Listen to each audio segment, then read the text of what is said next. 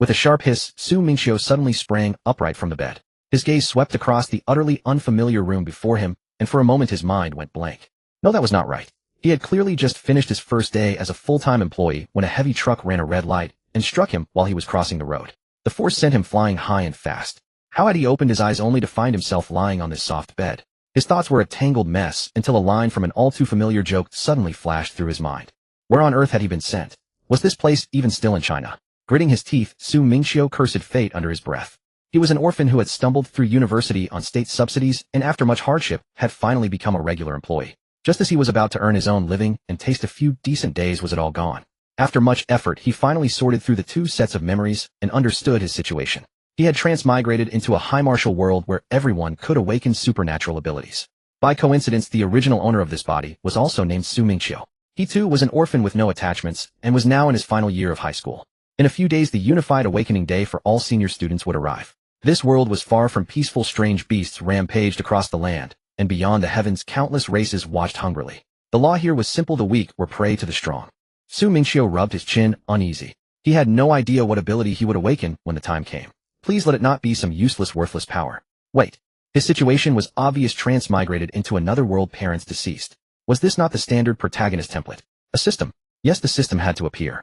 The instant he silently called out in his heart, a crisp electronic chime exploded through his mind. The universe's supreme invincible system had activated. The system detected the host's intense desire and asked whether he wished to open the novice gift pack. The moment Su Mingqiu heard it, he nearly leapt off the bed in excitement. It had come. He knew it would come. Without hesitation, he chose to open it in his heart. As soon as the thought fell, the emotionless mechanical sound rang out once more. The host was asked to choose a novice ability: S-rank Fire ability, Wrathful Flame Incarnation, or SSS rank Ice ability, Glacial Era. Su Mingqiu did not hesitate for even a second. Fire. Too hot and troublesome. How could it compare to the comfort of ice? He chose the second option without thinking. After all, who could refuse an ice-cold cola? The moment his choice settled, a cold, yet powerful energy erupted and surged through every limb and bone. The formerly frail body of the original owner was instantly filled to the brim with strength. His whole body brimmed with inexhaustible strength. It felt as if he could complete a long burst of exertion without even losing his breath. Instinctively, Su Mingqiu opened his mouth and exhaled a stream of white vapor, carrying bone-chilling cold. As the vapor fell through the air, a thin layer of white frost instantly formed along the edge of the bed. Only then did Su Mingqiu come back to himself and begin examining this new body. Wearing slippers, he stepped onto the floor and walked to the corner of the room, stopping before the wooden-framed, full-length mirror. The young man reflected within stood tall, sharp, and clean. Even better, the ice ability's energy had nourished his entire body. The original owner's once sallow complexion had completely faded away. His skin carried a healthy, cool pallor, and his whole presence looked fresh and spirited. Compared with the face he had worn in his previous life after 4 years of late nights and overtime, this one was countless times better looking. At this level of looks in his old life, he might have lived off his face alone. He touched his chin and could not help laughing. Then another thought struck him. He still had not tested his SSS rank Glacial Era. In this world, even S-rank abilities were already as rare as Phoenix Feathers and Qilin Horns. Haiming Province had not produced a single S-rank awakened one in nearly 3 years.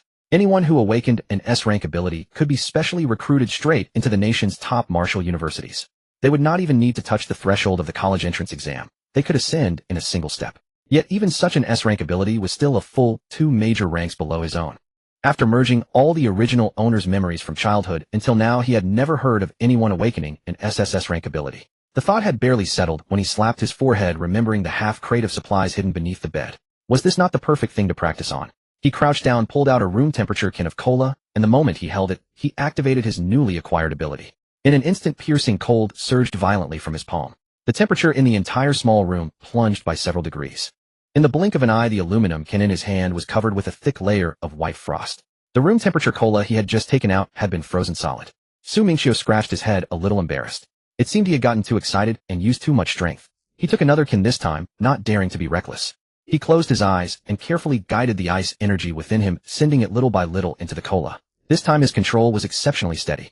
After only a short while, fine droplets of condensation appeared across the aluminum surface. The temperature had fallen to the most comfortable chilled level, while the soda inside had not frozen at all. With a click, Su Mingqiu pulled the tab open. A hiss followed as chilled bubbles rose from the mouth of the can.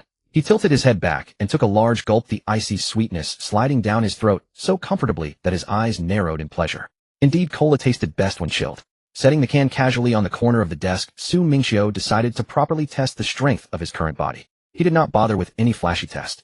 He simply assumed a standard push-up position on the floor. In the original owner's past condition, even 10 would have left him panting for ages, arms trembling.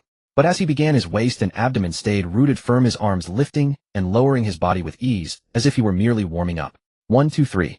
He completed 20 in a single breath. He had not even taken a heavy breath. In fact, this amount of exercise did not feel like a warm-up at all. This body, strengthened by an awakened ability, was far superior to the frail one he had worn down through endless overtime in his previous life.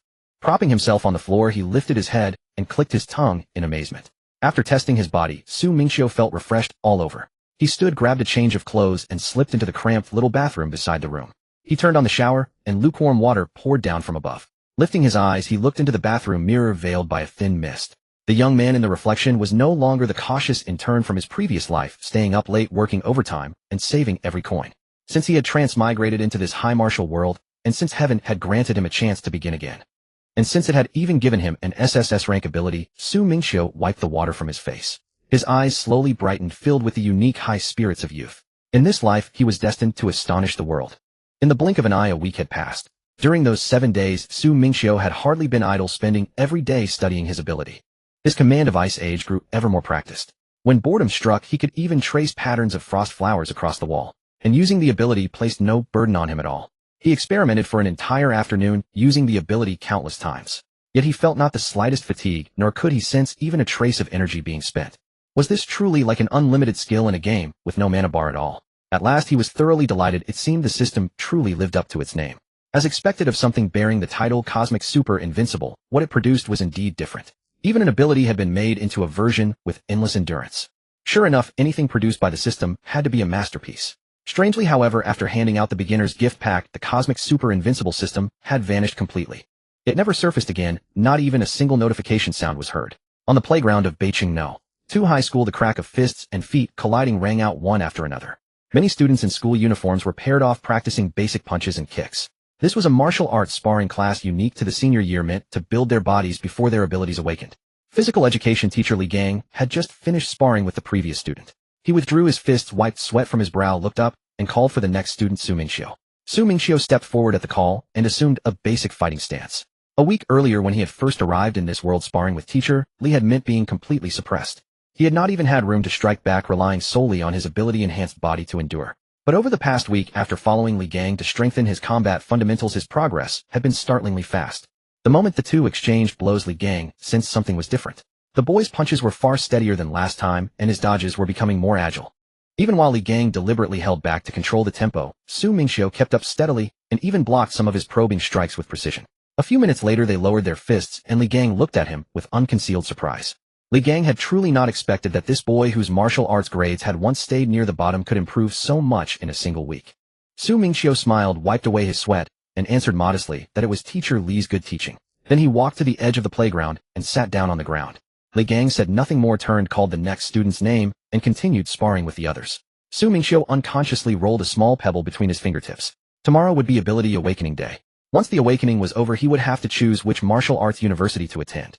He wondered whether those top-tier martial arts schools would compete to recruit him. He ran through the country's top martial arts academies in his mind. There were only 5 at the very peak, beginning with Daijing Martial Arts University, seated in the heart of the capital region.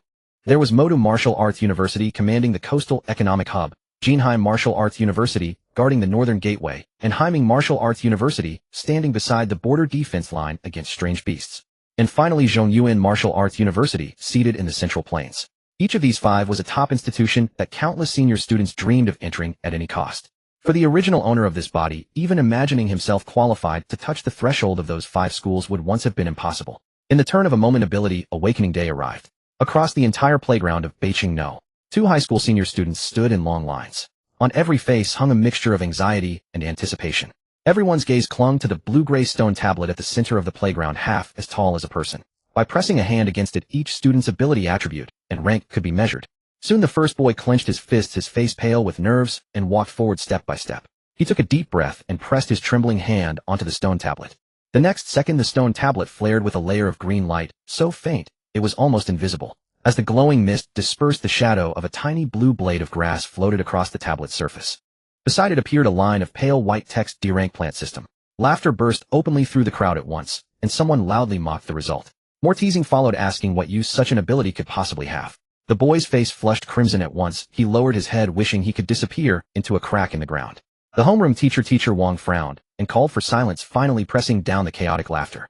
He turned to the boy who looked close to tears and comforted him gently. Durang was all right.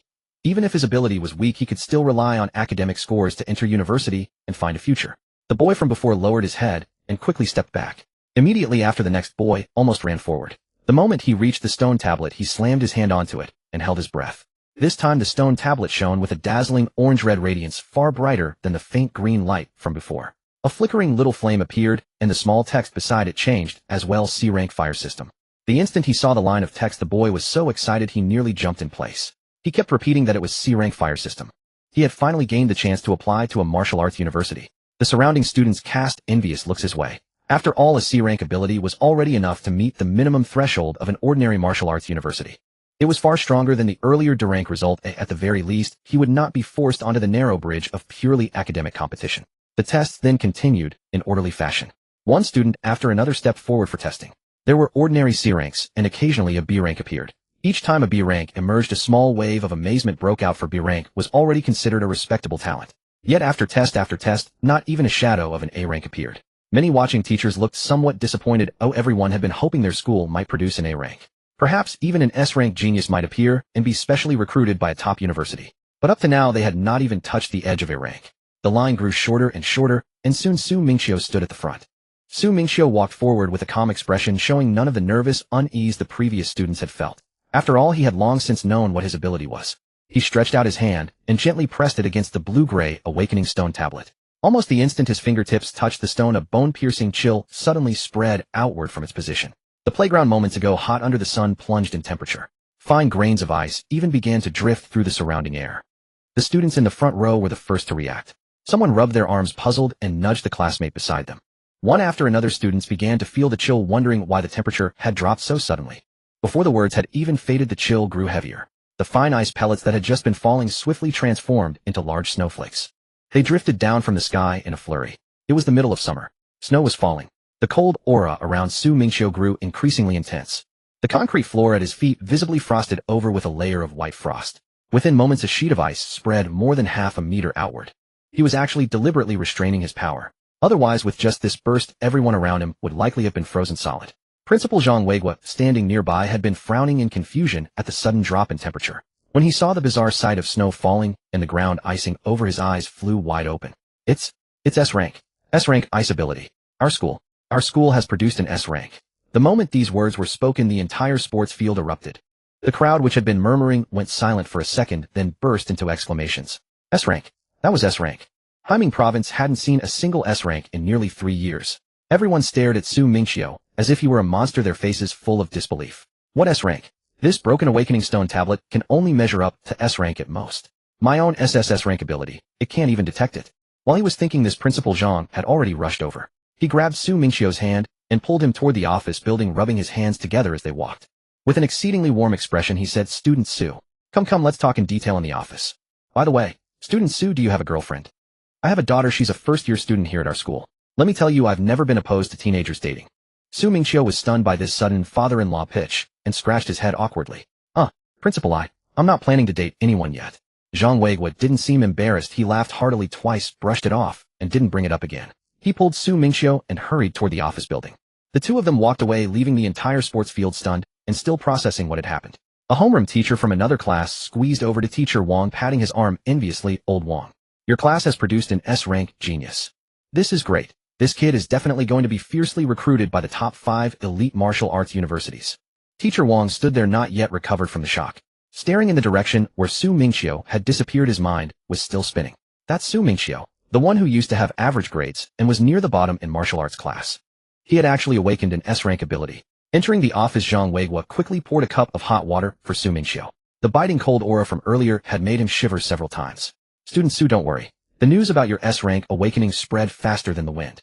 The admissions officers from the top 5 elite martial arts universities have already received the news and are rushing over. They'll be here any moment." Mingqiu took the cup, sat down, and looked up to ask, "Principal, which university do you think I should choose?" He only knew the names of these top institutions and genuinely wanted to hear the principal's advice. Zhang Weiguo waved his hand, not directly recommending any one school. Instead, he smiled and offered a suggestion. "I won't make the decision for you. Each of these 5 has its own strengths. Don't rush to decide. When they arrive, they'll definitely compete to offer you terms. Advanced combat techniques, exclusive mentors, cultivation resources. Whoever gives you the best terms, whoever's resources benefit your ice ability the most, that's who you choose. No sooner had he finished speaking than a loud gruff laugh came from outside the door. Then with a bang the office door was pushed open. A burly man in black athletic wear strode in. His voice boomed, making the entire office vibrate. Old Zhong, I heard your school produced an S-rank ability user. I got here fast enough, didn't I? As soon as he finished speaking, he spotted Su Mingqiu sitting on the sofa, and his eyes lit up instantly. He strode over, brimming with enthusiasm. So you're student Su Mingqiu. Truly a hero born from youth. I'm Lin Feng, the admissions officer from Haiming Martial Arts University. On behalf of Haiming Martial Arts University, I formally invite you to join us. We have every cultivation resource you could need. Before he could finish, several more people burst in through the door. One of them, a man in a suit, pointed at him with irritation. Lin Feng, you ran faster than a rabbit. We've just reached the building when you charged up. Chun Mo ignored the still glaring Lin Feng, turned to Su Mingqiu with a gentle smile, and said, Student Su, I'm Chun Mo, the admissions officer from Daijing Martial Arts University. On behalf of Daijing Martial Arts University, I invite you to join us. All the resources Lin Feng can offer you, Daijing can provide as well. Moreover, Daijing has the nation's top ice-type ability mentor. I will personally arrange for him to be your exclusive guiding instructor. As soon as he finished, the teachers from Jinhai and Zhongyuan Martial Arts Universities also crowded forward. Student Su, come to Jinhai Martial Arts University. We'll give you the highest level special scholarship plus a private cultivation room just for you. Come to Zhongyuan. Our support resources are unlimited. Whatever ice-type cultivation materials you need, we can prioritize them for you. The terms they offered were similar to the previous ones, essentially piling on resources and treatment, afraid that a moment's delay would lose them the recruit. At this point, a female teacher in a light-colored dress who had been silent all along stepped forward with a smile. She was strikingly beautiful and lively. She winked at Su Mingqiu, her voice soft and sweet. Oh, all you people talk about is resources and mentors. How boring. She stepped forward and said with a smile, Student Su, I'm Su Wanqing, the admissions officer from Modu Martial Arts University. Everything they can give you, Modu Martial Arts University can give you too. And what's more, the girls at our school are much prettier than the ones at theirs.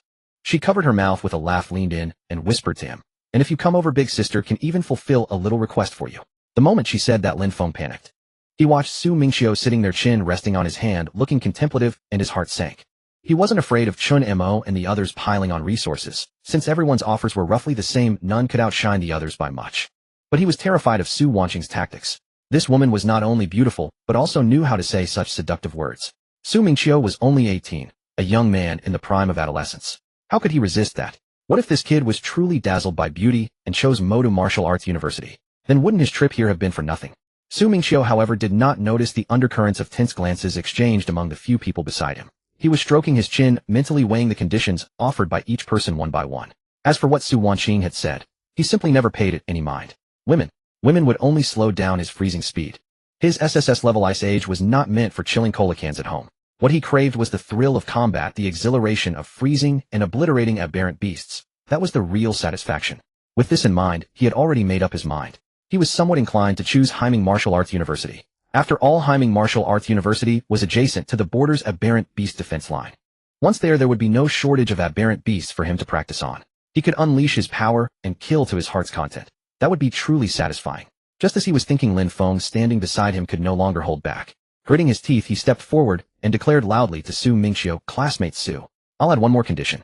If you come to Haiming Martial Arts University, I'll give you an aberrant beast crystal core right now. The moment those words were spoken, the office fell silent for half a second. Chen Mo and the others all widened their eyes in sheer disbelief. An aberrant beast crystal core. That was something only a 6th-tier aberrant beast might drop. And the probability was terrifyingly low. Even though Haiming Martial Arts University was near the border and dealt with aberrant beasts daily, this item was still extremely rare. The entire Haiming Martial Arts University could barely produce a few in a year. And Lin Feng was actually offering it as a recruitment condition. Chun Mo and the others stared at him, unable to help, asking, Lin Feng, are you sure? You're really going to give out that crystal core? Lin Feng stepped forward, directly threw an arm around Su Mingqiu's shoulder, and raised his chin at the others. I've got my eyes on this kid. Don't any of you fight me for him. The moment he finished speaking, Chun Mo's and the others' phones suddenly chimed simultaneously. They quickly pulled out their phones, swiped the screens, and their expressions changed instantly after reading the messages. All right, fine, Lin Feng. We'll leave this classmate Su to you. Chun Mo hastily pocketed his phone and waved his hand at him. We just got word that another S-class lightning-type ability user has appeared in the southern city. We need to rush over immediately. With that, they didn't even have time to say goodbye to Su Mingqiu before turning around and dashing out. Watching their hurried figures disappear from sight, Lin Feng silently raised his middle finger at the doorway and muttered, trying to compete with me for the recruit. Su Mingqiu, however, was a bit puzzled by the news. Hadn't it been said that the entire Haiming province hadn't produced a single S-class in nearly 3 years? Could this be the so-called golden age he had read about in novels from his past life? But he didn't dwell on it. What did any S-class have to do with him? His SSS level Ice Age, let alone a single S-class. Even if a whole bunch of S-classes came at him, he could just freeze them all with a flick of his hand. Easy dominance. Having dealt with all the poachers, Lin Feng was grinning from ear to ear. He grabbed Su Mingqiu and said with a laugh, "Come on. Mingqiu, let me take you to get a thorough understanding of our Haiming Martial Arts University, and I'll also fetch that aberrant beast crystal core for you." Su Mingqiu waved at Principal Zhang, who was still sitting on the sofa in a daze, and said, "Principal, I'll go with Teacher Lin now." With that, he followed Lin Feng out. Watching their backs, Zhang Wei was sat on the sofa, his excitement still unabated, his face flushed red. Beijing No. 2 High School. His Beijing No. 2 High School had finally produced an S-class ability user. Now he could finally hold his head high in front of those old colleagues. He quickly pulled out his phone, scrolled through the contacts of those old principals and friends, and called them one by one to show off. The first call was to Oldly. As soon as it connected, he couldn't wait to speak. "Oldly, have you heard? Our school has produced an S-class Ice-type ability user." But before he could finish, the other end clicked and hung up directly. He was stunned for a moment, then called Old Wang. The same thing happened. He barely got halfway through when the other party hung up. He called several more times, all with the same result. The call was cut short as soon as he started speaking. Zhang Wei was scratched his head, utterly bewildered. What was going on? These days he couldn't even brag to old friends anymore. Su Mingqiu followed Lin Feng out of the office building. As they passed the playground, he saw a crowd gathered there. He vaguely heard someone shout, "A-class. It's an A-class speed type." He only glanced briefly, didn't even slow down, and continued walking toward the school gate with Lin Feng. Outside the school, Su Mingqiu looked at the bustling streets, scratched his head, and asked, "Teacher Lin, our Haiming Martial Arts University is quite far from here. Doesn't the school have any special transportation? We're not going to take the train, are we?" Hearing this, Lin Feng burst into laughter and patted his shoulder. "Kid, take the train. People from Haiming Martial Arts University wouldn't bother with such a slow thing." Just as Su Mingqiu was puzzled, he heard a whistling wind overhead. He looked up sharply and saw a massive shadow in the sky approaching rapidly, arriving in an instant. It was a huge blue eagle, several meters in size, its wings spanning so wide they blotted out the sky. This was precisely the mount used by Haiming Martial Arts University to pick up new students. Lin Feng grabbed Su Mingqiu's arm, lightly pushed off the ground, and leaped onto the eagle's back. They landed steadily on the broad back of the giant eagle. The eagle let out a clear, piercing cry, beat its wings vigorously, and carried the two of them toward the border, flying farther and farther away. The giant eagle flew high in the sky with the wind howling past. Lin Feng leaned closer, raising his voice to be heard over the wind. "When we get to the school, you can first familiarize yourself with the environment. It's still early, new students won't start arriving until after the college entrance exam." Su Mingqiu nodded, then said, "Teacher Lin, I want to take the college entrance exam." Lin Feng was stunned. "Huh? You've already been recommended for admission. Why would you still want to take the exam? Isn't that redundant?" Su Mingqiu smiled. "I want to become the national top scorer in the college entrance exam." Lin Feng froze for a second, then burst into laughter, patting his shoulder heavily. Good kid. Ambitious. All right, when we get to the school, I'll teach you the combat techniques of Haiming Martial Arts University. I guarantee you'll be the coolest guy on the field." Soon the giant eagle flew over Haiming Martial Arts University and slowly descended toward the school gate. After landing steadily, Lin Feng jumped off first. Su Mingqiu followed, instantly forming layers of ice steps beneath his feet. The steps extended from the eagle's back all the way to the ground, and he stepped down steadily, one small ice step at a time.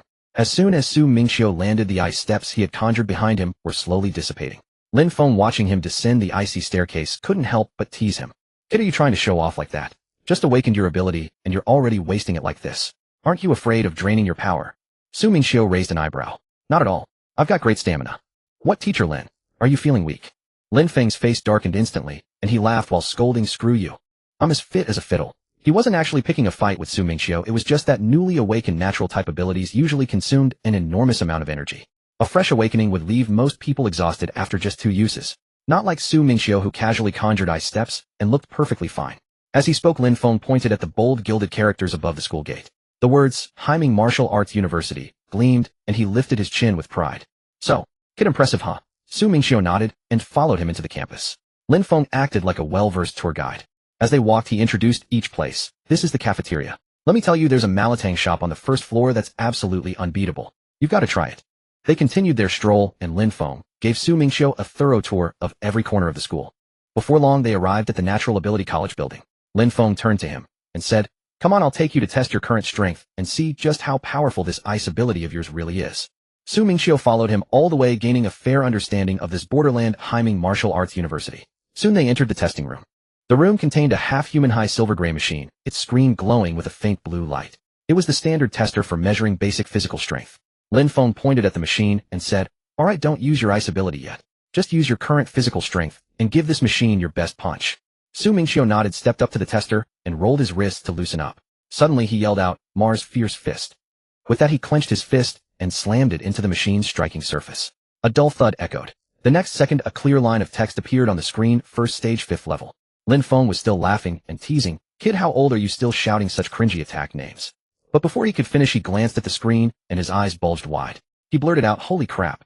You're such a freak. Just your basic physical fitness is already at first stage 5th level. If you use your ability, wouldn't you jump straight to 8th or 9th level?"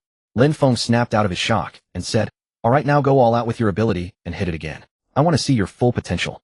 Su Mingqiu nodded. The next instant a surge of chilling energy erupted from his body. The temperature in the room plummeted instantly, and a thick layer of white frost formed on the walls. Then behind him, an ice dragon about 2 to 3 meters long materialized. Its scales were clearly visible, radiating a bone-chilling cold. Lin Feng's eyes widened at the sight of the ice dragon, his jaw nearly dropping. No way. Is this something a newly awakened ability user can create? Who in the world can manifest something this powerful right after awakening? In all his years, he had never seen a newbie produce such a massive manifestation of their ability.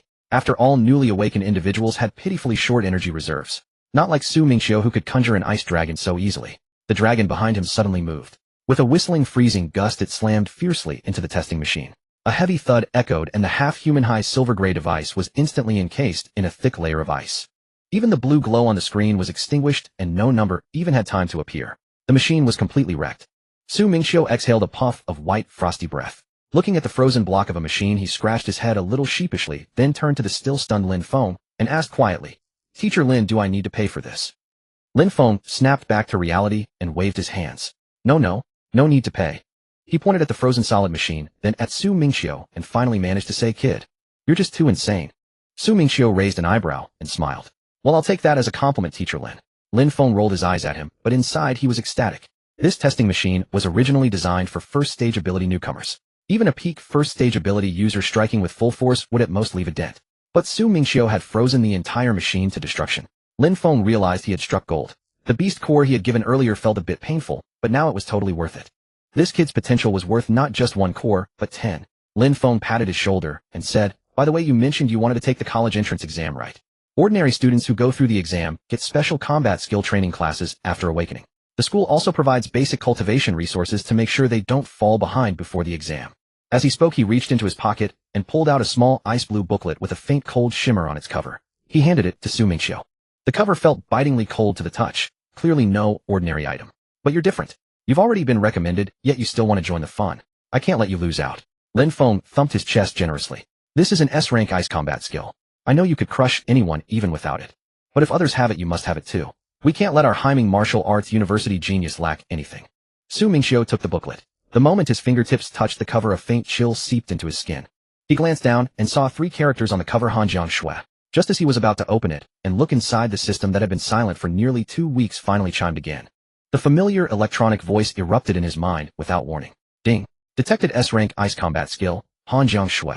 Would you like to begin cultivation immediately?" Su Mingqiu blinked. So this damn system had finally shown up again. After handing out the newbie package, it had gone completely silent. He had thought it had just taken off for good. Su Mingqiu didn't hesitate. In his mind he muttered, "Cultivate." The moment his thought settled, the system's notification sound rang out. "Ding. Cultivation complete. Cold River Snow has been raised to maximum proficiency." He subconsciously glanced at the system panel in his mind. Behind that Cold River Snow, 3 capital letters max were clearly marked. Holy shit. Su Mingqiu couldn't help but curse in his mind. As expected of the universe's supreme invincible system, it's truly awesome. This S-rank battle technique, he directly maxed out its proficiency. While he was shocked in his heart, Lin Feng beside him hadn't noticed anything amiss. He was still explaining to Su Mingqiu on his own. This Cold River Snow is after all an S-rank battle technique. Its cultivation difficulty is extremely high. Back when I was cultivating a technique of the same rank, it took me nearly a whole month just to barely touch the threshold of entry level. If you can't master it on your first try, it's normal. Don't lose heart. He grew more enthusiastic as he spoke. The power of this technique is immense. Once you enter the entry level, you can freeze everything around you. It's freaking awesome. Just as he was saying this, Lin Feng suddenly shivered, instinctively rubbing his arms. "Hey, why is it suddenly so cold? Before he could finish his sentence, he saw the entire room burst forth with a surge of cold air. The walls, floor, and even the ceiling were rapidly covered with thick ice at a visible speed. In the blink of an eye, the entire testing room had turned into a thorough ice house, with fine ice crystals floating even in the air. Lin Feng stared at this scene, his eyes nearly popping out. His mouth hung open for a long while before he stammered out, what the hell? This is entry level. He felt his brain couldn't keep up. What kind of little freak was this? No, this was a little monster. He had taken a month just to brush the edge of entry level. Yet in front of this kid, his own talent wasn't even a fraction of the others. Only Su Mingqiu knew in his heart that he had deliberately held back his power. Otherwise, if he truly unleashed the full power Cold River Snow at max level, Lin Feng would have been scared to death on the spot. Afraid of the sudden silence after 3 or 4 seconds, Lin Feng stammered and forced himself to say, not bad, very good, it seems you've entered the entry level. Then I don't need to say anything more about the rest. He forcibly suppressed his shock, pretending nothing had happened, and said to Su Mingqiu, come, I'll take you to your dormitory now. However, when they reached the door and saw the wooden door frozen solid with even the handle completely encased in ice, they both stopped in their tracks. The two stood there staring at the frozen door in silence. Su Mingqiu awkwardly scratched his head, about to say he would melt it himself.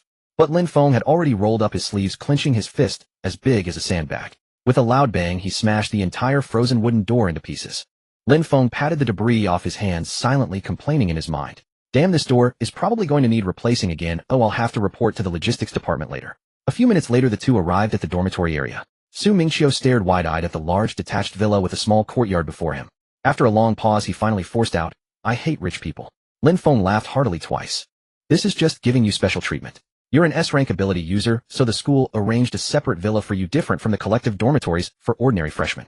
The two walked around inside, and Lin Feng gave a few instructions about the school rules, such as not freezing things randomly in the dorm and where the cafeteria card was. After saying that, he left behind a pile of sparkling spirit crystals and the beast core he had promised earlier, then turned and left. Su Mingqiu looked at the resources piled on the table, picked up a spirit crystal, and weighed it in his hand. This thing was exactly like the spirit stones he had read about in novels from his past life, used for absorbing and increasing cultivation. As for the beast core, Lin Feng had already told him it would be more effective to use it at higher levels. Using it now would be too wasteful. He was just pondering when to start cultivating when the system suddenly sounded again. Ding. Detected host holding cultivation resources. Automatically activated 100 absorption efficiency. Su Mingqiu was stunned for a moment before realizing what this meant. Normal people can absorb at most around 60 to 70 of the energy from spirit crystals. The remaining majority of the energy dissipates into the air and is wasted. This was already at the level of top talent. For those with poor talent, they couldn't even reach 50 absorption efficiency. Yet this system directly gave him 100.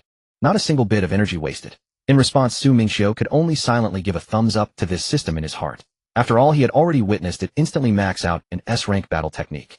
Now that it had produced 100 absorption efficiency, he was no longer surprised at all. After all, this system, called Universe Supreme Invincible, could pull off any ridiculous feat without being strange. After familiarizing himself with the room's layout, Su Mingqiu found a sofa and sat down ready to start cultivating. He picked up a sparkling spirit crystal, and a sudden suction force burst forth from his palm. The force was as fierce as if he had cheated in a game. Like the suction of a spring breeze spirit. Truly worthy of the 100 absorption efficiency, it lived up to its reputation. In the blink of an eye, the spirit crystal in his hand was completely drained, turning into a pile of fine white ash. Su Mingqiu felt the warm energy that had increased within his body. He couldn't help but squint his eyes. He could only say this feeling was simply too satisfying. He absorbed one crystal after another like this, and in no time all the spirit crystals on the table were used up. Early the next morning, after washing up, Su Mingqiu stood in front of the bathroom mirror and admired himself for a while. Wow, handsome and talented. How can there be a perfect man like me? Of course, he wasn't just being vain. After yesterday's cultivation, he had absorbed all the spirit crystals. Now he was already at the first order 6th stage. If not for the 100 absorption efficiency, someone else absorbing these spirit crystals would likely have only reached the 3rd or 4th stage at most. How could they directly jump to the 6th stage like him? After packing up, Su Mingqiu made up his mind. He had to go find Lin Feng today. After all, there was still half a month until the college entrance exam. He couldn't just stay cooped up in the dormitory meditating and cultivating every day, right? Relying only on absorbing spirit crystals was not enough. He needed real combat to hone his true skills. Fortunately, Black Abyss Martial University was adjacent to the border's beast defense line. When he chose this school, wasn't it precisely for the convenience of hunting beasts to practice? He could take advantage of this half-month gap to go out and have a good time. Thinking this, he pulled out his phone from his pocket and found the contact information Lin Feng had left him before leaving yesterday. Without a second thought, he dialed the number. As soon as the call was dialed, a familiar ringtone came from the receiver. The lights just came on. The night is still young. People come and go in a hurry. I love you, love you, love you, love you, love you endlessly. But before the lyric could finish, the call was abruptly picked up. Lin Feng's gruff voice exploded out, "Little monster, what's up?" Before Su Mingqiu could even speak, he vaguely heard a sweet, coquettish woman's voice from the other end of the line. "Brother Feng, how's this pressure? Should we go to the second floor again, like last time?" "Su Mingqiu," he quickly said into the phone. "Teacher Lin, I won't disturb your good time. I'll find you later." After saying that, he raised his hand to hang up. But Lin Feng hurriedly shouted, "Don't hang up. Wait." Then came his urgent voice. "I have something urgent today." Another day, another day. In less than 2 seconds, the suggestive background noise vanished. Lin Feng's voice came back with an awkward cough. "Ahem ahem, so little monster, what do you need from me?" Su Mingqiu suppressed a smile and said, "I'm planning to go out and hunt some alien beasts to practice." Lin Feng paused for a moment, then said, "All right, wait for me in the dormitory. I'll come find you right now." Not long after, Lin Feng arrived at Su Mingqiu's dormitory panting. His hair was a bit messy and his clothes were wrinkled, clearly showing he had rushed over. Su Mingqiu looked at him, raised an eyebrow, and teased, "Teacher Lin, quite the playboy, huh?" Lin Feng gave an embarrassed smile, scratched his head, and awkwardly explained, "I've been under a lot of pressure lately, just relaxing." Just relaxing. As he spoke, he was about to sit down. Suddenly, he sensed the aura around Su Mingqiu and immediately frowned. "No way, you've already reached first rank 6th stage. Did you use that alien beast core?" He had specifically told Su Mingqiu yesterday that it would be better to use the core at a higher rank. He was afraid this kid wouldn't understand and would waste such a precious item. Su Mingqiu shook his head. "No, I just absorbed the energy crystals you gave me." Lin Feng was even more confused. "Impossible, those energy crystals at most would be enough for you to reach 3rd or 4th stage. How could they get you to 6th stage? Su Mingqiu cupped his chin, pretended to think for a moment, and replied seriously, "Maybe. I'm a genius." Lin Feng.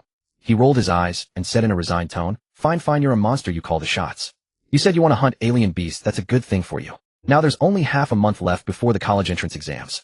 Going out for practical training during this period will improve you much more than cultivating in the dormitory. Alright, I'll take you to the border defense line now." After saying that, Lin Feng led Su Mingqiu out. He had driven a big jeep specially used by Haiming Wuda for running to the border. As Lin Feng drove, he earnestly instructed Su Mingqiu in the passenger seat. "Once you enter the alien beast forest, stay obediently on the periphery, don't go deep inside. There are many 3rd and 4th rank alien beasts lurking inside. With your current strength, encountering a high rank one would be dangerous." He paused, then added seriously, "Also, besides alien beasts, there are many students from other high schools in the forest. Like you, they've come to train and prepare for the college entrance exams. You have to be careful. Sometimes humans are more terrifying than alien beasts. They'll do anything to snatch resources." Su Mingqiu nodded. "I understand, don't worry, Teacher Lin. As long as they're my age, don't blame me for a dimensionality reduction attack." Lin Feng couldn't help but laugh and nodded. Of course he understood, because he knew Su Mingqiu's strength too well. This kid was simply a little monster. His ability was like a perpetual motion machine, never running out. Now that his cultivation had reached first rank 6th stage, those ordinary high school seniors, wouldn't they be the ones suffering a dimensionality reduction attack before him? The big jeep bumped along the road for nearly 2 hours. Finally, a vast forest that blotted out the sky and sun slowly appeared before the two of them. At the edge of the forest, a faint smell of blood could be detected. This was the border's alien beast forest. Lin Feng turned off the engine and said to Su Mingqiu, "We're here, get out." After saying that, he went around to the trunk, opened it, and took out a set of black battle suit, then tossed it directly to Su Mingqiu. "I won't give you a high-rank battle suit this time. You're here to train, wearing something too good would be counterproductive. I brought you a set that matches your current cultivation level." Su Mingqiu reached out and caught it, then quickly put on the battle suit. As soon as the suit was on, it automatically contracted to fit his body shape. Even the joints fit perfectly, not hindering movement at all. Go on, little monster." Lin Feng waved at him. "I won't accompany you. I'll come pick you up the day before the college entrance exam." "I know," Su Mingqiu replied, then turned and walked toward the forest. As soon as Su Mingqiu stepped into the forest, the surrounding light instantly dimmed the towering trees, blocking the sun completely. He had only taken 2 steps when a jet-black small snake darted out from a branch nearby. With its tongue flicking, it shot straight for his neck. The snake's fangs were almost touching his skin. The next second, a bone-piercing cold surged over, and the snake didn't even have time to hiss. It instantly turned into an ice sculpture, fell to the ground with a pat, and shattered into 8 pieces. Su Mingqiu looked down at the broken ice and couldn't help raising an eyebrow. Wow, this alien beast forest is really dangerous. I get ambushed right after entering. He glanced at the shattered ice snake, making a rough judgment. This little snake's strength was only about first rank 2nd stage. It seemed that the beasts near the entrance were all around this level. This level of strength was far from enough for him to practice on. It seemed he would need to go deeper and find some stronger beasts. He had barely taken a few steps when suddenly a tiger's roar, which made the surrounding leaves tremble, came from deep within the forest. Su Mingqiu's eyes lit up. Finally, some decent action. He quickly moved in the direction of the sound, pushing aside the obstructing bushes. Before long, he saw a clearing ahead where a brown-furred monkey was locked in a fierce fight with a striped tiger tearing at each other. Su Mingqiu leaned against a nearby tree trunk and shouted at the 2 bloodthirsty creatures, "Hey, You two stop fighting. Can't you sit down and talk things over properly? The two beastly creatures locked in combat heard his voice and indeed came to a halt. But the very next second both of them turned their heads in unison and charged straight towards Su Mingqiu. Su Mingqiu, you've got to be kidding me. Are you two forming a united front against me? The iron arm monkey, the fastest of the two, lunged forward, extending a fist as large as a wash basin and smashing directly towards Su Mingqiu's face. Su Mingqiu did not dodge. Instead, he threw his own punch. However, his fist was instantly wrapped in a thick layer of ice, transforming into a fist of pure ice. With a thunderous boom, the two fists collided.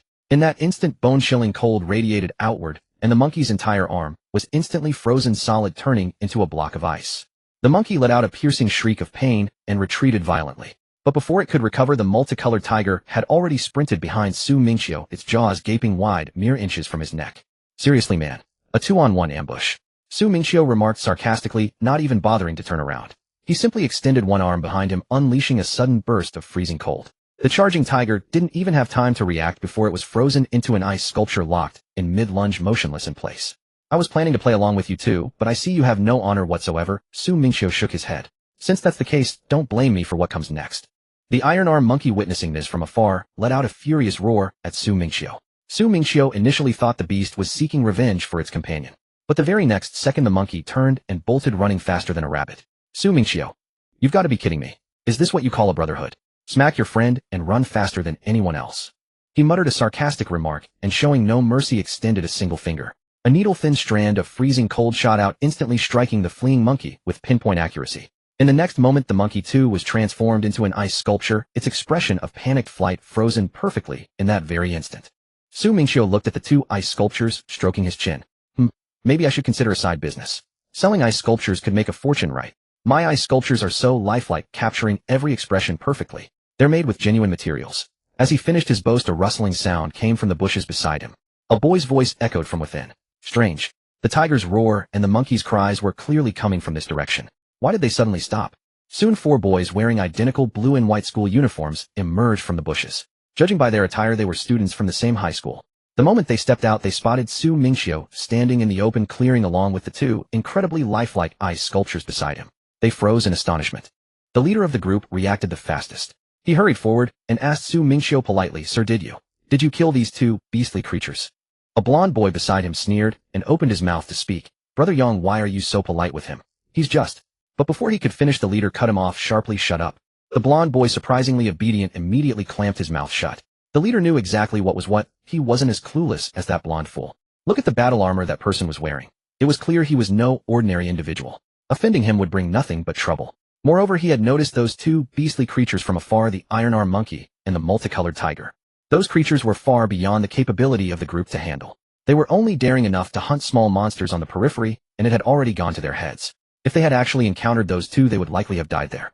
Su Mingqiu observed them and nodded, speaking with a straight face. "I am an ice sculpture artist."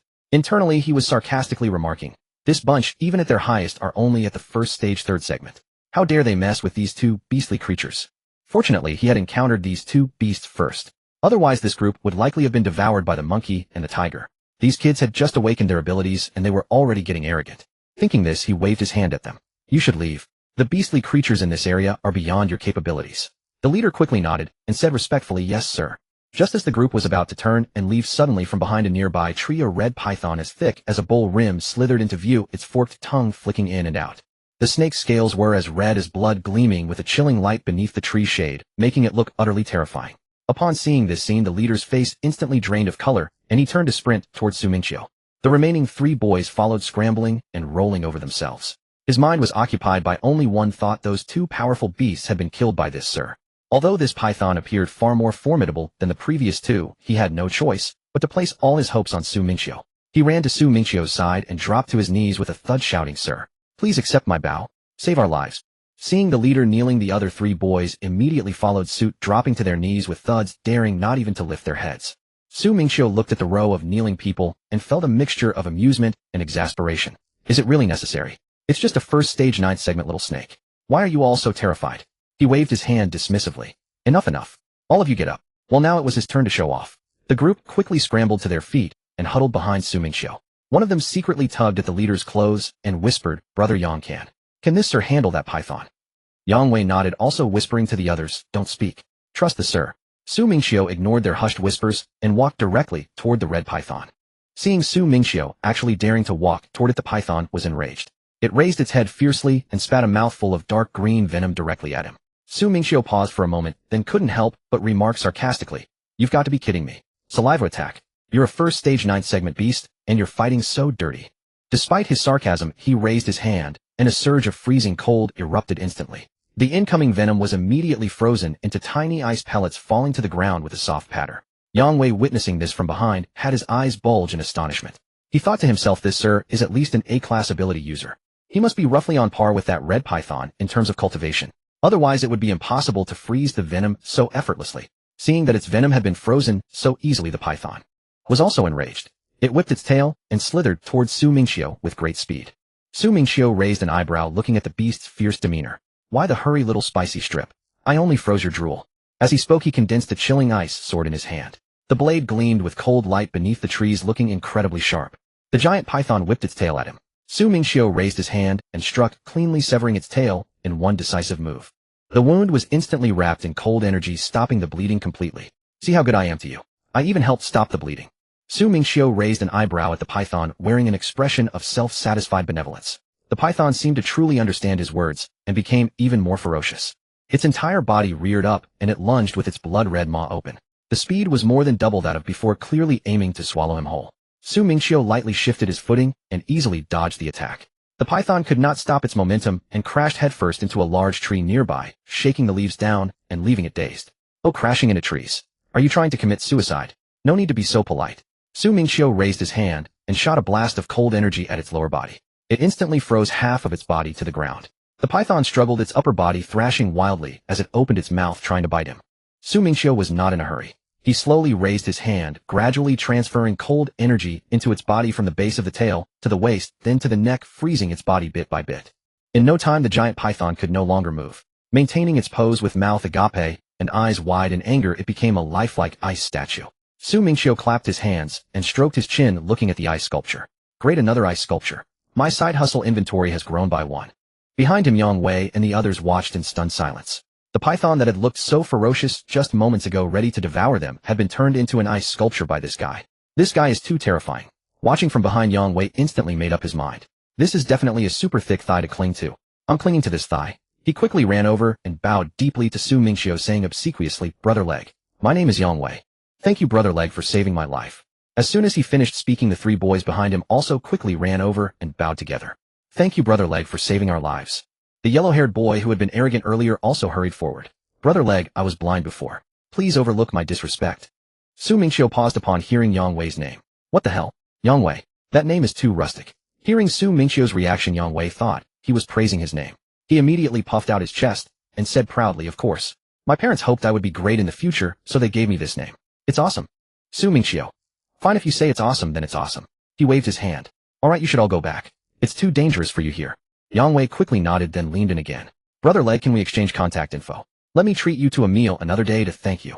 "Sure." Su Mingqiu nodded. Then Yang Wei led the boys away like they had found treasure, hurrying off, afraid of encountering more danger if they stayed and not wanting to delay Brother Leg's business. That night the forest was filled with the chirping of insects. Su Mingqiu found a clean cave, built a fire, and was roasting barbecue. Naturally, the meat was from the big spicy strip, the red python from earlier. He took a bite, and the juice exploded instantly, the tender meat melting in his mouth. "It's just pity I didn't bring any seasonings." Su Mingqiu smacked his lips, feeling a bit regretful. If only he had added cumin and chili, wouldn't it be heavenly? As he chewed on the roasted meat, he pondered that the mutant beasts here posed almost no threat to him. It seems he needs to go deeper tomorrow. Early the next morning, Su Mingqiu packed up and headed deeper into the forest. Along the way, he encountered many mutant beasts that lacked the sense to avoid him charging at him to attack. All of them were instantly frozen into ice sculptures by his hand, then smashed into pieces. He now felt that turning these mutant beasts into ice sculptures was almost too good for them. To travel faster, he condensed a pair of ice wings on his back. This was a new method of travel he had figured out the night before. Flying with flapping wings was much faster than walking. Flying in the air, he looked ahead and saw a clearing. A cyan giant wolf was lying down, sleeping in its territory. The wolf was larger than the red python from before, indicating its strength had increased significantly. Su Mingqiu slowly landed in the wolf's territory, and his ice wings gradually dissipated, turning into scattered ice particles. The cyan wolf slowly opened its eyes, staring at Su Mingqiu. It growled at him, clearly preparing to attack. However, it did not charge directly like the previous mutant beasts. Instead it confronted Su Mingqiu, seemingly testing his strength. After a short while the wolf suddenly moved its body flickering and instantly split into 3 identical cyan wolves. They all ran towards Su Mingqiu simultaneously. Su Mingqiu raised an eyebrow, understanding immediately. Oh, so it's a second-tier mutant beast. Second-tier mutant beasts awaken an innate talent ability. It seems this clone technique is the cyan wolf's talent. The 3 wolves pounced from 3 directions. Their fangs were exposed, and their claws gleamed with cold light, aiming to surround Su Mingqiu and tear the intruder apart in one strike. Tactical encirclement. Interesting. Much better than those first-tier beasts that just charge blindly. But that's about it. Cold energy slowly radiated from his body, and the pair of ice wings reformed on his back. As soon as they condensed, the clone wolf lunged. He instantly dodged the attack. The moment he dodged, he condensed a sharp ice blade in his hand and struck down decisively. Swift and clean, the wolf didn't even have time to react before being split in 2. The severed wound was instantly wrapped in cold energy with not a drop of blood flowing out.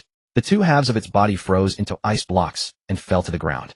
Just as he dealt with that one, the remaining 2 wolves had pounced in front of him, their maws nearly touching his face. Su Mingqiu remained calm, aiming with both hands.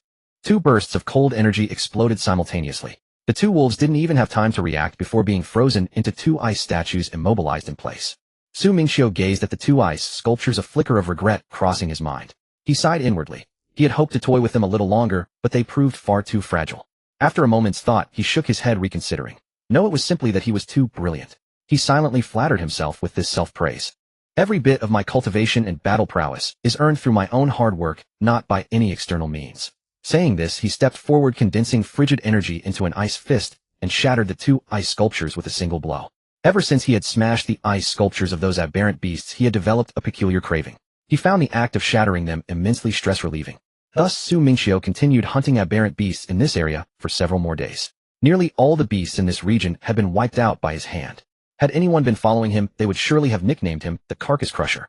Over these days, a noticeable change had taken place. A faint, chilling aura of killing intent now clung to him. He was no longer the leisurely figure he had been upon first entering. Moreover, his cultivation had ascended to the 8th stage of the first tier. Just then, not far from Su Mingqiu, 3 people were locked in a standoff. Beside them lay a massive toad, a bizarre creature with only 3 legs, clearly the beast they had jointly slain. Zhaohe, have we offended you in any way? We joined forces to kill this 3-legged toad, and now you want to turn on us. The girl named Jiang Shuang frowned at Zhaohe, her voice laced with coldness. Ha ha ha ha. Zhaohe burst into laughter. Jiang Shuang, even if I kill the 2 of you here, no one will ever know. When we return to school, I'll simply say that you were killed by this beast. Who could possibly find out? It's all because you humiliated me in public back at school. I've already broken through to the 3rd tier now. Killing you is child's play, and the reward for this mission will be mine alone.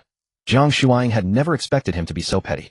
She felt aggrieved. When Zhaohe had confessed to her, she had merely rejected him. She had made it clear that she was dedicated solely to cultivation and had no interest in romance. She never imagined he would hold a grudge for so long. Zhaohe, you ugly monster. You deserve to be rejected by Shuang. The girl beside Jiang Shuang, Xia Yue, couldn't help but curse at him. Shut up, Xia Yue. Stung in his sore spot, Zhaohe erupted, his entire body ablaze as he launched an attack toward the 2 girls. A torrent of raging fire surged toward Jiang Shuang and Xia Yue. Jiang Shuang instantly activated her ability, erecting an ice wall in front of them to block the assault. Xia Yue quickly channeled her water-based ability, releasing a flood of water to douse the flames. But the expected scene of water overcoming fire never materialized. The water she summoned evaporated upon contact with the flames, not even leaving a bubble. Meanwhile, the ice wall hissed and steamed under the intense heat, visibly melting and unable to hold out much longer. Ha ha ha ha. Don't bother struggling, you 2. Zhaohe laughed triumphantly, his face brimming with smugness. Zhaohe, you despicable coward. You're even small down there. Xia Yue frantic hurled insults at him. Heck, keep cursing. It'll give you a chance to vent before you die. Zhaohe shrugged off her words, confident that the 2 were doomed. Soon the flames dissipated, leaving Jiang Shuang and Xia Yue scorched black all over. Their clothes were torn in several places, revealing glimpses of skin, and they collapsed to the ground in a miserable state. Zhaohe strode toward them step by step, a sinister grin on his face. Just then a voice suddenly rang out from nearby. Looks like I'm interrupting your little show. Su Mingqiu stepped out from behind a tree, took in the scene, and waved his hand. No worries, no worries. I won't disturb you. Carry on by all means. He even turned as if to leave. But Xia Yue spotted him and instantly saw him as a lifeline. Brother, save me. I'll give myself to you. Hearing this, Jiang Shuang, whose face was already blackened by the heat, flushed with embarrassment. Zhaohe, enraged by Su Mingqiu's sudden appearance, roared, Kid, you've seen everything and you think you can walk away. He threw a punch at Su Mingqiu. A fist of searing flame hurtled towards Su Mingqiu. Watching the fireball fly, he suddenly realized something and couldn't help but complain inwardly. No way, how familiar is this scene? Isn't this the most cliché hero saving the beauty trope from those web novels? A desolate mountain, a villain about to kill a beauty, then the protagonist appears to save the day, show off, slap faces, and eventually win the beauty's heart. But who would have thought that in this very scenario the protagonist would turn out to be me? Grumbling aside, Su Mingqiu's icy aura surged forth violently. He extended his palm, and the incoming fireball was instantly frozen solid. The blazing fist turned into a chunk of ice which clattered to the ground with a dull thud. Zhao He's eyes widened in shock. What? He hadn't used his full power, but that was still an attack from a third-tier fire ability user. How could a first-tier ability user block it? Xia Yue and Jiang Shuang instantly realized they had stumbled upon a formidable powerhouse. Jiang Shuang was especially stunned. She and Su Mingqiu both wielded ice abilities, yet she knew clearly that freezing a third-tier flame outright was something she could never achieve. Moreover, she noticed that Su Mingqiu hadn't even reached the second tier. He was still at the first. What kind of monster was this? Beside her, Xia Yue raised her scorched hand and cheered excitedly. Go. Go, brother. Go, brother. Her shouts infected Jiang Shuang, who quietly added go. Zhao He, hearing Xia Yue and Jiang Shuang cheering for Su Mingqiu, flew into a rage and cursed at them. Have you two lost your minds from the burning? You're actually counting on a first-tier brat to save you. He brazenly shouted at them, and at Su Mingqiu. That was just me not trying. I was caught off guard. That's why he froze my flames. With that, Zhao He's flames erupted violently, signaling that he was about to get serious. He assumed a fighting stance and roared Fire Fist. Instantly, a massive fire fist many times larger than before materialized before him, hurtling towards Su Mingqiu. This was his most proficient fire-based combat technique. Su Mingqiu gazed upon the colossal fiery fist, musing inwardly. Not bad. You're the first to force me to use Hanjiang Snow. The frigid aura surrounding Su Mingqiu suddenly surged wildly. His eyes shifted to an icy blue. A terrifying cold erupted from his being. In the next instant, an immense torrent of glacial ice shot forth. In the blink of an eye, it froze the massive fire fist solid, and without pausing surged onward toward Zhao He. The moment it made contact, Zhao He was sealed within a colossal block of ice, without even a chance to react. Su Mingqiu exhaled a plume of white breath laden with bone-piercing cold. As the white vapor touched the ground, a thin layer of frost instantly crystallized. Ignoring the two stunned girls nearby, he strode purposefully toward Zhao He's frozen statue. Jiang Shuang and Xia Yue exchanged glances, both utterly bewildered. Hadn't he already frozen the man? Why was he walking over there? Before their confusion could linger, the answer presented itself. Su Mingqiu raised his hand, casually conjuring a cold, glinting ice hammer. He began smashing the ice sculpture with resounding, relentless blows. Xia Yue, startled, hastily tugged at Jiang Shuang's sleeve, whispering so low she feared being overheard. Shuang, do you think he'll freeze us into ice blocks and smash us like that too? Jiang Shuang watched Su Mingqiu's merciless smashing and felt a shiver of fear herself. That guy had effortlessly taken down the third-rank Zhao He earlier. His strength was terrifying. She swallowed hard and offered an uncertain, quiet reassurance. He probably not right. He'd just save us. Within moments, the massive ice block encasing Zhao He lay shattered across the ground. It was then that Xia Yue and Jiang Shuang cautiously approached, standing beside him. Still reeling from the shock, she stammered, "Teach, thank you for saving us." Su Mingqiu turned around, looking at them with slight puzzlement.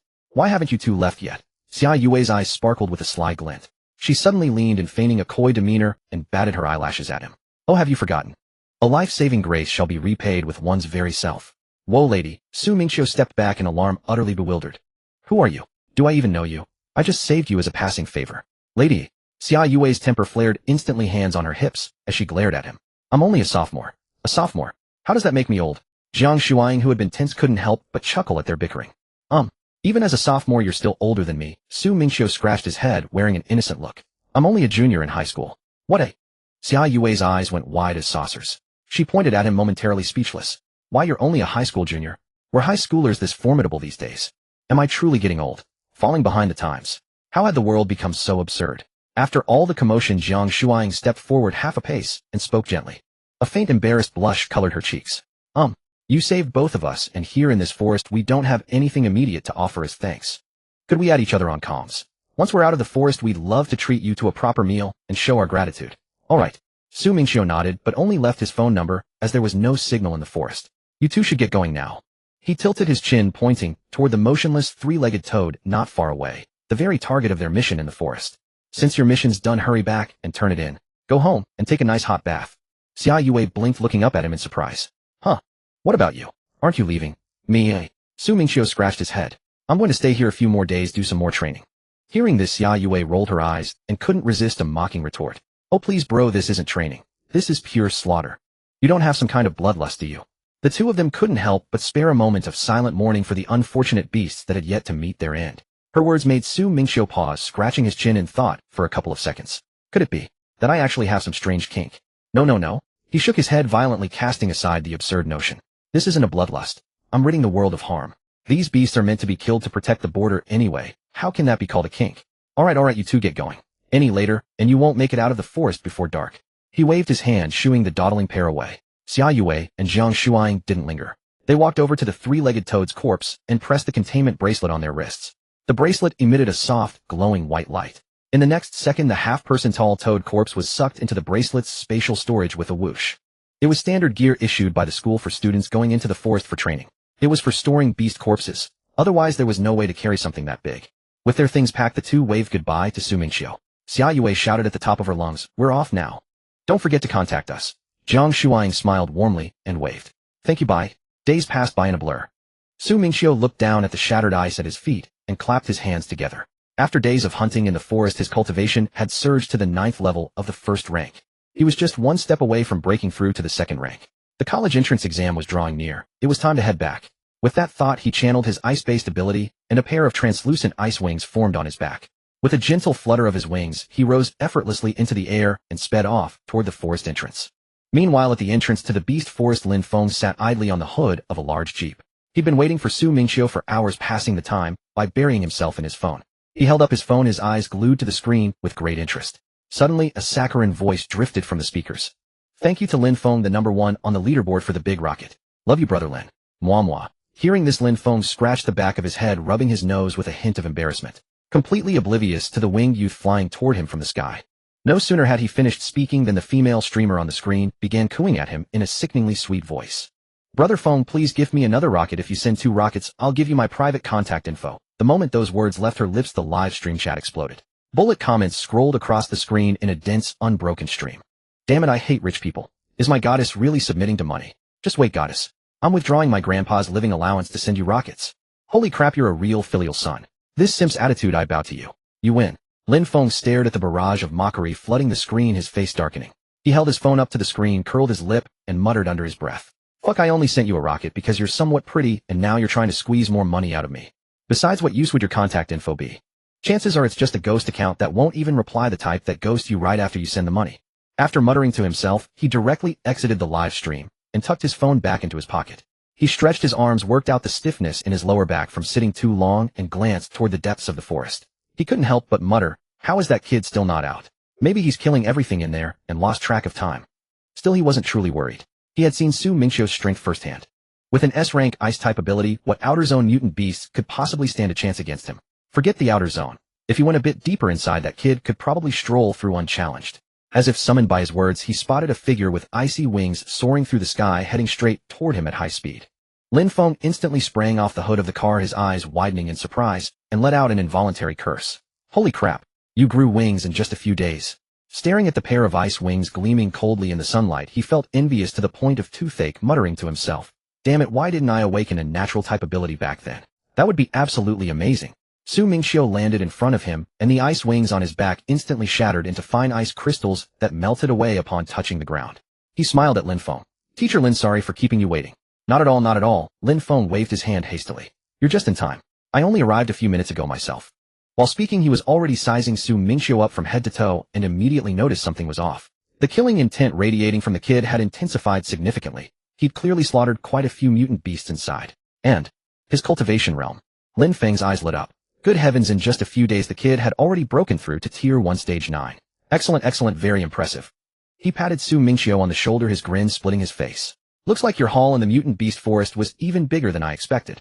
Let's get in the car and head back to school." Lin Feng pulled him into the rugged jeep, started the engine, and roared toward the university. Along the way, he finally remembered to bring up the real matter at hand.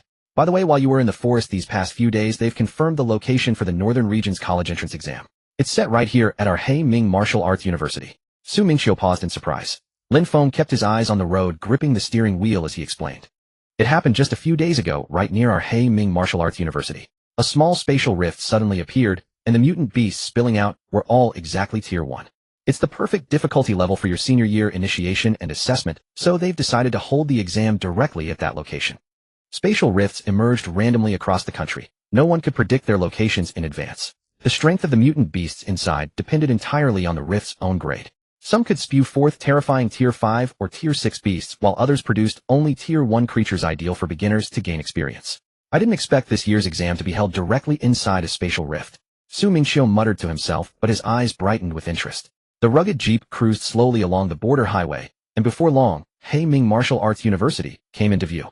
Mingqiu turned his head to look out the window and immediately spotted the spatial rift hovering in midair not far away. It looked like a shard of mirror shattered in mid-flight, emitting a faint purple-black glow.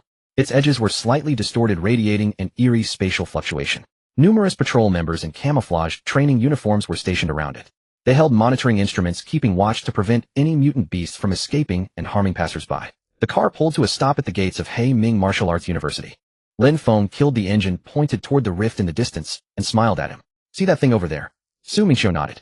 "Yeah, this is my first time seeing one with my own eyes." The original host memories had plenty of information about spatial rifts, but I'd never actually witnessed one before. "Alright, go back to the dorm first." Lin Feng pushed open the car door, waved to him, and spoke with a hurried tone. "You've been in the mutant beast forest for days. Go back, take a shower, and relax. I've got some urgent matters to handle, so I won't accompany you." Mingqiu nodded, asking no further questions, and simply replied, "Alright, Teacher Lin, you go ahead."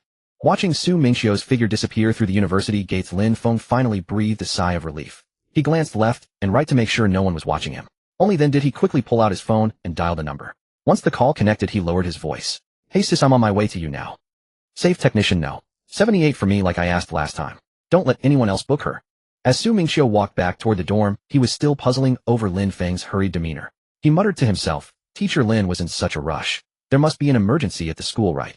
After all, Ming Martial Arts University sat right on the border, where handling mutant beasts or spatial rift emergencies was a constant possibility. He couldn't help but admire him.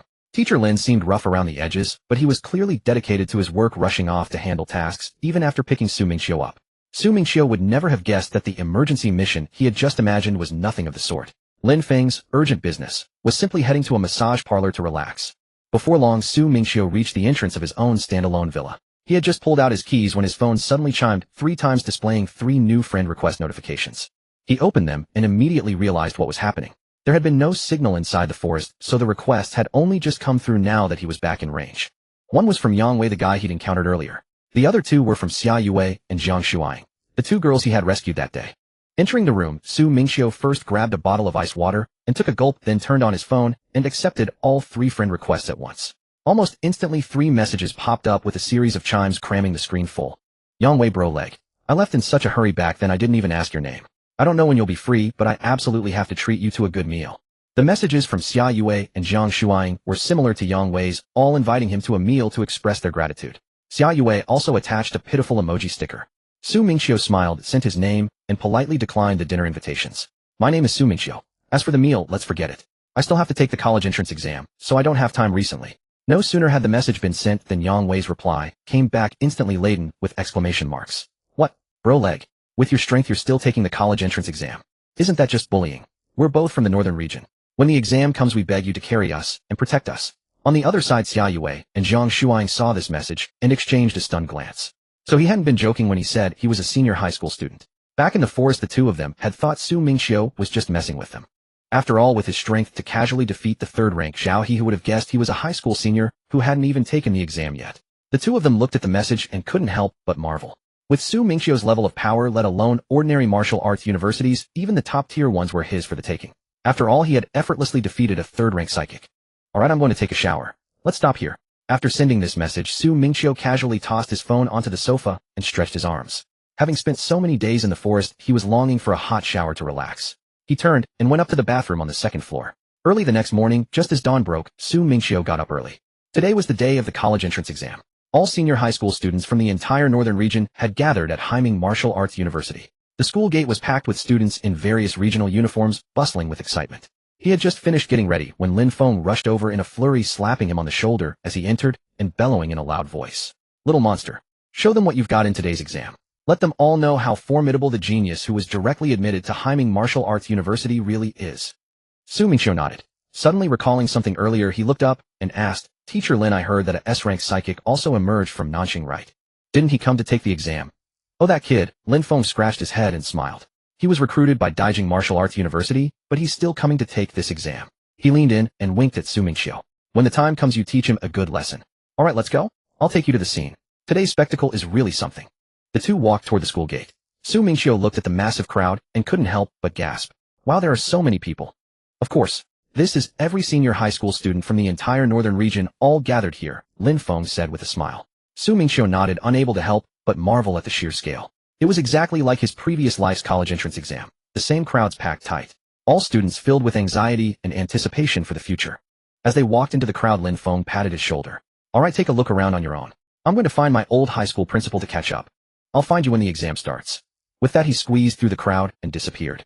Su Mingqiu had just stood still when a timid boy in a foreign school uniform ran over, scratching his head. Senior, is Haiming Martial Arts University really good? He had just seen Su Mingqiu walking out with a teacher from Haiming. So he instinctively assumed Su Mingqiu was a senior student from Haiming Martial Arts University. Su Mingqiu was taken aback by the title, paused for a moment, and said, "Classmate, I'm also a senior high school student." The boy's eyes nearly popped out of his head, his mind racing. What the hell? A bombshell? Could this be that teacher's illegitimate son? Starting university early. Otherwise, why would he be so close to the teacher? Startled, he quickly apologized. Sorry, I didn't know. I thought you were a student at Haiming Martial Arts University. Oh, that's not wrong, Su Mingqiu said, shifting his tone with a smile. I am indeed already a student at Haiming Martial Arts University. Haiming is pretty good, plenty of resources and all. The boy's mind was even more certain. Oh, so he really is an illegitimate son. How else could he already be a student at Haiming Martial Arts University as a senior in high school, and walking with a teacher? No doubt about it. He quickly thanked Su Mingqiu, turned around, and ran off, muttering to himself the whole way about what a spicy piece of gossip he had just uncovered. Su Mingqiu stood there watching his retreating figure, utterly baffled. What was up with that kid, running off so fast? As Su Mingqiu was puzzling over it, a sudden howling wind swept through the sky. He looked up and saw a jet-black giant eagle flying toward them. Its wings stretched wide, blotting out the sky, and soon it landed slowly on the open ground. The surrounding students erupted in chatter. Wow, is that a Darksteel eagle? Which big family's young master is here to take the college entrance exam? Seriously, these Darksteel eagles have fierce tempers and aren't easily tamed. Whoever can ride one of these is definitely a rich young master from a wealthy family. Just then Lin Feng squeezed through the crowd and ran over, pointing at the giant eagle, saying to Su Mingqiu, "See that? That's the S-rank lightning psychic recruited by Daijing Martial Arts University." As he spoke, Chen Mo led the S-rank young man named Jiang Ren over. Seeing Lin Feng, he waved with a smile. "Old Lin. Long time no see. Long time no see. It's only been 2 weeks." Lin Feng rolled his eyes and teased mischievously. "What? Miss me already? I'm telling you I don't swing that way." Chen Mo's face immediately darkened, and he said irritably, "You're still the same unserious fellow as always." While the two were bickering, Jiang Ren walked over. He was handsome but looked cold, extended his hand to Su Mingqiu, and said in a flat tone, "Jiang Ren." Su Mingqiu also extended his hand, shook it, and introduced himself with a smile. Su Mingqiu. After a brief handshake, they both withdrew their hands. Jiang Ren looked at him, a hint of pride in his eyes, and spoke. "You're an S-rank ice-type ability user, and I'm an S-rank lightning type. I want to know, between the same S-rank ice and lightning, which is truly stronger? This college entrance exam is the perfect opportunity. Let's compete, and see who's the strongest then." Upon hearing this, Su Mingqiu's face instantly showed a strange expression. "Kid, you're comparing S-ranks with me," he thought, silently mocking. "I'm actually an SSS rank ability user. The reason that Broken Awakening Stone Tablet measured me as S isn't because I'm only S rank. It's because that thing can only measure up to S rank." However, he just nodded and smiled in response. "Alright, let's compete then, and see who's the strongest S rank in the northern region." Just as he finished speaking, Chen Mo beside them sighed. "Our old Lin youth is truly wonderful. Back in our day, weren't we just as young and brash? Now we're old and past our prime." "What do you mean young and brash?" Lin Feng burst out laughing, undermining him. "Have you forgotten the time you cried and ran home to your mom after I beat you?" "What a—" Chen Mo instantly became flustered, his face turning red. "Why do you always call me out like that?" The two of them started rolling up their sleeves as if about to fight. Had Su Mingqiu and Jiang Ren not quickly stepped in to block them, the two would have started fighting right then and there. At that moment, the staff member in charge of the college entrance exam arrived. They began distributing assessment instruments to all the examinees, which finally stopped the two from fighting. "Alright, I'm done messing with you." Lin Feng waved his hand, then took out a pair of smart glasses from his storage ring and handed them to Su Mingqiu. Chen Mo also produced a pair of identical glasses and gave them to Jiang Ren. "Put these glasses on," Lin Feng explained to Su Mingqiu. "They can detect the positions of nearby examinees and beasts, and they're also linked to a live stream. People across the country will be able to watch your assessment in real time." Soon everyone had put on their glasses. At the examiner's command, the college entrance exam officially began. All the examinees surged toward the spatial rift not far away. Jiang Ren followed the crowd, striding quickly toward the rift. Only Su Mingqiu's chilling aura burst forth instantly. Condensing ice wings behind his back, he flew directly toward the spatial rift. The surrounding examinees were so startled that they hurriedly made way for him. "Whoa, who's this big shot? So flashy. Isn't he afraid of exhausting his ability?" The examinees around him erupted in chatter and discussion. Jiang Rin stood frozen in place, also filled with confusion. Meanwhile, Chun Imo pulled Lin Feng aside and asked, "Old Lin, even though I can tell Su Mingqiu is already at the first order 9th stage, using his ability like this is too much, isn't it? Why are you in such a hurry? I'm not worried, so why should you be?" Lin Feng looked mysterious and waved his hand. "Just wait and see what happens later." At the same time, the live stream outside exploded. Comments flooded the screen. "Whoa, whose general is this? So fierce. Isn't he afraid of running out of ability? Just wait till his ability runs dry. Let's see how he kills beasts then." And young people, knowing they're on live stream, want to show off. That's normal. I bet my 10 years of being single that this kid will run out of steam soon. Damn buddy, you're savage. Betting 10 years of singlehood. Before the comments could finish scrolling, Su Mingqiu had already plunged headfirst into the spatial rift. The world inside the rift wasn't much different from outside. There were mountains, water, and forests. However, upon entering, everyone was teleported to different locations. After arriving, everyone quickly activated their glasses to find nearby beasts to kill. Su Mingqiu also activated his glasses and immediately saw the leaderboard. A candidate named Li Si had already scored 1 point. Wow, someone's already killed a beast that fast. Su Mingqiu muttered, "Guess I need to step it up too." With that, he activated his ability and began a frenzied slaughter. Before long, his score began to skyrocket. 10, 20, 30. Still climbing rapidly, and in no time he shot to the top of the leaderboard. Holy crap, this guy's brutal. Is he a corpse mutilation maniac? He even shatters them after freezing them into ice sculptures. What do you know up there? It's called being thorough. What if the beast is playing dead? Ha ha ha, that guy who bet 10 years of being single. Enjoy your decade of loneliness. Chun Imo stared at the soaring score, his eyes wide, and pulled Lin Feng aside. "Old Lin, this kid's staying so strong. Is he a bottomless pit? His mana bar's that long." "Of course." Lin Feng instantly got cocky, puffing out his chest as he bragged. "It's all because of my great teaching. You know that. Cut it out." Chun Imo rolled his eyes. "What does it have to do with you? Don't go taking credit for yourself." On the other side, Jiang Rin had just killed his 3rd beast. He looked up at the leaderboard and was instantly stunned, unable to help questioning his existence. Is my S-rank ability fake? How is he killing so much faster than me? Su Mingqiu, on the other hand, didn't pay attention to any of this. He just felt like the rift was his paradise. All first-order beasts perfect for farming points. Of course, the assessment had risks too. Some examinees had already been killed by beasts, but everyone had signed a life and death agreement before coming, so the risks had been clearly stated in advance. After killing for most of the day, Su Mingqiu finally stopped and rested under a tree. After running back and forth for so long, he was exhausted. Although his ability had no mana bar and could be used without cost, his physical stamina was limited. Having run for most of the day, his legs were sore. Even as he rested with his eyes closed under the tree, plenty of reckless first-order beasts drawn by the scent of a living human creeped closer to ambush him.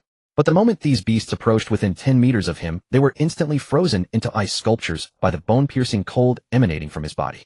They didn't even have a chance to react.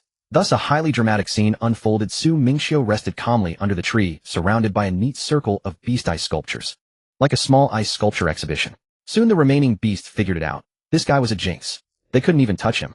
Terrified, they turned tail and fled, never daring to come near him again. Outside in the live stream, viewers saw this and instantly went wild, their comments flying even faster. "Holy crap, Su God is amazing. He can clear beasts without even moving. Honey, you're so handsome. Hey up there. Since when did Su God become your husband? He's clearly my dad. Ahem, you young folks really play dirty. Everyone shut up. Actually, Su God is a distant relative of mine. Want his friend list. $50 a spot." Chun Imo stared at Su Mingqiu on the screen, his face full of shock, unable to hold back his remark. "Lao Lin, is this kid cheating? Is he some kind of super endurance king? Not just average 3rd best in the world?" Lin Feng lounged with his legs crossed, a smug look on his face. Su Mingqiu, having just had his fill of rest, was ready to get up and continue racking up points. Suddenly, his smart glasses let out a piercing alarm, the screen flashing a harsh red light as an urgent warning popped up. "Warning. A Tier 2 Stage 5 aberrant beast, the iron-armored rock bear, has been detected 800 meters from your location. The life signals of 5 examinees nearby are rapidly fading." On the bottom right of his glasses lens, the real-time leaderboard numbers were still frantically jumping and refreshing. His own name was firmly nailed to the top spot, his score steady at 500 points. Jiang Rin in 2nd place was barely breaking 100 points, a 5-fold gap. That was an absolute chasm. Tier 2 Stage 5. Didn't they publicly announce that the highest aberration in this exam spatial rift would only be Tier 1 Stage 9? How did a Tier 2 suddenly appear? But it didn't matter much. To him, this was nothing. Even half a month ago, during the aberrant beast forest training, he could casually kill Tier 3 fire-type ability users. A mere Tier 2 Stage 5 rock bear was hardly worth a second thought. Chun Imo stared at the sudden aberrant alert on the screen, his brows instantly knitting into a knot. He turned and grabbed Lin Feng beside him. "Lao Lin, how did a Tier 2 aberrant suddenly appear in this spatial rift? Wasn't it supposed to be only Tier 1 at most? Should we pause this assessment?" Lin Feng, however, didn't panic in the slightest. He glanced at the location marker on the screen. The iron-armored rock bear's position was only 800 meters from Su Mingqiu, and Su Mingqiu's light was already moving in that direction. He patted Chun Mo on the shoulder, his tone steady. Pause. What? That kid's already headed over. He knew full well that half a month ago in the school's internal testing room this kid could already unleash Tier 2 strength. After another half-month this little monster would only be stronger. Chun Mo looked at his confident demeanor, opened his mouth, but ultimately swallowed the words that were on the tip of his tongue. Having butted heads with Lin Feng for so many years, he knew that if this brute didn't have some solid backing, he wouldn't be this composed. So he said no more. Meanwhile, the live stream barrage outside the arena had already exploded into chaos. The comments that were just flooding in about the score gap were instantly washed away by this sudden turn of events. The dense barrage filled the entire screen, nearly obscuring the view of the aberrant beast. Holy crap! A Tier 2 iron-armored rock bear. This thing is a famous tank among Tier 2 with ridiculously thick skin. Ordinary abilities can't even break through its defense. Did those 5 examinees' life signals just vanish? That's savage. Wait, Sushin's position is moving toward there. He's not thinking of soloing that rock bear, is he? Don't get cocky, Sushin. You just scored 500 points. Don't fall here. Don't worry about that. Haven't you seen how Su Mingqiu didn't even catch his breath while killing monsters? Sushin hasn't even used his full power. I bet 5 cents that rock bear won't last 30 seconds. Sushin can freeze it with a wave of his hand. You've gotten smarter, haven't you? Last time you bet your single status, now you're betting 5 cents. On the other side, Jiang Ren, who was closer to the beast, had already charged forward first. He was already locked in battle with the bloodthirsty iron-armored rock bear, his body crackling with thunderous light that sent debris flying in all directions. At this moment, Jiang Ren was wrapped in crackling blue thunder serpents. With every wave of his hand, lightning bolts slammed violently into the 3-meter-tall iron-armored rock bear before him. But those ferocious arcs of lightning striking the bear's rock-armored hide only produced a few sparse sparks, not even leaving a single shallow white mark. Damn it! Jiang Ren gritted his teeth so hard they nearly cracked. With a flash of thunderous light, he narrowly dodged the rock bear's massive palm. That bear paw, larger than a millstone, slammed into the ground with a dull boom, directly creating a half-meter deep pit. He was an S-rank Thunder-type ability user. In terms of explosive power, no one of the same rank had ever been his match. When had he ever suffered such humiliation? But he had the misfortune of running into the iron-armored rock bear, a beast renowned for its defense. The explosive power his Thunder-type prided itself on was utterly useless against that ridiculously thick layer of rock armor. He glanced at the leaderboard out of the corner of his eye. Su Mingqiu's name was still firmly nailed to the top. His own score had been frozen for nearly 10 minutes. He had originally hoped that taking down this fierce beast might help him close the gap with Su Mingqiu. But now he realized he had overestimated himself. Left with no choice, Jiang Ren gritted his teeth and finally decided to use his ultimate trump card. He took a deep breath, frantically channeling all the remaining Thunder-type energy in his body. Preparing to unleash the S-rank Thunder battle technique that Imperial Capital Military University had given him early. In an instant, the thunderous light around him surged several-fold, glaringly bright. A phantom Qilin formed entirely of furious thunder, and lightning slowly materialized behind him. Its horns distinct, its roar carrying a deafening thunderclap.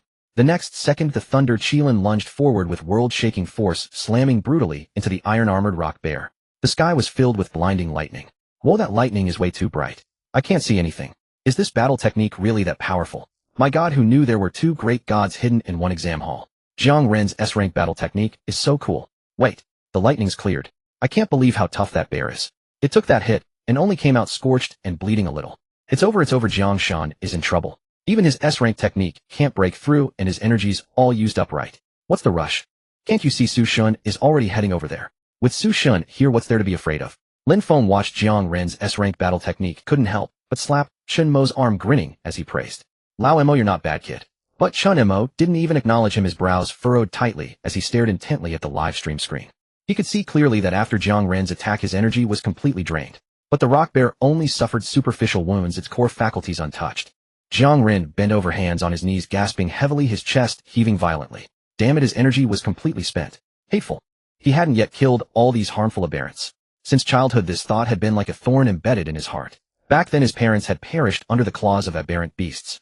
From that moment on, he swore to kill every aberrant beast that harmed humans so that no one else would ever suffer his pain. The enraged, ironclad rock bear trudged forward with heavy, ponderous steps. It slowly raised its massive claw, aiming directly at the exhausted Jiang Ren. Is this the end? Jiang Ren watched the claw drawing closer, the thought flashing through his mind, his body completely immobilized. At that moment, a bone-piercing chill suddenly swept forth from behind him. This was no ordinary cold. It was an extreme, soul-searing frost that seemed capable of freezing even the air itself, the very light, and the very flow of supernatural energy. It pervaded the entire area in an instant. The few residual arcs of lightning on Jiang Ren's body instantly froze in place. Even the last dregs of his supernatural energy felt as if they had been frozen solid, sluggish, and utterly unresponsive. Jiang Ren whipped his head around and saw Su Mingqiu strolling over. The young man had his hands in his pockets, and there was no dramatic surge of cold air emanating from him at all. Yet everywhere he walked, the ground spontaneously coated itself in a thick layer of white ice. Even the withered trees on either side were visibly adorned with layers of translucent icicles. "Why are you here?" Jiang Ren stammered instinctively. "Oh ho, well, if it isn't Jiang Ren." Su Mingqiu replied, a hint of amusement in his voice. "Haven't seen you for a while, why are you looking so down and out?" The moment his words landed, the rock bear's massive claw came crashing down. Su Mingqiu casually extended his palm and uttered a single word. "Ice." There was no earth-shattering roar, no violent energy fluctuation. Only a faint, delicate sound like cracking ice. In the very next second, the 3-meter-tall ironclad rock bear, including its half-swung giant claw, was completely frozen from skin to bone into a perfect block of ice. Even the fury in its pupils was frozen in that exact instant. As this scene unfolded, the live stream outside exploded into chaos. Almost simultaneously on the leaderboard, the points next to Su Mingqiu's name jumped instantly from 500 to 1,000. That second-tier rank 5 ironclad rock bear had awarded him a full 500 points. A torrent of bullet comments flooded the screen. "Damn, Su Shen. Su Shen is a god. I want to say on behalf of Su Shen we're all the same age, but I never intended to play on a different level. Ahem, no joking around up there." Chen Mo stared at the ice sculpture on the screen, and after a long pause finally managed to speak. "Holy crap, Lao Lin, you really struck gold with this one." Lin Feng burst into laughter, puffing out his chest with immense pride. "Hey, what can I say, this is just your big brother's eye for talent. Not something you can be jealous of." Jiang Ren remained frozen in place, his entire body rigid. That 3-meter-tall ironclad rock bear that had pushed him to the brink and resisted even his S-rank combat technique had transformed into a perfect ice sculpture right before his very eyes. He hadn't even seen how Su Mingqiu had done it. He had only heard the other boy lightly utter a single word, "Ice," and then it was over. He had fought with everything he had, even using his ultimate S-rank combat skill. He hadn't been able to overcome the second-tier rank 5 beast, yet Su Mingqiu had effortlessly annihilated it. Su Mingqiu withdrew his hand, slid it back into his pocket, and glanced over at him. "You?" Jiang Ren opened his mouth trying to say something, but his throat was as dry as if he had swallowed sand, and he couldn't squeeze out a single word. "What about me?" Su Mingqiu yawned, his tone carrying a hint of playful mockery. "Is your bro handsome, or what?" Jiang Ren stood stunned for a long moment, looking at the leaderboard on his smart glasses. Su Mingqiu's score had now jumped directly from 500 to 1,000. With this, the top spot was firmly sealed. He instinctively clenched his fist, his nails digging deep into his palm, but he didn't feel the pain. It wasn't unwillingness. He just suddenly realized that the gap between people could be this vast. "You don't have to compare yourself to me." Su Mingqiu waved a hand. "I'm a cheater, so it's normal you can't beat me. You stay here and recover your energy first. I'll keep watch and make sure no beast comes to bother you." Jiang Ren fell silent for a moment, then nodded. While this little episode concluded, the intense high school entrance examination continued. In fact, nestled among this year's examinees were a few decent A-rank ability users. In previous years, these individuals would have definitely shone brightly in the exam, becoming the focus of the entire Northern District. But this year was different. With S-rank prodigies like Su Mingqiu and Jiang Ren dominating the spotlight, their brilliance was completely overshadowed. After more than 10 minutes, seeing that Jiang Ren's breathing had stabilized, Su Mingqiu finally asked, "So have you recovered most of your energy?" Jiang Ren raised his head, looking at him with a complex expression, then nodded solemnly and said in a low voice, "I admit defeat. You are stronger." Earlier, when they had first met, he had boasted he'd challenged Su Mingqiu. He had wanted to see who was stronger, the ice type or the lightning type. Now he was wholeheartedly conceding. "Are you talking about that?" Su Mingqiu scratched his head. "Honestly, I don't really care about winning or losing anyway." As he spoke, he extended a hand to Jiang Ren with a smile. "We're not enemies." Jiang Ren was taken aback, but after a moment he reached out and gently shook his hand. "Whoa, I'm shipping Su Shen and Jiang Shen for life. That eye contact just now was too sweet. Stop your delusions, people up there. Su Shen is obviously straight, he's not gay." In the observation area, Chen Mo watched the two young men on the screen shaking hands side, and said with feeling, "Lao Lin, seeing these two little rascals reminds me of when we were young." Hearing this, Lin Feng didn't argue back as he usually would. He simply nodded, a hint of nostalgia in his eyes. "Yeah. Alright, I'm heading off. You should get ready for your bonus points too." Su Mingqiu waved his hand, and was about to turn around and continue to rack up points. At that very moment, the ground beneath their feet began to tremble without the slightest warning. This was not the faint tremor from the rock bear's footsteps earlier. This was a violent shaking emanating from the very depths of the earth, accompanied by a low rumbling roar. The surrounding loose stones began to rattle and fall. Su Mingqiu came to an abrupt halt, his brow furrowing instantly. He turned sharply, looking back towards the direction from which the ironclad rock bear had emerged. The space there was visibly twisting and deforming. A pitch-black spatial rift was tearing apart at an alarming speed. 1 meter, 3 meters, 5 meters, 7 meters, 10 meters. In just a few short seconds it had expanded to over 10 meters wide, looking like a gaping abyssal maw ready to devour anything. At that moment the smart glasses emitted a shriller alarm than before. Warning! Warning! Spatial rift is expanding rapidly. Detecting a massive number of beast signals. Count. Uncountable. The smart glasses of all examinees began to flash with a frantic red glow, and a piercing alarm exploded in everyone's earpieces. The number of beasts started to surge at a maddening pace. 127, 389, 721, 1,543. The numbers kept skyrocketing with no sign of stopping. Mingqiu stared at the still climbing figure on his lens, his brows instantly knotting into a tight tangle. It wasn't fear. It was trouble. Monumental trouble. At that moment the spatial rift had already torn itself into a 20-meter-long pitch-black maw, like a wound slashed open by a blade. And what poured out of that wound was not air, not light. It was beasts. Countless beasts of every kind. Holy crap. What's going on? Where did all these beasts suddenly come from? Let me explain. For the guy above the spatial rift is expanding. All the beasts inside are about to pour out. Expanding. Then God Su and the others are doomed. How can they block so many beasts? In the observation zone, Chun Mo's face went pale. He grabbed Lin Feng urgently and said, "Old Lin, how did these two kids run into a one-in-a-million event like this?"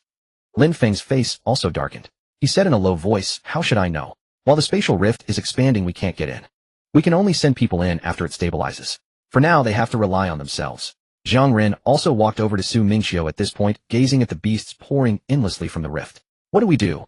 What else can we do? Running is out of the question. If we let these things out, every examinee inside will die. We have to fight."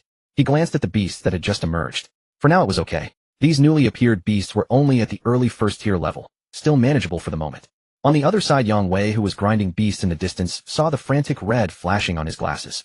His first thought was, crap, this must be a special exam accident. But the next second, he recovered. No worries, lucky brother Leg is here. He fumbled to locate Mingqiu's position through his glasses and turned to run toward him.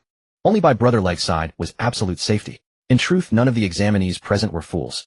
In such a sudden special situation, going solo was a death sentence. Only by grouping up could they survive. So without a word, everyone tacitly converged on Mingqiu's position, seeking to cluster with the big shot. For now Mingqiu's side was relatively easy. He casually raised his hand, and the beasts charging at him instantly turned into ice sculptures. But as time went on, the beasts pouring out would only grow stronger. He turned to look at Zhang Ren and asked, "Can you still hold on?" Zhang Ren glanced at the dense pile of ice sculptures around him and twitched his mouth.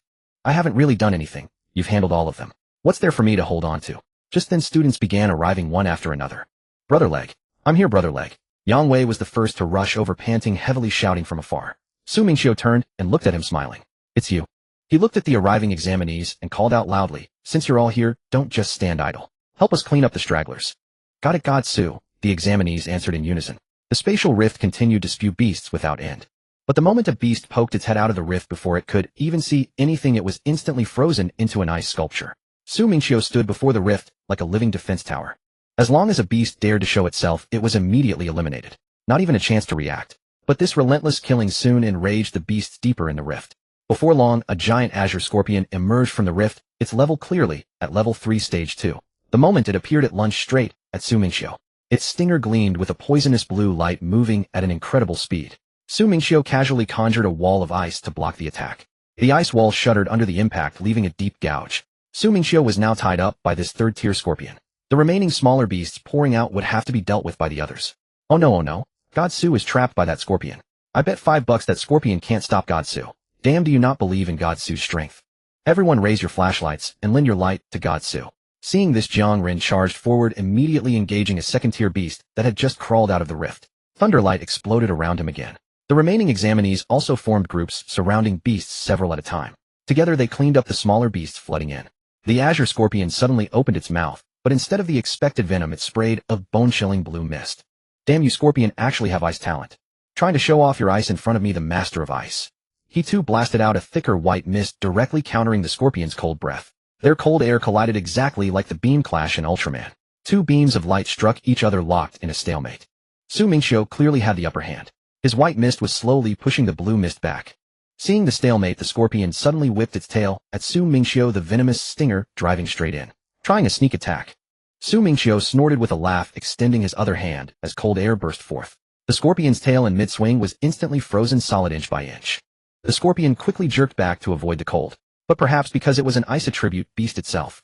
The thin layer of ice on its tail began to melt visibly at a surprising speed. Interesting. Behind Su Mingqiu several ice spears coalesced instantly, and he hurled them at the scorpion. But the scorpion was quick. It raised its two giant pincers. With a few crisp snaps it crushed the incoming ice spears.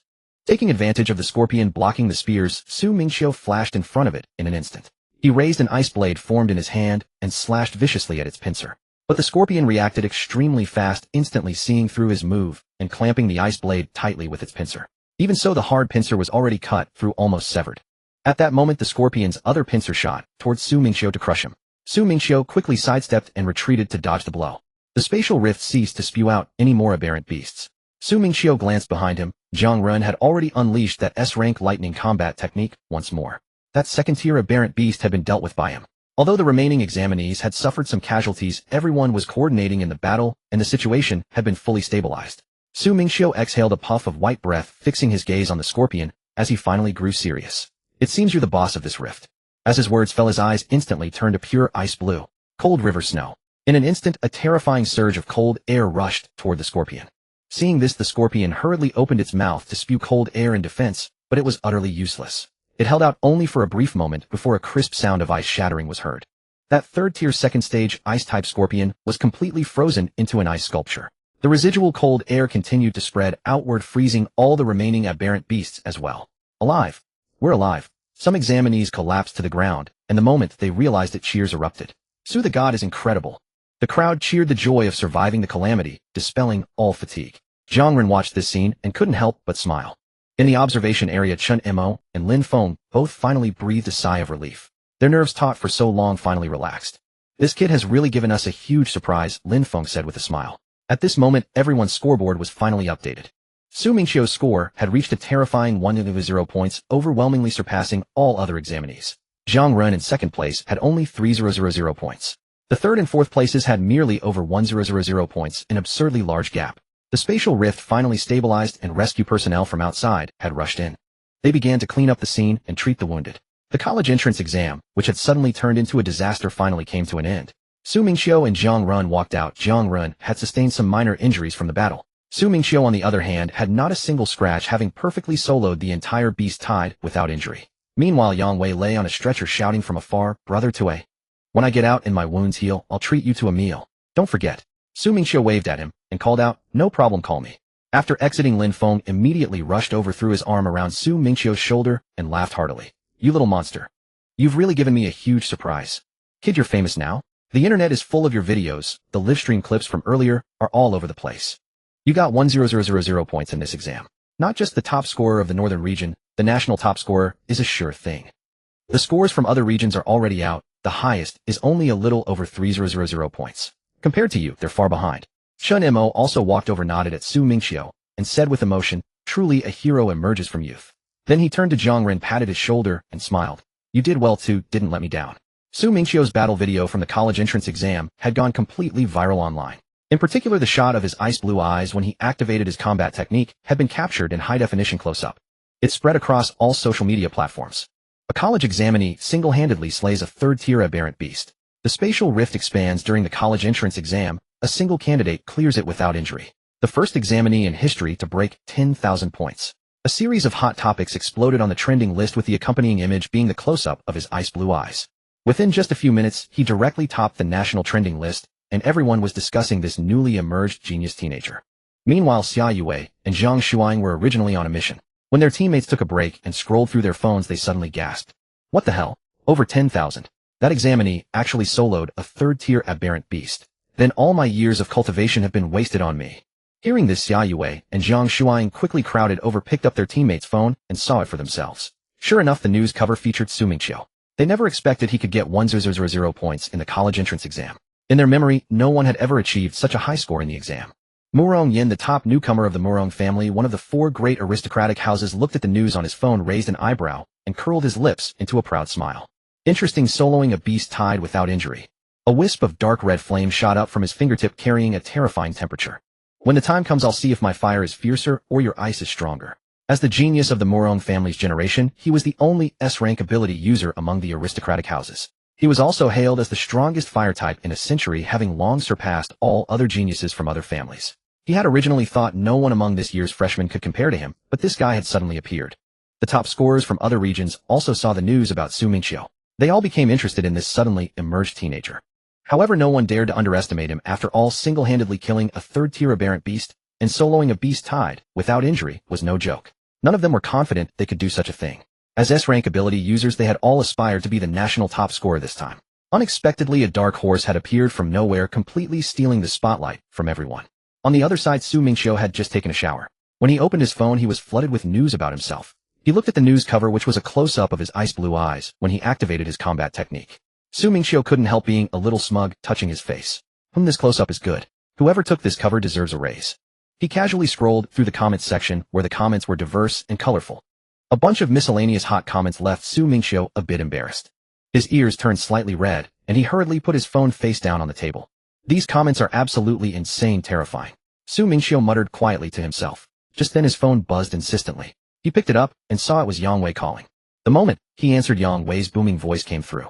Brother Leg, come out. I'm treating you to a meal. I've sent you the location. After the college entrance exam, the school gave a 3-day break for the students to relax. Mingqiu smiled and said into the phone, "All right, wait for me a bit. I'll be there soon." After hanging up, he quickly changed into clean clothes and headed out. He hailed a taxi and headed to the location Yang Wei had sent. The driver was listening to the news on the car radio, which happened to be reporting on Mingqiu's heroic deeds. The driver glanced at Mingqiu in the rearview mirror and struck up a casual conversation. "Young man, do you know this person?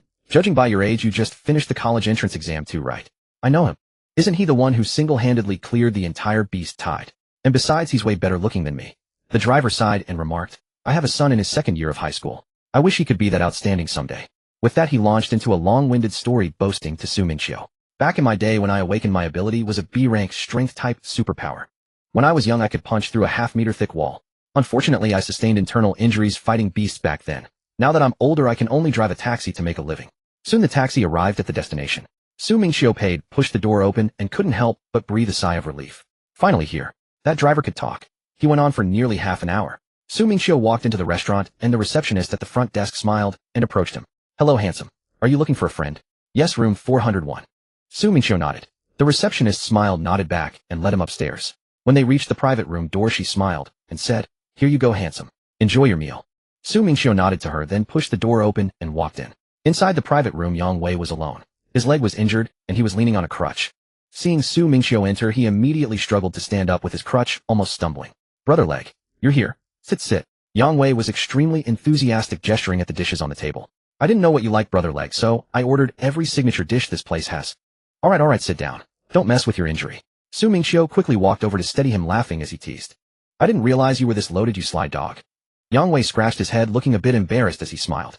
My old man has a bit of influence. The family's doing all right." As soon as Mingqiu sat down, Yang Wei raised his glass and said, "Brother Leg, I toast you. Thank you for saving my life. I won't say anything else." With that, he downed the entire glass in one gulp. "Brother Leg, you're truly amazing. Honestly, in all my life, I've never admired anyone as much as I admire you." Yang Wei looked at him with admiration. "You have great talent and incredible strength. If I were a girl, I'd definitely fall for you." Mingqiu's face darkened instantly upon hearing this. "Get lost. I'm not into that." Yang Wei gave an awkward smile and scratched his head. "I was just saying. Try these dishes, Brother Leg. They're all house specialties, absolutely delicious. These are all made from beast meat, super nutritious." He enthusiastically served Mingqiu. Mingqiu nodded, picked up his chopsticks, and took a bite. It was indeed tender and delicious, worthy of the reputation. Just then his phone buzzed a few times. He picked it up and saw messages from Xia Yue and Zhang Shuai. Both were congratulating him on becoming the national top scorer. They also said they wanted to treat him to a meal when he had time to thank him for saving them in the forest earlier. Mingqiu replied with an okay emoji. As he picked up some food, Mingqiu casually asked, "By the way, do you have a university in mind?" "Brother Leg, which school are you going to?" Yang Wei didn't answer, instead asking him back. "Me? I'm going to the local Haiming Martial Arts University. I don't know if my scores are good enough for a top-tier university." Yang Wei scratched his head, looking a bit embarrassed. "But if I can get in, I'll definitely go to the same university as you, Brother Leg. Then I can follow you around. You have an A-rank ability. Getting into Haiming shouldn't be too hard." Mingqiu reassured him. "Besides, since there was an accident at the exam venue this time, the school will lower the admission requirements a bit for us surviving candidates. And you scored over 1,000 points, so you're definitely fine." "That's great. Brother Leg, see you at university then. You've got to look out for me." Yang Wei's eyes lit up. "Don't worry." Mingqiu nodded. By the time they finished their meal and walked out of the restaurant, it was already dark. Mingqiu hailed a taxi for Yang Wei and sent him off first. "I'm off, Brother Leg. Get home early." Yang Wei shouted from the car window. "Yeah, take care of your leg. Don't move around too much." Mingqiu waved at him. After the car drove away, Mingqiu stood on the roadside, lit a cigarette, and blew out a wisp of smoke. Smoking was a habit he picked up in his past life back, when he was a corporate drone on Earth burdened by stress and too much pressure. Just then a couple nearby was arguing. The woman suddenly pointed at Su Mingqiu and shouted at her boyfriend, "Look at him. If you were half as handsome as him, I wouldn't break up with you." Her boyfriend was stunned for a moment, then pointed at the cigarette in Su Mingqiu's hand and retorted, "But he smokes. Didn't you say you hate men who smoke?" The woman replied with utter confidence, "But he's handsome." Su Mingqiu. He stood there almost dropping his cigarette. So he was just standing there smoking, and he still got caught in the crossfire. The man was still begging and pleading, but the woman ruthlessly shook off his hand and walked away. Su Mingqiu's cigarette dangling from his mouth looked utterly helpless. Seriously, how did this get dragged onto me? But seeing the dejected young man, he still walked over to offer some words of comfort. "Brother, don't be too upset. This is actually a good thing. Think about it. If you had gotten married and paid the bride price, and then she divorced you now, that would be a real loss." The young man froze for a moment, then as realization dawned, he grabbed Su Mingqiu's hand excitedly. "Thank you, brother. You're absolutely right. I deserve better." With that he hailed a taxi and left filled with new resolve. Su Mingqiu. The 3-day holiday passed in the blink of an eye. Yang Wei had chosen the same university as him, and by sheer coincidence the two of them ended up in the very same class. At this moment Yang Wei was waiting for Su Mingqiu downstairs at his dormitory. As for Su Mingqiu, after 3 days of intense cultivation, he had successfully advanced to the second rank, his power growing by another notch. After packing his things, Su Mingqiu came downstairs. The moment he stepped out, he spotted Yang Wei waving at him from not too far away. "Brother Legs. Over here." Su Mingqiu walked over, a trace of surprise crossing his face as he saw Yang Wei standing there bouncing around energetically. "Your leg? Healed already? That fast?" Previously Yang Wei had still been hobbling on crutches. In just 3 days he was completely recovered. Well, a little bit of money power did the trick. "My old man got me the best healing medicine money can buy. 3 days did it. Brother Legs, don't you think we're destined to be together? We even got placed in the same class." Yang Wei leaned in, his voice brimming with excitement. "And I heard that our class is the school's genius class." Su Mingqiu walked ahead, waving his hand dismissively, and said in a calm tone, "All right, let's go. Let's check it out first." In the classroom, Su Mingqiu and Yang Wei were the only two who hadn't arrived. Everyone else was murmuring in hushed whispers, their gazes all fixed on a young man seated in the front row with his eyes closed. "Is he Murong Yan? The one from the Murong family, one of the 4 great clans?" "Yeah, that's him.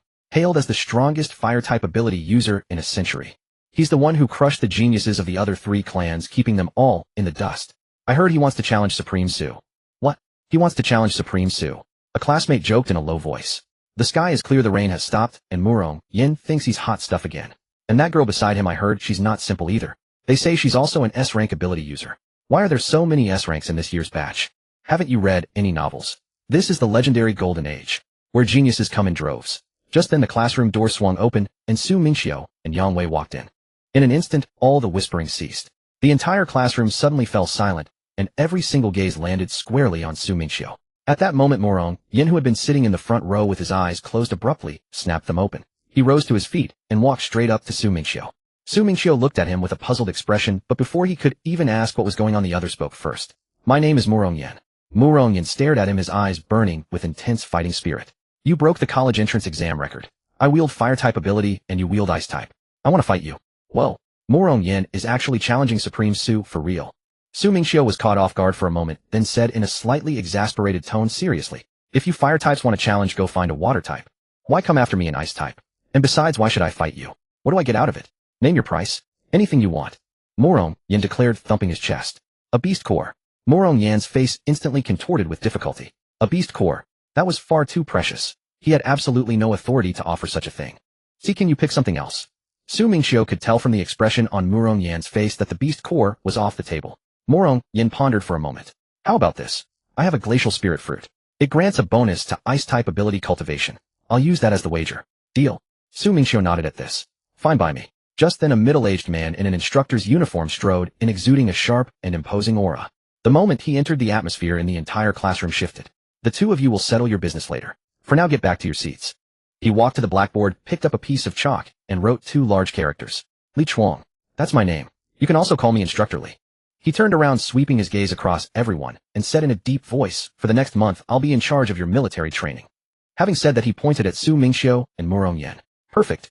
Let's settle your matter right now. Both of you head to the school's arena." The two of them nodded and were about to leave when a student raised their hand and asked excitedly, "Instructor, can we go watch?" Instructor Li nodded. "Sure." Instantly the whole class erupted with excitement and followed them out. Even the S-rank ability girl was no exception, following along out of curiosity. Once everyone had gone, Li Chuang pulled out a set of files from his hand. On top were clearly the files of Su Mingqiu, Murong Yin, and that girl. He let out a sigh and murmured quietly, "Sigh, so many geniuses this year. Hard to teach." He put the files away and turned to walk out as well. He wanted to see what this duel between these two young men would look like. On the massive special alloy arena, Su Mingqiu and Murong Yin had already taken their positions. Su Mingqiu casually shoved both hands into his trouser pockets and lazily glanced over at Murong Yin. "You attack first. Otherwise I'm afraid you won't get the chance later." Arrogant. Those words instantly ignited Murong Yin's temper. As the once-in-a-century fire-type genius of the Murong family, when had he ever been subjected to such contempt? Before his words had even faded, the fire-type energy within him was already surging wildly. Crimson flames erupted violently from his palms, carrying a scorching wave of heat. In the blink of an eye, they shot straight towards Su Mingqiu's side and burst apart with a thunderous roar. The instant the flames exploded, the searing heat wave obstructed everyone's vision, quickly engulfing a large portion of the arena. "Damn, I can't see anything." The crowd immediately erupted into chaos, with people pushing forward to get a better view. "Holy crap, that kid Murong Yin has already broken through to the second rank. What's breaking into the second rank good for?" Someone nearby immediately scoffed, their tone brimming with certainty. "Can he beat Supreme Su?" "Well, that's true. After all, Supreme Su can casually demolish a third-rank beast with his bare hands. Murong Yin's just broken second rank seems kind of inadequate, right?" Murong Yin stared intently at Su Mingqiu's direction, his pupils slightly constricting, waiting to see the result of his attack. Su Mingqiu's figure gradually sharpened from blur to clarity. His hands were still tucked in his pockets. Not only was he unharmed, but he hadn't even moved half an inch from where he stood. Murong Yin's pupils contracted sharply. Impossible. In truth, he had already mentally prepared himself, knowing that this move might not necessarily injure Su Mingqiu. After all, this was someone who could solo a third-rank beast. A ruthless man who scored over 10,000 points in the college entrance exam. Yet he never imagined that this attack wouldn't even make Su Mingqiu take a single step back. No one had seen what happened in that split second. Only Li Chuang, standing at the very back of the crowd, paused slightly as he held his arms. He had seen it. At the very moment the flames lunged at him, Su Mingqiu didn't even raise his hand. A layer of ice film so thin it was almost transparent silently materialized before him. It effortlessly held back the scorching blaze. When the flames had completely dissipated, the ice film vanished in an instant, leaving no trace. As if it had never existed. Su Mingqiu pulled his hand out of his pocket, fished out a cigarette pack, tapped one out, and placed it between his lips. "Could you trouble me to light it?" Before Murong Yin could react, he added slowly, "I'll let you strike me 3 times so you won't say later that I bullied the weak. That one just now, the first strike, is already done." Murong Yin, seeing his utterly dismissive attitude, felt a surge of anger from being belittled. "Fine. Don't you dare go back on your word. I'll light it for you right now." The crimson flames in his palm surged higher. At this point he had completely ceased to hope for even a scratch on Su Mingqiu. Now only one obsession remained. Could he force Su Mingqiu to take a step back? No. Even just half a step. "Brother Leg is awesome." In the crowd, Yang Wei's loud voice instantly drowned out all the murmurs. The kid jumped higher than anyone, raised his arm, and shouted, then frantically pulled out a crumpled notebook. Gripping a pen, he scribbled furiously, recording every word Su Mingqiu had just said into his privately kept Brother Leg's badass quotes. "Damn, God, Su is way too good at showing off. When can I pull off something like that?" A nearby freshman stared with envy, eyes wide. "Give it up, man." Another person immediately retorted. "God, Su has the skills to back up his show-off. What do you have? If you went up there, you'd probably be one-shot by Murong Yin before you even got a chance to open your mouth." Had this kid really knows how to show off. Old Lin wasn't wrong. The kid was genuinely gifted and powerful, a true once-in-a-century little monster. But his personality was indeed a bit unruly, and he loved to show off a little. Flame Dragon. Murong Yin roared, his fire-based abilities surging wildly as a crimson dragon materialized behind him.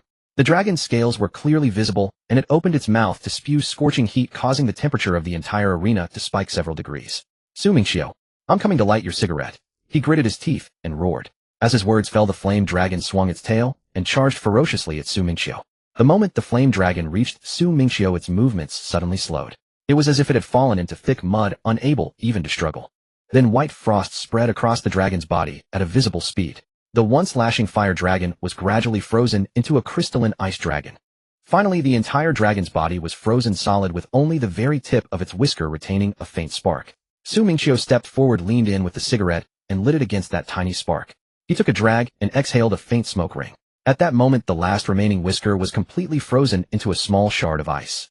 With the cigarette in his mouth, Su Mingqiu willed it, and an ice dragon even larger than the previous flame dragon silently materialized behind him. The dragon's body gleamed with a cold, icy blue luster. Then the ice dragon swung its head and slammed into the frozen flame dragon sculpture. With a crisp crack, it shattered into countless ice shards, raining down with a clatter. Holy shit! The crowd erupted in chaos. Someone gasped, shivering from the sudden chill. Is God Su's ice ability really S rank? How can it so effortlessly freeze an S-rank fire ability solid? Could it be? Someone nearby muttered, their voice trembling. Could God Su actually be SSS rank? Have you been reading too many novels, man? Another person immediately mocked him.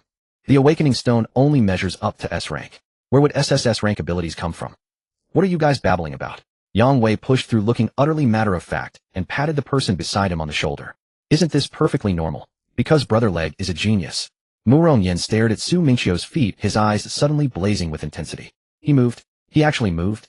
Even though it wasn't because of his attack, it was Su Mingqiu walking forward on his own. So what?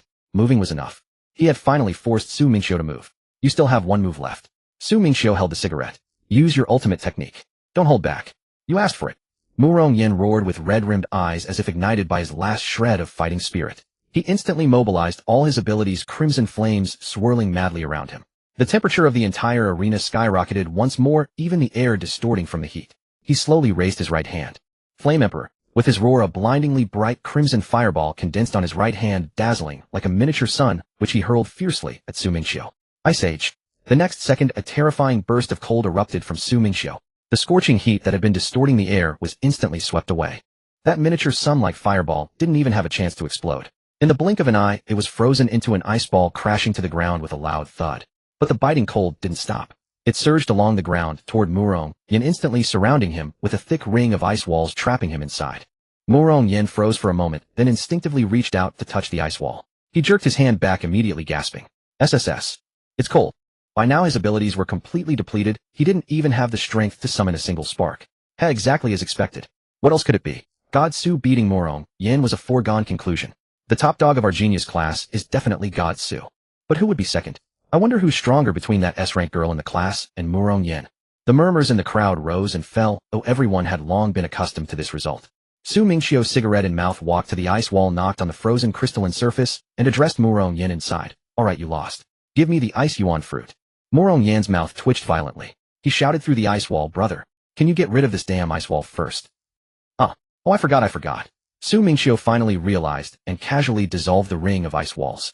Mu Rongyan shook his legs, numb from the cold, and slowly rose to his feet. A look of genuine defeat settled on his face as he spoke with uncharacteristic candor.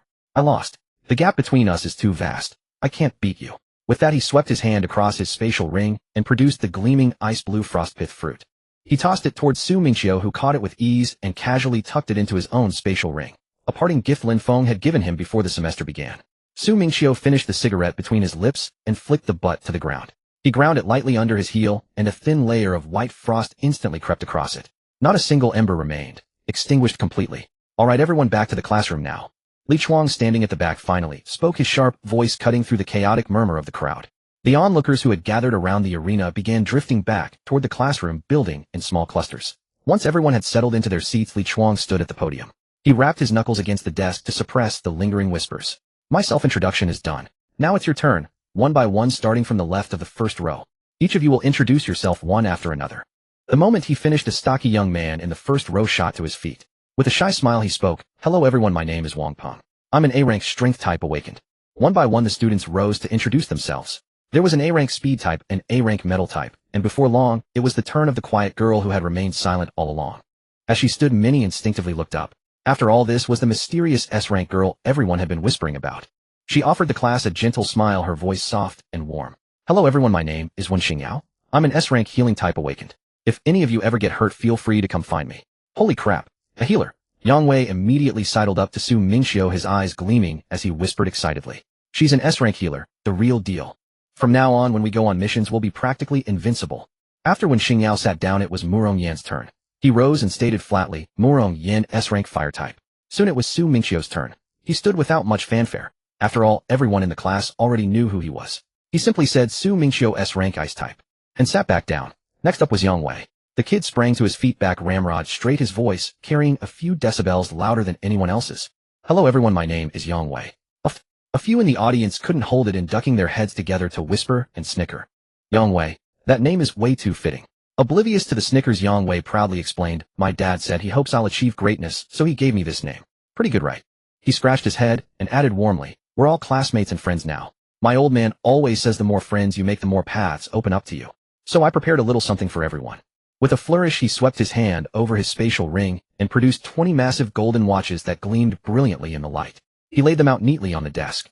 Watching the scene unfold beside him, Su Mingqiu's lips twitched involuntarily as he mentally rolled his eyes. This kid really is loaded. Damn. Wei Ji. Got to hand it to you, your name is legit. Your old man's got real talent. The classmates around him shouted louder than anyone. Yang Wei burst into hearty laughter, his eyes squeezing into slits with delight. When his laughter subsided, he picked up the stack of golden watches and trotted around the room, pressing one into each classmate's hand, and even handing one to the instructor. Only after every single watch was given out did he happily trot back to his seat. Before long, all the self-introductions were complete, and the students below were still quietly admiring their newly acquired golden watches. Li Chuang rapped the podium, pulling everyone's wandering attention back. All right, self-introductions are done. Now listen up. Head outside. Men to the left room, women to the right. Change into your military training uniforms. Our training begins now officially. Before long, everyone had changed into matching camouflage uniforms and assembled in perfect formation on the training ground. Li Chuang stood at the head of the line, scanning the neatly arranged students. He pointed to a bus parked at the far end of the field, emblazoned with the Black Abyss Military University emblem. Everyone aboard. We're heading to the training site now. We'll be spending the next month there. The students filed onto the bus one by one, finding their seats. Li Chuang walked to the front and settled in beside the driver. Yang Wei plopped down next to Su Mingqiu, leaning in with curiosity. Brother Su, where do you think we're headed for training? Su Mingqiu leaned back, stretched, and shook his head. No idea. But judging by the setup, I'd say we're in for a rough month ahead. The bus sped along the winding mountain road. Freshly enrolled and full of excitement, the students chattered away in lively clusters, filling the cabin with a boisterous din. After roughly 3 hours, the bus gradually slowed and finally came to a halt. Noticing this, Li Chuang rose and called out to the rowdy crowd behind him. Enough chatting, time to get off. The students followed Li Chuang off the bus, and as their feet touched solid ground, they found themselves facing a wilderness training camp nestled at the foot of the mountains. Inside the fenced compound stood a variety of training equipment specially designed for awakened individuals. Beyond the camp stretched rolling green mountains and a vast lush primordial forest. At the camp's entrance, several sturdy men of similar age to Li Chuang stood in matching instructor uniforms.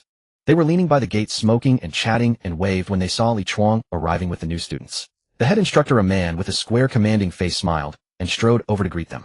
He clapped Li Chuang on the shoulder, his voice booming. You're here, Li Chuang. This year's batch looks spirited. Good. He tossed his cigarette butt to the ground and ground out the embers with his heel. After exchanging pleasantries with Li Chuang, he raised his booming voice. Listen up, you lot. I'm Wu Yue, your head instructor for this training.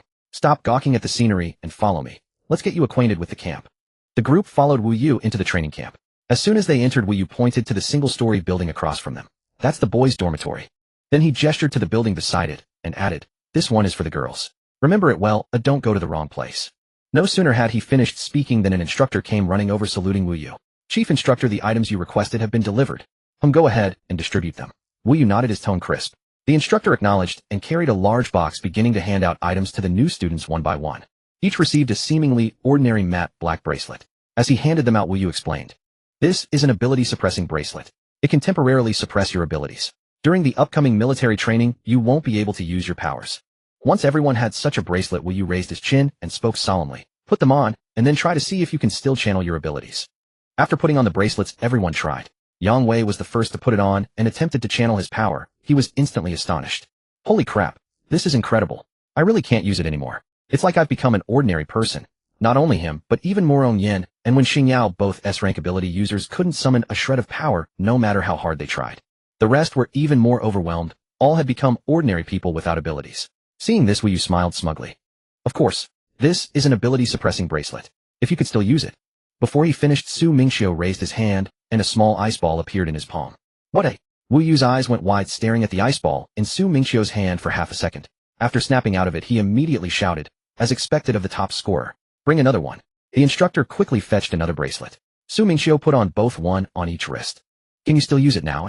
Wu Yu leaned in to stare at him. Su Mingqiu tried again, and another ice ball emerged, floating on either side of his hand. Su Mingqiu frowned. I can still condense them, but the power feels much weaker. He repeated the attempt several times.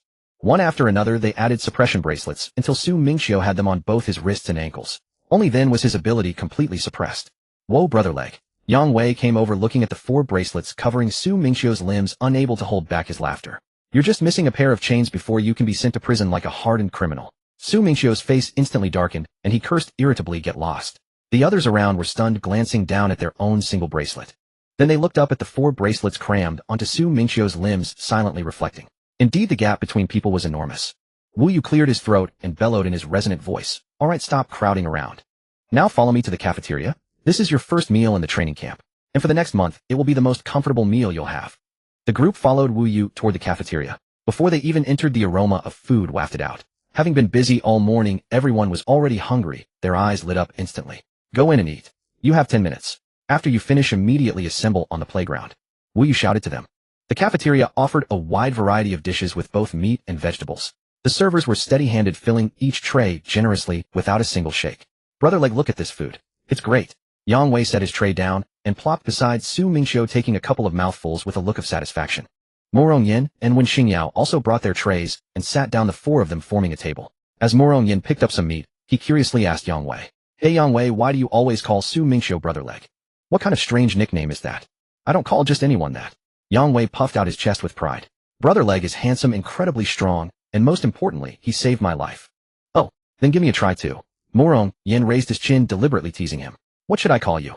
Yang Wei rolled his eyes and said disdainfully, "You got beaten up by Brother Leg. Practice for a few more years." Wen Xingyao, overhearing their banter, couldn't help but cover her mouth and chuckle. Morong Yan's face darkened at the retort. He put down his chopsticks and rolled up his sleeves. "Come on, let's spar. I may not be able to beat Su Mingqiu, but I can certainly take you down." Yang Wei immediately chickened out, hiding behind Su Mingqiu. "Brother Leg, save me." Su Mingqiu urged them. "All right, finish eating quickly. We only have 10 minutes for the meal. If we're late, there will probably be consequences." Exactly 10 minutes later, everyone had assembled on the playground on time, no one late. Wu Yu stood before the neatly lined up group. "Oh, not bad. You kids are punctual. I was thinking if you were late, I'd give you a little punishment. See that red flag at the top of the mountain?" Wu Yu pointed to the peak of the green mountain nearby, where a small red flag was visible from afar. "Now put on the backpacks at your feet." Everyone looked down, seeing a fully packed large backpack beside each of them. They quickly picked them up. As soon as they lifted them, someone couldn't help whispering, "Holy crap, why is this so heavy?" "It's a weighted pack." Wu Yu said expressionlessly. "Your task is to climb to the mountaintop, retrieve that red flag, and then return here to report all before tomorrow." "Oh, so that's why they banned our abilities. They want us to climb the mountain with weighted packs." Yang Wei muttered under his breath. "All right, stop standing around. Move out." At Wu Yu's command, everyone set off toward the green mountain, carrying heavy backpacks. After watching the new students' figures disappear into the distance, Li Chuang stepped forward and asked Wu Yu, "Chief Instructor, do you think these kids can complete the task?" Wu Yu shook his head, took out a cigarette, lit it, took a drag, and said slowly, "Completing the task is not the goal." A group of people carrying heavy backpacks finally trudged their way to the foot of the mountain. They looked up, and the summit was so high it was nearly lost in the clouds which wreathed the mountainside in mist. "Damn it, can we even make it up there?" Yang Wei blurted out, his face etched with despair. "I don't think we could climb this even without the extra weight." "What's wrong?" Morong Yin walked over and patted his shoulder. "Scared already? If you're scared, just call me Brother Yin, and I'll carry your pack for you." "Scared? The word scared doesn't exist in my vocabulary." Yang Wei shot back defiantly. Then, gritting his teeth, he charged up the mountain with his backpack taking the lead. Everyone's stamina held up at first, but after nearly 2 hours of hiking, 4 of the girls were completely spent. Panting heavily, they crouched by the roadside, unable to take another step. I can't go on." "Me neither." Su Mingqiu looked up at the sky, then checked his watch, his brow furrowing. "No good. We can't afford to rest here, there's no time." He walked straight over to the girls, picked up 2 of their backpacks, and slung them over his own shoulders. His physique had long been enhanced by his SSS class ability, and having already broken through to the 2nd tier, this extra weight was nothing to him, completely manageable. Who else has the strength to help carry their packs? Su Mingqiu called out to the other boys. Morong Yin immediately came over, took one of the bags, and said breathlessly, "I can manage one." Wang Peng also hurried over and grabbed the last one, scratching his head. "I'm an A-class strength user, and I'm in decent shape. I can handle this one." "All right, let's move out." Carrying 2 backpacks, Su Mingqiu took the lead at the front of the group. The girls looked at them and quickly expressed their gratitude. Thank you so much." After another 3 hours of hiking, everyone was on the verge of collapse. They found a flat spot and stopped to rest. The girls felt too embarrassed to keep letting the others carry their burdens. After a short rest, they took their backpacks back, gritting their teeth and bearing the weight themselves. Meanwhile, Yang Wei pulled a mountain of delicious snacks out of his spatial ring. Beef jerky, chocolate fruit. He had everything, and he handed it all out to everyone. "Whoa, bro Wei, you're my real brother." The boy, who was nearly collapsing from exhaustion, got his snack and was instantly thrilled. "Oh, it's nothing. You guys eat up. We're all friends here, no need to be polite." Yang Wei waved his hand dismissively, wearing a magnanimous expression. Then he took a box of the most delicately packaged beef jerky, sidled up to Su Mingqiu, and offered it to him. "Bro Legs, try this one. This is definitely good. My dad specially prepared it for me." Su Mingqiu took a bite, and it was indeed delicious. Unknowingly, the sky gradually darkened. After resting for about half an hour, everyone packed up their things and continued their ascent towards the summit. But they hadn't gone far when a rustling sound suddenly came from the grass beside them. Before they could react, a pack of green wolves burst out from the thicket, 10 of them in total. All of them were mid-first-tier mutant beasts, and they immediately surrounded the group. What the hell? The instructor didn't say there'd be mutant beasts here. Someone instantly panicked. We're doomed. Our abilities are sealed now, so we have to fight with our bare bodies. Everyone quickly dropped their loads and got into a defensive stance. One of the green wolves charged straight at Mingqiu. He sidestepped easily to dodge it, then grabbed the wolf by its tail. With a powerful swing, he slammed the wolf hard onto the ground. Before the beast could get up, Mingqiu leaped onto its back. Clenching his fist, he pounded the wolf's head again and again.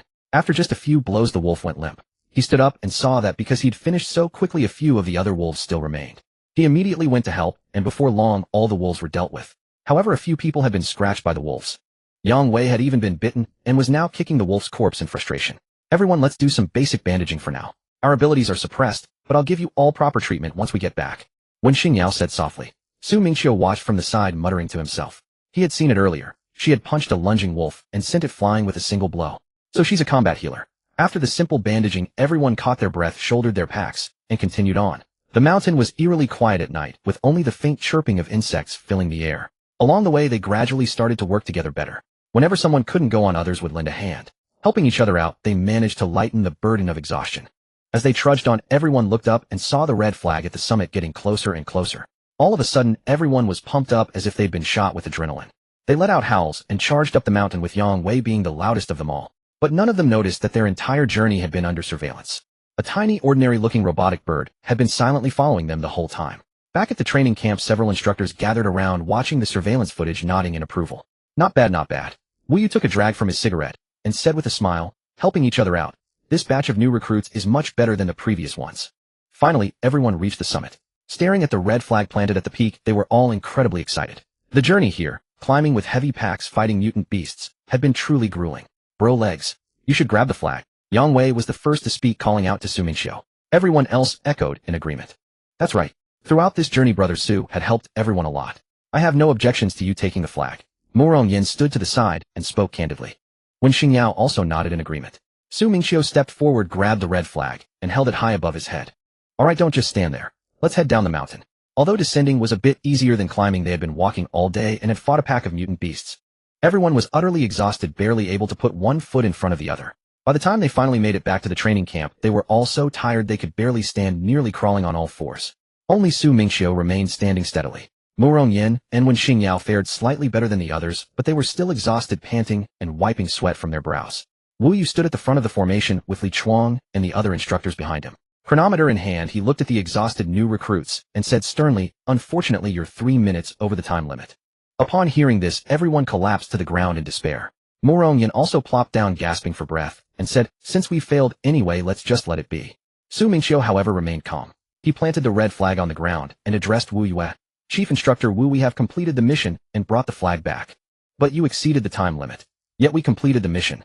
Mingqiu smiled, pulled out a cigarette pack from his pocket, and distributed it to Wu Yue, Li Chuang, and several other instructors. He lit one himself, exhaled a puff of smoke, and said leisurely, this mission itself was an impossible task. Chief Instructor, your true intention was actually to teach us unity. When carrying heavy loads, some classmates couldn't hold on, so everyone helped each other. The same happened when encountering beasts. We have already achieved that, so I believe our mission is complete. Hearing Mingqiu's words, the others suddenly realized and felt it made perfect sense. Brother Leg, you're absolutely right. Yang Wei shouted first. Wu Yu stared at him with a stern face. Oh, and what if you guessed wrong? Mingqiu took a drag on his cigarette and waved his hand. Then I'll accept the punishment. As soon as he finished speaking, Wu Yu burst into applause, clapping for Mingqiu. Well done, kid. You guessed correctly. My true goal was to teach you all unity.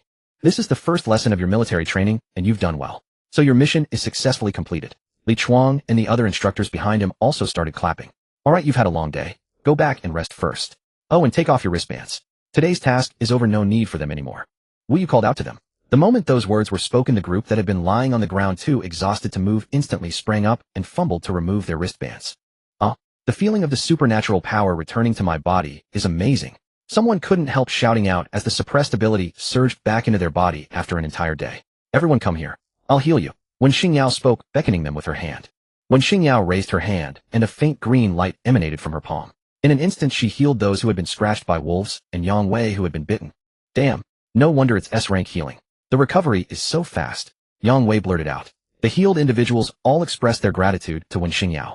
Wen Xingyao smiled softly and said, no need to thank me. It's my duty. Then everyone headed toward their dormitories. After washing up, they were all so exhausted that they collapsed onto their beds, finally able to catch their breath. Lying in bed, they chatted idly. I wonder what tomorrow's training will be like.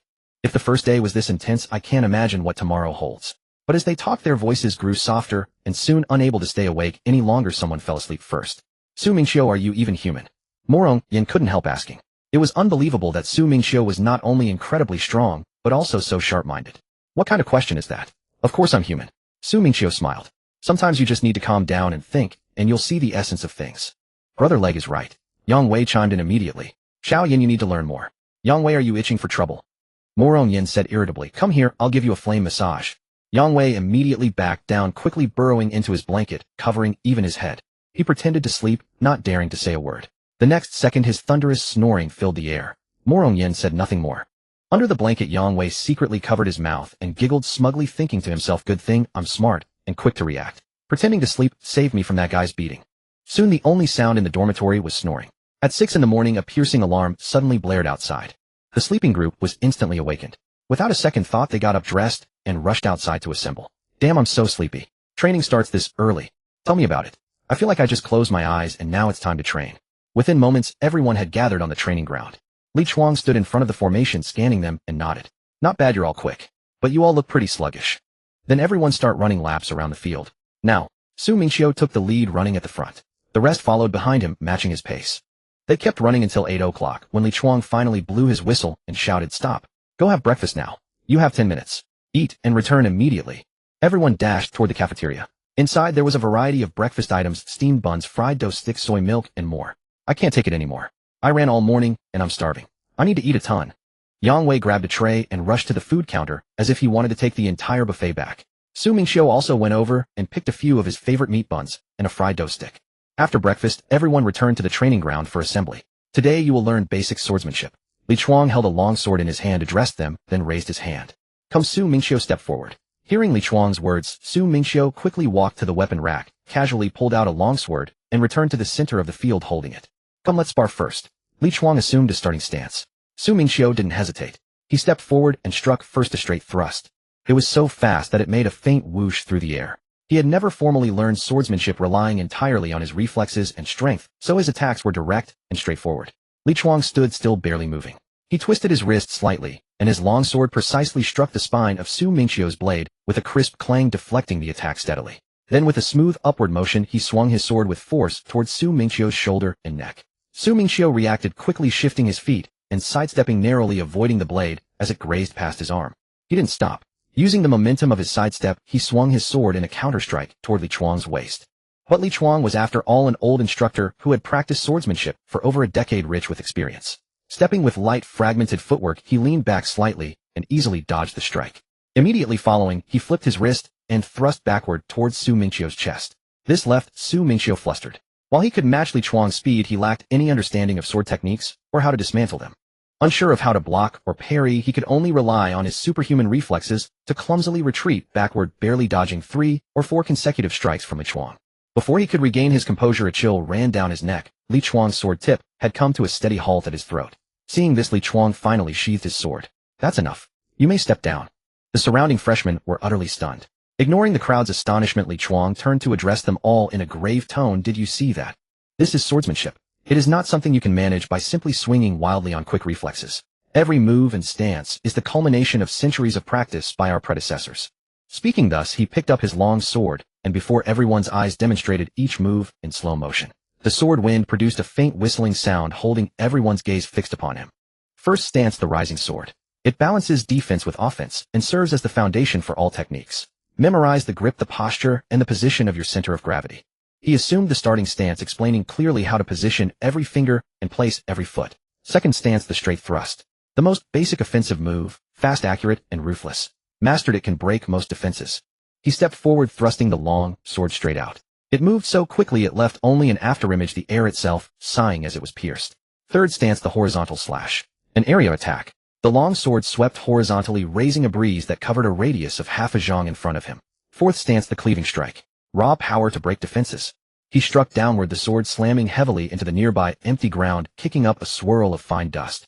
Fifth stance: the upward lunge. Attack the lower body. With a flip of his wrist, the long sword rose from below in one clean, crisp motion. Sixth stance: the point strike. Precision strikes. His fingertip tapped lightly, and the sword tip landed precisely on a nearby stone, leaving a small shallow indentation. Seventh stance, the returning guard. A defensive technique. He rotated his wrist, bringing the long sword back to his front to assume a defensive posture. Having demonstrated all the moves, Li Chuang sheathed his sword and called out to them in a deep voice. All right, did you all understand? Now each of you go fetch a sword. Practice these 7 stances from the beginning. For the rest of this morning, practice only these 7 moves until I am satisfied. No sooner had he finished speaking than Yang Wei let out a whoop and rushed toward the weapon rack. The others snapped back to reality and surged forward to grab swords.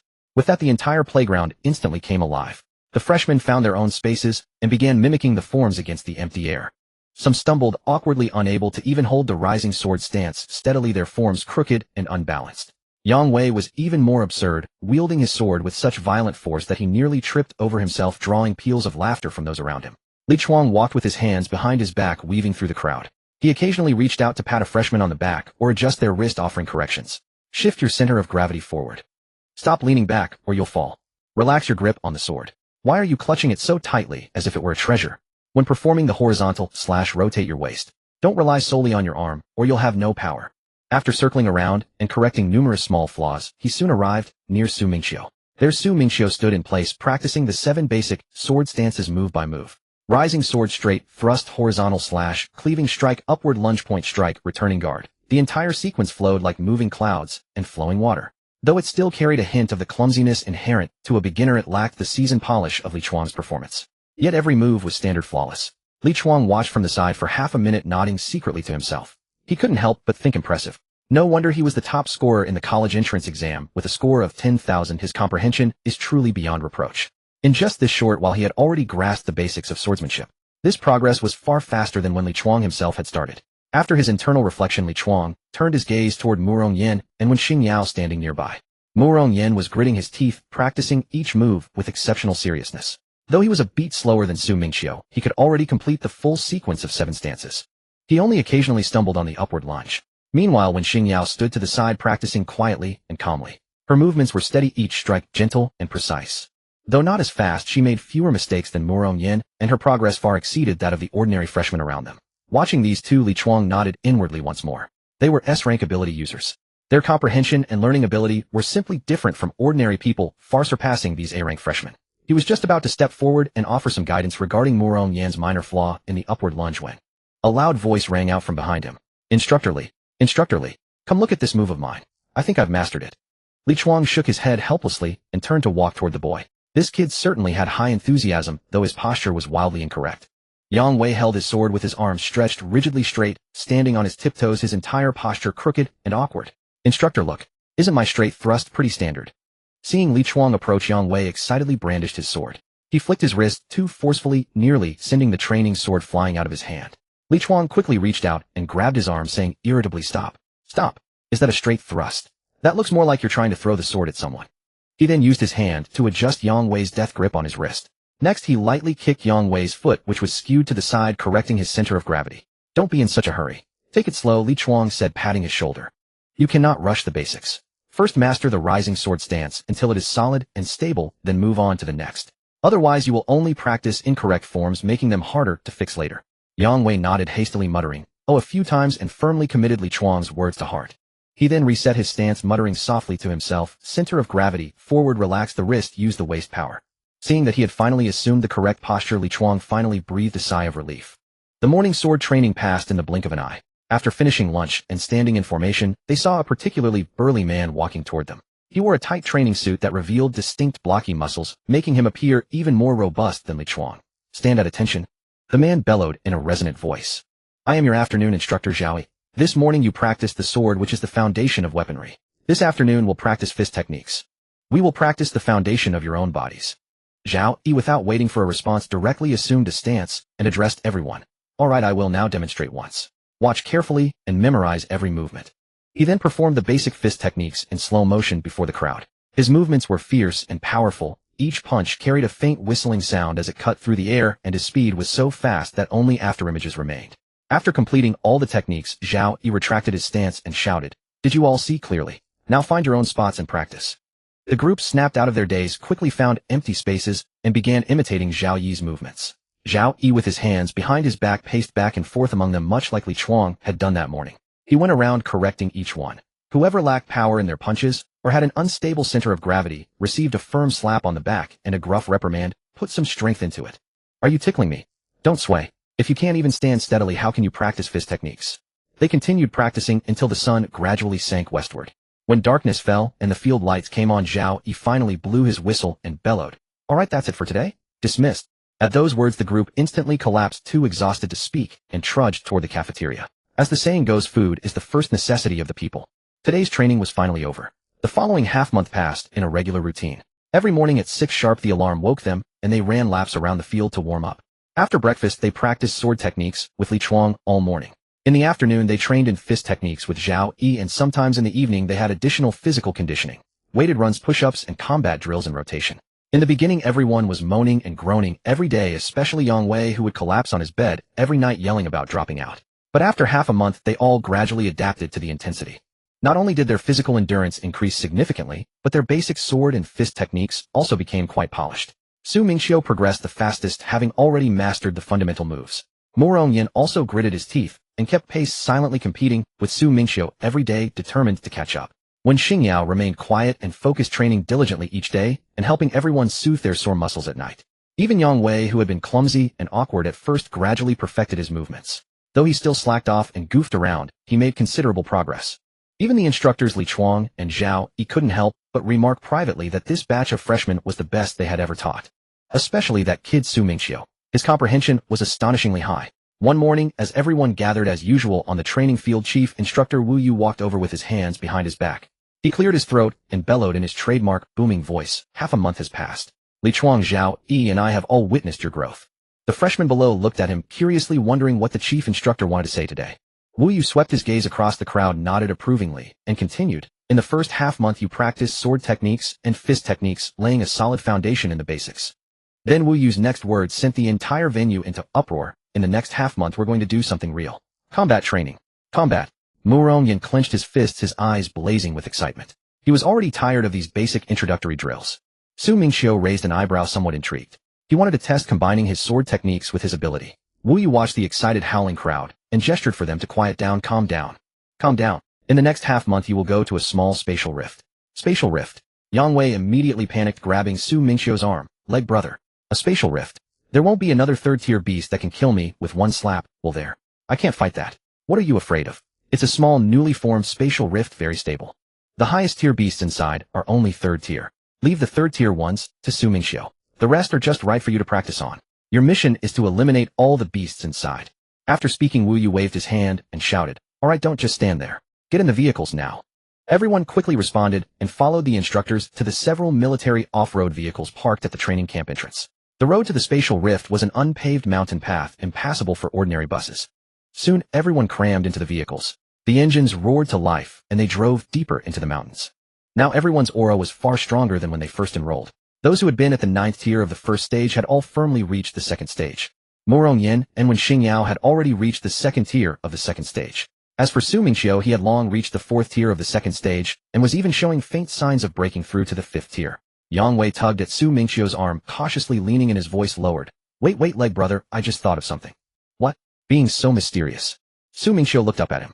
Don't you think this time when we go in the spatial rift might suddenly expand like it did during the college entrance exam? Oh, cut it out. Mu Rongyan rolled his eyes and snapped back, smacking Yang Wei's head. Just shut your jinxed mouth. Can't you wish for something good? I'm just worried. Su Mingqiu couldn't help but laugh. Relax, it shouldn't happen.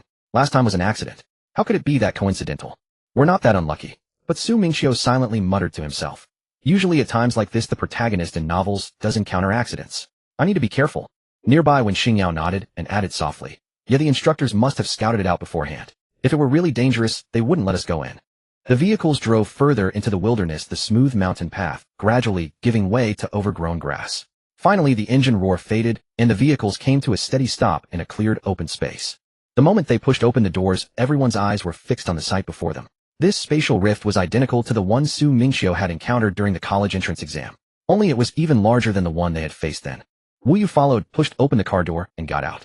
He waved at the crowd and said, come over here. After you go in, make sure to wear this wristband. He opened the box beside him, revealing rows of pale blue wristbands. They looked similar to the suppression bracelets from the previous military training, but with a small glowing screen added on top. After you go in, each of you will be teleported to a different location. Wu Yu explained as he handed out the wristbands one by one. This wristband can display the locations of all of you, making it easier to regroup. Everyone took the wristbands, quickly put them on their wrists, pressed the switch, and the screens lit up instantly. Indeed, a simple map appeared with tiny dots representing each person's location. After everyone had put on the wristbands and confirmed they were working properly, Wu Yu nodded at them and gave a low command. Alright, everyone ready. If there's no problem, go in. As soon as they passed through the spatial rift, a dizzying sensation hit them instantly. When everyone came to their senses and steadied themselves, they were all stunned by the scene before them. This was a world made entirely of water. As far as the eye could see, there was nothing but an endless blue ocean with only scattered islands standing alone on the water's surface. Many people, when teleported down, landed directly in the water, instantly becoming drenched, and they splashed their way to the nearest island. As for Mingqiu, when he was teleported down, he landed directly on the water's surface. However, the expected scenario of falling into the water and getting drenched never occurred. The moment he landed, the water beneath his feet instantly froze into a hard sheet of ice. He stood there steadily on both feet. Mingqiu looked up at the nearby island and stepped forward, walking toward it. Every patch of water he stepped on instantly froze into ice at his feet. A long ice path stretched out behind him across the sea. Mingqiu soon reached the nearest island. The moment his feet touched the island's soil, he raised his hand to check the positioning wristband. The simple map on the screen was very clear. The island he was on now only showed his own dot. However, on an island not far from him, there were 3 teammates' dots. Alright, then he would have to deal with the beasts on this island first before going to join them.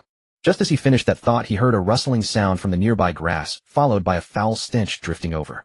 A dense swarm of creatures rushed out. They turned out to be a group of giant cockroach beasts. Each one was 2 meters long with dark, oily shells moving in swarms. A truly horrifying sight.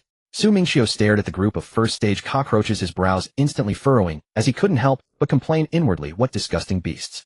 Without hesitation, he focused his mind, and a sword of ice instantly materialized in his hand. Gripping the sword, he charged straight at the swarm of cockroaches. With each swing of the ice sword, he took down 1 cockroach.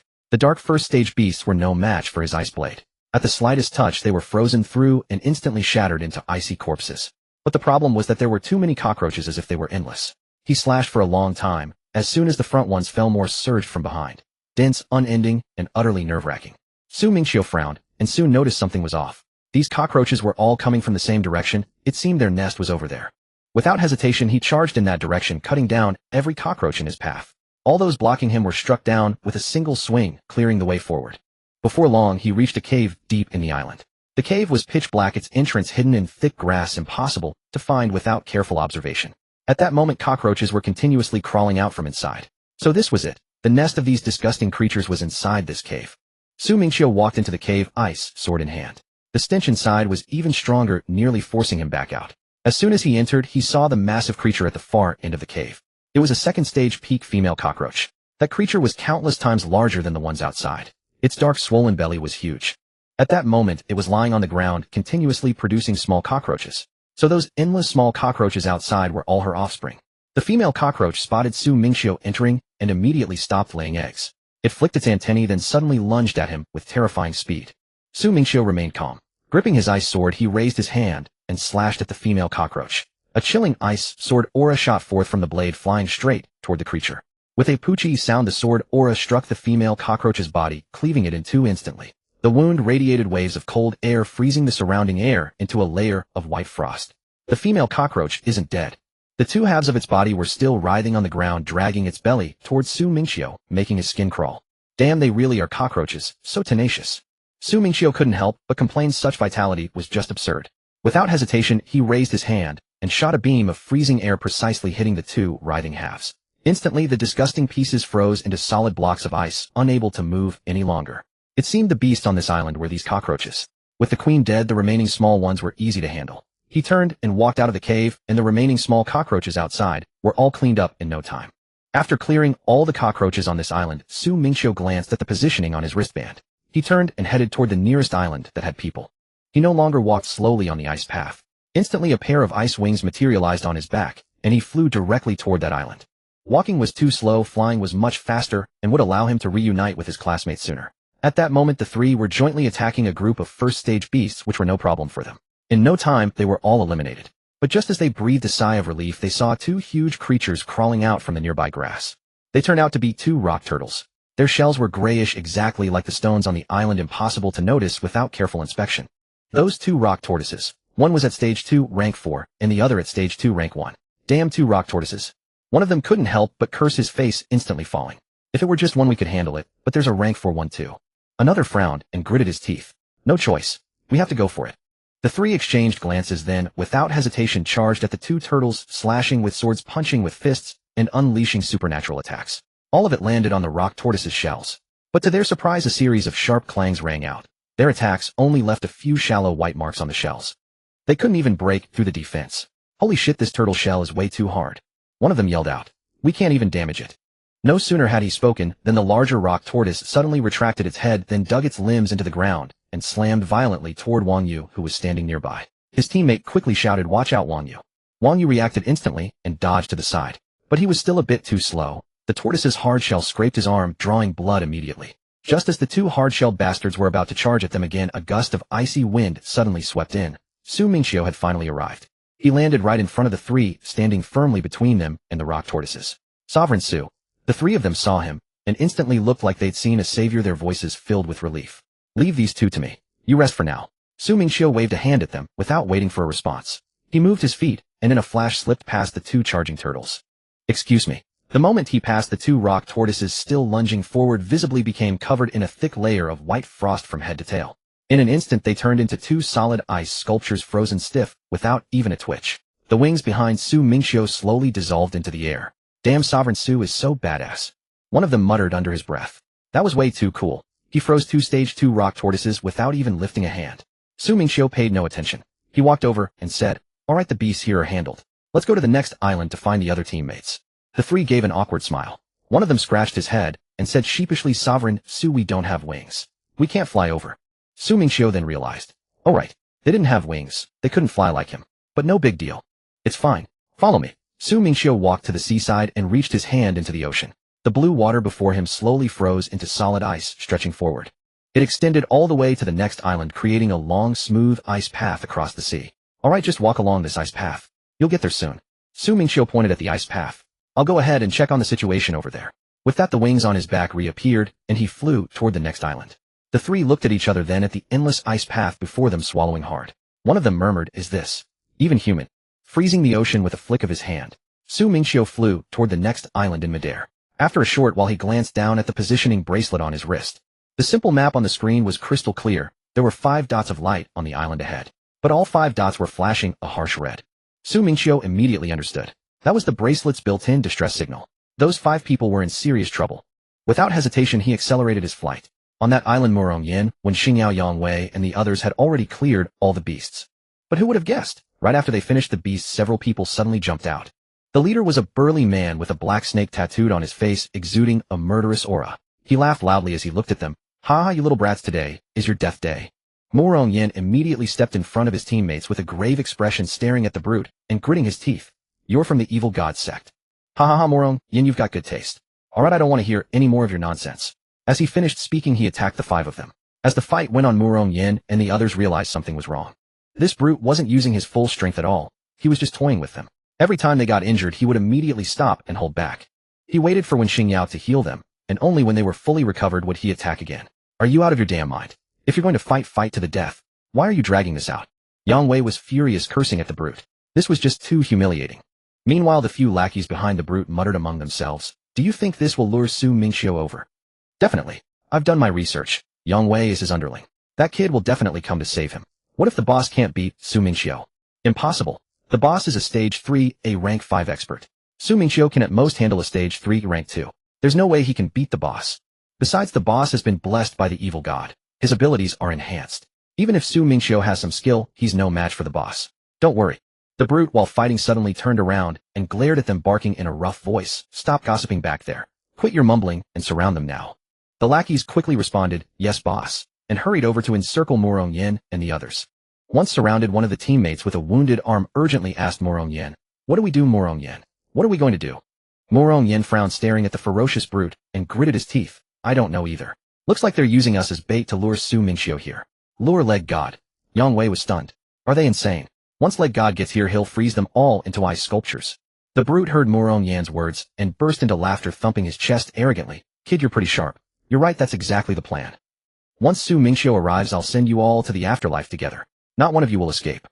At that moment, a gust of frigid wind swept in. Su Mingqiu descended from the sky, landing steadily before the group, and addressed the arrogant big man. I heard you were looking for me. Brother Leg, you're here. Yang Wei jumped up excitedly the moment he saw him. All his earlier frustration vanished, and his eyes lit up.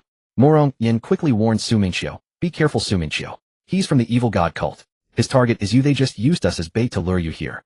Ha ha ha.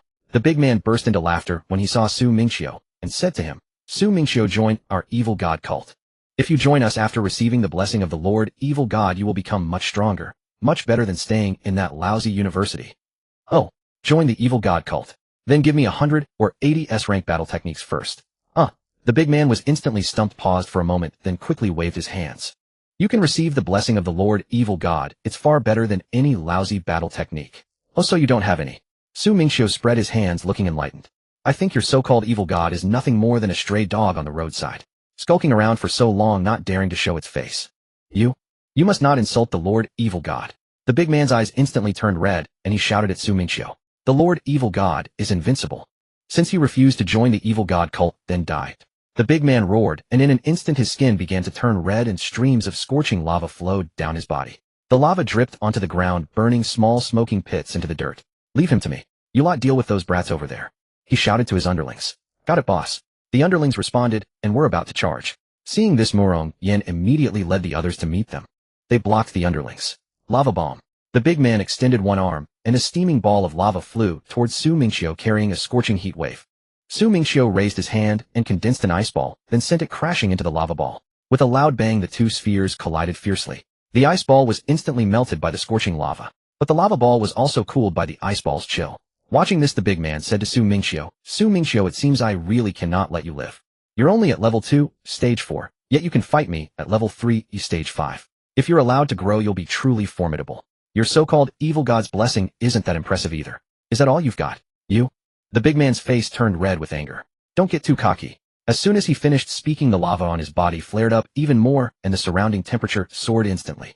Lava burst. He began frantically compressing his lava. Kid, let's see if you can handle this move. Seeing his posture, Su Mingqiu knew he was charging a big move. How could he give him a chance? A bone-piercing cold air shot out toward him. The big man saw Su Mingqiu attacking him and had no choice but to dodge quickly. But with that dodge, the big move he had been charging for a long time was instantly interrupted. He pointed at Su Mingqiu, trembling with rage. You have no martial ethics. You attacked me sneakily. Su Mingqiu looked at him with amusement. What era are you living in? Still using techniques with a wind-up? Nowadays everyone uses no wind-up and no recovery. You're outdated. The big man was stunned. What, no wind-up and no recovery? What is that? He couldn't understand at all. Now let me send you on your way. Next life, practice your moves more. Don't use such slow, deadly big moves. Su Mingqiu walked toward the big man. With each step, the chill around him grew stronger. The big man looked at him, his heart suddenly skipping a beat. This kid must not be allowed to live. If he grows any further, what will happen? Just as he finished this thought, Su Mingqiu punched toward his head. The big man quickly raised his arm to block. But who would have thought the moment his hand touched Su Mingqiu's fist, a layer of white frost instantly formed. It was gradually being frozen bit by bit. However, the big man reacted quickly and hurriedly activated his lava ability. The frozen parts slowly thawed. The two of them kept fighting like this. As they fought, the big man shouted at Su Mingqiu, kid, just give up already. I am lava. I have you completely suppressed. In his mind, he muttered, humph, let's see how long your ice ability can last. Once you run out of energy, how will you fight? But as time passed, he began to doubt his own existence. No, this isn't right. How is this kid's ability getting stronger the more he fights? His lava should have been the counter to ice. But now he had to expend more energy just to resist Su Mingqiu's freezing. I can't let this continue, or I feel like I'll be drained to death by this kid. Thinking this, he quickly pulled back sharply, not daring to fight Su Mingqiu at close range anymore. Su Mingqiu was puzzled by his sudden retreat and frowned. Why are you running? He had just been enjoying the fight, which was perfect for consolidating the boxing techniques he learned in the training camp. This was a perfect human punching bag, so why did he run? Hearing this, the big man was so furious he almost spat blood. This kid actually treated him as a human punching bag. Meanwhile, the three teammates who had followed the icy path Su Mingqiu left behind arrived. Just as they rushed over, they saw Morong Yin and the others surrounding several evil god cult members. Without a word, the three grabbed their weapons and charged into the fray. In no time at all, they had wiped out all the evil god cult members. When Xing Yao was crouching on the ground, a faint green light glowing at her fingertips as she treated the wounds of those who had been cut. The others stood aside, watching from a distance in the direction where Su Mingqiu and the tattooed big man were confronting each other. Let's just wait here. Going up won't help, it'll only hold God Su back. Hearing this, everyone nodded. They all knew in their hearts that he was a level 3 stage 5 ability user. Them going up would only cause trouble. But Yang Wei couldn't hold back and shouted in his loud voice, "Brother Leg, go for it. Beat this bastard to death." His shout was deafening. Instantly, it enraged the tattooed big man who was staring at Su Mingqiu. The big man turned his head sharply and glared at Yang Wei with malice. "Kid, you just wait. After I finish Su Mingqiu, I'll shove your head up your ass." Yang Wei instantly felt a tightness in his posterior. The moment the words fell, the tattooed giant was completely driven mad, abruptly unleashing his full supernatural power. Suddenly the skin all over his body split open. Crimson magma wildly splashed out from the wounds. He had transformed into a walking volcano. Meteor volcano. He roared out the name of his ultimate move. The next second the sky above instantly darkened. Countless magma meteors fell densely from the heavens.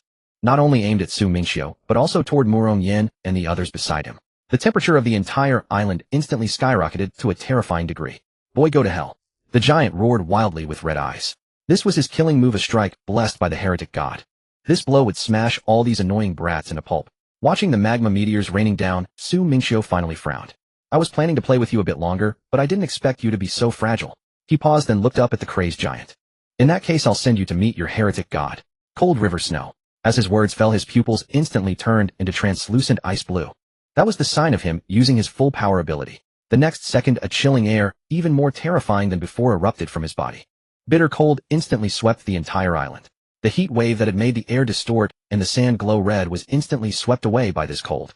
Those magma meteors that were about to hit the ground instantly stopped in the cold. The crimson magma cooled and solidified at a visible rate, turning into glistening ice blocks in the blink of an eye. They crashed to the ground with a crackling sound, shattering into ice chips. The giant tried to raise his hand to defend, just about to summon his power. As soon as a bit of magma emerged from his palm, it was instantly frozen into a thin layer of ice. The cold climbed rapidly up his arm so fast he had no time to react. In the blink of an eye, it spread from his fingers to his arm, then to his chest, and finally his entire body was frozen into a lifelike ice sculpture. He remained frozen in the posture of reaching out, rigidly fixed in place. Murong, Yang Wei, and the others nearby were already dumbfounded. Suddenly, the hard frozen ice sculpture let out a crisp crack, then exploded with a bang. Before anyone could react, a strange blood-red light point, as fast as lightning, shot out from the shattered ice. In an instant, it imprinted on Su Mingqiu's wrist, leaving a strange pattern. "Damn!" Murong Yan's face changed drastically, and he rushed over. He grabbed Su Mingqiu's wrist and stared at the mark. "This is the heretic god sect's tracking mark. Every follower blessed by the heretic god will leave this mark on their killer upon death. With this mark, the heretic god sect can track and hunt you down, and you can never shake them off." At that moment, a familiar mechanical voice suddenly sounded in Su Mingqiu's mind. "Ding. Detecting tracking mark processing. Forced removal complete." The moment the voice fell, the strange red mark on Su Mingqiu's wrist disappeared silently, as if it had never existed. Not even a trace remained. Murong Yin was still frowning, thinking about how to help Su Mingqiu deal with the mark. But when he looked up, he saw that his wrist was clean with no trace at all. He was instantly stunned, staring with wide eyes in confusion. "Hey, where's the mark?" Murong Yin rubbed his eyes repeatedly, almost thinking he was seeing things. "What? How? How did it disappear?" Su Mingqiu raised an eyebrow, playing dumb while knowing the truth. "Who knows? Maybe the heretic god is afraid of me and didn't dare to leave a mark. That's not scientific." Murong Yin muttered quietly. But halfway through his words, he suddenly realized something. Everyone has their own secrets, especially someone as absurdly talented and beyond common sense as Su Mingqiu. He probably has some special trump card. If he doesn't want to talk about it, pressing further would be pointless. With that thought, he stopped asking. Yang Wei had already sidled over. "I told you Brother Leg is awesome. Even the heretic god has to fear him. What's unscientific about that? By the way, what exactly is the heretic god sect?" He knew that Murong Yin was from one of the 4 great families. He must have been exposed to many secrets unknown to ordinary people. Much more knowledgeable than Yang Wei, who had just transmigrated not long ago, and only had a superficial understanding of the world's hidden truths. Upon hearing this, Murong Yin stroked his chin and instinctively lowered his voice. "The people of the heretic god sect all worship a so-called heretic god. No one has ever seen what that heretic god looks like. All we know is that he is not from this world. He is an existence from beyond the heavens." He paused, then added, "But it seems that the heretic god cannot come to our world. It's blocked by something. He can only send a sliver of his power across worlds. That is the so-called heretic god's blessing. The guy before was a follower blessed by him." Su Mingqiu's heart stirred slightly upon hearing from beyond the heavens. He himself had traversed from another world. He didn't expect this world to have such an unknown, otherworldly existence. Yang Wei's eyes went wide instantly, and he yelled, "Holy crap! Beyond the heavens. That mysterious." Wen Xingyao was also surprised. Previously, she only knew the heretic god sect was the most wanted insane cult, but she never knew there were so many unknown details. Murong Yin continued. It is said that the leader of the heretic god sect has received the most power from the heretic god, and is absurdly strong. That guy just now was probably just a low-level fringe follower receiving only a sliver of the heretic god's power. Then why not just wipe out the heretic god sect? Yang Wei scratched his head and asked his question. In his view, such a dangerous cult could be eliminated by simply sending troops. But Murong Yin rolled his eyes and looked at him as if he were an idiot. You think the country doesn't wanna? The problem is they can't find them. Those bastards hide deeper than rabbits. The country had organized several sieges before, but each time they came up empty-handed. They even counter-killed many people, impossible to catch them all. Yang Wei rubbed his head and suddenly thought of something, frowning as he said, wait, didn't the instructor check everything when he came to investigate this spatial rift? How could these heretic god sect guys still sneak in? Just then when Xingyao, who had been mostly silent, suddenly chimed in softly from the side, I bet the instructor did it on purpose. On purpose? Yang Wei's eyes flew wide open, his face showing utter bewilderment. What do you mean on purpose? Exactly on purpose. Su Mingqiu nodded, picking up where she left off. The instructors must be nearby watching us. The others around them had long since lost the thread of the conversation. They could only stand by as the big shots, Su Mingqiu, Murong Yin, and Wen Xingyao, analyzed the situation. Hearing this, Yang Wei perked up immediately and began scanning his surroundings. Where are the instructors? The moment the words left his mouth, he felt a sharp slap on the back of his head. Wu Yu's familiar booming voice rang out behind him. Stop looking, I'm right here. Wu Yu nodded at them repeatedly. Not bad at all. You kids are much sharper than I expected. His gaze then fell upon Su Mingqiu. I thought I'd have to step in and deal with that guy myself, but you took care of him on your own. You little monster. That fool actually thought we hadn't spotted him. If we hadn't deliberately let him slip through to give you young one some practice with his skills, do you think he could have sneaked into this spatial rift? No way. When he saw that evil god mark earlier, he was planning to help Su Mingqiu remove the troublesome thing once we got back to school. But then the mark vanished on its own. He didn't ask how it had disappeared. Everyone had their own secrets. Alright, enough chatter. Wu Yu clapped his hands. Next we clear out all the remaining beasts in this spatial rift. Once that's done, this practical training exercise is over. With that he waved his hand and left. Let's go, time to clear the map. Su Mingqiu took the lead, heading toward the next island, and the rest quickly followed. 10 days passed in a flash. During that time the group shuttled between islands, clearing out beasts. They honed their abilities relentlessly through real combat, breaking through like rockets. Su Mingqiu had already advanced to Tier 2, Level 5. Murong Yin and Wen Xingyao had both broken through to Level 3. As for the others, many had seized this opportunity to reach Level 2. Only a handful remained at Level 1, though they were all much stronger than when they first entered. By now everyone had regrouped and fought their way to the last island in the spatial rift. As soon as they set foot on the island, Su Mingqiu couldn't help but marvel. True to being the final island, the beasts here were indeed different. Even the weakest peripheral monsters were at Tier 2, Level 1. That was stronger than some of the boss monsters on previous islands. Su Mingqiu walked at the front and spotted a beast charging toward him. With a casual gesture, a blast of cold air engulfed the beast, instantly freezing it solid. He swept his gaze across the surrounding horde and immediately spotted several high-level beasts lurking among them. Before they could pounce, Su Mingqiu casually turned them all into ice sculptures. He left only the low and mid-level beasts for the others to practice on. Alright, these remaining beasts are all yours. Su Mingqiu waved at the group. I'm heading deeper into the island. With that he quickened his pace and disappeared into the island's interior. Be careful, legs. Yang Wei yelled after him. Murong Yin watched Su Mingqiu's receding figure, clenching his fists as he silently lamented. Indeed, the gap between him and that guy was only growing wider. He took a deep breath, suppressing the sense of inferiority, and turned to punch a charging beast. A burst of crimson flame erupted, burning straight through the creature's head. The beast didn't even have time to react before it collapsed stiffly to the ground. Beast, feed me peanuts. Su Mingqiu pressed deeper into the island. At this moment, he was practically a walking refrigerator. His frigid aura radiated outward automatically, requiring no conscious effort. Any beast that came near was instantly frozen solid the moment it reached him. Even the grass and trees along the path were coated in a thick layer of frost from his chilling aura. He carved a trail of ice as he went. After walking for a while, Su Mingqiu heard a strange sound. It was the sound of chewing. Much. He followed the noise and soon spotted a massive black mantis several meters tall, standing in the center of a clearing. It was bent over, gnawing at a beast carcass on the ground. The giant black mantis looked up and saw Su Mingqiu. It stopped eating instantly. The next second it vanished from sight. Running away. The thought had barely crossed Su Mingqiu's mind when he dismissed it. No. At almost the same instant, a thick layer of ice armor materialized behind him. Clang. A sharp sound rang out as the mantis's scythe slammed into the ice armor. The creature wasn't fleeing. It could turn invisible and was trying to ambush him from behind. But its attack was blocked. Then the mantis noticed that a layer of frost was creeping up its scythe, spreading rapidly toward its arm. Panicked, the mantis quickly retreated. Once again it turned invisible and disappeared. A mantis that can turn invisible. Interesting. Too bad the gap between us is too large. That little trick won't work. Time for an indiscriminate attack. Su Mingqiu's frigid aura erupted violently, spreading wildly in all directions.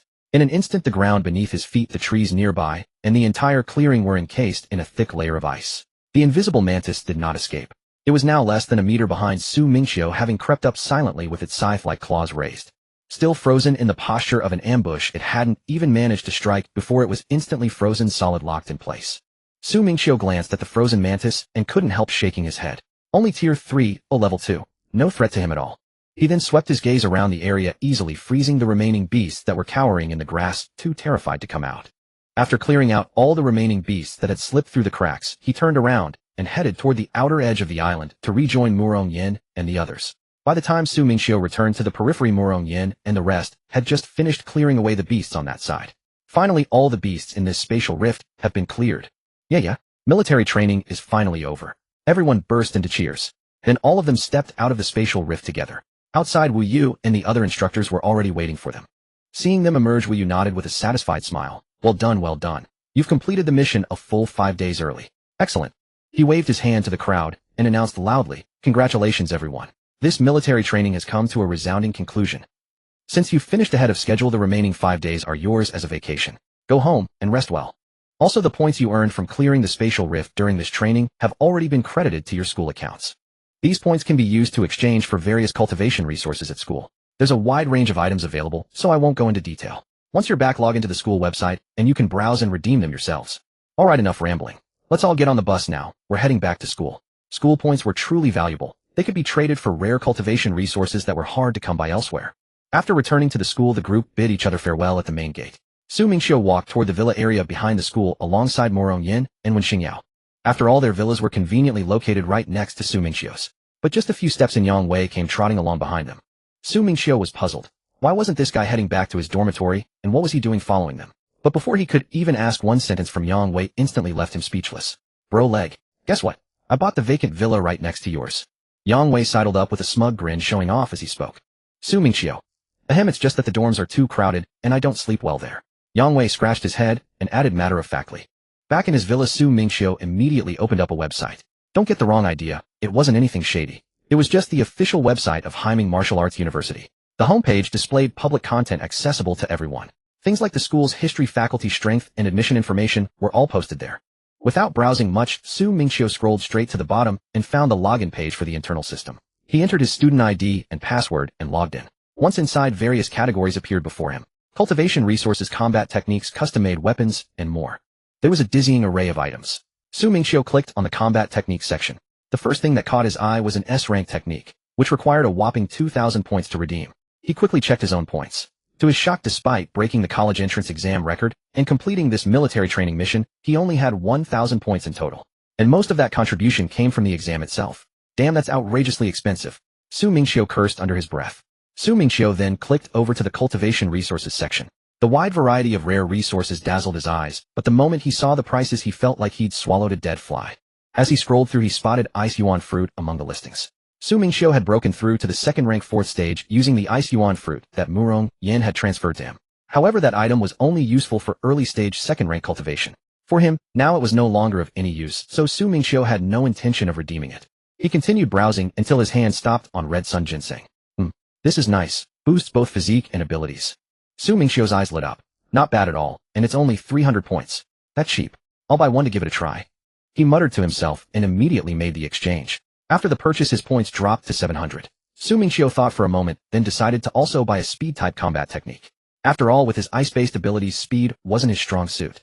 Adding a speed technique would perfectly cover that weakness. S-rank was out of the question. He didn't even have half the points needed. So Su Mingqiu opened the A-rank section and began scrolling. The first thing he spotted was wind control art. Oh, this is great. Not only does it boost speed, but it also lets you fly using the wind. Su Mingqiu's eyes lit up.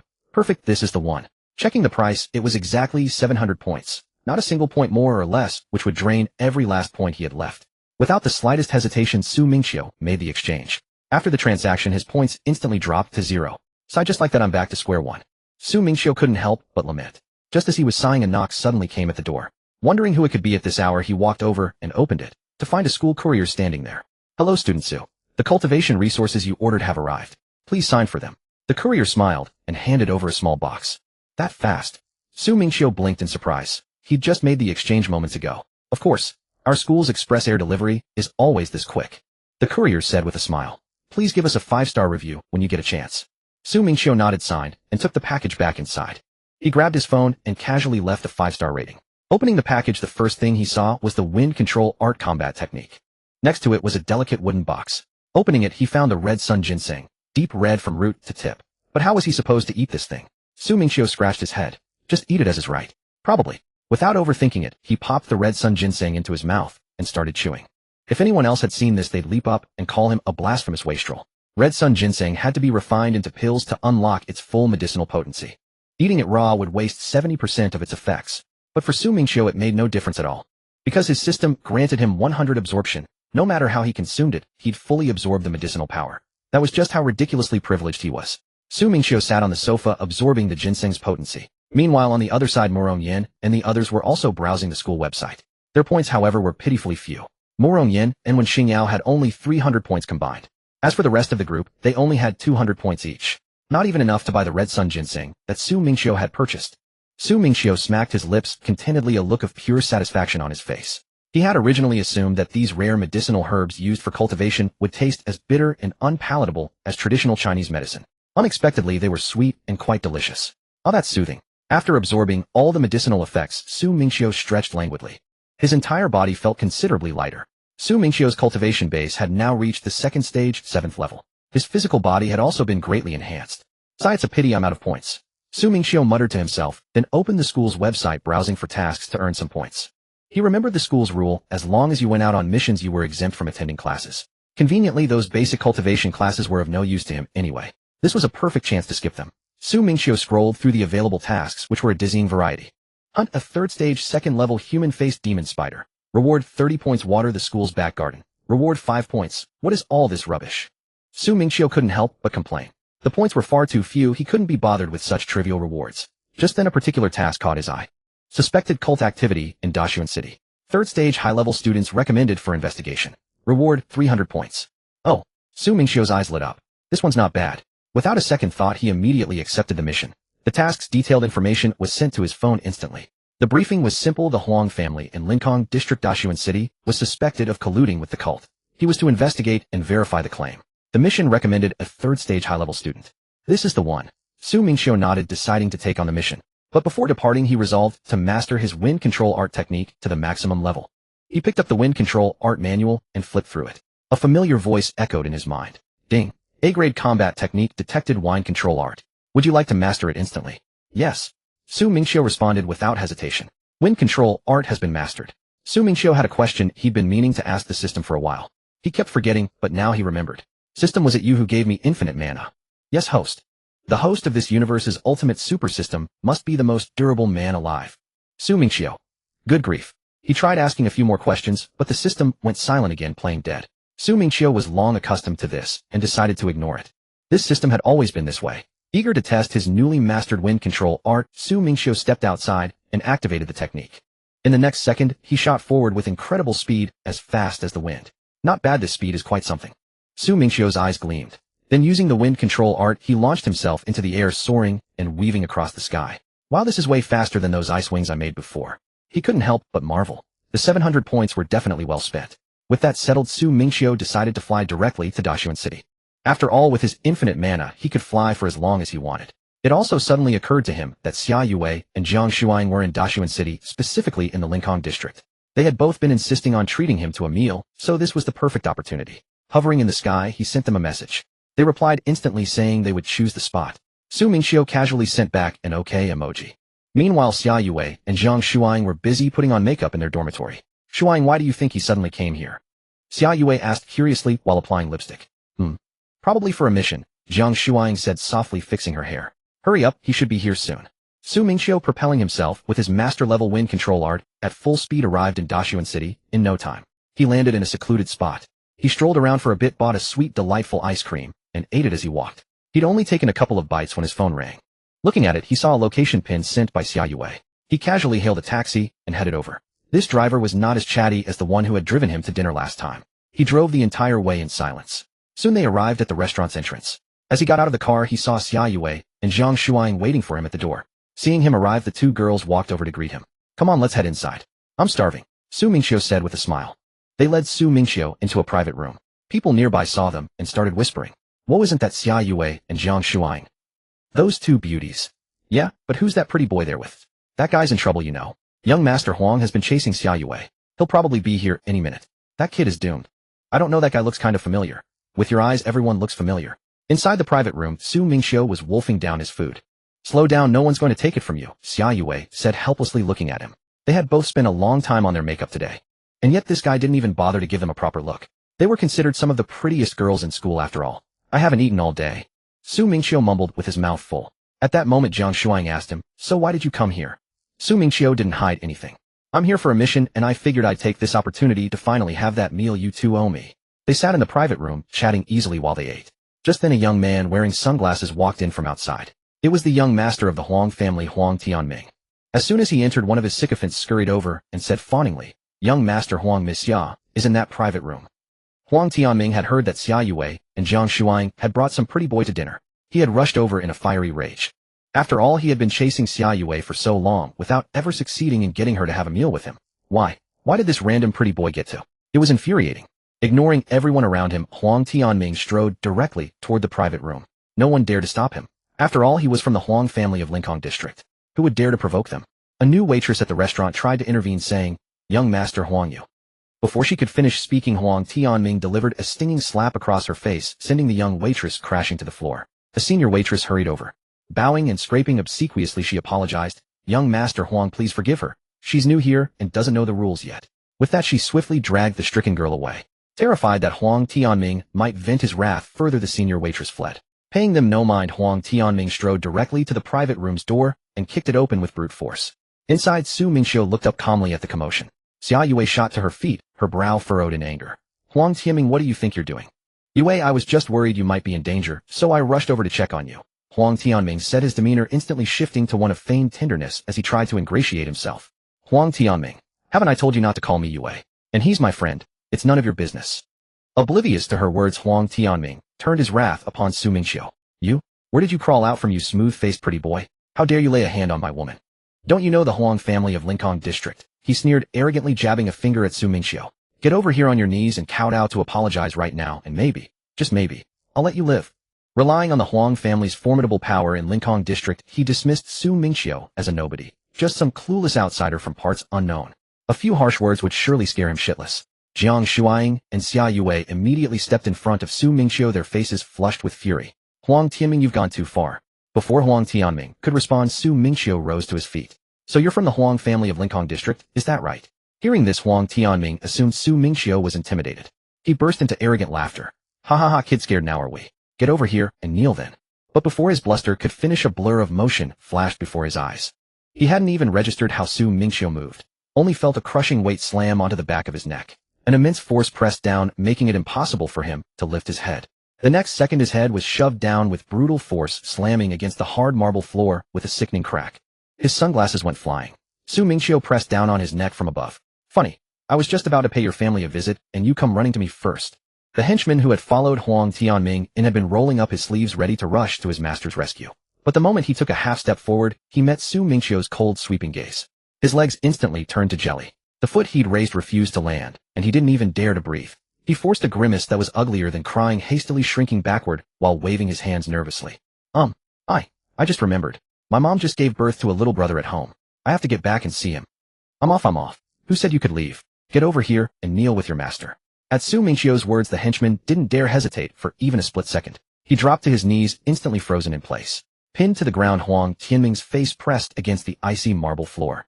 Yet he still managed to yell defiantly, his voice muffled and distorted by the cold stone. Kid, you dare touch me? Do you have any idea what happens when you cross the Huang family?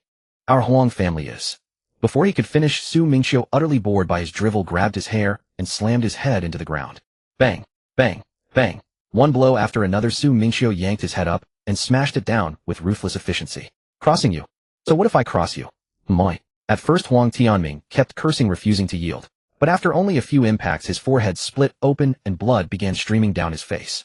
Soon he couldn't take it anymore, crying and begging for mercy. I'm wrong.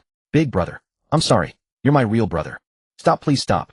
Tears, snot, and blood mingled and ran down his face. He could barely even form words. Stop. I can see my great-grandma. She's waving at me from over there. Brother, I'm sorry. I won't do it again. The commotion in the private room had long since drawn the entire restaurant's attention. A crowd of customers and staff crammed into the hallway, peeking through the door frame, all of them stunned speechless. The new waitress who'd been slapped by Huang Tianming was also hiding behind the others. She clutched her still stinging cheek, her eyes wide with amazement at the scene unfolding inside. Su Mingqiu finally stopped shaking off the blood stains from his hand. It wasn't out of mercy. Huang Tianming was still useful. He was here to investigate the Huang family's collusion with the evil god cult, and this fool was a living witness. Xia Yue and Zhang Shuang walked over. Seeing them, Huang Tianming looked like he'd found his lifeline. Ignoring the pain in his head, he raised his blood-smeared face and begged Xia Yue desperately. Yue, please put in a good word for me. Tell this big brother. Ask him to let me go. I swear I won't do it again. But Xia Yue only gave him a cold, dismissive glance, showing no intention of helping. You've tormented and bullied countless people. Now you're reaping what you've sown. I can't help you. Good luck. Beside her, Zhang Shuang frowned and took a half-step back. I ask you, answer. Got it. Huang Tianming didn't dare protest, even a word, nodding frantically like a rattle drum. He nodded so frantically that the wound on his forehead throbbed with pain, but he didn't dare rub it. Got it. Got it. You asked, big brother, and I'll answer anything. I won't lie, not a single word. Has your Huang family had any unusual changes recently?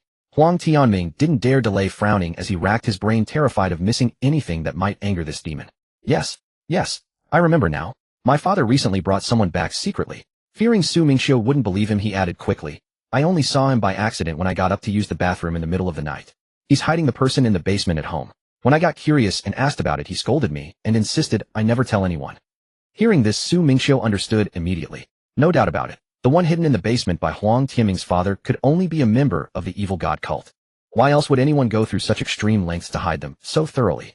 Su Mingqiu turned to look at Xia Yue and Zhang Shuang, who stood nearby, and said to them, You two should leave first. What happens next has nothing to do with you. I need to carry out my mission.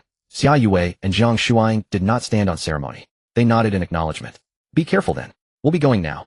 They both knew well that with Su Mingqiu's strength, their help was completely unnecessary for what was to come. Staying would only make them a hindrance to him. It was better to leave early and not cause him trouble. Su Mingqiu did not waste any words with Huang Tianming. With one hand, he lifted Huang Tianming off the ground like a helpless chick. What? Do you need me to carry you? Huang Tianming trembled in fear, frantically waving his hands, shaking his head like a rattle drum. No. I'll walk by myself. How could I dare to trouble you, sir? Then let's go. We're heading to the Public Security Bureau. Su Mingqiu released his grip and said calmly. The moment Huang Tianming heard the words, Public Security Bureau, his mind went blank. Wait, brother, what are we going there for? Our Huang family. Before he could finish, he met Su Mingqiu's piercing gaze. Huang Tianming swallowed his remaining words and quickly changed his tune. All right. Wherever you say, brother, we'll go. I'll do whatever you say. With that, he scrambled to his feet and hurried outside. Afraid that if he was too slow, Su Mingqiu would beat him again. Su Mingqiu followed leisurely behind him, strolling toward the direction of the Public Security Bureau. Only when Su Mingqiu and Huang Tianming had completely disappeared around the street corner did the lackey who was kneeling on the ground dare to raise his head. He sprang up like a released spring. Without even bothering to rub his numb knees, he scrambled and stumbled, sprinting frantically toward the Huang residence. Su Mingqiu had already brought Huang Tianming straight to the Public Security Bureau of Lincoln District. He didn't waste a single word with the guards at the entrance. He directly flashed his student ID from Himing Martial Arts University, stating that he was here on a school mission and needed the Bureau's cooperation. The guard at the entrance saw the student ID and immediately didn't dare to block him. This was a student of Himing Martial Arts University, and the nationally famous top scorer of the college entrance exam, Su Mingqiu. He hurriedly ran inside to report to the director. Within 2 minutes, the Bureau's director, Li Jiangwo, came rushing out. Seeing Su Mingqiu, he quickly extended his hand to shake it. After reviewing his student ID, he glanced at Huang Tianming, who was battered and covered in blood, but didn't ask a single question. Student Su, I've heard so much about you. Just say the word, and the Lincoln District Public Security Bureau will fully cooperate with all your actions. Su Mingqiu didn't stand on ceremony with him either, speaking slowly. The Huang family of Lincoln District has colluded with the evil god cult. Deploy officers immediately and surround the entire Huang residence. Don't let a single person escape. The moment Li Jiangwo heard the words, evil god cult, his face instantly darkened. This was a major national case. Without a second word, he picked up the phone on his desk and called the Bureau's emergency response team. Within moments, a large group of fully armed security officers had gathered outside. Each of them was holding a specially designed energy rifle. These were not ordinary firearms. They were specially crafted weapons developed to counter superpowered individuals. The energy rounds they fired could directly penetrate superpower defenses. Even a third-rank awakener wouldn't be able to withstand a single hit. Su Mingqiu looked at the large group of fully armed security officers and couldn't help but silently remark to himself. After all, it's foolish to have authority and not use it. With ready-made manpower to help me catch people, why would I bother charging in alone like some lone hero? When everyone had assembled, Li Jianguo made a gesture of invitation to Su Mingqiu. Student Su, the team is ready. Let's head out now. Immediately afterward, a large procession set off toward the Huang residence with great fanfare. Meanwhile, the lackey who had run his legs off finally burst into the Huang family's living room, gasping for breath. He recounted in full detail how Su Mingqiu had beaten Huang Tianming, telling everything to the Huang family patriarch, Huang Mingyuan. After listening, Huang Mingyuan's face turned as dark as ink, and he cursed at the lackey without restraint. You useless fool. Then why did you come back? Couldn't you have stopped him? Before he even finished speaking, he raised his hand and delivered a resounding slap. The lackey didn't even have time to let out a whimper before he was sent flying by the slap. His head slammed hard against the living room wall, and he was dead on the spot. Having killed a man, Huang Mingyuan didn't even blink, as if he had merely swatted a fly. He then coldly ordered his subordinates, "Go. Find out who that brat is. If he has some background, we can talk. But if he has no standing, then don't blame Huang Mingyuan for being ruthless." His subordinate was just about to turn and leave to investigate when the sharp blare of sirens suddenly pierced the air outside. Huang Mingyuan frowned, puzzled. The Public Security Bureau's alarm. What's going on in broad daylight? With doubt in his mind, he rose and walked into the courtyard. When he looked up and out, he was instantly stunned. The entire courtyard of the Huang residence had been surrounded tightly by a large group of security officers clad in special riot gear. Each of them held an energy rifle, and the dark, menacing muzzles were all aimed squarely at the Huang residence. He spotted Li Jianguo in the crowd at a glance. And beside him stood a man covered in blood. Wasn't that his son, Huang Tianming? Next to Huang Tianming stood a young man. No need to guess, that must be the one who had beaten his son. Huang Mingyuan suppressed the panic rising in his heart and bellowed at Li Jianguo. What do you mean by this? Surrounding my Huang residence with such a grand show of force. You owe me an explanation. An explanation? Li Jianguo let out a cold sneer. Huang Mingyuan, you're the one who needs to provide an explanation. How do you explain your Huang family's collusion with the evil god cult? Huang Mingyuan's heart skipped a beat and panic surged through him. But he still forced calm onto his face and shouted at Li Jianguo, "What nonsense are you spouting? Do you have evidence? Don't you dare slander me. My Huang family has been in Linкong district for so many years. How could we possibly have anything to do with the evil god cult?" Just then Su Mingqiu stepped forward. "Whether there's evidence or not, you should ask your precious son." Hearing this, Huang Tianming frantically shook his head at his father and hurriedly began deflecting all blame. "Dad, I didn't say anything wrong. I only mentioned that you secretly brought someone back recently. The one hidden in the basement." Huang Mingyuan heard these words and his vision went black instantly. He nearly fainted on the spot. What a truly filial son. Su Mingqiu fixed his gaze on Huang Mingyuan. "Are you saying you didn't collude? Then hand over the person you've hidden in your basement." Huang Mingyuan's eyes flickered for an instant. He immediately turned to Li Jianguo and shouted at the top of his lungs, "Don't listen to him. He must have used force to coerce my son into lying. This is a confession extracted under torture. Whether it's under torture or not, we'll know once we go in and see." Su Mingqiu spoke calmly, then turned to Li Jianguo and nodded. Li Jianguo understood immediately. He waved at the security officers nearby. "Go in. Anyone who resists, shoot directly." As his words fell, a large group of security officers immediately charged into the Huang family's courtyard with their rifles raised. Just then Su Mingqiu said to Li Jianguo, "Director Li, leave Huang Mingyuan to me. Let Huang Tianming lead you to the basement. Surround the entire basement, and make sure that person from the evil god cult doesn't escape." Hearing this, Li Jianguo frowned and warned him earnestly. "Student Su, you must be careful. Huang Mingyuan is at the 3rd order 9th stage. He's almost touched the threshold of the 4th order." Fearing that Su Mingqiu might get hurt, he quickly instructed the deputy director beside him. "Take some people to the basement, surround it, and shoot anyone who resists. Don't let that evil god cult member escape." After arranging matters for the basement, he himself stayed put. Standing beside Su Mingqiu, he kept a close watch on Huang Mingyuan.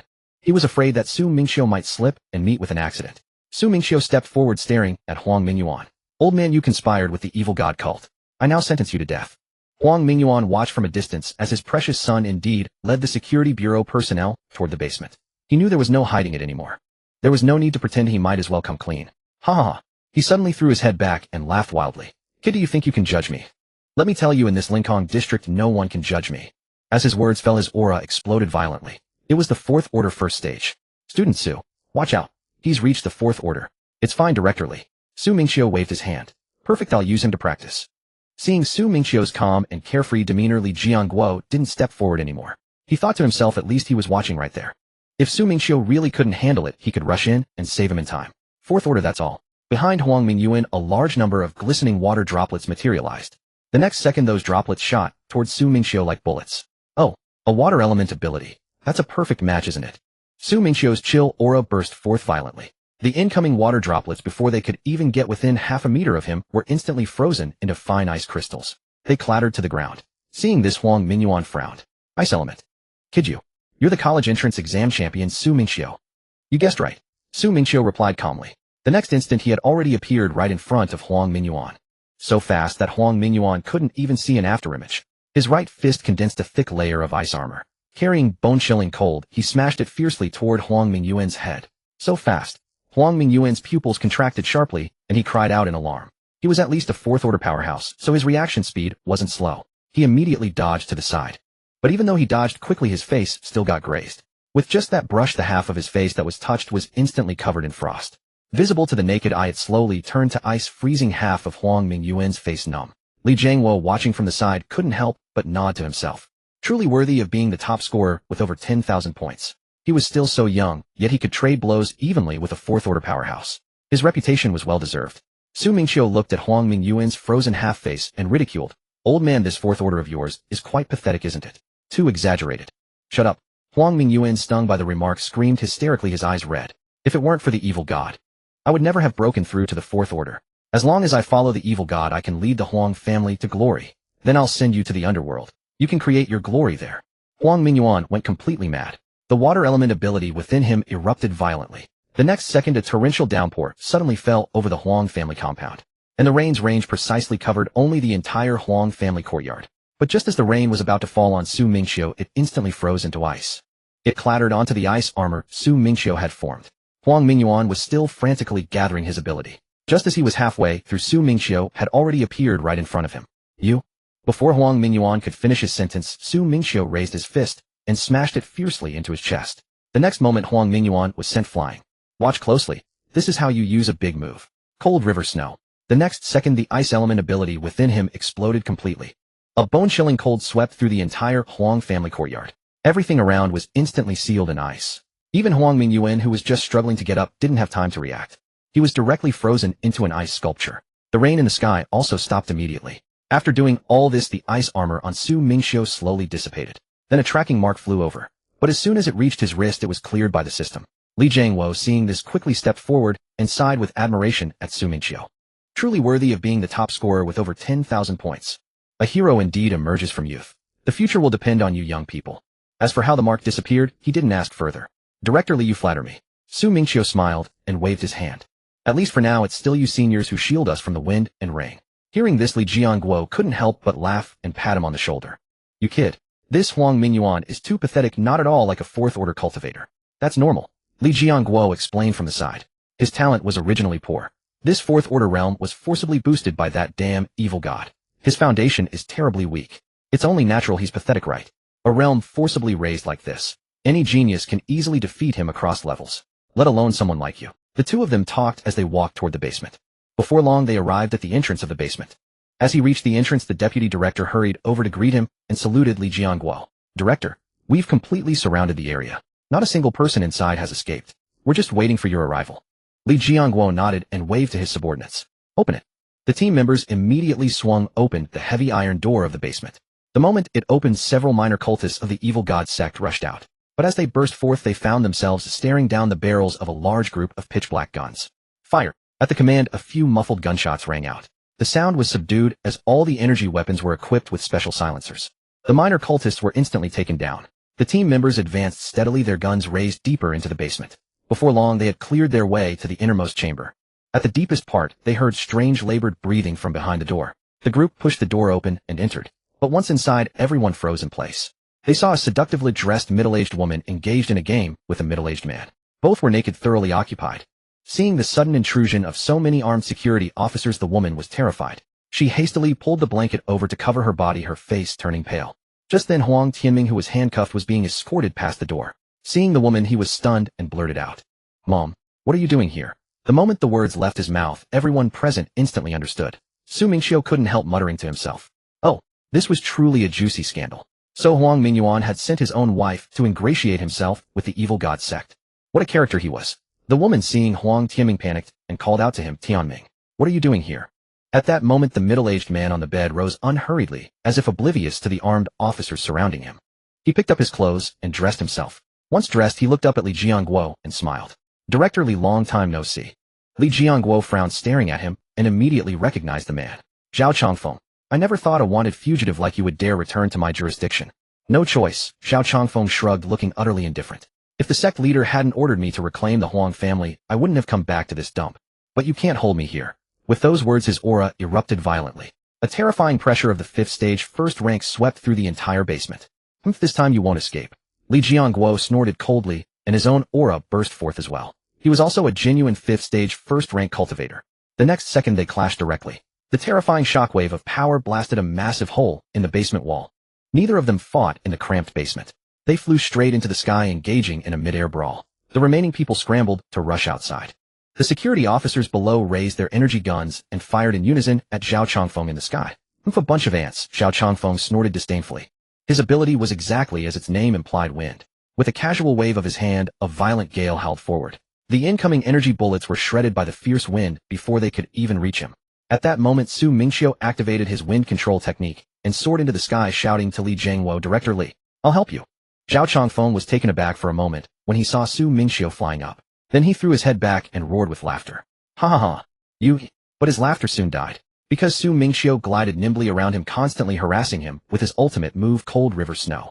Whenever he defended against Su Mingqiu's icy energy, he left an opening. Li Jiangguo seized the opportunity and slammed a heavy punch into him. Ha ha ha. Li Jiangguo couldn't help but burst into laughter. See that? This is a genius. When this kid grows up, that damned evil god of yours will be slain by his own hands. Zhao Changfeng's face was now as sour as if he had eaten dung. He never imagined that a 5th stage powerhouse like himself would be so distracted by a 2nd stage cultivator that he lost his rhythm. If this kept up, he would truly be dragged down and killed by these two. No, he had to get out fast. But just as he was about to activate his wind ability to escape, Li Jiangguo stepped forward and said coldly, Last time you escaped, it was only because I was held back by others. This time, since you're here, stay. Li Jiangguo's ability was sword-based. He slowly raised the long sword in his hand, and his internal energy erupted completely. One sword splits the heavens. The next moment, a terrifying golden sword aura slashed out. Zhao Changfeng didn't even have time to react before he was cleaved in two. The power of that sword aura was so immense that it even sliced the clouds behind him in half. The moment Zhao Changfeng died. Just like the previous cultist of the evil god sect, a strange red pursuit mark instantly flew onto Li Jiangguo's wrist. The mark on Li Jiangguo's wrist looked as if it had been carved directly into his flesh. But he merely glanced at it and ignored it completely. After all, in his years of hunting the evil god sect, he had killed many of them. He was long accustomed to such pursuit marks. After all, wasn't he also a genius? Su Mingqiu watched Li Jiangguo's swift, sheathing motion and couldn't help marveling inwardly. Director Li, you're still as impressive as ever. Su Mingqiu offered a compliment. Li Jiangguo laughed heartily, waving his hand. I'm getting old. Can't compare with you young geniuses anymore. The two of them descended back into the Huang family courtyard. As soon as they landed, Li Jiangguo turned to his gathered subordinates and gave orders in a deep voice. Listen up. Take control of everyone in the Huang family and interrogate them one by one. Those who are guilty shall be sentenced according to the law. Those who are not involved, verify their identities and release them. Don't wrong an innocent person. Yes, sir. The team members responded in unison. They turned and busied themselves, and the entire Huang family compound immediately fell into an orderly state of cleanup. Li Jiangguo looked at the scene, barely able to hide the smile on his face. He rubbed his hands together, feeling light and exhilarated. After all, this was a major case involving the evil god sect, and he had killed the wanted fugitive Zhao Changfeng. Now not only he but all the brothers in the security bureau could share in a great achievement. When he reported this case, later commendations and bonuses would surely follow. Just then a faint sound of tearing air echoed from above. Everyone instinctively looked up and saw a middle-aged man in a standard uniform gliding toward them on wind-riding Qi. In the blink of an eye, he landed in the courtyard. This man was Zhao Weidong, the director of the Lingxi District Public Security Bureau of Dachauan City. Dachauan City was vast in territory, so it was specially divided into two public security bureaus, Linkong and Lingxi.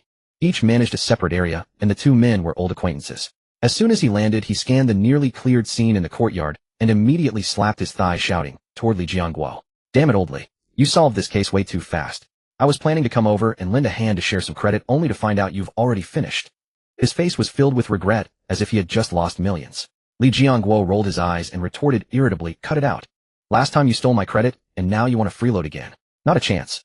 After trading a few barbs, Li Jiangguo pulled Su Mingqiu and smiled at Zhao Weidong. Old Zhao, let me introduce you.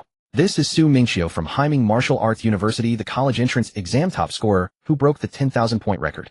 Then he turned to Su Mingqiu and pointed at Zhao Weidong. Mingqiu, this is Director Zhao Weidong of Lingxi District. Honestly, if it weren't for this kid, I would never have known the Huang family was colluding with the evil god cult. Upon hearing this, Zhao Weidong's eyes instantly lit up. He quickly stepped forward, extending his hand to shake Su Mingqiu's. "Oh, you must be student Su Mingqiu. I've long heard of your reputation. I've heard your name all the time from my own son, who treats you as his idol. Today I finally get to meet the real person." While the few people in the courtyard were chatting warmly 1,000 miles away at a hidden stronghold, the atmosphere was oppressively grim. Inside the main hall of the evil god cult's headquarters, dim yellow candle flames flickered, casting the eerie evil god totems on the walls in alternating light and shadow. The cult leader, clad in a dark black robe, sat motionless on the main seat at the top, his face devoid of any extra expression. Below, a black-robed guardian quickly stepped forward and knelt on one knee. Cult leader Zhao Chanfeng has been killed by the combined efforts of Su Mingqiu and Li Jiangguo. Shall I lead men to eliminate that Su Mingqiu? As the guardian spoke, his eyes were filled with murderous intent. However, the cult leader ignored his request. Instead, the fingers resting on the chair's armrest tapped the wooden surface one by one, slowly and steadily, producing a dull tapping sound, as if calculating something. After a long while, he slowly spoke, his voice terrifyingly low. "Leave that Su Mingqiu alone for now. That kid has people from Haiming Martial Arts University behind him and old wolves from the Public Security Bureau watching. None of them are easy to handle. Acting against him now would only invite a siege and delay our main objectives. Lord Evil God has been dissatisfied with me lately. Right now, the most important thing is to quickly subdue more aristocratic families and expand our influence.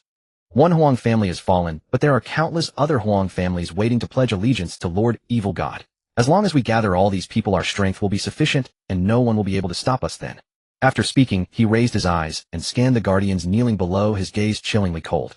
"Enough. Behave yourselves recently, and don't cause trouble. If any more mishaps occur and further displeasure Lord Evil God, I will not spare you." How dared anyone below contradict him? They quickly bowed in unison and replied respectfully, "Yes, cult leader." Then one by one they lowered their heads and carefully retreated backward. Even their footsteps were placed extremely lightly, fearing that any extra noise might displeasure the cult leader. Before long, the entire oppressive hall was left with only the cult leader alone. Facing the flickering evil god totem on the wall, he was plotting something in secret. Meanwhile, in the courtyard of the Huang family in Lincoln district, the cleanup work was also coming to an end. Seeing that everything here had been handled, Su Mingqiu planned to bid farewell to Li Jiangguo and return to Haiming Martial Arts University. However, as he was about to speak, Li Jiangguo grabbed his arm. Hey, Mingqiu, don't be in such a hurry to leave." Li Jiangguo's face was full of enthusiasm as he gripped Su Mingqiu's arm, refusing to let go. "Today you helped me such a huge favor. No matter what, I must treat you properly." Su Mingqiu paused for a moment, then thought that there was nothing urgent to do if he went back. Since he was idle anyway, he smiled and nodded in agreement. "All right, then I'll trouble you directly." Li Jiangguo pulled Su Mingqiu and turned to wave at Zhao Weidong, who was still watching the fun nearby. Let's go, old Zhao, you come too. Today's treat is on me. Let's have a few drinks." Upon hearing this, Zhao Weidong's eyes immediately widened in disbelief. "Oh ho, did the sun rise from the west today, old Li? You famously tight-fisted who could never bear to buy me a bottle of ice-cold soda are now treating us voluntarily. Am I hearing this correctly?" Soon the three of them arrived at the best private kitchen in Lincoln district. Li Jiangguo waved his hand and ordered a table full of exotic beast delicacies, even opening a bottle of fine wine he had been hiding for several years. The two men raised their cups and clinked them, trading drinks one after another. Before long, more than half a bottle was gone. Both veteran directors had red faces and slightly slurred speech, clearly drunk. Li Jiangguo draped his arm over Su Mingqiu's shoulder, his face flushed with alcohol, and patted his arm in a mumbled tone. "Mingqiu, let me tell you, with your outstanding talent come join our Public Security Bureau." Hearing this, Su Mingqiu instantly understood and couldn't help but laugh. So this old guy kept him for dinner just to poach him for the bureau. He smiled and said, "Oh, I say, Director Li." Before Su Mingqiu could finish his sentence, Li Jiangguo waved his hand with a dissatisfied look. "Why call me Director Li? That's too distant." Zhao Weidong, standing nearby, also nodded in agreement, adding drunkenly, "Exactly too distant." Su Mingqiu looked at these two drunk uncles, and going along with their wishes, changed his address. "All right, Uncle Li, Uncle Zhao. That's more like it." Upon hearing this, the two instantly beamed with joy. The meal lasted until midnight, and the two drunk directors were eventually taken home by their subordinates. Su Mingqiu also returned to a nearby hotel. During the remaining days of his holiday, he was in no rush to return to school. Since there was nothing to do back there anyway, he decided to stay in Lincoln district and explore for a few more days. Xia Yue and Jiang Shuang also showed him around the local attractions and introduced him to regional specialties. The four of them had a great time together. Before they knew it, the last day of the holiday arrived, and Su Mingqiu should have returned to school. After bidding farewell to the two directors and the two sisters, Su Mingqiu departed. Just as when he left, Su Mingqiu rode the wind and soon flew back to the villa area of Haiming Martial University. He landed steadily in front of his own villa. Just as he was about to take out his keys to open the door, he saw his neighbor Yang Wei with a messy bedhead, looking sleepy and about to go out. Spotting him, Yang Wei instantly perked up, his eyes brightening, and he dashed over in a few steps. "Brother Leg, where have you been making a fortune these days?" I thought you had disappeared. Su Mingqiu smiled and casually replied. I went to Dashuan City to do a mission. Just got back. After hearing that, Yang Wei's face instantly showed admiration. Wow brother, like you're too diligent.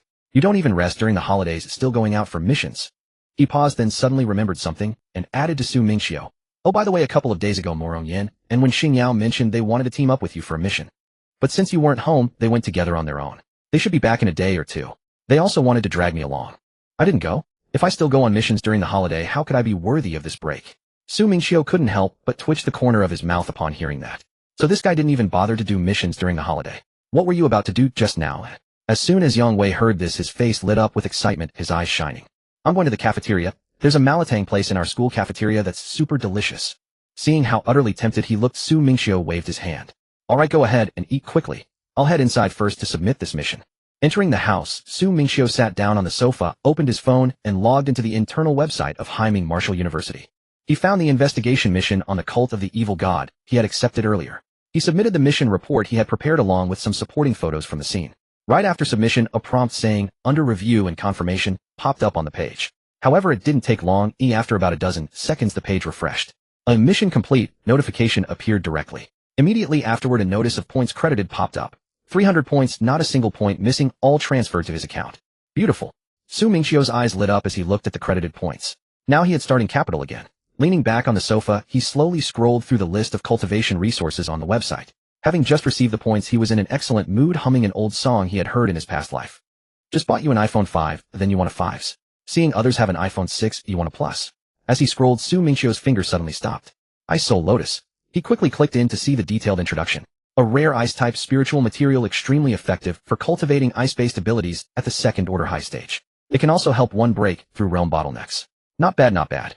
Isn't this prepared for me? Su Mingqiu looked at the introduction, growing more satisfied as he read. This item was perfectly suited to his current realm. Without a second thought, he directly clicked to place an order. The freshly credited 300 points were spent clean in an instant. Su Mingqiu looked at his account balance, once again zeroed out, and couldn't help but sigh. Alas, the road ahead is long and arduous. He had barely been melancholy for 2 seconds when a knock came at the door. Right after, the deliverman's loud voice called out, "Hello, express delivery by air. The cultivation resource you ordered has arrived. Please check it." Su Mingqiu hurried over to open the door, signed his name, and brought the small palm-sized package inside. He unwrapped the packaging, revealing a special temperature-controlled cold box. The moment he opened the box, a piercing cold aura wafted out. There lay a lotus flower, entirely ice blue, resting quietly inside. Its petals were crystalline and translucent, as if carved from the purest ice.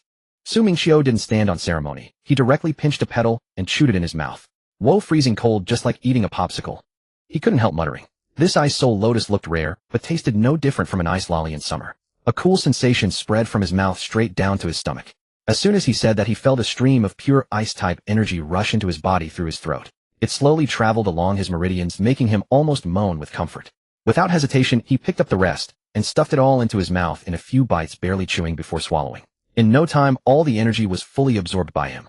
Su Mingqiu couldn't help but let out a satisfied hum. Oh, I've already reached second order 9th stage. After consuming this ice soul lotus, he had directly jumped 2 stages, leaving only the final step before the threshold of the 3rd order. Just as he finished sensing his realm, his phone rang. Su Mingqiu picked it up and saw it was Lin Feng calling. He answered casually, and immediately Lin Feng's familiar loud voice came through, carrying a hint of barely concealed excitement. "You're something, kid. On your very first mission, you wiped out that cult of the evil god group in Linkong district. Impressive, impressive. No wonder you're the genius I recruited." He replied, "Well, it's not all my credit. It mainly relied on Director Li. Otherwise, I couldn't have beaten that 5th order Zhao Changfeng. But Teacher Lin, let me ask you something. Was this mission serious? Didn't it say it recommended 3rd order high stage students to go investigate? But in that cult of the evil god, the highest was a 5th order powerhouse. If a 3rd order high stage student had actually gone there foolishly, wouldn't that be walking to their death?" Lin Feng on the other end couldn't help but laugh, his loud voice carrying a mix of helplessness and amusement. "How would you know, kid? This mission was for you to investigate, not to wipe out the entire group. Normal students would just figure out the situation and report back to us. Who knew you'd be so fierce that you'd go and turn the whole place upside down? Don't worry, you've exceeded the mission requirements this time. The school will issue you bonus points shortly. We won't shortchange you, kid. Alright, I have things to do here, so I'll hang up now." Lin Feng finished speaking and hung up decisively, without waiting for Su Mingqiu's response. Su Mingqiu held his phone, his eyes instantly brightening. Bonus points. Great. Now he had starting capital again. Just as he finished that thought, a message popped up on his phone. The school's points credit notification. 500 points, not a single point missing, directly transferred to his account. Wow, this efficiency is impressive. Su Mingqiu couldn't help but remark. The school's processing speed was truly fast. It arrived right after he was told. Su Mingqiu took out his phone and opened the list of combat techniques, intending to see which ones he could afford. As he scrolled through, he suddenly spotted something very peculiar. There was a combat technique in the list that neither had a level marked nor a name written. It sat alone in a corner of the list. Curious, he tapped on it. The description inside read, "This combat technique is extremely difficult to master, far beyond S-rank techniques. Its effect adapts to the cultivator's own ability. The stronger the cultivator's ability, the better the effect of this technique." The price marked below was exactly 500 points, no more no less.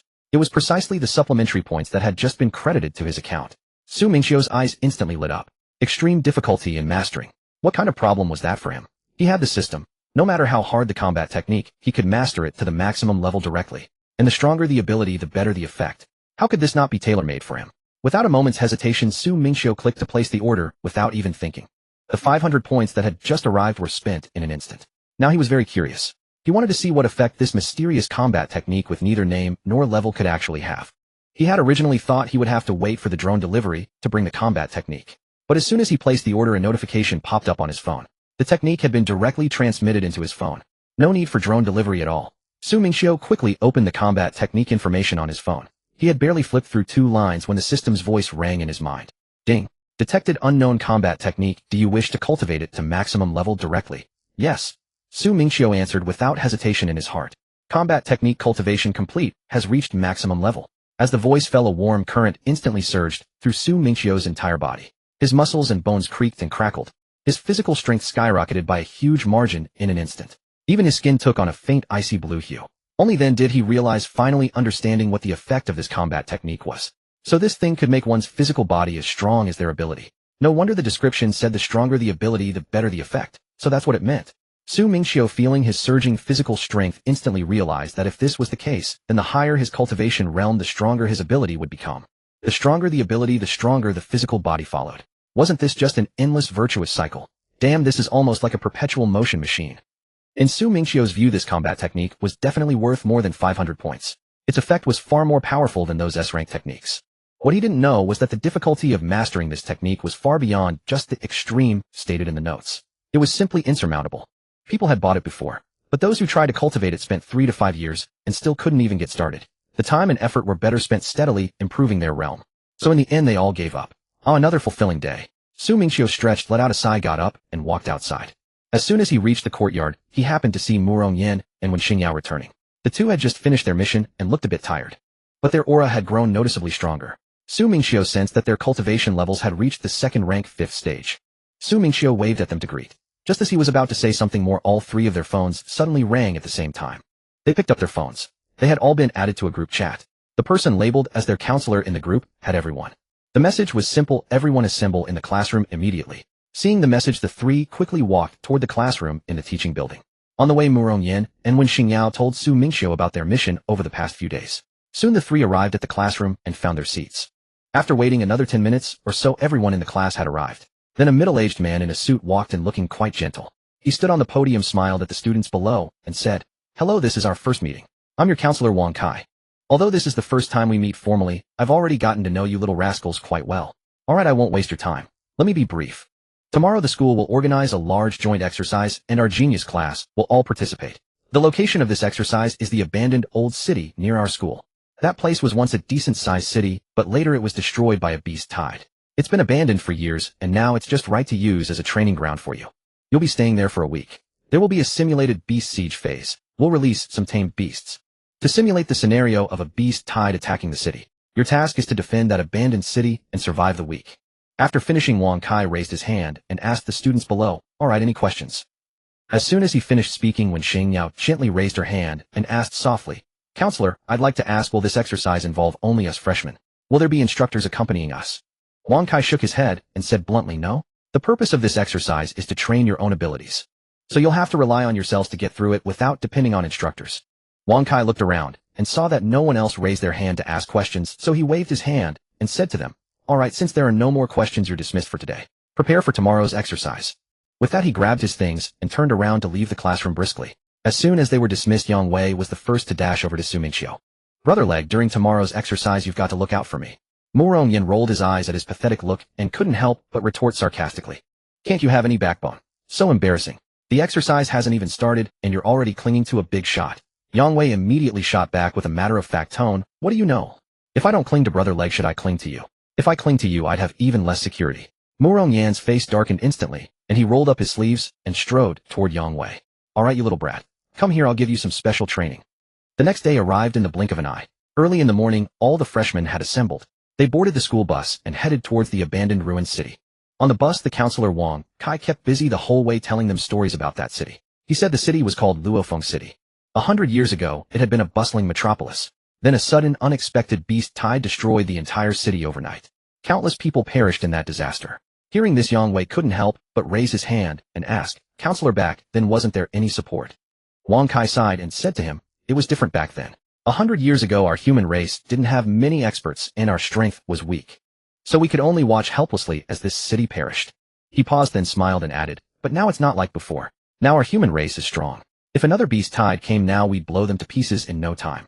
Soon the bus arrived at the entrance of the ruined city. Alright, we're here. Everyone off, Wang Kai called out to them. Everyone got off one by one. Looking up at the ruined city before them, dilapidated buildings stood crookedly, the collapsed city walls were covered in cracks, and everywhere were traces of age and desolation. Though 100 years had passed, gazing at this ruined scene, everyone seemed to see the tragic beast tide of that year, and see those who had sacrificed themselves to protect the city. Wang Kai looked at them and said, for the next week you'll be spending your time in this city. Go on in. Everyone followed Su Mingqiu into the city. Once inside, Su Mingqiu directly flew up, overlooking the entire city's terrain. He wanted to first understand the situation here to arrange defensive positions. After flying around, he discovered that the city's terrain was very special. 3 sides were steep mountains with only 2 entrances leading in. That meant as long as they defended these 2 entrances, those beasts could never get in. Su Mingqiu landed on the ground. Murong Yan looked at him with envy. He himself could actually fly by condensing fiery wings with his fire-based ability. But that thing consumed a lot of ability. Moreover, flying-type combat techniques also cost a lot of ability, nowhere near as effortless as Su Mingqiu, who could fly whenever he wanted as casually as taking a walk. After all, to fly without using ability or combat techniques, one would have to reach the 4th stage. Murong Yan stepped forward and asked Su Mingqiu, so after flying around, have you figured out the terrain? The others nearby also gathered around, looking at Su Mingqiu with anticipation, waiting for his news. Su Mingqiu nodded and said to them, yeah, I figured it out. We just need to defend those 2 entrances. The rest are steep mountains, beasts can't cross them, so no need to worry about anything else. Murong Yan sighed with relief upon hearing this. That's a relief. Then he said seriously to Su Mingqiu, you take command and assign roles. We'll follow your lead. Su Mingqiu paused, then directly began to assign tasks to everyone. Alright, Murong Yan, you and Wen Xingyao take 5 people to guard the main entrance in front. One of you is strong in combat, the other can heal. Together you can withstand the frontal assault. He paused, then looked at the remaining people. The rest of you go guard the small rear entrance. The mountain path there is narrow, beasts can't break through the formation. After saying that, he pointed to the sky and added with a smile, as for me, I'll float in the sky, keeping an eye on both sides. If one side can't hold, I'll rush over. I'm a brick, moved wherever needed. Yang Wei immediately slapped his thigh and shouted, bro legs, we're counting on you. Murong Yan also nodded and gave Su Mingqiu an okay gesture. Alright, no problem. Leave the front entrance to us, rest assured we won't let a single beast in. Wen Xingyao also smiled gently and softly replied, we'll guard it well. As soon as the words fell, Murong Yan turned to start selecting people. His gaze swept around and immediately locked onto Yang Wei, who was shrinking his neck and trying to hide in the back crowd. He pointed at him.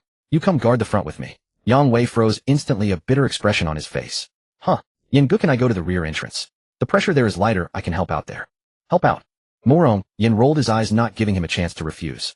He then casually picked 4 boys who had performed well in previous practical exercises, including the strength-type Wang Peng. You and you 2 come with me. That made exactly 5 people plus himself, and Wen Xingyao exactly the 7-person team mentioned earlier. Murong Yan clapped his hands and waved to the remaining people. Alright, the rest of you go to the rear entrance. After saying that, he dragged the still dawdling and haggling Yang Wei and led the selected people towards the spacious main entrance in front. Wen Xingyao also followed behind them. The remaining people had no objections, exchanged glances, and also headed towards the narrow mountain path entrance at the rear. After all the pressure, there was indeed much lighter, no need to face the fiercest beast assault directly. Everyone had no complaints, each carrying their own weapons, and leisurely made their way there. Having arranged everything properly, Su Mingqiu didn't linger. His figure flickered, and he shot up into the air. He deliberately found a height that allowed him to overlook both entrances simultaneously, and stopped there. Hovering in midair, the movements at both entrances below were fully visible. He could clearly see that Murong Yan and the others were already busy at the main entrance. Strength-type Wang Peng was leading people to move discarded cement blocks from the roadside, stacking up a simple defensive line. Wen Xingyao stood behind the line, casting a faint healing buff on everyone in advance. On the other side, the people at the rear entrance had also taken their positions, relying on the narrow mountain path to set up a defensive formation. They waited a few more minutes to confirm everyone was in place. Suddenly, a piercing alarm blared across the entire abandoned city. That was the signal for the official start of the exercise. The shrill alarm cut through the silence of the ruined city. Yang Wei, who had been secretly slacking off, instantly stuffed the beef jerky in his hand back into his pocket, straightened up abruptly, and gripped his weapon tightly. Mu Rongyan also instantly withdrew his casual expression, and the fire-based ability around him slowly surged. A crimson-red flame flickered faintly in his palm, and his entire aura instantly heightened. Su Mingqiu listened to the alarm from above. Finally, it was about to begin. His gaze was fixed on the mountain path outside the entrance, waiting for the beasts to charge. Before long, the roars of ferocious beasts echoed from the mountain path outside the entrance. Soon after, a dense horde of dark creatures charged down the trail. The initial wave consisted entirely of first-tier beasts, azure wolves, wild boars, and a few small winged wyverns. Mu Rongyan and his team handled them with ease. With a casual flick of his hand, Mu Rongyan sent a wave of flames that incinerated whole swaths of enemies. When Xingyao transformed into a battle healer at the front, found no opportunity to cast her healing spells. After all, not a single person had even been scratched. The rear entrance was even less demanding. The mountain path there was narrow, allowing only 2 or 3 beasts to charge through at a time, while the rest struggled to squeeze in. The defenders there simply took turns, each striking down a beast one by one as leisurely as clocking in and out of work. Su Mingqiu, hovering in the sky, noticed a few winged wyverns slipping past the defensive line. He casually shot a stream of frigid energy toward them, instantly freezing the wyverns into blocks of ice. Hanging in the air like a long-range artillery turret, he only had to plug the occasional gap. Thus the first day passed without incident. Throughout the entire day, only harmless first-tier beasts charged at them. Not only did they fail to breach the defenses, but they never even gave the team a reason to use their full power. After sunset, the beast assault temporarily ceased. After all, it was an exercise, so they were allowed to rest at night. The group promptly processed the beasts they had killed during the day, gathered some broken wood from the abandoned city, and built a campfire beside the defensive line to roast the beast meat. Yang Wei eagerly took on the role of the barbecue cook, skewers in hand, flipping them over the fire. In no time, he had charred them black. Come. I grilled these. They're absolutely delicious. Mu Rongyan leaned in for a look and immediately frowned. You've burned them to a crisp, haven't you? Yang Wei, are you any good? If not, let me take over. What do you know? This is called charred fragrance. Before Yang Wei could finish bragging, Mu Rongyan couldn't stand it anymore and shoved him aside. All right, step aside. I'll handle it. Mu Rongyan summoned a trace of his fire-based ability, precisely controlling the temperature of the flame. The skewers in his hands soon sizzled, dripping with fat. The outer skin turned golden and crispy, and a rich, savory aroma filled the entire area. Brother Yan, give me a fatty one. I want the kidney. Me too. Yang Wei, watching from the side, muttered stubbornly. So what if you can control fire? If I had your ability, I could grill just as well. Mu Rongyan casually tossed him a freshly grilled skewer. Let's talk, just eat. Su Mingqiu took the skewer handed to him, bit into it, and the crispy exterior and tender interior burst with meaty flavor, filling his mouth. I say, Mu Rongyan, it's a pity you don't open a barbecue stall outside the school. Mu Rongyan rolled his eyes, dramatically flipping the remaining skewers. The group gathered around the campfire, eating barbecue and chatting. This exercise is way too easy. I thought it would be hard, but it's all just first-tier small fries. Tell me about it. I bet tomorrow they'll upgrade the difficulty. Someone speculated, stroking their chin. After all, we have to hold out for a week. It can't stay this easy. I'm guessing tomorrow we'll see second-tier beasts. Su Mingqiu nodded, gnawing on a meat skewer. Probably. Everyone be careful tomorrow. They chatted until late at night, then set up makeshift tents beside the defensive line and settled in for the night. Early the next morning, just as dawn broke, as the sun peeked over the mountains, everyone was already awake. They packed up and returned to their defensive positions, awaiting the second day's assault. From the mountain path outside the entrance came the roars of beasts, several times deeper and more menacing than the day before. Everyone looked up toward the path. A dense black mass of beasts charged down the trail. Unlike yesterday, the vanguard this time were all upper-tier first-stage beasts. Each one was a full circle larger and more robust than yesterday's. Behind this group of upper-tier first-stage beasts followed even larger creatures. Their aura was significantly stronger. These were second-tier first-stage beasts. Mu Rongyan's fire-based energy surged around him. Everyone be careful. Second tier are coming. Su Mingqiu, still hovering in the air, raised an eyebrow. Sure enough, the difficulty had escalated on the second day. Still, these newly emerged second-tier first-stage beasts posed little threat to them. Su Mingqiu, initially staying in the sky as before, would casually shoot a stream of cold energy to freeze any beast that slipped through. Although these beasts were stronger than yesterday, they couldn't break through the defensive line. They never even gave him a chance to descend and help. He simply landed, relying solely on the formidable physical body he had honed through that unknown battle technique, and charged straight into the beast horde. With a single punch each, whether they were upper-tier first-stage beasts or second-tier beasts, they all crumpled like paper in his hands. Within half a minute, a pile of beast corpses lay before him. In the temporary monitoring tent outside the abandoned city, several instructors were gathered around the screens watching the situation. Li Chuang pointed at Su Mingqiu, who was punching beasts one by one, and shook his head helplessly. With him around, the others feel no sense of danger at all. Beside him, Wu Yu nodded, took a drag of his cigarette, and sighed. Exactly. Look at those kids. Not a single one of them is panicking. This isn't an exercise, it's like bringing a max-level player to grind a low-level dungeon. Wang Kai, watching the screen, also nodded with a helpless expression. True. He paused, then waved at his assistant. All right, pull that kid out. Give him a different assignment. Su Mingqiu was just getting into the rhythm, rubbing his hands together, looking for the next target. Then he saw a staff member in school uniform fly in from outside, landing directly in front of him. Student Su, hello. The counselor sent me to inform you that you have a different mission. You don't need to participate in the defensive exercise here anymore. Su Mingqiu was instantly stunned, his raised fist frozen in midair, a look of bewilderment on his face. Huh, what? Did I get banned for fishing too hard? At this remark, his teammates around him burst into laughter. The staff member couldn't help but smile. Something like that.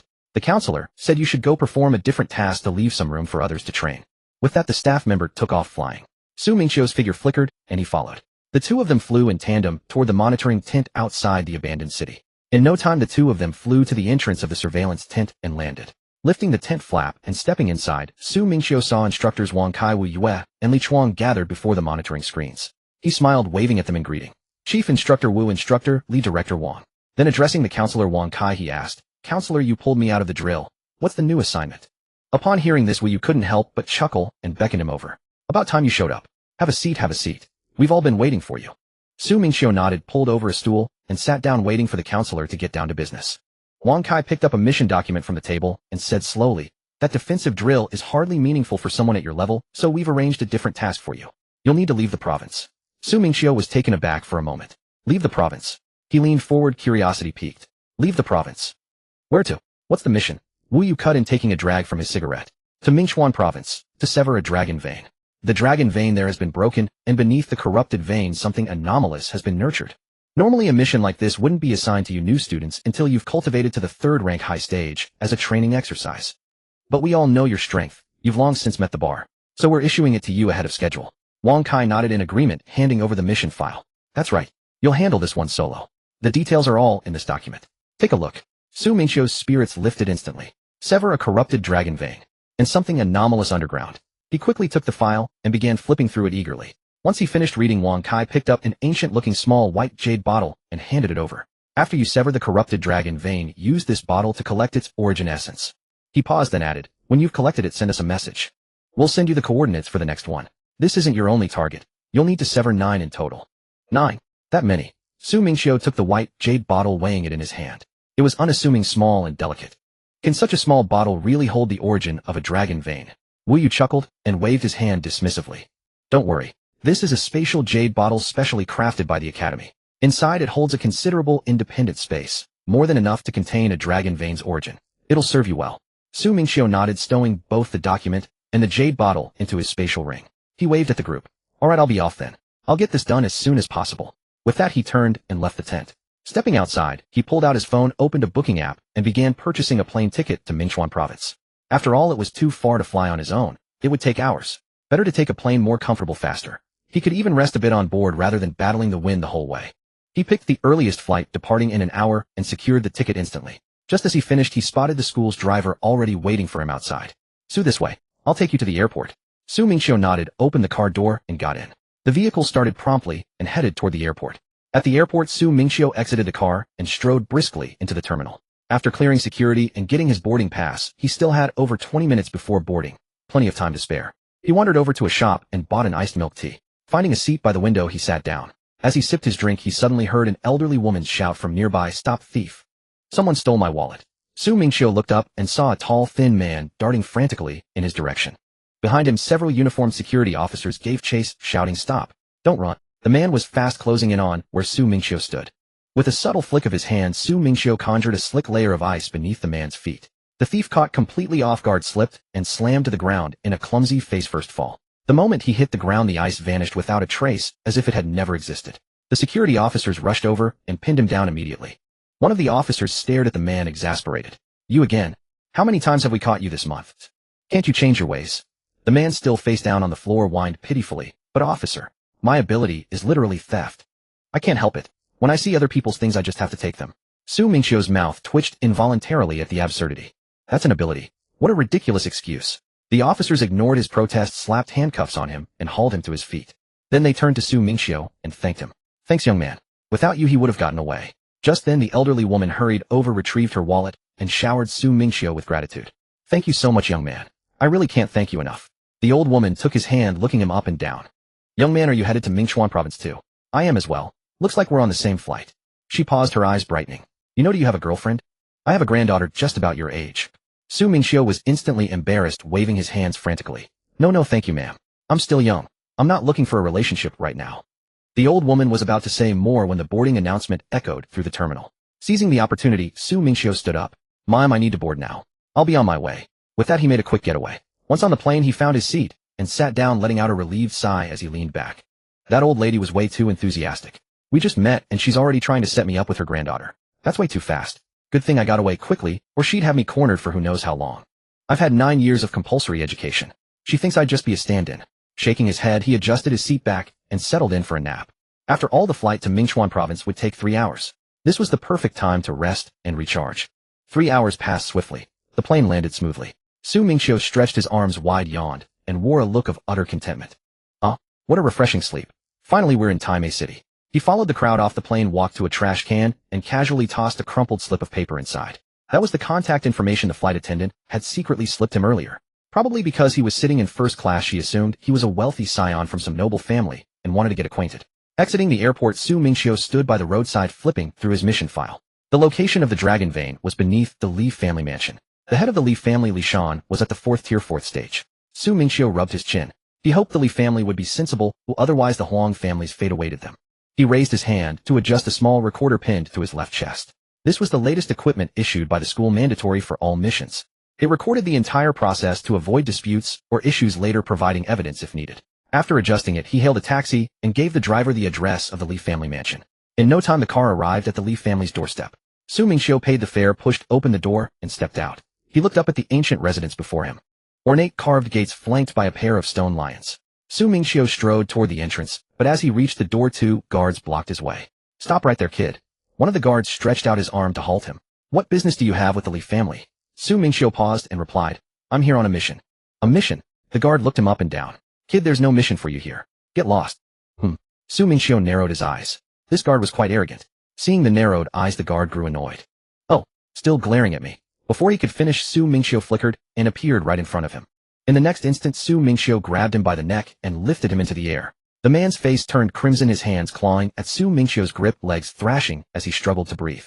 The other guard, seeing the situation turn ugly, turned pale with fright and rushed inside. In his panic, he collided with an old man who was just stepping out. The old man staggered from the impact, furrowing his brow and scolding. What's all this commotion? Have you no decency? G Grand Elder. There's a kid causing trouble outside. He's lifting Ahu by the neck.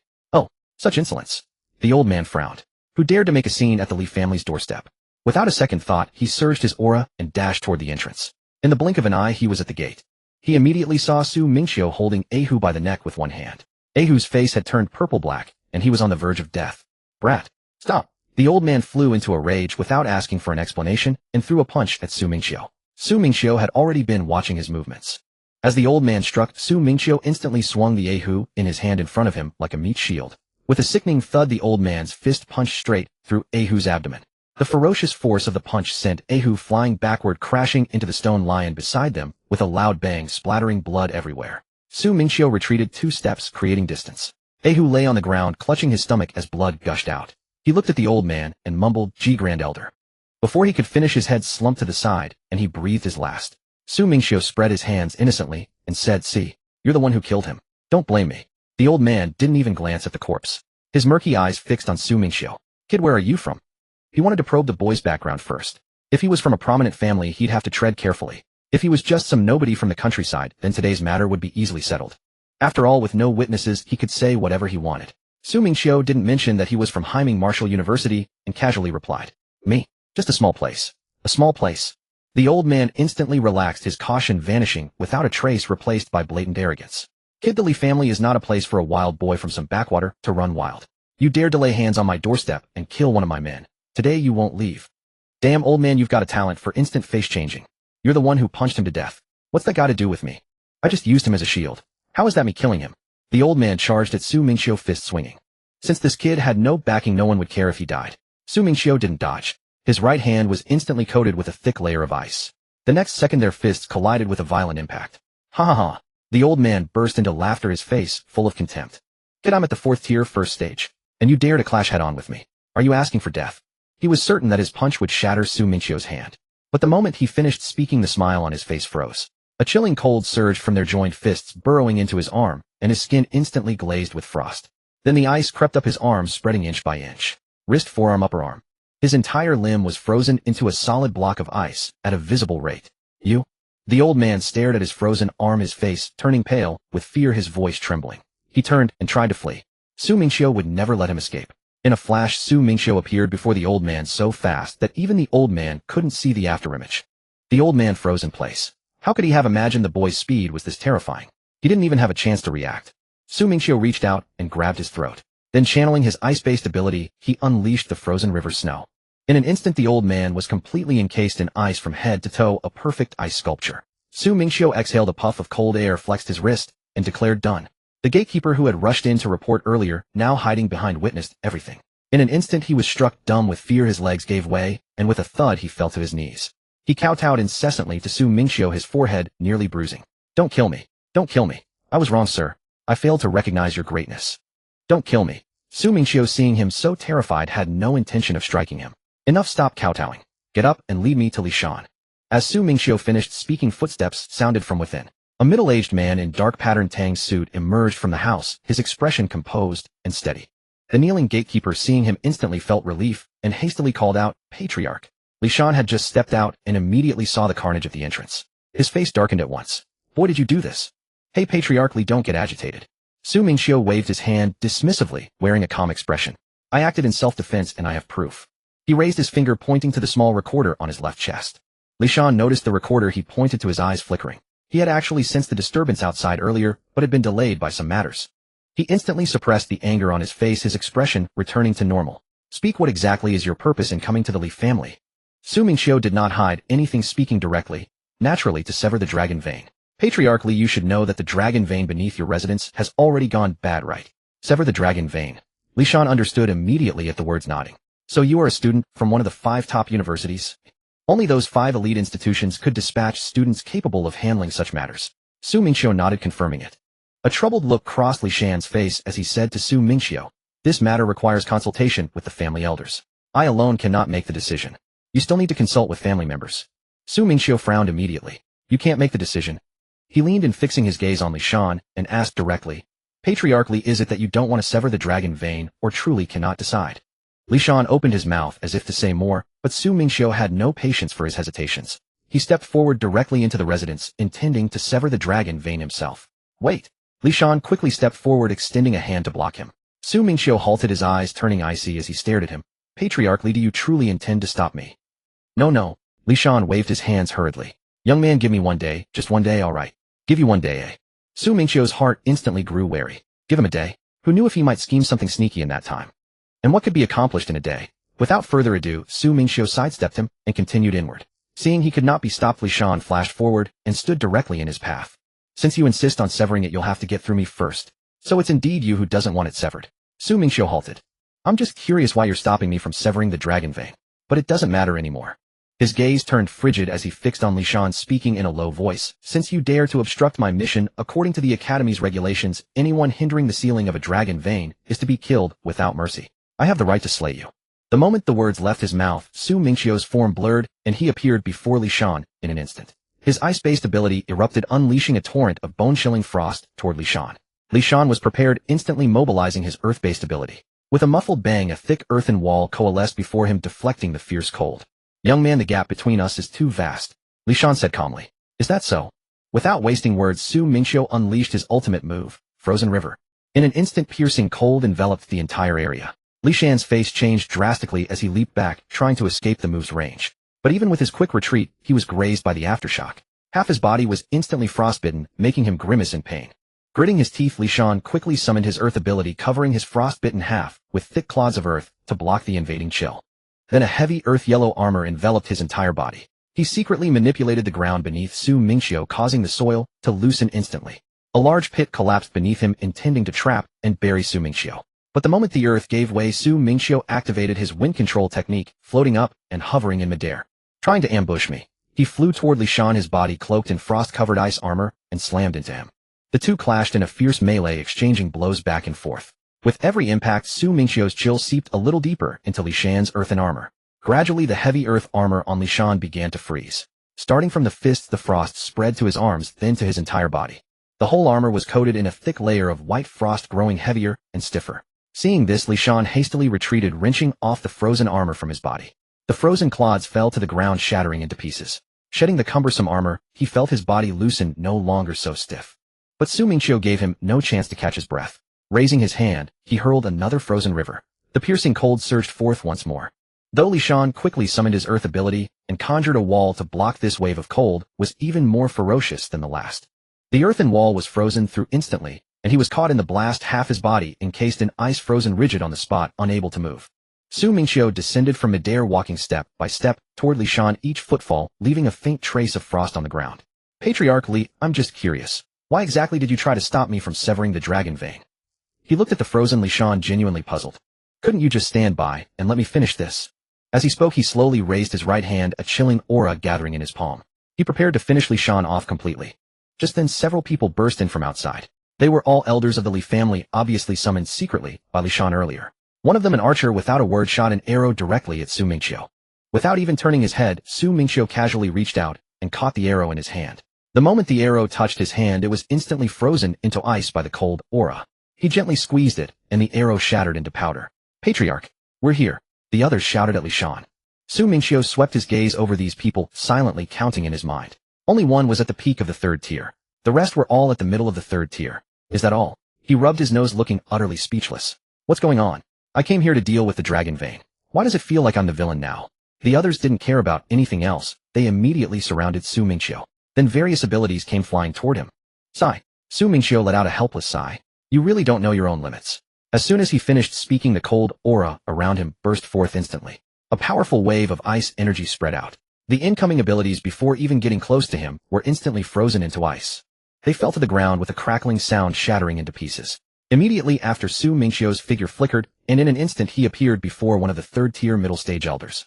He raised his hand and pressed it against the man's head. The man was still struggling desperately, trying to push Su Mingqiu away. But it was useless. In an instant he was completely frozen from head to toe into an ice sculpture. Even his struggling expression was frozen in place. The others, seeing this, all launched a frantic attack at Su Mingqiu. Their attacks all struck Su Mingqiu's ice armor, producing dull thuds. Not even a single mark was left. Su Mingqiu didn't even dodge. He simply reached out and grabbed one of the most ferocious attackers. The man instantly panicked and shouted to his companions, "Help! Save me!" But before the others could come to his rescue, he was already completely frozen by Su Mingqiu's cold aura. From head to toe, he turned into a solid ice sculpture. Su Mingqiu casually tossed him aside, and with a crash, he shattered into pieces on the ground. Li Shan, watching from the side, spoke weakly, his voice trembling, "Go. All of you run. Don't worry about me." Su Mingqiu heard this and turned to look at him. "Go? Where to?" His gaze turned cold as he said in a deep voice, "No one is leaving." The remaining three elders instantly panicked upon hearing this. They exchanged glances and quickly shouted, "Run. Scatter." As soon as the words left their mouths, the three of them fled desperately in three different directions. They thought, Su Mingqiu is only one person, he can't chase all three of us. At least one will escape. Still trying to run. The cold aura surged in Su Mingqiu's hand, instantly forming an ice bow. He raised his hand, drew the bow to its full extent, and shot directly at the one running the fastest. The ice arrow moved so fast that it produced a sharp whistling sound. The man sensed it, turned back to see the arrow, and hurriedly conjured wind blades to block it, but it was useless. The ice arrow pierced straight through his wind blades, then through his chest. Immediately the ice arrow exploded inside his body. The cold aura spread out, instantly freezing him completely from head to toe into an ice sculpture. The remaining two, witnessing this, were terrified out of their wits. They used all their strength, screaming as they ran for their lives, wishing they had been born with extra legs. Su Mingqiu immediately gave chase after one of them. Under the full power of his max-level wind control art, he caught up to the man in an instant. Holy shit. So fast. The man turned back and saw Su Mingqiu, instantly stunned. Realizing he couldn't outrun him, he decided to stop running and turned around, about to gather his ability to counterattack. But Su Mingqiu ignored him completely and simply brushed past him. As he passed by, he casually patted the man's shoulder, then continued chasing the last person. Before the man could react, he felt a bone-chilling cold aura drill into him from his shoulder. Instantly, his entire body froze in place. He was then turned into an ice sculpture. The last person was still running desperately. After a while he looked back and didn't see Su Mingqiu instantly sighing in relief. Few finally got rid of him. Really? A faint voice came from above his head. The man was startled and quickly looked up only to see Su Mingqiu hovering right above him. A foot was coming down toward his head. With a thud, the man was stomped head over heels by Su Mingqiu and fell to the ground. The man lay on the ground, pointing at Su Mingqiu, trembling with rage. You demon, you will be punished. Su Mingqiu walked toward him step by step. Huh, how did I become a demon? He then transformed into the persona of General Duanmu, waving his hand with a look of impatience. Forget it, I can't be bothered to reason with you. You're not worthy of hearing it. Su Mingqiu condensed an ice sword in his hand. Seeing this, the man knew begging for mercy was useless, so he got up and gathered a fireball to hurl at Su Mingqiu, ready to fight to the death. Su Mingqiu simply slashed the fireball in half with his sword. The two halves then froze solid. Then Su Mingqiu rushed in front of him in an instant, swung his ice sword, and severed one of his arms. Out! The man screamed in agony, but Su Mingqiu didn't stop. Another swing, and he severed his other arm. Then he instantly teleported behind the man, gently swung his ice sword, and slowly dissipated. The next moment the man's head slowly fell off. His body followed, collapsing to the ground, blood splattering everywhere. After dealing with the last person, Su Mingqiu carried the man's head and returned to Li Shan. He casually tossed the head with a thump at Li Shan's feet. Seeing this, Li Shan instantly understood that none of the helpers had escaped. They were all dealt with by Su Mingqiu. Li Shan's face turned pale on the spot, and his whole body began to tremble. You forced me to do this. Haven't you always wanted to know why I stopped you from severing the dragon vein? He looked at Su Mingqiu and suddenly burst into loud maniacal laughter. Now you'll know. With that he shouted toward the depths of the mansion, come out, my greatest masterpiece. Su Mingqiu frowned at his crazed demeanor. Huh, what the hell is he doing? Why did he suddenly go crazy? The moment the words fell, a female zombie clad in plain white garments leaped out from the mansion. Her face was entirely concealed beneath layers of copper coins. As she bounded forward, the coins clattered against one another with a harsh metallic jingle. The moment Li Shan saw her, he became overcome with emotion and cried out, Shira, you've come, my daughter. Hearing this, Su Mingqiu instantly understood the situation. So that's it. You used the dragon vein to turn your own daughter into a zombie. It's all your fault. Every bit of it. Li Shan pointed at Su Mingqiu, screaming in a frenzy. If it weren't for you, my Shira would have been revived by the dragon vein. She would have returned to her original form. Old fool, have you gone senile from my freezing? Su Mingqiu rolled his eyes, utterly speechless at the man's delusion. The dead cannot return to life. Surely even you understand such a simple truth. Look at what you've created here. Do you call this a resurrection? The female zombie, paying no heed to Su Mingqiu whatsoever, leapt directly toward Li Shan. In one swift motion, she plunged her hand into his chest and tore out his still beating heart. Then right before his very eyes, she began to devour it. Sheer, how could you? Li Shan stared in utter shock as his own daughter feasted upon his heart, still trying to console himself even at death's door. It must be because you awakened too early. You're not yet in your right mind. Before he could finish his words, his head lolled to the side. He was thoroughly dead. Su Mingqiu stood by, watching the entire scene unfold in disbelief. What the hell? What was happening here? The zombie had devoured her own biological father first. After finishing the heart, the zombie instantly turned and lunged towards Su Mingqiu, moving at a speed several times greater than before. Reacting swiftly, Su Mingqiu raised his hand and unleashed a wave of bone-piercing cold toward the zombie, encasing her body in a thick layer of ice. But to his surprise, this zombie's body was extraordinarily tough. With a simple motion of her arm, she shattered the ice, encasing her as if it were mere paper. She continued her relentless advance towards Su Mingqiu. Oh, interesting. This one was far more formidable than those useless minions earlier. With a thought, Su Mingqiu summoned his ice armor once more. He conjured an ice sword in his hand and swung it at the zombie, but the blade merely glanced off her body with a dull metallic clang, leaving no effect whatsoever. This zombie's body was simply too hard. Su Mingqiu struck her repeatedly, yet failed to leave even the faintest mark upon her. Seizing the opportunity, the zombie swept both arms towards Su Mingqiu, shattering his ice armor in a single blow. But the moment it broke, he instantly reformed a fresh set of ice armor.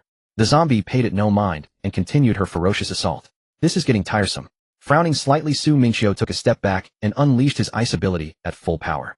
He struck with his ultimate technique, Cold River Snow. A massive torrent of glacial ice carrying an aura of biting frost surged toward the zombie. The zombie was instantly engulfed by the torrent and frozen solid into a colossal block of ice. Yet before long, cracks began to spread across the block, and the zombie clawed her way out from within.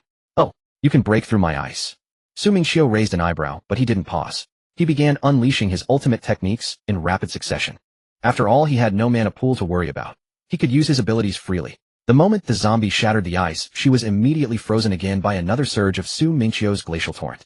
Frozen, broken, free, frozen again. This cycle repeated itself over and over. Gradually, the zombie's strength waned, and her speed of breaking free slowed considerably. In the end, she was frozen solid within the ice, unable to escape any longer. She was completely encased in a single massive block of ice. Su Mingqiu exhaled a plume of frost. Finally, this thing was dealt with. But he remained cautious. With a lift of his hand, he shattered the ice block containing the zombie into several pieces. He gazed at the scattered fragments on the ground. Now that you're dismembered, let's see if you can resurrect again. Having dealt with the zombie, Su Mingqiu strode into the mansion. As soon as he reached the back courtyard, he spotted a sinister formation drawn upon the ground, stained with patches of dried blood. Clearly this was the evil ritual array Li Shan had used to refine a corpse with the dragon vein. Without hesitation, Su Mingqiu raised his hand and shattered the formation. Then, standing in the courtyard, he rubbed his chin, thoughtfully pondering how exactly was he supposed to extract the dragon vein. Got it. Su Mingqiu turned and walked out of the courtyard, then flew off in the direction of the Public Security Bureau. He moved swiftly and arrived in no time. Entering the building, he went straight to the front desk and addressed the staff member there. Hello, I'm from Haiming Martial Arts University. I'm here to deal with the Li family's dragon vein, and will need some assistance from the Bureau. Upon hearing this, the staff member immediately understood and hurried toward the director's office to report the situation to Director Huang Guoyang. Huang Guoyang was taken aback by the news. Why so much earlier than in previous years? Without wasting a moment, he went out to meet Su Mingqiu. Emerging from his office, Huang Guoyang extended his hand towards Su Mingqiu with a warm smile. Hello there, student. What's your surname? My surname is Su, given name Mingqiu. Su Mingqiu shook his hand in return. Su Mingqiu. You're the national top scorer who soloed the Beast Tide during the college entrance exam. Huang Guoyang suddenly realized who he was, a look of dawning comprehension on his face. No wonder you got here so fast. With it being you, that makes perfect sense. Director Huang, I've come to request the Bureau's assistance in dealing with the Li family's dragon vein. Of course. Huang Guoyang nodded eagerly, then turned to his subordinate and said, Xiao Wang, go get all the equipment ready. We're heading to the Li residence with student Su. The man nodded and hurried off. By the way, Director Huang, there's one more matter. The members of the Li family obstructed me from severing the dragon vein, so I've already dealt with them. With that, he removed his body camera and handed it to Huang. For the full details, please review this camera. Every moment of the process has been recorded. Huang Guoyang took the device, reviewed its contents, and immediately slammed his hand on the desk. Killed well. How dare they use the dragon vein to refine corpses? And his own daughter at that. Did he truly believe he could resurrect the dead? Student Su, you handled this admirably. Against people like this, one must be decisive and ruthless. Just as he finished speaking, Xiao Wang returned and reported to Huang, Director, everything is ready. Huang Guoyang nodded, returned the camera to Su Mingqiu, and said, Student Su, everything's prepared. Let's go. Off to the Li residence. Su Mingqiu and Huang Guoyang then stepped outside, where 5 individuals stood in the courtyard. Each carried a large pack on their backs, fully equipped and ready to depart. Let's go, Su Shui. Huang Guoyang waved his hand, and the group made their way toward the Li family residence. Upon arriving at the Li family home, they saw several ice sculptures standing at the entrance, those who had been frozen by Su Mingqiu earlier. As they proceeded further inside, Li Shan's body lay in the courtyard with shattered frozen remains of dismembered zombies scattered on the ground. Huang Guoyang had already reviewed the footage from the recorder, so he showed no shock at the sight. He was well prepared for it. But for the others, this was their first time witnessing such a scene, and shock was written plainly on every face. It was utterly brutal. Huang Guoyang gestured, and the 5 men stepped forward to set down their backpacks. From the bags, they pulled out a pile of specially crafted demolition mines. Their plan was to blast the ground open and expose the dragon vein beneath. Once the 5 men had positioned the mines directly above the dragon vein, everyone retreated from the Li family courtyard to a safe distance. Huang Guoyang then produced a remote control and pressed the button. Su Mingqiu heard a deafening roar. Boom. A massive crater was blasted open in the Li family courtyard. The group walked to the edge and peered down, revealing an enormous formation exposed within the pit. The formation was surging with abnormal energy, and from it emerged numerous Tier 3 zombies. All of them had been birthed by the dragon vein. It seemed that due to Li Shan's corpse refining practices, the dragon vein had spawned nothing but these zombies. Director Huang, you all just watch from the side. I'll handle these, Su Mingqiu said to Huang Guoyang. Huang Guoyang nodded and led the group to step back. By now, zombies were already leaping up from the crater walls, charging straight at Su Mingqiu. He reached out, pressing his palm against the zombie's face, and instantly froze it solid into an ice sculpture. But no sooner had he frozen one than the swarm behind surged forward again. In an instant, a row of ice spears materialized behind Su Mingqiu. The ice spears shot toward the zombie horde. Each spear exploded upon impact, with a zombie instantly freezing it in place. None could even get close. Su Mingqiu's ice armor materialized around him as he charged straight into the heart of the zombie swarm, weaving through them. With every zombie he passed, he casually froze it into an ice sculpture with a single touch. Watching from the side, Huang Guoyang couldn't help but nod, inwardly marveling. This kid Su Mingqiu had already surpassed his peers by leaps and bounds. He had even outgrown those senior students in their second year, a once-in-a-century prodigy. Gradually, all the zombies were frozen solid into blocks of ice. The dragon vein had stopped spewing out zombies. Then the formation began to tremble violently, and a black dragon burst forth from within. It wasn't corporeal. It was a phantom, a form of pure energy. Clearly this was the corrupted manifestation of the dragon vein. Su, be careful. This is the dragon vein. Huang Guoyang shouted from behind. An ice sword materialized in Su Mingqiu's hand, and he swung it at the black dragon. Biting cold sword energy flew toward the black dragon. But the dragon simply flicked its tail, dispersing the attack effortlessly, untouched and unharmed. Before the black dragon could make its next move, an ice dragon of equal size materialized behind Su Mingqiu. It was condensed from his ice ability. The ice dragon hurtled toward the black dragon and exploded on impact. Piercing cold engulfed the black dragon, its body now covered in a layer of white frost. Several spots on its form had become dangerously translucent. Enraged, the black dragon barreled straight at Su Mingqiu. In response, Su Mingqiu instantly summoned a massive ice wall to block the charge. The black dragon slammed into the ice wall, dazed and shaking its head to clear the impact. Seizing the moment while the dragon was disoriented, Su Mingqiu surged forward and severed its tail with a single strike. The black dragon let out a furious roar, whipping its head around and spewing black flames from its maw. But Su Mingqiu had already darted away, evading the dark fire and soaring into the sky. Today I, Su Mingqiu, shall slay a dragon. With that he summoned colossal ice swords overhead, raining them down upon the black dragon. The ice swords pierced through the black dragon's body, pinning it firmly to the ground. The dragon let out a desperate cry, unable to move an inch. Then from the heavens above, the largest sword of all descended, aimed directly at the dragon's head.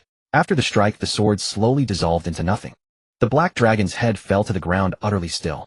Su Mingqiu quickly retrieved the white jade vial given by the school and absorbed the dragon vein's essence into it. With that done, he let out a sigh of relief. Finally finished. Huang Guoyang approached. Su, I don't even know how to describe you. This is the first time I've seen someone at the second tier 9th stage pull off something this incredible. Su Mingqiu scratched his head and smiled modestly. You flatter me, Director Huang. So Su, what's your next move? Huang Guoyang asked. I still need to take down the remaining dragon veins. The school gave me 9 tasks. Why do you ask, Director Huang? Well, our city hosts a rising talents ranking and the grand competition is in a few days. The first place prize is a purple heart ginseng. I was wondering, would you be interested in competing? Huang Guoyang extended the invitation with a smile.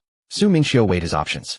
The remaining dragon veins weren't urgent anyway. Moreover, the purple heart ginseng would aid his cultivation. Since the timing aligned, he might as well join.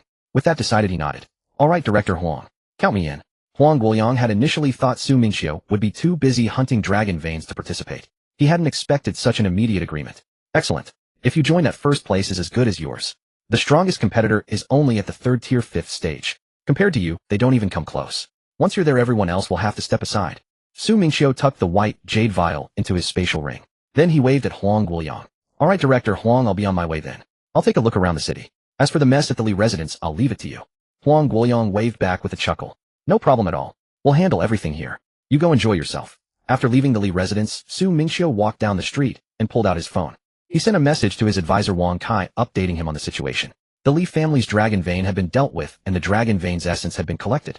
Before long, his advisor replied. Along with the response came the location of the next dragon vein, along with a brief overview of the situation there. He specifically noted that if Su Mingqiu was planning to participate in the local competition, there was no rush to arrive. He could take his time and needn't hurry.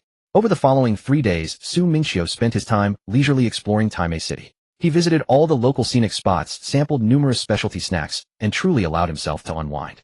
Before he knew it, the day of the grand tournament had arrived. He was now sitting in a taxi heading toward the city center. The Junkai ranking tournament was being held at the arena in the heart of the city. Upon arrival, Su Mingqiu stepped out of the taxi, still holding a freshly bought vanilla ice cream cone. As he entered the arena, he saw that 2 people were already engaged in combat on the stage. The surrounding spectators were cheering loudly, the atmosphere quite lively. 2 audience members nearby were discussing, "Hey, do you think that Li Fei can win?" Win? With what? The other rolled his eyes. His opponent is ranked 49th on the Junkai ranking. Even if it's at the bottom, that's still not something an ordinary person who hasn't made the list can compare to. Li Fei isn't even on the list. How is he supposed to fight against that? The moment the words left his mouth, the man on the stage threw a punch that sent Li Fei flying. Li Fei crashed directly at Su Mingqiu's feet, nearly slamming into him. Overestimating yourself. You should have just admitted defeat earlier and saved me the trouble, the man on the stage declared, looking down arrogantly, his face brimming with contempt. Su Mingqiu stepped forward to help Li Fei up, asking, "Are you all right?" "Thank you, I'm fine." Li Fei nodded to Su Mingqiu, clenching his fists, clearly filled with frustration. But knowing he was no match, he slowly released his grip, then walked away with his head lowered. The man on the stage named Ma Guang was still shouting, "Is there anyone else who wants to come?" The nearby spectators muttered quietly in complaint. This Ma Guang can only be arrogant for now. Wait until the real experts from the Junkai ranking arrive. Let's see how he struts. He's just taking advantage of coming early to bully the weak who haven't made the list. Taking a bite of his unfinished ice cream, Su Mingqiu walked toward the stage. The crowd around him was stunned, and whispers began to spread. Who's that? Never seen him before. He's not from our Taimei city, is he? Ma Guang also noticed him first, taken aback, then a look of undisguised contempt spread across his face. Kid, you're only at second order ninth stage, and you dare to come up. Are you here to be my punching bag? Ma Guang was about to continue his taunts when before he could finish a figure flashed before his eyes. Su Mingqiu, who had been standing below the stage just a moment ago, was now right in front of him in the blink of an eye. Still holding the half-eaten ice cream cone, he lightly patted Ma Guang on the shoulder. With that seemingly weightless touch, Ma Guang instantly felt his entire body go rigid. He was frozen in place, unable to move an inch. A bone-piercing chill surged from his shoulders, spreading through his entire body in an instant. Even his inner ability was thoroughly frozen by the deep, penetrating cold, rendering it completely immobile and unresponsive. Before Ma Guang could react, Su Mingqiu raised his right hand and delivered a crisp, clean punch to his stomach. Ugh! Ma Guang gasped in searing pain, his body curling up like a boiled shrimp. His face turned a bruised purple, and he couldn't even squeeze out a single scream. Without sparing him a second glance, Su Mingqiu casually lifted his foot and kicked him off the stage. Ma Guang was sent flying, crashing onto the ground below with a deafening thud. The entire arena erupted. Cries of "Holy crap!" rang out from all directions. Holy crap! Where did this beast come from? He took down Ma Guang in 1 second. That's insane. Then people began to gather and gossip. Hey, have you heard? A few days ago the entire Li family was wiped out. You think? It might have been this guy. Someone nearby immediately scoffed and shook his head. No way. Can't you see? He's only second order ninth stage. The Li family head was fourth order. How could he possibly have beaten him? I was just saying. The man scratched his head sheepishly. Ignoring the chatter below, Su Mingqiu let his bone-chilling cold surge forth. In the blink of an eye, a throne coalesced behind him. He sat down on it lazily and spoke slowly, his voice carrying clearly across the entire arena. When will your so-called Junkai ranking people arrive? I'm in a hurry. These words immediately ignited the crowd. Someone shouted at the top of his lungs, holy crap, you're way too arrogant. Yeah, don't think that just because you beat Ma Guang in a second you're something special. Do you really think our Taimei city has no one? A young man in red, his face flushed, pulled out his phone and pointed at Su Mingqiu, yelling, you just wait. My brother is on the Junkai ranking. I'm calling him right now. He'll come and take care of you. Barely 2 minutes after the young man hung up, 5 people strode briskly into the arena. Seated on his throne, Su Mingqiu glanced at the 5 of them. All 5 of you come at once. I'm in a hurry. At these words, Li Tian stepped forward from the group, leaped onto the stage. No need for 5 people. I alone can handle you. The audience below immediately breathed a sigh of relief. Oh, it's Li Tian. Li Tian ranked 15th on the Junkai ranking. Now we're safe. Li Tian is at 3rd order 4th stage. This kid won't be able to act tough anymore. Ma Guang was such a disgrace to the Junkai ranking. Frowning, Li Tian clearly believed that Ma Guang's incompetence was the only reason this brat had any leeway. Su Mingqiu slowly rose from his throne and said flatly, in my eyes you and him are no different. The moment the words left his mouth, he was already in front of Li Tian. So fast. Li Tian's pupils contracted sharply. Before he could react, he felt his neck tighten as Su Mingqiu grabbed him by the throat and lifted him off the ground. Panic seized him. He desperately tried to mobilize his inner ability to counterattack, only to find that his power felt frozen solid, utterly immobile. My ability. I can't use my ability. So cold. So cold. The bone-chilling cold surged from his neck, spreading through his entire body in an instant. He didn't even have the strength to struggle. He could only stare at Su Mingqiu in terror, his eyes wide with horror. Su Mingqiu casually flung him aside, hurling Li Tian violently at the feet of the remaining 4. Li Tian crashed onto the ground, curling into a ball, unable to get up for a long time. Standing on the stage, Su Mingqiu swept his gaze over the 4 of them and said in a calm tone, don't waste time. Come at me together. The 4 exchanged glances, each seeing deep shock and gravity in the other's eyes. Li Tian had been taken down so easily by this kid. They knew that fighting alone would be futile, so, without further ado, they nodded and simultaneously leaped onto the stage. The audience below was completely dumbfounded. What? Li Tian is no match for him. My god, this guy is way too powerful. He really has the capital to be arrogant. But 4 against 1, that should be safe enough, right? After the 4 of them jumped onto the arena, they didn't dare to approach Su Mingqiu at all. Li Tian had been taken down too quickly just now. They were afraid of being instantly defeated if he got close, so they hurriedly distanced themselves, planning to suppress him from afar with their abilities. Then the 4 of them simultaneously channeled their internal abilities. Overwhelmingly, they blasted towards Su Mingqiu. Seeing this, Su Mingqiu casually raised his hand and stretched it forward.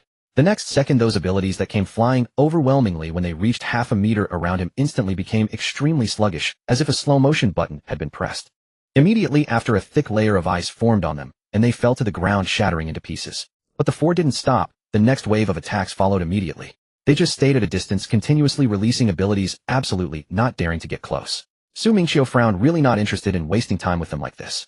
The next second, he directly flashed in front of one of them. The man was about to raise his hand to defend, but instantly felt his whole body stiffen, frozen solid, unable to move at all. Su Mingqiu casually threw a punch and sent him flying. Then he condensed an ice sword, and in the blink of an eye flashed in front of another person. He raised his hand and slapped the person away. The remaining two didn't even have a chance to help. Su Mingqiu's speed was simply too fast. Just as they saw him on the left in the blink of an eye, he was already on the right. They didn't even have time to react before their teammates were already sent flying. Just as Su Mingqiu was about to step forward to deal with the remaining two, the two immediately panicked, hurriedly raised their hands, and shouted at the top of their lungs, "Wait! We surrender! We surrender!"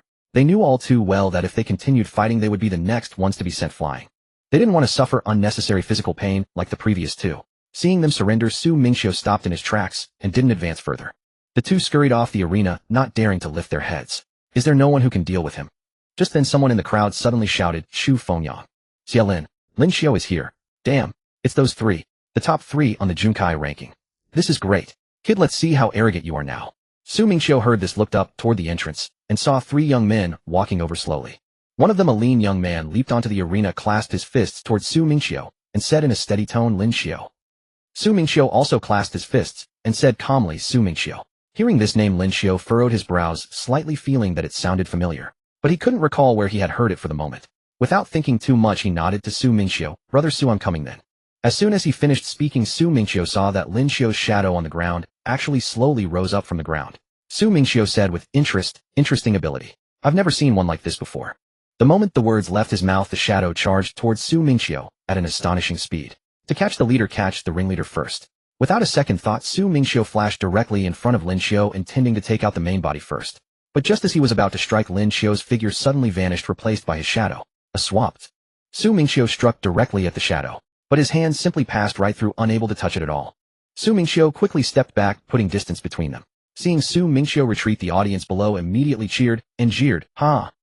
This kid finally got put in his place. Now you know the power of our Taimei city." Su Mingqiu ignored the jeering below, his eyes turning cold as the chill within him burst forth instantly. Lin Xiu, standing not far away, instantly felt a bone-piercing cold. His heart dropped, not good. The next second, the entire arena slowly became covered with a thick layer of ice. Then one after another, huge ice spikes abruptly burst out from the ice surface, shooting toward Lin Xiu. "Hey, Brother Su, I surrender. I surrender." Lin Xiu's face turned pale with fear as he hurriedly shouted at the top of his lungs. The ice spike that was about to pierce his chest instantly stopped in midair. Lin Xiu could even clearly feel the piercing cold emanating from the ice spike. Hearing his surrender, Su Mingqiu made all the ice spikes on the arena disappear without a trace. Lin Xiu stood on the arena, gave a bitter smile to Su Mingqiu. "I admit defeat. I can't beat you. You're really a monster. In all my life, this is the first time I've been defeated by someone across ranks." With that, he shook his head, turned around, and jumped off the arena. "What? Lin Xiu lost too? Then, now we can only rely on those two big shots, Chu Fengyang and Xiaolin." Chu Fengyang turned to look at Xiaolin beside him, and said, "You're not going up." Xiaolin shook his head, and said bluntly, "I can't beat him. I'm not going up to embarrass myself." Hearing this, Chu Fengyang didn't say anything. He nodded, leaped, and jumped onto the arena in one bound. Chu Fengyang stood on the arena, clasped his fists towards Su Mingqiu, and said in a serious tone, "Brother Su, although I know I might not be able to beat you, I still want to give it a try." "What? Chu Fengyang actually says he can't beat him. Don't panic. I have a friend who can." "You don't have a damn friend. Your friend is just me, isn't it?" Chu Fengyang raised his arm and swung it down fiercely. Su Mingqiu saw through his move at a glance, instantly extended his hand, and a thick layer of ice membrane materialized in front of him in the blink of an eye. Bang! A dull sound echoed, and a deep slash mark instantly appeared on the ice membrane. An invisible slash. Chu Fengyang didn't stop at all. He kept waving his hand over there, sending one invisible slash after another towards Su Mingqiu in a continuous stream. "Have playing this game with me, huh?" Su Mingqiu let out a derisive laugh, and in an instant a dense array of ice spears materialized behind him, overwhelming and flying straight toward Chu Fengyang. Seeing this, Chu Fengyang swung his arms frantically, sending invisible slashes at the ice spears, chopping them apart one by one as they flew. But the ice spears seemed endless. For every one he shattered, several more immediately took its place. After slashing for a long time, he still hadn't managed to finish them off. Instead, the ice spears were getting closer and closer, almost overwhelming him. Chu Fengyang's slash, though immensely powerful, consumed a tremendous amount of his ability. He had barely been cutting for a moment before the energy within him was nearly depleted. He attempted to bypass the ice spears and engage Su Mingqiu in close combat, only to find it impossible to get around. The ice spears were densely packed, blocking every possible path he could take. "I give up.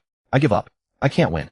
Chu Fengyang gasped for breath, waving his hand in surrender. Su Mingqiu waved his hand, and the overwhelming array of ice spears vanished without a trace.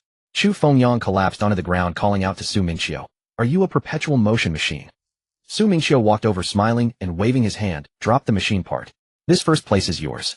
I'm convinced. I've lived this long, and this is the first time I've seen such an astonishing ice ability." He then changed the subject. "By the way, Brother Su, there's something you might be interested in." "What is it?" Su Mingqiu asked. "Come, let me treat you to a meal. We can talk while we eat." Chu Fengyang stood up, brushing the dust off his clothes. Su Mingqiu nodded. "All right." Afterwards, Su Mingqiu went to collect his prize from the competition. He obtained the purple heart ginseng, and then left with Chu Fengyang and the other two. This chaotic competition came to an abrupt and hazy end. It wasn't until Su Mingqiu and the others had been gone for a while that a spectator in the audience suddenly slapped his forehead. "Holy crap. I remember now. He's the national top scorer from the college entrance exam. The one who single-handedly fought the beast tide and killed a third-tier beast during the exam. So it's him. I thought his name sounded familiar." The four of them were already seated in a private room at a restaurant eating. "Holy crap, Brother Su. No wonder your name sounded so familiar," Lin Xiu exclaimed. Just lucky, just lucky. You're too modest." Chu Fengyang chuckled, then set down his cup. "By the way, about what I mentioned earlier, the three of us discovered an ancient tomb in the wilderness a few days ago. We were dealing with the things inside the tomb this morning, which is why we arrived so late for the competition." Chu Fengyang looked at Su Mingqiu seriously and said, "Brother Su, with your strength, if you could come with us, our chances would be much greater." "So, Brother Su, would you like to join us? You can choose any treasures inside first," Chu Fengyang quickly added. Su Mingqiu nodded. "All right, but I need to refine this purple heart ginseng first. It'll take some time." "No problem, it's settled then. We'll meet up tomorrow," Chu Fengyang said with a smile. After agreeing, they ate their meal in peace. After finishing, Su Mingqiu went to a nearby hotel to rent a room. Once inside, he took out the purple heart ginseng. He opted for the most primitive method of consumption, chewing it dry. After a couple of bites, he smacked his lips in satisfaction. Delicious. Tastes like purple sweet potato. A day passed quickly. The next day, Su Mingqiu successfully met up with Chu Fengyang and the other two in the wilderness. After consuming the purple heart ginseng yesterday, Su Mingqiu had smoothly broken through to the third-tier second stage. Su Mingqiu waved his hand in greeting, and the three of them smiled back. Lin Xiu remarked, "Brother Su, it seems that purple heart ginseng has given you quite a boost." "Just a tiny bit," Su Mingqiu said, waving his hand dismissively. "Haha, let's go, Brother Su. The ancient tomb is not far ahead," Chu Fengyang said with a laugh, and then the group headed toward the tomb. After walking for a short while, they spotted the entrance to the ancient tomb. There was a small pit on the ground revealing a passage below. Without a word, they jumped down into the pitch-black darkness. Chu Fengyang led the way, holding a torch to light the path, and said to Su Mingqiu, "Brother Su, we've already cleared the traps along this front section." The group slowly advanced along the damp tomb passage, which was filled with a faint musty odor. After walking for a while, Chu Fengyang stopped and turned to Su Mingqiu. "This is as far as we got. We haven't touched anything further inside." They continued forward. Before long, Xiaolin suddenly stepped on something. A sharp click sounded, triggering a mechanism. What was that sound? Lin Xiu immediately became alert. The next moment, countless centipedes crawled out from the cracks in the walls, dense black and red in color. "Those centipedes are poisonous. Don't let them bite you," Chu Fengyang shouted. The other three were about to raise their hands to activate their abilities against the poisonous insects when Su Mingqiu stepped forward. "Let me handle this." As soon as the words left his mouth, a bone-chilling cold spread, instantly freezing the approaching centipedes into ice. Every single one of them was trapped, none escaping. Chu Fengyang gave Su Mingqiu a thumbs up. Then they continued onward, soon reaching the antechamber of the ancient tomb. Upon entering, everyone was stunned. The room was empty, with only a coffin placed in the center and nothing else. Lin Xiu immediately complained, "Damn, this is too poor. Not even a single bird." Su Mingqiu glanced at Chu Fengyang and asked, "Brother Chu, open the coffin." Chu Fengyang nodded solemnly. "Open." The moment he spoke, Lin Xiu's shadow rose from the ground. It stepped forward cautiously and lifted the lid of the coffin. After all, a shadow couldn't be harmed, so even if there were traps or poison inside the coffin, it wouldn't affect the original body. As the coffin was opened, a swarm of moths burst out from within. However, those moths passed straight through the shadow, unable to touch it at all. Chu Fengyang raised his hand, and an invisible slashing strike swept across, killing a large number of moths. Lin Xiu's shadow also rushed forward. Seeing this, Su Mingqiu raised his hand, and a surge of freezing mist erupted, instantly freezing the remaining moths that were charging toward them. As for the moths heading towards Xiaolin, just as they were about to reach him, an invisible force pinned them firmly to the ground. They were crushed into pulp, dead beyond dead. Su Mingqiu looked at the empty coffin and couldn't help but complain inwardly. Damn, this tomb owner was way too stingy. Not a single treasure was left behind, just a bunch of useless moths. That's too poor. The group didn't linger here since there was nothing to gain from staying.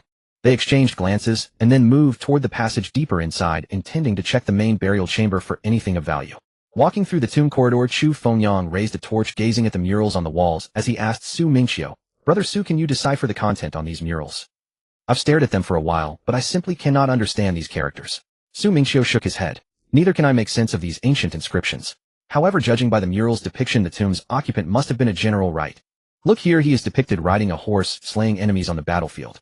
Shortly after, the group arrived before a colossal stone door and halted. "What now?" Xiaolin asked, looking at Chu Fengyang. "Let's first see if there's any mechanism to open this door," Chu Fengyang replied. The group began to search around, feeling for any hidden triggers. Moments later, a creak echoed through the chamber. Chu Fengyang and the other two all turned their gazes towards Su Mingqiu. They saw Su Mingqiu withdraw his hand from the mouth of a stone lion beside them. The massive stone door began to slowly grind open. Perhaps due to its age, the door opened extremely slowly, groaning and creaking for a long while. Once the door was fully open, the group stepped inside. Torches on the tomb chamber walls ignited spontaneously, illuminating the entire space with a bright, clear light. Chu Fengyang casually tossed aside his own torch. The group stood utterly stunned by the sight before them.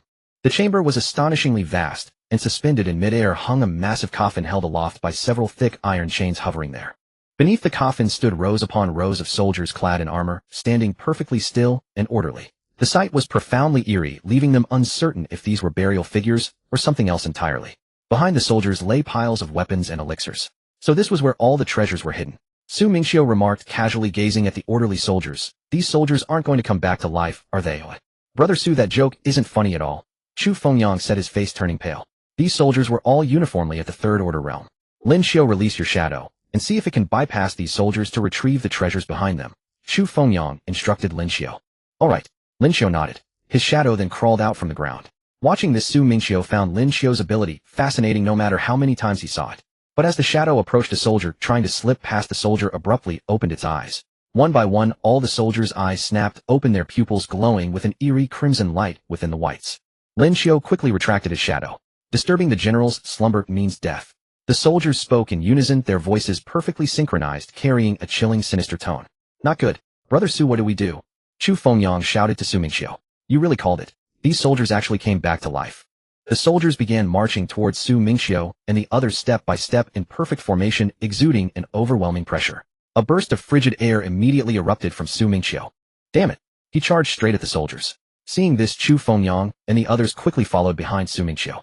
Su Mingqiu led the charge, his ice armor instantly solidifying around him. He reached out, grabbing a soldier and freezing it solid into an ice sculpture. The soldiers closing in on him were also frozen by the spreading cold. Then he conjured countless ice swords in midair, raining them down densely like a storm. The soldiers couldn't advance at all, pinned to the ground by the ice blades, unable to move. But seeing the sword rain, the soldiers actually stopped advancing, standing still on the spot. Su Mingqiu couldn't help but quip, "Damn, are they this smart, even in death? They know to dodge." He decided to simply flash directly beside the soldiers, unleashing a frantic burst of his internal cold energy. Immediately, a massive block of ice formed on the ground, surging towards the soldiers. The soldiers were instantly frozen within the ice. Su Mingqiu swiftly dealt with all the soldiers on his side. Finishing his section, he turned around to help Lin Xiu. He saw Lin Xiu still engaging them one by one with his shadow. However, his shadow could also morph into bats, offering quite a variety of attack methods. Su Mingqiu walked over to him, raised his hand, and sent a volley of ice spikes directly at the remaining soldiers, resolving them instantly. "You finished your side so quickly, Brother Su," Lin Xiu said in surprise as Su Mingqiu came to help. "Let's deal with these soldiers quickly. There should be a big guy waiting for us," Su Mingqiu said. As he spoke, Su Mingqiu pointed to the suspended coffin above. The general inside, that was the real trouble. On the other two fronts, Chu Fengyang continuously swept his arms, sending out invisible crescent blades that cleaved soldiers in two. Xiaolin used his gravity ability to crush the soldiers near him into flattened husks. The soldiers were quickly cleaned up. Chu Fengyang, Xiaolin, and Lin Xiu were all sitting on the ground resting. Only Su Mingqiu remained standing, looking completely unfazed. The intense group battle had drained their abilities considerably. After all, they had fought so many soldiers. Lin Xiu looked at Su Mingqiu. "Brother Su, your stamina is incredible. I play games 10 times a day, and you still outlast me. I can play games 20 times a day." Lin Xiu immediately gave a thumbs up. "Awesome." Xiaolin, looking confused, asked, "What does playing games 20 times a day mean?" "Kid, you're better off not knowing," Su Mingqiu said, mysteriously patting him on the shoulder. Chu Fengyang burst out laughing uncontrollably. Just then, the iron chains in midair suddenly clanked loudly, and the suspended bronze coffin shifted slightly. Su Mingqiu pointed upwards and teased Chu Fengyang. "Brother Chu, your laughter was too loud. You woke up the guy up there." Chu Fengyang immediately clamped his hand over his mouth, not daring to make a sound. It was futile, though. The clanking of the chains grew louder and more intense, clanging incessantly. Then with a thunderous crash, the bronze coffin smashed down from midair onto the ground. Chu Fengyang and the others quickly got to their feet ready for battle. "Brother Chu, when that guy comes out he'll come for you first," Su Mingqiu said with a smile. "Don't blame me. It wasn't me who laughed." Chu Fengyang waved his hands quick to deflect the blame. They were all a bit nervous. Those soldiers were all at the third order realm. What about the general in this coffin? It must be far stronger than those soldiers. Then they could hear knocking sounds coming from inside the coffin. A rhythmic thumping growing increasingly louder and more urgent. The outer coffin shattered into several fragments, some of which flew directly towards Su Mingqiu and his companions. As the shards approached Su Mingqiu, they suddenly slowed, then gradually froze into ice. Su Mingqiu grabbed one shard and tossed it aside. All that remained was the innermost small coffin. However, the knocking from within abruptly ceased, leaving an eerie silence. "What do you think, Brother Su?" Chu Fengyang asked, moving to Su Mingqiu's side. "Strike first, or be struck down," Su Mingqiu replied, advancing toward the coffin. The others followed. Standing beside the coffin, Lin Xiu muttered, "Big guy, since you're dead, stay dead. Don't come out to scare people." "Enough, stop your rambling," Chu Fengyang interrupted. Together they unleashed their attacks upon the coffin. The small coffin shattered instantly under their combined assault. As the dust cleared, they saw a tall, imposing general lying on the ground clad in armor and wearing a mask. His massive bronze blade lay beside him. Suddenly the general's chest began to rise and fall. He was breathing. "Attack him!" Su Mingqiu shouted immediately. A torrent of chilling frost, slashing energy, crushing gravity, and writhing shadows hurtled toward the general. Their full-powered assault slammed into him. The general's eyes snapped open. Grabbing his bronze blade, he countered in an instant. A single swing deflected all their attacks. Rising to his feet, the general faced them. Then he uttered a few words that sounded like "Jian Tai Mei." He then launched into a rapid string of incomprehensible speech. The group exchanged bewildered glances. "What language is that?"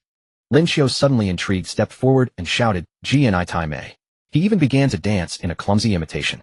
Instantly the general's fury ignited. He raised his blade and swung directly at Lin Xiu. Lin Xiu barely dodged the near miss, sending a cold sweat down his back. "Damn, you can't take a joke." His shadow slithered beside the general, then lashed out like ropes, binding him tightly. "Get him!" Lin Xiu yelled. Behind Su Mingqiu, a colossal ice dragon materialized. Chu Fengyang's invisible slash and Xie Lin's gravity crush all converged upon the general. But the general broke free of the shadow bindings with effortless force. The shadow ropes couldn't hold him for more than a heartbeat. He gathered his might, bringing his blade down at them in a single devastating stroke. A colossal wave of blade energy surged toward them. It collided with their attacks, shattering Chu Fengyang's slash and Xie Lin's gravity into nothing, utterly ineffective. Only Su Mingqiu's ice dragon had any effect. A layer of frost crept across the general's form, slowing his movements by a fraction. Chu Fengyang watched, then gave Su Mingqiu a wry smile. "Our attacks are useless against him. Brother Su, it seems we'll have to rely on you." Su Mingqiu stepped forward, waving them back. "The three of you fall back." They knew they'd only be a hindrance, so they obediently retreated to the sidelines, ready to watch him take on this boss solo. They obediently retreated to the side, ready to watch Su Mingqiu take on this boss alone. Su Mingqiu's ice armor solidified around him once more. In a flash he stood before the general, and without a word drove a punch straight into him. Caught off guard by the sheer force, the general was sent staggering back 3 steps. "Kulajiva," he roared, spewing more incomprehensible words. With a furious bellow, the general hefted his bronze blade and brought it down at Su Mingqiu. But Su Mingqiu didn't dodge, he didn't move an inch. Instead, countless ice swords materialized in the air. A sky-filling storm of ice swords rained down upon the general. He didn't retreat from the onslaught. Instead, he swung his blade relentlessly, shattering each sword with a single strike, carving his way through the storm. Ice shards clung to his armor as he broke through. But the moment he emerged, he saw 3 massive ice dragons form behind Su Mingqiu. They hurtled toward him, exploding on impact, and a wave of freezing mist swallowed him whole. When the mist cleared, the general stood there, a thick layer of frost coating his body. Even his heavy armor was frozen solid. Frostbite had set into his form. Watching from the side, Lin Xiu couldn't contain his excitement and shouted, "Awesome, Brother Su." Chu Fengyang clamped a hand over Lin Xiu's mouth. "Shut it. Don't distract him." At that moment, the general erupted with a terrifying surge of aura. He raised his massive bronze blade high, pouring every last ounce of his strength into it. A blade wave several times larger than before came crashing down upon Su Mingqiu. A final stand. Su Mingqiu eyed the colossal blade wave. He drew a deep breath, unleashing all the chilling energy within him. He unleashed his ultimate move, Cold River Snow. A colossal torrent of freezing mist erupted from his body, surging toward the blade wave with bone-piercing cold. The blade wave and the icy torrent clashed for a moment. Then the biting frost engulfed the blade wave, freezing it solid and shattering it instantly. The torrent, unrelenting, surged forward and engulfed the general. Having expended all his strength in that final strike, he had nothing left to resist the freezing wave. In the blink of an eye, he was transformed into a colossal ice sculpture, his great blade frozen right alongside him. Seeing the general completely frozen, unable to move, Chu Fengyang and the others finally breathed a sigh of relief. and hurried over to Su Mingqiu. The boss battle was finally over. That was incredible, Brother Su. Lin Xiu gasped, his face flushed with excitement. Chu Fengyang said seriously, honestly, if it weren't for you, the three of us would be dead meat right now. Xia Lin nodded in agreement. Brother Su, take your pick of the treasures. Whatever you want is yours. We'll split the rest among ourselves. Su Mingqiu nodded. It was what he deserved. After all, he had single-handedly taken down that general, who otherwise the others would never have obtained these treasures. Then the group walked together toward the treasures piled in the corner. Su Mingqiu took the lead and headed for the elixirs. He had initially thought that these ancient elixirs would contain quite a few good things. He casually picked up a seemingly exquisite medicine bottle. Opening the lid, he took out a pill only to find its surface covered with a thick layer of green mold. It was obvious that they had been stored for too long, the expiration date had long passed, and they were completely inedible. After all, this ancient tomb was far too old, and these elixirs had long since moldered and decayed. Just then Su Mingqiu heard Lin Xiu cursing over there. Damn. I just picked up this combat art, and it turned to ashes. Fuck. What kind of crap is this? The elixirs on my side are the same. Totally inedible, all moldy and expired. Su Mingqiu also chimed in with a complaint. Brother Su, Lin Xiu, come over here. Chu Fengyang called out. These weapons are still usable. Hearing this, Lin Xiu hurried over, eager to see if there were any weapons that suited him. Su Mingqiu was about to follow when he was suddenly drawn by the patterns on the wall near the combat arts. He stopped and looked over. At that moment, a system voice suddenly rang in his mind. Ding, detected S-rank combat art, demon suppression blade. Do you wish to cultivate? Cultivate. Su Mingqiu silently uttered in his mind. The next second, that demon suppression blade combat art was directly cultivated to the maximum level. Countless pieces of information instantly flooded into his mind, and he learned the blade technique in an instant. This should be the combat art that the general had cultivated during his lifetime, inscribed on the wall. Fortunately, I have the system. If it were someone else who couldn't recognize these ancient characters, they would never be able to cultivate it. Moreover, these patterns have been around for thousands of years and are already blurred. Even if others could read the words, they wouldn't be able to learn it. This demon suppression blade has 3 stances: subdue evil, sever evil, and vanquish demon. 3 moves in total. Brother Su, come quickly. Chu Fengyang shouted over there, urging him to come see the weapons. Coming. Su Mingqiu replied and walked toward the 3 of them. Along the way, Su Mingqiu kept scanning the surrounding walls, checking if there were any other hidden combat arts. Unfortunately, the system did not ring again. There were no other combat arts. However, having gained an S-rank combat art from this trip to the ancient tomb was already quite good. This journey had been a huge profit. Su Mingqiu walked over to Chu Fengyang and saw several cleaned weapons placed on the ground, which they had apparently picked out just now. Brother Su, we've picked out the good weapons. You choose first. Su Mingqiu looked at the weapons, shook his head, and waved his hand. You choose who, I won't pick any. He secretly complained in his heart, these scraps, what's there to choose? Then his gaze shifted to the ice block that had frozen the general. More precisely, he looked at the enormous bronze broadsword in the general's hand. That sword was the weapon the general had used his entire life. Having accompanied him through many battles, it was surely far superior to the scraps on the ground. Chu Fengyang looked at Su Mingqiu and quickly said, No, Brother Su, you must at least choose one, or the 3 of us will feel uneasy. You've helped us so much, taking nothing would make us all uneasy. Yes, Brother Su, just pick one. Xia Lin and Lin Xiu also chimed in. I didn't say I wouldn't take anything. Su Mingqiu smiled and pointed at the ice sculpture over there. I want the sword in the general's hand. Hearing this, the 3 looked at the ice sculpture and nodded. Chu Fengyang breathed a sigh of relief. That's fine, Brother Su. If you hadn't chosen anything, we 3 would really have felt bad. After saying that, the 3 gathered around the weapons and began discussing how to distribute the ones on the ground. Su Mingqiu approached the ice sculpture and raised his hand to break off the ice covering the broadsword. Then he placed his hand on the ice, and it instantly melted and disappeared, revealing the enormous bronze broadsword. Su Mingqiu looked at the broadsword and couldn't help frowning. It was too large, but it didn't match him. This sword was taller than him. How could he use it? It seemed he would need to find a place to recast this sword. Then Su Mingqiu stored the broadsword into his spatial ring. He looked at the general's corpse. I won't take your things for nothing. He condensed a huge ice coffin on the ground, then placed the general inside and closed the lid. By now, Chu Fengyang and the other 2 had finished selecting their weapons and packed up, walking over to Su Mingqiu. Lin Xiu's eyes lit up at the ice coffin, and he patted it, saying, This ice coffin is pretty good. Su Mingqiu replied jokingly, Oh. Then when the time comes, should I arrange one for you too? Lin Xiu actually thought seriously for a moment, then nodded. Sure, Brother Su, when the time comes, I'll come to you. You're actually considering it. Su Mingqiu was taken aback. Brother Su, everyone has to die someday, right? Lin Xiu said with a serious expression. Tui, stop it. Chu Fengyang quickly interrupted them. In broad daylight, why talk about death? Isn't that unlucky?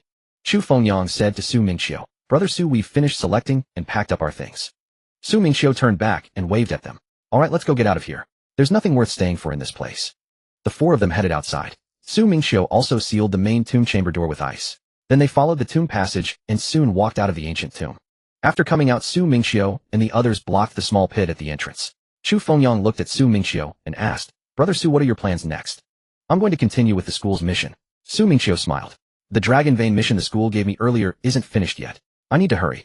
Then the group bid each other farewell. This trip to the ancient tomb had allowed him to make some good friends. After parting, Su Mingqiu rushed non-stop to the next Dragon Vein location. 3 days later he had arrived in Yunza province.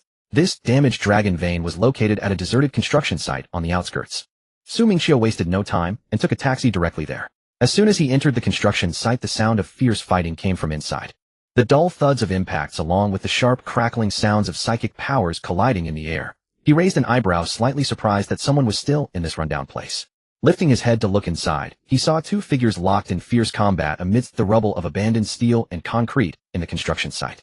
The 2 fighters also noticed Su Mingqiu at the entrance, their movements pausing in unison for half a second. Huazhang immediately sneered at Feng Chun and shouted, What? Feng Chun, did you bring a backup? Don't waste your breath. Even if you bring help, I, Huazhang, am more than enough alone. Feng Chun was equally bewildered. He had no idea who Su Mingqiu was. Just as he was about to explain, Huazhang's relentless assault forced him to raise his arms to block, leaving him no chance to speak. Su Mingqiu merely glanced at the 2 and shook his head. Huazhang's strength was at the 3rd tier 2nd stage, and his earth-type ability happened to counter Feng Chun's wind-type.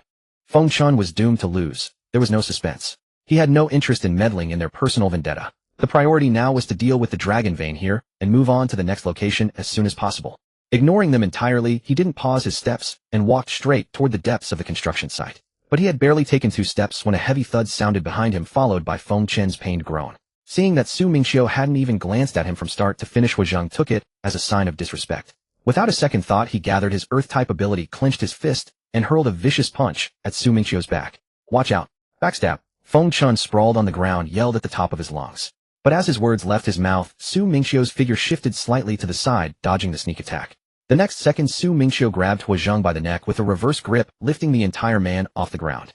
Huazhang tried to summon his earth-type ability to shake off Su Mingqiu's hand. But he instantly realized that his ability felt as if it were frozen solid. He couldn't summon even a shred of it. Bone-chilling cold surged through his entire body in an instant. His limbs stiffened visibly, and even blinking became excruciatingly difficult. I didn't want to meddle in the first place. Su Mingqiu's voice was icy, devoid of any warmth. Your feud has nothing to do with me. But maliciously obstructing my mission and daring to strike at me. You, sir, have already courted death. Huazhang struggled desperately, his face flushed red, but the cold grew ever more intense. Frost began at his neck, spreading inch by inch to his cheeks, then his arms, and finally his entire body. In just a few seconds, the once arrogant Huazhang was completely transformed into an ice sculpture. He remained frozen in the posture of struggling, fixed in place. Feng Chun, ignoring the pain in his chest, scrambled to his feet. Big brother. He's the biological son of the Hua family patriarch. If the Hua family finds out, they'll definitely retaliate against you. He paused to catch his breath, then quickly added, Big brother, come back to the Feng family with me. After all, if not for Su Mingqiu, once Huazhang had won, he certainly wouldn't have fared well either. Su Mingqiu listened, then muttered inwardly, the Hua family retaliate against me. Suddenly his eyes lit up as an amusing idea struck him. He raised his hand and stored the ice sculpture of Huazhang beside him into his spatial ring. Feng Chen's eyes widened at the sight. Holy crap. Does this big brother have some strange fetish? Collecting the corpse of someone he killed. Isn't that too terrifying? By the way, big brother, I never caught your name. Su Mingqiu replied casually. Brother Su. Feng Chun hurriedly caught up, thumping his chest.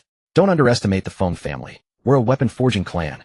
We have extensive connections. Even if the Hua family wants to cause trouble, they wouldn't dare act recklessly on our turf. Brother Su, come back to the Feng family with me, and I'll have my father forge you the most powerful weapon. My father is the best weaponsmith around. I guarantee he'll make you something top-notch. Hearing this, Su Mingqiu's interest was instantly piqued. A weaponsmith. Perfect. He was just looking for one to reforge that blade. And here one came delivered right to him. What a coincidence. Su Mingqiu turned to look at him. I happen to have a weapon that needs reforging. Feng Chen's face lit up with delight. That's great, Brother Su. Then come with me right away. My father will definitely get it sorted perfectly. You'll be fully satisfied. Su Mingqiu thought for a moment. The Dragon Vein matter wasn't urgent anyway. Better to reforge the blade first. He nodded and followed Feng Chun to the Feng family estate. Soon the two arrived at the Feng residence. The Feng family truly lived up to its reputation as a centuries-old weapon-forging clan. As soon as they entered the courtyard, a faint scent of iron filings hung in the air. Feng Chun led Su Mingqiu into the main hall, where they met the clan patriarch Feng Songxuan. He appeared to be a middle-aged man in his 40s, his hands thick with calluses, a clear sign of years spent gripping a hammer at the forge. Feng Chun recounted everything that had happened at the construction site. After hearing the story, Feng Songxuan's expression shifted instantly. He stood up and solemnly clasped his fists at Su Mingqiu. Young friend Su, words cannot express my gratitude. If not for you, this brat of mine would have fallen into Hua Zhang's hands today. Rest assured. I'll take care of your weapon. In all my years of forging, I've never made anything shoddy. I'll craft the best for you. Having said that, he turned to Feng Chun with a stern face. You reckless fool. Growing more and more rash. Feng Chun scratched his head, defending himself with a aggrieved look. Dad, how was I supposed to know Hua Zhang had secretly broken through to the third tier, second stage? He was at the same realm as me before. He hit it too well. Otherwise, I'd definitely have beaten him. You dare talk back? Feng Sangshuan scolded angrily. If something really happened to you, what would your mother do? You're her only son. If you were gone, she'd follow you. Feng Chan wilted, lowering his head. I was wrong, father. I won't be so impulsive again.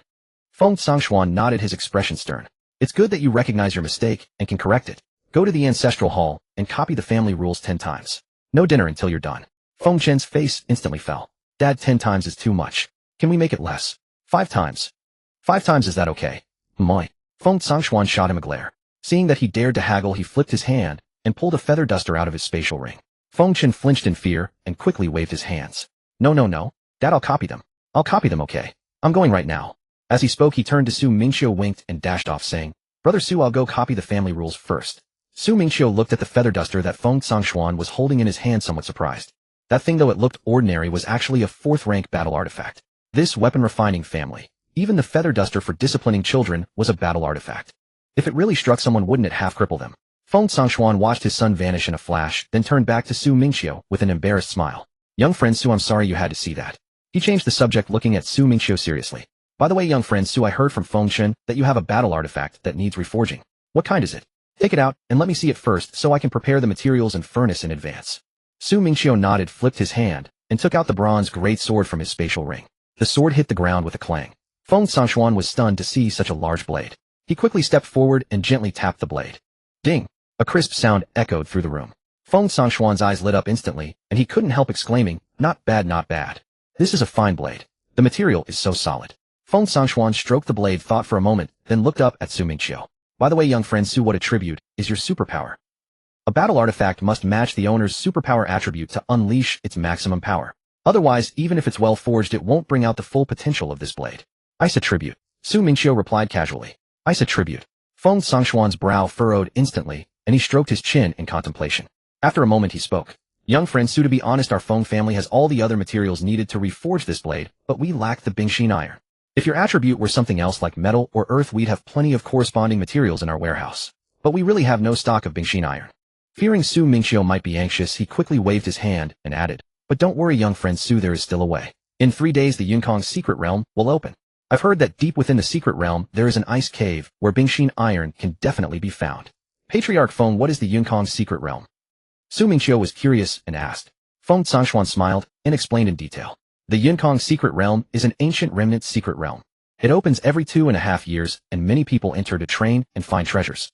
However, the secret realm has a cultivation limit. Only 3rd-rank superpower users can enter, those above cannot. There are many heavenly treasures inside, but the secret realm only opens for a week. After a week it will automatically close, and everyone inside will be teleported out whether they've finished or not. At this point, he cupped his hands apologetically to Su Mingqiu. To be honest, my scoundrel of a son also plans to go in this time for training. Then I'll have to rely on you, young friend Su, to look after him. Su Mingqiu waved his hand and said with a smile, Patriarch Feng, you're being too polite. It's only right. Feng Sangshuan breathed a sigh of relief and said with a smile, That's great. These 3 days, young friend Su, you can stay at the Feng residence. Then when the secret realm opens, you and Chun'er can set off together so you'll have company.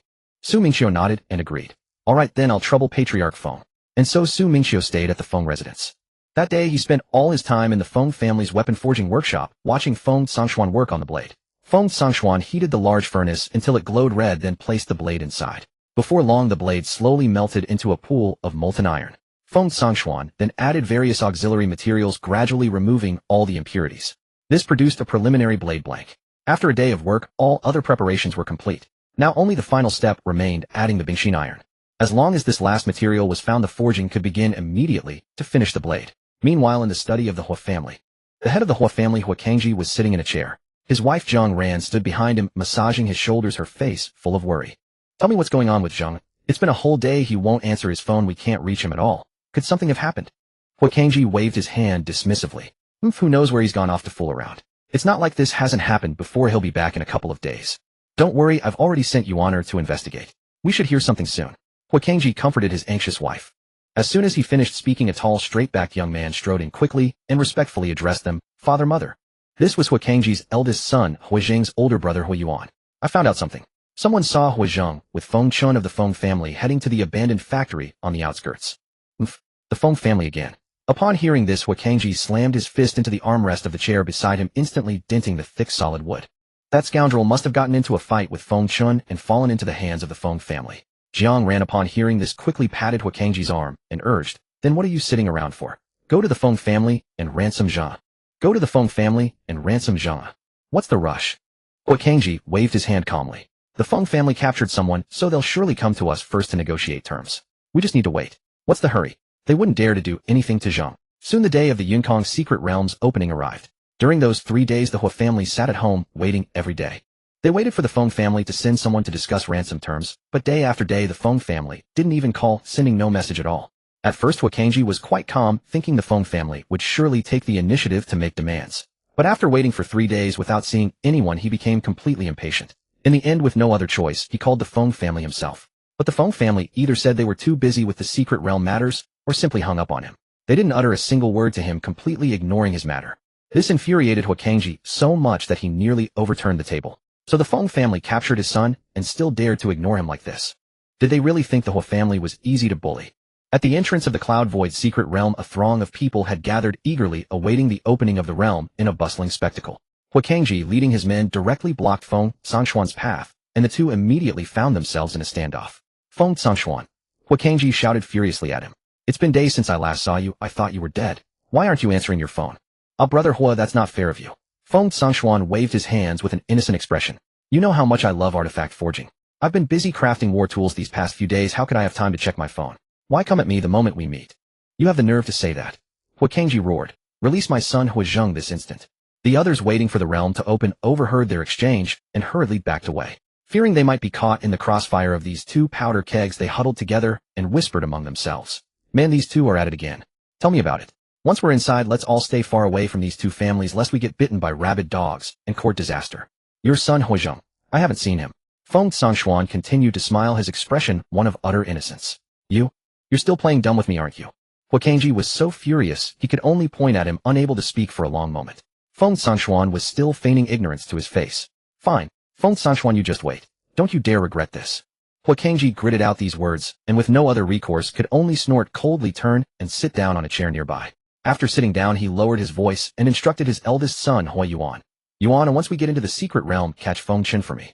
Huiyuan nodded and respectfully replied, "Understood, father." He was at the 3rd level 9th stage, which happened to be the realm's maximum limit. Within this secret realm, he was the pinnacle of existence. Capturing a mere Feng Chun would be a trivial task, wouldn't it?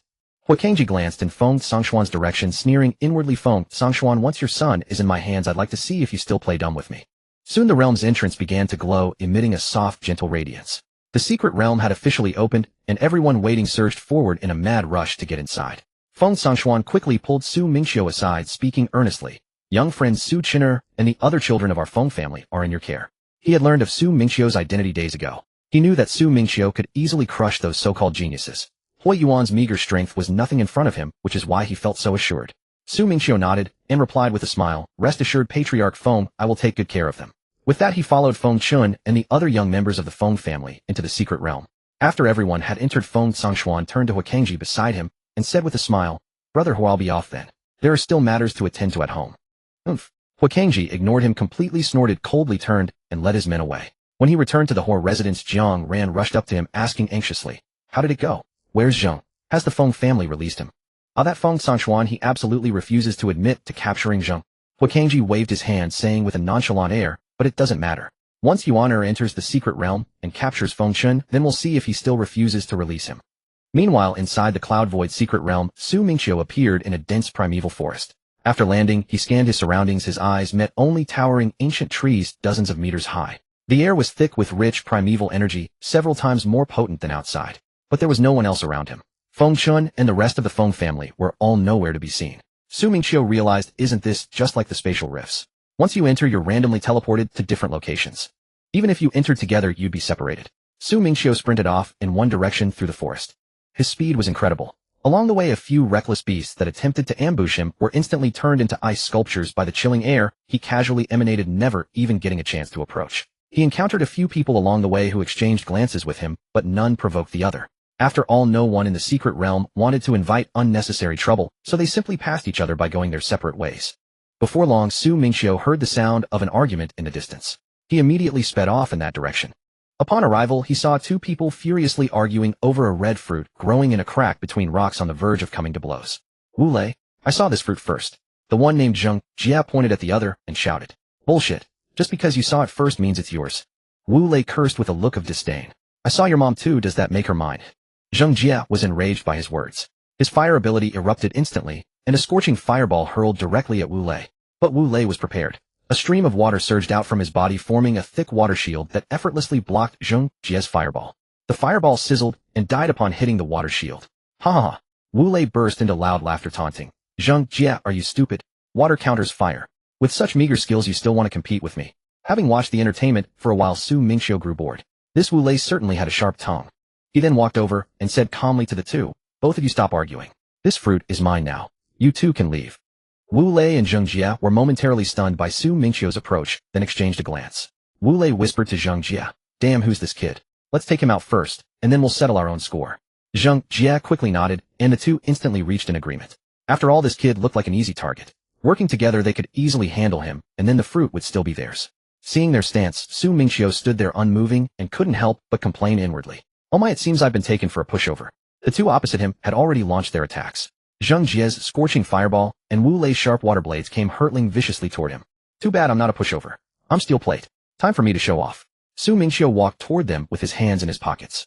Just as the fireball and water blades neared him, the chilling air emanating from his body instantly froze the attack solid. They fell to the ground with a clatter, shattering into shards on the floor. He continued walking towards the two.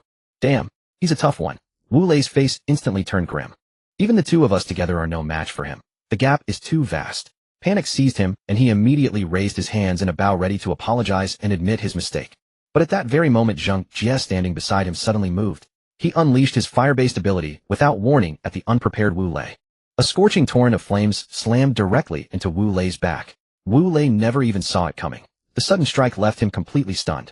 In an instant he collapsed to the ground, his body scorched and burned, blood spilling from his mouth. You? What are you doing? Wu Lei pointed at Zheng Jia, so furious he couldn't even form words. Mingqiu stared in disbelief. What the hell? What's going on here? Why are they turning on each other? Zheng Jia paid no attention to the bleeding Wu Lei on the ground. Instead he spun around and bowed obsequiously to Mingqiu, his face plastered with a fawning smile. Boss, I was bewitched by this scoundrel earlier. That's why I foolishly raised my hand against you. But now that I've come to my senses, I wasted no time in capturing this villain for you. This man hadn't even moved. Just a faint wisp of cold aura emanating from his body had frozen their attack solid. Anyone with eyes could see he was on an entirely different level from the two of them. If you can't beat them, join them. Sacrificing his teammate as a peace offering. Maybe the big shot would be pleased enough to let him go. This was a deal worth making. Wu Lei, still sprawled on the ground, pointed at Zheng Jia and cursed furiously, screw you.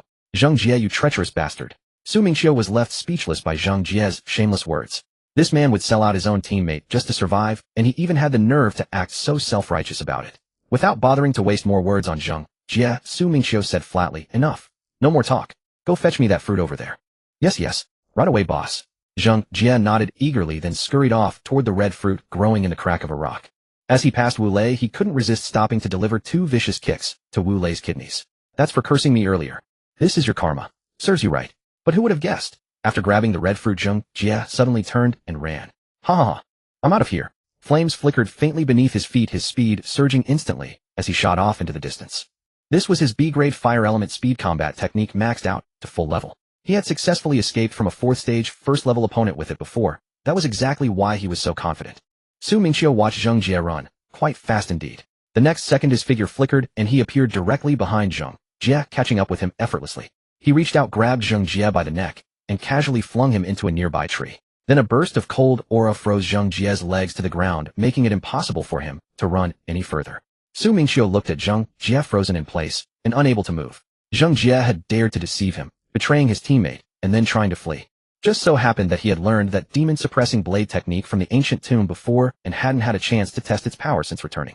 Today was the perfect opportunity to try it out on Zheng Jia. He raised his hand and cold aura surged at his fingertips, condensing into an ice blade. You're lucky. You'll be the first to witness my demon-suppressing blade. With that he raised his hand and directly unleashed the first stance, the demon-suppressing strike. Instantly a blade of qi carrying bone-piercing cold erupted from the ice blade. Zheng Jia was scared out of his wits. He frantically gathered all his fire element power. He erected a thick wall of flames in front of himself, desperate to block the attack.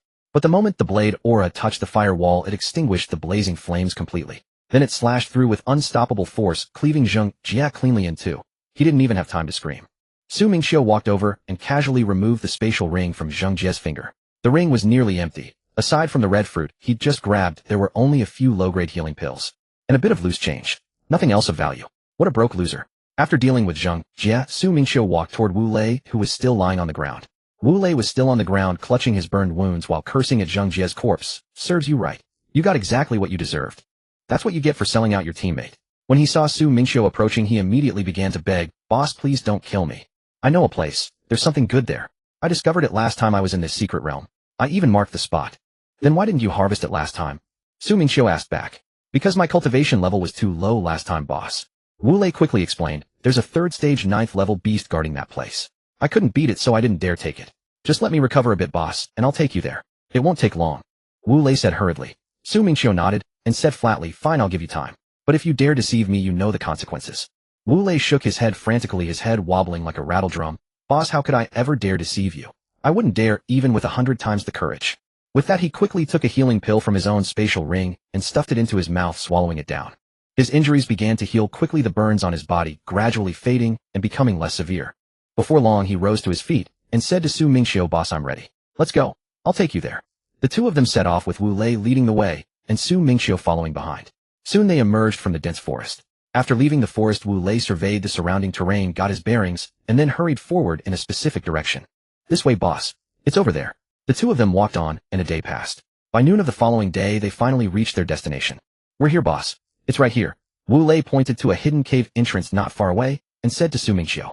Along the way, Su Mingqiu hadn't seen any sign of Feng Chun, nor had he encountered a single member of the Feng family. It seemed this secret realm was vast indeed. During the day of traveling with nothing better to do, he had eaten the red fruit he'd grabbed earlier. But that fruit was absolutely disgusting. It tasted like an unripe, astringent persimmon. It nearly made his teeth ache from the sourness. And after eating it, it had only advanced his cultivation level by the tiniest increment. Barely even worth mentioning. So those two had been fighting over this worthless piece of junk. At that moment, however, a group of about 10 people had gathered beside the hidden cave entrance, scouring the area around it as if searching for something. Su Mingqiu turned to Wu Lei and asked, "Didn't you say you were the only one who knew about this place? Why are there so many people here?" Wu Lei was equally bewildered, scratching his head and replying with an innocent look, "I have no idea, big brother.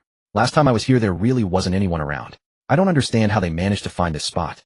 Having said that, he flashed an ingratiating smile at Su Mingqiu and asked, "Big brother want me to go chase them all off?" Su Mingqiu gave a slight nod, not thinking much of it. Wu Lei then headed toward the group, with Su Mingqiu following behind him. As Wu Lei approached the group, one of them looked up and asked with a smile, "Brother, are you also here to look for?" But before he could even finish his sentence, Wu Lei cut him off. "Looking for your mother." Wu Lei shoved his hands into his pockets and yelled with an arrogant sneer, "All you trash, get the hell out of here. This place belongs to your daddy." After all, with Su Mingqiu backing him up, he could afford to be as arrogant as he pleased. The group was instantly enraged by his words, gathering together as they shouted at Wu Lei, "Kid, what did you just say? Are you looking for death?" Wu Lei gulped nervously at the sight of their numbers, a flicker of panic crossing his heart. But remembering Su Mingqiu behind him, he steeled himself, craning his neck and shouting, "I said this place is your daddy's. All of you pieces of trash get lost. You hear me now?" He didn't care anymore. When a fight broke out, Su Mingqiu would be there to take the heat. He placed all his hopes on Su Mingqiu. Today he was determined to pull off this act of bravado. The group was furious and moved forward to attack him. Startled, Wu Lei dashed backward in a single stride, ducking behind Su Mingqiu for cover. Then he said to him, "Big brother. I tried to reason with them. They wouldn't listen to me. It's all on you now, big brother." Su Mingqiu looked at him in speechless exasperation, inwardly thinking seriously. Is that how you try to persuade someone? You go up and call them trash, tell them to get lost. With that kind of talk, it's already a miracle they didn't jump you on the spot. But despite his complaints, he still stepped forward. The treasure inside this cave was already as good as his. The group watched Su Mingqiu step forward and scoffed, saying to him, "Oh, kid, so you're his big brother. I'll tell you what, if the both of you kneel down and apologize right now, kowtow a few times, we might just spare your lives. Otherwise," as he spoke, their supernatural abilities surged forth, each of them poised to strike. "Oh, trying to scare me." Su Mingqiu chuckled, his chilling aura erupting instantly. Wu Lei, standing behind him, felt a bone-piercing cold engulf him and hastily shouted at the group, "Hey, my big brother is angry now. If you don't want to die, run while you still can." The group paid his words no mind, hurling their supernatural abilities at Su Mingqiu all at once. Su Mingqiu simply raised his hand, and the frigid energy within him surged toward the group. In an instant the ground around them and the surrounding vegetation was all sealed beneath a thick layer of ice. The incoming abilities froze solid mid-air as well. What a tough one. Run. The group turned to flee. But the wave of cold had already swept over them. Some tried to resist, but it was futile. They were frozen into ice sculptures on the spot, not even a scream escaping their lips. Only two of them, quicker than the rest, barely managed to dodge the chilling surge. They turned and bolted in a mad frenzy, desperate to escape. Su Mingqiu watched them flee, condensing an ice blade in his hand. He raised his arm and unleashed the second form of the demon-suppressing blade, the severing, evil strike. The two runners continued their frantic flight, not daring to look back. The very next second a blade of chi shot forth, cleaving them both in two. Even several large trees nearby were sliced clean through at the trunk by that single strike. Wu Lei, standing behind Su Mingqiu, was completely dumbstruck by the scene. He had clearly underestimated Su Mingqiu's strength. You know, I half expected you to pull a Zheng Jia, backstab me, and make a run for it.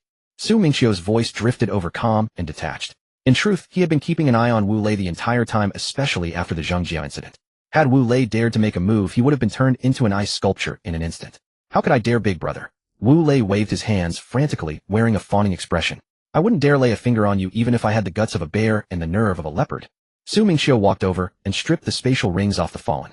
He casually scanned through their contents one by one, unable to stop himself from curling his lips in disdain. Great, just like Zheng Jia before them.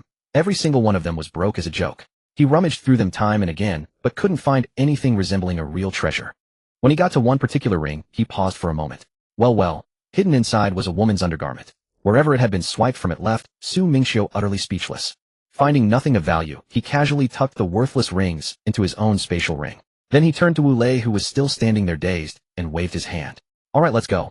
With that, he took the lead and strode toward the hidden cave. Wu Lei quickly snapped out of it and hurried after him, terrified that if he lagged even a step behind, he'd end up like those poor sods. As they first stepped into the cave, there was still a faint trace of light. But as they pressed deeper, the surroundings were plunged into an impenetrable darkness where one couldn't even see their own hand. Wu Lei, clearly prepared for this, immediately pulled a palm-sized gadget from his spatial ring. With a press of his finger, the device emitted a warm, soft yellow glow, illuminating the area for several meters around them in perfect clarity. Big brother, this is a light lamp. A war artifact made especially for dark places like this. He held the lamp up like a prized treasure, scuttling over to Su Mingqiu's side. Looks like you came well prepared. Su Mingqiu offered a casual compliment. Not at all, not at all. I've been afraid of the dark since I was a kid, so I always carry one with me. Wu Lei scratched the back of his head, letting out an embarrassed little laugh. Raising the lamp, he pointed toward the ever-deepening darkness ahead and instinctively lowered his voice. Big brother, the spirit beast should be at the deepest part. Last time I was here, that thing was curled up asleep in there.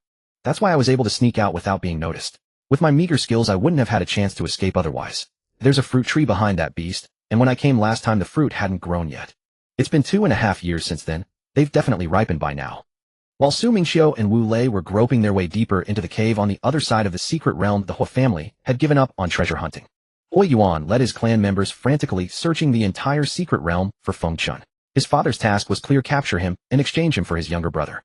But 2 days had passed without even a trace of Feng Chun, let alone his shadow.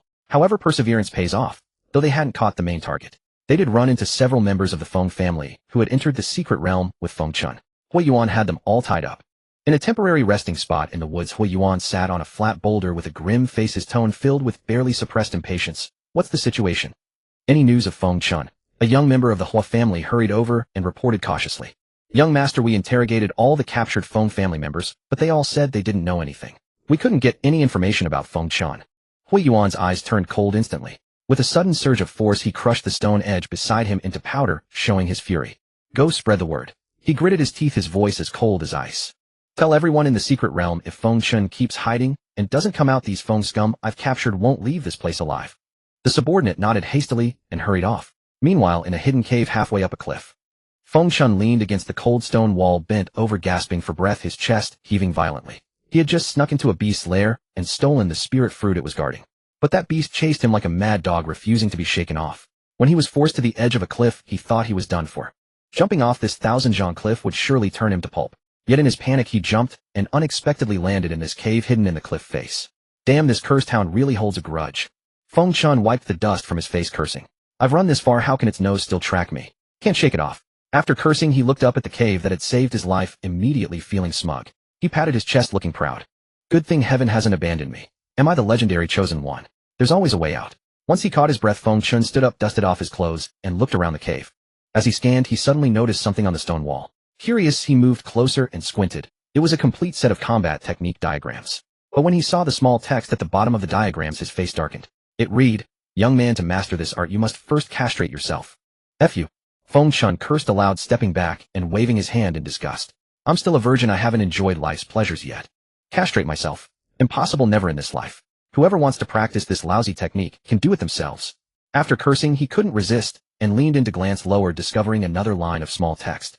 He had been too angry to notice. "If you don't castrate yourself, you can still practice it, but the power will be reduced." Feng Chen's eyes lit up instantly, and he clapped his hands with a look of obviousness. "Great. I like low-power combat techniques. This way I won't have to worry about being too heavy-handed and accidentally killing someone." Though he said that he was overjoyed inside. He could practice without castration, so who cared if the power was reduced? Something was better than nothing. Saying that, he plopped down on the ground, took out the spirit fruit he'd stolen, wiped it on his clothes, and planned to eat it first. After eating the fruit, he would study the technique carefully. Meanwhile, on the other side, Su Mingqiu and Wu Lei followed the cave deeper for about half an hour, finally reaching its innermost part. The view suddenly opened up into a huge, naturally formed cavern. In the center of the cavern, a low fruit tree rooted in a stone crevice bore 3 purple fruits. Not far from the tree, a winged wolf covered in black bristles lay crouched, its snow-white wings folded behind its back, staring fixedly at the 3 fruits, drooling almost to the ground. It had clearly been guarding here, waiting for the fruits to fully ripen. Hearing the noise, the winged wolf raised its head sharply. Seeing Su Mingqiu and Wu Lei barging in, it bristled and let out a fierce howl at them. It didn't charge directly, only stared at them, its claws digging at the ground restlessly. Seeing this, Wu Lei, emboldened by Su Mingqiu behind him, stepped forward and pointed at the winged wolf, shouting, "Shut your mouth. Wonkite. This tree belongs to my big brother, now you understand." The winged wolf flew into a rage, suddenly spreading its white wings and charging at Wu Lei with a howl. It swiped a claw at Wu Lei's head. Wu Lei, scared out of his wits, quickly raised his hand to form a water shield in front of him. But the water shield barely lasted a second before being shattered by the winged wolf's claw. "I'm done." Those were the only words in Wu Lei's mind as he squeezed his eyes shut in terror. Just as Wu Lei thought he was doomed, a hand suddenly reached out from beside him and effortlessly caught the winged wolf's claw. The next second, bone-chilling cold burst from Su Mingqiu's palm, instantly enveloping the wolf's claw. In the blink of an eye, the claw was frozen solid. The cold quickly spread up the wolf's leg toward its body. "Ow!" The winged wolf let out a miserable shriek, flapped its wings in fright, and desperately flew backward. But the frozen claw had become brittle. With that tug, it broke off and fell to the ground. Su Mingqiu looked at the frozen claw in his hand and casually tossed it into a corner. After waiting a while, without feeling any pain, Wu Lei cautiously opened his eyes and saw the winged wolf missing a claw. Then Wu Lei yelled at the wolf, "You think you can fight? What use is fighting? To survive in this world, you need power and backing." After saying those harsh words, he immediately turned to Su Mingqiu, switching to a fawning expression, bowing and scraping, "Thanks, big brother." Su Mingqiu saw that where the winged wolf's claw had been severed, the flesh was rapidly writhing. In the blink of an eye, tender new claw tips had emerged. It was about to regrow its broken claw completely. Su Mingqiu was stunned on the spot, unable to help cursing inwardly. What the? Limb regeneration. This beast's talent is too absurd. He had thought earlier that the wolf's white wings, so incongruous with its black fur, were its special ability. He hadn't expected such a formidable talent. It actually had the ability to regenerate severed limbs. Wu Lei also caught sight of the winged wolf's limb regeneration. He shrank his neck and quietly moved a bit further behind Su Mingqiu. This creature could even regenerate broken claws. If it charged again, and Su Mingqiu failed to protect him, his life would truly be over. Interesting. This is the first time I've seen the talent of limb regeneration. Let me see how many times your talent can sustain this.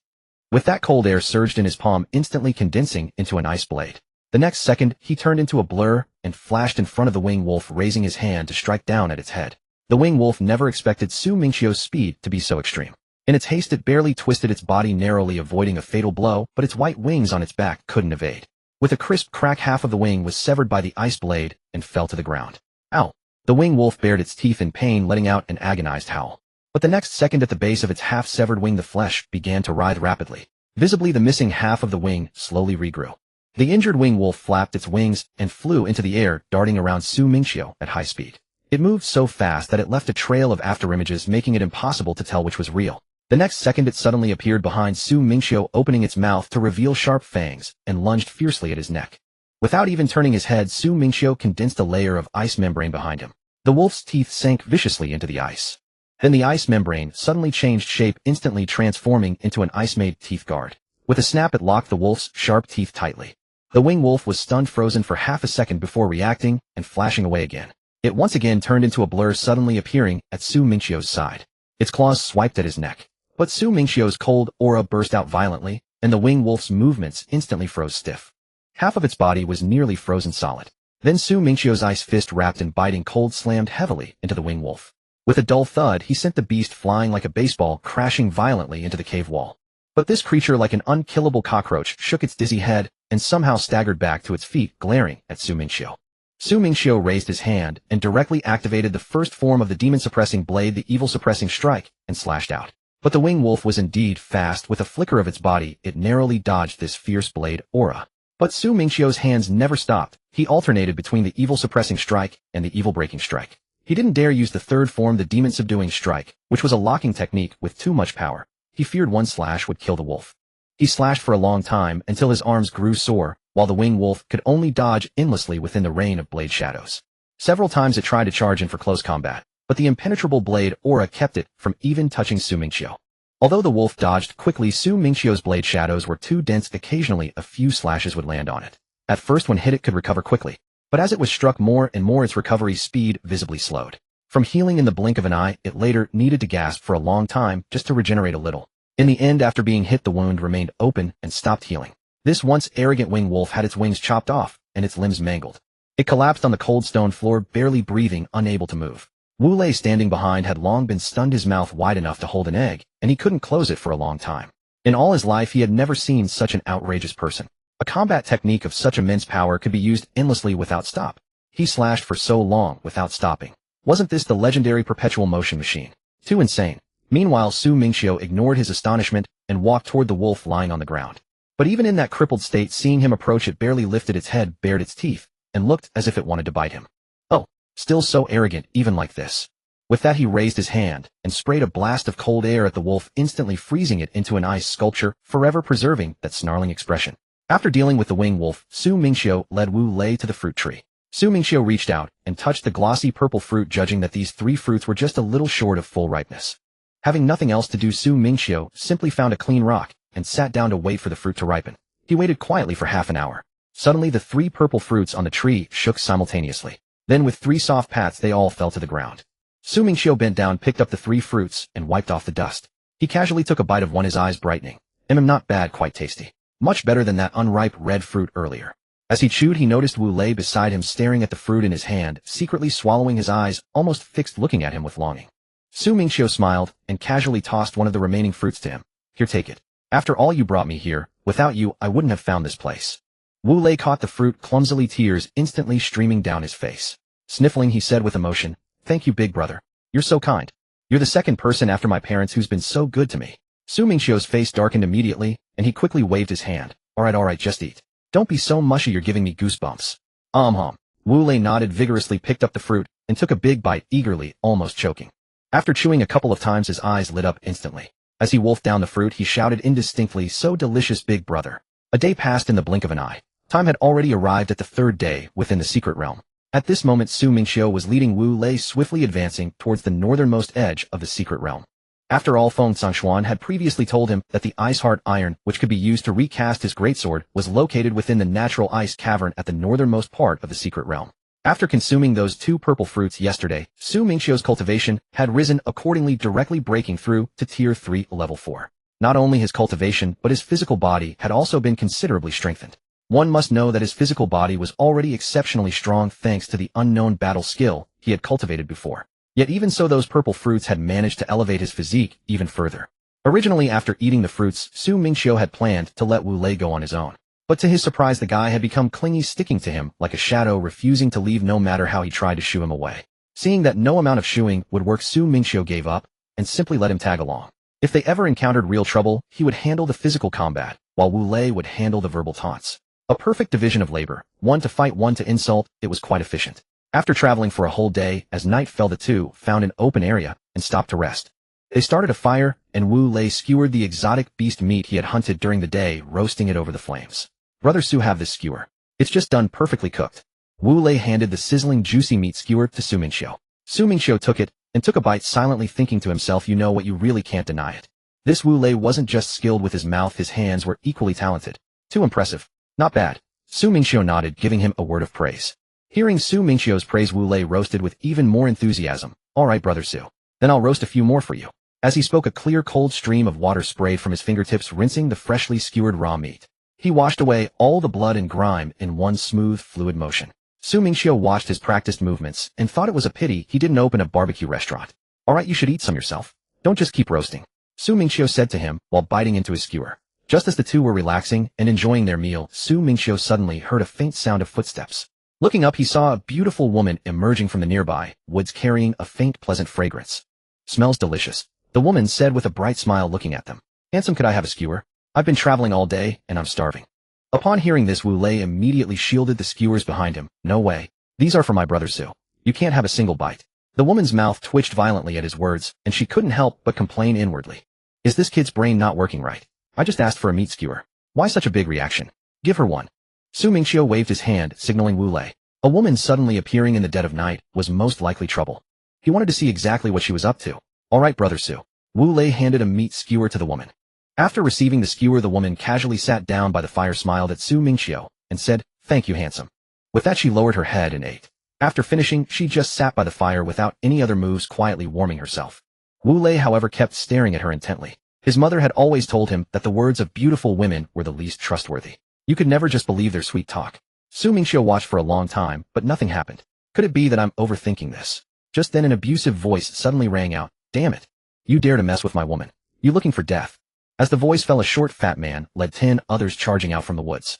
The woman who had asked for the meat skewer saw them arrive, and immediately stood up, walking over to join the group.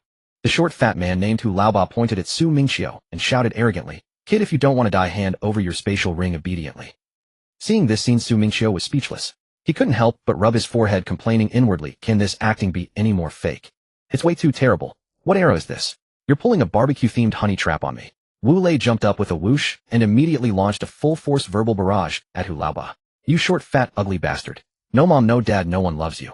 Relying on his Tier 3 level 8 cultivation, Hu Laoba had been throwing his weight around in this secret realm where the highest cultivation was only Tier 3 level 9. He was used to robbing lone travelers without anyone daring to mess with him.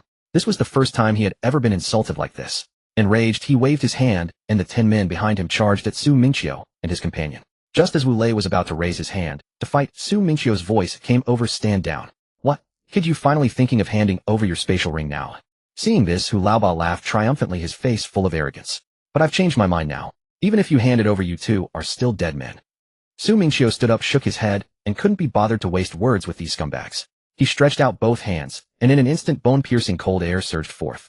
The 10 men who had just charged forward didn't even have time to resist before they were instantly frozen into ice sculptures. What the? Seeing this, Hu Laoba shouted, turned around, and ran. He didn't even care about his partner, the woman desperately trying to escape. But there was no way Mingqiu would let him get away. In a flash, he appeared in front of Hu Laoba and grabbed his neck with one hand. Hu Laoba was about to resist, but found his body had become extremely stiff, and he couldn't even use his ability. SP, spare my life. I'll give you my spatial ring. His neck was tightly gripped, making his speech slurred, his face full of terror as he begged for mercy. You're confused. Mingqiu curled his lip and retorted, if I kill you, isn't that spatial ring still mine? With that, he tightened his grip and snapped Hu Laoba's neck. Afterwards, he removed the spatial ring from Hu Laoba's finger. The woman beside him had long since collapsed to the ground in fright. A dark patch soaked her pants. Clearly, she had wet herself in terror and was too scared to move. Mingqiu turned and walked towards her. Seeing him approach, the woman was so scared that tears streamed down her face as she begged pitifully, Don't kill me. I'll do anything. I can sleep with you. Please don't kill me. Mingqiu didn't even bother to speak to her. He raised his hand, and a blast of cold air shot out, freezing her into an ice sculpture as well. Wu Lei leaned in, pointing at the female's ice sculpture. Brother Su, for something this trivial, you could have just called me. Why would I need to bother you personally? I can handle her myself. The two of them sat back by the fire. He opened Hu Laoba's spatial ring and glanced inside. There was actually quite a lot of stuff. A pile of low-grade spiritual fruits and some low-grade battle weapons, presumably from looting isolated travelers. Too bad the levels were all too low. Mingqiu didn't bother with them. Still, it wasn't a loss. When they returned to school, he could sell these things to the school for some credits. Why not take free money when he could? As soon as dawn broke, the two packed up and continued their journey. After traveling all morning, they finally reached the northernmost edge of the secret realm at noon. The moment they stepped into the northern area, the temperature plummeted instantly, and the scenery changed. A vast expanse of frozen snow and ice appeared everywhere, with thick snowdrifts and icebergs. It's so cold here. Wu Lei shivered and quickly activated his primal energy to ward off the piercing cold, or he feared he would freeze stiff. Mingqiu, however, felt no cold at all, given that he was inherently an ice attribute ability user. This temperature meant nothing to him. He recalled Feng Songshuan's earlier words. The ice cave containing the ice-hard iron was located within the largest iceberg in the farthest interior. We still need to go deeper. He said to Wu Lei, let's go. The two continued inward, but halfway through a nearby snowdrift suddenly moved. Over a dozen snow apes completely white burst out suddenly. Their fur blended perfectly with the surrounding snow, making them nearly invisible unless carefully observed. In the blink of an eye they surrounded Su Mingqiu, and Wu Lei, their eyes red and teeth bared. What does this place have territory rules? Don't you welcome outsiders? Su Mingqiu looked at the group of snow apes blocking their path, still pulling this exclusionary act. Seeing this, Wu Lei raised his hand ready to intervene. But Su Mingqiu had already moved. In a flash he appeared in front of the largest snow ape. Just as that snow ape raised its paw to strike, Su Mingqiu countered with a blast of cold energy, instantly turning it into an ice sculpture. Seeing their companion frozen, the other snow apes grew furious, pounding their chests and letting out angry howls. Brandishing their claws and teeth, they launched an attack on Su Mingqiu. Su Mingqiu's feet moved swiftly, darting between the snow apes at such speed that only afterimages remained. Each time he touched a snow ape, he unleashed a wave of cold energy, freezing it into an ice sculpture. Some were mid-swing with their fists, others with mouths wide open to bite, all frozen in that exact moment. In just a blink, the dozen or so snow apes that had been brandishing their claws and teeth were all frozen into a neat row of ice sculptures. Wu Lei wasn't idle either. He had slain one on his own. He shook the blood off his hands, sprayed water from his fingertips to rinse it clean, and muttered, "These damn monkeys daring to block our path." Looking at the neatly aligned ice sculptures beside him, he said enviously, "Your ability is amazing, Brother Su. Killing without leaving a trace of blood. Envious. Why don't you try it? Freezing is so comfortable, incredibly refreshing. Look at those snow apes. If they weren't comfortable, would they stand there so obediently as ice sculptures?" I'll pass, Brother Su." Wu Lei waved his hands frantically in fright. Could one even survive after being frozen? The two continued deeper, wondering if the earlier slaughter of the snow apes had stirred up this area's ape population, or if there were simply so many snow apes here to begin with. Every 10 minutes or so, a group of snow apes would charge over to harass them. Just as they finished dealing with one wave, another followed, immediately, endlessly. It was as if they had followed the scent. These damn monkeys are so annoying. Wu Lei shook the water off his freshly washed hands, irritated. This never ends. We've killed wave after wave. Su Mingqiu nodded in agreement. He was also growing impatient. Fortunately, they had arrived at their destination. A massive iceberg stood before them, far larger than the surrounding hills. This was the iceberg Feng Songshuan had mentioned hiding the ice cave.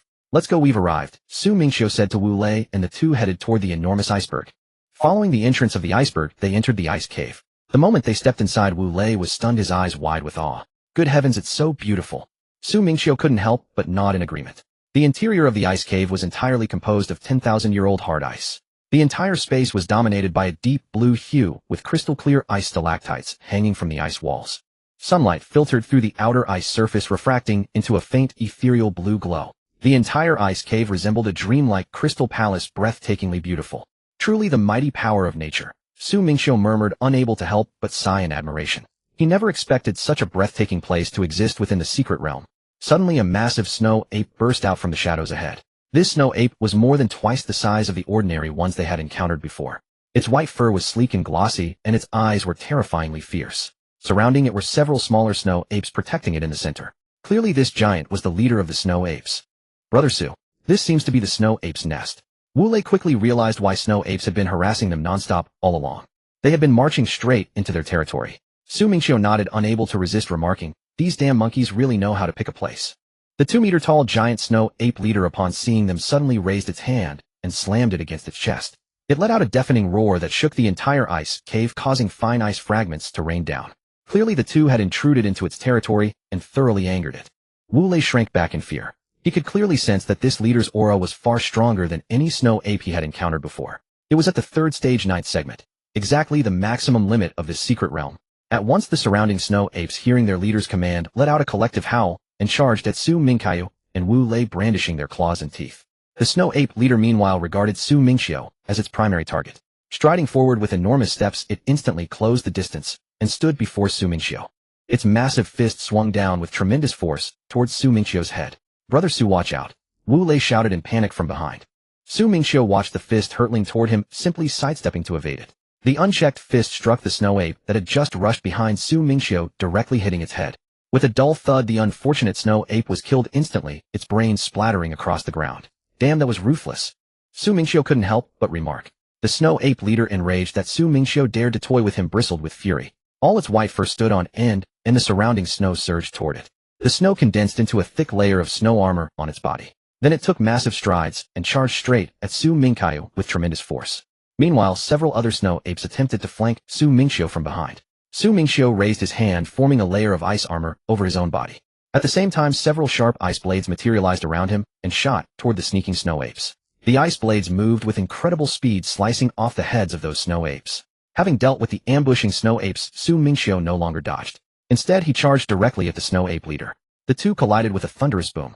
The snow ape leader was sent flying backward by the impact, crashing heavily against the distant ice wall. Wu Lei stood watching, utterly stunned. Bro Su's physical body is outrageously powerful. The snow ape leader shook its dizzy head and slowly rose from the ground. The snow armor on its body was shattered into pieces. Its shoulder was dislocated from the collision, twisted to one side, causing it to grimace in pain. The other snow apes that had been chasing Wu Lei immediately abandoned him upon seeing their leader injured. With a collective howl, they turned and charged at Su Mingqiu. Wu Lei breathed a huge sigh of relief, leaning against the icy wall and gasping for air. He had been chased all over by those monkeys, fighting a guerrilla war that nearly exhausted him. Wu Lei shouted to Su Mingqiu, "Watch out, Bro Su. All those damned monkeys are coming for you." Su Mingqiu had already noticed the charging snow apes from the corner of his eye. With chilled energy surging in his right hand, he instantly condensed a sharp ice blade and unleashed the first form of the demon-suppressing blade, the evil-suppressing strike. He slashed horizontally with ferocity. A fierce blade aura shot forth, cleaving the foremost row of snow apes cleanly in half. Seeing this, the snow ape leader's eyes turned red. Letting out a furious roar, it ignored its injured shoulder and charged at Su Mingqiu. Su Mingqiu raised his blade again, unleashing the second form of the demon-suppressing blade, the evil-severing strike. The strike landed heavily on the snow ape leader, who had no time to dodge, leaving a deep gash across its chest. Seizing the advantage, Su Mingqiu struck again, aiming to finish the creature. But at that moment, a group of snow apes lunged forward, blocking the path and taking the blow for their leader. The force of the strike was significantly weakened, yet the residual power still nearly cleaved the snow ape leader in two. The snow ape leader, seeing the snow apes that sacrificed themselves to save it, let out a mournful and furious roar. Su Mingqiu intended to deliver a final blow and kill the snow ape leader outright. To his surprise, the remaining snow apes, as if unafraid of death, all rushed forward, blocking the snow ape leader and charging at Su Mingqiu. "Very well, I'll send you all on your way first." Su Mingqiu slashed again. The fierce blade aura swept across, and every snow ape that charged was cut in half, not a single exception. After this wave, all the snow apes were dead. Initially there were 100 snow apes. After this battle, they became 200. Now in the entire ice cave, only the snow ape leader remained, lying on the ground, covered in wounds, unable to move or even stand. Su Mingqiu walked slowly toward the snow ape leader. Halfway there, the seemingly incapacitated snow ape leader suddenly sprang up, letting out a deafening roar. The next moment it went berserk. Its aura surged explosively, its original third, grade 9th stage aura nearly breaking the upper limit of the secret realm. The wounds on its body, the deep gash on its chest, the dislocated shoulder, all healed at an astonishing speed, restoring to perfect condition in the blink of an eye. Then it swung its arm, and a dense array of frozen needles materialized behind it, radiating piercing cold as they shot towards Su Mingqiu. "Oh, this dead monkey can control ice now," Su Mingqiu remarked as he watched the incoming needles. "You want to play this game with me? Are you sure you've picked the wrong opponent?" Behind Su Mingqiu, ice needles materialized, larger, thicker, and far more numerous than those of the snow ape leader. They were densely packed, more than double the opponent's count, and even colder. With a wave of his hand, the ice needles shot forth instantly, overwhelming the snow ape leader's frozen needles. The smaller frozen needles shattered under the impact, utterly unable to resist, and the ice needles continued straight toward the snow ape leader. The leader quickly conjured a thick ice wall to block them. But many ice needles still pierced through the wall, embedding themselves into the snow ape leader's body, causing it to howl in agony. Gritting its teeth, it forcibly pulled out the needles. The wounds were frozen by Su Mingqiu's ice needles, preventing any blood from flowing. Enraged beyond measure, the snow ape leader pounded the ground fiercely. Instantly, the entire floor of the ice cave cracked with fine lines, and countless ice pillars burst forth, interlocking as they stabbed towards Su Mingqiu. Watching this, Su Mingqiu summoned 3 massive ice dragons behind him. The ice dragons, radiating bone-chilling cold, let out deep roars and charged straight at the ice pillars. The ice pillars conjured by the snow ape before Su Mingqiu's ice dragons were as fragile as paper, shattering instantly, without even slowing them down. Then the 3 ice dragons slammed into the snow ape leader. When the ice dragons slowly dissipated, all that remained was an ice sculpture. The snow ape leader, frozen in a pose of resistance with its arm raised, was encased in ice, unable to move. Wu Lei watched from behind, utterly dumbstruck. Bro Su can actually conjure ice dragons. So awesome, Bro Su. Wu Lei seemed like a boss, only needed to shout praises from behind. Top-tier Demon King Protector Su Mingqiu. If one escapes, it's a failure. Wu Lei kicked the corpse of the snow ape that had chased him, the most fiercely, venting his anger. "That's for chasing me so hard." Su Mingqiu ignored him and walked deeper into the ice cave. "Wait for me, Brother Su." Wu Lei hurriedly followed. Su Mingqiu reached the innermost part of the ice cave and found it appeared to be the chamber of the snow ape leader. The moment he stepped inside, he froze in shock. Inside, several snow apes were bound tightly with thick ropes, shivering in a corner. On the ground nearby lay a whip made of ice. Su Mingqiu's expression twisted into one of utter disbelief. What in the world? This snow ape leader had rather peculiar tastes. Was he into SM? Wu Lei came over examining the binding technique and the whip. He rubbed his chin with a look of sudden realization. Hey, this binding and the whip look exactly like the ones my dad uses at home. Could this snow ape be into the same thing as my dad, practicing with whips? Su Mingqiu snapped his head toward Wu Lei, unable to help but think, so your dad's into that stuff too, huh? Noticing Su Mingqiu staring, Wu Lei was confused and wiped his face. What's wrong, brother Su? Is there something on my face? Nothing. Su Mingqiu quickly shook his head, swallowing the words he was about to say. He dared not tell the boy that his dad wasn't practicing whip techniques at all, something else entirely. Wu Lei began to let his imagination run wild. Could it be? Could brother Su be into guys? Last night he'd turned that woman into an ice sculpture without a second thought. And after spending so much time together, could he have developed feelings for me? What if brother Su wants to? Should I say yes? While Wu Lei was lost in these wild thoughts, Su Mingqiu had already mercifully ended the lives of the bound female snow apes. Then he turned to Wu Lei, who was still standing there in a daze. Let's go. Coming, brother Su. Wu Lei snapped back to reality and rushed over, having made a firm decision in his heart. He had made up his mind. If brother Su really wanted it, he would agree. What was a little sacrifice for the sake of a big brother? The two continued deeper into the ice cave, and the air grew increasingly biting with cold. Finally, they rounded the last bend, and the scene before them opened up. Thick, crystal-clear ice pillars stood in clusters, some reaching to the ceiling, others leaning against the rock walls, their surfaces glowing with a faint, icy blue fluorescence. Between the pillars lay a pool of icy spring water, emitting a misty chill. At the center of the pool stood the largest and thickest pillar of the entire cave, like a divine pillar of ice and jade firmly rooted in the spring. Su Mingqiu's gaze locked onto that pillar. Through the translucent ice, he could clearly see a piece of iron, or half a person in height, embedded in the center of the pillar. The ore's base color was a cold, extreme frosty silver. Traces of pale, icy blue texture lines swirled across its surface. The texture was thick and heavy, its edges naturally formed. Looking through the thick ice, the iron's luster was restrained and subtle. There was no ostentatious gleam, only a deep cold light hidden within the ice. The surrounding icy aura blended seamlessly with the pillar. So this was Bingxin iron. Su Mingqiu paused, marveling inwardly. No wonder Feng Canshuan said this material was hard to find. It truly was extraordinary. Whoa, is that Bingxin iron? Wu Lei leaned in, pointing at the ore inside the pillar. It looks so different. The weapon materials I've seen before are like scrap metal compared to this. With that, Wu Lei rolled up his sleeves and charged forward. Brother Su, stay put. I'll handle this. Su Mingqiu was about to stop him. This pillar, having nurtured Bingxin iron, had long become a millennium-old ice that ordinary abilities couldn't even scratch. But the kid had already darted off. So Su Mingqiu just leaned against a nearby ice pillar, arms crossed, waiting to see him make a fool of himself. Wu Lei took a deep breath, brought his hands together, and instantly condensed over a dozen high-density water bullets, firing them at the pillar in rapid succession. Water splashed and ice chips flew, but the pillar remained utterly unmoved, not even a white mark left behind. What the heck? Wu Lei was stunned, blinking in disbelief. It's that hard. Refusing to give up, he rolled up his sleeves again and formed several high-pressure water blades, slashing at the pillar. I won't give up.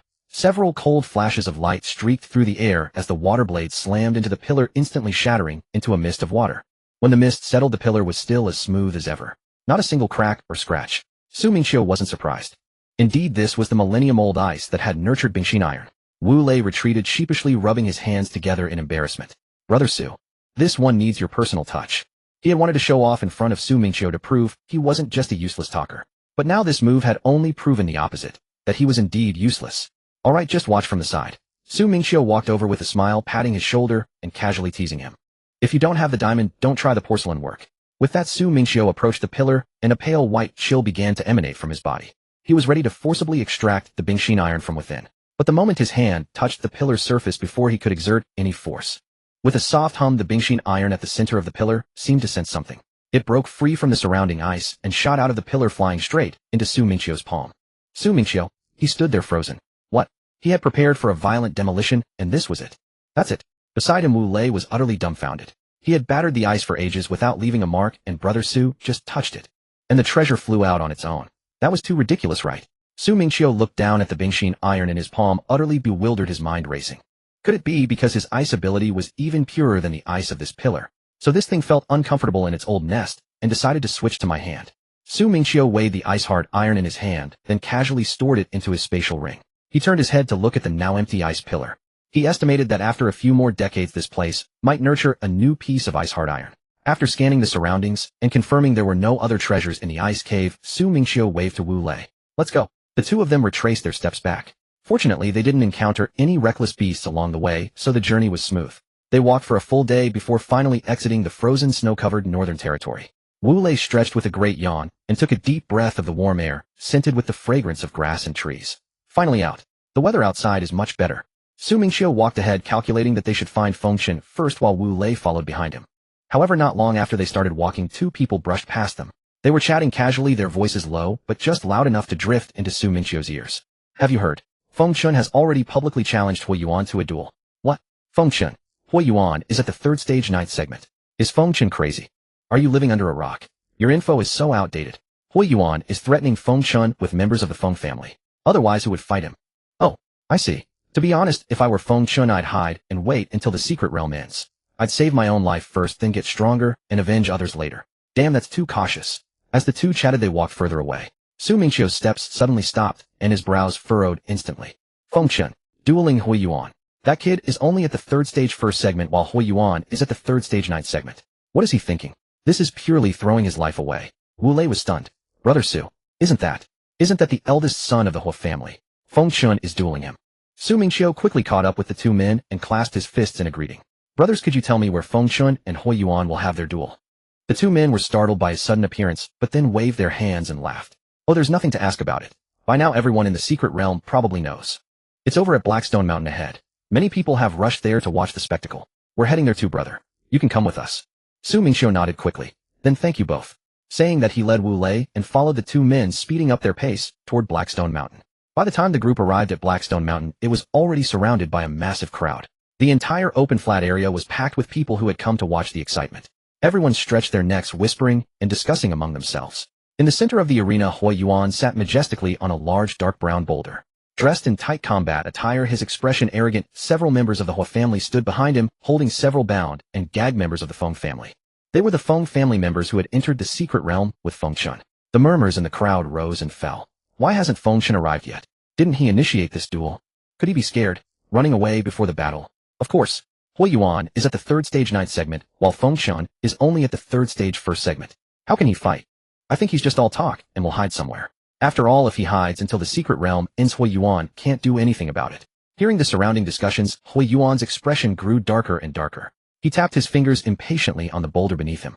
He had waited for nearly half an hour, yet that kid still hadn't arrived. He couldn't help but let out a cold snort. Could that kid really be too scared to come? If he dares to hide, I'll throw these Feng family scum one by one to feed the beasts. Just then a deliberately profound voice rang out from behind the crowd. I face my sword to the heavens, laughing, and my courage and loyalty stand tall as the Kunlun Mountains. At these words, the entire crowd fell silent for a moment, and everyone turned their heads toward the source of the voice, thinking some hidden master was about to appear. They saw a person wearing a face-covering bamboo hat and carrying a long sword on his back strolling leisurely out from the crowd. Su Mingqiu recognized this guy at a glance. Isn't this Fengchen? He was speechless on the spot, his mind racing with complaints. This outfit is too flashy. And when did this guy start playing with swords? Didn't he use wind blades when fighting Huozheng before? Is he just cramming at the last minute? Seeing him, Hui Yuan sneered, his face full of disdain. You actually dare to come? I thought you'd hide until the secret realm ended. Cut the crap. Fengchen abruptly took off his bamboo hat and threw it aside. Do you dare to fight me on equal terms? What? Fight on equal terms? This is hard to say. Hui Yuan has always relied on his realm to suppress others. If it's an equal fight, his advantage is gone. If I were Hui Yuan, I'd definitely refuse. Crushing him with a higher realm is so much more satisfying. Why fight on equal terms? What, too scared? Fengchen took a step forward, staring at Hui Yuan, his tone dripping with undisguised mockery. If you're too scared, forget it. I'm only at the third stage fourth segment now, and I can still beat you. Shut up. Hui Yuan's face darkened at these words. Fine. I'll fight you on equal terms. As soon as the words fell, the aura around him suddenly contracted sharply. In an instant, it dropped to exactly the same level as Fengchen's third stage fourth segment. Fengchen didn't say a word. Whoosh. He drew the long sword from his back and charged forward instantly. Hui Yuan's entire skin instantly hardened like refined iron, and he raised his hand to block. But Fengchen's sword was far too fast. Swish, swish, swish. A series of sword flashes passed by so quickly that no one could clearly see the sword's trajectory. They could only hear the clinking sounds of parries. Hui Yuan was forced back step by step, frantically defending the entire time, without even a chance to raise his hand and attack. Su Mingqiu nodded, staring at the fight on the field, understanding in his heart. Feng Chun had wind attribute abilities, and his speed was naturally fast. But to wield a sword this quickly clearly meant he had learned some top-tier swift sword technique. Before long, Hui Yuan's defense could no longer hold. His hardened skin was slashed open by the sword flashes. Gradually wounds of varying depths began to appear, and blood flowed down his arms. It's over. Hui Yuan is going to lose. He asked for it. He was so arrogant before, and now he's being pressed into a corner. On the field, Hui Yuan was suffering defeat after defeat, his body covered in wounds. Feng Chen's sword carrying the wind was about to pierce his throat. Boom. Hui Yuan's aura suddenly surged violently. He directly released the realm suppression, and at the same time, he abruptly turned sideways, dodging Feng Chen's fatal sword strike in one swift motion. With a casual palm strike on the sword blade, he sent Feng Chen stumbling backward. You can't play fair. Feng Chen steadied himself, pointing at him and cursing. Whether one can play fair or not, it's only the living who get to decide. The dead don't count. Hui Yuan looked perfectly justified without the slightest hint of embarrassment. Holy crap. This Hui Yuan can't play fair. What about the agreed battle at the same realm? That's not right. If you're about to be killed and still don't lift the restriction, aren't you a fool, eh? As soon as the words fell, Hui Yuan moved. He directly reached out, activating his body hardening to the maximum in his hand. Hard as refined iron, he stepped forward and grabbed Feng Chen's sword blade in one swift motion. With a crisp crack, the long sword was crushed directly in his grip, shards flying everywhere. Feng Chen was startled and quickly activated his wind-type ability, tapping his foot and instantly retreating to create distance. But how could Hui Yuan give him that chance? He burst forth with the speed of a third-order 9th stage cultivator and chased after him without hesitation. He raised his hand and struck a palm towards him. Feng Chen reacted swiftly, sidestepping to dodge the blow. Yet the moment he dodged, Hui Yuan's other hand was already there. So fast that he had no time to react, it slammed heavily onto his chest. With a bang, Feng Chen flew backward like a rag doll, crashing heavily onto the ground. He slid several meters before stopping, spitting out a mouthful of blood, the broken sword dropping from his hand. Young master is awesome. The Hua family members instantly erupted in cheers. Feng Chen has lost. Isn't this normal? The gap is too great, they were never on the same level. I told you earlier Feng Chen shouldn't have come. He insisted on overreaching. You still have the nerve to say that. Like you hiding away. I call this reading the situation. As long as the green hills remain, there's no need to worry about firewood, understand? On the field, Hui Yuan wore a look of disdain, walking step by step toward Feng Chen, who lay on the ground. His footsteps on the ground produced dull sounds like drums of death. It's over. I overdid the showing off. Feng Chen lay on the ground, his chest aching fiercely. Young master, run. Don't worry about us. The bound Feng family members upon seeing this grew frantic and struggled, desperately shouting at Feng Chen. Run. Hui Yuan scoffed, not stopping his steps. Where does he think he can run? In this secret realm today, he won't be able to escape even if he sprouted wings. Feng Chen gritted his teeth, propped himself up on the ground, and slowly rose, ready to fight to the death, even if it cost him everything. But just as he was halfway up, a calm voice rang out. All right, go heal yourself first. I'll handle this. As the words fell, Su Mingqiu stepped out from the crowd. Brother Su, you're here. Feng Chen turned his head and saw him, his eyes instantly lighting up, the despair from moments ago vanishing completely. His entire body relaxed. With Brother Su here, what was there to fear? The surrounding onlookers were stunned, staring at the suddenly appearing Su Mingqiu with confused expressions. Wait, who is this guy? Feng Chen's friend. Just this. A third-order 4th stage cultivator. Isn't that just asking for death? I think he's here to make a joke. Hui Yuan is third-order 9th stage. He's just going to feed himself to the enemy. Hui Yuan saw Su Mingqiu and burst out laughing, pointing at him and taunting Feng Chen. Feng Chen, the help you found isn't much, is it? Same kind as you, huh? The Hua family members also joined in the laughter. Exactly, the person he found is such a loser. What are you idiots laughing at? Wu Lei instantly exploded, stiffening his neck and cursing directly. Laughing at your mother. In a moment, Brother Su will beat your balls off. Upon hearing this, the surrounding onlookers were startled and quickly stepped back, moving away from Wu Lei, afraid that this kid would anger Hui Yuan and cause him to take out his wrath on them, becoming innocent victims. Hui Yuan heard Wu Lei's curse, his face instantly darkened, and he glared at Wu Lei with a vicious gaze. Kid, you're asking for death. I'll tear your mouth apart later. Just as Feng Chen was about to say something, Su Mingqiu raised his hand to stop him, then waved at Wu Lei. Take him over there to heal his wounds. Don't get in the way here. Got it, Brother Su. Wu Lei quickly nodded and went over to support Feng Chen. Brother Su, beat this bastard to a pulp. As Feng Chen was being helped away, he still turned back and shouted at Su Mingqiu. Hui Yuan clenched his fists, his knuckles cracking, and stared at Su Mingqiu with a vicious gaze. Kid, you can thank that guy for your luck. I guarantee you'll die miserably. Your strongest point is your physical body, eh? Su Mingqiu asked calmly. Hui Yuan was stunned for a moment, then sneered. What? Scared? Scared? No. Su Mingqiu shook his hand, his tone flat. I just want to defeat you in the field you are most confident in. What? Hui Yuan heard this and seemed to hear the greatest joke, bursting out laughing. Huh? What did you say? Is this kid drunk? His realm is already lower than his opponent's, and he still wants to fight Hui Yuan in physical combat. I believe it now. This kid is purely here to be a joke. Wu Lei and Feng Chun listened from the side. Wu Lei muttered quietly, Brother Su will slap your faces hard in a moment. Su Mingqiu moved without any warning, instantly appearing in front of Hui Yuan. So fast that no one could see his movements. What? So fast? Hui Yuan was startled and quickly activated his full body hardening to block. But it was already too late. Su Mingqiu casually threw a punch. With a muffled thud, Hui Yuan was sent flying by that single punch, crashing onto the ground and sliding far away. Su Mingqiu shook his hand, a look of disgust on his face. Are you any good, you scrawny weakling? Your physical body is too weak. Hui Yuan propped himself up on the ground, slowly stood up, and spat out a mouthful of blood, his face full of disbelief. The Hui family members were also stunned, quickly blustering, what? He actually used his physical body to beat the young master. Don't panic. The young master wasn't serious. I told you he was a master. I saw he was extraordinary from the start. Oh, come on. You were the one who mocked him the most just now. Said he was here to be a joke. Hui Yuan activated his full body hardening to the maximum, his skin turning a dark silver. Employing all his strength, he roared and charged at Su Mingqiu. Split palm. Su Mingqiu stood still, casually extending one hand and directly catching his palm strike. What? Before Hui Yuan could finish his shock, Su Mingqiu's other hand chopped directly onto his kidney. With a crack, Hui Yuan's body hardening was like paper, completely unable to block it. Hui Yuan's body instantly twisted sideways, his face turning white with pain. Su Mingqiu kicked him, sending him flying away. Hui Yuan spat out a mouthful of blood and slowly pushed himself up from the ground, bracing against the earth. The members of the Hui family were still shouting hysterically in the background. Impossible. How could the young master be utterly crushed in the physical body domain by someone at the third-rank fourth stage? The young master is getting up? The young master is invincible. Yet as they continued shouting, their voices faltered into bewilderment. Young master?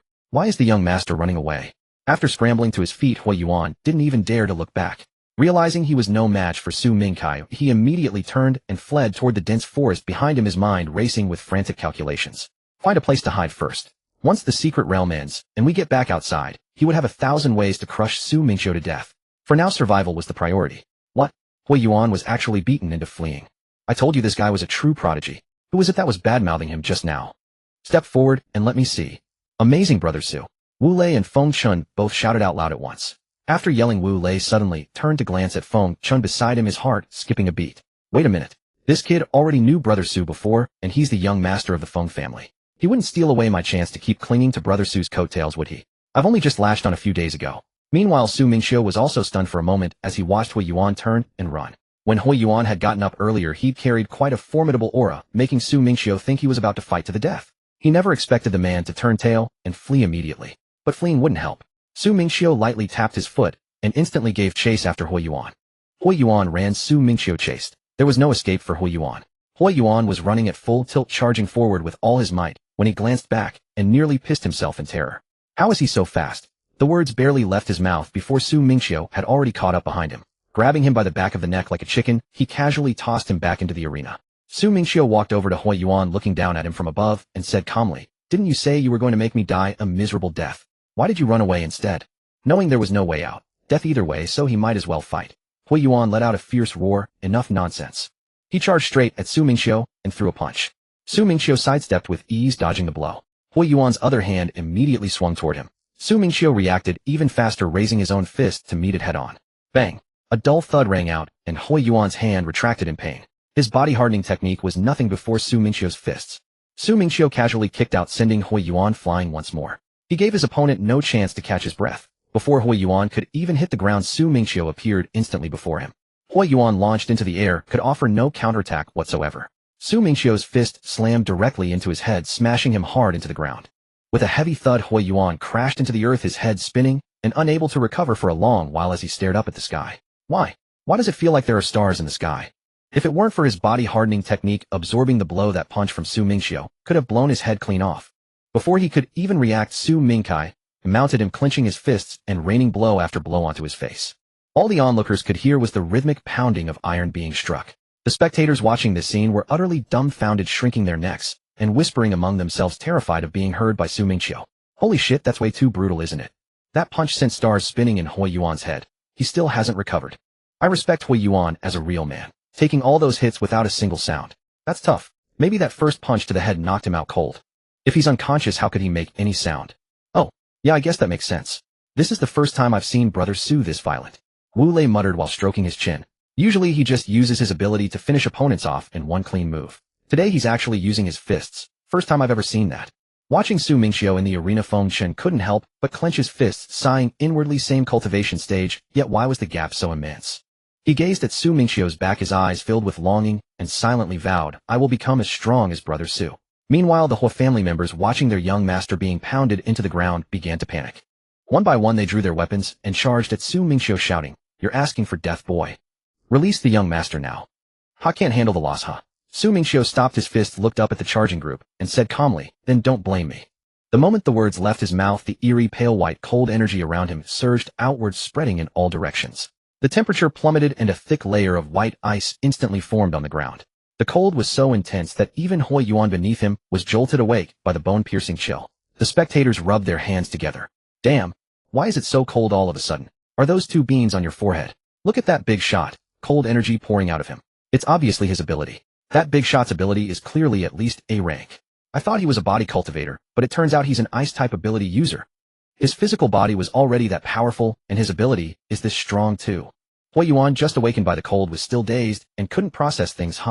Where am I? Why is it so cold, and why does my whole body ache so much? Then he looked up and saw Su Mingqiu sitting on top of him, looking down at him from above. Hui Yuan instinctively struggled to get up, but the moment he moved, Su Mingqiu rose and kicked him, like kicking a ball, sending him flying once again. He slammed heavily into the black rock cliff wall behind him with a loud thud. Hui Yuan. Su Mingqiu raised his hand, and a wave of pale white cold energy surged forth like a tide. The Hua family members who had charged first were instantly frozen into a neat row of ice sculptures. Those behind who had been slower to move saw this, and their faces turned as white as paper. Forget the young master. They turned and fled without a second thought. They ran faster than rabbits, wishing they had extra legs. Don't run. Weren't you all shouting about saving your young master just now? If you're going to die, die together with your young master. A dozen sharp ice blades materialized behind Su Mingqiu, each one gleaming with a sinister cold light. Swift as lightning, they shot directly toward the fleeing figures. Thwack, thwack, thwack. With several crisp slicing sounds, the fleeing Hua family members didn't even have time to scream. Their heads tumbled to the ground in an instant, hot blood spraying across the earth. Their bodies still stumbled forward 2 more steps before crashing down completely lifeless. Hui Yuan braced himself against the icy rock wall, struggling for a long moment before he managed to pull himself upright. His entire body was battered, pain racking him as he grimaced and ground his teeth. His supernatural ability had completely faded. Pointing at Su Mingqiu, he roared with blustering fury, You dare to kill a member of the Hua family? My father is the patriarch of the Hua family. If you treat me like this, the Hua family will never let you off. You've gone too far. As soon as he finished shouting, he felt a blur before his eyes. Su Mingqiu had already appeared in front of him so fast that he didn't even have time to react. A resounding slap loud enough to echo across the entire arena landed directly on Hui Yuan's left cheek. The force was so immense that it snapped his head to the side, spittle flying from the corner of his mouth. So what if I'm bullying you? Su Mingqiu's voice was calm. Before Hui Yuan could turn his head, another crisp slap struck his right cheek, sending his head swinging back the other way. Weren't you so arrogant just now? Su Mingqiu looked at him, his tone dripping with mockery. Saying you'd make me die a miserable death. How come you're cowering now? Another slap. Su Mingqiu alternated blows, battering Hui Yuan until he was dizzy and disoriented. He swayed unsteadily like a wobbling doll, tears streaming from the sheer force of the strikes. Not from crying, of course, pure physiological reaction. In no time, Hui Yuan's face swelled up completely. At first it was just red, then rose like a leaven-steamed bun bulging high. Soon it was as swollen as a pig's head, both cheeks purplish red, his eyes squeezed into narrow slits. His nose was twisted to one side and 2 teeth had been knocked out, spat onto the ground with a pat. He was completely stunned, nearly forgetting who he was. The onlookers watched, their shoulders shaking as they suppressed their laughter. Wu Lei and Feng Chen, standing nearby, cheered on loudly. Brother Su, well done. Slap him. Let him be arrogant. This Hui Yuan is really finished. No kidding, it's like a father disciplining his son. Hui Yuan doesn't even have a chance to fight back. He's just a punching bag. Meanwhile, Wu Lei and Feng Chen were busy too. They had already run over to the tied-up members of the Feng family, untying their ropes. You? Don't push me. Hui Yuan glared at Su Mingqiu, his face like a pig's head, so his speech was slurred and muffled, as if he had a candy in his mouth. And what if I do push you? Su Mingqiu said, raising his hand for another slap that sent Hui Yuan flying crashing onto the ground and skidding a long distance. Hui Yuan pushed himself up from the ground, rising slowly. He knew he was no match for Su Mingqiu. If he didn't go all out, he would truly die here today. Gritting his teeth, he pulled a red pill from his spatial ring and swallowed it without even looking. Instantly his aura surged violently. All his injuries and the swelling on his face vanished at a visible speed, as if they had never existed. His face returned to its original state, and even the previous wounds were gone. That's an explosive blood pill. Someone in the crowd recognized it and shouted out. Explosive blood pill. I know that. After taking it, one's cultivation level skyrockets by a huge margin. But the side effects are severe too. Once the drug's effect wears off, the level drops by an entire major rank and it damages the foundation. Looks like Hui Yuan was really out of options to resort to this. Brother Su, be careful. That's an explosive blood pill. Feng Chun shouted urgently to Su Mingqiu. Across from him, Hui Yuan's aura had already surged all the way to the 4th stage, 4th rank. Hui Yuan stared at Su Mingqiu, his eyes bloodshot, and roared like a madman. It's all your fault. You forced me to take this. I'm done for, and today you won't leave alive either. With that, he maxed out his body hardening ability. His body turned from a dull silver to a dark gold. It was countless times stronger than before. The next second, he dashed in front of Su Mingqiu and struck hard with his palm. Su Mingqiu didn't dodge. He raised his hand and met the palm head on. With a boom, Su Mingqiu stepped back 5 paces to steady himself, while Hui Yuan only retreated 1 step. Su Mingqiu shook his right hand, which was slightly numb. That blow had actually hurt his hand a little. This was the first time since entering the secret realm that he had encountered someone who could make him retreat. He looked at Hui Yuan, a faint smile curling at the corner of his mouth, and said calmly, interesting. The onlookers tensed up too. Holy crap, he had actually forced this big shot to step back. This was going to be exciting. Damn, is the big shot losing ground? I think Hui Yuan might win. You turncoat, stop shouting nonsense. Someone next to him immediately retorted. Just a moment ago you were saying the big shot was amazing, and now you've changed your tune already. Don't rush, he hasn't used his ability yet. At that moment, Su Mingqiu's chilling aura surged outward with a fierce whoosh. Behind him, dozens of sharp ice blades coalesced, instantly shooting toward Hui Yuan like lightning. Hui Yuan paid them no heed, and simply strode through the ice blades with his head held high. The ice blades clattered against his dark gold body, shattering into icy fragments. He had just emerged from the ice blades, barely able to savor his triumph, when Su Mingqiu raised his hand, and an ice dragon instantly materialized, roaring as it charged straight at him. With a loud bang, the ice dragon slammed into Hui Yuan. After the dragon dissipated, Hui Yuan's body was coated in thick frost, and even his dark gold hardening was covered in a layer of ice. His movements instantly became sluggish, as if weighted down with lead. Su Mingqiu didn't stop. He formed an ice spear and hurled it at him. You? If you've got the guts, fight me up close. Hui Yuan couldn't dodge, and the ice spear grazed his arm, making him roar in pain. Did my ice freeze your brain? Su Mingqiu stood still, speaking calmly. At this moment, Hui Yuan was in agony. He couldn't even get close to Su Mingqiu, only taking hits passively, his body covered in frost. Moreover, his explosive blood pill wouldn't last much longer. The drug's effect was about to wear off. Just then, Su Mingqiu's ice spear suddenly vanished. Hui Yuan froze, then felt a surge of joy. Could it be that this kid was finally going to fight him hand to hand? Excellent. The moment he thought that, the chill around Su Mingqiu intensified, becoming several times fiercer than before. Su Mingqiu then unleashed his ultimate move, Cold River Snow. The temperature around was more than 10 times colder than before. Even centered on Su Mingqiu himself, the thick ice began to spread wildly outward in all directions. The entire ground of Blackstone Mountain was instantly frozen into a frozen plain. A violent torrent of frigid air surged straight toward Hui Yuan. Hui Yuan wanted to dodge, but Su Mingqiu had slowed him down. And the cold air was too fast, so fast that he didn't even have a chance to react. Watching the wave of cold air rush toward him, Hui Yuan pushed his body hardening technique to its absolute limit, his hands desperately shielding his face. I can't lose. How could you possibly beat me? But the cold paid no heed to his roar. It surged forward in an instant. It froze his hands first, then crept up his arms, and in an instant encased his entire body. His expression, from initial frenzy to ultimate terror, was frozen in perfect detail within the ice. Su Mingqiu stepped forward, casually storing the ice sculpture into his spatial ring with a smooth, practiced motion. The one who had been shouting that Hui Yuan would win, that fickle turncoat, was now being ridiculed by those around him, too embarrassed to lift his head. Didn't you say Hui Yuan would win? What about now? Does your face hurt? How was I supposed to know this master was so fierce? The man muttered, scratching his head. In all my years I've never seen anything so absurd. A 3rd-rank cultivator one-shot a 4th rank. What kind of monster is this? No kidding. Hui Yuan popped an explosive blood pill to go all out, and still got one shot without even a chance to fight back. I feel like all my years of cultivation have gone to the dogs. So comparing yourself to others just makes you miserable. No use comparing. He's a prodigy, we're just ordinary people. But once we leave the secret realm, the master's in trouble. The whole family won't let him go. Why did the master take away Hui Yuan's ice sculpture? Who knows? Geniuses think differently. Us ordinary folks wouldn't understand. Feng Chun watched Su Mingqiu store away Hui Yuan's frozen form and instantly understood. Oh, so that's it. Brother Su really has a collector's obsession. He'd seen Brother Su freeze and take away Hui Zheng before. Now he's collecting Hui Yuan too. Is he treating the entire Hui family as his collectibles? He and Wu Lei walked over to Su Mingqiu, both giving him a thumbs up. That's insane, Brother Su. Let that bastard act cocky. Look at him now, packed up and taken away. Let's see him act tough now. With that, the group walked out of Blackstone Mountain. The onlookers gradually dispersed as well. But the news, as if it had grown legs, spread throughout the Yunqong secret realm in an instant. Everyone was talking about the Ice Master who had one-shot Hui Yuan, each one burning with curiosity. They all waited eager to see how this master would deal with the Hui family once they left the secret realm, all eager for a show. On the way, Wu Lei was still a bit worried, saying to Su Mingqiu, "Brother Su, once we're out of the secret realm, the Hui family won't let you off. You need to be careful." "Don't worry, I have my own plans for the Hui family," Su Mingqiu replied calmly. Feng Chun, listening nearby, wasn't worried in the slightest. He had long known Su Mingqiu's identity. The top scorer in the college entrance exam, #1 in the entire country. The Hui family was nothing compared to that. Even if the Huas were arrogant, they wouldn't dare touch Su Mingqiu. So he wasn't worried at all. Su Mingqiu glanced at him and said, "The secret realm ends in 2 days. Use these 2 days to hunt down some cultivation resources." Brother Su, I'm not in a rush. Right now I've got a bone to pick with a certain beast." Feng Chun waved his hand and grinned. "Actually, I should thank it. If it hadn't chased me off that cliff, I never would have gotten that swift sword technique.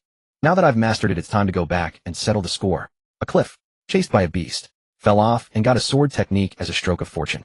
Su Mingqiu stared at Feng Chun, stunned for a moment, thinking to himself, "Damn. Isn't this the textbook protagonist template from a web novel?" Su Mingqiu nodded. "All right, I'll come with you." With that, the group headed toward the direction Feng Chun had indicated. Following him, they arrived quickly. They spotted the wind blade hound lying there sound asleep. The dog was as big as a calf, its black fur glossy and smooth, its belly rising and falling with each breath. Its snoring rumbled like thunder. It was sleeping soundly. The moment Feng Chun saw it, he recalled how miserably it had chased him before. Back then, the dog had chased him all over the mountain until he had no choice but to leap off the cliff. Ironically, that misfortune turned into a blessing. He obtained the sword technique. He drew a new long sword, wiped the blade, then strode forward and shouted at the still sleeping dog, "Hey, you mutt. Your grandpa is back. Remember me? Didn't you chase me before? Chase me off a cliff. Now get up and try chasing me again."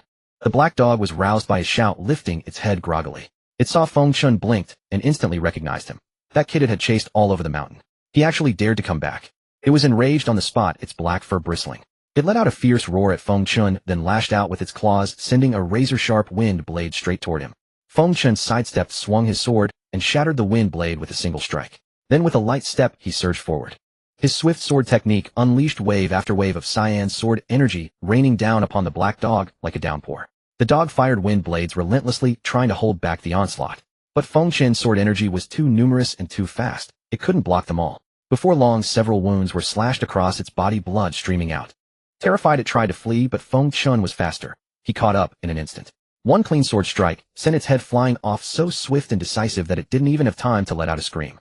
Having dispatched the black dog, Feng Chun flicked the blood off his blade, sheathed his sword, and stood with his hands behind his back, deliberately tilting his chin skyward, striking a flamboyant pose. "If heaven had not birthed me, Feng Chun, the path of the sword would be eternal night." He paused for effect, waiting for the praise from those around him. Wu Lei, who had been watching, snapped out of it instantly. "That's insane, Feng Chun. So cool." Hearing this, Feng Chun's tail nearly wagged to the heavens. He was absolutely delighted. Su Mingqiu watched his smug expression and couldn't help but pinch his forehead, thinking to himself, this kid.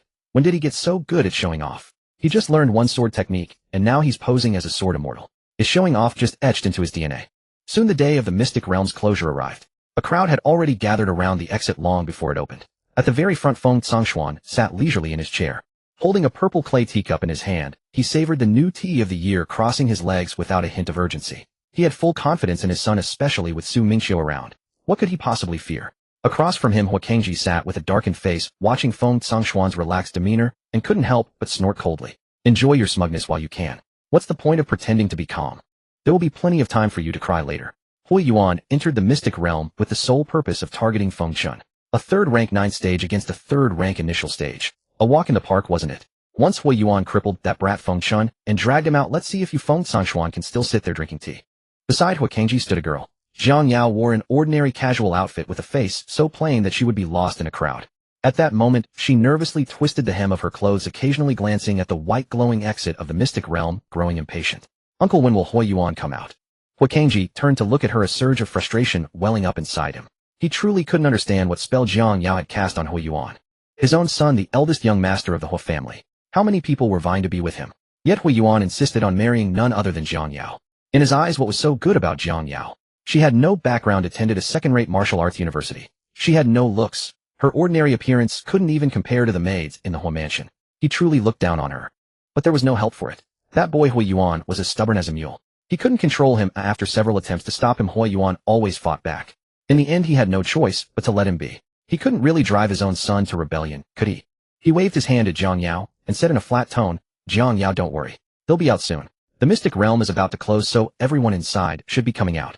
Half an hour later, the exit of the mystic realm, which had been glowing with a soft white light, suddenly blazed with brilliance. The previously sealed barrier opened completely. The next moment, people began to emerge. Mingqiu and his group walked out with the crowd.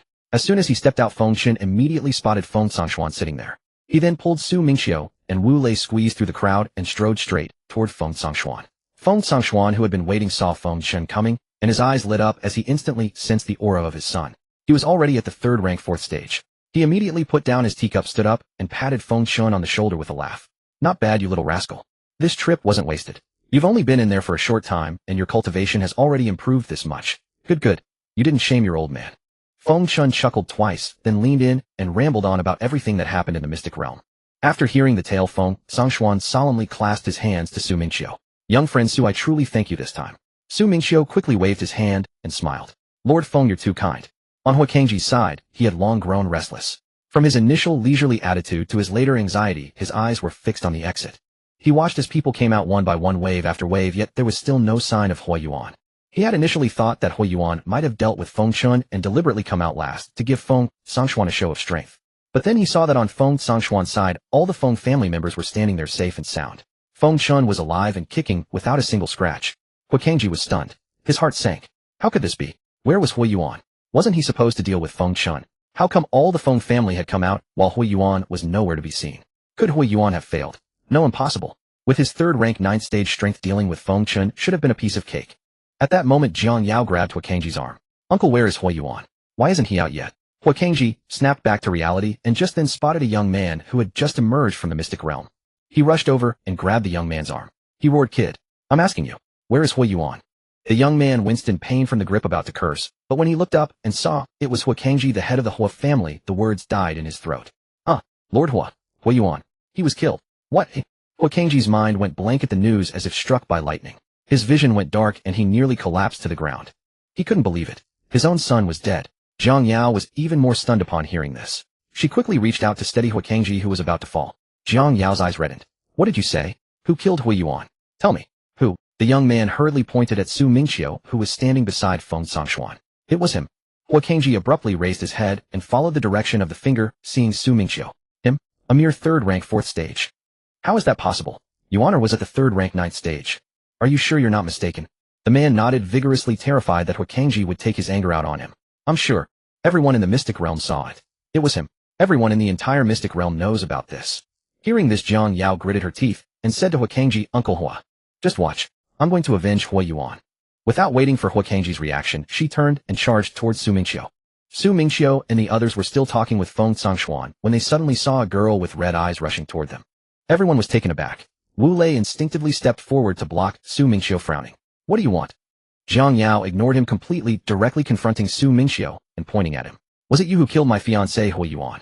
Mingqiu could not help but complain inwardly, not again. What's going on? First I fought Huayuan, and now I have to fight his wife. Jiang Yao glared at Mingqiu, her teeth clenched, and spoke each word slowly. Do you dare to sign a life and death pact with me? The moment these words were spoken, the surrounding crowd erupted. Those who were about to leave immediately stopped in their tracks. They swarmed in, forming layers upon layers, encircling the group. This was a huge spectacle. Holy shit. Are you serious? Signing a life or death contract. I told you. He took down Huayuan in the secret realm. Now he's gonna pay for it outside. The Hua family would never let this slide. Who would have thought? Before Huakangji even made a move, Huayuan's fiancé charged in first. This Jiang Yao is a 4th order 5th stage expert. Isn't this bullying? What do you know? Huayuan popped a blood-boosting pill and reached 4th order 4th stage, and he still got one shot by the boss. Who cares? As long as there's a show. Feng Chen frowned, stepped forward, and said to Jiang Yao, can you at least be reasonable before you start yelling and fighting? But Jiang Yao wouldn't listen. Her mind was consumed by Huayuan's death and the need for revenge. I don't care. He killed Huayuan. I will avenge him. Mingqiu looked at Jiang Yao, then at the crowd of onlookers, their faces lit up with excitement, waiting for a fight to break out. What a mess. Feng Sangxuan's brow furrowed upon hearing Jiang Yao's words, and in an instant he released the formidable pressure of a 5th order expert. Young Master Su, don't bother with her. This woman has lost her mind. I'll handle her. He had never seen eye to eye with the Hua family anyway. And now Jiang Yao dared to cause trouble for Mingqiu. Mingqiu was the great benefactor who had saved his son's life. How could he let Jiang Yao lay a finger on him? If he didn't step in, it would be inexcusable. But Mingqiu waved his hand and smiled. It's fine, Patriarch Feng. Since she's so set on revenge, I'll play along. Since I've already killed Hui Yuan, I might as well send her to join him. Wouldn't want him walking the Yellow Springs Road alone. A crowd of people immediately swarmed toward the city center's martial arena. That place was specially designated for sparring or signing life-or-death duels. With officials from the Public Security Bureau as witnesses, there would be no trouble afterward. In truth, Wakangji had wanted to act himself. His son was dead, and he burned to tear Su Mingqiu to pieces on the spot. But Jiang Yao insisted on killing Su Mingqiu with her own hands to avenge Hui Yuan. Wakangji couldn't dissuade her, and he understood her pain. After all, Hui Yuan was her fiancé. The spectators were as frenzied as if they'd been injected with stimulants. Some pulled out communicators as they walked. Hey, away, take leave and come to the city center's martial arena. Others posted in family groups and on social media, hurry, big news. A life or death bet. Miss this and wait a year. The once quiet streets instantly surged with a flood of people. By the time they reached the arena, it was already packed with a sea of people, layers upon layers, completely encircled.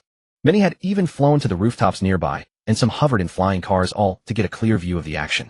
Vendors at the entrance had pushed their stalls over, selling water and sunflower seeds, capitalizing on the business. Others were opening betting pools, arguing fiercely over the odds. On the martial arena, the middle-aged official in charge of the Public Security Bureau produced the life or death contract and asked Su Mingqiu and Jiang Yao, "Are you both sure you want to sign this?" Neither Jiang Yao nor Su Mingqiu wasted any words. They stepped forward, picked up the pen, and signed their names. After signing, Wakangji hurried over and grabbed Jiang Yao's hand. "Jiang Yao, you must avenge Hui Yuan. Kill that brat. Avenge you, honor." Jiang Yao nodded firmly. "Don't worry, Uncle Hua. I will kill him and avenge Hui Yuan." With that, she turned and ascended the martial arena in one step. Then Su Mingqiu stepped up onto the arena as well. Look, it's starting. Hey, share some of those sunflower seeds." Among the crowd, those who hadn't entered the secret realm had no idea of Su Mingqiu's true strength. Is this guy crazy? The gap in realms is huge. This is pure suicide, isn't it? No kidding. I bet he only killed Hui Yuan because the kid was careless and got caught off guard.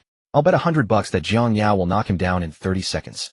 But those who had been in the secret realm stayed silent, arms crossed, waiting for the show to unfold. They had witnessed Su Mingqiu's power with their own eyes. A smirk of anticipation curled in their hearts, waiting for these ignorant fools to get a rude awakening. Wu Lei, unable to contain himself, shouted at the top of his lungs, "Brother Su, go get her." Feng Chen joined in, "Brother Su, show her no mercy." With the referee's command, Jiang Yao moved instantly. She fixed her gaze on Su Mingqiu and suddenly activated her ability. The next second, her entire right arm, from shoulder to fingertips, transformed into a translucent crystalline substance. It looked like crystal glittering under the sun, its formidable hardness alone sending a shiver down the spine. That was her ability. Body crystallization. Su Mingqiu stared at her transformation, momentarily stunned, then couldn't help but let out a silent curse. Damn this ability. It was so similar to Hui Yuan's body hardening. Truly, people who share a bed share the same tastes. Even their abilities are a perfect match. Their abilities were so compatible, they were practically made for each other. While he was still mocking inwardly, Jiang Yao was already on the move. In the blink of an eye, she closed in on Su Mingqiu, her crystallized fist aiming straight for his head. She wanted to kill him with a single punch. Su Mingqiu casually raised a hand, instantly conjuring a thick wall of ice before him. The ice wall was a full half-meter thick, radiating a chill that spread outward. Boom! Jiang Yao's fist slammed into the ice wall with a thunderous impact. The thick ice wall cracked instantly, then shattered into a pile of ice shards. Though the wall broke, it had absorbed most of the force from Jiang Yao's punch. And Su Mingqiu, the moment the wall shattered, had already sidestepped lightly to the side. Jiang Yao, having destroyed the wall, turned to face Su Mingqiu standing nearby, and roared, "What are you dodging for?" Su Mingqiu smiled. "Why wouldn't I dodge? You're trying to hit me, and I'm supposed to stand still. Is your head filled with nothing but crap, eh?" Jiang Yao was left speechless by his retort. Her eyes red with fury, she threw caution to the wind, and charged at Su Mingqiu like a madwoman. Punch after punch rained down on him like a storm. Her speed was so fast it left after images. She just wanted to kill him as quickly as possible. Su Mingqiu watched her go mad, no longer dodging. His gaze turned cold as he activated his ice-type ability. In the next instant, an ice dragon materialized behind him. Its crystalline body radiated bone-chilling cold. It let out a low roar and charged straight at Jiang Yao. Crash! The ice dragon collided with Jiang Yao's fist and shattered instantly. Ice shards sprayed into the air, and the piercing cold wrapped around Jiang Yao in an instant. She froze rigid, her entire body coated in thick white frost. Even her crystallized arm was encased in ice. Su Mingqiu observed her state and spoke slowly, his tone calm, yet every word striking Jiang Yao like a dagger. "See this ice dragon?" He paused and continued, "Hui Yuan died just like this." The crowd that had previously mocked Su Mingqiu as someone seeking death by entering the secret realm were left dumbstruck, their mouths agape. What the hell? That ice dragon. It's too fierce. Meanwhile, those who had entered the secret realm wore expressions of knowing satisfaction, arms folded. Wu Lei and Feng Chen shouted at the top of their lungs, "Brother Su is awesome. So cool." Hearing this, Jiang Yao was completely enraged. She snapped her head up. You're asking for death. Before her words even finished, she channeled her ability to its absolute limit. In the next moment, her entire body from crown to toes instantly crystallized.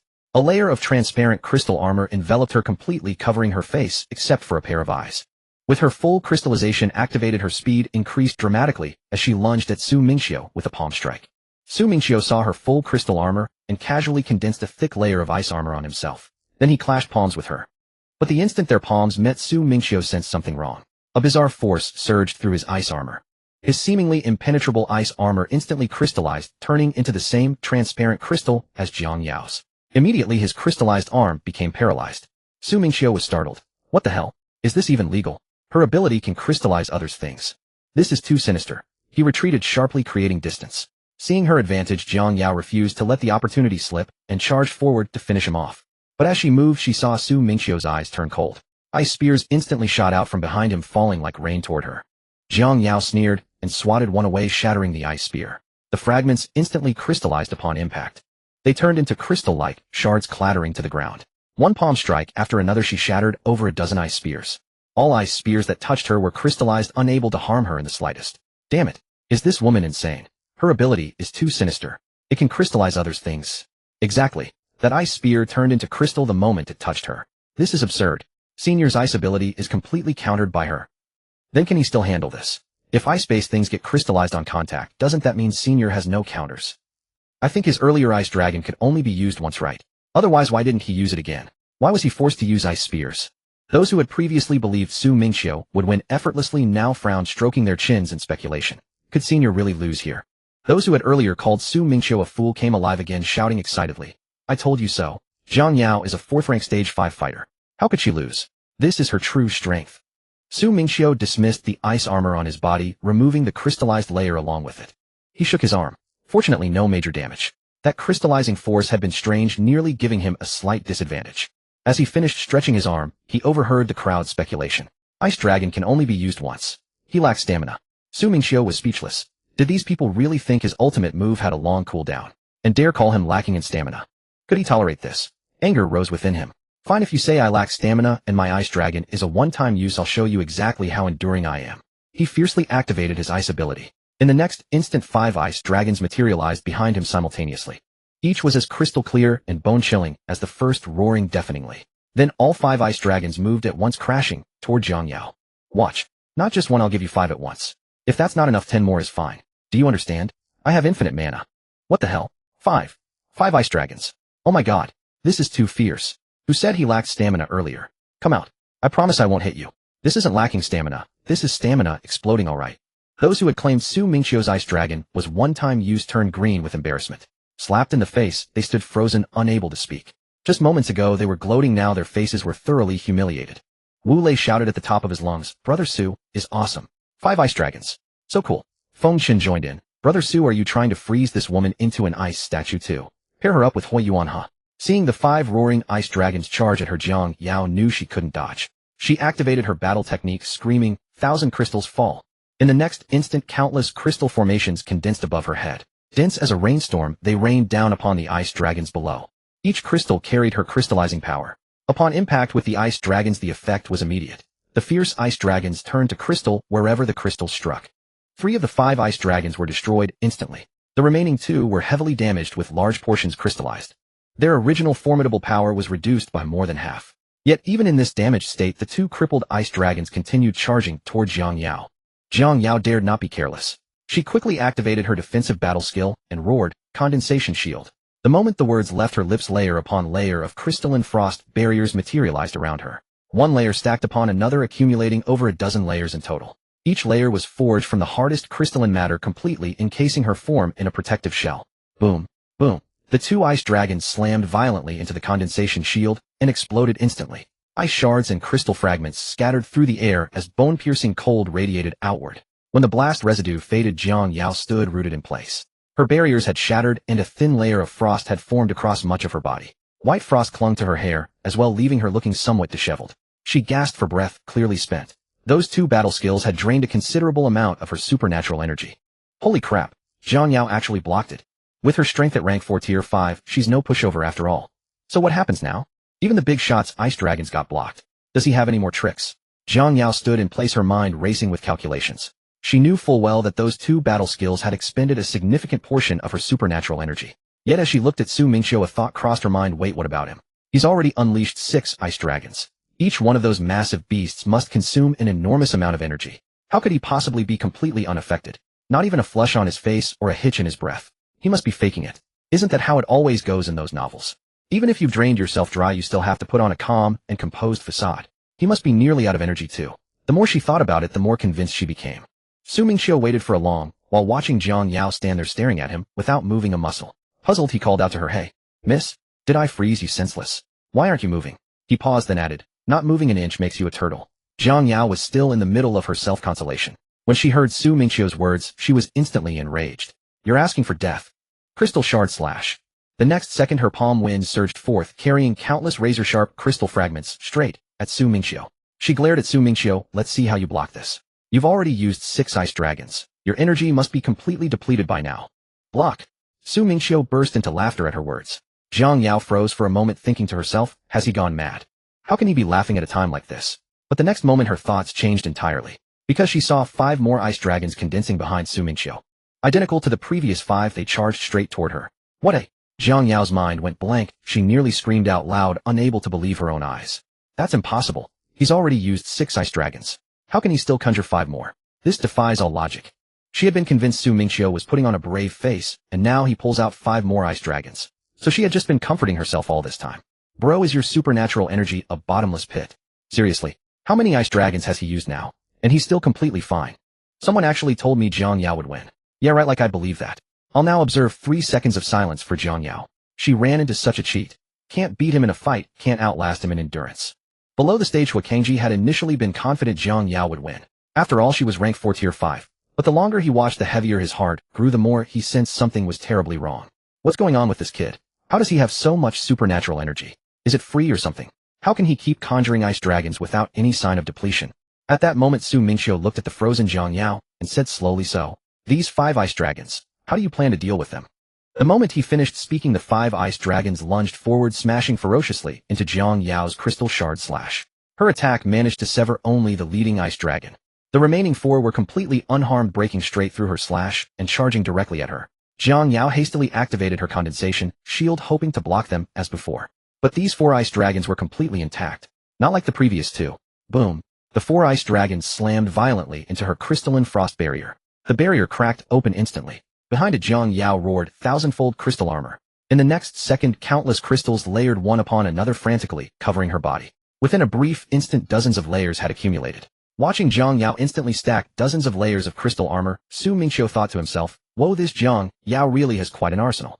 No sooner had he finished that thought than the leading ice dragon slammed into Zhang Yao's condensation shield barrier. The already cracked barrier shattered instantly into a pile of crystal shards on the ground. The remaining 3 ice dragons, without a moment's pause, charged straight at Zhang Yao. Gritting her teeth, Zhang Yao realized there was no dodging. She could only extend her hand and strike directly at the foremost ice dragon. But the other 2 ice dragons were already closing in. With no other choice, she reached out her other hand and forcibly withstood the impact of the remaining 2 ice dragons. Boom, boom, boom. 3 thunderous explosions. The 3 ice dragons detonated instantly.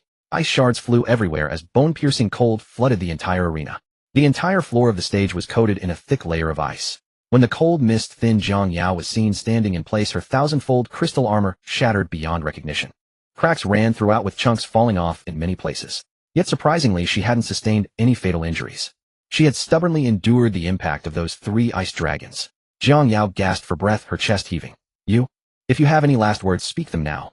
She paused, then added a threat. "Otherwise, I'll first crystallize your mouth, then crystallize your entire body, and send you to accompany Hui Yuan in the afterlife." Holy crap, Zhang Yao endured that. This woman is way too tough. Tough. Don't forget the big shot is only rank 3 tier 4. Zhang Yao is rank 4 tier 5. She's a whole major realm above him. Too bad. Zhang Yao is strong enough, but running into the big shot just makes her look inadequate. How does that big shot even cultivate? Defeating someone a full realm above him like they're a kid? That's just absurd. I used to think I was a once-in-a-century genius, but meeting the big shot taught me what a true genius looks like. That's just a case of the peddler praising his own wares. Down below, Wu Lei Fengchun and a group of others who had entered the secret realm together gathered around the man who had opened the betting odds, surrounding him tightly. They had no choice. The man had set the odds far too high. At first, everyone believed Jiang Yao would win, so he offered odds of 1 to 10, thinking he was guaranteed to profit. But those who had entered the secret realm, who among them didn't know Su Mingqiu's true strength? With odds this high, why not seize the opportunity? One by one, they wagered every bit of their saved pocket money betting on Su Mingqiu to win. Now that the match was nearing its end, they feared that Wang Fellow might lose his nerve and abscond with the money. Would their hard-earned cash just vanish into thin air? So they simply gathered around and kept a close eye on him. Wang, seeing these people surrounding him with their gazes fixed intently on him, let out an awkward laugh and wiped the sweat from his brow. Everyone rest assured. How could I possibly run away? I've run betting games for years. My reputation is trustworthy. Go enjoy the match without worry. But Wu Lei and his group didn't budge. They stood right there staring at him. Wu Lei crossed his arms and said with a leisurely tone, "No need, we can see fine from here. We'll just wait right here." Inwardly he grumbled. This was no joke. He had wagered half a year's worth of saved allowance. He couldn't let this scoundrel slip away. If the man fled, who would he collect his money from? Wang realized that these people were completely unshakable. They were clearly determined to keep him under watch. He also knew he couldn't escape anyway. With the young master of the Feng family present, would he dare to run? The monk may flee, but the temple remains. He could only nod awkwardly while in his heart, he frantically prayed Jiang Yao. Jiang Yao, you've got to fight hard. You absolutely must win. If you lose, the money I'd have to pay out would strip me to my very underwear. He was now thoroughly regretful. He should never have offered such high odds. Su Mingqiu heard that Jiang Yao was still spouting tough words even at this point, and he couldn't help but laugh. Oh, this woman's mouth was still stubborn. Even at this point she still refused to yield. Fine, he'd play this game with her to the very end. He waved his hand grandly, and in the next instant 5 ice dragons condensed behind him once again, identical to the ones before, roaring as they charged toward Jiang Yao. Jiang Yao, seeing the 5 ice dragons, felt completely numb. She had lost count of how many ice dragons this was by now. With great difficulty she gritted her teeth and barely managed to defend against these 5. She let out a breath of relief, thinking it was finally over, only to see 5 more ice dragons soar from behind Su Mingqiu in the next moment. Jiang Yao. She was utterly despaired, no longer having even the strength to raise her arms in defense. The 5 ice dragons slammed into her body, instantly exploding violently. Bone-piercing cold instantly enveloped her entire body. When the ice fragments settled, Jiang Yao's figure was revealed. Her body covered in frostbite, half of it frozen solid, unable to move, collapsing directly onto the icy ground. Jiang Yao ultimately lost after all. There's nothing to be done. She gave it her all. But who could beat someone who fights like a cheat sheet? This was simply unwinnable. Exactly. His ice dragons come in endless supply. You can block one wave, but you can't block the next. Who could possibly withstand that? Su Mingqiu walked toward Jiang Yao. He looked down at Jiang Yao lying on the ground and spoke slowly, his tone flat. Don't worry, I'll freeze you and Hui Yuan together, so you two can keep each other company and not be lonely on your journey to the Yellow Springs. Jiang Yao lay on the icy surface, a single tear slowly sliding from the only eye that wasn't frozen. In her heart, she murmured, Yuanji, I practiced this technique to protect you. I thought that if we ever faced danger I could use it to shield you, but I never imagined you would leave before me. Still, it's fine. After I use this technique I can go find you, and we'll be together forever. This move is powerful, but it drains all of my source life force. But it doesn't matter anymore. Since you're gone, living holds no meaning for me either. With that thought, she slowly pushed herself up from the ground and stood. Su Mingqiu watched her manage to stand, momentarily stunned, thinking, still resisting. Even at this point. But the next second, he felt an extreme danger emanating from Jiang Yao. Her unfrozen hand extended and her voice drifted softly, carrying a hint of release. 10,000 crystals returned to the void. In the next instant, a tiny translucent crystalline core condensed in her palm. It looked small, but it flew straight towards Su Mingqiu. Danger! A frantic warning blazed in Su Mingqiu's mind. Without a second thought, he immediately unleashed his strongest move, Chill River Snow. The crystal core exploded instantly. Terrifying power spread outward in every direction. Fearing it might not be enough, Su Mingqiu dared not stop unleashing Chill River Snow one after another. Time after time, bone-chilling cold surged violently toward the site of the explosion. This was the first time Su Mingqiu had used Chill River Snow with such reckless abandon. He simply couldn't stop. The explosion's power was still raging, forcing him to keep suppressing it with Chill River Snow. Once, twice, 3 times. Until he had used Chill River Snow over 20 times in succession, finally managing to completely withstand that terrifying attack. Fortunately, the arena was protected by a formation barrier that contained all the blast within. Had it not been, the people outside would have been in grave danger. When the power fully dissipated, Jiang Yao stood there, her once jet black hair now entirely white. Seeing that even this technique of hers had been blocked by Su Mingqiu, the last glimmer of light in her eyes faded completely. Her legs gave way, and she collapsed to the ground. She murmured weakly, Yuanji, I couldn't avenge you. I'm coming to keep you company. With those words, her aura vanished completely. Su Mingqiu watched her fall, the cold aura around him slowly dissipating. He let out a breath. Damn, that woman's final strike before death was truly terrifying. I almost got taken down. During that explosion, everyone had held their breath. The entire arena had gone deathly silent. quiet enough to hear a pin drop. After a few seconds seeing that Su Mingqiu was unharmed, and Zhang Yao had fallen motionless, the crowd finally snapped back to reality and erupted. Everyone screamed wildly, legendary. Absolutely legendary. That final strike from Zhang Yao was lethal. She even pushed the Great One to his limits. But the Great One is even more formidable. He blocked an attack meant to take them both down. I'm starting to suspect his ability is S rank. Otherwise, how could he be this fierce? Ordinary abilities simply can't achieve this. Is there even any doubt? It must be S rank. Otherwise, how could a third-tier fighter defeat a fourth-tier one? Over here, Wu Lei and Feng Chun, along with the others who had bet on Su Mingqiu's victory, instantly swarmed around the bookmaker, Wang, their eyes gleaming with excitement. The moment Wang saw Su Mingqiu win, his heart bled. Only one thought consumed his mind: it's over. Everything is over. He had set the odds at 110, and those people had bet heavily. He simply couldn't afford to pay up. He scrambled frantically, but still fell far short of the amount needed. Left with no choice, he gritted his teeth and stripped off his expensive battle suit along with his communicator and the bracelet on his wrist. He pawned every valuable item he had on him to settle the debt. In the end, he was left with nothing but his bare skin covering his vital parts as he fled in a flash. Running and crying, he swore never to open another betting pool again. Feng Chun and Wu Lei couldn't stop grinning, laughing as they said, "We hit the jackpot this time." On the arena, Su Mingqiu stepped down. But the moment he did, Huakangji blocked his path. Huakangji's hair had turned mostly white, his entire demeanor was filled with an indescribable desolation, and his eyes were bloodshot, as if he had aged a decade overnight. He stared at Su Mingqiu for a long time, then finally rasped out, "Kid, you've got guts." With that, he turned and left without raising a hand or saying another word. Watching his retreating figure, Su Mingqiu couldn't help but grumble inwardly, "This isn't right. The plot shouldn't be going this way. Isn't it supposed to be that after beating the younger one, the elder shows up? I killed his son and even took away his son's fiancée. Shouldn't he be charging at me for revenge? Why did he just walk away? This is way too illogical. Is that old fox planning some dirty trick?" When Huakangji had blocked him earlier, the arena referee and Feng Sangxuan had both tensed up instantly. Feng Sangxuan had already raised his hand ready to intervene if Huakangji made a move. Who knew if the man would be cornered into a desperate act? But neither of them expected Huakangji to hold back like that. He just said one sentence and turned away. Huakangji had enough self-awareness to know he couldn't win, so he didn't force a confrontation. "Hey, why is the head of the Hua family leaving? Su Mingqiu killed his son and his son's fiancée, and he just walks away. No vengeance. That's an incredible amount of restraint. If it were me, I couldn't endure it. A blood feud like a son's death. What restraint? Didn't you see the head of the Feng family standing right there?" The murmurs were loud enough for Huakangji, who was walking ahead, to hear them all. At the sound of the gossip, his pace quickened even more. Huakangji returned to the Hua residence in a daze. As soon as he entered the drawing room, he saw his wife Jiang Ran sitting on a chair, weeping, her eyes swollen like walnuts. She had clearly received the news long ago and had been waiting for his return. Seeing Huakangji enter, Jiang Ran sprang to her feet, stumbled toward him, grabbed his hand, and cried, "Old Hua, Yuan is dead, isn't he? Is this true?" Huakangji looked at his wife's tearful face, his heart aching fiercely. He remained silent, then slowly nodded. After a long pause, he rasped out, "And Zheng is probably." At those words, Jiang Ran completely broke down. She beat her fists against Huakangji's chest, sobbing, "Then why didn't you kill that man? Avenge Yuan and Zheng. Do you think I didn't want to?" Huakangji, agitated by her accusation, shouted back, his voice hoarse. Feng Sangxuan was there, and the referee from the security bureau was there too. How could I make a move? If I had dared to act there, I wouldn't have come back alive myself. After shouting, he realized he had been too agitated. Seeing his wife's sobbing and broken expression, he calmed down, patted her back, and lowered his voice, now tinged with a hint of malice. "Don't worry, leave it to me. I'll make that brat pay." Hearing this, Jiang Ran buried her face in Huakangji's chest and nodded through her tears. After comforting Jiang Ran, Huakangji returned alone to his study and locked the door behind him.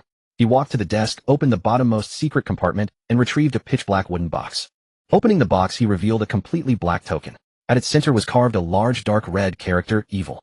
This was the contact token of the evil god sect, which the Hua family normally dared not associate with. But now he could no longer care about the consequences. Huakangji picked up the token. The next moment it lit up and a hoarse, eerie voice came through, "Patriarch Hua, I knew you would contact me. So have you considered it? I'll join you." Huakangji's voice was terrifyingly low. "But I have one condition." "Oh, what condition?" "Speak freely, Patriarch Hua. As long as we can do it, it's absolutely no problem." The voice chuckled. "I want a man dead." Huakangji gritted his teeth, uttering each word, his eyes brimming with almost tangible malice. "A small matter. What's so hard about that?" the voice said dismissively. "Who is it? Tell me, and I'll send someone immediately." Huakangji wasted no words. He directly transmitted Su Mingqiu's image and information through the token to the other party, then immediately cut off the connection. After doing all this, he finally let out a sigh of relief, leaned back in his chair, and stared at the black token with a venomous gaze. On the other end of the token, the elder of the evil god sect couldn't help but snort coldly, a calculating smile spreading across his face. He had long anticipated that Huakengji would come to him. After all, he had already planted his informants. The Hua family's son was dead, and that old fool would be desperate for revenge. Looking at the image of Su Mingqiu on the token, he shook his head and chuckled. Su Mingqiu, this time I really owe you one. Otherwise it would have taken many more days to get Huakengji to willingly join our evil god sect. Now it's perfect. He came to us on his own, and he even volunteered to help us deal with you. Two birds with one stone. Throughout the entire evil god sect, there was no one who didn't know Su Mingqiu. Not just him, but all the S-rank geniuses were well known to them. These people were either targets for recruitment or thorns in their side that needed to be removed. But this matter was too significant, he dared not decide on his own. He needed to report to the sect leader. He quickly relayed the message. Not long after, a reply came from the sect leader, granting him approval and telling him to go ahead with his plan. Having received the sect leader's affirmation, he sat in his chair tapping his fingers on the desk and began plotting how to kill Su Mingqiu.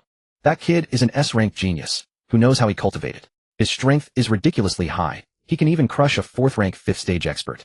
Can't be careless. Must plan carefully, find the perfect opportunity, then strike. Can't let him escape. Meanwhile, Wu Lei waved as he walked and called out, "Brother Su, call me if you need anything." After saying that, he dashed off in a flash. Su Mingqiu shook his head with a smile and followed Feng Chun and Feng Sangshuan to the Feng residence. As soon as they sat down in the Feng residence, Feng Sangshuan said to Su Mingqiu solemnly, "Young friend Su, Huakengji will definitely not let things rest. You must be careful from now on. Open arrows are easy to dodge, but hidden ones are hard to defend against." Su Mingqiu nodded and said, "I understand, Patriarch Feng. I'll be careful." "That's good." Feng Sangshuan nodded and then asked, "By the way, young friend Su, did you obtain the Ice Heart Iron?" "Yes, I did," Su Mingqiu said, pulling out the piece of Ice Heart Iron. When Feng Sangshuan saw it, he immediately stood up astonished and exclaimed, "Wow! Your Ice Heart Iron is simply too good. It's better than any I've ever seen. It's even developed a sliver of intelligence." He reached out and touched the Ice Heart Iron, saying excitedly, "With Ice Heart Iron of this quality added, young friend Su, your blade's quality will definitely be elevated by a huge margin." As he spoke, he didn't even wait for Su Mingqiu to respond. He simply reached out and took the Ice Heart Iron. Feng Sangshuan turned and ran out, shouting as he ran, "I'll go forge it for you now." After saying that, he vanished, leaving Su Mingqiu and Feng Chen dumbfounded in the living room. Feng Chen looked at Su Mingqiu and gave an apologetic smile, saying, "Brother Su, don't mind him. That's just how my dad is. Whenever he comes across good forging materials, he gets insanely excited. Has been like that for years." Su Mingqiu waved his hand and said with a smile, "It's fine, I understand. Patriarch Feng is helping me reforge my blade, so it's no problem." And so Su Mingqiu stayed at the Feng residence for another 3 days, waiting for Feng Sangshuan to reforge his blade. During those 3 days, news of Su Mingqiu's deeds had spread far and wide, and everyone was talking about him. Everyone also recognized him as the top scorer in the college entrance exams, the genius who single-handedly cleared a beast tide and achieved the first ever 10,000-point score in history. Some also speculated whether the Hua family was afraid to take revenge. After all, Su Mingqiu was still a student of Haiming Martial University. Wouldn't the Hua family be reluctant to provoke a genius from a top-tier university? However, the Hua family remained silent, doing nothing. At that moment, Huakengji was sitting in his study, unable to suppress a cold snort. "So what if you're a student of Haiming Martial University? You killed my son, so you must die." He didn't care about Haiming Martial University or S-rank geniuses. His son was gone, and he no longer cared about anything. The evil god cult members had already set out. Soon Su Mingqiu would be buried alongside his son, and then he would have avenged his son.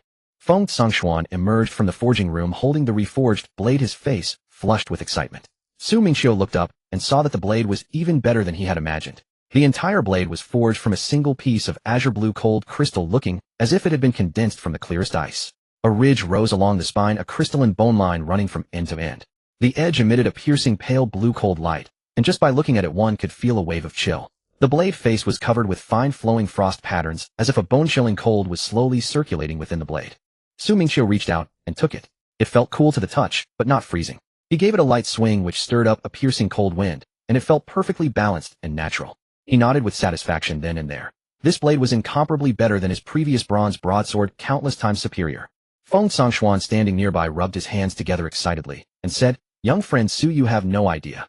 This blade is the finest work I've ever produced." He paused, then added excitedly, "This blade has now reached the high-rank 5th-tier level. What's more, because your Ice Heart Iron had a sliver of intelligence after forging, this blade itself has developed a trace of intelligence." Feng Chun, standing by, stared at the handsome and powerful blade in Su Mingqiu's hand with such envy that his eyes almost popped out. He tugged on Feng Sangshuan's arm, shaking it, and said, "Dad, when will you forge me a sword similar to Brother Su's? Look at me. I'm a swordsman. How can I not have a good sword that suits me?" Hearing this, Feng Sangshuan got a bit irritated and glared at him. The Feng family was a renowned forging clan. He had originally hoped his son would inherit his skills and diligently learn forging. But this kid insisted on becoming a swordsman and refused to learn forging. He fumed, inwardly muttering to himself, looks like I'll have to start a new account. This main one is a lost cause. This main account is completely useless, I can't rely on him at all. He said crossly to Feng Chen. You don't need something this good. With your meager strength, giving you such a fine sword would be a waste. It would just squander good materials. After saying that, he turned to Su Mingqiu and instantly switched to a smiling face, saying, Young friend Su, let's go to the testing hall to try out your new blade. With that, he pulled Su Mingqiu toward the testing hall. Feng Chen chased after them, whining, Dad, how can you say that about me? I can use it too. You can't call me weak. My swift sword technique combined with a good blade can be very powerful. The three of them entered the testing hall together, ready to test the power of the new blade. Su Mingqiu held the azure blue ice blade and stood before the testing hall's target. Before him was a third-tier beast puppet used for testing power identical to a living beast. He took a deep breath and directly unleashed the first form of the demon-suppressing blade, the evil-suppressing strike. A fierce blade aura erupted instantly from the blade, carrying a bone-chilling cold, and slashed straight toward the beast puppet. With a sharp kai sound, the beast puppet, which was half a meter thick, was instantly cleaved in two. Even more astonishingly, before the two halves could fall to the ground, they were instantly frozen into two thick chunks of ice by the blade's innate cold. Su Mingqiu hadn't even used his own ice ability, he had only used a combat technique, yet the blade itself possessed such powerful cold. Su Mingqiu watched the two pieces of ice fall to the ground with a clinking sound, nodded approvingly, and said with a smile, Not bad. A fine blade. Feng Songxuan watched from the side, unable to resist nodding in approval, thinking to himself that this was indeed worthy of a top scorer in the college entrance examination. This blade technique was also S rank. He walked over and said to Su Mingqiu, Young friend Su, why don't you give this blade a name? Hey, Senior Su, let me give it one. Feng Chun immediately leaned in excitedly, saying, Let's call it the Universe Super Invincible Ice Blade. How about that? Isn't it super cool? So domineering. Su Mingqiu's mouth twitched at the name. Good grief, what a terrible name. It was way too Chinibyu. If he named it that, he'd be laughed at every time he took the blade out. He quickly waved his hand and said, Forget it, I'll think of my own name. Feng Chan was momentarily stunned, wondering to himself, wasn't that name cool? Oh, Senior Su just didn't appreciate it. No matter, when he got his own sword later, he'd call it the Universe Super Invincible Wind Sword. Not bad, not bad. How domineering, he thought with satisfaction. After thinking for a long while without coming up with a particularly good name, Su Mingqiu simply said, Let's call it Frost Flow. Frost, from frosty cold, flow, from flowing water, perfectly matching the chilling energy flowing within the blade and the flowing frost patterns on its surface.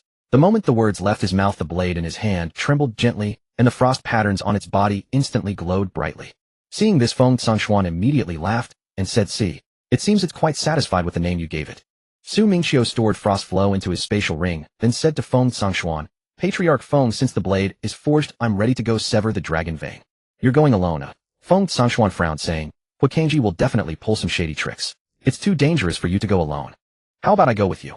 My strength at the 5th rank should be enough to protect you. Before Su Mingqiu could respond, his phone rang.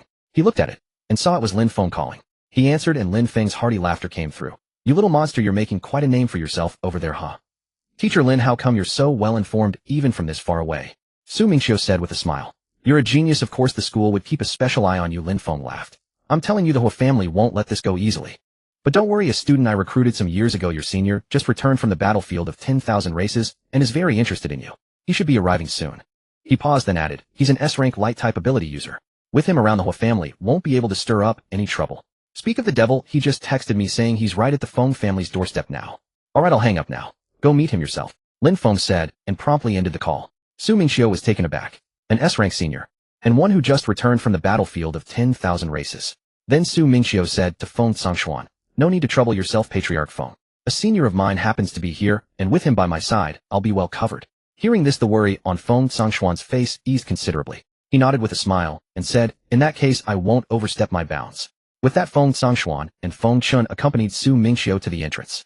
At the door, Feng Chun waved his arm excitedly and shouted, Senior Su. See you next time. Su Mingqiu smiled and waved back, saying farewell to the father and son. Alright, I'm off. With that, he turned and walked out of the Feng family's gate. Standing at the entrance, he glanced around, wondering to himself, where was this senior that Teacher Lin mentioned? He didn't see anyone particularly special nearby. Just as he was puzzled, he felt a light tap on his shoulder. When did that happen? Su Mingqiu's entire body tensed up instantly. His perception far surpassed others of his rank. Even a high-tier 4th rank expert, he could sense their presence well in advance. But this person, he hadn't sensed their approach at all. He spun around sharply and saw a young man standing right behind him, a gentle smile on his face looking at him. Nice reflexes. No wonder Teacher Lin has his eye on you. The young man smiled as he extended his hand. Hello, I'm Ichio. Like you, I have Chio in my name. Seems we're destined to be acquainted. Su Mingqiu, Su Mingqiu shook his hand and gave his own name. I've heard so much about you, Junior. Yi Qiu released his hand, grinning widely, revealing a row of white teeth. I took leave from the battlefield of 10,000 races this time specifically to come see you.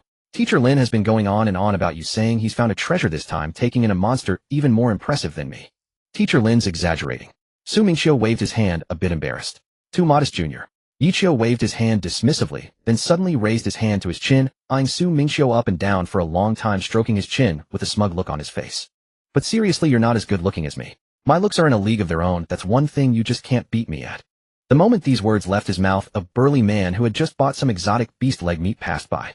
Overhearing this, he couldn't help but stop and interject, Brother, I really can't hold it in anymore. Stop talking nonsense. This young man is clearly much better looking than you.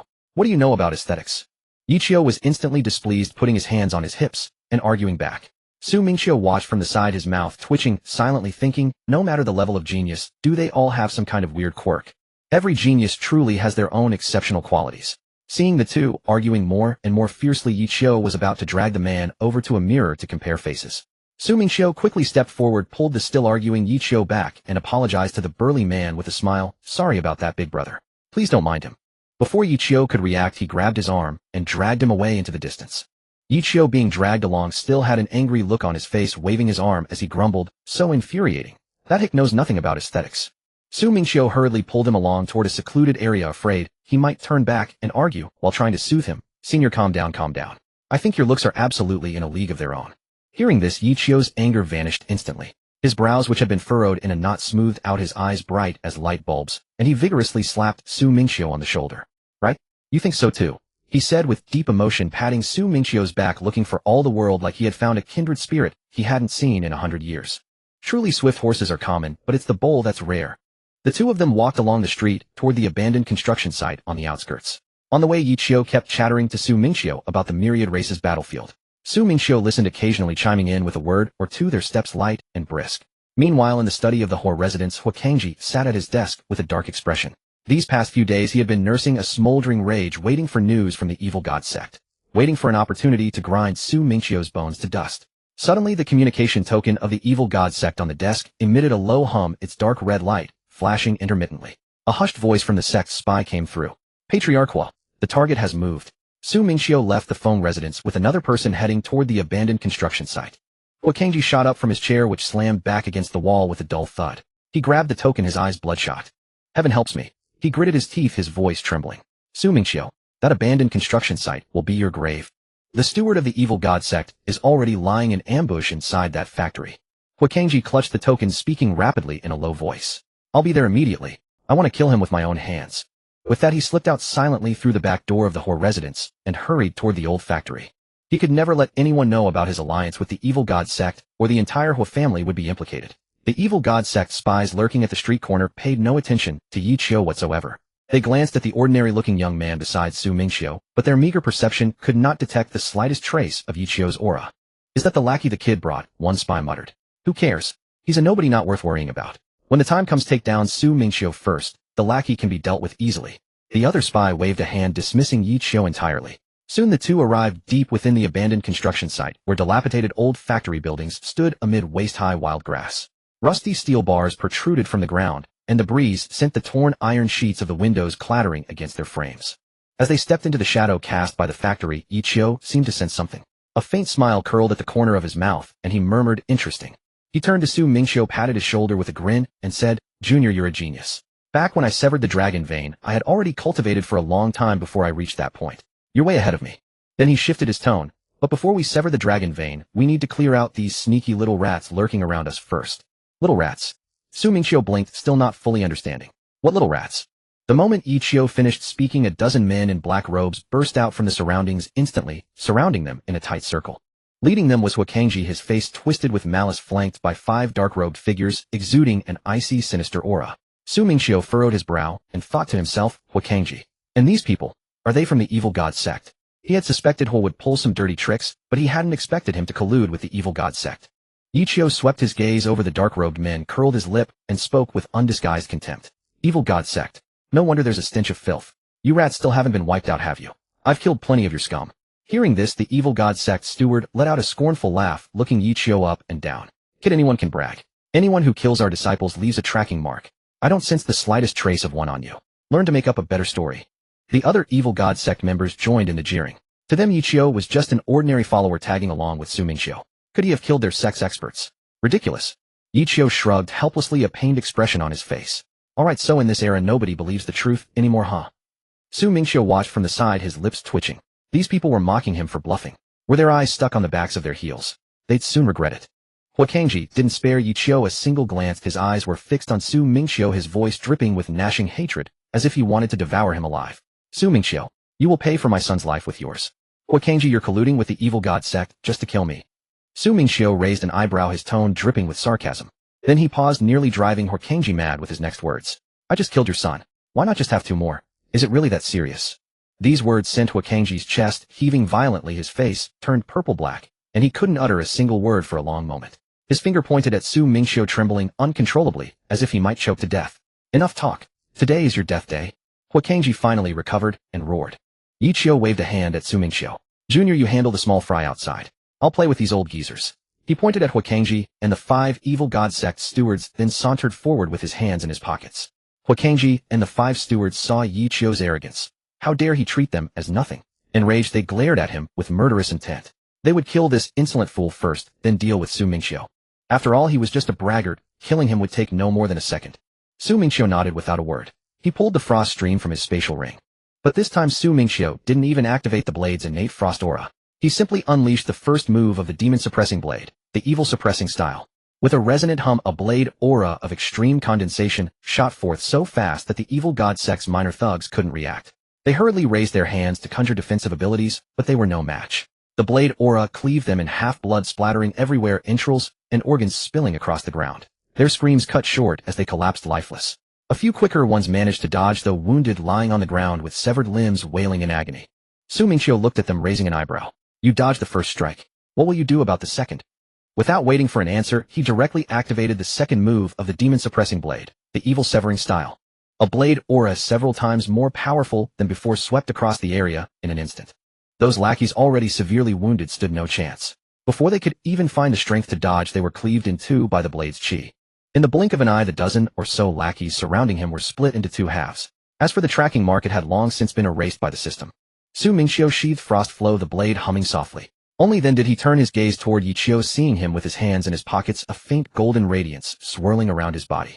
His figure moved so fast, it was merely a dazzling afterimage darting back and forth between Huakangji and the 5 evil god cult elders. It was impossible for the eye to track his movements, one could only see a streak of golden light weaving through the crowd.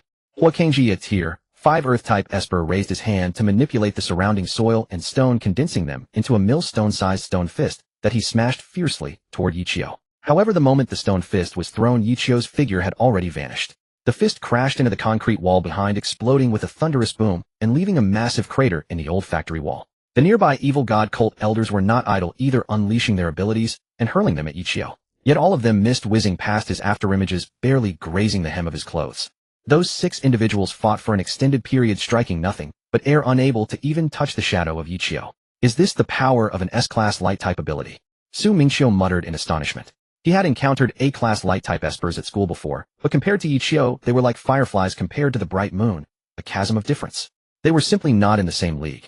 Kid, have the guts to stop hiding. One of the elders, his face contorted with rage after failing to land a single hit, shouted with bloodshot eyes. Hearing this, Yichio paused his steps, and the dazzling afterimage froze instantly. The next second, with a swift flash, he appeared directly in front of that elder, so fast that the man didn't even have time to blink. The elder's pupils contracted sharply. He tried to retreat and raise his hands to defend. But Yichio lifted his right foot, which instantly ignited with blinding golden light, so intense it forced one to squint. Yichio grinned, revealing a set of white teeth. Speed is power. Have you ever been kicked at the speed of light? Before the words fully left his lips, he delivered a devastating kick. The elder frantically condensed his ability, forming a thick black shield in front of him. But it was utterly useless. That single kick carried the terrifying, explosive force of the light, a tribute, shattering the shield instantly, before slamming mercilessly into his chest. With a wet thud, the elder's body exploded upon impact, instantly turning into a mist of blood. He didn't even have time to let out a scream. After the kick, Yichio casually lifted his foot to dust off his shoe tip. He then shoved his hand back into his pocket and glanced at the remaining individuals. The 4 remaining evil god cult elders and Huakangji all launched their attacks toward Yichio. However, the very next second Yichio vanished in a flash and their attacks smashed harmlessly into the ground. With a thunderous crash, the cement ground was shattered, leaving a crater half a person deep. Is this the speed of light? Mingqiu watched from the sidelines.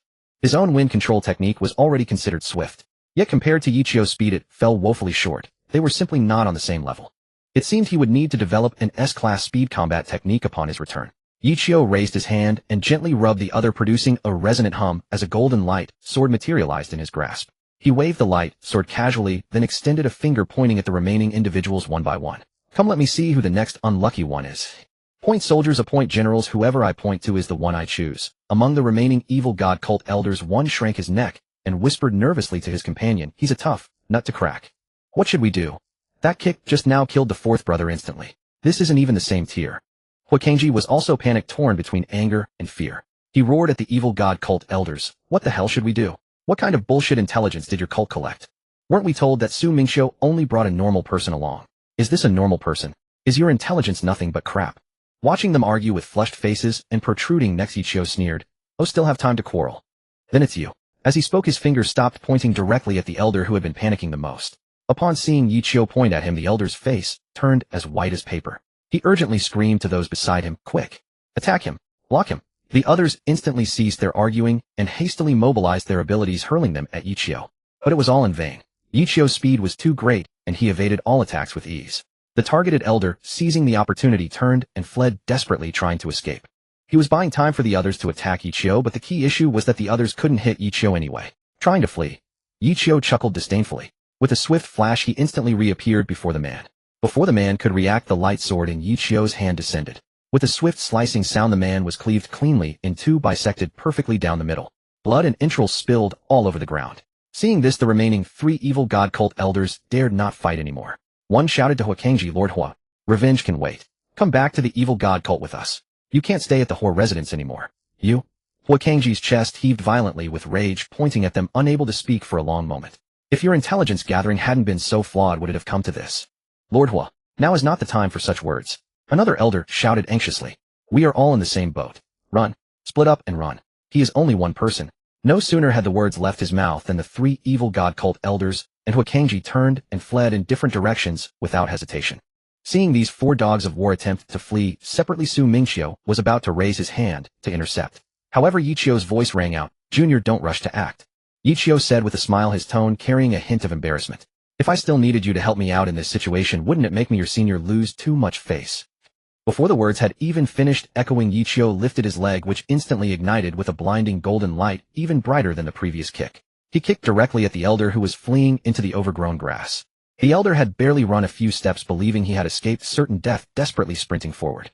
Before he could even react, the lightspeed kick struck him directly. With a puff, he instantly turned into a cloud of blood mist.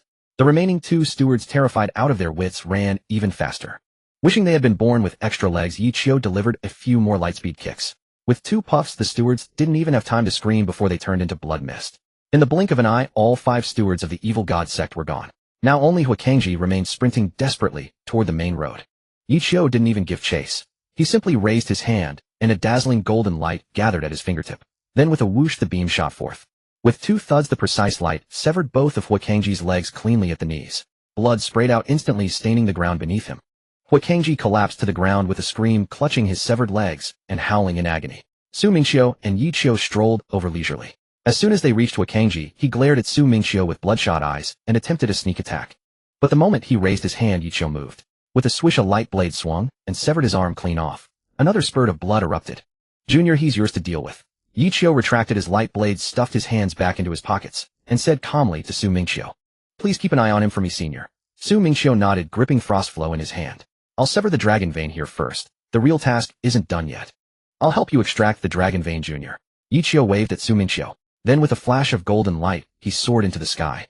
He spread his arms wide and instantly unleashed countless golden light bullets like a torrential rain, densely smashing down toward the ground. Boom, boom, boom. Countless light bullets struck the earth, shattering the concrete surface into pieces, sending rocks and dust flying.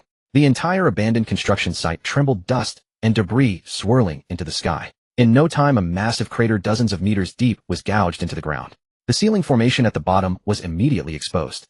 As the rubble was cleared, the formation's light blazed brightly. Then a deafening dragon roar echoed from the depths of the pit. Yi Qiu landed in front of Su Mingqiu with a swish, holding the crippled Huakangji in his hand like a plucked chicken. Then Yi Qiu grinned at Su Mingqiu and tilted his chin. Done. The rest is up to you, Junior. I'll watch him. He's not going anywhere. Su Mingqiu nodded, walked to the edge of the pit, sensed the dragon vein's energy, and his eyes lit up. This dragon vein is much stronger than the one I severed before. Perfect chance to test my new blade frost flow. As he thought this, he felt an excited tremor run through the blade in his grip. Su Mingqiu raised his hand and directly activated the first stance of the demon suppressing blade, the evil suppressing stance. With a hum, a blade aura condensed to its utmost purity, carrying bone-chilling cold shot toward the dragon vein at the bottom of the pit. The dragon vein was no pushover. Seeing the blade aura coming, it thrust out a massive dragon claw from the formation at the bottom. The claw was covered in pitch-black scales brimming with overwhelming power and crushed the blade aura with ease. But in the next instant, a thick layer of white frost covered the dragon claw, the piercing cold of frost flow. Even though the blade aura was shattered, the bone-deep chill instantly invaded the dragon claw, causing the dragon vein to retract its claw with a start. The dragon vein let out a furious roar at Su Mingqiu, shaking the entire pit, then opened its massive maw and spewed a huge plume of black flames directly at him. The flames, carrying a sinister searing heat, surged towards Su Mingqiu, distorting the air itself. Seeing this, Su Mingqiu shot out a blast of cold from his right hand. The cold met the black flames head-on. At first they were evenly matched, but gradually the black flames dwindled. Su Mingqiu's cold was limitless. Soon the black fire was frozen solid by his chill. The cold continued to spray toward the dragon vein. The dragon vein tried to retreat, but it was too slow. Just as its tail was about to pull back, the sweeping cold caught it, freezing it instantly. Watching from the side, Yi Qiu couldn't help but envy Su Mingqiu's ice ability. Damn, Junior's ice ability is way cooler than my light ability. He glanced down at Huakangji in his hand and noticed the old man's eyelids drooping, his lips as white as paper, barely breathing. He slapped his forehead. Damn, he's lost too much blood, about to pass out. He quickly fished a pill from his spatial ring and shoved it into Huakangji's mouth. You're lucky. The pill dissolved on contact with his tongue, and a warm current surged into Huakangji's body, staunching the bleeding. He snapped open his eyes, gasping for breath, his gaze filled with despair. How does it feel to be alive? Yi Qiu raised an eyebrow at him with a smug expression. You? Why won't you let me die? Huakangji's voice was hoarse. You know, some people are alive, but suffer more than the dead. Yi Qiu snorted. Besides, I'm handing you over to my junior. How could I let you die early? I joined the evil god sect of my own accord. It has nothing to do with the Hua family. I'll take all the blame. Please spare the Hua family. Huakangji pleaded urgently. That's not for me to decide. Yi Qiu waved his hand dismissively. Tell that to the Public Security Bureau. Whether the Hua family gets spared isn't up to me. You chose to collude with the evil god sect. That's your own doing. You picked this idol. Meanwhile, Su Mingqiu was relentlessly hacking at the dragon vein with frost flow. The massive dragon vein now had several patches of thick ice encasing its body. Its entire form was covered in deep, bone-deep wounds. All 4 of its dragon claws had been severed by Su Mingqiu. The dragon vein was utterly spent, unable to move, only gasping heavily at the bottom of the pit. Its enormous dragon eyes were filled with terror, all traces of ferocity gone. Su Mingqiu raised frost flow, gazing at the dragon vein, and said calmly, "Welcome your lullaby." With that, he unleashed the third and most powerful stance of the demon-suppressing blade, the demon-subduing stance. With a resounding hum, a blade, chi several times more powerful than before, carrying bone-chilling cold, and the unique demon-suppressing pressure of the demon-suppressing blade shot toward the dragon vein in an instant. The dragon vein tried to muster its last strength to dodge, but was frozen by the overwhelming pressure of that single strike. It could only remain rigidly in place, completely unable to move. It let out a desperate roar, and was then cleaved cleanly in two by the blade chi. Its colossal body crashed to the bottom of the pit, and went still. Su Mingqiu retracted frost stream. He then produced a small jade bottle, and waved it over the dragon vein's corpse. In an instant, the vein's primordial essence was drawn into the bottle. Done. All finished. Su Mingqiu clapped his hands, and turned to walk toward Yi Qiu. Awesome, Junior. You handled that so fast. Yi Qiu gave Su Mingqiu a thumbs up as he approached. None of this would have been possible without you, Senior. I'm really grateful you came along. Su Mingqiu smiled modestly. You're too humble, Junior. Yi Qiu waved his hand. Then lifting the captured Huakangji, he asked, speaking of which, what do you plan to do with this old bastard? As soon as he said that, Huakangji began cursing Su Mingqiu furiously. Su Mingqiu, you'll die a horrible death. I'll haunt you even as a ghost.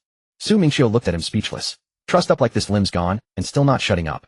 This old man's mouth was truly as hard as his bones. Seeing Huakangji still cursing Su Mingqiu nonstop, Yi Qiu frowned, and said, Junior, want me to cut out his tongue for you? Huakangji, upon hearing Yi Qiu's words, wasn't afraid at all. Instead, he burst into raucous laughter, his voice hoarse like a cracked gong. Su Mingqiu, even without a tongue, I can still curse you in my heart. Come on, throw everything you've got at me. I, Huakangji, fear nothing. He had completely given up, choosing to curse his fill, just to spite Su Mingqiu. Su Mingqiu waved his hand at Yi Qiu. No need, Senior. I have something to show him that I'm sure he'll be very interested in. With that he took two crystalline ice sculptures from his spatial ring. They were the frozen forms of Huazheng and Huayuan. The ice sculptures preserved their appearance at the moment of death lifelike and unchanged. The moment Huakangji saw them his eyes turned red and his voice cracked as he screamed, "You honor my sons. We'll treat you well." Su Mingqiu taunted, shaking the ice sculptures at Huakangji. "I even let you see your son's final moments.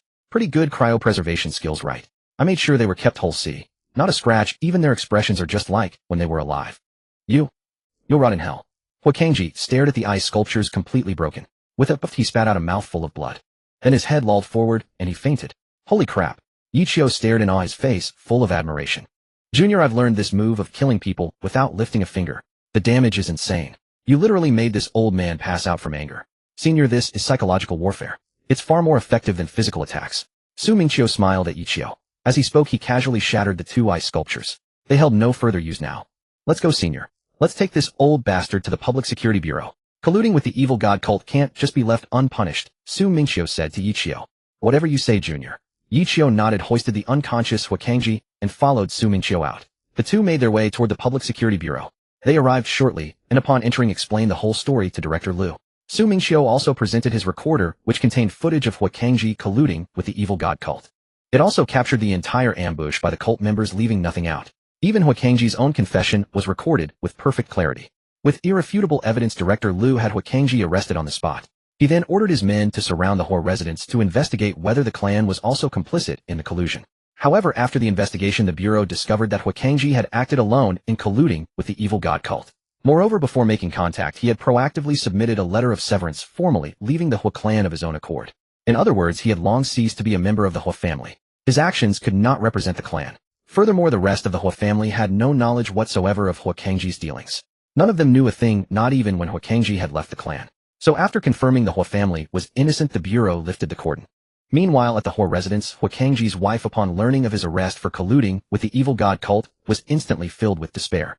With her husband and sons gone and consumed by utter desolation, she took her own life. With that, Huakangji's entire line was wiped out. Left with no choice, the Hua clan had to elect a new patriarch. They settled on Huakangji's younger brother, Huatsangjian. Huatsangjian had been drowning in grief over the loss of his son. His son had entered the secret realm with Huayuan and had never come out, perishing within. He had been so grief-stricken that he couldn't even eat. But then the position of patriarch suddenly and unexpectedly fell into his lap. He was stunned for a long moment, and then a thought dawned on him: his son was dead. So what? He could just have another one. After all, he was the patriarch of the Hua clan now. Instantly, the pain of losing his son seemed a little less acute. He hadn't done a thing, and he'd won the jackpot. His brother's entire branch was gone, and he just landed the position of patriarch. Huatsangjian was nothing but a lucky freeloader. As for Su Mingqiu, he had rightfully earned the title of MVP. After leaving the Public Security Bureau, Yichio leaned in and asked, "Junior, where's the next dragon vein?" "I'll go with you. I'm on leave and have nothing to do anyway. It'll be nice to tag along and give you a hand. And if those scum from the evil god cult try to pull anything, I'll be there." "They wouldn't dare. If they do show up, I'll handle them for you." Su Mingqiu nodded. He then took out his phone and saw a new message from his counselor with the location of the next dragon vein. He glanced at the coordinates and smiled at Yichio. The next dragon vein is in Jin province. There was still a week until the new year. Su Mingqiu was sitting on a plane heading to Haiming province. The clouds outside the window retreated rapidly, and even the mountains and rivers on the ground had turned into tiny patches of color. Leaning by the window, Su Mingqiu gazed outside, unable to resist recalling the experiences of the past few months. During these months, he had traversed nearly half the entire country. He had severed all the dragon veins assigned by the school. His cultivation level had risen from the initial stage of the third order all the way to the peak of the third order. He was only one step away from the fourth order. When he was cutting the dragon veins, the evil god sect actually came to retaliate against him. At that time, he had just arrived at Jin province, preparing to sever the dragon veins there. That night, over a dozen experts from the evil god sect came to launch a surprise attack on him. Yichio happened to be by his side at the time, and he instantly annihilated all of them. Yichio thoroughly enjoyed the slaughter. After that, the evil god sect went silent, presumably terrified by Yichio's killing spree. They no longer dared to trouble Su Mingqiu, and he smoothly severed the remaining dragon veins without encountering any further trouble. After Su Mingqiu finished cutting the last dragon vein, Yichio's holiday ended, and he had to return to the myriad races battlefield. Before parting, the two of them shared a local specialty Kuan chicken. Before leaving, Yichio left Su Mingqiu a gift. It was an S-rank combat skill he had seized from an ice element heretic cultivator on the myriad races battlefield named Icy Soul Gaze. The effect was to concentrate icy soul power into the eyes, and the moment one fixed their gaze on a target, it could freeze the opponent's consciousness, causing brief disorientation and bodily stiffness. Yichio also said with a mischievous grin, Junior, let me tell you, this combat skill is the best for showing off. After reading the description of the skill, Mingqiu instantly understood. Indeed, this combat skill was indeed excellent for showing off. Now having severed all the dragon veins, it was time for him to return to Haiming province. The new year was approaching. This was his first new year since crossing over to this world. He was quite looking forward to it, wondering how celebrating the new year in this world differed from his previous life. After the new year, the school would also host a freshman martial arts tournament. He stretched lazily. He would soon arrive. An hour later, the plane landed smoothly. Mingqiu disembarked and walked out of the airport feeling a blast of cold wind hitting his face. The winter in Haiming province was already unbearably cold. With the snowfall, it became even colder. Snowflakes as large as goose feathers drifted down from the sky, fluttering gently. In no time, they covered the entire city with a thin layer of white. Mingqiu reached out to catch a snowflake, the icy touch landing on his palm, and he couldn't help but grumble, "It's snowing again. Even though I'm an ice element awakener, I really hate snow. The roads are slippery, and it makes everything wet and messy, so annoying." As he spoke, he extended his hand, and instantly a translucent ice umbrella condensed in his palm. Then Mingqiu walked to the roadside and hailed a taxi. The driver saw the ice umbrella in his hand and remarked with a smile, "Young man, that ice umbrella is pretty cool." Mingqiu smiled, but said nothing. He returned all the way to Haiming University. At the school gate, red lanterns had already been hung. The new year was approaching, and the campus was filled with a strong festive atmosphere. Even the trees along the road were wrapped with colorful fairy lights. At that moment, at the entrance of Haiming University, Yang Wei was already waiting for him. This guy had asked Mingqiu earlier when he would return. He had originally wanted to pick him up at the airport, but he had just finished a mission and rushed back as fast as he could, yet still missed the flight time. So he had to return to school first and wait for him at the gate. When Yang Wei saw Mingqiu getting out of the car, his eyes lit up instantly. He waved his hand and ran toward him, shouting at the top of his lungs, causing people nearby to turn their heads. "Brother Leg, long time no see. I've missed you so much." As he spoke, he spread his arms wide as if to pounce and kiss Mingqiu, his mischievous demeanor almost startling Mingqiu. Mingqiu quickly stretched out a hand to stop him, stepping back half a step with a look of disgust. "Stop. I'm not into that. Hee, I'm just too excited, Brother Leg. Haven't seen you in ages." Yang Wei chuckled, sheepishly scratched his head, and didn't mind. Then the two of them walked into the school together. As they walked, Yang Wei remembered something and leaned in towards Mingqiu. "Brother Leg, after the new year, the school is holding that freshman martial arts tournament. The first place is definitely yours. Among all the freshmen in the whole school, who can beat you?" Mingqiu smiled, but said nothing. Yang Wei curiously pressed on, "By the way, Brother Leg, what do those dragon veins look like? Are they like the dragons in legends?" Mingqiu nodded, thought for a moment, and said, "Yep, black dragons, quite large with a hint of evil aura. They're similar to the legends, just more ferocious." "Oh." Yang Wei nodded with interest. Then he muttered, "Speaking of which, I wonder if Morong Yin and Wen Xingyao went to do missions or went home for the new year. I haven't heard from them. I'll give them a call later and see what's going on with them." At this time, the campus was already quite deserted because most students had gone home early for the new year. There were few people on the road, completely different from the usual bustle. Only a handful of students who hadn't returned home walked slowly along the path. Before long, the two arrived at the entrance of Mingqiu's villa. Yang Wei waved at Mingqiu. "Brother Leg, go get some rest. Take a good break." Mingqiu bid farewell to Yang Wei, then pushed open the villa door and stepped inside. Once inside, he sat down on the sofa and opened the school's internal website, ready to go shopping. After being busy for so long, he finally had time to buy himself some new combat skills. His current school points amounted to a whopping 3000. He had accumulated these points from cutting dragon veins and dealing with the evil god sect. He also had a bunch of useless junk left over. He planned to sell them to the school later and see how many extra points he could get. Here we go, long-awaited shopping. Mingqiu rubbed his hands together and browsed the website with eager anticipation. He was now looking for an S-rank speed combat skill. Speed had always been his weakness. If he could get an S-rank speed combat skill, his strength would increase significantly. Then he also needed to look for a combat skill that protected the spirit.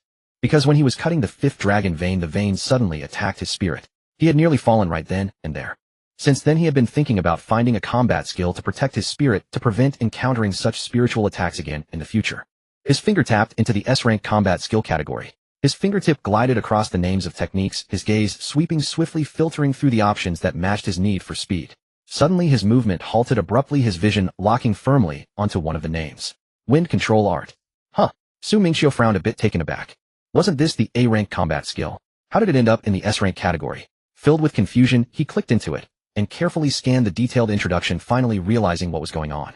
So that's it. This is the advanced version of the A-rank Wind Control Art. It's a higher tier version that can only be unlocked after mastering the A-rank Wind Control Art to its peak. It perfectly patched up his weakness in speed. Wasn't this exactly what he was looking for? Mingqiu's eyes lit up, and without a second thought, he clicked the purchase button. The next second, the points in his account flickered, dropping from 300 to 1,000, as 2,000 was deducted. With the combat skill secured, Mingqiu rubbed his hands together and turned his gaze to his spatial ring. Half a month's worth of junk piled up inside could finally be cleared out to make room. He clicked the recycling button on the website and a prompt quickly popped up saying a recycling specialist had accepted the order and would arrive within 3 minutes. Sure enough, within 2 minutes a soft knock came from the door. Mingqiu immediately got up and went to open the door. Standing there was a young man in a uniform emblazoned with Aircraft Express, holding a small palm-sized package. He smiled and nodded at Mingqiu. "Hello, student Su, Aircraft Express. Your package has arrived." "Thanks." Mingqiu reached out, took the package, and casually placed it on the cabinet. The young man didn't rush off and continued, "Student Su, please bring out the items you want to recycle." "All right." Mingqiu nodded and swept his hand over his spatial ring. The next second a spatial ring appeared in his hand.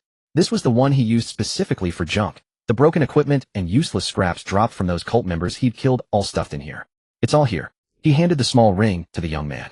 "See how many points it's worth." The courier took the ring, gently pressed his fingertip against its surface, and quickly scanned through its contents. Then he looked up with a smile. "Just a moment, student Su. Let me verify the items." Mingqiu nodded and quipped casually, "You're quite the jack of all trades, delivering packages and handling recycling. Quite the workload." The young man scratched his head a bit embarrassed. "Hey, it was just a coincidence. I was about to deliver this package to you when I saw your recycling request pop up on the system as I arrived downstairs. So I figured I'd handle both at once and save the extra trip." As he spoke, he finished verifying everything and reported the count to Mingqiu. "Student Su, all these items come to 950 points. I'll round it up for you to 1,000 points and transfer it directly to your account." "Oh." Mingqiu was caught off guard, a little surprised. He'd expected the school's recycling to lowball him, not round up in his favor. This school is way too honest, isn't it? He smiled and nodded. "All right, thanks for your hard work." "No trouble at all." The young man tucked the spatial ring into his backpack and waved at him. "You go ahead, I'll be off now. Still have other deliveries." With that he turned and walked away, his steps light. Closing the doors, Mingqiu picked up the small package and headed into the living room. Tearing open the wrapping, a pale cyan book lay inside, its cover etched with finely flowing wind patterns. It was the S-rank wind control art he'd just purchased. He picked up the technique and weighed it in his hand, unable to suppress a smile. This was far more exquisite than his old A-rank wind control art. It even carried a faint cool breeze upon touch. He flipped through it back and forth, skimming the contents. A voice echoed in his mind, detected host acquiring S-rank combat skill wind control art. Would you like to cultivate it directly to max level? Yes. Mingqiu didn't hesitate, answering silently in his mind. The next second, a massive torrent of information surged into his mind. Every move, every technique for exerting force, and the insights into airflow manipulation of the wind control art were instantly etched deep into his brain. Immediately after, the system's voice sounded again. Detected host has mastered the basic A-rank wind control art. Would you like to fuse the two combat skills? Huh, they can be fused. Mingqiu was stunned. It was the first time he'd heard combat skills could be played with like this. Yes, host. The advanced combat skill shares the same origin as the basic one and can be fused. After fusion, you'll obtain the complete wind control art with significantly enhanced power and adaptability. Then of course I'll fuse it. Mingqiu nodded immediately. Why pass up such a good deal? The moment he spoke, the system panel in his mind flashed with the words, "Please wait." Less than a second later, a crisp chime rang out. Fusion complete.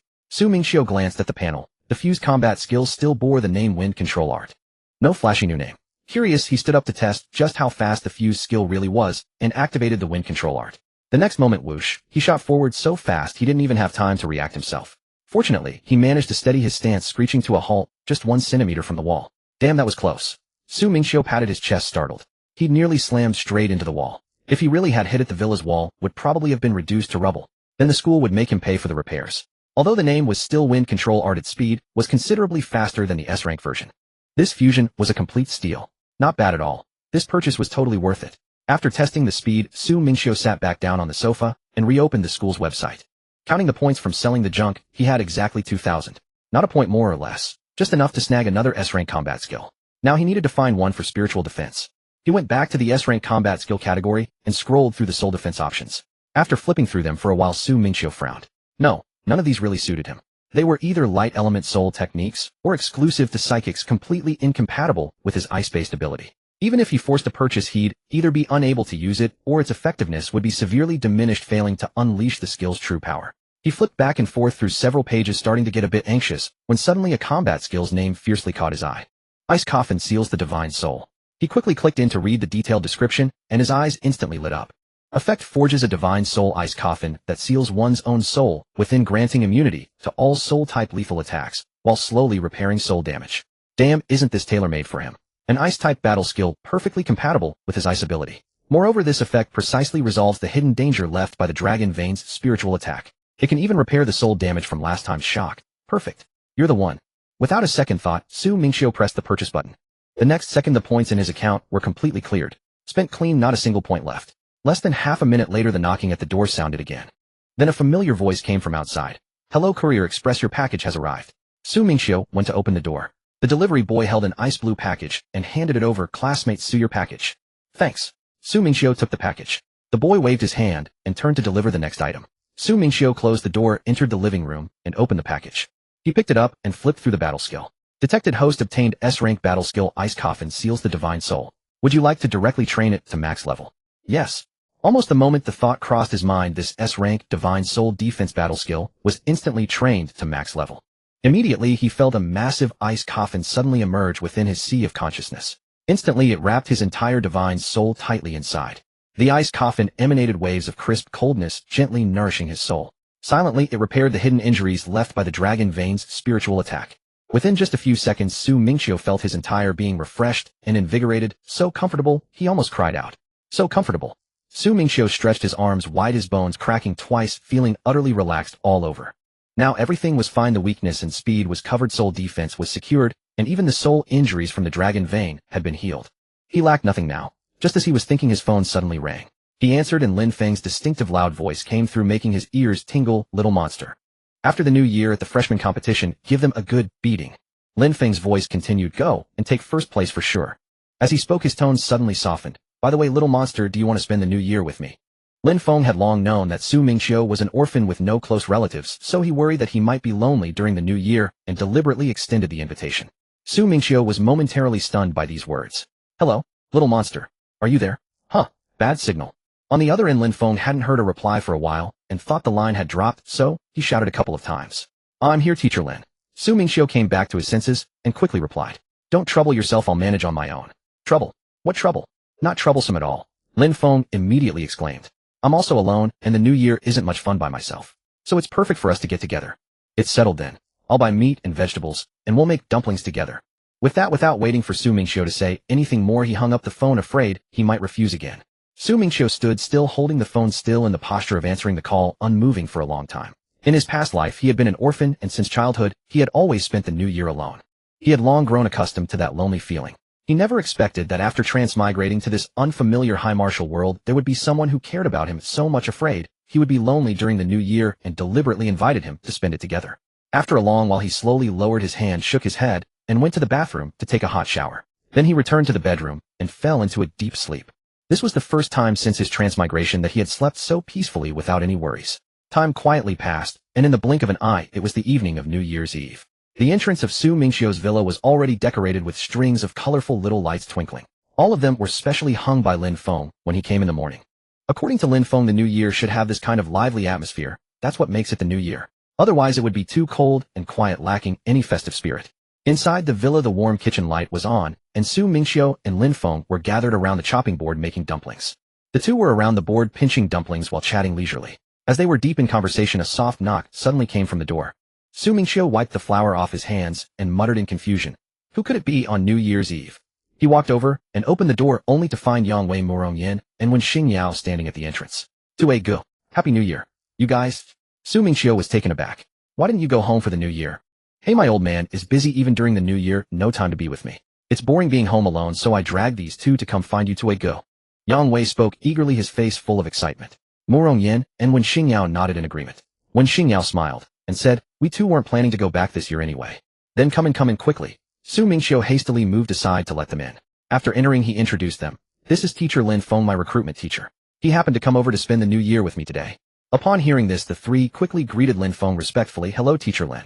Yang Wei looked up and saw the dumplings on the chopping board. He leaned in, rubbing his hands, making dumplings. This is what I'm best at. Mingqiu originally said they should rest first since they just arrived, no need to work. But they all insisted on helping, and he couldn't refuse, so he took out extra flour and filling. The group gathered around the chopping board joyfully, making dumplings together. As they were making dumplings, Murong Yin suddenly caught sight of Yang Wei's dumpling and couldn't help but laugh. Yang Wei, what kind of thing is that you've made? That's too ugly. What? Ugly? Yang Wei was not convinced. He picked up his own lopsided dumpling, its belly nearly bursting, and held it up for everyone to see. Do you have any sense of aesthetics? He turned to Su Mingqiu leaning in with an expectant look. "2A go. Tell me mine is good looking." Su Mingqiu glanced at that specialty dumpling, whose wrapper couldn't even close and whose filling was about to spill out. "It really is a bit ugly." "Huh. Leg bro, you're saying it too." Yang Wei's face instantly fell. Seeing this, everyone else burst into loud laughter. The entire room was filled with boisterous, cheerful sounds. The villa, which had been somewhat chilly and quiet, was instantly brimming with the festive atmosphere of the new year. The group busily made dumplings together, chatting away as they folded the wrappers. Time flew by, and before they knew it, midnight had arrived. The moment the clock struck 12, the outside erupted. Firecrackers rattled incessantly and fireworks filling the sky illuminated the night over Haiming City. "Let's go, leg bro. Let's set off fireworks." Yang Wei bounced to his feet, grabbing the oversized firework he had prepared long ago, and dragged the others running outside. The group ran to the open space outside the villa. Yang Wei placed the fireworks steadily on the ground, but after rummaging through his pockets for an extended time, he couldn't find a lighter. He then turned and shouted to Murong Yin, "Little Yin, lend me a light. I see you're asking for a beating, huh? Are you taking me for a portable lighter? No. Don't do this on New Year's Eve." Yang Wei quickly waved his hands in supplication, his face full of ingratiating pleas. "Humph." Murong Yin sniffed, not actually angry. He snapped his fingers, and a small cluster of warm flame instantly sprouted from his fingertip. He leaned in and lit the fireworks fuse. The fuse sizzled as it burned, and everyone quickly retreated a few steps. The next second, the firework shot up into the sky with a whoosh, then exploded with a bang. Colorful light rained down, filling the entire night sky and dazzling their eyes. "Damn, these fireworks are too beautiful. My money wasn't wasted." Yang Wei tilted his head back, gazing at the sky, his face brimming with pride. Su Mingqiu and the others nodded in agreement. They were indeed beautiful, far superior to the ordinary fireworks outside. But when the final firework exploded, everyone froze for a moment. After the firework dispersed, it had actually formed the 4 clear, massive characters, "Happy New Year," against the pitch-black night sky. They glowed brightly for several seconds before slowly dissipating with the wind. After setting off the fireworks, the group returned to the villa. As soon as they entered the door, the aroma of dumplings filled the house. The boiled dumplings were perfectly cooked. At that moment, Su Mingqiu's phone rang. He picked it up and saw it was filled with New Year greetings from friends. Message after message popped up. Smiling, he carefully replied to each one. "Leg bro, the dumplings are ready." Yang Wei carried a steaming plate of dumplings over, placing the dish, with white steam rising from it, onto the table. Immediately after, Murong Yin and Wen Xingyao also brought over several plates of cooked dumplings, and in no time the table was full. Lin Feng at this point produced a case of wine from somewhere, shaking it with a smile. "Come on, it's New Year's Eve, let's have some drinks." Everyone grabbed a cup, poured the wine, and clinked their glasses together, shouting in unison, "Happy New Year." After saying this, they all drained their cups in one go. "Let's eat dumplings." Su Mingqiu looked at the lively group before him. The warm light spilled over everyone's smiling faces. The house was filled with the scent of dumplings, and chatter and laughter rang in his ears. This was a scene he had never experienced in his previous life, despite living for over 20 years. He quietly clenched his fist and made a silent vow in his heart. He would protect all of this. He would protect these people who cared about him. The next day at noon, Su Mingqiu groggily touched his aching head and sat up. He picked up his phone to check the time.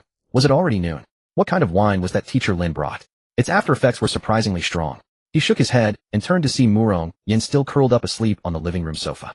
Yang Wei, on the other hand, was lying directly on the carpet. Even more absurdly, this guy was hugging Murong Yan's leg, his sleeping posture being particularly strange. He was curled into a ball, looking like a large pendant clinging to someone's leg. Su Mingqiu glanced at him and couldn't help but suppress his laughter. By the way, where were Wen Xingyao and teacher Lin? He couldn't see them anywhere. Just as he was thinking this, he heard the sound of chopping vegetables coming from the kitchen. Su Mingqiu got up, rubbing his heavy head as he walked toward the kitchen, and saw Wen Xingyao wearing an apron, busy cooking. "You're awake." Hearing the sound, Wen Xingyao turned her head, glanced at him, and spoke with a smile. "Teacher Lin received an urgent call early this morning and had to handle something, so he left first. He asked me to let you know." "Oh, all right." Su Mingqiu responded, then tried to step forward to help tidy up, but Wen Xingyao waved her hand, refusing immediately. "You just woke up. Go sober up first, you don't need to help. I'll handle it myself. It'll be done shortly." Su Mingqiu didn't insist, nodded, and went to the bathroom to wash up first. When Su Mingqiu came out after finishing his wash, Wen Xingyao had just finished preparing the last dish. The entire house was filled with the aroma of food. "Smells so good." Just then Yang Wei and Murong Yin also woke up. Groggily, they shuffled to the kitchen doorway. Su Mingqiu stepped forward, helped Wen Xingyao carry the dishes to the dining table. Wen Xingyao looked at the two guys who had just woken up, still looking confused and reeking of alcohol, and said, "You two go wash up first. Don't eat until you're done." They quickly nodded and turned to rush toward the bathroom. After they finished washing up, the group sat down, quickly finished their meal, tidied up the house, and then planned to head out. Today was the registration day for the freshman martial arts competition, and it would officially begin tomorrow. They needed to register as soon as possible. After packing their things, Su Mingqiu and the others headed to the registration venue. It happened to be noon, and there were countless people registering. The entrance to the entire gymnasium was packed to capacity, filled with freshmen coming to sign up. Several registration entrances were set up on site. Mingqiu and the others chose the shortest line and joined the queue. Mingqiu was muttering to himself inside, wondering if he would encounter some cliché drama from web novels like someone cutting in line or coming over to provoke them. However, as he lined up, all the way nothing happened. It was quiet and peaceful, and soon it was his turn. He gave his name, and after registering his information, the staff member told him that after the registration deadline, the match bracket and opponent information for this competition would be published on the school's official website, so he could just check the website then. Everyone had registered their names one by one. They didn't linger and left the place directly. After exiting the registration area, the group discussed where to go next.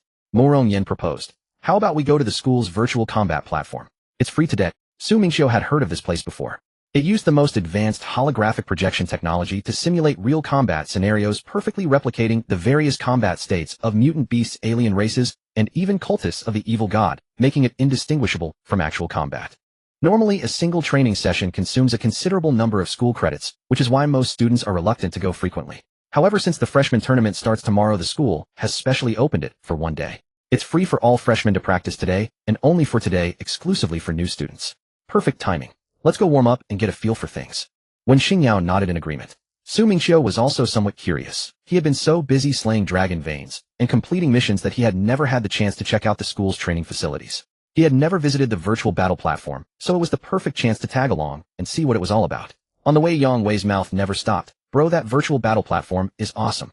You can customize your opponents and everything. Just wait until you try it. It's so realistic, it's just like a real fight. Oh, would you just shut up already?"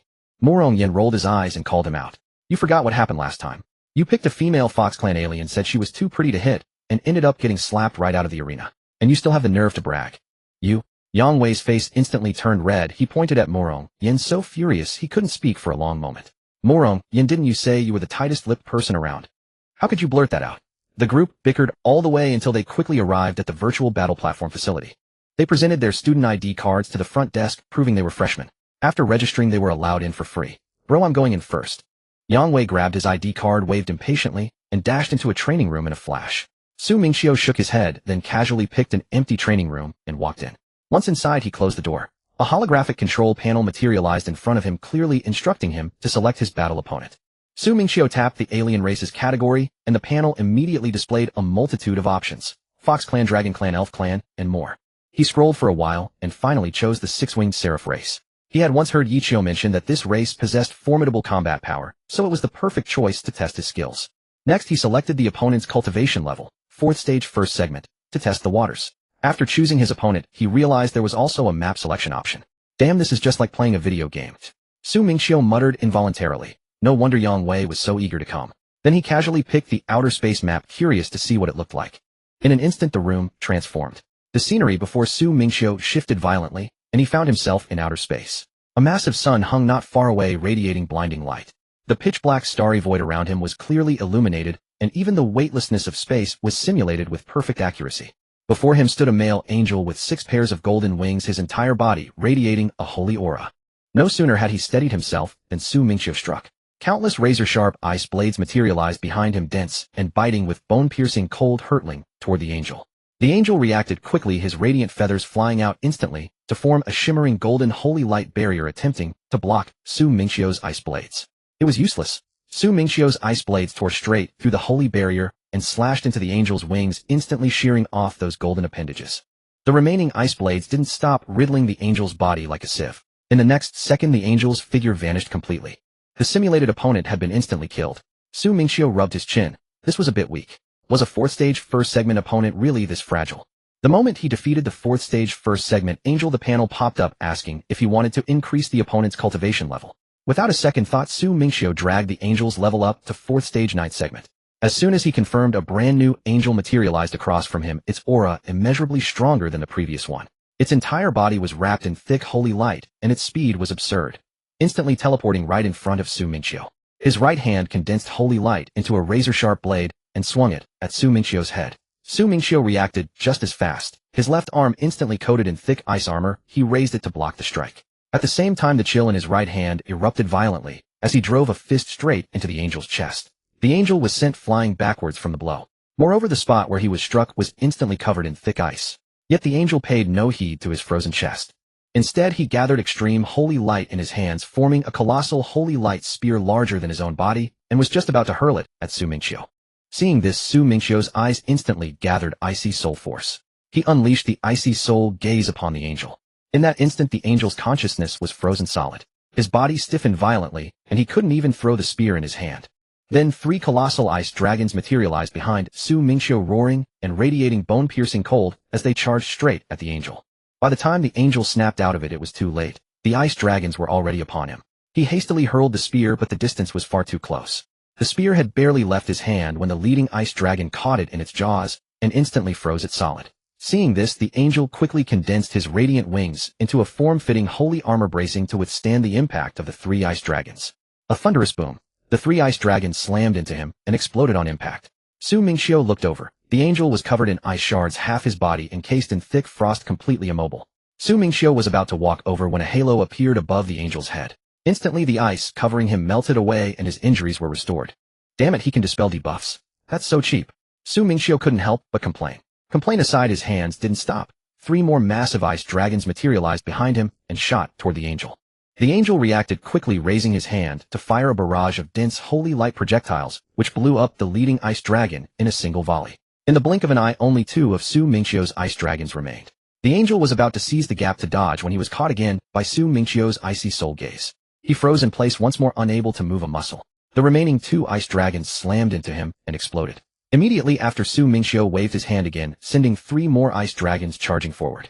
The angel, covered in frostbite and just recovering his senses, had no time to move before the 3 ice dragons struck. They instantly froze him solid, turning him into a solid, immobile ice sculpture. Su Mingqiu looked at the ice sculpture and rubbed his chin. It seemed that healing move could only be used once. He couldn't help but smile. The icy soul gaze was really something else. The moment he finished defeating that angel, the panel reappeared before Su Mingqiu. His fingers flicked through the list of alien adversaries until a particular option caught his attention. The Hanbing clan. Oh, there was such a race. One aligned with ice, just like him. He was determined to see if this opponent could rival his own frost. Could it be even icier than him? Without a second thought, Su Mingqiu selected it, maxing out his cultivation realm to the 4th tier 9th segment. He also chose the Hanbing clan's exclusive map, a frozen wasteland of ice and snow. As the selection was confirmed, the outer space vista before him swiftly receded. In an instant, heavy snowflakes began to fall, and the surroundings became a vast expanse of icy mountains.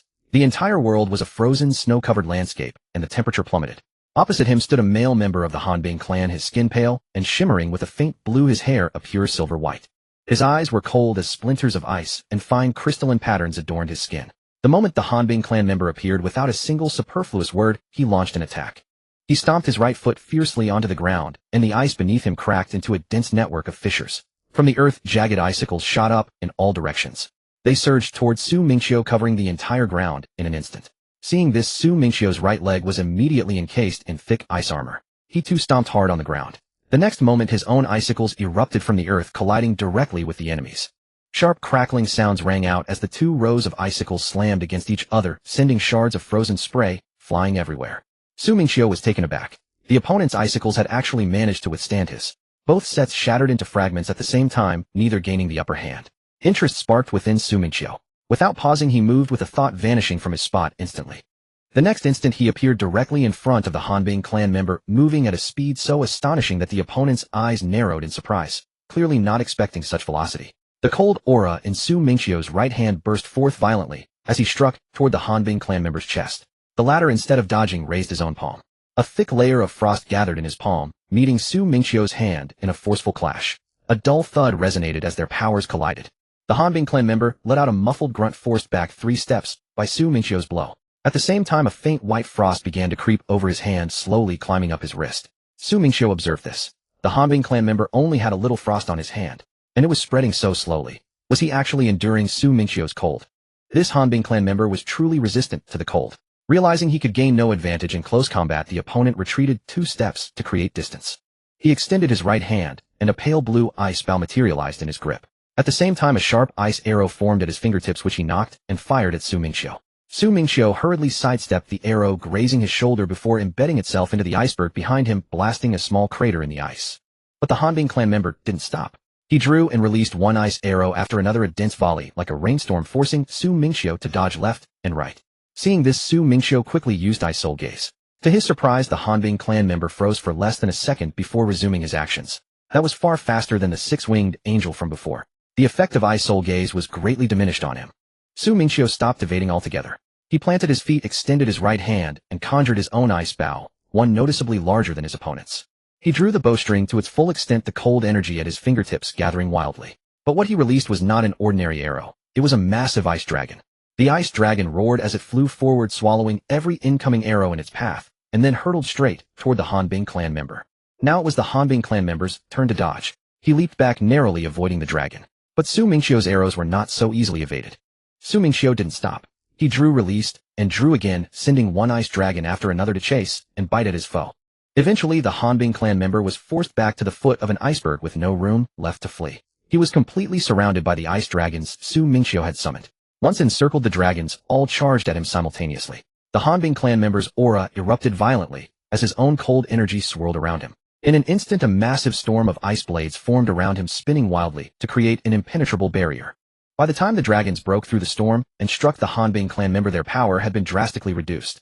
Most of their force was nullified by the rotating blade storm. The dragons exploded against his body, sending ice shards flying everywhere. Su Mingqiu peered closely. The Hanbing clan member bore no serious injuries, only a layer of frost clinging to his body. There wasn't even a wound, though his aura was somewhat depleted. Damn, this Hanbing clan member is way stronger than that angel, Su Mingqiu muttered to himself. But as soon as he spoke, he suddenly sensed a cold spiritual attack hurtling toward him.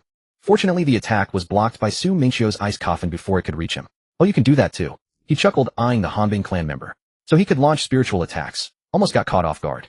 It was a good thing he had the ice coffin to guard his soul. The Hanbing clan member, seeing his spiritual attack yield no effect, was stunned. Clearly, he hadn't expected Su Mingqiu to be able to defend against spiritual attacks as well. Then, to Su Mingqiu's surprise, the opponent also conjured an ice dragon behind him. It charged straight at Su Mingqiu. Unfazed, Su Mingqiu drew his ice bow again and sent another volley of ice dragons flying. The ice dragon conjured by the Hanbing clan member had no resistance whatsoever. It was shattered instantly by Su Mingqiu's dragons.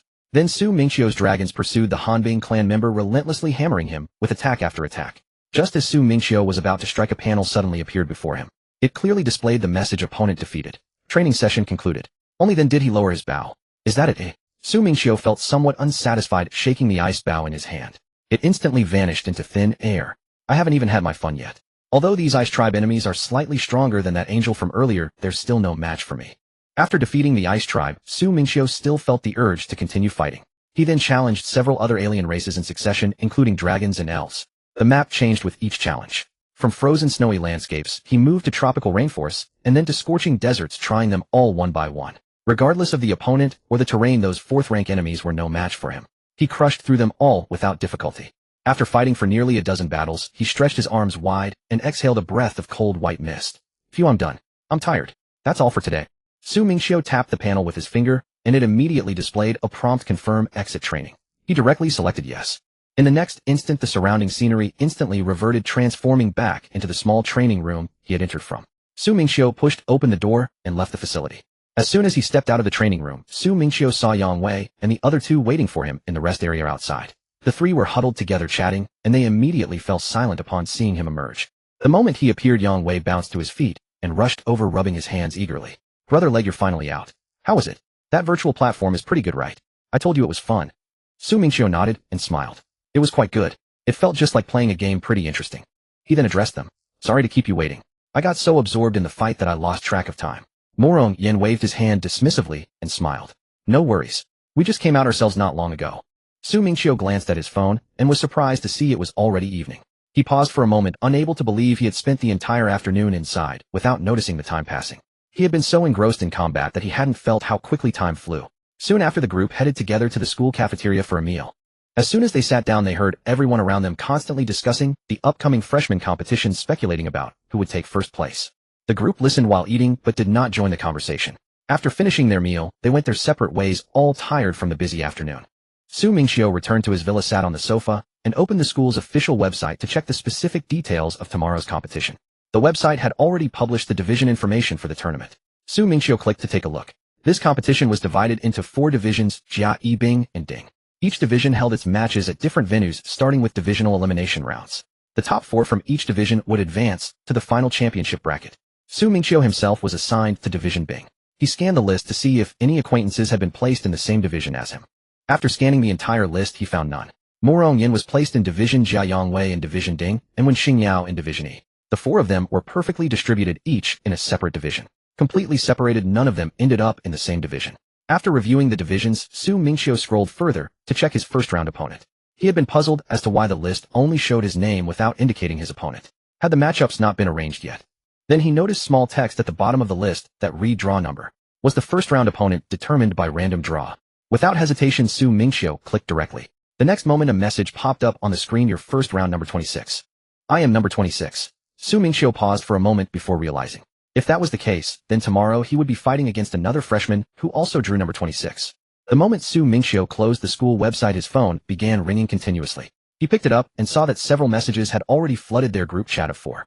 Yang Wei was the first to Su Mingqiu, accompanied by a trembling emoji brother leg. Luckily we weren't placed in the same division.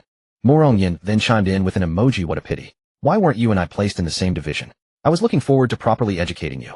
Hey Xiao Yin, who wins and who loses is still undecided. Don't be so arrogant. Yang Wei immediately retorted, sending an emoji of someone rolling up their sleeves. Wen Xingyao then appeared, interrupting their banter. By the way, what numbers did you all draw? I just finished drawing and got number 6. Mo Rongyin, I got 17. Just drew it. Su Mingqiu followed with 2 characters, 26. Yang Wei quickly reported his, as well. I got 23. Brother leg, your opponent is going to have a rough time. Getting matched against you means a first-round exit for sure. Yang Wei immediately started flattering Su Mingqiu, adding a thumbs-up emoji. Brother leg will definitely crush through all opponents and take first place. Mo Rongyin added a sting with a snickering emoji. Yang Wei, your opponent is the truly lucky one. Getting matched with you means an easy advancement without even having to fight. Hey Xiao Yin, that's going too far. Yang Wei instantly bristled. Just because Brother Yang doesn't show off does everyone think I'm weak? You think I'm easy to mess with? Just wait and see tomorrow. Su Mingqiu watched them banter back and forth in the group chat, each firing messages rapidly. Rubbing his sleepy eyes, he typed a message. You guys keep chatting. I'm getting sleepy, so I'm going to sleep now. Good luck to everyone tomorrow. He then put down his phone and went to the bathroom for a hot shower. Soon after, he comfortably drifted into dreamland, preparing to rest well and gather his strength for the freshman martial arts competition the next day. Early the next morning, Su Mingqiu woke up promptly. After washing up and having a simple breakfast, he headed out. Since the competition venues for different divisions were located in separate areas, the group did not travel together. They each went to their respective venues. Upon arriving at the Division Bing competition site, there was already a large crowd. The entire stadium was packed with people. There were participating freshmen as well as many upperclassmen who had come to watch the excitement, all gathering around to observe the freshman competition. Looking up, Su Mingqiu saw 4 giant holographic projection screens suspended in the sky. The images displayed on those 4 screens corresponded exactly to the live feeds from the Jia Bing and Ding arenas, functioning as a real-time broadcast. In this way, even if he was in Zone C, he could still watch the matches in other zones.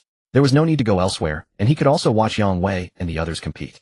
Before the competition began, Su Mingqiu found a seat at the back and settled into the spectator stands. Around him, quite a few senior students from the 2nd and 3rd years had also come to witness the excitement. After all, among this year's freshmen, there were quite a few prodigies. Su Mingqiu could overhear their idle chatter, and they even mentioned him. This freshman tournament has no suspense, right? Su Mingqiu is definitely number 1. Of course, which of these freshmen could even stand a chance against him? Yeah, he'll probably just steamroll everyone and take first place. Su Mingqiu listened without interrupting, quietly leaning back in his seat, waiting for the competition to begin. After a while, Su Mingqiu saw a middle-aged man in a teacher's uniform descend from the sky and land steadily on the arena platform. Hello everyone. I am the referee for Zone C. His voice was soft, yet carried a peculiar penetrating force. It reached every ear in the venue clearly, even those in the farthest seats could hear it distinctly. The sound spread throughout the entire gymnasium. Now the 2 students numbered 1, please come to the arena. The match is about to begin. Soon 2 freshmen quickly stepped onto the platform. At the referee's command, the first match commenced. Su Mingqiu watched from the stands. The freshmen's fights were over quickly, with a winner decided in no time. Then match after match, the pace was swift. After a while, Su Mingqiu grew a bit bored. There wasn't much to see. So he turned his gaze to the holographic mirror of Zone B. Just in time, it was Wen Xingyao's turn to compete. Her opponent was a thin, frail-looking boy, ordinary in appearance. Seeing that his opponent was Wen Xingyao, the boy paused for a moment, then said with a self-satisfied air, I don't fight girls. You should step down yourself so I don't hurt you, and then be accused of bullying you. He didn't recognize Wen Xingyao at all. Wen Xingyao didn't waste any words on him, not even a single extra explanation, as she simply threw a punch straight at him. The boy stood confidently, thinking he could block her fist with one hand. After all, in his eyes, how strong could a girl be? But the moment his arm met Wen Xingyao's punch, his expression instantly changed. Whoa! His arm was fractured by that single blow, and the pain turned his face pale as cold sweat poured down. Then Wen Xingyao didn't stop, she kicked him off the platform in one swift motion.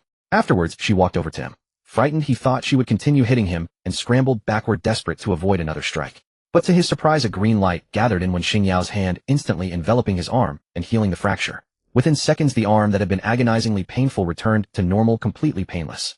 The boy was stunned. When he came to his senses, his face flushed crimson. He stammered, "Thank you." Wen Xingyao nodded and said calmly, "It's nothing." Then she turned and walked back to her rest area. The boy stared at her retreating figure, utterly mesmerized, unable to snap out of it for a long time. Look at that girl in Zone B. She's amazing. Yeah, that move just now. She sent the guy flying and then healed him right after. Then one bespectacled boy said with infatuation, "She's my goddess from now on. I want to be hit by her and then healed by her."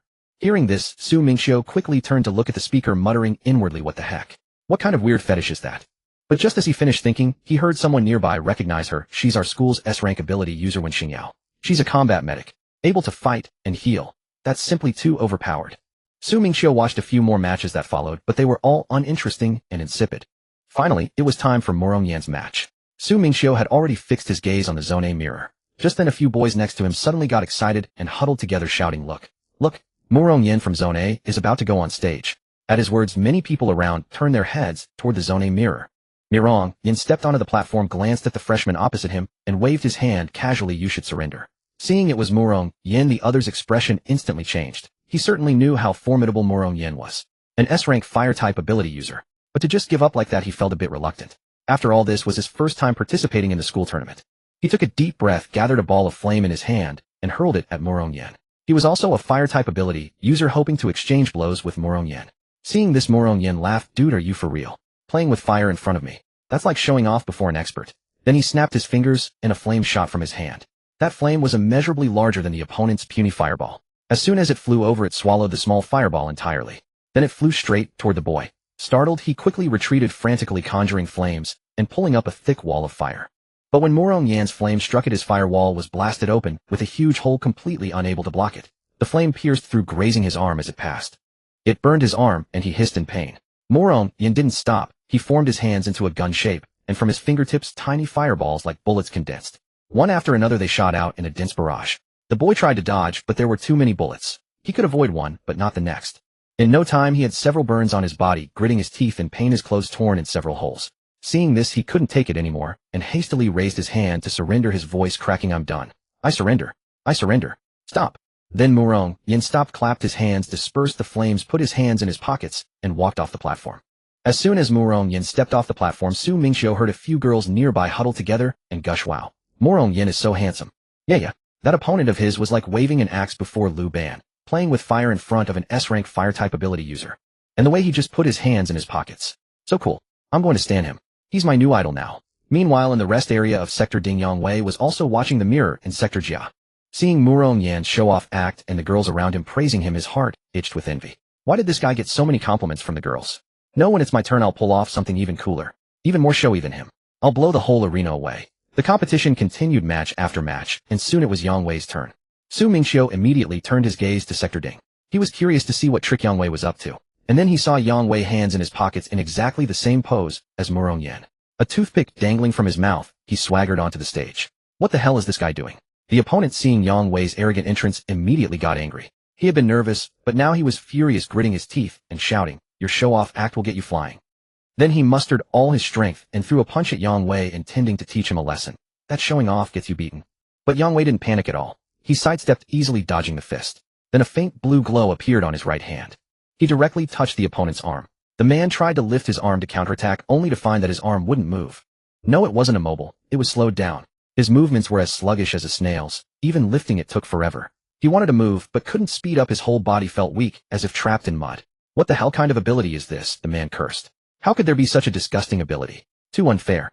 How could he even fight? Startled, he quickly stepped back to create distance and avoid being touched. But he was a step too slow. One of his legs was also slowed down. He stood there staring at Yang Wei, grinding his back teeth. Now his slowed arm and leg. Forget about exerting force. Even lifting them took 10 times the usual effort. Only his right arm and leg could still move a little. His whole body was twisted like a hemiplegic. He gritted his teeth frantically, encouraging himself inside, "It's okay, it's okay. This crappy ability must have a time limit. When the effect wears off, I'll knock that toothpick right out of your mouth." The next second, he saw Yang Wei stop, deliberately flick his hair from his forehead toward the surrounding audience. Then he stretched out both hands toward him, his fingers forming a strange starting gesture. Immediately after, a blue wave of light, faintly rippling like water, shot out from his fingertips. It flew straight toward his chest. His heart skipped a beat, instantly turning cold. It's over. He tried desperately to dodge, shifting his only movable right leg to the side. He wanted to jump back, but it was useless. He barely moved before the light wave was already upon him. He took the hit squarely. The next second, not a single part of his body could move. Even blinking was as slow as a lagging frame. He stood there rigidly, unable to move even a finger. Having done all this, Yang Wei withdrew his hands, put them back in his pockets, and swaggered toward his frozen opponent. Damn, that guy from Sector Ding has such a weird ability. Once hit, you can't move. What kind of sinister ability is that? Yeah, I've never seen anything like this. It's so unfair. The surrounding murmurs rose and fell. Su Mingqiu listened and couldn't help but shake his head with a smile. This was Yang Wei exploiting the information gap. His slowdown ability could even accumulate damage received. Once the slowdown effect wore off, all the accumulated damage would burst out at once. Yang Wei walked up to the man, didn't waste words, clenched his fists, and rained a flurry of rapid punches on the motionless opponent. Punch after punch, like hitting a sandbag, so fast that afterimages appeared. The onlookers were dumbfounded. Hey, what is he doing? Everyone was puzzled, unable to understand Yang Wei's inexplicable move. After about 10 seconds of relentless punching, Yang Wei stopped, shaking his slightly sore wrist. Then he didn't bother with the person behind him. He turned and walked off the stage. After 2 steps, he casually raised his hand and snapped his fingers in the air. With that single snap, the opponent standing there regained his ability to move instantly, the slowdown effect vanishing without a trace. But before he could even realize he could move again, the damage from all those punches Yang Wei had landed on him burst forth like a floodgate opened. All at once. He didn't even have time to groan before his vision went black, and he fell straight to the ground unconscious. What the heck? What kind of move is that? So all those punches weren't wasted. The damage accumulates and then bursts. Yang Wei swaggered down from the stage, a hint of barely concealed smugness on his face. Wow, he's a dark horse. This ability is truly awesome. If he goes up against a body cultivator, wouldn't it be a direct counter? Su Mingqiu, listening nearby, nodded as well. Yang Wei's ability especially countered close combat techniques. Body cultivators relied on getting close for explosive attacks. But against Yang Wei, they couldn't even get close. Murong Yin, leaning on the railing in Sector Jia, watched Yang Wei's pretentious exit and couldn't help but snicker. This guy was clearly imitating his own entrance and exit, and he was actually quite good at it. Soon the referee's voice echoed across the entire Sector C arena. Next match, number 26. Hearing his number called, Su Mingqiu stood up. Someone couldn't help but whisper, damn. Su Mingqiu was right next to me. I didn't even notice. Su Mingqiu ignored the scattered murmurs. He lightly pushed off the ground with his foot, and his entire body rose gracefully into the air. He flew directly onto the stage, his movements fluid and effortless. The opponent, namely Mo, had already been waiting on the stage. Seeing Su Mingqiu fly up, he wasn't afraid. Instead, his eyes held a hint of excitement and admiration. He cupped his hands in a respectful salute towards Su Mingqiu. Brother Su, I know I can't beat you, but I just want to know how far apart we really are. Could you show me? He had initially thought he could secure a good ranking in this freshman tournament. But when he drew Su Mingqiu as his opponent, he knew his chances were gone. Still, he wanted to see exactly where he fell short. At least then this trip wouldn't be wasted. Su Mingqiu didn't say much, merely lifting his eyes and casting the ice soul gaze upon him. With just that one look, Mo, who was about to charge forward, froze in his tracks. His entire body stiffened on the spot, motionless, not even blinking. It was as if he had been pinned by an invisible force. Su Mingqiu didn't even throw a punch. He simply walked over, grabbed the back of Mo's collar, and tossed him off the arena platform like a chick. Mo hit the ground, and it took a while for the ice soul gaze to wear off. He shook his dazed head, muttering in confusion, huh? What happened? Huh? Why am I on the ground? He looked up just in time to see Su Mingqiu already turning and walking off the arena. Mo was stunned for a long time before it finally hit him. I lost. He sank into deep self-doubt. I don't even know how I lost. Just like that. This gap, it's way too big. Damn, that Su Mingqiu is absolutely terrifying. Just one look. He froze the guy with just one look. My God, can the gap between people really be this huge? Before I even knew it, the match was over. I thought it would go on for a while. Yang Wei watched from District D, his eyes wide, rubbing his chin with an admiring murmur. Brother Legs really knows how to show off. I've still got a lot to learn.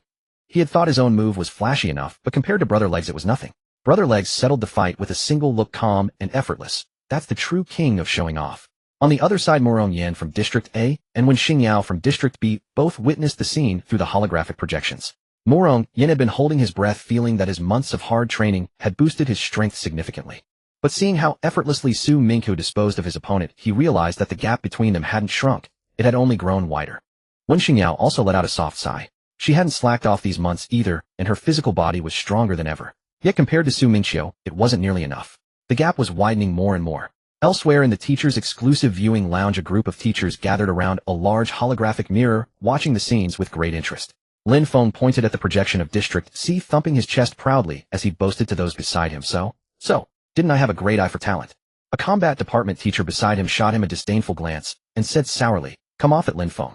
Great eye. You're just incredibly lucky. This year you recruited Su Mingqiu, and in previous years you got Yiqiu. Who can match your luck? What do you mean luck? Lin Feng's eyes widened, and his booming voice filled the entire room. At that moment someone sighed, leaning back in the chair and saying, well, the champion of this freshman tournament is no mystery. It's bound to be Su Mingqiu. No one can compete with him. For him this competition is just a formality. The surrounding teachers nodded in agreement. Indeed, with Su Mingqiu's strength, who could beat him? The first place was already decided. Then someone grinned, rubbing his hands together, and suggested, since first place is settled, how about we guess who'll take second? At that everyone perked up and started discussing. One person immediately said, that's obvious. Second place has to be Murong Yan. That kid has an S-grade fire ability. Besides Su Mingqiu, who can beat him? I'm not so sure. I'd guess Wen Xinjiao. Another female teacher shook her head, retorting, even though she's a healer with what ability, that girl's physical training is formidable. Plus she can fight and heal, and her endurance is unmatched. In a real fight Murong Yan might not win. He could end up being worn down by her. And what about that kid named Yang Wei? Another teacher interjected. You all saw his ability just now. That slow ability is ridiculously annoying. If he runs into Wen Xinjiao, it's really anyone's game. As soon as he said that, Lin Feng got excited and slammed his hand on the table, shouting in his loud voice, come on. I bet Murong Yan takes second. Anyone want to wager against me? The combat teacher who had teased him about his luck pointed at him and laughed. I'll take that bet. I bet Wen Xinjiao gets second. Deal? I was waiting for that. Lin Feng's eyes lit up, and he immediately started negotiating terms. Then put up that cold heart herb you got from the secret realm the other day as the wager. Anyway, that herb is useless to you. It's just gathering mold and taking up space. The teacher was taken aback for a moment, then rolled his eyes, knowing full well that old Lin was gathering resources for Su Mingqiu again. The cold heart herb was a rare treasure of the ice element, utterly useless to a fire ability user like him. But for a genius with ice ability like Su Mingqiu, it was a genuine treasure. He wasn't petty about it since the thing was useless to him anyway, so he simply nodded, fine, no problem. Since it's useless to me, I'll just give it to you. He paused, then added with a teasing grin, so what are you putting up as the wager? I'm not betting with you for nothing. Don't try to get something for nothing. Lin Feng laughed heartily, slapped his chest, and said generously, whatever you want. If I have it, just say the word. I'll never beat around the bush. The teacher's eyes lit up immediately, and he spoke quickly as if afraid Lin Feng would back out. Then I want that crimson flame grass you brought back from the 10,000 races battlefield. The crimson flame grass was a top-tier treasure of the fire element, far more valuable than the cold heart herb. Lin Feng didn't hesitate for a second, nodding readily, fine, no problem. If you want, I'll go to the school warehouse and get it for you right away. I promise I'll deliver, no excuses. The teacher, seeing how decisive he was, grew curious and leaned in to ask, hey, you're that confident Murong Yan will win? Wen Xinjiao can fight and heal. Aren't you afraid Murong Yan will have an upset? Lin Feng chuckled slyly, not saying much, just leaning in, mysteriously lowering his voice and winking as he whispered, no reason, just a gut feeling. The freshman competition lasted for 3 days straight. During these 3 days the school's arena was packed to capacity every day. By the time the preliminary rounds were fully concluded, the top 4 from each of the 4 divisions, A, B, C, and D, had emerged. Su Mingqiu, Murong Yan, Wen Xinjiao, and Yang Wei all advanced. And over these 3 days, Su Mingqiu inexplicably gained a new nickname. 3-second man. It wasn't anything strange or inappropriate. It was simply because no matter who his opponent was in these matches, none could last more than 3 seconds against him. At first a spectator casually shouted after watching his match, damn, that was too fast. This guy's a 3-second man, right? Unexpectedly the word spread like wildfire. Within half a day the entire school knew about it, and Su Mingqiu was stuck with this ridiculous nickname. When Su Mingqiu first heard the nickname, he nearly crushed his water bottle in fury. He cursed the person who started it 800 times in his mind, wishing he could drag that person out and punch him to death. What kind of lousy nickname was that? Couldn't they come up with something more cultured? He was just too strong. What was wrong with being fast? Was speed a crime? To make matters worse, after learning the nickname, Murong Yan and the others never missed a chance to mock him with it. At that moment the 16 successful contestants were all seated on the rest benches beside the arena, waiting for the match pairings for the round of 16. The surrounding spectators had already crowded around a sea of people, all staring at them. Just then a voice shouted from the crowd at the top of its lungs, 3-second man. Go for it. The voice was so loud that it echoed throughout the entire venue, instantly drawing everyone's attention. Su Mingqiu's face darkened immediately as he whipped his head around to look for the source. When the person saw Su Mingqiu looking at him, he grew even more excited, waving his arms and shouting even more vigorously, 3-second man. We support you. With that shout the surrounding crowd joined in the ruckus, and soon a large group was chanting, 3-second man. Go, 3-second man. The entire venue was instantly filled with the sound of that ridiculous nickname. Su Mingqiu's face was as black as the bottom of a pot. Beside him Murong Yan found the scene hilarious, slapping his thigh and laughing heartily. Ha!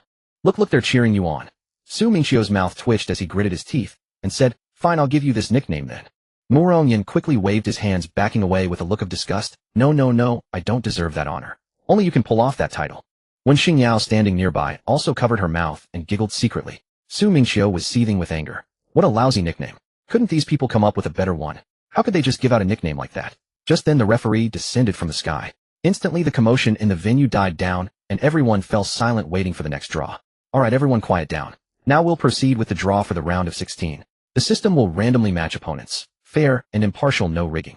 The referee shouted to the contestants and audience below, then took out a small remote control and pressed a button aimed at the holographic mirror in the sky. The next second the names of the 16 advancing contestants, including Su Mingqiu, appeared on the huge holographic mirror in the sky. They began scrolling rapidly like a marquee, dazzling and dizzying to watch.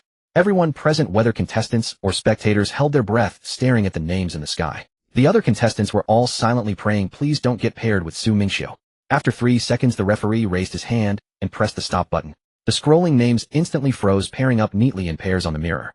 Instantly, some people sighed in relief, patting their chests. It was a mix of joy and sorrow. Those who were happy were the ones who hadn't drawn Su Mingqiu, each one feeling lucky. And the one who was sorrowful was a contestant named Wang Peng. He stared at the name in his opponent's slot for a long time, confirmed it 3 times, and then slapped his thigh hard with a loud smack. "Damn, this is just my luck." Su Mingqiu glanced at his opponent's name, Wang Peng. He recognized him. It was a classmate, an A-level strength-type ability user. He vaguely remembered that during military training this guy had helped the girls in the class carry their weights. Just then Yang Wei came over, patted Su Mingqiu on the shoulder, and said with relief, "Brother Su, glad I didn't get paired with you." Su Mingqiu glanced at him and patted his arm. "Don't be overconfident. Take it seriously and try to get a good ranking." Hearing Su Mingqiu's words, Yang Wei immediately turned serious, nodded quickly, and patted his chest to assure him, "Got it, Brother Su. Don't worry, I'll give it my all." The surrounding spectators were also buzzing with discussion. Someone laughed and said, "Haha, that 3-second man's opponent is really unlucky." Yeah, didn't you see? Wang Peng was all smiles before the draw, but after it his face turned into a bitter gourd. Soon the referee's voice rang out. "First match, Murong Yin versus Lin Sun. Come up to the stage." Upon hearing this, Murong Yin immediately stood up, cracked his wrists, and walked onto the arena with his opponent. The two stood at opposite ends of the arena. The referee stepped back, raised his hand, and shouted, "Begin." As soon as the words left his mouth, Murong Yin's opponent, a wood-type ability user named Lin Sun, made the first move. With a sweep of his hands, countless emerald green vines shot up from the arena floor, snaking toward Murong Yin. Seeing this, Murong Yin let out a contemptuous snort, and flames instantly appeared in his hands. With a casual flick, he sent a scorching wave of fire that incinerated the vines completely. Damn, Murong Yin is a natural counter to him. Yeah, one's fire and the other's wood. How can he compete? A wood type against a fire type is just handing over the victory. It's a shame Lin Sun is actually quite strong, but coming up against Murong Yin is just bad luck. And indeed, as they said, Murong Yin gave his opponent no chance. Flames enveloped his entire body, making him look like a human torch. He then raised his right hand, and a massive fireball condensed in his palm. The scorching heat could be felt from a distance. Seeing this, Lin Sun was startled, and quickly thrust his hands into the ground. Instantly, thick, sturdy trees burst upward from the earth, forming a dense barrier in front of him to block the enormous fireball. But it was utterly useless. Murong Yin's fireball slammed down with a deafening boom. The trees were instantly incinerated, not even lasting a second before turning to ashes. In an instant, thick smoke billowed across the arena, shrouding the entire platform. No one could see what was happening inside. All they could hear was the sizzling sound of burning. As the smoke slowly dissipated, Lin Sun was seen lying on the ground, his clothes tattered and torn, completely motionless. He had already passed out with burn marks on his body. Then the school's medics came up with a stretcher and carried the man away. Murong Yin clapped his hands and walked off the arena. What a pity. If he hadn't encountered Murong Yin, he probably could have made it to the top 8. His luck is just terrible. Murong Yin sat back down on the rest chair. Yang Wei immediately sidled over, patting him on the shoulder, and said with a sly grin, "Nice work, Xiao Yan. You didn't embarrass me." Murong Yin glanced at him, let out a scornful laugh, and patted his shoulder. "I hope you make it to the top 8. If you're matched against me, I'll give you a proper lesson." The competition continued. Wen Xingyao and Yang Wei also advanced smoothly. All 4 of them made it into the top 8. Soon it was Su Mingqiu's turn. Su Mingqiu and Wang Peng stepped onto the arena together. Su Mingqiu had originally planned to do the same as before, directly unleash his ice soul gaze. But just as he was about to act, Wang Peng on the opposite side quickly spoke up, rubbing his hands together, looking both nervous and embarrassed. "Lord Su, could you please not use that technique?" Su Mingqiu was taken aback, then heard Wang Peng hastily explain, "Your previous opponents were all instantly defeated by that gaze of yours. I don't want to lose so confusedly. I want to exchange a few moves with you. Even if I have to lose, I want to see with my own eyes how I am defeated." He truly didn't want to end up like those before him, not even knowing how he lost. That would be too frustrating. Su Mingqiu heard him address him as Lord Su, instead of that derogatory nickname 3-second man, and instantly felt that this young man was very sensible. Good. This is what I call proper speech. So he nodded, waved his hand toward Wang Peng, and said with a smile, all right, fine. Then you make the first move. Upon hearing this, Wang Peng took a deep breath and his entire body's muscles bulged outward with a puff, expanding a full size. His arms were twice as thick as usual with veins bulging out. His entire aura surged instantly. He pushed off the ground with his feet charging straight at Su Mingqiu, putting all his strength into a punch aimed at Su Mingqiu's chest. Inside he was still thinking Su Mingqiu is an ice-type ability user. Even if his ability is powerful, his physique probably isn't that strong, right? This punch of mine, even if it doesn't hurt him, should at least force him to use his ice ability. But to his surprise, Su Mingqiu didn't even move. He simply raised his hand and directly caught Wang Peng's fist. Wang Peng was instantly stunned. His punch felt like it had struck solid steel. He instinctively tried to pull his fist back, but Su Mingqiu's hand was like an iron vice gripping it tightly. He used all his strength, his face turning red with effort, but he couldn't budge it an inch. What? His mind went blank. How was this possible? He was a strength-type ability user. Before he could react, Su Mingqiu exerted a slight force with his arm, grabbed his fist, and flung Wang Peng away. Wang Peng was instantly hurled into the air, a sudden feeling of weightlessness overwhelming him. Then Su Mingqiu moved his feet, instantly activating his wind control art. In a flash, he teleported behind Wang Peng and landed a punch on his back. Then in another instant, he teleported to Wang Peng's other side and delivered a punch to his flank. Wang Peng, suspended in midair, could only passively take the hits with no chance to fight back. Holy crap. So fast. This is way too fast. I can't even see him. Just after images. Is this really a freshman? The 3-second man actually lasted longer this time. Are you dumb? Didn't you see Su Mingqiu didn't use that eye technique? Otherwise Wang Peng would have been long gone. He wouldn't have lasted this long.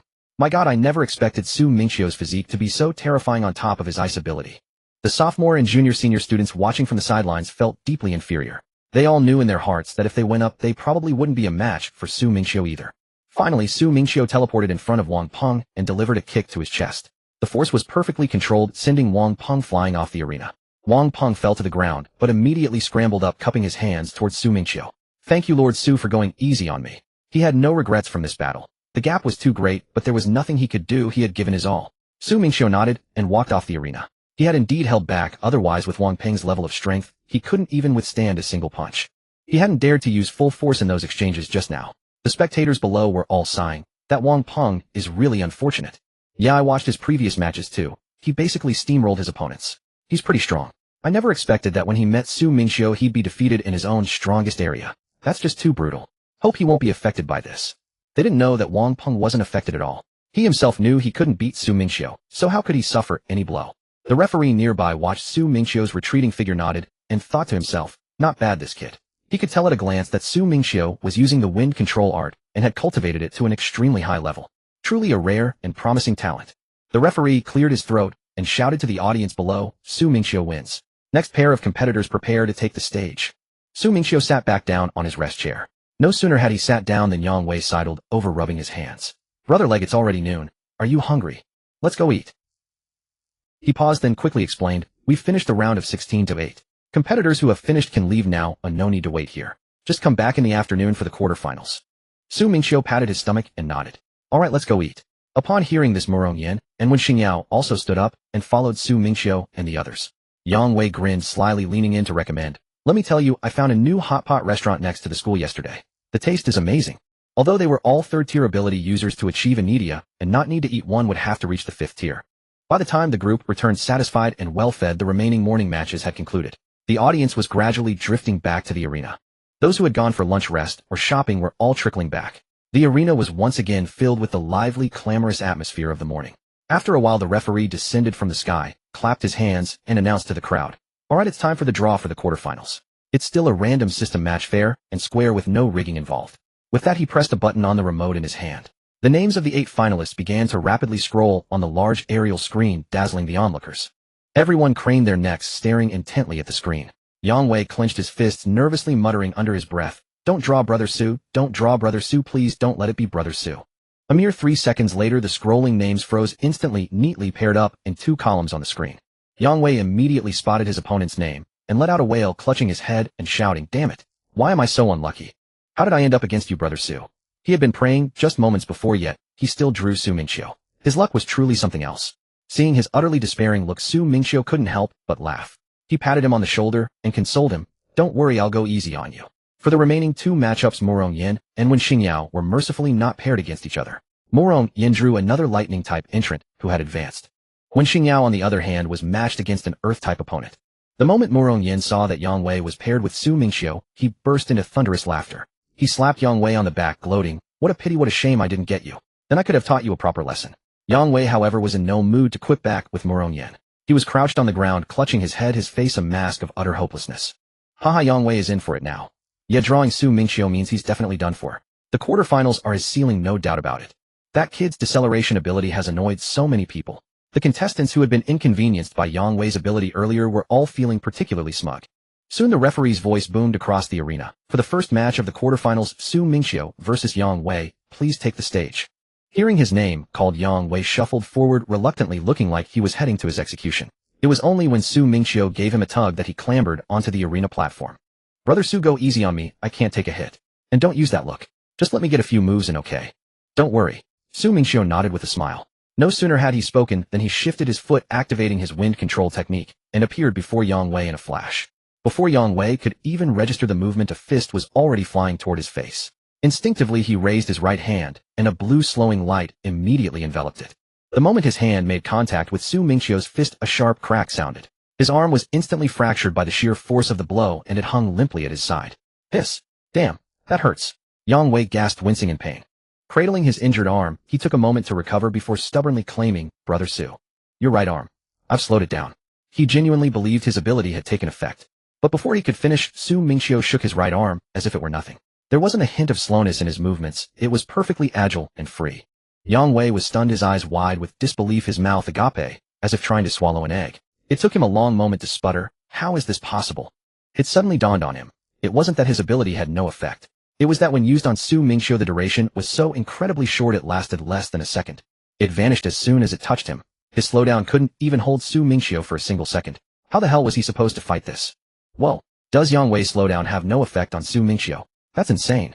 No, it does work. I recorded it. I saw it in slow motion. There was a brief moment of slowing, but it disappeared instantly, not even lasting a second. That's why it seemed like it had no effect. A sharp-eyed person quickly pulled out their phone and showed the slow motion playback to those around them. Seeing this, the other contestants breathed a collective sigh of relief, their faces beaming with joy. Because Su Mingqiu was about to eliminate the big nuisance that was Yang Wei for them. They had all been dreading drawing him. That kid's deceleration ability was too troublesome. If any of them had faced him, it would have been a major headache. Now thankfully Yang Wei had drawn Su Mingqiu. No more fear of encountering him. After resting for a moment, Yang Wei was just about to raise his hand and surrender when Su Mingqiu spoke up. "Don't give up just yet. Use that light wave of yours on me. I want to test it out." Yang Wei blinked in confusion, then nodded. "Oh, okay, no problem." He raised his uninjured hand and formed the same starting gesture as before. A wave of blue light shot towards Su Mingqiu, who stood his ground, and let it wash over him. He experienced the strange sensation of being slowed down, every movement in his body feeling sluggish. After sensing it, Su Mingqiu broke free instantly, well within a second. He flexed his limbs and nodded. "So that's what it feels like. Quite interesting." Witnessing this, Yang Wei was utterly defeated. There was no point in fighting. He weakly raised his hand to the referee and said, "Referee, I surrender. I concede. I'm done." With that, Yang Wei followed Su Mingqiu off the platform. As soon as they reached the bottom, Wen Xingyao rushed over and placed a hand on his freshly fractured arm. A green light immediately enveloped it. Gentle life energy instantly seeped into Yang Wei's bones, mending his injury. In just a few seconds, his broken arm was completely healed, as if it had never been hurt. Yang Wei rotated his shoulder and flexed his wrist, letting out a satisfied sigh. "Oh, that feels amazing." Morong Yin sauntered over, patting his shoulder with a grin. "Look at you now. Still acting so cocky. Karma's a real pain, isn't it?" After yesterday's matches, Morong Yin and Wen Xingyao had also won their respective bouts and successfully advanced to the semifinals. The remaining four semifinalists were Su Mingqiu, Morong Yin, Wen Xingyao, and a shadow-type awakener named Gao Long. He was also quite formidable and had been sweeping through his opponents all the way, making him one of the dark horses of this year's competition. Early the next morning, the arena was packed with people, even more lively than the day before. Today, the champion of the freshman competition would be decided. Soon the referee descended on the wind, clapped his hands, and shouted to the crowd, "All right, quiet down. Now we'll draw lots for the semifinals. The system will randomly match opponents. The winners will advance to the finals to vie for the championship." With that, he pressed a button on the remote in his hand, and the names of the four semifinalists began to rapidly scroll across the large screen overhead. The four names, Su Mingqiu, Morong Yin, Wen Xingyao, Gao Long, dazzled the eyes. 3 seconds later, the scrolling names halted abruptly, pairing up in two groups on the screen. Su Mingqiu glanced at the screen. His opponent was neither Murong Yin nor Wen Xingyao but the shadow-type Gao Long. Meanwhile, Murong Yin and Wen Xingyao were matched together. The awakener named Gao Long showed no particular reaction upon seeing that he was paired with Su Mingqiu. He wore an indifferent expression, knowing deep down that no matter whom he faced he stood no chance of winning. So it didn't matter who he drew, there was nothing to be concerned about. Damn, Murong Yin is actually up against Wen Xingyao. Yeah, a battle between two S-rank awakener abilities. This is going to be a spectacular match. Poor Gao Long, he's doomed against Su Mingqiu. No way he can win. But Gao Long has already done remarkably well to get this far. Look, among the four he's the only A-rank awakener, the other three are all S-rank. The gap is enormous. Making it to the semifinals is already an impressive feat. No matter who he faced he was bound to lose. There's no helping it. There are too many monsters this year. What a pity. If he had been in last year's competition, he might have actually taken first place. Born at the wrong time. Meanwhile, in the teacher's lounge on the other side, Lin Feng sat in a chair. Upon seeing the result, he burst into hearty laughter. Finally matched up. The teacher who had bet against him was also sitting in a chair. He glanced at Lin Feng, snorted in dissatisfaction, and said, so what if they're matched? Just wait and see. Wen Xingyao will definitely beat him. You're bound to lose that bet. Don't celebrate too soon. Lin Feng chuckled and patted his chest, declaring, you just prepared a hand over the Hanxin grass. The other teachers nearby chimed in with smiles. Now this is going to be interesting. Two S-rank awakener going head-to-head. This will be a real show. Soon the referee's voice rang out. First match of the semifinals, Murong Yin versus Wen Xingyao. Take the stage. Hearing this, Murong Yin and Wen Xingyao rose simultaneously and stepped onto the arena. The audience below instantly erupted, each person cheering at the top of their lungs. After all, this was a clash between two S-rank awakener. The two stood at opposite ends of the arena. The referee raised his hand and shouted, begin the match.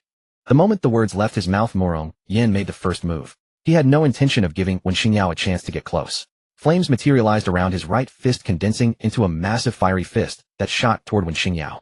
Fire fist. The searing heat wave from the flaming fist could be felt even from a distance. Seeing this, Wen Xingyao extended both hands and spread a pale green energy barrier in front of her to block the attack. With a thunderous boom, the fiery fist slammed heavily into the green wall, and the two forces immediately locked in a stalemate. The flames scorched the green wall with a sizzling sound while the wall held firm against the fire.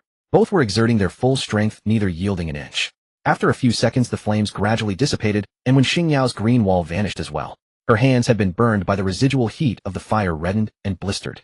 But Wen Xingyao paid it no mind. A green glow instantly appeared around her hands, and the burns healed completely. Go goddess.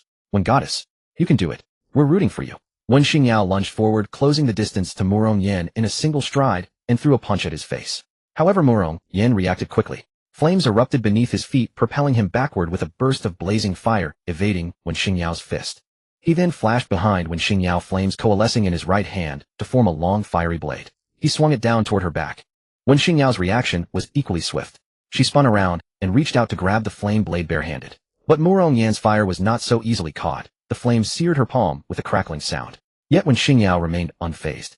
Every time she was burned, her healing ability automatically triggered, restoring her instantly. Burned, healed, healed, burned. A relentless cycle.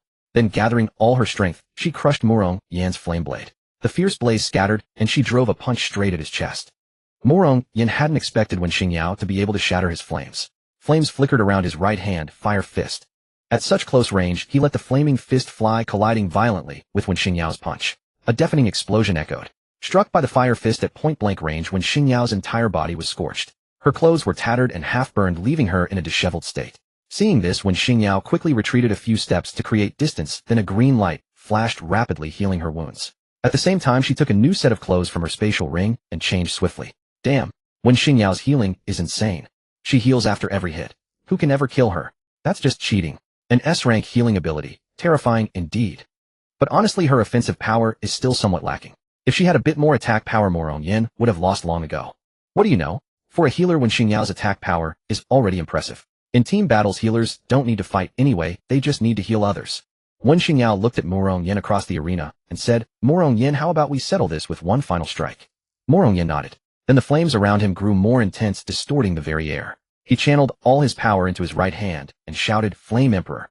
A colossal fireball materialized in his palm, larger than the entire arena itself.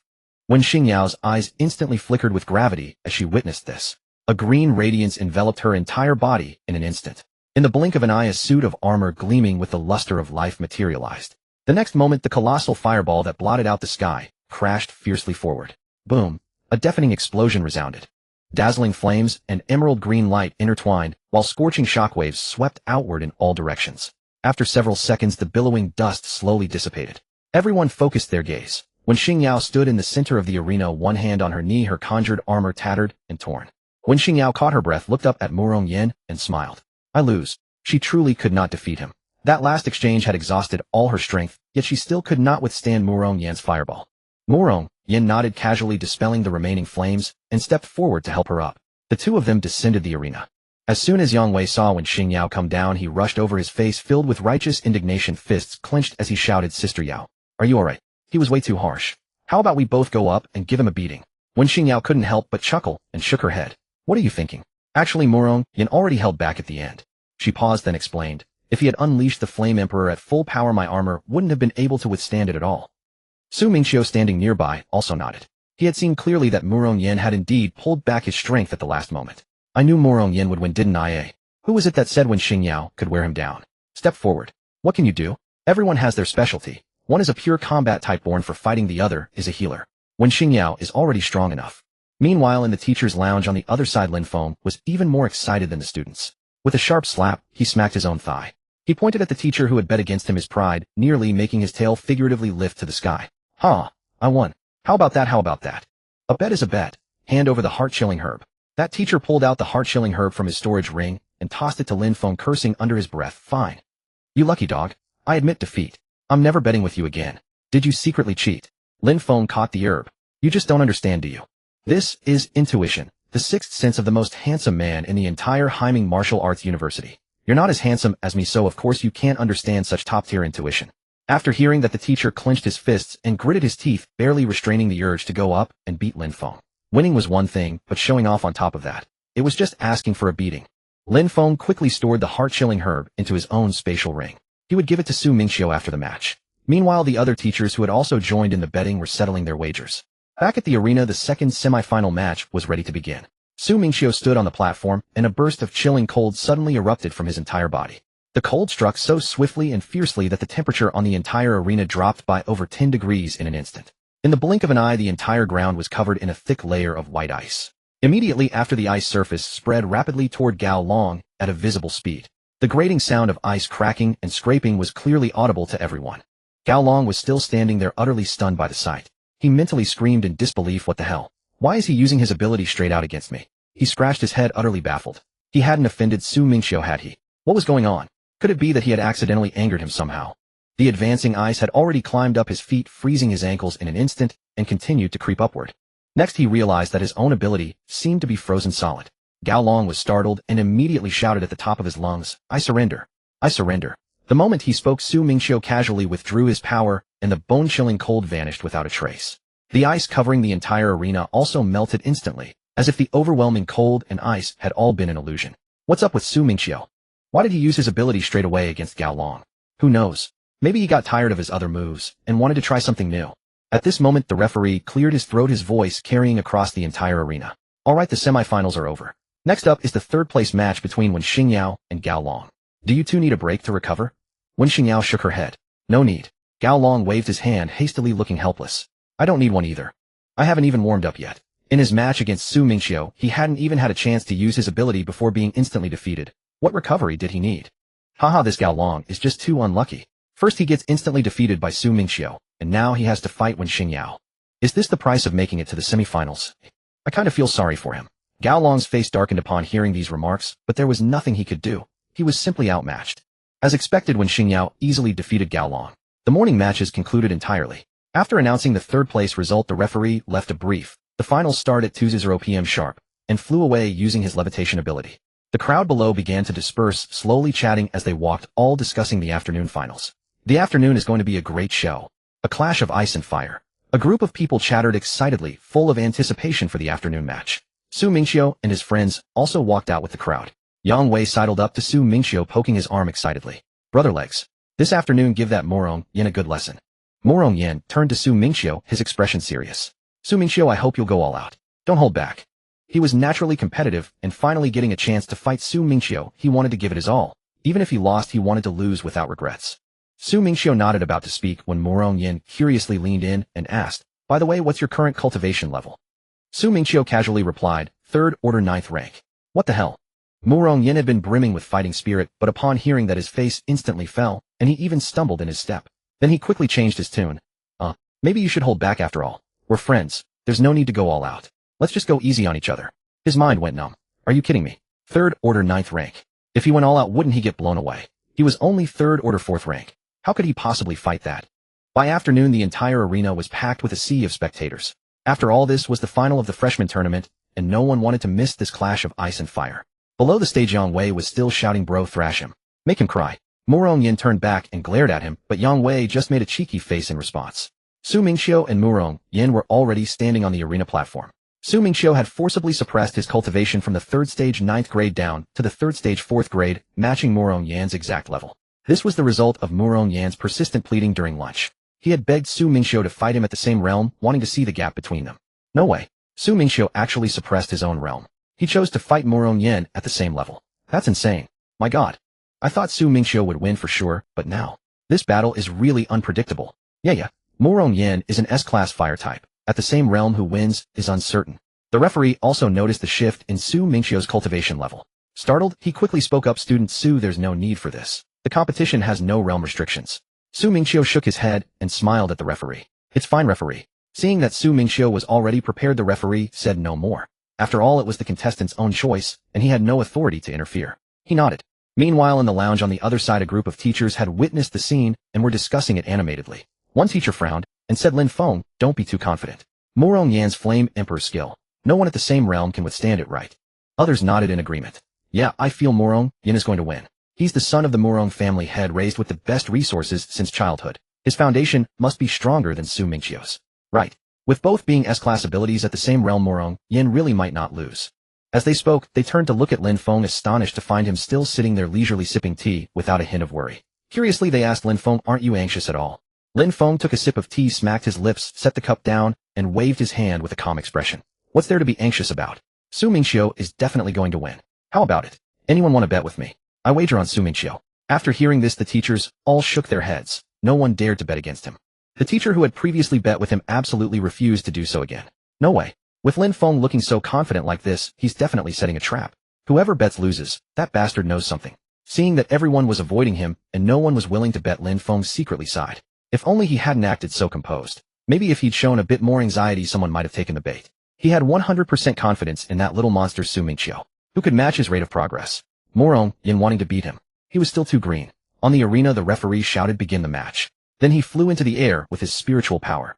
Murong Yin stared at Su Mingqiu before him. Even though the other had suppressed his cultivation to the exact same level, the overwhelming pressure that radiated from him was still immense. Even at the same realm, he had little confidence in defeating Su Mingqiu. The feeling Su Mingqiu gave him was always one of unfathomable depth. Then he moved instantly, his fire-type energy erupting all at once. Scarlet flames wrapped around his right fist. He swung it fiercely towards Su Mingqiu, shouting, "Fire fist." A gigantic flaming fist carrying a scorching wave of heat flew straight at Su Mingqiu. Seeing this, Su Mingqiu exhaled a wisp of cold breath. He raised his right hand, and white frost rapidly spread along his arm, covering his entire palm. The next moment, the blazing fire fist met Su Mingqiu's palm. Immediately, a clear cracking sound of freezing ice echoed through the air. The originally roaring flames were extinguished in an instant. The entire fire fist was frozen solid, stopping right in front of Su Mingqiu's hand. What? Su Mingqiu froze Murong Yan's fire fist that easily. That's Murong Yan's signature move. Murong Yin wasn't particularly surprised to see his fire fist frozen so effortlessly. Being stopped on the first move only made him more excited. Suddenly, the flames around him blazed up fiercely, enveloping his entire body. Even his hair was dyed a dazzling red by the fire. "Flame Emperor!" Murong Yin roared, raising his right hand as a massive fireball slowly materialized above his palm. The fireball grew larger and larger until it resembled a miniature sun. Scorching heat waves radiated crazily in all directions. Even the spectators in the stands could feel the surging heat sweeping toward them. Below the stage, Yang Wei rubbed his chin as he watched. Xiaoyan's move. It always feels overwhelmingly oppressive every time I see it. He paused, then shook his head and waved his hand regretfully. But too bad this time his opponent is Bro. That move probably won't be of any use against him. Wen Xingyao couldn't help but nod. She had personally experienced that move. Its power was indeed formidable. Almost no one at the same realm could withstand it. But against Su Mingqiu, it was probably still not enough. Murong Yin gritted his teeth and shouted, "Take this." Then he thrust forward fiercely, and the immense fireball, like a miniature sun, hurtled towards Su Mingqiu with tremendous force. As the fireball rushed over, even the air was distorted by the heat, and the scorching wave pressed down on everything, making it hard to breathe. Su Mingqiu frowned and muttered, "So hot." Immediately his chilling energy surged outward. In an instant the entire arena was covered in a thick layer of ice. The overwhelming heat wave vanished without a trace. Then behind Su Mingqiu a massive ice dragon slowly materialized. Its enormous head faced the incoming fireball, exuding an awe-inspiring pressure. The next moment the ice dragon moved, charging straight toward Murong Yan's Flame Emperor fireball. It opened its colossal maw and swallowed the sun like fireball whole. After being swallowed, the fireball made no sound at all. It was instantly frozen by the ice dragon's frigid energy. Murong Yan stood opposite, his eyes wide with disbelief. Just like that.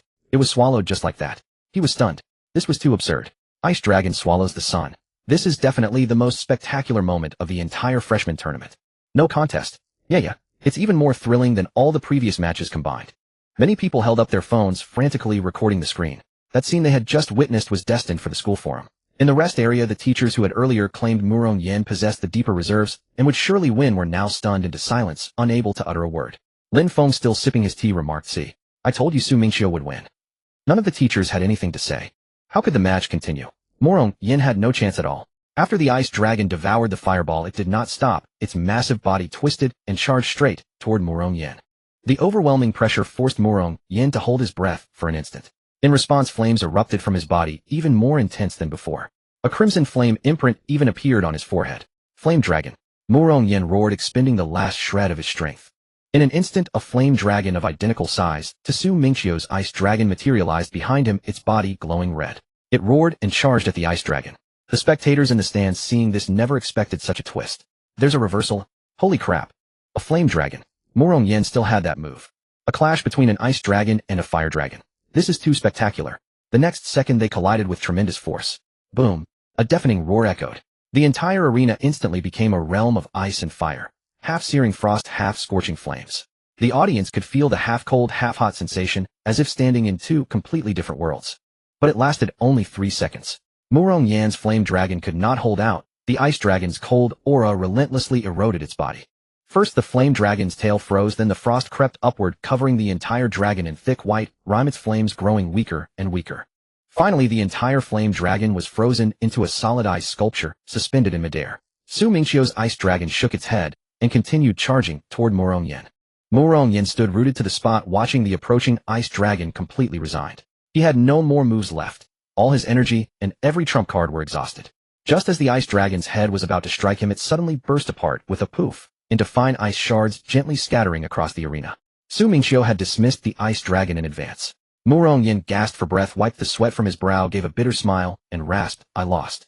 He truly had not expected that even with Su Mingqiu suppressing his cultivation level, the gap between them at the same level would still be so vast. He had pulled out all his trump cards, yet still lost so decisively. He had no room to fight back. He could not even force Su Mingqiu to use a second move. A feeling of frustration crept into his heart. Would he never be able to catch up to Su Mingqiu? No matter how hard he tried, the other was always faster. He had barely managed to break through to the third tier 4th stage, thinking he could close the gap a little. But Su Mingqiu was already at the third tier 9th stage. Seeing Murong Yan standing there dejected, Su Mingqiu patted him on the shoulder and offered a consolation. "Don't be upset. I'm a cheater. You don't need to compare yourself to me." Murong Yan looked at him and shook his head, not believing a word. He thought Su Mingqiu was just trying to comfort him. Calling himself a cheater was just polite talk to spare his feelings. He knew Su Mingqiu too well. It was all hard work and talent, not some cheat. He said nothing more and walked off the stage with Su Mingqiu. Losing was losing, there was nothing more to say. He would just keep working hard, and one day he would catch up. As the two descended the arena, the referee announced loudly, "The champion of this freshman competition is Su Mingqiu. The runner-up is Murong Yan. The third place is Wen Xingyao." As soon as he finished, thunderous applause erupted from the entire venue. Everyone stood up and clapped, shouting Su Mingqiu's name, the whole arena boiling over. Thus the freshman competition came to an end. The spectators in the stands gradually dispersed, chatting as they left, still marveling at the duel they had witnessed. Poor Murong Yan. He gave it his all, but still couldn't defeat Su Shan. Indeed, but Murong Yan is already incredibly strong. In any other year, he would have been the freshman champion. Too bad he ran into Su Shan. Su Shan is just too powerful. Nothing can be done. He is Su Mingqiu. This cohort of freshmen is probably the strongest ever, but they're all overshadowed by Su Shan. Yang Wei slapped Murong Yan on the shoulder with a mischievous grin. It's okay. You lose, you lose. It's normal to lose to Brother Leg. But I recorded your gloomy expression. I'll send it to you later. It's hilarious. Murong Yan shoved Yang Wei's hand away and cursed with a laugh, "Get lost." They fooled around for a while, then each went their separate ways. Su Mingqiu returned to his villa and took a hot shower. Then he changed into clean loungewear and collapsed onto the living room sofa. He opened the official website of Himing Martial University to check the rewards for the competition. But as soon as he entered the site, the most prominent pinned post on the homepage popped up. It was about the freshman competition. At the top was a captured photo of the moment when his ice dragon swallowed Murong Yan's Emperor of Flames. The photo was exceptionally clear, the gleaming white ice dragon, its massive jaws open, devouring the fireball that resembled a small sun. The photographer had chosen a perfect angle capturing Su Mingqiu standing before the ice dragon, both handsome and imposing. The title below read, "The godlike scene of the freshman competition. Ice dragon swallows the sun, Su Shin shakes Himing." Besides the photo, there was also a short video of over a minute. It recorded the entire process from Murong Yan unleashing the Emperor of Flames to the ice dragon swallowing the sun to the subsequent clash of ice and fire dragons. All captured.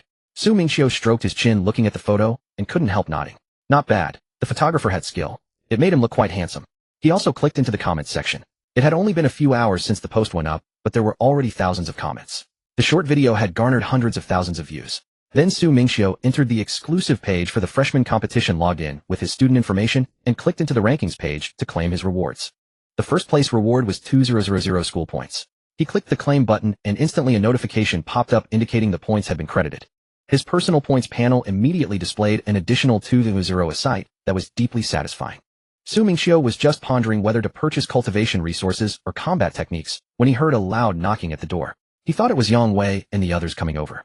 Su Mingqiu walked over to open the door. To his surprise, standing at the door was not the boisterous Yang Wei and his group, but a beaming Lin Feng. The moment Lin Feng saw him, he grinned broadly and reached out to pat his shoulder. "Not bad, you little monster, you didn't let me down. That match today was brilliantly fought." Su Mingqiu quickly stepped aside and said with a smile, "Teacher Lin, what brings you here?" Without any ceremony, Lin Feng walked straight to the living room sofa and sat down. Su Mingqiu fetched a bottle of cola. A faint chill emanated from his hand, and the temperature of the cola instantly dropped. The bottle became covered in fine frost, turning into an ice-cold drink. He then handed it to Lin Feng. "Teacher Lin, any instructions?" Lin Feng took the drink, twisted off the cap, and took a hearty gulp. He let out a long sigh of satisfaction, squinting his eyes in delight. "Ah, refreshing. Your ability is so convenient. It's like a portable refrigerator." Then Lin Feng took out a small jade box from his spatial ring and placed it on the table. Su Mingqiu also grabbed a bottle of ice-cold cola, twisted it open, and took a gulp, squinting his eyes in contentment. As expected, ice cola was the most satisfying. At this moment, Lin Feng opened the small jade box, revealing the cold heart grass inside. The plant was entirely snow white, exuding a faint bone-chilling cold, and its leaves were dotted with fine ice crystals.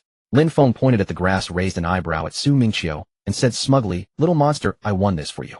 Su Mingqiu was puzzled by Lin Feng's words. He blinked and asked, confused, "Won it?" Lin Feng smiled and explained the whole story. Su Mingqiu finally understood. Looking at the cold heart grass radiating chill, he felt a surge of warmth in his heart. Previously during the new year, Lin Feng had worried that he would be alone and invited him to celebrate together. That had already moved him deeply. He raised his head and said to Lin Feng seriously, "Teacher Lin, thank you." Lin Feng took another sip of cola and waved his hand dismissively, looking unconcerned. "What's there to thank? We're like brothers. Why be so formal with me?" He paused, scratched his head, and added, "Besides, this was a freebie. No harm in using it." Lin Feng put down his drink, wiped his mouth, and continued, "Oh, and there's another thing. In a week, the joint freshman competition of the 5 top-tier universities will begin. The top 3 from each university will go to Daijing Martial Arts University for the competition. I expect all participants will have S-level abilities." He looked at Su Mingqiu seriously and said, "When you go, make sure to teach them a lesson and uphold the prestige of our Himing Martial Arts University." Su Mingqiu was taken aback. Daijing Martial Arts University. Instantly a person came to his mind, Jiang Ren. He took a sip of cola and nodded at Lin Feng. "Don't worry, Teacher Lin. I'll handle things. I have 100% confidence in you." Lin Feng stood up, patted Su Mingqiu on the shoulder, looking proud. "Those kids are still green compared to you."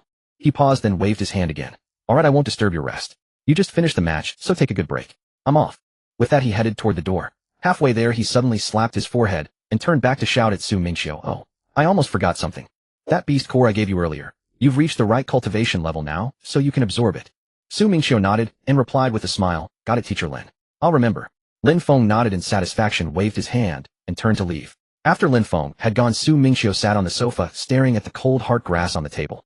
Without hesitation, he reached out, picked up the grass, and stuffed it directly into his mouth. As soon as he chewed a couple of times, his face scrunched up like a steamed bun, and an indescribable bitterness flooded his entire mouth. It was even more bitter than the gold thread he had eaten in his past life. Damn, how can it be so bitter? This is disgusting. Su Mingqiu grimaced, quickly chewed a couple more times, and forced himself to swallow. After swallowing, Su Mingqiu exhaled a breath of cold air. Immediately the energy of the cold heart grass dispersed, and pure ice-type energy flowed through his meridians, spreading throughout his body. He quickly closed his eyes and began to absorb the energy. The frigid energy surged wildly through his meridians, helping him break through the barrier of the fourth stage. In just a few short minutes, he felt the barrier shatter with a crisp crack. A surge of even greater power welled up from within him. He opened his eyes and sensed his cultivation level. It had firmly reached the fourth stage, first level. Holy shit, that was freaking bitter. The joy of breakthrough was instantly overshadowed by the lingering bitterness. Mingqiu quickly grabbed the ice-cold cola on the table, twisted off the cap, and gulped down several mouthfuls. Instantly the pungent bitterness was washed away. He let out a long breath and felt much better. After recovering from the bitterness, Mingqiu took out the beast core from his spatial ring. He sat cross-legged on the sofa, placed the core in his palm, and began to absorb the energy within it. A surge of pure spiritual energy several times greater than that of the cold heart grass instantly flooded into his meridians and flowed through his limbs and bones, spreading throughout his body. In an instant it enveloped his entire being. It felt as if someone was giving him a top-tier full-body massage on his meridians, muscles, and even the gaps in his bones with just the right amount of pressure. Sigh, what a wonderful feeling. Mingqiu couldn't help but gasp, nearly closing his eyes in bliss. This was far more comfortable than any Thai spa. This sensation was utterly intoxicating. Time slipped away bit by bit, and the light in the living room gradually dimmed from the bright afternoon. Mingqiu was completely immersed in the absorption process, not even noticing that it had gotten dark outside. The fist-sized core in his palm was slowly shrinking. It was as if it was being gradually melted by his palm, visibly shrinking. For hours passed in the blink of an eye. When the last bit of energy was extracted from the core, Mingqiu's eyes snapped open, a flash of icy blue light gleaming in his gaze. He clenched his fist and thoroughly absorbed the last remnants of energy. He sensed his internal state. The realm he had just broken into at the fourth stage, first level, was now soaring like a rocket, finally settling firmly at the fourth stage, fifth level. Mingqiu stretched his arms with a grand yawn. Though he had been sitting for 4 hours, he felt no fatigue, only a slight stiffness from remaining still for so long. He lifted his gaze toward the window and discovered that the world outside had long since turned pitch black, with the streetlights below already glowing. So much time had slipped by without him noticing. He rubbed his chin, then opened the school's official website. Now that I have money, I must spend it lavishly. He had been pondering whether to purchase combat techniques or cultivation resources. But now he would simply buy combat techniques without a second thought. He scrolled to the category of S-grade combat techniques, specifically filtering for the ice type, and began flipping through them one by one. As he browsed, a name suddenly caught his attention. Black Dragon Devouring Heaven. Mingqiu blinked, puzzled. Wait, isn't this supposed to be the ice-type combat techniques section? How can there be a black dragon here? Shouldn't ice-type techniques be blue or white? Curious, he clicked on it. As soon as he read the technique description, his eyes lit up. It turned out that this technique condensed a jet-black ice dragon capable of devouring the opponent's vitality. Moreover, the notes stated clearly this technique must be used with an S-grade ice-type ability, though anything below S-grade would backfire on the user. The cultivation difficulty of this technique was extremely high. Whoa, so awesome. Black ice. Mingqiu was instantly intrigued. This was far more powerful than his previous ordinary ice dragon, and it required S-grade ice. With his SSS-grade ability, he had nothing to fear. As for the high cultivation difficulty, what was there to be afraid of? He had the system. Once he bought it, it would be maxed out instantly. No matter how hard it was all the same to him. Without a second thought, Mingqiu's finger directly pressed the purchase button. The next moment, the points in his personal center instantly reset to 0, returning to nothing. Mingqiu stopped browsing. If he continued, he might spot something else tempting and end up wanting it without enough points to buy, leaving him itching with desire. So he simply closed the official website, saving himself from the torment of longing. Just after closing the website, Mingqiu sat on the sofa and took a sip of cola. Then he heard a knock at the door. Student Su Air Express, your package. Please receive it. Mingqiu walked over and opened the door, seeing a courier dressed in the school's uniform, holding a small cardboard box the size of a palm. Working so late. Thank you for your trouble. Mingqiu took the small package and smiled at the courier. No trouble at all, Student Su. The courier waved his hand with a smile, then turned and walked away briskly, even closing the door behind him before leaving. Mingqiu carried the package to the sofa, sat down, and casually tore open the small box. He had expected it to contain another ordinary book, just like before. But when he pulled out the contents, he froze. Inside was not a book, but a palm-sized piece of bone. It was translucent, emitting a faint cold light and icy to the touch. Far from the bone of an ordinary beast. He turned the bone over and over in his hands, examining it for a long while before realizing this was a dragon bone. He had once read about it in an ancient text from the school library. Top-tier S-grade combat techniques, because they contained too much information, were inscribed on dragon bones. He never expected that Black Dragon Devouring Heaven would be of such high caliber, actually carved on a dragon bone. He rubbed the bone in his hand and muttered to himself, good heavens, this is a top-notch forging material. Once he learned the technique, he could keep the bone to later upgrade Shuangliu. He leaned in and looked at the characters engraved on the bone. Then the familiar mechanical voice of the system echoed in his mind. S-grade combat technique, Black Dragon, Devouring Heaven detected. Would you like to cultivate it to the maximum level? Su Mingqiu, without a second thought, silently confirmed in his mind. The next second, a vast torrent of information flooded into his brain. All the uses and every detail of Black Dragon Devouring Heaven were imprinted clearly in his mind. In the blink of an eye, the system had directly cultivated it to the maximum level. Just as he finished digesting that surge of information, Su Mingqiu was stunned into blurting out a curse. Holy crap, this technique is way too domineering. It's even stronger than my previous Cold River Snow. Black Dragon Devouring Heaven was nearly twice as powerful as Cold River Snow. Moreover, the technique's information stated that even an S-grade Ice-type ability user could unleash power far exceeding S-grade when practicing this move. What about him? He possessed an SSS-grade Ice-type ability. With my SSS grade, I should be able to soar straight to the heavens. Su Mingqiu couldn't sit still on the sofa. His heart itched with eagerness, longing to test just how powerful this move really was. Action speaks louder than words. If he wanted to try, he would try. He wasted no time, got up, and headed out. He needed to find a remote spot outside the city, a place with no one around. He flew directly by air, reaching the outskirts within minutes. He found a desolate, empty valley and landed steadily. Standing in the middle of the valley, Su Mingqiu began to mobilize Black Dragon Devouring Heaven. Instantly, a surge of chilling cold burst forth from his entire body. But it was not the usual crisp, refreshing chill. This cold carried a faint aura of deathly stillness, a cold that seemed to devour all life. Even the little grasshoppers hopping in the grass instantly fell silent. The next second, the air around his body gradually began to darken. It was not a dirty black, but an extreme pure black condensed from the most profound cold. Then behind him, a massive ice dragon abruptly materialized.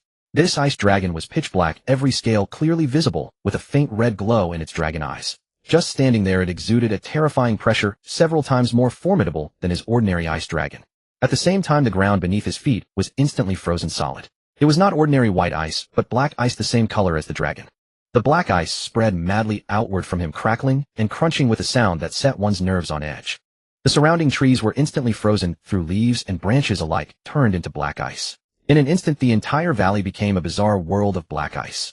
Su Mingqiu reached out and touched the black ice beside him. It was bitterly cold to the touch, much colder than his previous ordinary ice.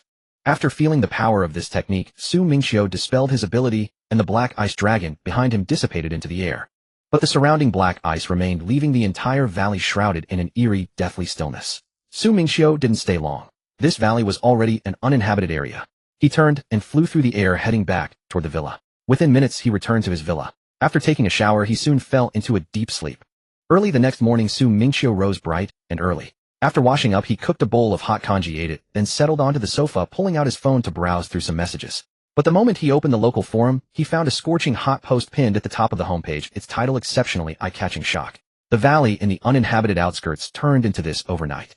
Does any big shot know what's going on? Su Mingqiu clicked on it out of curiosity, and the instant he saw the pictures inside, he was dumbfounded.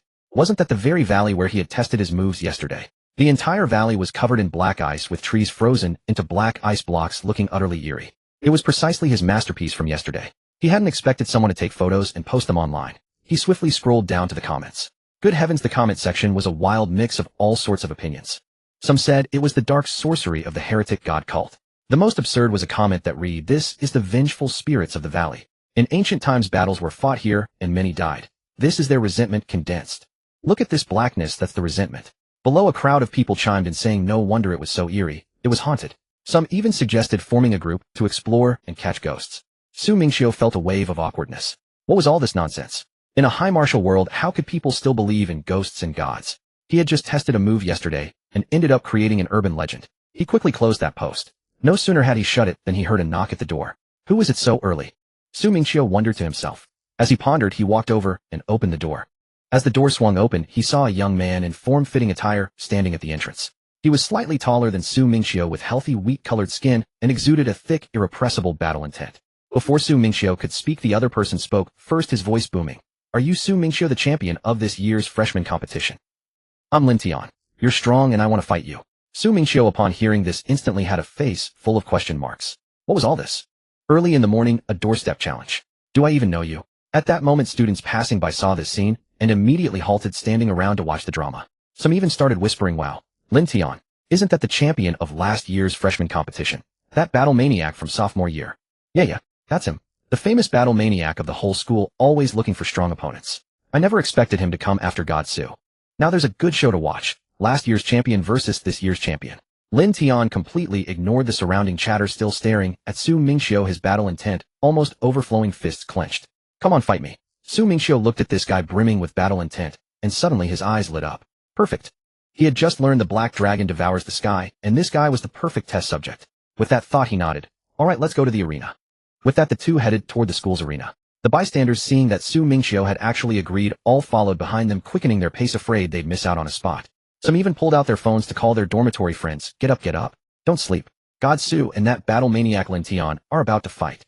In just a short while, many students who were still asleep were jolted awake by a phone call from a friend. By the time Su Mingqiu and Lin Tian reached the arena, the place that had been empty early in the morning was now crowded with people. The chatter among the crowd never ceased, buzzing continuously. Holy crap, this is a showdown between last year's champion and this year's champion. This is going to be such a spectacle. Yeah, last year when Lin Tian participated in the freshman competition, he alone with a spear pierced through the entire tournament. No one could block his spear. But speaking of which, although Lin Tian has an A-level ability, his cultivation level is much higher than Su Mingqiu's. Yeah, Lin Tian has been training for a year longer than Su Mingqiu, so his foundation is definitely stronger. In this battle, I think Su Mingqiu will lose. Exactly, since he's trained a year longer, I bet on Lin Tian to win.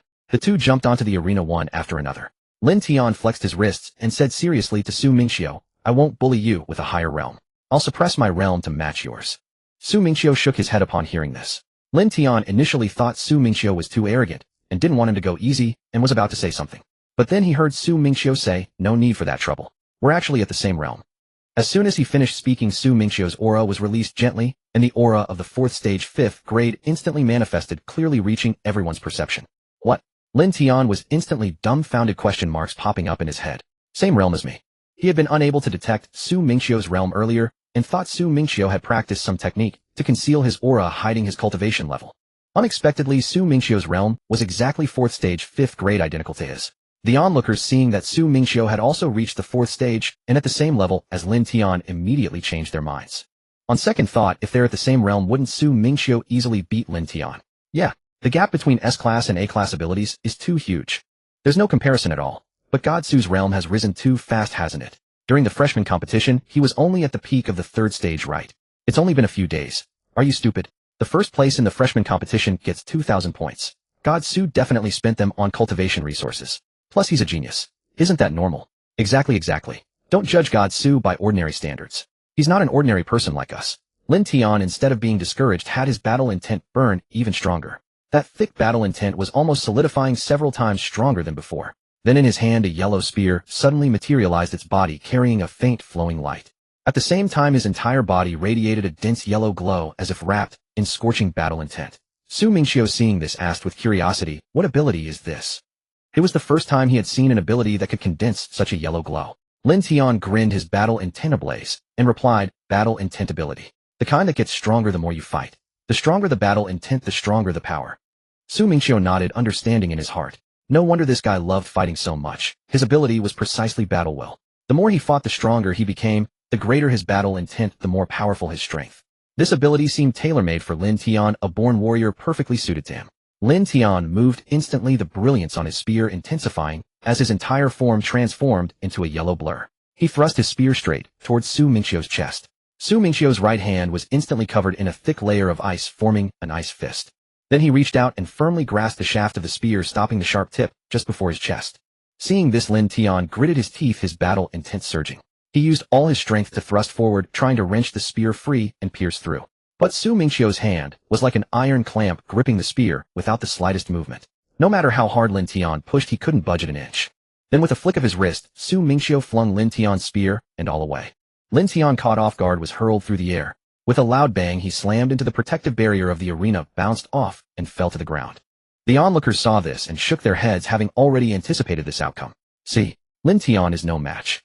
Exactly. The Divine Su hasn't even used his ability yet. He's easily handling Lin Tian with just his physical strength. I told you, at the same rank, S-class is overwhelming. It's already over after just one exchange. Lin Tian hit the ground, rolled once to regain his balance, and wasn't seriously injured. He sprang to his feet, shook his arms, and looked at Su Mingqiu across from him. Instead of fear, his battle intent burned even more fiercely than before. That was the nature of his battle will ability. The stronger the opponent, the higher his fighting spirit, and the more his power surged. So strong. I was right to come here. This is what I wanted. Lin Tian let out a low roar, swung his spear fiercely, and a condensed golden beam of light shot towards Su Mingqiu's face with a sharp whistle. Su Mingqiu raised his hand, and a faint chill surged forward, instantly freezing the fast-approaching golden light. But Lin Tian didn't stop. He wildly swung his spear, sending one golden beam after another towards Su Mingqiu. In the blink of an eye, the entire arena was covered in a dense, dazzling array of golden lights. Su Mingqiu watched the overwhelming barrage, but did not dodge. With a light stomp of his foot, a resonant hum filled the air. Jagged ice spikes erupted from the arena floor, shattering all the incoming golden beams. In an instant, every attack was obliterated, and the ice spikes didn't stop. They surged forward, heading straight for Lin Tian. Lin Tian's eyes widened in shock, every hair on his body standing on end. He twisted his body desperately to the side, the ice spikes grazing his arm as they passed. A long gash was torn in his close-fitting combat suit, the icy cold brushing against his skin. So powerful. He knew in his heart that he was no match for Su Mingqiu, who had yet to take the fight seriously. But this only fueled his battle intent. The yellow radiance around him blazed to its peak, even the strands of his hair shimmering with faint golden light. Spear breaks like a dragon. Lin Tian roared, his voice trembling, with fighting spirit echoing across the entire arena. In the next moment, a golden phantom identical to him appeared behind him. That phantom was exactly like his original body, radiating an intense aura of battle intent. The next second, both the phantom and his original moved simultaneously. Together they gripped the spear and thrust it fiercely towards Su Mingqiu. Then a colossal golden dragon burst forth from the spear, roaring with dense battle intent as it charged at Su Mingqiu. The entire arena was bathed in golden light and oppressive pressure bearing down instantly. Su Mingqiu watched the golden dragon hurtling toward him, his eyes brightening. Perfect. Su Mingqiu's aura suddenly changed. The previous crisp, icy energy vanished, replaced by a dense, deathly stillness. The surrounding temperature plummeted. Every spectator felt a bone-piercing chill, along with a faint suffocating sensation that seemed to devour all life. Then a pitch-black ice dragon emerged from behind Su Mingqiu, even larger than Lin Tian's golden dragon. Its dragon eyes glowed with a faint red light, exuding a terrifying pressure that overwhelmed the golden dragon's aura. What is that? The divine Su's aura has become terrifying. Wait, his ice dragon changed. Why is it black? This is too weird. I've never seen black ice. The pitch-black ice dragon collided fiercely with Lin Tian's golden dragon. The golden dragon, condensed from all of Lin Tian's battle intent, was obliterated the instant it touched the black dragon. It offered no resistance, vanishing without a trace like a drop of water hitting hot oil. Not a single remnant remained as the black dragon devoured all its energy and vitality. Without pausing, the black dragon flew straight toward Lin Tian. It reached him in an instant. Lin Tian was petrified, frozen in place, unable to move. The dense, deathly aura pressed down on him, making it impossible to breathe. Just as the black dragon was about to strike his face, Su Mingqiu casually dismissed his ability. The black dragon dissipated instantly into the air. Lin Tian finally gasped for breath, leaning on his knees, and put away his spear. His voice still trembled. I lost. When the black dragon reached his face, the deathly aura had nearly choked him. Now he understood the vast gap between himself and Su Mingqiu. Against ordinary S-class ability users, he could put up a fight. But before Su Mingqiu, he was like a child. He had no chance to resist. If Su Mingqiu wanted to finish him, it would take only a second, without even giving him a chance to retaliate. Having said that, Lin Tian grinned at Su Mingqiu, wiping the sweat from his forehead. Next time I get stronger, I'll come looking for you again. The onlookers were not surprised by this outcome. They exchanged a few comments about the strange black dragon, then gradually dispersed. Su Mingqiu smiled at Lin Tian, courteously cupping his hands. Senior, you were too generous. With that, he turned and leaped off the martial arts platform, ready to head back. But after just 2 steps, he noticed Lin Tian following him. Su Mingqiu turned back, slightly puzzled. What's the matter, senior? Is there something else? He thought the battle maniac hadn't had enough and wanted another round. But Lin Tian scratched his head, looking a bit embarrassed as he took out his phone, pulled up his QR code, and offered it. Junior, wanna be friends? Su Mingqiu was taken aback for a moment, so it was just adding a friend. He thought it was something major. He also took out his phone, scanned the code, and the two added each other as friends with notes. After adding friends, Lin Tian patted his shoulder and said earnestly, Junior, at the upcoming 5-school joint tournament in the Imperial Capital, you better teach those Imperial Capital guys a lesson. Su Mingqiu raised an eyebrow curiously. What's the matter, senior? Got a grudge against the Imperial Capital people? Lin Tian scratched his head and cursed sheepishly. Damn, last time I went to that tournament, I was schemed against by some Imperial Capital guy. In the end, I only got 3rd place. Those Imperial Capital guys are all arrogant and look down on us. Su Mingqiu understood instantly and nodded with a smile. Don't worry, senior. This time I'll bring back 1st place for Black Abyss Martial University. Lin Tian was thrilled. Great. Junior, you definitely can do it. Finish what I couldn't back then.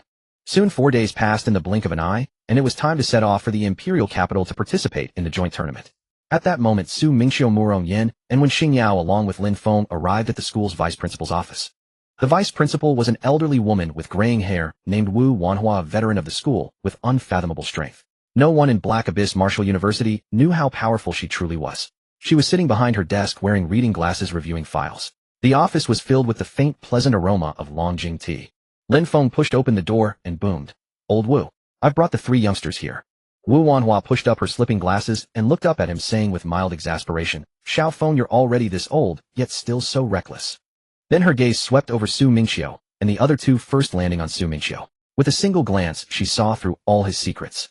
She immediately discerned Su Mingqiu's cultivation level and nodded approvingly. Su Mingqiu suddenly felt as if he were standing naked before Wu Wanhua. Every detail of his being had been seen through with a single look. This old lady's power was utterly terrifying. Next, Wu Wanhua glanced at Murong Yin and Wen Xingyao, then said to Lin Feng, "Not bad. These 3 youngsters are far stronger than you were at their age." Hearing this, Lin Feng quickly scratched his head and waved his hand with a smile. "Old Wu, you flatter me. I can't compare to them. They are geniuses among geniuses, I'm no match."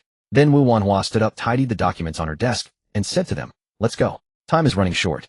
Su Mingqiu and the others were baffled, but said nothing, obediently following Lin Feng and Wu Wanhua outside. They left the office and headed toward the school's back mountain. When they reached the rear of the school, Su Mingqiu and the others saw a hidden small platform. Parked on the platform was a sleek silver high-speed train, slightly smaller than an ordinary bullet train, but exquisitely designed with the emblem of Black Abyss Martial University printed on its side. Lin Feng explained, "Every top-tier university has a dedicated high-speed train like this. It's much faster than a plane. Today we'll take this train to the imperial capital." Su Mingqiu and the others finally understood. There was a special mode of transport like this. They nodded and boarded the train. The train's cabin was extremely comfortable, with soft leather sofas, small coffee tables, and even a mini fridge stocked with drinks and snacks. Wu Wanhua told them she was going to the driver's cabin at the front and started the train. As it began to move, they felt the speed instantly surge. The scenery outside the window changed rapidly. In the blink of an eye, they were already passing from the school's back mountain to the outskirts, and then faster. The trees, houses, even mountains around them became blurred streaks racing backward at incredible speed. Lin Feng sat nearby watching the scenery rush past, and said to Wu Wanhua with emotion, "Old Wu, back when I participated in the freshman joint tournament, you also took me there. So many years have passed in the blink of an eye. Time flies, it feels like yesterday." Wu Wanhua smiled and shook her head. "Yes, so many years have passed. I've grown old and useless." Then she turned to look at Su Mingqiu and the other 2 young people, her eyes brimming with satisfaction. "But it's okay. Now it's your era. The future is in your hands."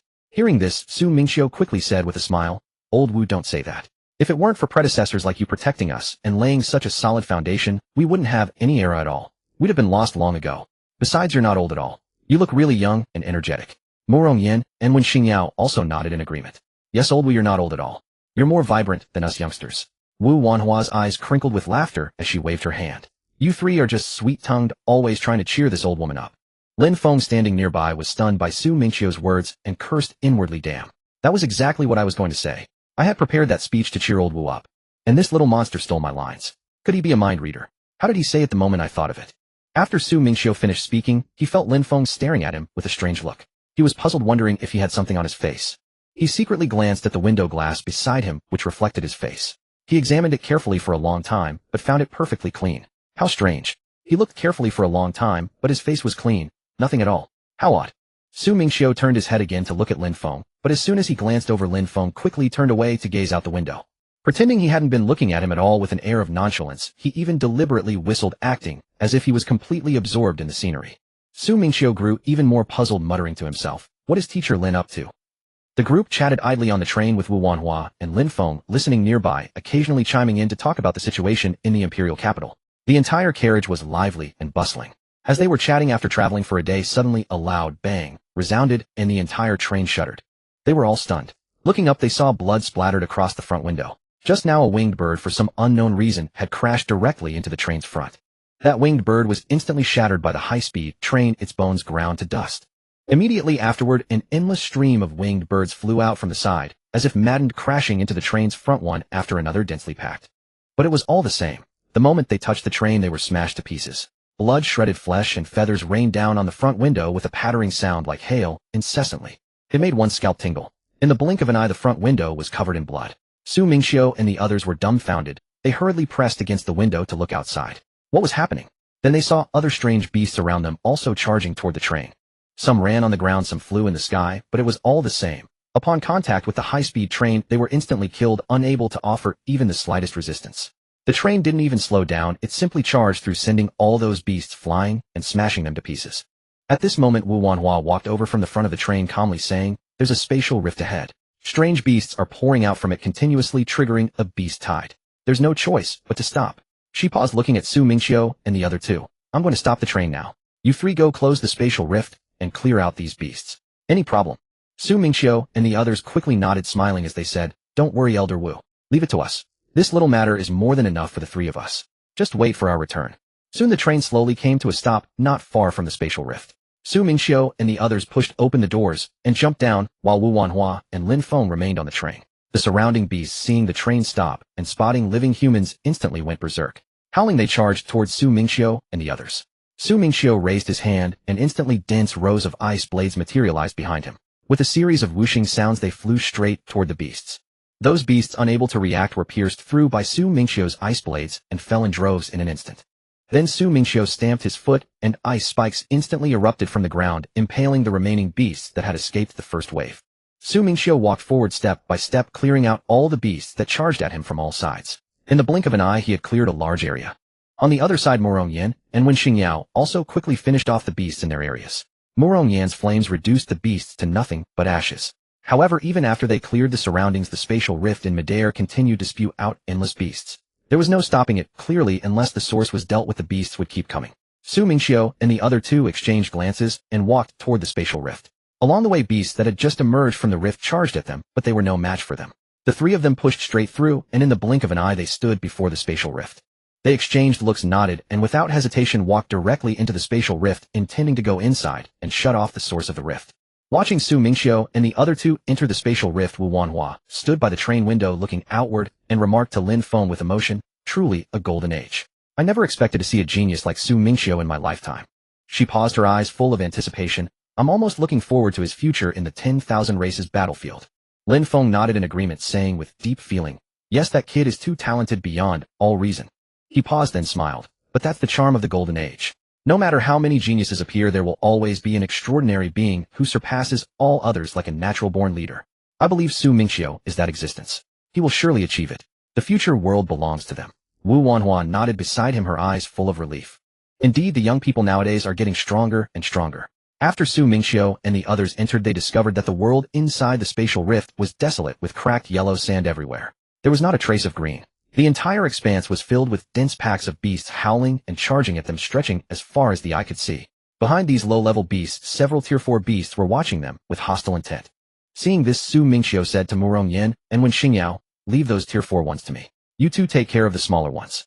With that, Su Mingqiu flew directly into the air and charged toward the Tier 4 beasts. Seeing this, the Tier 4 beasts instantly became agitated and launched various attacks at Su Mingqiu.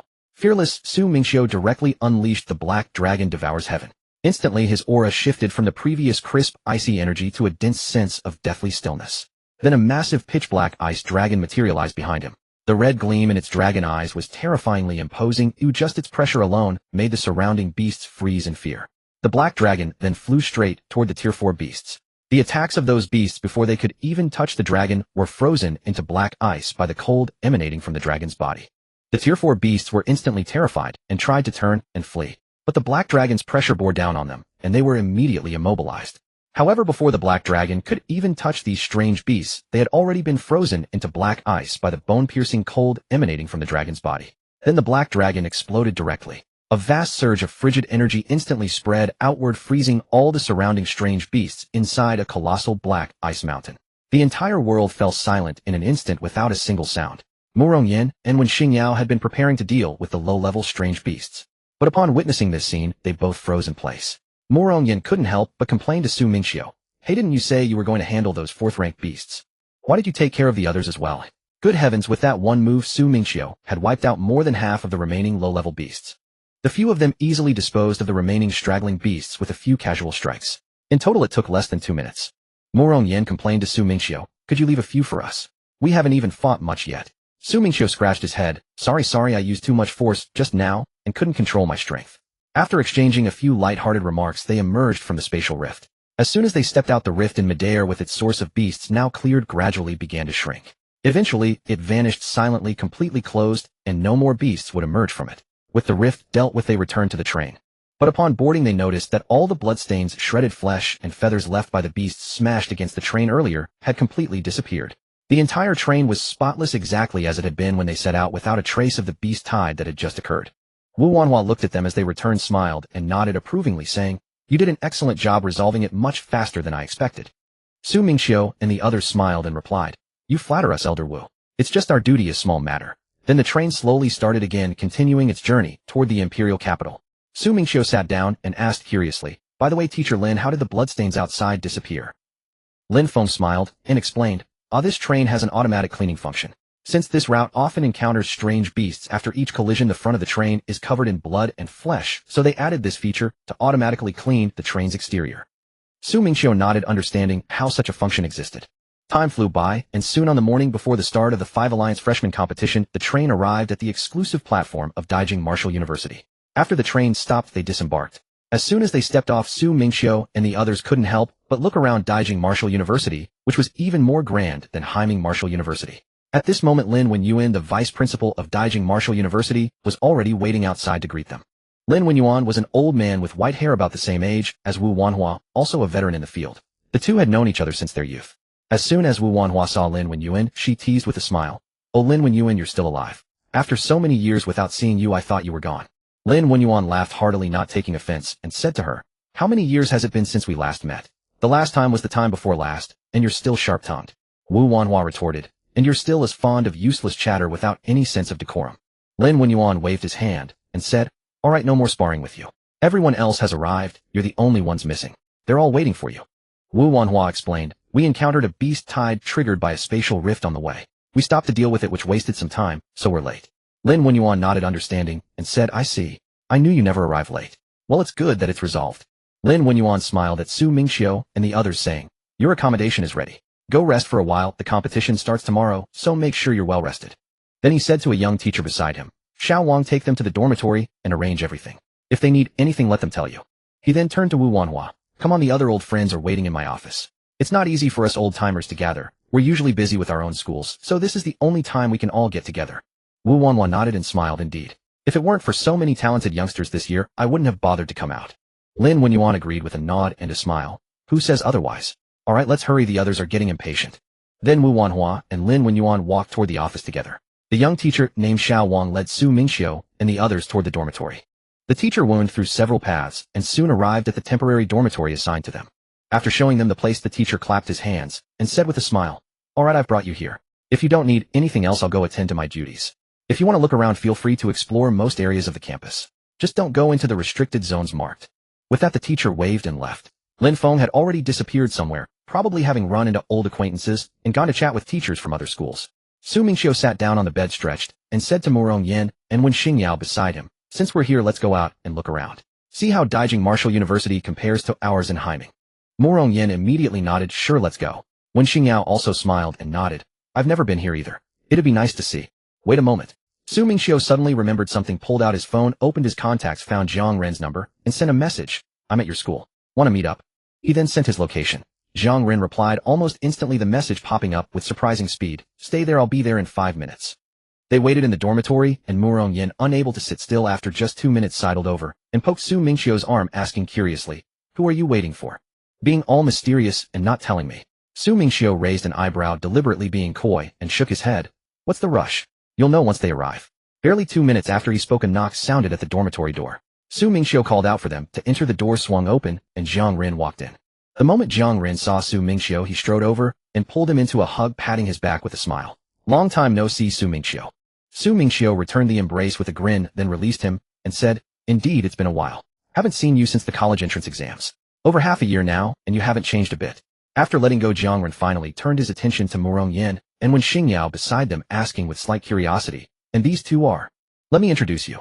Su Mingqiu gestured to the pair. "This is Murong Yin, S-Class Fire Ability Wielder, and this is Wen Xingyao, S-Class Healing Ability Wielder. Both from our Haiming Martial Arts University, here with me for the competition." "Hello." Jiang Ren nodded to the two, extended his hand, and introduced himself with a smile. "I'm Jiang Ren, S-Class Lightning." The moment Murong Yin heard S-Class Lightning, his competitive spirit surged. He was about to roll up his sleeves when Su Mingqiu firmly gripped his shoulder to stop him. Hey, hold on now." Su Mingqiu blocked him, saying irritably, "Can you not start a fight the moment you meet someone? He just got here, and you're already throwing punches. Is that proper? Morong, Yin a bit reluctant scratched his head. I just wanted to have a go with him. We're both S-class, let's see who's stronger. Jiang Ren laughed at this and waved his hand at Morong, Yin, saying casually, no worries, plenty of time for sparring later. No need to rush. You just arrived, so let me give you a tour of our school first. With that, Jiang Ren led the group out of the dormitory and showed them around the Daijing Martial Arts University. As they walked, he pointed out various places from the massive training grounds to the library stocked with countless books. He also highlighted the school's distinctive architecture, speaking with great authority. Along the way, numerous students who passed by would stop to greet him, Brother Jiang. The calls came in an endless stream, and many girls secretly blushed as they looked at him. After all, Jiang Ren was a top-tier genius, handsome and spirited, and naturally quite popular around campus. Mingqiu raised an eyebrow and teased him. Not bad, you. With this level of fame, everyone recognizes you wherever you go. You're doing pretty well for yourself. Jiang Ren smiled, scratched his head, and said modestly, it's alright. Mainly because I took second place in the freshman tournament last time, so quite a few people know me. It's only natural. Oh, you came in second.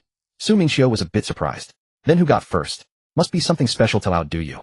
At this, the smile on Jiang Ren's face vanished instantly, his expression turning serious. He said gravely, first place is a guy named Yi Qinjue. That guy. He's truly terrifying. He's S-class dark ability. When I fought him before, he could just devour my lightning. It was completely useless against him. If you run into him in this competition, you need to be careful. He's tough, way stronger than me. Mingqiu nodded at this, silently committing the name Yi Qinjue to memory. Dark attribute ability that can even devour attacks. As they chatted and walked, they soon arrived at the school's dueling arena. The moment Morong Yin laid eyes on it, he turned to Jiang Ren and declared, see, this is fate. Come on, let's have a duel right now. I want to see just how powerful your lightning really is. Jiang Ren glanced at the arena, then at Morong Yan's eager expression, and found himself getting interested. He smiled and nodded. Alright, let's go. I'd like to see an S-class fire ability in action too. With that, the two of them leaped directly onto the dueling platform. The moment the onlookers saw they were about to spar, they swarmed over like a tide. Mingqiu and Wen Xingyao stood at the very front. Wen Xingyao watched the two on the stage as they prepared themselves, then turned to Mingqiu and asked curiously, who do you think will win between Morong Yin and Jiang Ren? Mingqiu shook his head and spread his hands with a laugh. I have no idea. They're about to fight, aren't they? Let's just watch and see. Wen Xingyao rolled her eyes at him, sighing. You're as unhelpful as ever. I wasted my question on you. Meanwhile, the surrounding crowd was buzzing with chatter. Hey, isn't that Brother Jiang? Brother Jiang's sparring again. Yeah, but who's that guy across from him? He looks a bit unfamiliar. Not from our school, is he? I don't know. I heard some people from other schools arrived today for the joint competition. I heard Haiming Martial Arts University's team came today. Could it be them? Whoever he is, he's no match for Brother Jiang. Brother Jiang is the second best freshman here. He's unbeatable, no doubt. Exactly. Go, Brother Jiang. Take him down. Numerous devoted fans of Jiang Ren were shouting at the top of their lungs, each voice louder than the next, as if afraid Jiang Ren couldn't hear them from the stage. Jiang Ren heard his schoolmates cheering wildly below, and felt a bit embarrassed, scratching his head. Having so many people shouting around him was still a bit mortifying. Morong Yin, on the other hand, paid no attention to all that. Already in fighting stance, he said seriously to Jiang Ren, I'm coming now. Hearing this, Jiang Ren instantly cast aside his embarrassment, his expression turning sharp. He nodded to Morong Yin, his own focus intensifying. Flames erupted from Morong Yan's hands, and he formed his fingers into the shape of a gun. In the next instant, bullets of flame radiating searing heat shot out from his index fingers in rapid succession, hurtling towards Jiang Ren in a dense barrage at terrifying speed. Jiang Ren wasn't about to be outdone. Lightning erupted across his body, crackling blue arcs dancing over his skin. Thin threads of electricity jumped from his index fingers, flying with pinpoint accuracy toward the fiery bullets. A rapid series of sharp crackles rang out as each and every flame bullet was struck precisely by Jiang Ren's lightning. The fire bullets were instantly split apart by the lightning, dissolving into nothingness in the air, never even getting close to Jiang Ren. Seeing his flame bullets all blocked, Morong Yin wasn't angry. Instead, he grew even more excited. This was exactly the kind of opponent he wanted. The flames around him flared even more intensely, distorting the surrounding air with heat. Even those off the stage felt a wave of searing heat wash over them, instinctively stepping back half a pace. Then, crossing his index fingers to form a cross, he bellowed, crossfire. As the words left his lips, a cross-shaped flame, blazing with searing heat, shot forth from his hands. Thunderbird. Jiang Ren watched the oncoming cross of fire, muttered the command, and the lightning in his hands crackled and coalesced into a blue thunderbird. Sparks of electricity danced across the thunderbird's wings as it charged toward the cross of fire. The next moment, they collided with violent force, erupting in a thunderous roar. A wave of scorching heat radiated outward. In the end, both the cross of fire and the thunderbird dissipated into the air, neither overpowering the other. A stalemate. Holy crap, who is this guy? He's that strong. Yeah, even Brother Jiang couldn't take him down in one go. I know him. He's Morong Yin. From Haiming Martial Arts University, S-rank fire-type ability here for the joint competition. Oh, it's him. But even so, he can't beat Brother Zhang, right? Exactly. Brother Zhang hasn't even gotten serious yet, he was just toying with him. Once he's serious, he'll wipe the floor with him in no time. Then Zhang Ren thrust one arm forward and muttered, "Thunder Pillar." As the words left his lips, lightning gathered furiously in his hand, blue electric arcs crackling and dancing wildly. It finally condensed into a massive beam of lightning as thick as a barrel, shooting violently from his palm. Even the arena floor was scorched by the lightning, leaving a shallow blackened trail. Seeing this, Murong Yin dared not be careless. He quickly mobilized all his ability. Flames gathered frantically in his hands, and he shouted, "Fire Fist." A colossal fist of fire instantly took shape, carrying a wave of blistering heat as it hurtled toward the lightning beam. The next second they collided with tremendous force, and for a moment the arena was a blaze of intertwining fire and lightning. But Zhang Ren's Thunder Pillar was a sustained output. He kept the lightning surging forward, an endless stream of electricity, pushing ahead. After a brief standoff, Murong Yan's Fire Fist could no longer hold. It was slowly pushed back inch by the relentless lightning. Finally, it was shattered into a shower of sparks, and the lightning surged straight to Murong Yan's face, halting steadily without advancing another inch. Murong Yan stared at the lightning stop before him, exclaiming, "Damn, that's cheating. My Fire Fist is a one-shot deal, and you go for endurance." Zhang Ren couldn't help but laugh at that. He lowered his hand, and the lightning vanished instantly. After all, it was just a friendly spar. No need to fight to the death, what touch was enough. Neither had gone for the kill, just testing each other. See, I told you. Brother Zhang wasn't serious. Once he gets serious, he effortlessly defeats his opponent. Exactly. He was just playing around earlier. Now that he's serious, he wins. Brother Zhang is a beast. Murong Yin looked at Zhang Ren and said seriously, "Let's end this fight with one final move." Zhang Ren nodded. He hadn't met such a worthy opponent in a long time. Good, I was thinking the same. Then Murong Yin raised his right hand, and all the flames around him converged madly toward his palm. The fire that had only covered his hand instantly swelled, and even his hair was tinged red by the dancing flames. A fireball began to coalesce from his hand, growing bit by bit, and it kept expanding. A wave of heat, several times more intense than before, radiated outward. The heat seemed to scorch everything in its path, even warping the surrounding air. The onlookers retreated a large step, shielding their arms and backing away. Even when Xingyao couldn't help but step back 2 paces, frowning and raising a hand to block the incoming wave of heat. Only Su Mingqiu remained at the very front, unmoving. "Hey, why are you all hiding so far? Get some sun. It'll make you grow taller." The crowd froze at his words, turning to look at Su Mingqiu standing at the front, completely unafraid of the heat, and couldn't help but complain, "Who is this guy? So full of himself. No idea, he looks unfamiliar. Probably with Murong Yin from Haiming." "From Haiming? That's intense." Seeing this move from Murong Yin, Zhang Ren instantly became excited. Electric sparks crackled wildly all over his body. Lightning danced across his frame, and he was enveloped in a blue electric glow. "Qilin." As the words left his lips, a massive blue lightning Qilin materialized behind Zhang Ren. The Qilin's body was covered in dense crackling electric arcs, and the horns on its head blazed with dazzling blue light. It looked majestic and imposing, exuding an overwhelming sense of pressure. Murong Yin shouted, "Take this," and hurled the enormous fireball with all his might toward Zhang Ren. "Come on." Zhang Ren bellowed in return, and behind him, the lightning Qilin charged headlong toward the fireball. Its hooves sparked with electricity as it ran at incredible speed. The scene before the entire arena was spectacular. On the left, a blue electric Qilin, on the right, a fireball blazing with red heat. Blue and red painted the half of the sky in 2 colors. The blue Qilin, moving with astonishing speed, seized the fireball in its jaws, attempting to swallow it whole. But unexpectedly, the fireball's temperature was so high that part of the Qilin's head was instantly melted. A sizzling sound filled the air, and even the lightning dissipated considerably. The Qilin refused to back down. Its claws grabbed the fireball. But at that moment, the fireball exploded. The massive blast instantly obliterated the entire lightning Qilin, scattering blue electric light and red sparks across the sky. Yet the fireball's power was completely absorbed by the Qilin, leaving Zhang Ren unharmed. He stood his ground perfectly fine. The onlookers were stunned. It took a while before they reacted, chattering among themselves. Was that a draw? Neither managed to hurt the other. Damn, the Haiming guys or something. I used to think geniuses from other places couldn't compare to ours in the imperial capital, but now this Murong Yin actually fought Brother Zhang to a draw. Looks like this joint competition is really going to be something. I thought the imperial capital had it in the bag, but I guess I was wrong. Zhang Ren and Murong Yin exchanged glances and couldn't help but laugh. The fight had been exhilarating.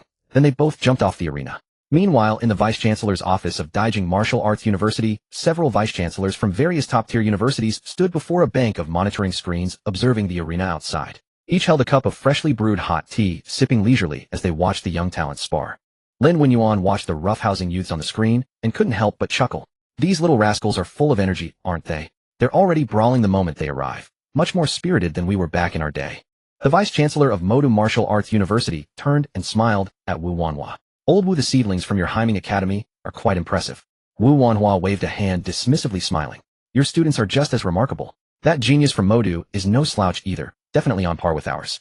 This joint tournament is for exchange, win or lose, it doesn't really matter. At that moment, the vice-chancellor of Zhongyuan Martial Arts University stepped closer, pointing at Su Mingqiu, standing at the forefront on the screen.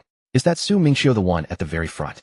His cultivation level completely overshadows his peers. He's already at the 5th stage of the 4th rank. The gap is simply immense. Indeed. Lin Wenyuan nodded, letting out a sigh. Even Yi Qianjue from my university hasn't reached that level. Could the mandate of this era truly rest upon him? The vice-chancellor of Jinhai Martial Arts University asked, his brow furrowed. After all, the speed of Su Mingqiu's growth was nothing short of terrifying. Absolutely unheard of. Lin Wenyuan nodded and sighed again. Probably so. That kid is too formidable. We old-timers are about to be washed ashore by the tide. We can't deny our age. Wait, hold on. Isn't that Zhao Tianfeng from your Jinhai Academy? Lin Wenyuan suddenly pointed at the figure on the screen, his tone laced with surprise. Why is he approaching Su Mingqiu? What's that kid up to? The Jinhai vice-chancellor's face instantly darkened with embarrassment. His own student was already heading over to provoke Su Mingqiu. Wasn't that just humiliating? The other vice-chancellors found it amusing and chimed in with teasing remarks. Not bad, your little student sure has guts. The Jinhai vice-chancellor gave an awkward smile, remaining silent, while inwardly cursing Zhao Tianfeng 1,000 times over. That little brat. Just wait until he gets back, he'd deal with him properly. Su Mingqiu and his group had just finished their sparring session and were about to continue exploring the campus. Unexpectedly, a young man in the uniform of Jinhai Martial Arts University strode up quickly and blocked their path, standing directly in front of them. Zhao Tianfeng looked at Su Mingqiu with an arrogant expression, chin raised, scrutinizing him from head to toe before speaking. You're Su Mingqiu? He had been watching from a distance earlier and noticed the person at the front seemed familiar.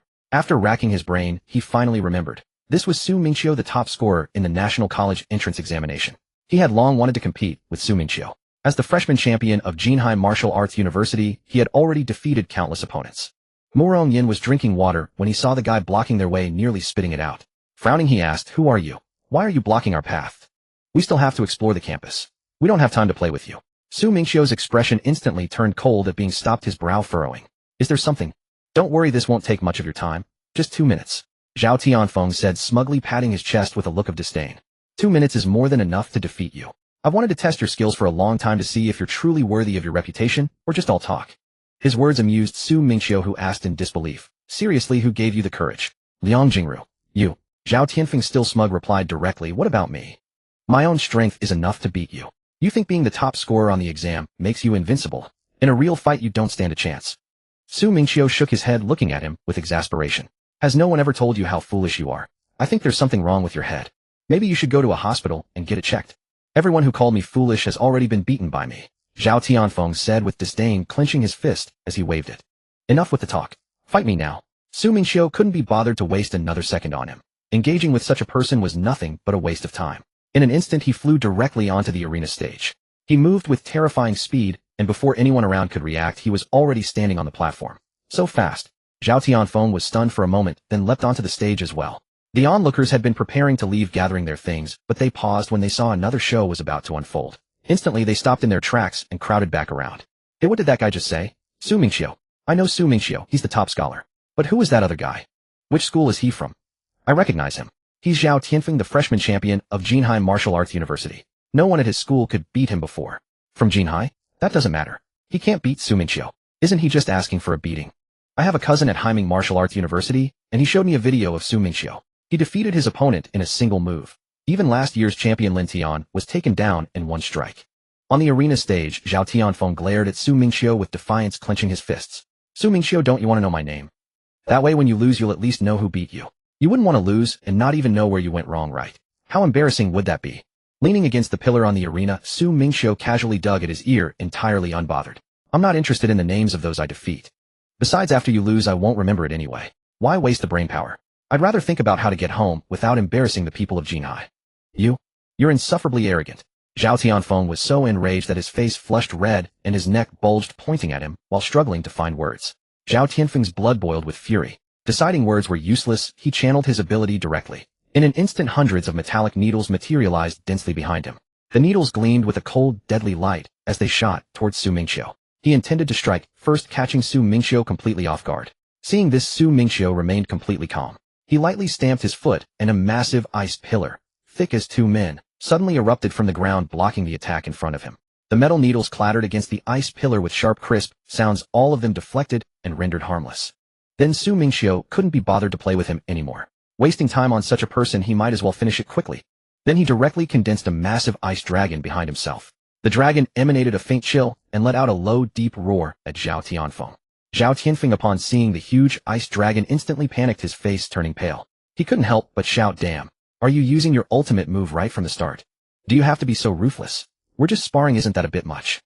Su Mingqiu raised an eyebrow, looking indifferent, and said, "This isn't my ultimate move, it's just my basic attack. Dealing with you, this is enough. No need to waste my ultimate." These words infuriated Zhao Tianfeng. He no longer dared to hold back, quickly mobilizing all his supernatural ability, and shouted, 10,000 blade storm. Then he manipulated a vast number of metal fragments, instantly forming a massive killing storm. The storm was filled with sharp metal shards spinning at high speed, producing a sizzling sound of tearing air. The entire storm exuded a sharp aura as it spun towards Su Mingqiu's ice dragon. It aimed to shred the dragon. He didn't believe his own move could be blocked. The next second, the ice dragon collided fiercely with Zhao Tianfeng's 10,000 blade storm. The sharp metal fragments crazily scraped against the ice dragon, producing a cacophony of clanging sounds. But it was completely useless. The ice dragon was unharmed. The fragments couldn't even break the dragon's skin, leaving no trace at all. It was like an egg hitting a rock, utterly incapable of causing any damage. On the contrary, as soon as the metal fragments touched the ice dragon, they were frozen by its innate cold aura. One by one, they lost momentum and fell to the ground with a clatter. They crashed to the ground, becoming a pile of frozen scrap metal. The ice dragon didn't even pause. It continued flying straight toward Zhao Tianfeng, carrying an overwhelming sense of pressure. The temperature of the entire arena instantly dropped, and the surrounding people couldn't help but shiver. Seeing this, Zhao Tianfeng's face turned pale with fear. He knew he couldn't dodge. The ice dragon was too fast. He had no way to evade, so he quickly mobilized all his ability to condense a thick suit of metal armor, wrapping himself from head to toe, even covering his head.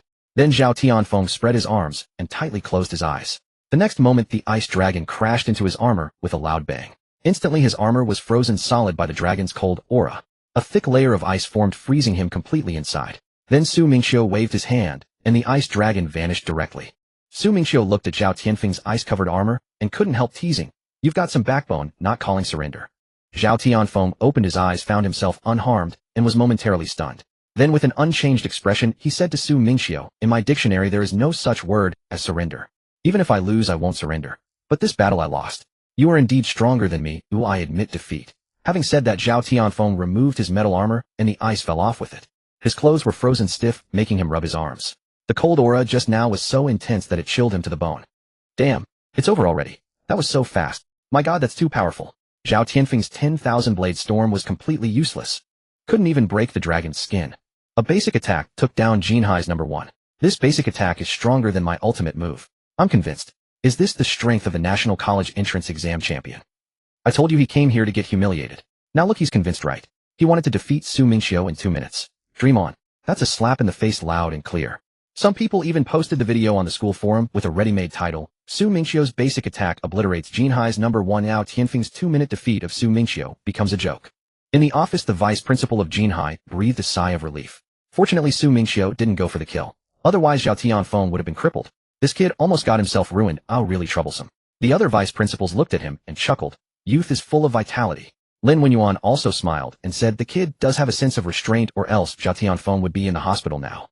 Wu Wanhua smiled and nodded. "Unlike you back then during the big competition, you got too heated." Lin Wenyuan scratched his head awkwardly. The vice principal of Modu sighed and said, "It seems the champion of this joint competition is without suspense. It's Su Mingqiu. With this strength, who can beat him?" The other vice principals all nodded. Su Mingqiu jumped off the stage and waved at Zhao Tianfeng. "Next time, don't be so arrogant." Morong Yin walked over, patted Zhao Tianfeng on the shoulder and teased, "Bro, you've got guts. Challenging Su Mingqiu first. You're the first one. Brave man, I admire you." Zhao Tianfeng scratched his head sheepishly, his face red. He had been so arrogant just now, and now, with so many people watching, it was so embarrassing that he wished he could find a hole to crawl into. After dealing with Zhao Tianfeng, the group continued their tour. After about an hour of walking around, everyone started to feel a bit hungry. After all, they had fought for a while, and then toured for some time. "Come on, I'll take you to the best cafeteria in our school," Jiang Ren said with a smile, and then led them toward the cafeteria. Upon hearing this, Su Mingqiu quickly said, "Hey, no need. Today's on me. Since I just arrived at your school, how can I let you treat? I'll treat you all to a nice meal as a thanks for showing us around today. Otherwise, I'd feel awkward." But Jiang Ren refused, waving his hand and saying seriously, "How can that be? You are guests here at Daijing Martial Arts University. There's no reason to let guests pay. I'm the host, who I must treat. If you insist on paying, you're not giving me face. Morong Yin chimed in. Exactly. Let Jiang Ren treat. He's the host. If he doesn't treat, who will? We won't hold back then. Wen Xingyao also smiled and nodded, saying helplessly, all right, you two stop arguing. Since Jiang Ren insists, let him treat. Next time we go out, we'll treat him back. Then Su Mingqiu and the others followed Jiang Ren to the school cafeteria. The cafeteria at Daijing Martial Arts University was crowded but not chaotic at all. Jiang Ren took them to a special VIP counter reserved for teachers and top students. The food was also better. Jiang Ren ordered a large amount of dishes, filling the entire table. They sat down and began to eat and chat. As several people were enjoying their meal, Morong Yin suddenly put down his chopstick side and remarked with a regretful tone, oh, what a pity that Yang Wei didn't come. If he had, it would have been quite interesting. Su Mingqiu, while holding a piece of vegetable with his chopsticks, raised an eyebrow at the words, set down his chopsticks and teased, what's wrong? Are you missing him? Longing for a quarrel with him? Morong Yan's face flushed at the remark, and he quickly waved his hands in denial, retorting, I'm not missing him at all. I just feel that without him, there's less amusement. Wen Xingyao covered her mouth with a hand, giggling silently. Meanwhile, in the cafeteria of Haiming Martial Arts University, Yang Wei was eating his mouth greasy as he gnawed on a large chicken leg. Suddenly, he let out a loud sneeze. Achoo. He rubbed his nose, frowned, and stroked his chin, saying, who's speaking ill of me behind my back? It must be that kid Morong Yin gossiping about me again. After the meal, Su Mingqiu and the others parted ways with Jiang Ren. After the meal, Su Mingqiu and his companions separated from Jiang Ren. Then the three of them, Su Mingqiu, Morong Yin, and Wen Xingyao, returned to the temporary dormitory assigned to them. As soon as they got back, Lin Feng called them, reminding them to be careful during the competition. Then they washed up and rested. The next day arrived quickly. Early in the morning, the three of them tidied up, changed into clean team uniforms of Haiming Martial Arts University, and headed toward the competition venue. On the way, people around them were all discussing the upcoming joint freshman tournament. At the entrance of the venue, the staff checked their contestant credentials before allowing them in. After all, it was an important competition, and security was tight to prevent any disruptions. Once inside the venue, Su Mingqiu looked around at the scene and couldn't help but marvel at its grandeur. The competition venue could accommodate tens of thousands of people, and there was a massive central holographic projection that broadcast the matches to the audience from every angle, 360 degrees, without blind spots. The spectator stands were already packed. Then Su Mingqiu saw Jiang Ren waving at him from the contestants' area. The three of them went over where contestants from various schools were gathered. Zhao Tianfeng was there too. When he saw Su Mingqiu, he nodded apologetically. Morong Yin noticed him and teased, oh, you're here too. Not challenging Su Mingqiu today. Zhao Tianfeng's face reddened, and he turned away, without a word, feeling too embarrassed to respond. Su Mingqiu and his companions sat down next to Jiang Ren, while the surrounding contestants secretly stole glances at Su Mingqiu. Su Mingqiu scanned the surroundings. There were quite a few spectators, even more than he had imagined. After a while, all the contestants had gathered. Jiang Ren leaned in close to Su Mingqiu's ear and whispered, see that guy in black? That's Yi Qianjue. Su Mingqiu followed his gaze and saw the man in black. He was quite thin, with a pale complexion, dressed entirely in black, sitting in the farthest corner. He was alone, with his eyes closed, looking cold and emanating a faint dark aura. The whole person exuded an air of keep away, and those around him dared not approach. As if sensing someone staring at him, Yi Qianjue opened his eyes, turned around, and met Su Mingqiu's gaze. His eyes were indifferent, devoid of emotion, like an ancient well. He gave Su Mingqiu a faint nod without a word, then turned back around.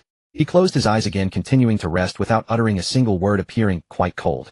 Su Mingqiu withdrew his gaze and thought to himself, truly formidable. No wonder Jiang Ren couldn't defeat him.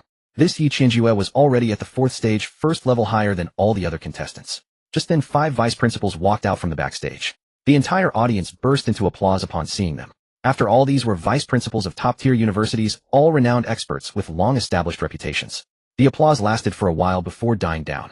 The group ascended to the main podium and took their designated seats.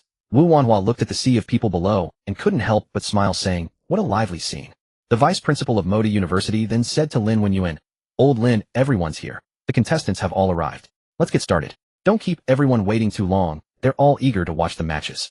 Lin Wenyuan nodded, then stood up and announced, I declare that the joint freshman tournament of the 5 top-tier universities is now ready to begin. First, we will draw lots to determine the match of pairs. Though his voice was not loud, it was clearly audible to everyone. Whether the contestants at the front or the spectators at the back, all could hear it distinctly. Then Lin Wenyuan waved his hand, and the holographic display showed the names of 15 contestants. The names began to shuffle randomly, spinning rapidly. Everyone stared intently at the names. Finally, the names came to a halt, paired up in twos. Coincidentally, only Su Mingqiu's name stood alone. The rest were all paired. Lin Wenyuan looked at the results and announced, all right, the draw is complete. Su Mingqiu gets a bye. The others prepare for the first round of matches. Lin Wenyuan returned to his seat. The vice principal of Zhongyuan Martial Arts University leaned over and teased him. Hey, old Lin, is this rigged? Such a coincidence that Su Mingqiu got a bye. Did you do it on purpose? Lin Wenyuan waved his hand helplessly sighed, and said no choice. I had to let this kid skip the round. Give the others a chance. Su Mingqiu sat in the contestants' area resting his chin on his hand, watching the first match on stage with keen interest. He didn't know either of the two contestants, one from Zhongyuan Martial Arts University and the other from Modu Martial Arts University. Coincidentally, both possessed S-rank beast transformation abilities. The contestant from Zhongyuan Martial Arts University initiated his ability first, and his aura surged instantly. A pair of enormous black wings suddenly sprouted from his back, his fingernails sharpened into blades, and his muscles bulged all over. This was the beast transformation of the Qiongqi, a legendary ancient ferocious beast. Naturally endowed with extreme speed and explosive power, his very first move exuded a fierce and malevolent aura. The contestant from Modu Martial Arts University was not to be outdone. A thick dark green turtle shell materialized over his body, completely enveloping him from head to toe, and his limbs grew noticeably sturdier. His skin took on a hard, jade-like luster. This was the beast transformation of the Xuanwu, the ancient divine beast. Among all beast transformation abilities, the Xuanwu was renowned for its absolute defense. As soon as the match began, the Qiongqi user charged forward. With a powerful flap of his wings, he instantly appeared before the Xuanwu user, his sharp claws slashing fiercely. With a crisp clang, the claws struck the turtle shell, yet left not even a single mark. Instead, the impact numbed his own claws, forcing him to retreat half a step involuntarily. Qiongqi, unwilling to concede, launched a series of fierce attacks, flapping its wings to send out razor-sharp wind blades that slashed toward Xuanwu. Yet those wind blades merely struck the turtle shell with a series of clinking sounds, failing even to scratch its surface. Xuanwu stood his ground, letting himself be struck without even dodging. When Qiongqi had exhausted his attacks, he suddenly threw a punch, the fist carrying immense power, and slammed heavily into Qiongqi's body. Qiongqi, completely caught off guard, was sent flying and crashed onto the edge of the arena, unable to get up for a long time. Qiongqi lay on the ground panting, realizing that no matter how he attacked, he couldn't break through his opponent's defense. Continuing would only waste his energy, so he simply raised his hand and called out his surrender. Su Mingqiu watched the scene, nodding to himself, thinking that Xuanwu's defense was truly formidable. Although Qiongqi had fierce attacks and great speed, he simply couldn't breach his opponent's defense. No matter how he fought, it was useless. This was an absolute attribute counter. Jiang Ren, who was nearby, leaned over and said to Su Mingqiu, I've heard of that Xuanwu guy before. He's the top freshman at Modu Martial Arts University. His defense is extremely high. In their school's freshman competition, no one could break his defense. He's rock solid, never lost. After the first match where Xuanwu defeated Qiongqi, it was soon Zhao Tianfeng's turn. His opponent was an S-rank werewolf-type beast transformation ability user from Zhongyuan Martial Arts University. Many had previously thought that Zhao Tianfeng, having been instantly defeated by Su Mingqiu yesterday, wasn't that strong. But as soon as they stepped onto the arena, everyone was stunned. The werewolf-type fighter launched a fierce assault, immediately his wolf tail swinging so fast it left after images, and his sharp claws slashed toward Zhao Tianfeng. However, Zhao Tianfeng was well prepared. He instantly condensed a thick layer of metallic armor, encasing his entire body. The claws struck the armor, but couldn't penetrate it at all. Immediately after, Zhao Tianfeng formed several sharp metal blades and shot them toward his opponent. Before the opponent could react, he whipped out several metal chains, binding him tightly. Within a few minutes, he had taken down the S-rank opponent clean and efficient without any hesitation. The audience below the stage saw this and realized that Zhao Tianfeng was actually this powerful. He had only lost because he encountered Su Mingqiu. His own strength was top tier. Being the top freshman at Jinhai Martial Arts University, how could he be weak? The competition continued quickly, and soon it was when Xingyao's turn. Her opponent was an S-rank wind-type ability user from Daijing Martial Arts University. As soon as when Xingyao stepped onto the arena, she felt considerable pressure. She had heard Jiang Ren mention earlier about the opponent's speed. Right from the start, a wind blade came slashing toward her. Wen Xingyao quickly turned and used her ability to heal herself. But her opponent gave her no chance to catch her breath, sending a continuous stream of wind blades at her. Wen Xingyao's attacks couldn't even touch her opponent. His speed was too great. He could easily dodge while she was hit by wind blades, repeatedly forcing her to constantly heal herself. But her opponent's attacks were too fast. Her healing speed simply couldn't keep up with his output. After just a few minutes of fighting, when Xingyao realized that continuing was futile, she couldn't touch her opponent, nor could she block his attacks. She was simply taking a beating. She simply raised her hand and called for surrender. Continuing would only result in injury with no meaning. Next came Jiang Ren's match, and his opponent was another S-rank water-type ability user from Modu Martial Arts University. As soon as the match began, the water-type user condensed a thick wall of water, intending to block all of Jiang Ren's lightning. But seeing this, Jiang Ren chuckled and immediately released a thick bolt of lightning. It struck the water wall fiercely. The lightning instantly conducted through the water, zapping the water-type user directly. The shock numbed his entire body, stiffening his limbs so he couldn't move. Taking advantage, Jiang Ren charged forward and knocked his opponent off the arena in a few moves, smoothly advancing to the next round. A water type facing a lightning type. That's basically handing him the win. Water conducts electricity. How could he not know that? Using a water wall to block lightning was just stupid. Now he's electrocuted himself and lost for nothing. Then came Murong Yan's match. His opponent was another S-rank Earth-type ability user from Jinhai Martial Arts University. As soon as Murong Yan stepped up, he mobilized his full flames, and the surrounding temperature instantly rose. He threw a punch, and the flames instantly burned through the earth while his opponent had condensed. There was no resistance at all. It was like burning paper. The Earth-type user was utterly unable to defend himself. Within a few minutes, Murong Yan also won and advanced smoothly. Mingqiu sitting below propped his chin on his hand as he watched, nodding slightly. After Murong Yan and Zhang Run left the stage, they immediately started boasting to each other, bantering back and forth, each trying to outdo the other's claims of how powerful they were. Only the last match remained. Yi Qianjue's turn. He had been sitting in the corner with his eyes closed, resting. When he heard the referee call his name, he slowly opened his eyes. His gaze was calm, like an ancient well devoid of any emotion. Zhang Ren had mentioned to Mingqiu earlier that he rarely spoke, didn't interact with others, and simply cultivated on his own. After opening his eyes, he said nothing, stood up, and walked toward the arena. His opponent was the top freshman from Zhongyuan Martial Arts University, an S-rank Taoye-type beast transformation ability user. Many had thought this guy was the dark horse of the competition. His Taotai ability could devour any attack. During the previous Zhongyuan freshman competition, no one could beat him. No matter what attack was thrown, he could swallow it in one bite. Yi Qianjue stepped onto the arena. Without a word, he lightly waved his arm, and a black slash flew toward his opponent. It looked like a casual gesture, as if he didn't even consider his opponent a threat. The Taoye-type fighter, seeing the slash, opened his enormous maw wide. With a roar, he swallowed the dark slash. He licked his lips, looking relaxed, as if to say, "Is that all? You think you're worthy to fight me?" Yi Qianjue's brow furrowed slightly at the sight. This guy can also devour. Interesting. It was the first time he had encountered someone who could swallow his dark energy. He merely furrowed his brow slightly. Then he conjured an enormous sphere of darkness in his hand. That dark sphere was about the same size as Murong Yan's Flame Emperor Fireball earlier. It was pitch black, and the surrounding air seemed to be drawn into it, exuding an oppressive aura. Even the spectators below felt a chilling, sinister presence. After forming it, Yi Qianjue directly hurled the dark sphere at his opponent. That Taotai contestant, just like before, opened his enormous maw, intending to devour the dark sphere as well. He still thought that just like the previous dark slash, he could easily swallow it. After all, his Taotai ability could consume anything. However, as soon as he swallowed the dark sphere halfway, he realized something was wrong. The energy of this dark sphere was too immense, and the dark energy within it was simply beyond his ability to digest. He couldn't swallow it at all. Instantly, he was overwhelmed by the dark energy. His entire body numbed, his limbs frozen stiff, completely unable to move. Immediately, the dark sphere exploded, and the black energy instantly engulfed him. It blasted him flying, sending him crashing outside the arena. Zhang Ren leaned close to Mingqiu and whispered, "The Taoye's devouring is completely useless against his dark energy."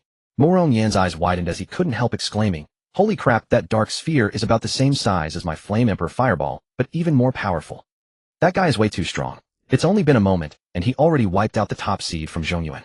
As for Yi Qianjue, after winning, he said nothing, simply turned around and walked off the arena. He returned to his seat, closed his eyes again, and continued to rest as if the match just now had nothing to do with him. Throughout the entire process, he didn't utter a single word, maintaining that aloof demeanor, keep-out signal. On the podium, the vice president of Zhongyuan Martial Arts University, seeing all three of his school's contestants eliminated in the first round, instantly exploded. He slammed the table and complained to Lin Wenyan, "Old Lin, are you doing this on purpose? Huh? Did you deliberately arrange all my school's people to face opponents they couldn't beat, eliminating my entire school, eh?" Growing angrier, he pointed at Lin Wenyan. "Isn't it just that last year you sent me a message, and I was too busy and forgot to reply for a whole year? Was that really necessary? Huh? Just because of that trivial matter you're messing with me like this? Wiping out all my school's freshmen." The other vice presidents nearby couldn't help but chuckle at this. The vice president of Modu patted the Zhongyuan vice president on the shoulder and teased, all right, don't be angry. Who told you not to reply to old Lin's message last year? This old guy holds grudges more than anyone, and you know it, ha." Upon hearing this, Lin Wenyuan immediately put on an innocent expression, spreading his hands and saying to the Zhongyuan vice president, Hey, don't blame me. This is absolutely a fair draw. It's all random, how could I control it? Don't wrong me, I'm an upright person, I never rig anything." The vice president of Zhongyuan Martial Arts University, looking at Lin Wenyuan's innocent expression, thought to himself, could he have really wronged him? While he was still pondering, Wu Wanhua laughed from the side. "Oh, you're both grown-ups, still squabbling like children. Aren't you ashamed at your age?" Hearing Wu Wanhua's words, the two immediately quieted down. The Zhongyuan vice president was still wondering had he really wrongly accused old Lin. But he didn't notice that when he turned his head, Lin Wenyuan secretly turned to the vice president of Modu, next to him, winked, and gave a sly smile. Lin Wenyuan, seeing that all the first-round matches had ended, stood up and announced to the crowd, "All right, the morning's first round is now concluded. Everyone go rest and have lunch. At 2 o'clock in the afternoon, we will proceed with the second round. Please Please be on time, don't be late. The contestants and spectators below dispersed. Su Mingqiu and his group went together to the school cafeteria, had a meal, and took a rest. After all, there were still matches in the afternoon, so they needed to conserve their energy. Soon it was 2 o'clock in the afternoon, and everyone returned on time. The audience was even larger than in the morning. Lin Wenyuan also stood up and said to everyone, "All right, everyone is here. Now we will conduct the draw for the second round to determine the matchups." With a wave of his hand, the holographic projection in the sky appeared again. This time it displayed the names of the remaining 8 advancing contestants.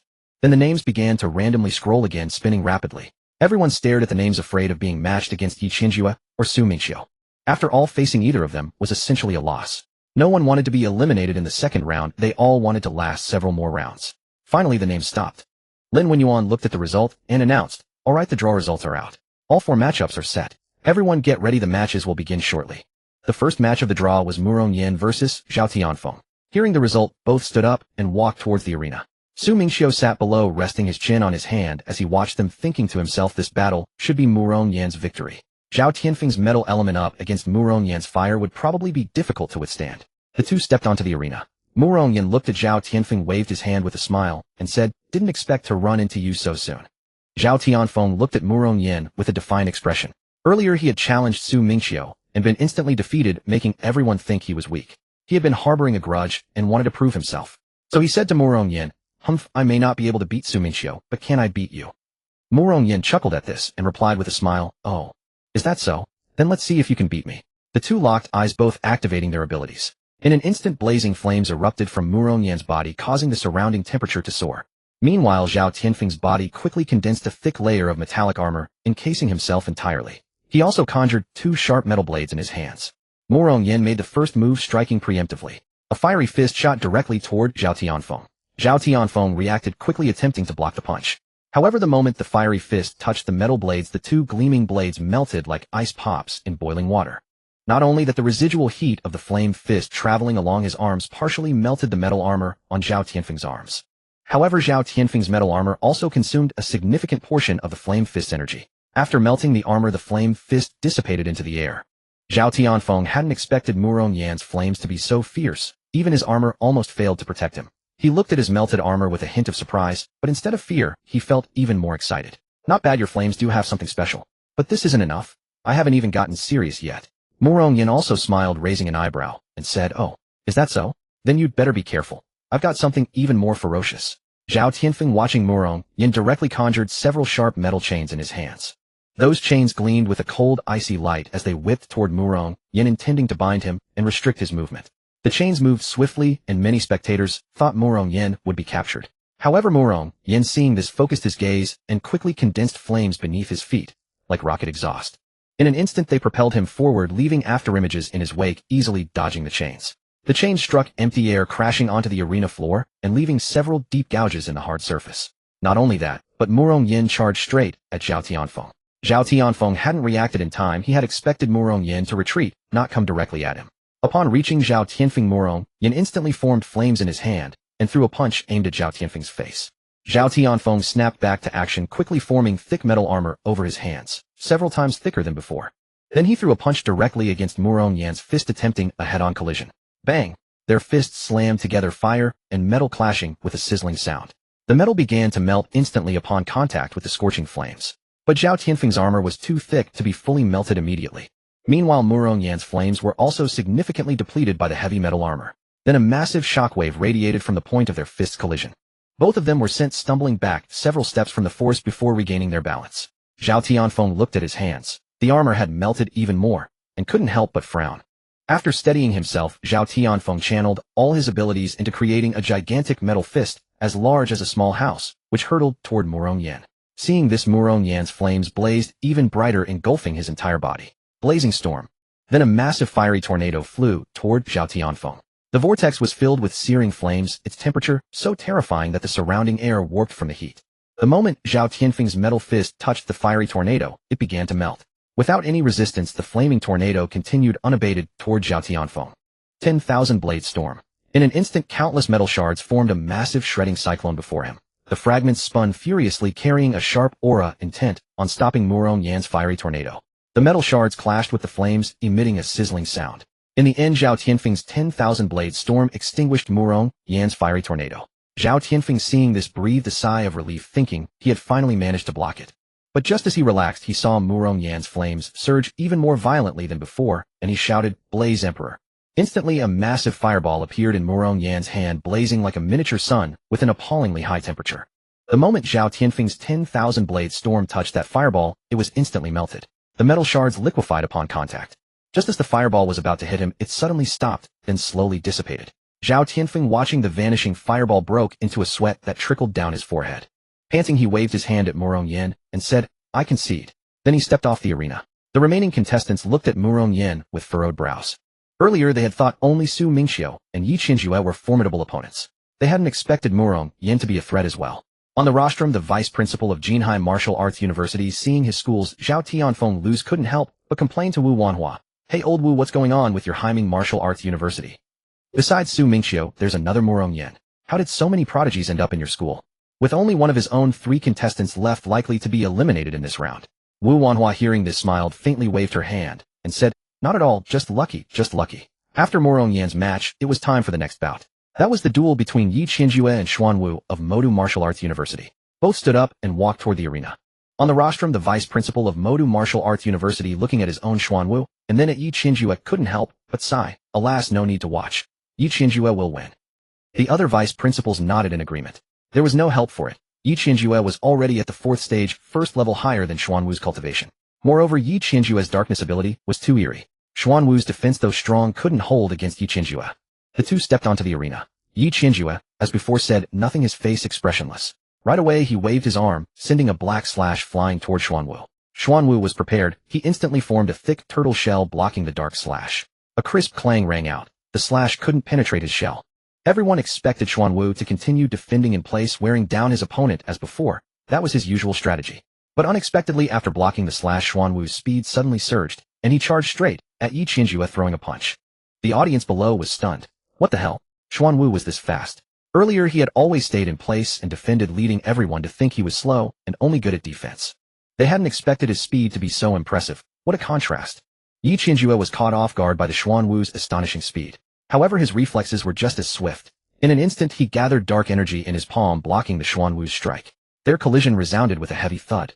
Both Yi Qinjue and Xuan Wu recoiled a step, staring at each other in mutual surprise. Yi Qinjue hadn't anticipated the Xuan Wu's immense strength and incredible speed. Meanwhile, Xuan Wu was equally taken aback that Yi Qinjue's dark energy was so dense that it could withstand his punch. They locked eyes. Yi Qinjue realized this Xuan Wu was no weakling like his previous opponents. Without hesitation, he slammed his foot heavily onto the ground. Instantly, the entire surface of the arena was engulfed in a thick veil of darkness. Like a mire, it emanated a chilling, suffocating suction force. Xuan Wu immediately felt his feet firmly ensnared. Not only could he not move, but he was also being pulled downward as if the darkness sought to drag him into its depths. He rapidly channeled his supernatural energy to break free, yet the suction was overwhelming. Forced to divert a portion of his power, he struggled against the downward pull. As he concentrated on resisting the force, Yi Qinjue seized the opportunity and appeared before him in a flash. Yi Qinjue's hands were now shrouded in dense darkness as well. Then he rained blow after blow upon Xuan Wu. Xuan Wu, compelled to allocate energy to counter the suction below, found his defenses significantly weakened. Yi Qinjue's fist hammered against Xuan Wu's tortoise shell, producing a series of muffled thuds. The hard shell began to show cracks under the relentless assault. Cracks spiderwebbed across the unyielding shell.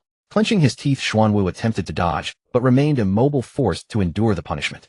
Finally, a devastating punch landed squarely on Xuan Wu's chest. He spat out a mouthful of blood. Summoning every ounce of strength, he finally broke free from Yi Qinjue's suction. He vanished in an instant, narrowly evading Yi Qinjue's next blow. Reappearing at the edge of the arena, he panted heavily, wiping the blood from his lips. Damn, Yi Qinjue is ruthless. Even Xuan Wu's formidable defense crumbled under his assault. He's incredibly powerful. I initially thought Xuan Wu could put up a fight, but he never stood a chance. I believe only Su Mingqiu can rival him this year. Looks like the final will be Su Mingqiu versus Yi Qinjue. Su Mingqiu, seated below, rested his chin on his hand, observing Yi Qinjue on the stage. His ability was indeed peculiar. However, it was nothing special. In his eyes, it was useless. When he faces me, I'll show him the meaning of a crushing disadvantage. After all, his cultivation realm was a full 4 levels higher than Yi Qinjue's. Xuan Wu, who had been sent reeling by Yi Qinjue's punch, stared at the aloof figure standing at the center of the arena. A fierce, unyielding fire was ignited in his eyes. Gritting his teeth, he unleashed a surge of energy, initiating his complete Xuan Wu transformation. His ordinary stature bulked up half a head, and his wheat-colored skin took on a dark, intricate pattern of teal and black. Along his spine, patterns resembling ancient tortoise shells emerged, and even his fingertips elongated into sharp claws with an earthy yellow sheen. He exuded a ponderous pressure like a mountain. This was the true complete form of an S-rank Xuanwu beast transformation. Pushed to the brink, he finally stopped holding back. Yi Qianjue watched the change, a flicker of interest crossing his face. He spoke calmly, finally ready to go all out. As his words fell, the dark energy surging around him intensified dramatically. It wasn't merely black, it was an ink-like shade that seemed to swallow light itself, absorbing even the ambient glow around the arena. Half the arena was plunged into an eerie twilight. The darkness spreading across the ground thickened from a thin layer into a viscous, ink-like substance. A suction force several times more terrifying than before erupted violently. Xuanwu's feet sank into the alloy floor of the arena, just to anchor himself, barely preventing him from being pulled in. Then Yi Qianjue raised his hand, and the dark energy in his palm coalesced intensely. A massive sphere of darkness took shape, its edges consuming the light around it. It resembled a miniature black hole radiating an aura of terrifying consumption. With a casual flick, he sent the sphere hurtling toward Xuanwu. It moved slowly yet carried an irresistible pressure. Seeing it approach, Xuanwu knew evasion was futile. He stood his ground, channeling all his energy to its absolute limit. He was prepared to withstand the blow. Behind him, a colossal phantom of a Xuanwu over 10 meters tall materialized. The phantom was encased in immensely thick tortoise armor, its massive shell facing the dark sphere, shielding Xuanwu resolutely. The collision was eerily silent, devoid of the cataclysmic explosion one might expect. Only the earthy yellow patterns on the shell flickered wildly as fine cracks spiderwebbed across its surface, the subtle sounds of splintering growing clearer. Xuanwu's face turned crimson, every vein on his body bulging as he poured every ounce of power into holding the line. The stalemate lasted less than 3 seconds. A crisp crack echoed, and the colossal tortoise shell phantom shattered into a spray of earthy yellow light particles dissipating into the air. The dark sphere, still carrying its momentum, slammed into Xuanwu's chest. With a dull thud, he was blasted off the arena, flying through the air. He crashed heavily onto the empty ground before the spectator's stands, instantly unconscious. His Xuanwu transformation rapidly receded, his skin returning to its normal hue and the shell patterns fading away. He reverted to the ordinary young man, lying motionless on the ground. The school's medical team, who had been waiting nearby, rushed over immediately. Producing healing jade slips and potions, they carefully placed Xuanwu on a stretcher and quickly carried him towards the medical room. The vice principal of Modu Martial Arts University watched the scene, shaking his head helplessly. It was futile. Xuanwu had given his all, even unleashing his Xuanwu transformation, yet he still couldn't overcome Yi Qianjue. Lin Wenyuan, standing beside him, patted his shoulder with feigned consolation. "Old Su, don't be upset." Xuanwu put up a remarkable fight, managing to push Yi Qianjue to his limits. That's an achievement in itself. Anyone else wouldn't even have lasted that long. The vice principal of Moda University shot him a sour glare and ignored him. The old fox was obviously just gloating over his own school's genius. Soon the referee finished clearing the traces of the battle on the arena. In the previous match, Yi Qianjue wins and advances to the top 4. Next up for the following match, both contestants please take the stage. From Haiming Martial Arts University, Su Mingqiu, against the Wind Element Awakener from Daijing Martial Arts University, Qin Feng. Su Mingqiu. Finally, it's Su Mingqiu's turn. I've been waiting for this match for so long. Go Su Shun. One after another, the crowd shouted for Su Shun, instantly igniting the atmosphere throughout the venue. Hearing his name being called, Su Mingqiu stretched lazily and rose from his seat, flexing his wrists. He then walked towards the arena. The people around instinctively made way for him, their eyes fixed on him. Many female students from Daijing Martial Arts University secretly took out their phones and snapped photos of him. After all, who wouldn't be drawn to someone who is both handsome and exceptionally strong? Meanwhile, his opponent Qin Feng, the Wind Element Awakener from Daijing Martial Arts University, also rose to his feet. Yi Qianjue, who had been leaning back in his chair resting with his eyes closed after his previous match, slowly opened his eyes upon hearing the referee call out Su Mingqiu's name. A hint of scrutiny flickered in his dark pupils as he looked towards the arena. After all, should no unexpected turns occur, the final match would be between him and Su Mingqiu. Learning more about his opponent's strengths in advance could only work to his advantage. Meanwhile, on the arena, Qin Feng had already stepped up. Students from Daijing Martial Arts University around him cheered him on. Go Qin Feng. Show them what you've got.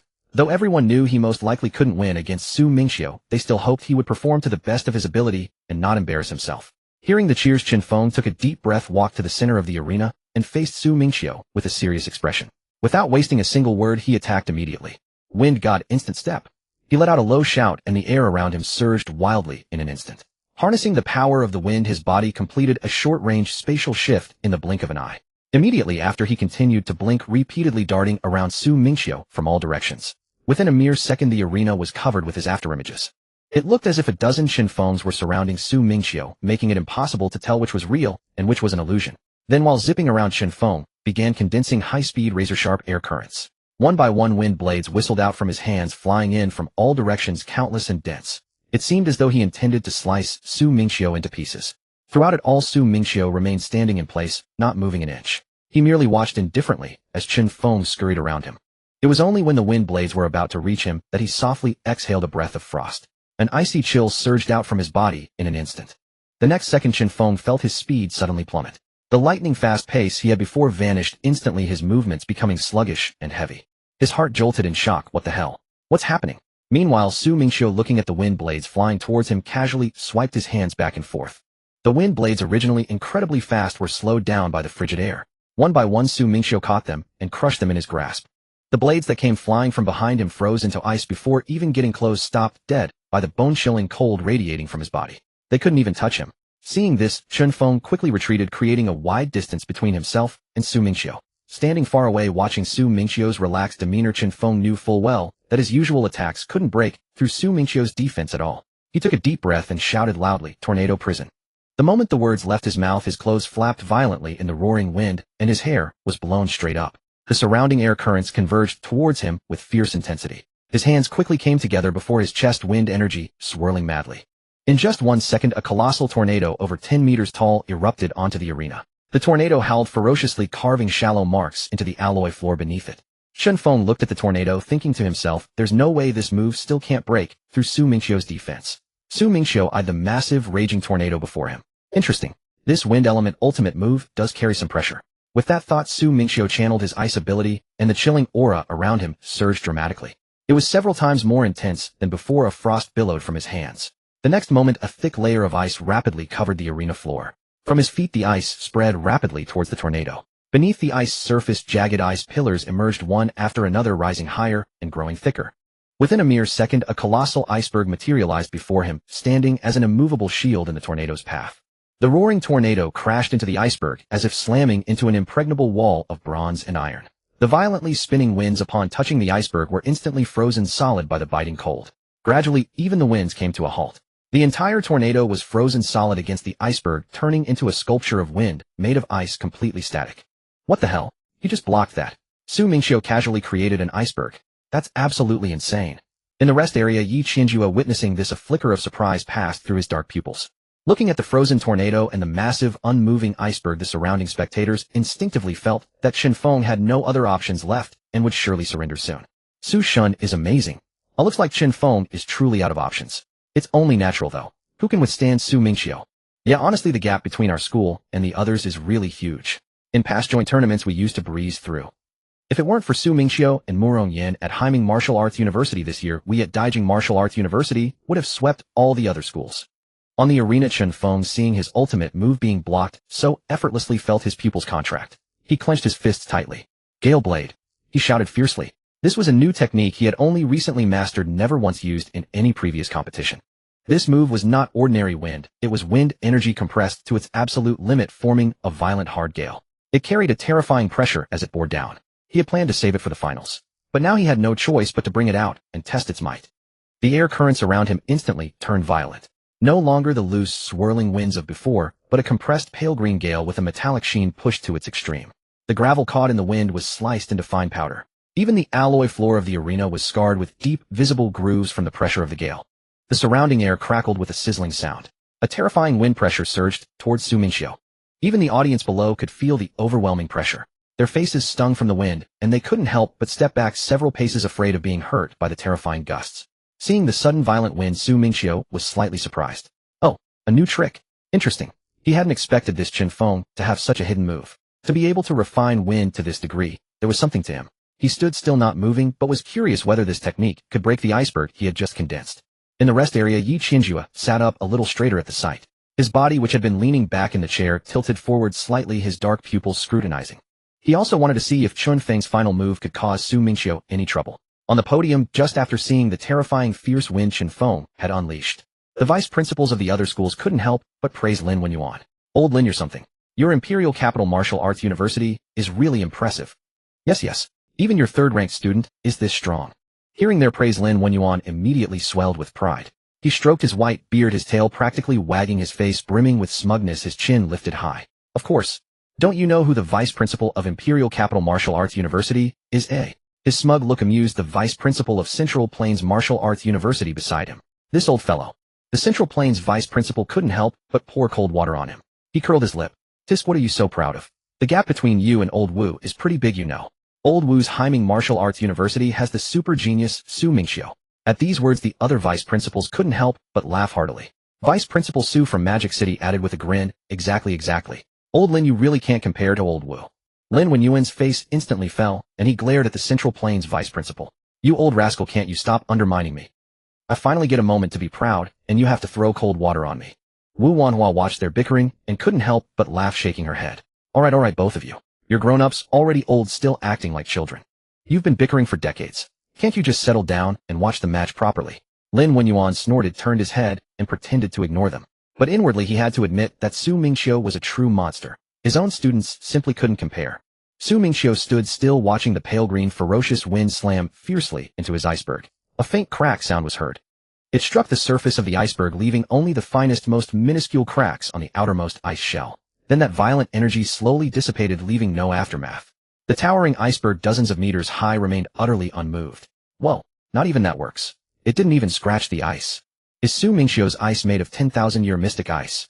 That's way too hard. I thought Qin Feng's new move might cause some trouble for Su Mingqiu, but really. That's it. Seeing this, Su Mingqiu shook his head with a hint of disappointment.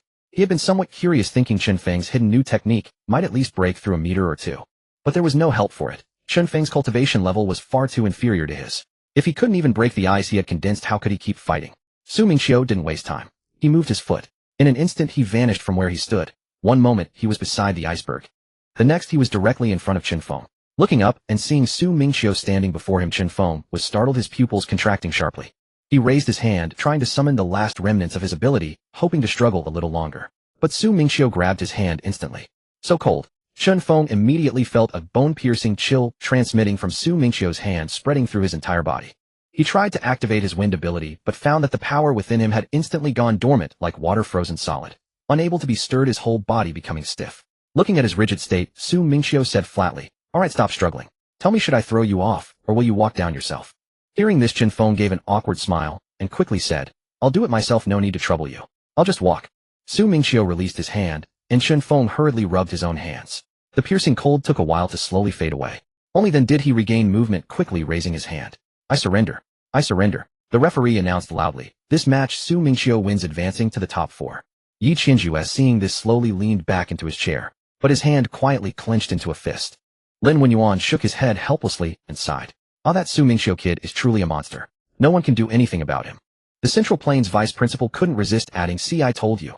You're far behind Old Wu. You were so proud just now, and now you know. Lin Wenyuan glared at him. Shut up. Your school's contestant was eliminated in the first round, and you still have the nerve to talk about me. What right do you have to say that? Wu Wanhua watched their bickering and couldn't help but smile, shaking her head. After finishing the match, Su Mingqiu waved his hand casually, and the towering iceberg, dozens of meters high, instantly dissolved into a flurry of fine ice shards. Next, the following match, please welcome the 2 contestants. From Imperial Capital Martial Arts University, Jiang Ren versus Tianjin Martial Arts University, Li Tao. Jiang Ren. Brother Jiang. Go for it. The Imperial Capital students immediately cheered. Jiang Ren was already popular on campus, and the whole arena atmosphere was instantly reignited.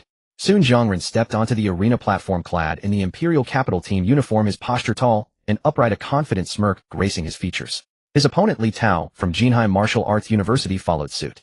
Li Tao was a wood-type ability user from Jinhai. Now he was to vie with Jiang Ren for the last spot in the top 4. The 2 fighters cupped their fists in salute to the referee, signaling their readiness. The referee shouted, begin, and they sprang into action instantly.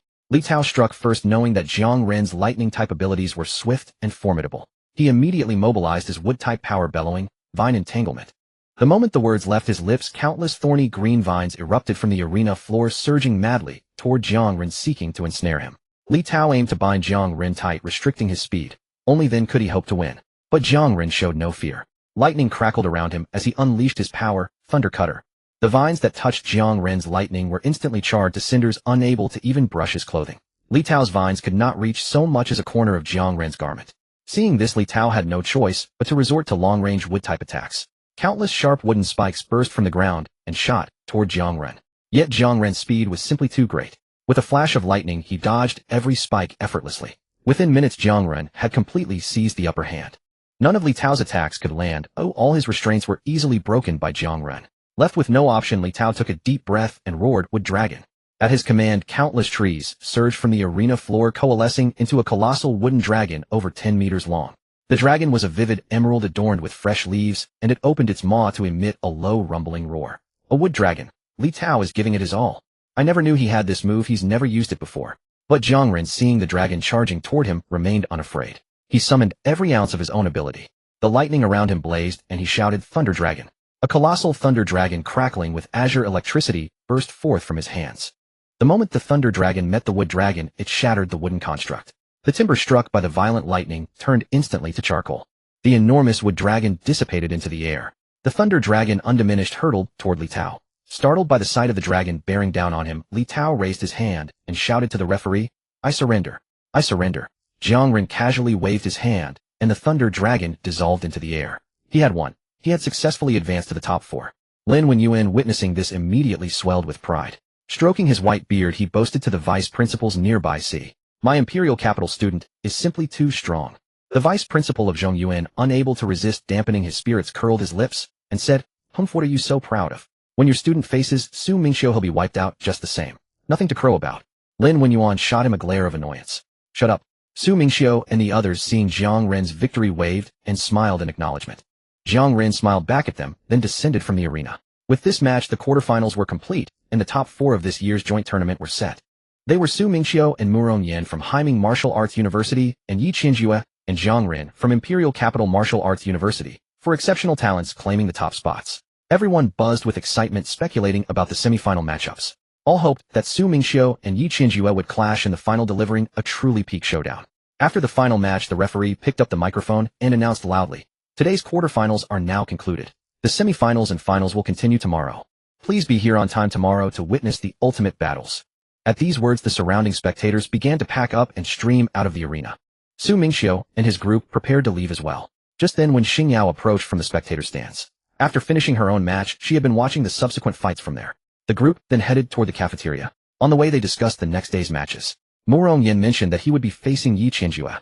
They ate together in the cafeteria, chatting for a long time. Unbeknownst to them, evening had fallen, and they slowly made their way toward the temporary dormitories. After a long day, everyone was tired, ready to rest well and recharge for tomorrow's matches. Just as they reached the dormitory entrance, Su Mingqiu's phone suddenly rang. He took it out and saw it was Lin Feng. He raised an eyebrow and answered, "Hello, Teacher Lin." As soon as he picked up, Lin Feng's signature booming voice came through the phone, making Su Mingqiu's ears ache. "Little monster, bring back the championship tomorrow. Hear me. Imperial Capital Martial Arts University has won the joint tournament for many years. It's time for Haiming to take the title." Just as Su Mingqiu was about to speak, he heard Lin Feng's voice again, this time mixed with a pained gasp.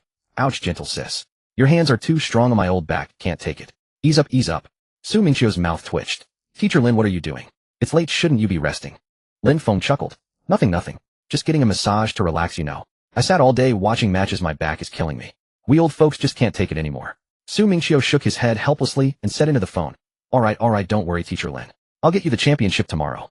Lin Feng laughed heartily. "All right, little monster, I'll hang up now. Got something urgent here. I'll wait for your good news tomorrow." With that, before Su Mingqiu could respond, Lin Feng hung up. Murong Yan and the others standing nearby had heard the conversation. Murong Yan teased with a grin, "Not bad, Teacher Lin. Knows how to enjoy himself." Su Mingqiu smiled wryly and waved his hand. "Enough, stop laughing. Let's go rest. We still have matches tomorrow." They then returned to their respective rooms, ready to rest well and gather their strength for the ultimate showdowns the next day. Time passed swiftly, and soon it was the next day. By noon, the highly anticipated semifinals were finally about to begin. Several people had arrived at the arena and were seated in the contestants' area waiting for the competition to start. At that moment, Lin Wenyuan stood up. He was in charge of the draw for this semifinal. He smiled at the audience below and the several contestants beside him, saying, "All right, the top 4 are all here. Next, I will conduct the draw to determine the semifinal matchups." After saying that, he nodded to the staff beside him, and the staff opened the holographic projection in the center of the arena. The names of the 4 people began to flicker and jump on the projection. The 4 names, Su Mingqiu, Murong Yan, Yi Qianjue, and Jiang Ren, danced and flickered. The surrounding audience held their breaths, staring intently at the projection, waiting for the final result. Soon the flickering stopped, and the final matchup results appeared before everyone's eyes. Haiming Martial Arts University, Su Mingqiu versus Daijing Martial Arts University, Jiang Ren. Haiming Martial Arts University Murong Yin versus Daijing Martial Arts University Yiqianjue. Wow, it's exactly Haiming versus Daijing. Not a self-destruction match between the two schools. Right? I was worried that the two from Haiming would meet, which would be a pity, but it turns out they cross-matched. And the two from Daijing didn't draw each other either. Although Murong Yin is very strong, he probably can't beat Yiqianjue right. Jiang Ren is also strong, but matched against Su Mingqiu, he's definitely going to lose. So from this perspective, the final will be Su Mingqiu against Yiqianjue. Great, this draw is absolutely perfect. Su Mingqiu saw the draw result, and his expression remained unchanged. Look, didn't you say yesterday that you wanted to try fighting Yiqianjue? Today you're matched against him. How do you feel? Do you have confidence? Upon hearing this, Murong Yin nodded, solemnly clenched his fists, and his eyes blazed with battle intent. Jiang Ren, standing nearby, also looked at Su Mingqiu with a grave expression. He knew that he was going to fight Su Mingqiu, and he felt immense pressure. After all, Su Mingqiu's strength was evident to everyone. Su Mingqiu saw Jiang Ren staring at him like that, smiled helplessly, waved his hand, and said, "Don't look at me like that. I'm not the final boss." Jiang Ren gave a bitter smile, shook his head, and said, "What's the difference between you and a boss? To run into a cheater like you in the first round." Su Mingqiu couldn't help but laugh when he heard that. "Can you stop saying that about me? I'm perfectly normal, okay? I cultivated through my own efforts, okay?" On the other side, Yiqianjue also nodded at the draw result, and a glint of anticipation flashed in his pitch-black pupils. He was also satisfied with this result. After defeating Murong Yin, he would be able to face Su Mingqiu in the final. That was exactly what he wanted. He had long been waiting for a match with Su Mingqiu. Lin Wenyuan saw the result, and smiled, nodding, then said to Wu Wanhua beside him, "Very good, very good. This draw is quite nice." Wu Wanhua also smiled and nodded. "Yes, this is good, saves us from having our own people fight each other." After the draw results were announced, the first match officially began. The first semi-final match, Haiming Martial Arts University Murong Yin versus Daijing Martial Arts University Yiqianjue. Murong Yin and Yiqianjue both stepped onto the arena. Murong Yin's eyes were sharp, brimming with battle intent. He was well aware that Yiqianjue was the strongest opponent he had encountered aside from Su Mingqiu. Thus, he dared not be the slightest bit careless. As soon as he stepped onto the stage, every muscle in his body tensed, ready to fight with full force. Yiqianjue remained as indifferent as ever, with no expression on his face. There was not a ripple in his pitch-black eyes. The match begins. Murong Yin moved first.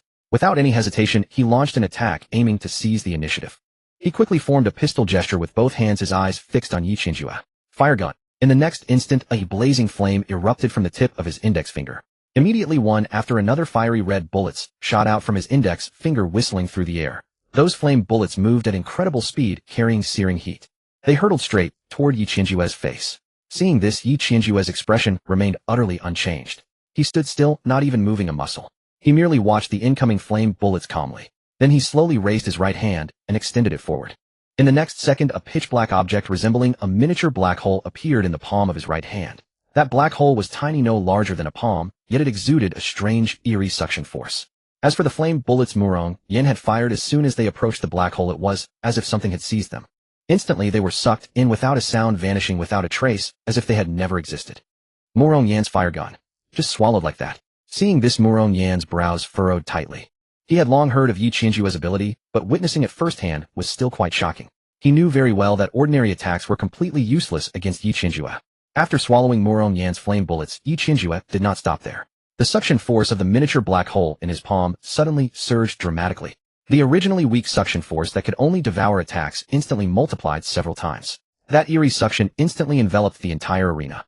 The surrounding rubble, dust, and even some wood chips at the edge of the arena were crazily drawn toward that black hole. One side of the entire ring seemed to have turned into a massive vortex. Murong Yin was still channeling his ability, preparing to unleash a stronger flame attack. But in the next second, he suddenly felt a tremendous pulling force coming from the direction of Yiqianjue. That suction force was terrifyingly strong. He felt his body slip out of his control. His feet instantly left the ground, and his entire body was uncontrollably pulled toward Yiqianjue. Not good. Murong Yan's heart jolted. He hadn't expected Yiqianjue to be able to use his suction power to such an extent, actually able to directly pull a person over. If he was pulled right in front of him, the consequences would be disastrous. Who knew if that black hole would swallow him too? However, his reaction was extremely fast. Almost instantly, he mobilized his fire ability. In the next second, a blazing flame erupted beneath his feet, and the scorching fire blasted backward wildly. The immense counter-thrust instantly neutralized that terrifying suction, forcibly wrenching his body back. Murong Yin crashed heavily to the ground, stumbling back several steps with flames still burning on his soles. He barely managed to steady himself, his expression growing even more grim. He could sense that if he had been half a second slower against that suction force, he would have already been dragged before Yiqianjue. He dared not imagine what would have happened then. Holy crap, he can actually pull people toward him. My god, this is too bizarre. Even people can be sucked in. If someone got pulled in, would they be swallowed whole? Good thing Murong Yen reacted fast, or he'd have been dragged over just now. That would have been the end. Seeing that Murong Yen had managed to break free from his suction, a faint flicker of genuine interest finally passed through Yi Qianjue's pitch-black pupils. He had initially assumed Murong Yen would be pulled straight to him, without any ability to resist. Unexpectedly, he had managed to break free. It seemed this opponent was somewhat stronger than he had imagined. Yi Qianjue then took a single step forward, just one simple step. The arena floor beneath his feet was instantly covered in pitch-black darkness. Like ink dripping into clear water, it spread toward Murong Yen like a surging tide. Wherever it passed, the hard arena floor was instantly stained pitch-black. Not even a sliver of light could penetrate, as if that patch of ground had become another isolated, all-consuming dark space. The moment Murong Yen saw the encroaching darkness, alarm bells rang furiously in his mind. He dared not remain standing on the ground. Instantly, he mobilized all his fire ability once again. Flames beneath his feet erupted violently, once more launching his entire body into the air to evade the rapidly spreading darkness. But even airborne, he felt not the slightest relief. That eerie suction from the ground continued to pull at him relentlessly. No matter how high he flew, the suction held him firmly locked, dragging him toward that expanse of darkness. He couldn't shake it off, as if he were being targeted by something invisible. No matter how he dodged, he couldn't escape the pull of that force. Damn it. Murong Yen gritted his teeth, knowing he couldn't just passively evade. He had to take the initiative and break this deadlock. He took a deep breath, channeled all his ability, and poured every ounce of his fire power into this single strike. Fire Fist. A massive flaming fist several meters in size instantly materialized. But the next second, he was completely stunned. Yi Qianjue's face remained utterly expressionless at the sight of the enormous fire fist. His hands were instantly shrouded in pitch-black darkness. In the next instant, the black hole in his palms swelled, explosively expanding from palm size to several meters across, even larger than Murong Yan's fire fist. That colossal black hole radiated an even more terrifying suction. The moment Murong Yan's fire fist approached it, it was immediately sucked in. Without a sound, without a trace of an explosion, it vanished without a trace, as if it had never existed at all. Hovering in midair, Murong Yen stared at the scene, completely dumbfounded. His eyes wide, only one thought ran through his mind: it can swallow even this. It was just casually devoured by Yi Qianjue like that. This was too absurd. Murong Yen slammed down onto the ground, and the next second his flames surged violently, several times more intense than before. Blazing crimson fire shot into the sky. The entire arena was engulfed in searing extreme heat. Emperor of Flames. Murong Yen let out a low growl, slowly raising his right hand. In the next moment, a colossal fireball over 10 meters in diameter materialized above his palm. Even the encroaching darkness around him was forced to retreat step by step. Seeing this, Yi Qianjue's entire body was instantly shrouded in pitch-black darkness. His whole being seemed to merge into the shadows. Then in his hand appeared a sphere of darkness exactly the same size as Murong Yan's fireball. Pitch-black, seemingly capable of devouring all light, it stood in stark opposition to the massive fireball. The entire arena was blanketed by these two terrifying forces. The next second, the two colossal orbs hurtled toward each other, colliding with tremendous force. At first they remained locked in a deadlock. Flame and darkness canceled each other out, emitting a sizzling sound. But soon the darkness began to gain the upper hand, the pitch-black mass slowly starting to devour Murong Yan's flames. The massive fireball visibly shrank bit by bit, while the dark sphere slowly grew larger. In the end, Murong Yan's flames were consumed completely. Not a single spark remained. The dark sphere, undiminished in the slightest, continued speeding toward Murong Yen without any pause. Seeing this, Murong Yan's flames blazed even more fiercely than before. Then a blazing red flame mark appeared on his forehead. Flame Dragon. Murong Yen roared. In the next instant, a colossal fire dragon, dozens of meters long, materialized instantly. The dragon was entirely crimson, its scales clearly visible, letting out a deafening draconic roar as it opened its massive jaws and charged madly toward the darkness. Yi Qianjue showed not the slightest surprise. The darkness around him grew even deeper, as if it could absorb all light entirely, causing even the surrounding illumination to vanish. Then a wave of darkness, several times more powerful than before, erupted from his body, hurtling toward the flame dragon. The massive flame dragon slammed headlong into the darkness. Its flames scorched the darkness fiercely, but they only managed to dispel a small portion of it. In the next instant, the darkness wrapped around the flame dragon, bit by bit consuming its flames until nothing remained. That dozens of meters long flame dragon simply vanished into the darkness, leaving not even a trace behind. Before Murong Yen could even react, the darkness had already surged before him, enveloping his entire being in an instant.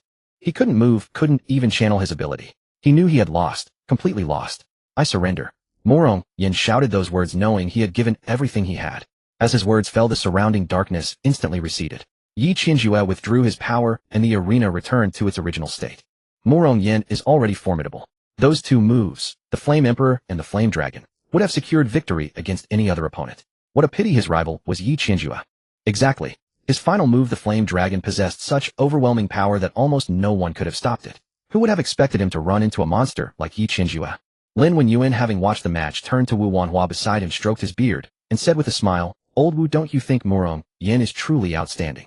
With such talent and such formidable strength at such a young age, wouldn't you consider having him come to our Daijing University of Martial Arts for a couple of days? In exchange, perhaps.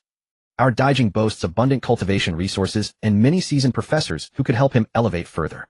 Though his words suggested in exchange, his true intention was to poach the talent. Wu Wanhua shot him a glare upon hearing this, retorting bluntly, "You old devil, don't even think about it. Not a chance. Why would our Haiming students need to go to your Daijing for an exchange? Stop eyeing our students. I'm telling you, you'll never poach one of ours." Wu Wanhua was notoriously protective of his own. There was no way he would let Lin Wenyuan steal away his students. Not a chance. This old fox was always up to such poaching schemes. Seeing Wu Wanhua's agitation, Lin Wenyuan quickly waved his hands and said with a wry smile, "Hey, I was just saying. Why are you so worked up? I wasn't really going to steal them. Do you have to be so harsh with me? These old bones of mine can't take such scolding." He had only been joking, trying to tease Wu Wanhua, never expecting such a fierce reaction. The other vice principals around them couldn't help but laugh. They were used to this. Lin Wenyuan was always like this, trying to poach any promising talent he saw. Morong Yin stepped down from the platform, a trace of fatigue evident on his face. Su Mingqiu walked over, patted him on the shoulder, and comforted him with a smile, "Don't worry. Next time we'll find a chance to get back at him. Just fight back and win." Morong Yin looked up at him, couldn't help but smile, and said, "I'm not that fragile. A loss is a loss. After all, I've been trounced by you more times than I can count. What's a little setback like this?" Su Mingqiu's face instantly flushed with embarrassment. He scratched his head and said with a dry laugh, Good. Since you're fine, I'm relieved." Just then the referee's voice rang out, calling to the contestants area below. Second semifinal match, Haiming University of Martial Arts, Su Mingqiu versus Daijing University of Martial Arts, Jiangren. "Both contestants, please take the stage." The two walked together toward the platform. Once they were on the stage, the referee shouted, "Begin," and Jiangren made the first move. He was well aware of Su Mingqiu's strength, so he dared not be careless. In an instant, crackling blue lightning enveloped his entire body. Those bolts of lightning danced and crackled across his body, emitting a sizzling sound. The entire arena seemed illuminated by the glow of the lightning. Thunderbird. The next moment, a lightning bird composed entirely of pure electricity materialized. Su Mingqiu watched calmly as the bird hurtled toward him. In the next instant, a pure white ice bird coalesced behind him, radiating bone-chilling cold. It shot forward with equal speed toward the Thunderbird. The next second, the two birds collided with tremendous force. Jiang Ren's Thunderbird was instantly engulfed by the ice bird's piercing frost. The crackling lightning was frozen solid in an instant. The entire Thunderbird turned into an ice sculpture. Meanwhile, Su Mingqiu's ice bird, unaffected, continued its rapid flight toward Jiang Ren. Seeing this, Jiang Ren's heart skipped a beat. He quickly mobilized his lightning ability, his body flashing with electrical light as he dodged to the side. He barely managed to evade the ice bird's direct impact. But even with such a swift dodge, the bird's bone-chilling frost grazed his shoulder. The next instant, his shoulder was instantly frozen. A thick layer of ice covered it hard as stone. His arm became immobile. Jiang Ren froze, staring at his frozen shoulder in shock. He hadn't expected that a mere graze could cause such severe freezing. Su Mingqiu's frost was terrifying.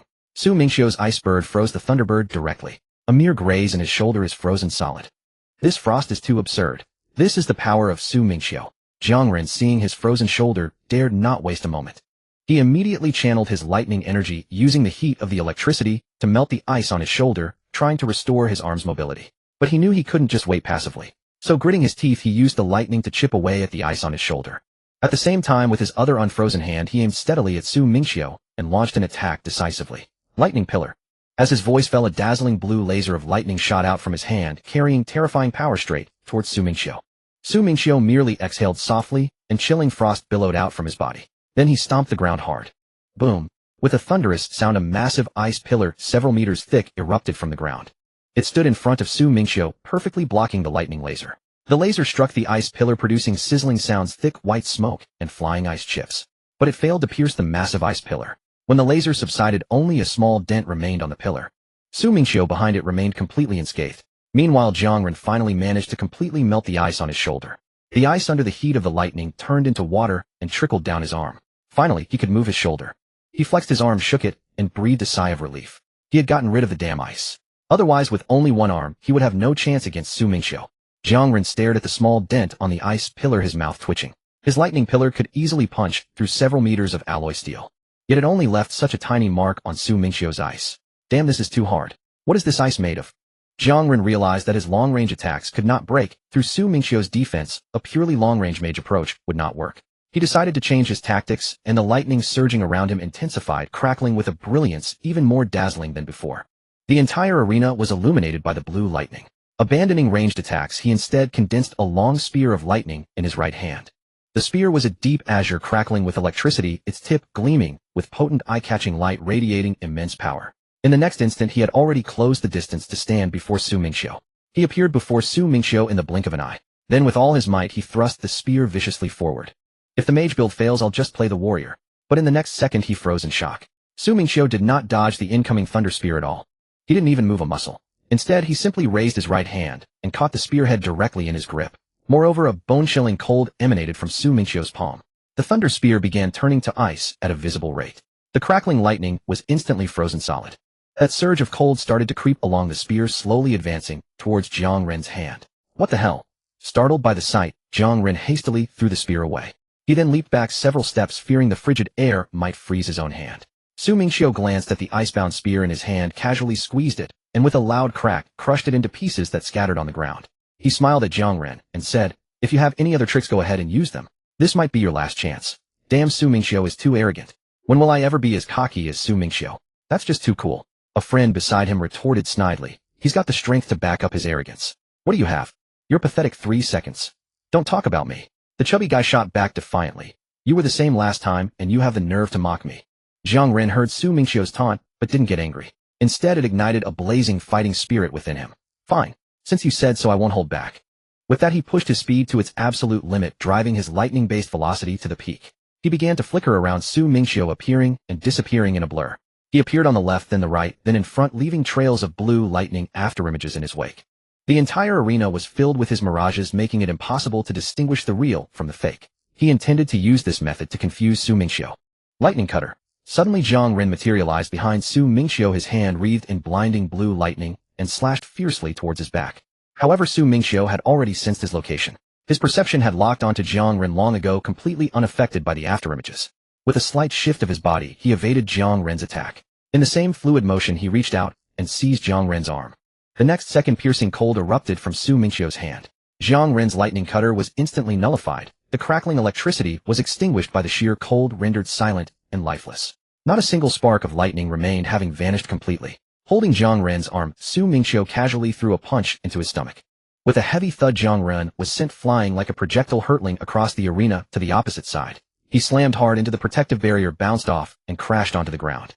Lin Wenyuan stroked his beard and remarked enviously to Wu Wanhua beside him, "Old Wu, I truly envy you. How did Haiming get a kid like Su Mingqiu? That kid is practically a six-sided warrior. Strong attacks, high defense, incredible speed. He can do everything without a single weakness. He's too perfect. How did such a genius end up in your Haiming?" Hearing this, Wu Wanhua immediately became wary, frowning and glaring at him. "What's that supposed to mean? Let me tell you, don't you dare get any ideas about Su Mingqiu. Don't even think about it. Su Mingqiu belongs to Haiming. You're not taking him away, absolutely not. Can't you have some principles, you old fool?" Lin Wenyuan quickly waved his hands and said with a wry smile, No, how could I? Would I really steal your people? I was just saying, don't get so worked up. But come to think of it, if Su Mingqiu is willing, he can come to our Imperial Capital University anytime. Our Imperial Capital University will always be his second home. We welcome him at any time, no matter when. Wu Wanhua retorted disdainfully, "You wish." Vice Principal Zhong Yuan couldn't help but mock Lin Wenyuan. "Old Lin, you're absolutely shameless." The other vice principals chimed in with their own complaints. Hearing their ridicule, Lin Wenyuan waved his hand, dismissively, unconvinced. "I'm nurturing talent for the nation. What would you people understand?" Back on the arena, Su Mingqiu looked at Jiang Ren and asked with a smile, "Can you still stand?"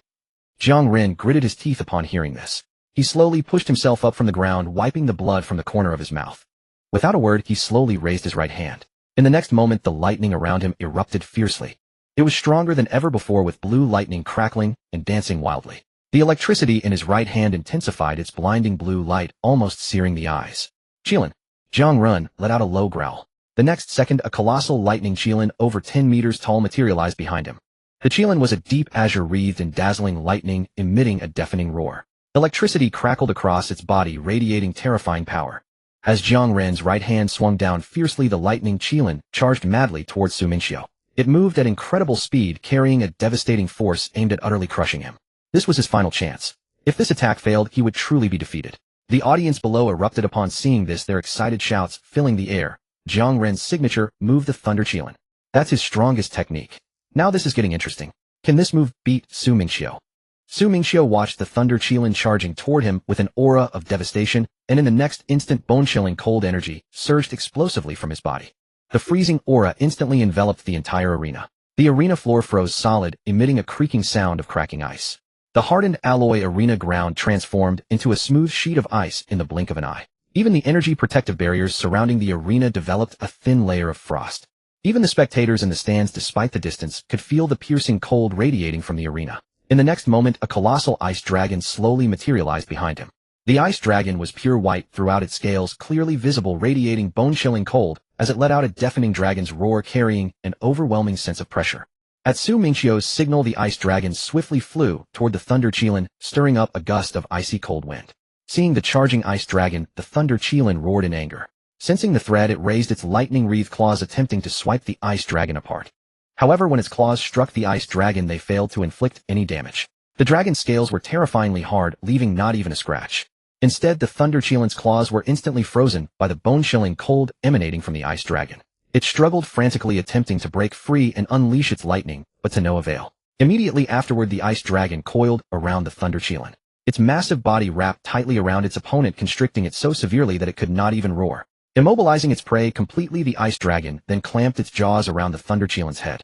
In the next instant, bone-chilling cold energy erupted from the dragon's mouth. The Thunder Qilin was instantly frozen solid, its crackling lightning silenced and stilled. The entire creature transformed into an ice sculpture.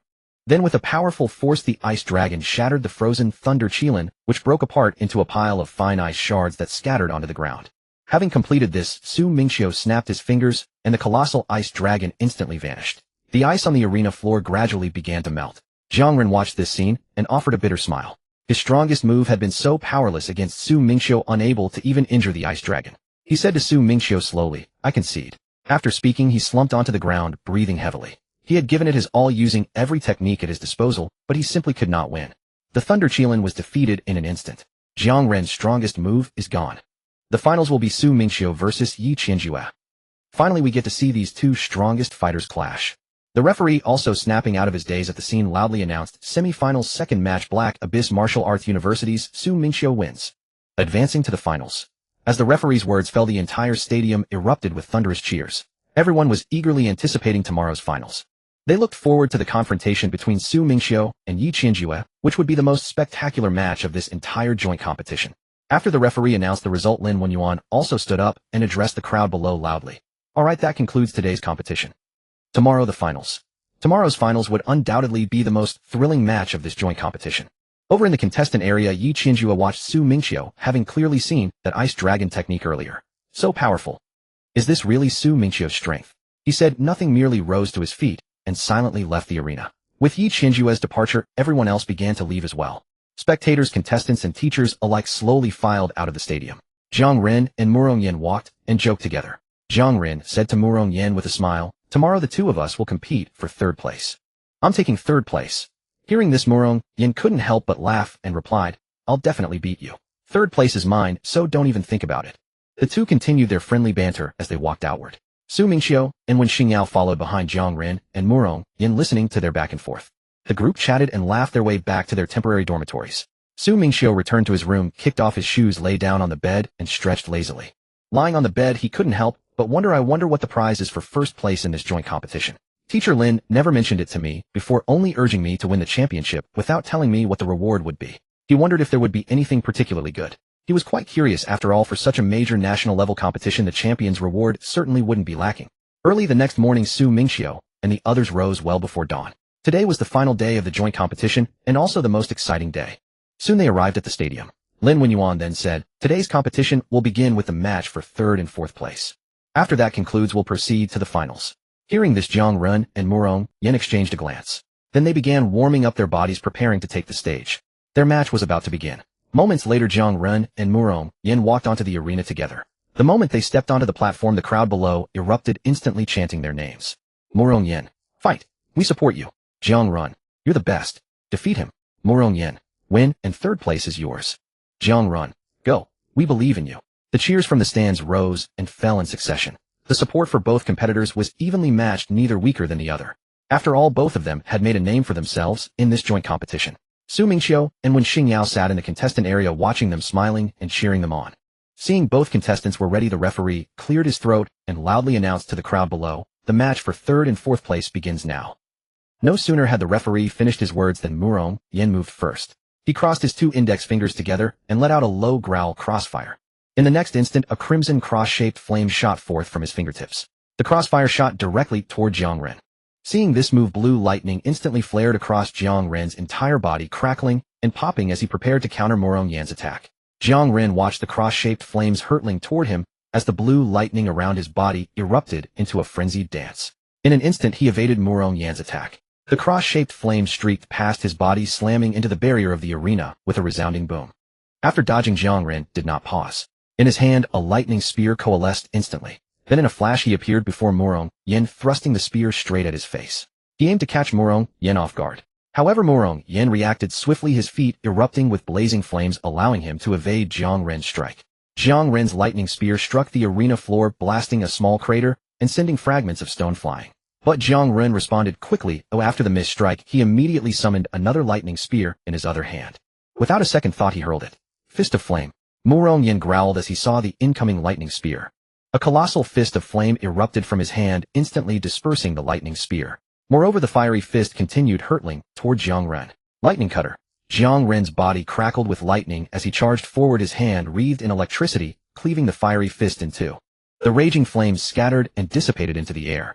The two exchanged blows, each matching the other's intensity. These two are evenly matched. Indeed, I wonder who will win. Both are too strong, evenly matched. Jiang Ren will definitely win. Nonsense. Murong Yen will surely triumph. Exactly. Murong Yen is from the Murong clan with such excellent talent. He won't lose. The audience below the stage erupted in heated debate, each stubbornly believing their favored contestant would emerge victorious. Lin Wenyuan watched the back-and-forth battle on the arena and couldn't help but remark to Wu Wanhua, "Watching them fight like this reminds me of our younger days. Back then we were just as young and spirited." Wu Wanhua rolled her eyes at him in exasperation. "What are you thinking, you old fool? Remember when you fought me and ended up crying?" Lin Wenyuan flushed with embarrassment, quickly waving his hand.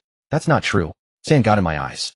At that moment, Vice Principal Zhong Yuan interjected lazily, "Oh, as I recall, it was winter back then, wasn't it? In the middle of winter, snowing heavily. Where would sand come from to get into your eyes, eh?" The other vice principals burst into laughter. The two fought for several minutes, exchanging blows, but ordinary techniques could not decide the victor. Finally, Jiang Ren could no longer hold back. He raised his hand, and blue lightning furiously interlaced within his palm. Then he growled, "Lightning judgment." In the next instant, a massive pillar of lightning descended from the sky above Murong Yen, carrying an aura of destruction straight toward him. Su Mingqiu, sitting in the contestants' area, raised an eyebrow at this move. He silently mused, "Oh, so Jiang Ren has this trick. That's pretty cool. Why didn't he use it against me back then?" If Jiang Ren had heard this, he would have cursed him.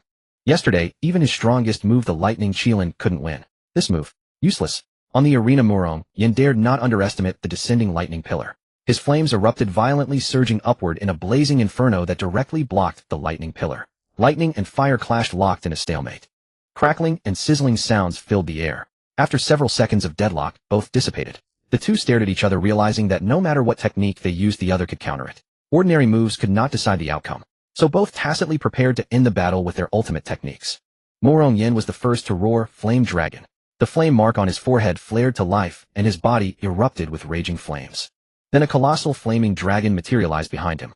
Jiang Ren was not to be outdone. His body crackled with lightning as he roared, and the lightning Qilin emerged once more behind him. The flame dragon spotted the Qilin and immediately lashed its tail at it. The Qilin, undaunted, raised its claws to seize the dragon's tail. But the moment its claws touched the dragon's flames, they ignited. The scorching fire began to spread toward the Qilin's body. The two colossal beasts locked in combat for a long while. Finally, Jiang Ren's lightning Qilin could no longer hold out. The lightning grew weaker under the flames and dissipated first. Meanwhile, Murong Yan's flame dragon also became translucent, clearly drained of power. It was on the verge of vanishing. Seizing the opportunity, Jiang Ren quickly summoned a lightning spear and hurled it without hesitation. It struck the flame dragon's head, causing the beast to shudder and vanish. After the dragon disappeared, both fighters on the arena gasped for air. Their powers were nearly exhausted. They tried a few more weak basic techniques, hoping to secure a victory. But to no avail. After those few attempts, their abilities were completely drained. They could not muster even a trace of energy. Left with no choice, the two exchanged a glance, seeing stubbornness in each other's eyes. Then they charged forward, beginning a hand-to-hand brawl. Pure physical combat, without any powers. Holy crap, this is the first pure brawl in this joint tournament. Both of them have exhausted their abilities. My god, these two have used up all their powers, and are now beating each other with fists. They're going all out. Ignoring the shouts from the crowd, the two exchanged blows. Fist for fist, landing on each other's bodies without any technique or form, just raw chaotic fighting. Before long, both were utterly exhausted and collapsed onto the arena floor, gasping for air. Their faces were swollen and bruised like pig heads, their hair a mess. Mingqiu sat in the audience watching the two of them, unable to help but burst into laughter. These two were exactly like the street thugs he used to fight with in his past life. He couldn't resist, picked up his phone, and deliberately took a photo. He would save it to tease them with in the future. This was absolutely dark history. The audience members in the stands saw this scene and couldn't help but shout out, "Get up! Murong Yin, get up! Jiang run! Cheer! Get up!" Everyone was shouting, urging them to stand up. Then Murong Yin struggled a few times and finally, supporting himself on the ground, stood up unsteadily. Although he stood unsteadily, he had ultimately stood up. The referee, watching this scene, began counting seconds. 1, 2, 3, 4, 5, 6, 7, 8, 9, 10. After counting to 10, Jiang Ren struggled several times, but still couldn't stand up. He was too exhausted, having not a single bit of strength left. He could barely move his fingers. Therefore, the referee loudly announced the third and fourth place final match. Timing Martial Arts University, Murong Yin wins. As the referee's words fell, the audience in the stands erupted in cheers, applauding for both of them. Everyone was moved by their fighting spirit. All the vice principals watching this scene shook their heads and couldn't help but smile. Lin Wenyuan, stroking his beard, said with a smile, "These two kids are quite fiery. They make my hands itch a bit. But I'm old now and can't toss and turn with these old bones of mine." The Central Plains vice principal, standing nearby, also nodded emotionally and said, "Yes, if I were a few dozen years younger, I would definitely go to the myriad races battlefield and slaughter to my heart's content." The other vice principals also nodded, sighing about how good it was to be young. After the third and fourth place final ended, the referee cleared his throat and loudly announced to everyone in the stands, "Next is the final match of this joint competition. Timing Martial Arts University, Mingqiu versus Jing Martial Arts University, Yiqianjue." As soon as the referee finished speaking, the audience in the stands instantly boiled over with cheers, several times louder than those during the third and fourth place final. The entire arena, chanting their names, was more excited than at any previous match. Because this was the final, the showdown between the two strongest geniuses of this generation, and everyone had been waiting for a long time. Mingqiu, go for it. We support you. Yiqianjue, you're the best. Defeat him. Mingqiu, win and take the championship. The cheers in the stands rose and fell one after another. Hearing the referee's words, Mingqiu also stood up, directly stretched his body, and walked toward the ring. On the other side, Yiqianjue, who had been keeping his eyes closed and resting silently, also slowly opened his eyes upon hearing this. His eyes were profoundly deep, as if hiding endless darkness within. He didn't say a word. He simply stood up and calmly walked toward the ring. Soon both of them stood on the ring. Yiqianjue looked at Mingqiu. This was the first time since entering the joint competition that he actively spoke, saying to Mingqiu, "You are very strong." This was the first time he had praised an opponent, so he hadn't taken all previous opponents seriously. But Mingqiu made him have to admit was truly strong. Hearing this, Mingqiu couldn't help but smile, raising his eyebrows and saying, "I know I'm strong myself. Did you need to tell me?" Hearing this, Yiqianjue was instantly stunned. He hadn't expected Mingqiu to answer like this. He had originally thought Mingqiu would be modest or say something polite. Instead, he was so arrogant. However, he didn't get angry. Instead, a trace of excitement flashed in his eyes. Such an opponent was interesting. If the opponent were too modest, fighting would be meaningless. Mingqiu looked at him, waved his hand, and slowly said, "Come on, make your move." As soon as Mingqiu finished speaking, Yiqianjue didn't waste any words. Directly, the darkness on his body instantly erupted violently. That pitch-black darkness was rapidly spreading toward the ground. Seeing this, Mingqiu's bone-chilling cold energy instantly dispersed. It collided fiercely with Yiqianjue's darkness. The next moment, most of the entire ring was covered by Yiqianjue's darkness. However, only the area around Mingqiu was not covered by darkness, because Mingqiu's cold energy had blocked the darkness from spreading. That darkness couldn't approach Mingqiu at all, as if blocked by something. Moreover, as Mingqiu's cold energy continued to erupt, Yiqianjue's darkness was still shrinking bit by bit. Mingqiu's cold energy was actively forcing back Yiqianjue's darkness. Seeing this, Yiqianjue's pupils instantly contracted. His heart was filled with shock. Could the darkness not pass through? This was the first time he had encountered such a situation. In all previous matches, his darkness could directly cover everything. He had never encountered anyone who could force his darkness back. Mingqiu was the first. He had never imagined his darkness would be forced back by someone. Wow. Has Yiqianjue's move been cracked by Mingqiu? It must be that Mingqiu is too strong. He compressed Yiqianjue's darkness directly. My goodness, Yiqianjue's darkness was actually blocked. Lin Wenyuan, watching this scene, shook his head and thought silently in his heart, this child doesn't know Su Mingqiu's cultivation realm. Su Mingqiu's realm was far higher than his. How could he expect to cover everything with darkness? However, even if Su Mingqiu were at the same realm as him, he still couldn't win. Lin Wenyuan could tell that all of Su Mingqiu's combat techniques had been cultivated to perfection. Yi Qianjue couldn't compare at all. How could he possibly win? Yi Qianjue discovered his darkness couldn't break through, so he didn't persist in trying to cover the entire ring. He gathered all the darkness on the ground back. Then the darkness on his body became even denser, darker, and stronger than before. A huge black vortex appeared in his hand, emitting a tremendous suction force from within the vortex, trying to pull Su Mingqiu over. Su Mingqiu felt this suction force, but didn't pay it much mind. He simply stamped his foot hard on the ground. The next moment, countless uneven ice spikes erupted from the ground, carrying bone-chilling cold energy, heading straight for Yi Qianjue and stabbing at him. Seeing this, Yi Qianjue wanted to absorb Su Mingqiu's ice spikes. He held his hand toward those ice spikes, wanting to swallow them with his vortex. However, the next second, he discovered he simply could not swallow it. His vortex, upon encountering Su Mingqiu's ice spikes, immediately ceased rotating. The chilling aura of those ice spikes froze his vortex directly. The vortex came to an instant halt, rendering his devouring ability completely useless. His devouring ability had failed for the first time. Yi Qianjue reacted swiftly, hastily dodging the ice spikes. Nevertheless, a slender spike grazed his arm. Immediately, white frost spread rapidly from the wound. He hastily covered the injury with his darkness to halt the frost's advance. Even so, the wound was already frostbitten. Yi Qianjue gazed at the ice spikes, his pupils contracting, his heart brimming with shock. Watching Su Mingqiu stand there with a relaxed expression, he couldn't help but think, isn't this power excessively overwhelming? Is this truly a newcomer? He now seriously suspected that Su Mingqiu's cultivation realm was absolutely higher than his own. Otherwise, how could he be so formidable? Yi Qianjue has been checkmated. He failed to devour Su Mingqiu's ice spikes. This must be Yi Qianjue's first setback in this grand competition. In the past, he could devour everyone's attacks, yet today it failed. It seems this battle will be won by Su Mingqiu. Yi Qianjue looked at his frozen vortex, then at Su Mingqiu, and his expression finally darkened completely. The previous aloof and detached demeanor vanished, replaced by extreme gravity. No longer holding back, he raised both hands sharply, and dense, impenetrable dark energy surged wildly toward his palms. Even the entire space behind him was thoroughly shrouded by this darkness.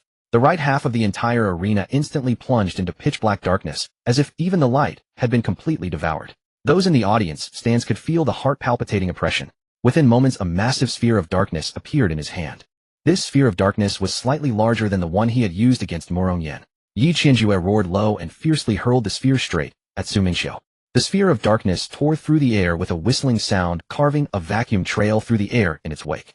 Watching the darkness sphere fly toward him, Su Mingqiu couldn't help but roll his eyes, inwardly thinking, why does everyone love throwing spheres around?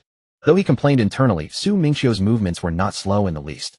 He took a light step forward, and the cold aura around him erupted instantly. The temperature on the entire arena dropped at a speed visible to the naked eye. Even the audience below from afar could feel the bone-piercing chill rushing toward them. Su Mingqiu slowly raised his hand, his voice calm, yet carrying an irrefutable force, cold river snow. The moment the words fell, a massive torrent of white cold air surged wildly from his palm. The torrent was interspersed with countless tiny ice shards. Wherever it passed, a thick layer of white frost formed on the arena floor, and even the air froze into delicate ice crystals. This torrent collided directly with the incoming sphere of darkness. The next second, the darkness sphere, which had been devouring wildly, stopped instantly. The immense cold air froze it solid. The blackness of the darkness sphere faded at a visible rate, replaced by a thick layer of white frost. Within moments, it was completely frozen into a massive iceberg. The entire sphere of darkness was entirely encased at the very center of the iceberg. Su Mingqiu looked at the iceberg hovering in midair and casually snapped his fingers. Crack! A crisp cracking sound rang out, and the multi-meter-high giant iceberg instantly shattered into countless tiny ice shards. Along with the darkness sphere frozen inside, it completely dissipated into the air, leaving nothing behind. Having done this, Su Mingqiu remained standing in place, not moving a single step.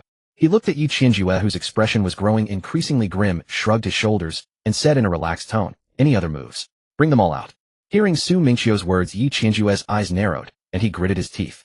He took a deep breath and sharply pressed his palms together, letting out a low shout. The next second, the entire space behind him seemed instantly devoured by endless darkness. That darkness was denser and more terrifying than any previous time. The audience below couldn't help but hold their breath, feeling a suffocating oppression that made breathing difficult. The extraordinarily dense darkness emerged wildly from behind him, covering the sky and earth, and pressed heavily towards Su Mingqiu. Where that darkness passed, even the arena floor began to tremble slightly, as if it were to be completely swallowed by the darkness. "Take this. This is my strongest move, Dark Realm Devour." Yi Qianjue roared low, infusing all his energy into this move. Su Mingqiu watched the darkness pressing down like a canopy, knowing Yi Qianjue was using his full strength. He also let out a low shout, "Black Dragon devours the heavens." The moment the words fell, Su Mingqiu's aura changed sharply. The originally gentle cold air instantly became sharp and deathly silent. A faint blackness appeared around him. But this blackness was completely different from Yi Qianjue's darkness. Yi Qianjue's darkness was the madness of devouring everything, the brutality, wanting to swallow all things. Su Mingqiu's blackness, however, was ultimate coldness, the deathly silence of all things, freezing, as if even the breath of life could be completely frozen. The next second, a massive black ice dragon emerged fiercely from behind Su Mingqiu. The ice dragon was entirely black, radiating bone-chilling cold. It let out a low dragon's roar, not a beast's bellow, but the crisp sound of ice cracking, carrying endless coldness. Then it fiercely swung its tail and flew straight toward the pressing darkness. The canopy-like darkness, upon touching the cold aura radiating from the black dragon, was instantly forced back. It couldn't advance even a single step. The bone-piercing cold air directly froze the energy within the darkness. Yi Qianjue's darkness before the black dragon's cold aura was like ice and snow encountering the sun, melting instantly, utterly unable to withstand it. Su Mingqiu watched this scene and casually snapped his fingers. Bang! A muffled explosion sounded, and the massive black ice dragon instantly burst apart. Countless black ice shards spread wildly in all directions. Yi Qianjue's patch of darkness was instantly swept clean by these ice shards, completely dissipating into the air. The residual power of the exploding black dragon, still carrying a bone-piercing cold, hurtled toward Yi Qianjue. Yi Qianjue had no time to dodge. He could even feel that chilling aura pressing against his face, causing every hair on his body to stand on end. However, just as that residual force was about to collide with Yi Qianjue, it suddenly halted. Those shards of black ice floated motionless before him. Then they slowly dissipated, leaving nothing behind. Yi Qianjue froze in astonishment before realizing that Su Mingqiu had held back. Had Su Mingqiu not held back, he would have been dead instantly. There was absolutely no room for resistance. All his defenses were utterly useless against that freezing aura. Yi Qianjue fell silent for a moment, then lowered his hand and said to Su Mingqiu with sincerity, "I have lost." The moment his words fell, the entire arena fell silent for a second before erupting into thunderous cheers that rose like a tidal wave. He won. Su Mingqiu won. Incredible. He defeated Yi Qianjue. Heimei Martial University has finally won the championship of the united competition. That move, that black ice dragon, it was so magnificent. When that black dragon appeared, I got goosebumps all over. Wu Wanhua, watching Su Mingqiu on the stage from the stands, wore a smug smile and raised her eyebrow at Lin Wenyuan beside her. Her meaning was clear. Lin Wenyuan looked at Su Mingqiu on the stage side, shook his head, and thought to himself what a pity it was. Such a fine talent. Why did he go to Heimei? If only he had come to the imperial capital, how wonderful that would have been. Lin Wenyuan slowly stood up, his voice spreading to every corner of the arena. I hereby declare that the first place in this united competition goes to Heimei Martial University, Su Mingqiu. The moment his words fell, the audience and the entire arena erupted into deafening applause and cheers. The sound was so loud it seemed as though it might tear the roof off the arena. Everyone was shouting Su Mingqiu's name, waving their support signs excitedly. Lin Wenyuan smiled and pressed his hand downward. Slowly the applause and cheers subsided. Everyone looked at him, waiting for his next words. Lin Wenyuan cleared his throat and continued, the top 4 from this competition will accompany me to Mirror Lake's spirit realm tomorrow. The moment he spoke, the entire arena fell silent for a second before exploding into chaos. Mirror Lake Spirit Realm? Is it really Mirror Lake Spirit Realm? Good heavens. The forbidden ground of Imperial Capital Martial University. Did I hear that correctly? No way. Hasn't that place been closed for decades? The reward is actually this. It's too extravagant. Mirror Lake Spirit Realm is the most precious place in Imperial Capital Martial University. Even we teachers at Imperial Capital Martial University aren't qualified to enter normally. Everyone was shocked. Mirror Lake Spirit Realm. What kind of place was that? It was the treasured treasure of Imperial Capital Martial University, where the primordial energy was so dense it could condense into liquid. It was never open to the public under normal circumstances. Even the top teachers of Imperial Capital Martial University had rarely entered. Who would have thought the reward for this united competition would be this? Hearing this, Wu Wanhua turned and glared at Lin Wenyuan, then swatted him irritably. You old brute. When I asked to borrow this place before, you made excuses and refused, saying you couldn't bear to part with it. Why are you being so generous today? Lin Wenyuan smiled and waved his hand at Wu Wanhua, saying seriously, they are worth it. These young ones are geniuses rare in 100 years. It is no loss to let them use it. After saying this, the audience slowly dispersed. Su Mingqiu, Yi Qianjue, Murong Yan, and Zhang Ren followed Lin Wenyuan and several vice principals back to the vice principal's office.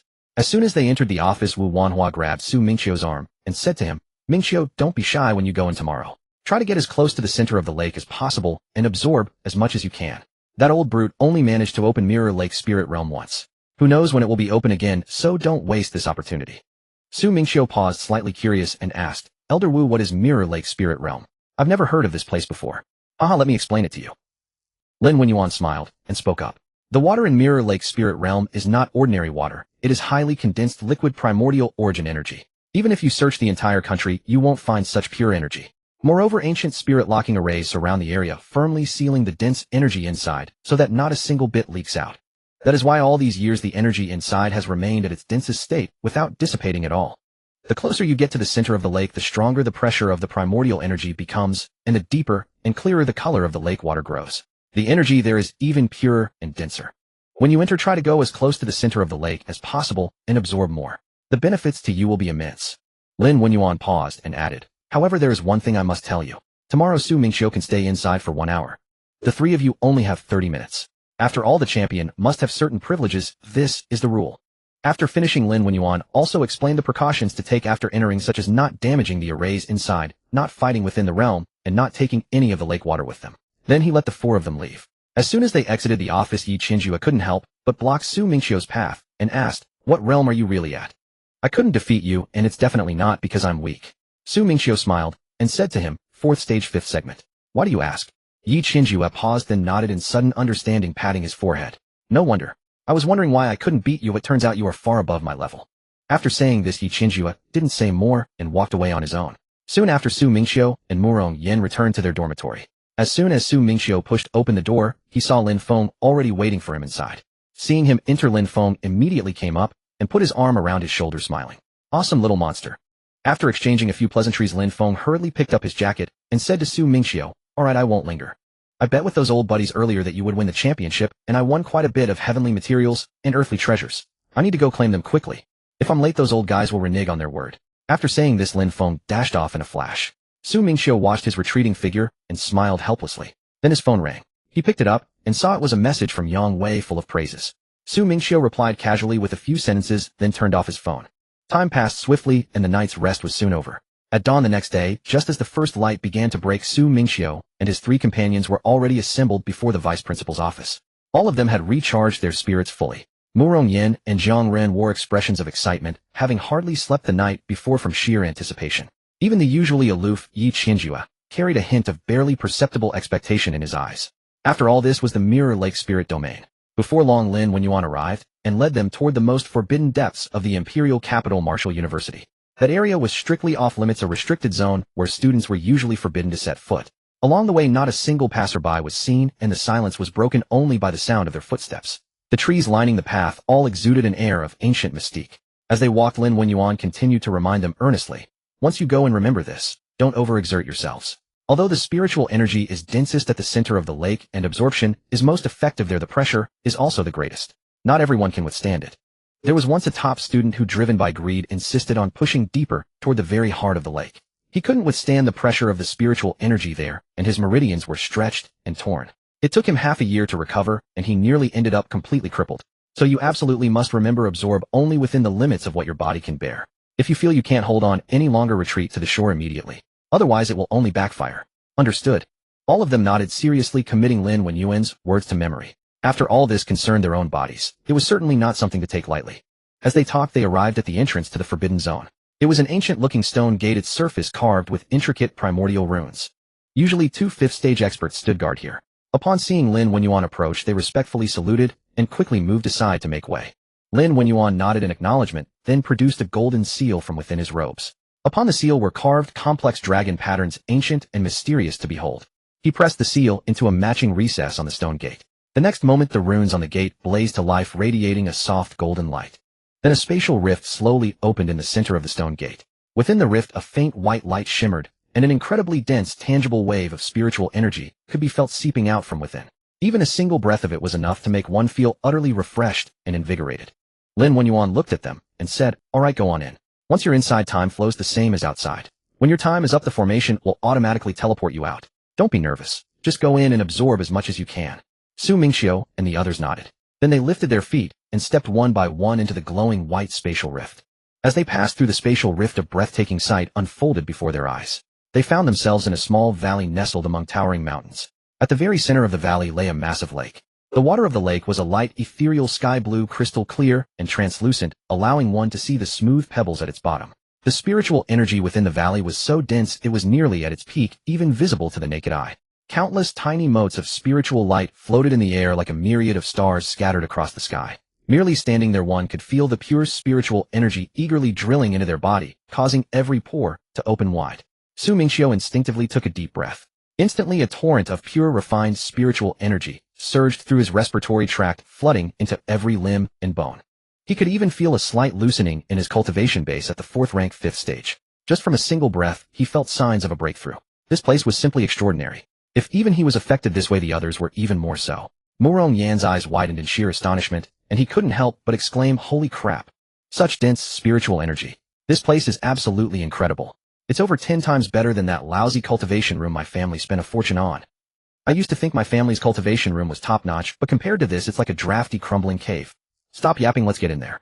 Jiang Ren was already itching to go. He rubbed his hands together, his gaze glued to the lake, wishing he could leap in right that instant. With that, Mingqiu and the others quickened their pace, striding briskly toward the lake, their steps far faster than usual. Soon they reached the edge of the lake, their feet sinking into the soft green grass. Gazing at the clear water, Mingqiu suddenly propped his chin on his hand and asked with a puzzled expression, "Hey, by the way, do we need to take our clothes off?" The question left everyone momentarily stunned. They all scratched their heads, looking utterly bewildered. Murong Yan scratched his head, blinked, and said, "No idea. Old Lin never mentioned this. Who would have thought there'd be a question like this? If he didn't say so, then we don't need to." Mingqiu waved his hand dismissively, not thinking much about it. He simply stepped forward and walked straight into the lake. The lake water was warm, not cold at all, coming up to just above his waist. The moment he entered, he instantly felt a surge of spiritual energy, several times denser than before, flooding violently into his body. The sensation of being enveloped in such pure spiritual energy was so blissful, he nearly moaned in pleasure. All the fatigue in his body vanished in an instant. Seeing Mingqiu descend, the others snapped out of their daze, and without overthinking followed him into the lake one by one. They too had been eagerly waiting to absorb the spiritual energy here, so they had no time to worry about trivial matters like taking off clothes. Mingqiu took the lead, striding briskly toward the center of the lake, his steps light and carefree, as if he felt no pressure at all. The others followed close behind, advancing forward.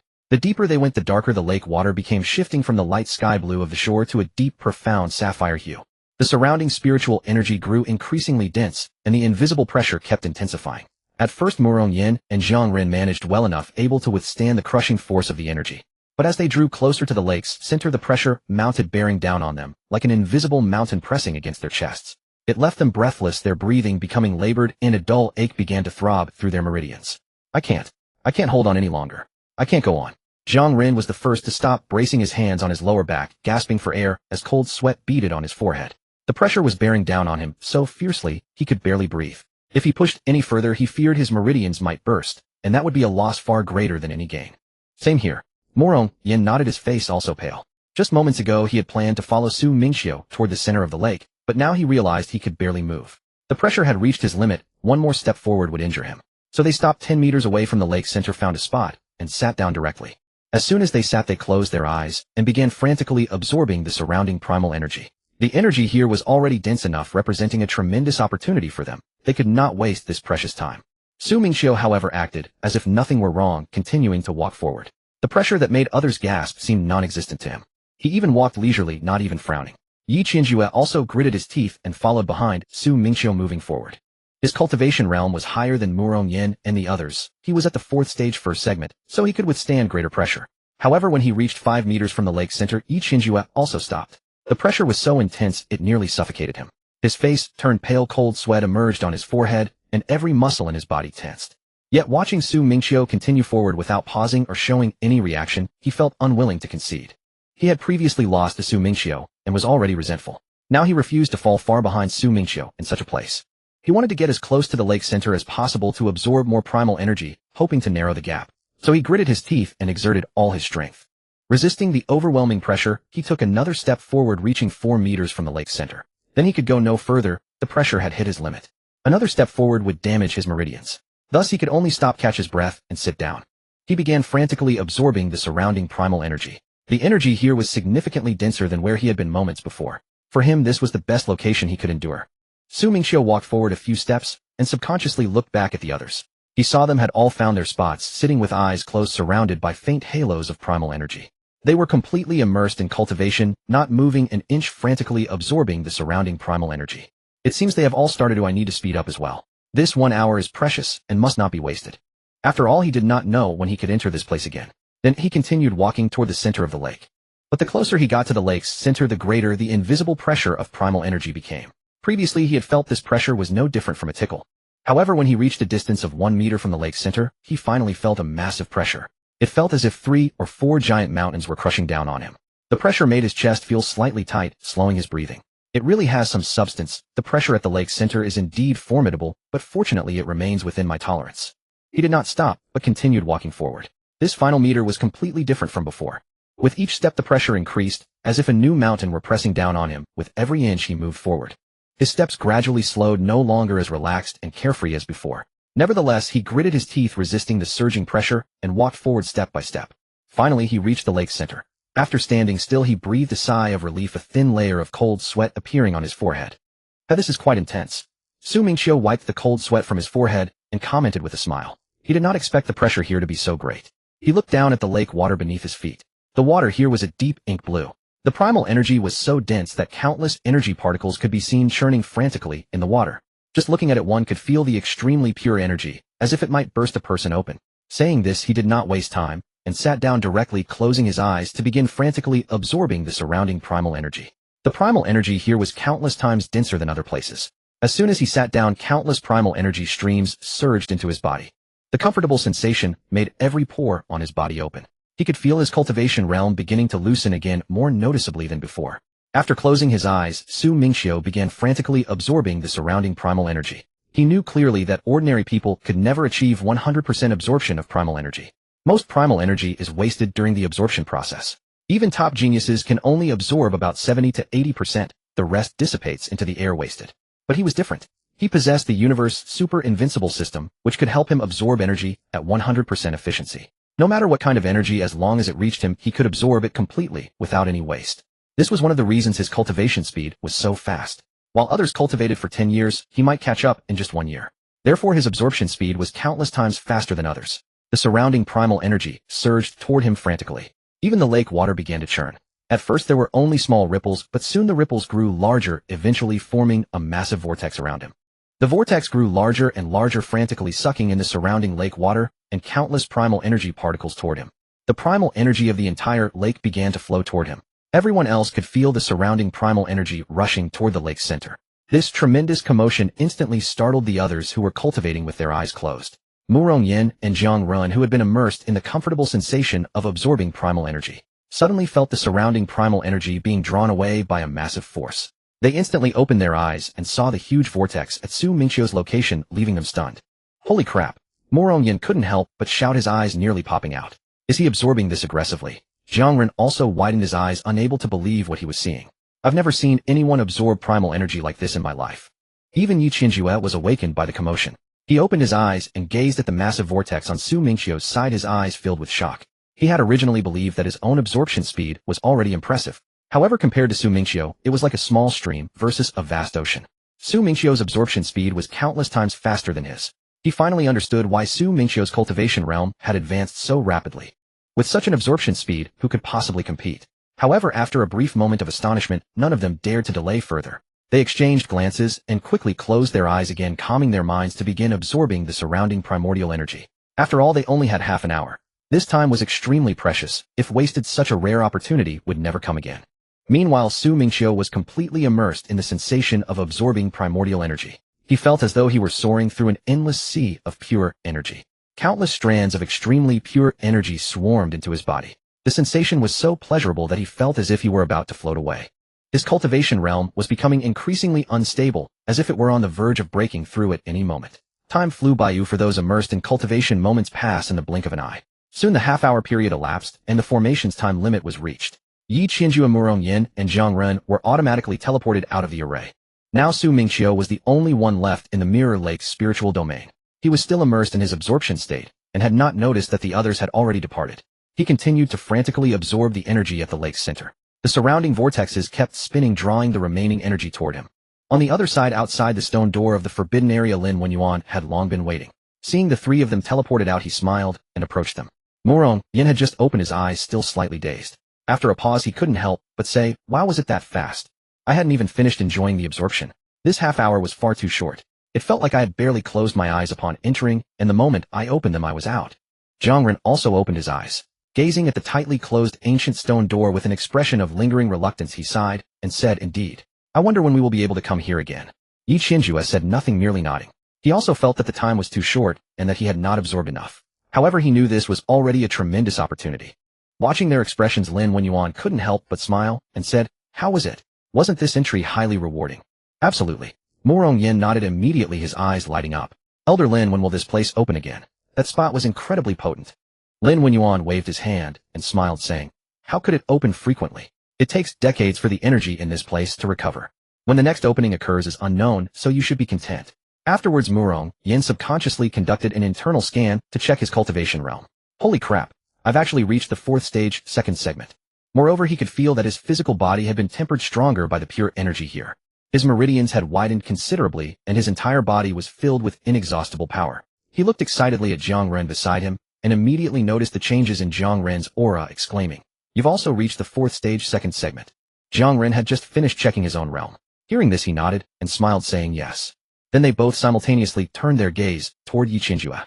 After all, Yi Qinjue's original cultivation base was higher than theirs, and he was closer to the lake's center, absorbing denser and more abundant energy. His breakthrough must have been even greater than theirs. Being stared at so intently by the two, Yi Qinjue felt his scalp tingle. He stepped back and waved his hand helplessly, saying, "Don't look at me like that. I've only reached the 4th stage, 6th segment. Nothing special. Only." Hearing Yi Qinjue's words, Murong Yin and Jiang Ren were instantly stunned. They couldn't help but complain inwardly, "Is this guy showing off? Only 4th stage, 6th segment. And he calls that only? Isn't this going too far? How can he be this humble bragging?" Watching their shocked expressions, Lin Wenyuan chuckled and waved his hand, saying, "Enough, enough. Stop comparing yourselves." Just then Wu Wanhuai walked over from a distance. Having just seen off the others, a faint smile lingered on her face. Seeing her approach, Lin Wenyuan asked with a smile, "How did it go? Have they all left?" By they, he naturally meant the vice principals from other schools and the students who had accompanied them. The joint competition had completely ended, and those people were returning to their respective schools. Since Lin Wenyuan needed to stay here and could not leave, he had asked Wu Wanhuai to help see them off. Wu Wanhuai nodded, then turned her gaze to Murong Yin and the others. After scrutinizing them up and down, she smiled and said, "Not bad, not bad. You few have made significant gains this time." After speaking, she turned to Lin Wenyuan and playfully tapped him, saying, "You old ghost, you finally did something right." Hearing this, Lin Wenyuan immediately took offense. Glaring at Wu Wanhuai, he said, "Hey, what do you mean finally? I've done plenty of good deeds. Haven't I helped Black Abyss Martial University enough in the past? I've done countless good things. What do you mean finally did one good deed?" Murong Yin and Jiang Ren watched the two vice principals bicker like children and couldn't help but exchange glances. These two, nearing 200 years of age combined, still bickered like kids. They usually appeared as respected vice principals, but in private they were like this. Lin Wenyuan waved his hand and said to Wu Wanhuai, "Enough, enough. Let's wait here for a moment. Mingqiu will be coming out soon." Hearing this, Wu Wanhuai nodded and stopped bickering with Lin Wenyuan. The group stood outside the stone door waiting quietly. Murong Yin and the others curiously gazed at the ancient stone door, wondering what Mingqiu's cultivation realm would be after emerging. After all, Mingqiu had absorbed so aggressively, his gains must have been greater than theirs. Meanwhile, inside the Mirror Lake's spiritual domain, Mingqiu was still frantically and violently absorbing primordial energy. 100% of the surrounding energy was absorbed into his body, with not a single bit wasted. Time flew by swiftly, and soon an hour had passed. When the formation's time was up, Mingqiu was directly teleported out, appearing outside the stone gate. Mingqiu slowly opened his eyes, still not fully recovered from his cultivation state. He shook his head, flicked the water droplets off his hands, and stood up. Subconsciously, he checked his inner state and examined his cultivation level. Instantly his eyes lit up. Not bad. He had actually reached the 5th stage, 2nd rank. He had only been at 4th stage, 5th rank before, and in just 1 hour he had broken through to 5th stage, 2nd rank, jumping that many levels. This Mirror Lake spirit domain is simply amazing. Mingqiu nodded in satisfaction. Moreover, he could feel that even his physical body had become much stronger. After all, his physical body was already extremely strong, yet after being washed by the spiritual energy of the Mirror Lake spirit domain, it had become even stronger. Even his meridians had widened considerably, and his entire body was filled with inexhaustible power. Then lifting his head, he noticed that the others were looking at him with smiles. Especially Murong Yin, who could barely hold back his laughter and nearly burst out. Jiang Ren was also lowering his head, stifling a chuckle. Mingqiu was stunned, puzzled. "Huh? What's going on? Why are you laughing? Are you that happy that I broke through? That's not necessary, right?" Then lowering his head to glance at his body, he was instantly dumbfounded, his whole body frozen. "Holy crap, where are my clothes? Su Mingqiu was now completely naked. Earlier he had absorbed spiritual energy too fiercely. Those energies surged madly into his body, directly bursting his clothes apart. Reacting quickly, his face flushed instantly. He hurriedly took out a new set of clothes from his spatial ring and put them on in a fluster, fearing any delay. While dressing, he inwardly cursed furiously, "Damn it. I absorbed too fiercely and my clothes burst. This is so embarrassing. In 2 lifetimes I've never been this embarrassed. Fortunately, there are only men here. If there were a woman, my reputation would be ruined." Except for old Wu, he secretly glanced. Wu Wanhua had already turned her head away, facing away from them. Besides, at her age she had seen everything, so she probably didn't care at all. After Su Mingqiu got dressed, he let out a sigh of relief, finally putting this embarrassing incident behind him. Then he walked toward Murong Yan, who had been holding in his laughter the hardest. He reached out and slapped Murong Yan's shoulder forcefully. The blow nearly knocked Murong Yan down, almost sending him to his knees. The pain made Murong Yan grimace, nearly crying out. "You were the one laughing the most just now, weren't you?" Su Mingqiu said, pinching his shoulder with annoyance. I was wrong. I'm sorry. I shouldn't have laughed. I won't dare again." Murong Yan quickly admitted his mistake, rubbing his shoulder. Su Mingqiu's blow was too harsh, almost shattering his shoulder. Hearing this, Su Mingqiu finally let go. Then Murong Yan, rubbing his shoulder, suddenly leaned in with a sly grin and winked, saying, "But seriously, you're quite big down there." That remark was fine until said Wu Jiangren couldn't hold it in anymore. Buffed, he burst out laughing, bending over so much he couldn't straighten up, tears nearly streaming from his eyes. Su Mingqiu shot him a glance and said irritably, "What's so funny? There's nothing to laugh about. But I do agree with you on that point." "What's the matter? Jealous? Envy won't help. You're naturally inferior to me." Then he looked at Yi Qinjue beside him and found that this guy had worn a cold expression the whole time, without any reaction. Even at such an embarrassing moment, he hadn't cracked a smile, not even a twitch of his lips. Su Mingqiu suspected that this guy might be paralyzed, unable to laugh at all. He didn't react even to such an amusing incident. Lin Wenyuan and Wu Wanhua watched the young people horsing around and shook their heads helplessly. After a while of messing around, Murong Yan finally put away that sly grin and looked at Su Mingqiu seriously, asking, "By the way, what's your cultivation level now?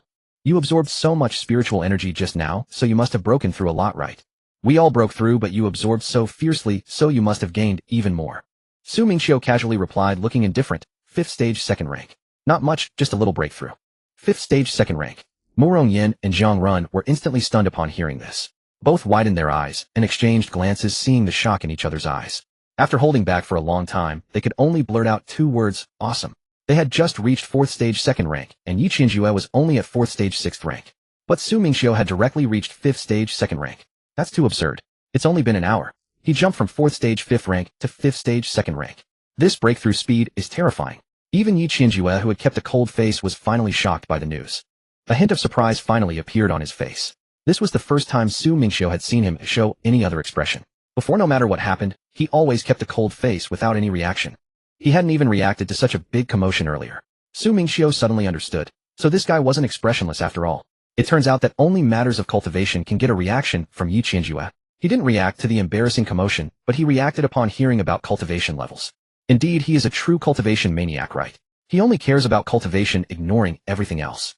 Lin Wenyuan looked at them and said with a smile, "Now that you've undergone the spiritual energy baptism of the Mirror Lake Spirit Domain, your cultivation levels have risen significantly, far surpassing those S-class geniuses from other schools.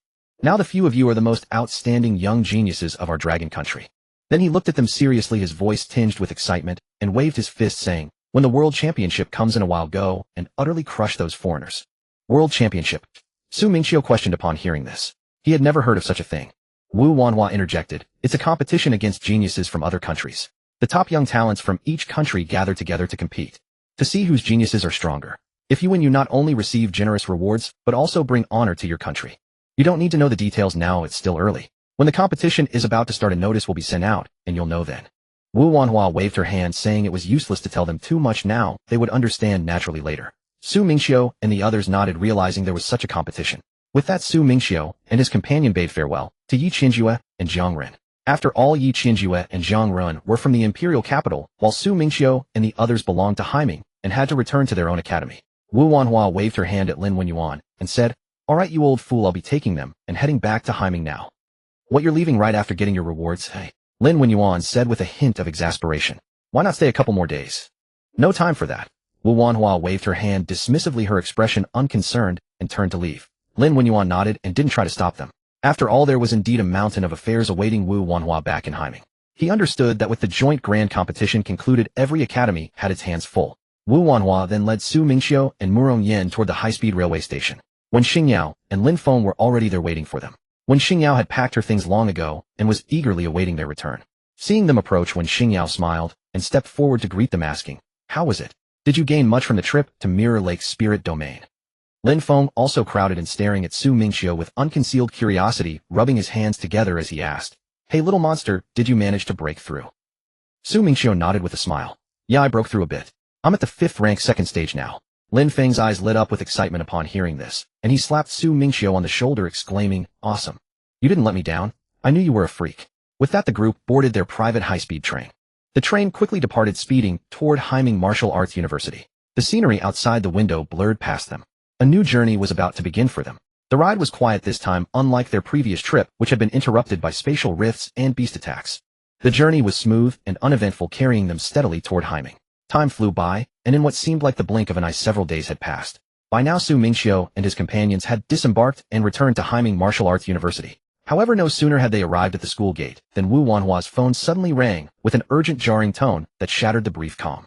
Wu Wanhua frowned, pulled out her phone, and answered. Lin Wenyuan's anxious voice came through the line, carrying an unprecedented urgency. "Old Wu. Bad news. Something huge has happened. Spatial rifts have suddenly erupted all over the country. Countless beasts are pouring out of the rifts and have already injured many people. I've already sent my students out to handle it. You need to step up too. Get your people out there to seal those rifts as soon as possible. Don't let any more beasts escape. I still have to notify the others, so I can't talk long. I'm hanging up now." With that, Lin Wenyuan ended the call, leaving Wu Wanhua no time to respond. Wu Wanhua stared at her phone, her expression instantly turning grave. To have this happen the moment they returned to the academy, it was so sudden, with no warning whatsoever. She then relayed the news to Su Mingqiu and the others, her tone stern and serious, all traces of her earlier lightness gone. The playful banter vanished in an instant as they all grew solemn. They knew exactly what a spatial rift eruption meant. Countless beasts would pour out, endangering innocent lives. So they immediately turned and rushed out to deal with the rifts. Lin Feng watched Su Mingqiu and the others hurry away, a frown creasing his brow as he turned to Wu Wanhua. "Old Wu, could there be something suspicious behind this?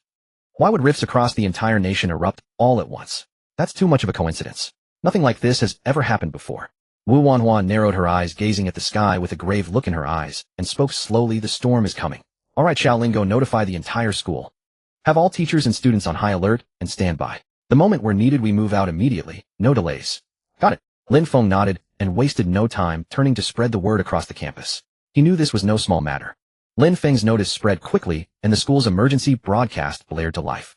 The urgent message echoed through every corner of the campus, informing everyone of the mass eruption of spatial rifts. Everyone was instructed to be prepared and stand by for deployment. Soon word had spread throughout the entire academy. The whole campus sprang into action, the previously relaxed and leisurely atmosphere instantly transforming into a tense state of emergency. All the teachers were rapidly organizing students and assigning tasks, pointing them to the locations of the various rifts and directing them to head out immediately. Then everyone set out toward the rift locations, each wearing a solemn expression, fully aware of the urgency of the situation. They were heading out to eliminate the beasts that had escaped from the rifts and to protect the innocent. Su Mingqiu, upon leaving the school gates, quickly parted ways with Murong Yin and Wen Xingyao. Their speed was far too slow compared to his. Traveling together would waste precious time. The sooner the rifts were sealed, the better. For the longer they waited, the more beasts would pour out, and if people got hurt, it would be too late. So he chose to act alone, heading straight for the nearest and largest spatial rift. Reports from that direction said a significant number of beasts had already emerged. Many people were still trapped there, making it the most critical situation. Now figures were flying back and forth across the skies of Haiming. Teachers and students from various academies all dispatched to handle the spatial rifts. One after another, they flew swiftly toward the rift locations with anxious expressions. The once leisurely city sky had suddenly become a hive of frantic activity. Su Mingqiu was among them, moving far faster than the others, the wind howling past his ears.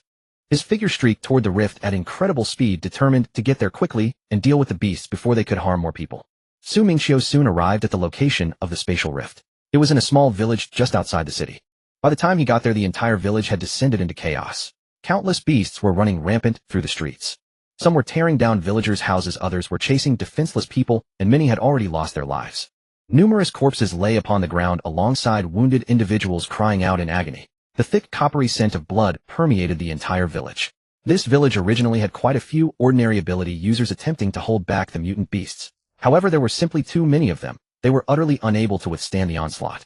One by one, they were on the verge of collapse, bearing wounds, clearly unable to hold the line any longer. Upon witnessing this scene, Su Mingqiu's eyes turned instantly cold. He descended, directly landing at the village entrance.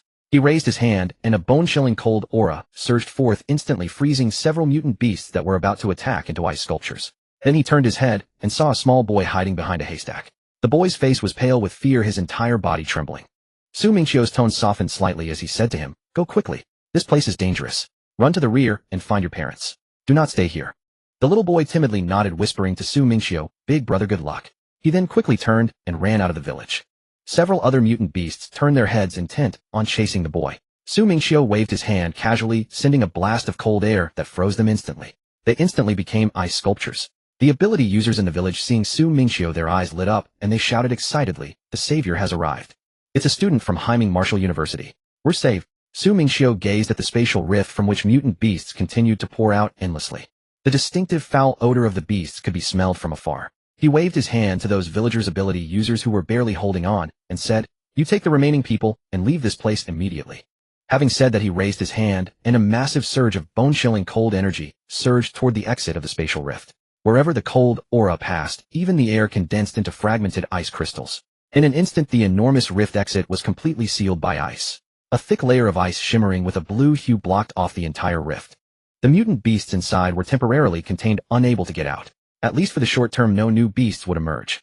Subsequently, Su Mingqiu's figure flashed back and forth throughout the village. His speed was too fast, leaving afterimages, and the mutant beasts could not react in time.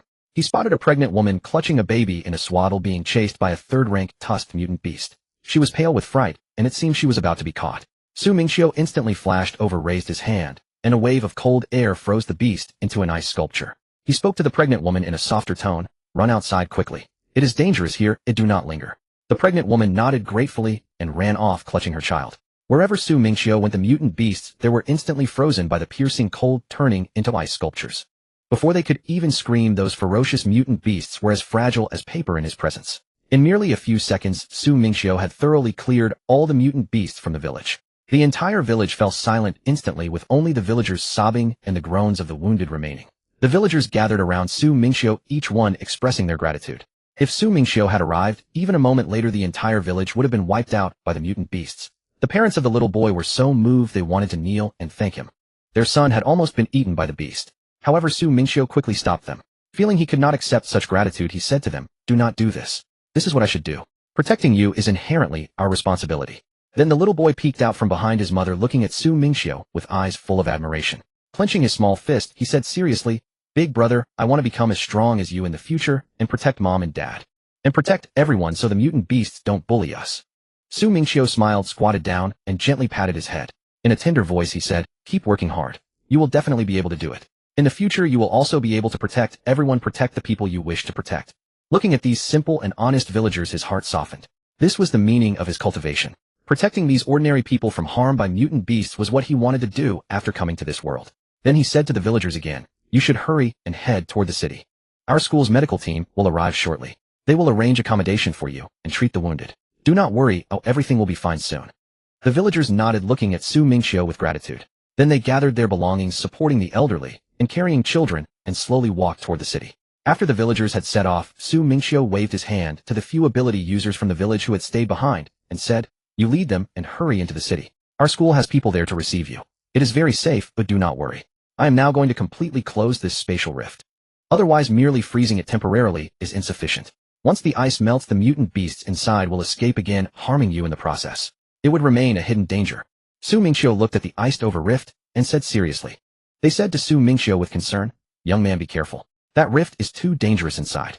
If you cannot handle it, do not force yourself. Wait for our school's teachers to arrive. It will not make a difference to wait a bit longer." Su Mingqiu nodded and smiled, saying to them, "Rest assured, I am fine. I am confident. You should hurry and leave. Do not delay. The villagers are waiting for you to lead the way." Then the few ability users exchanged glances. Knowing they could not stop him, they nodded, led the remaining villagers, and walked toward the city. Subsequently, Su Mingqiu walked toward the spatial rift. He raised his hand and gently brushed it, removing the ice seal he had previously placed on the rift's exit. The thick layer of ice instantly shattered into countless ice crystals, scattering onto the ground. Su Mingqiu gripped Shuanglia tightly. The long blade, imbued with bone-chilling cold energy, felt cold in his hand, lowering the temperature of the surrounding air. His eyes narrowed with focus. Without the slightest hesitation, he walked directly into the rift. He intended to close this rift completely. The moment he stepped into the spatial rift, the surrounding light instantly dimmed. A distorted space carrying a pungent stench-like odor rushed toward him. Before Su Mingqiu could steady himself, over a dozen grotesque beasts of various forms burst forth from the darkness around him. They lunged at him with gaping blood-red maws roaring as they charged. Su Mingqiu did not even move a step. He merely raised his hand, gripping the Shuangli blade, and casually swung it. With a resonant hum, the blade wind carrying bone-piercing chill swept across. The beast that had pounced didn't even have time to let out a scream before they were cleaved cleanly in half. Before the warm blood could splash on him, it was frozen into fine ice crystals by the chill emanating from his body. Then even more beasts surged from the darkness, endless as a tide. Roars and the scraping sound of claws on the ground filled the air. Su Mingqiu's gaze turned cold. Did they take him for an easy prey that had walked right into their lair? Gripping the Shuangli blade, he directly unleashed the first form of the Jinma blade, the exorcising form.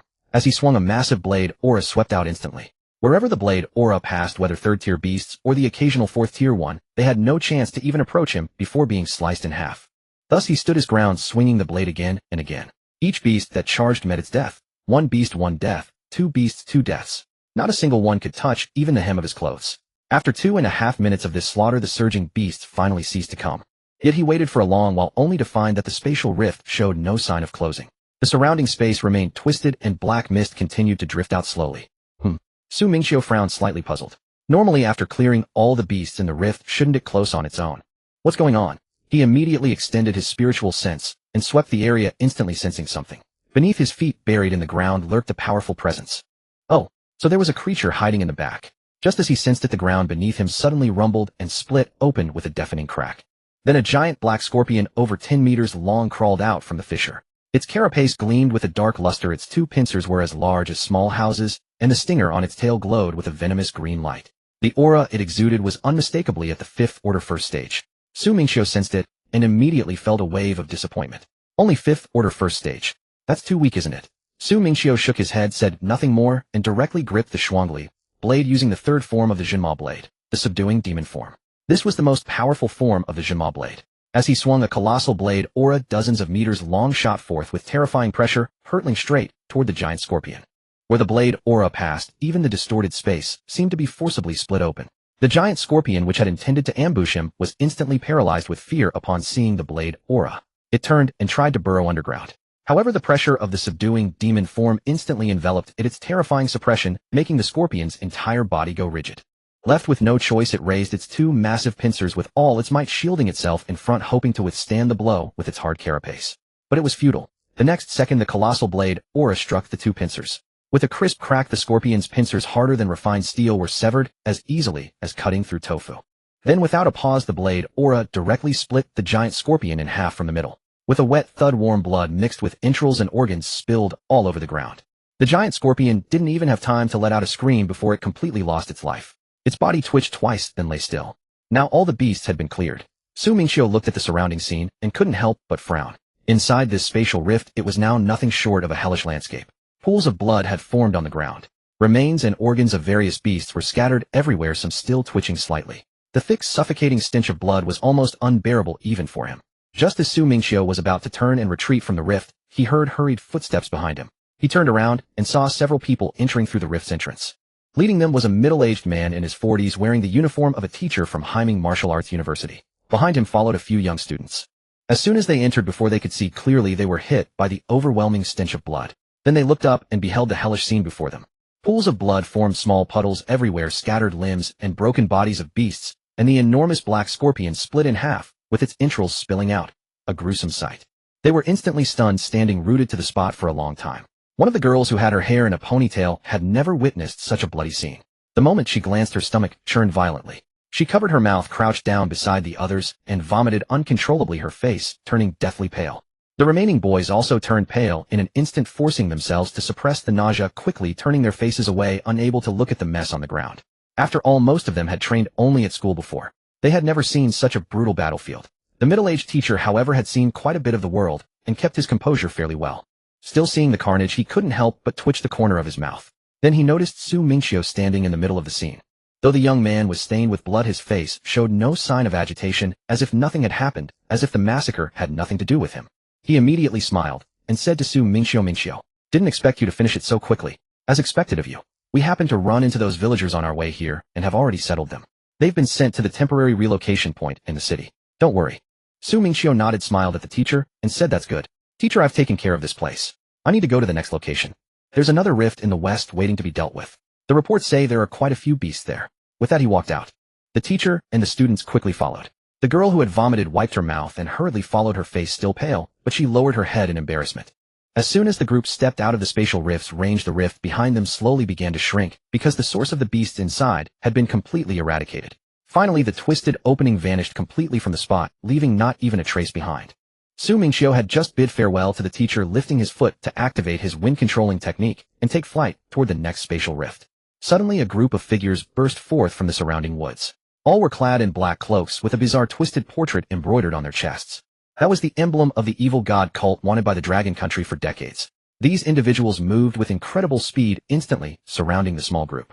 Their eyes glared ferociously. The intense killing intent caused the nearby students to instinctively recoil a step. Their faces already pale, drained of all color. At their forefront stood a young man in his mid-20s wearing an arrogant and greedy smile. The aura radiating from him was clearly at the 5th stage 3rd segment, a significant power increase compared to the giant scorpion they had faced earlier. He cast a glance at the completely vanished spatial rift, then spoke slowly, his voice dripping with sinister charm. "So it was you who closed this spatial rift." As soon as the words left his lips, his gaze landed on Su Mingqiu. His eyes instantly lit up as if he had discovered a mountain of gold and silver. Excitedly he exclaimed, "Who would have thought there would be such an unexpected bonus? Su Mingqiu, I didn't expect to find you here." Su Mingqiu looked at this group of people, his heart sinking instantly. His mind raced. The members of the evil god cult appearing in such a remote location at this critical moment when spatial rifts were erupting across the nation was no simple act of opportunistic chaos.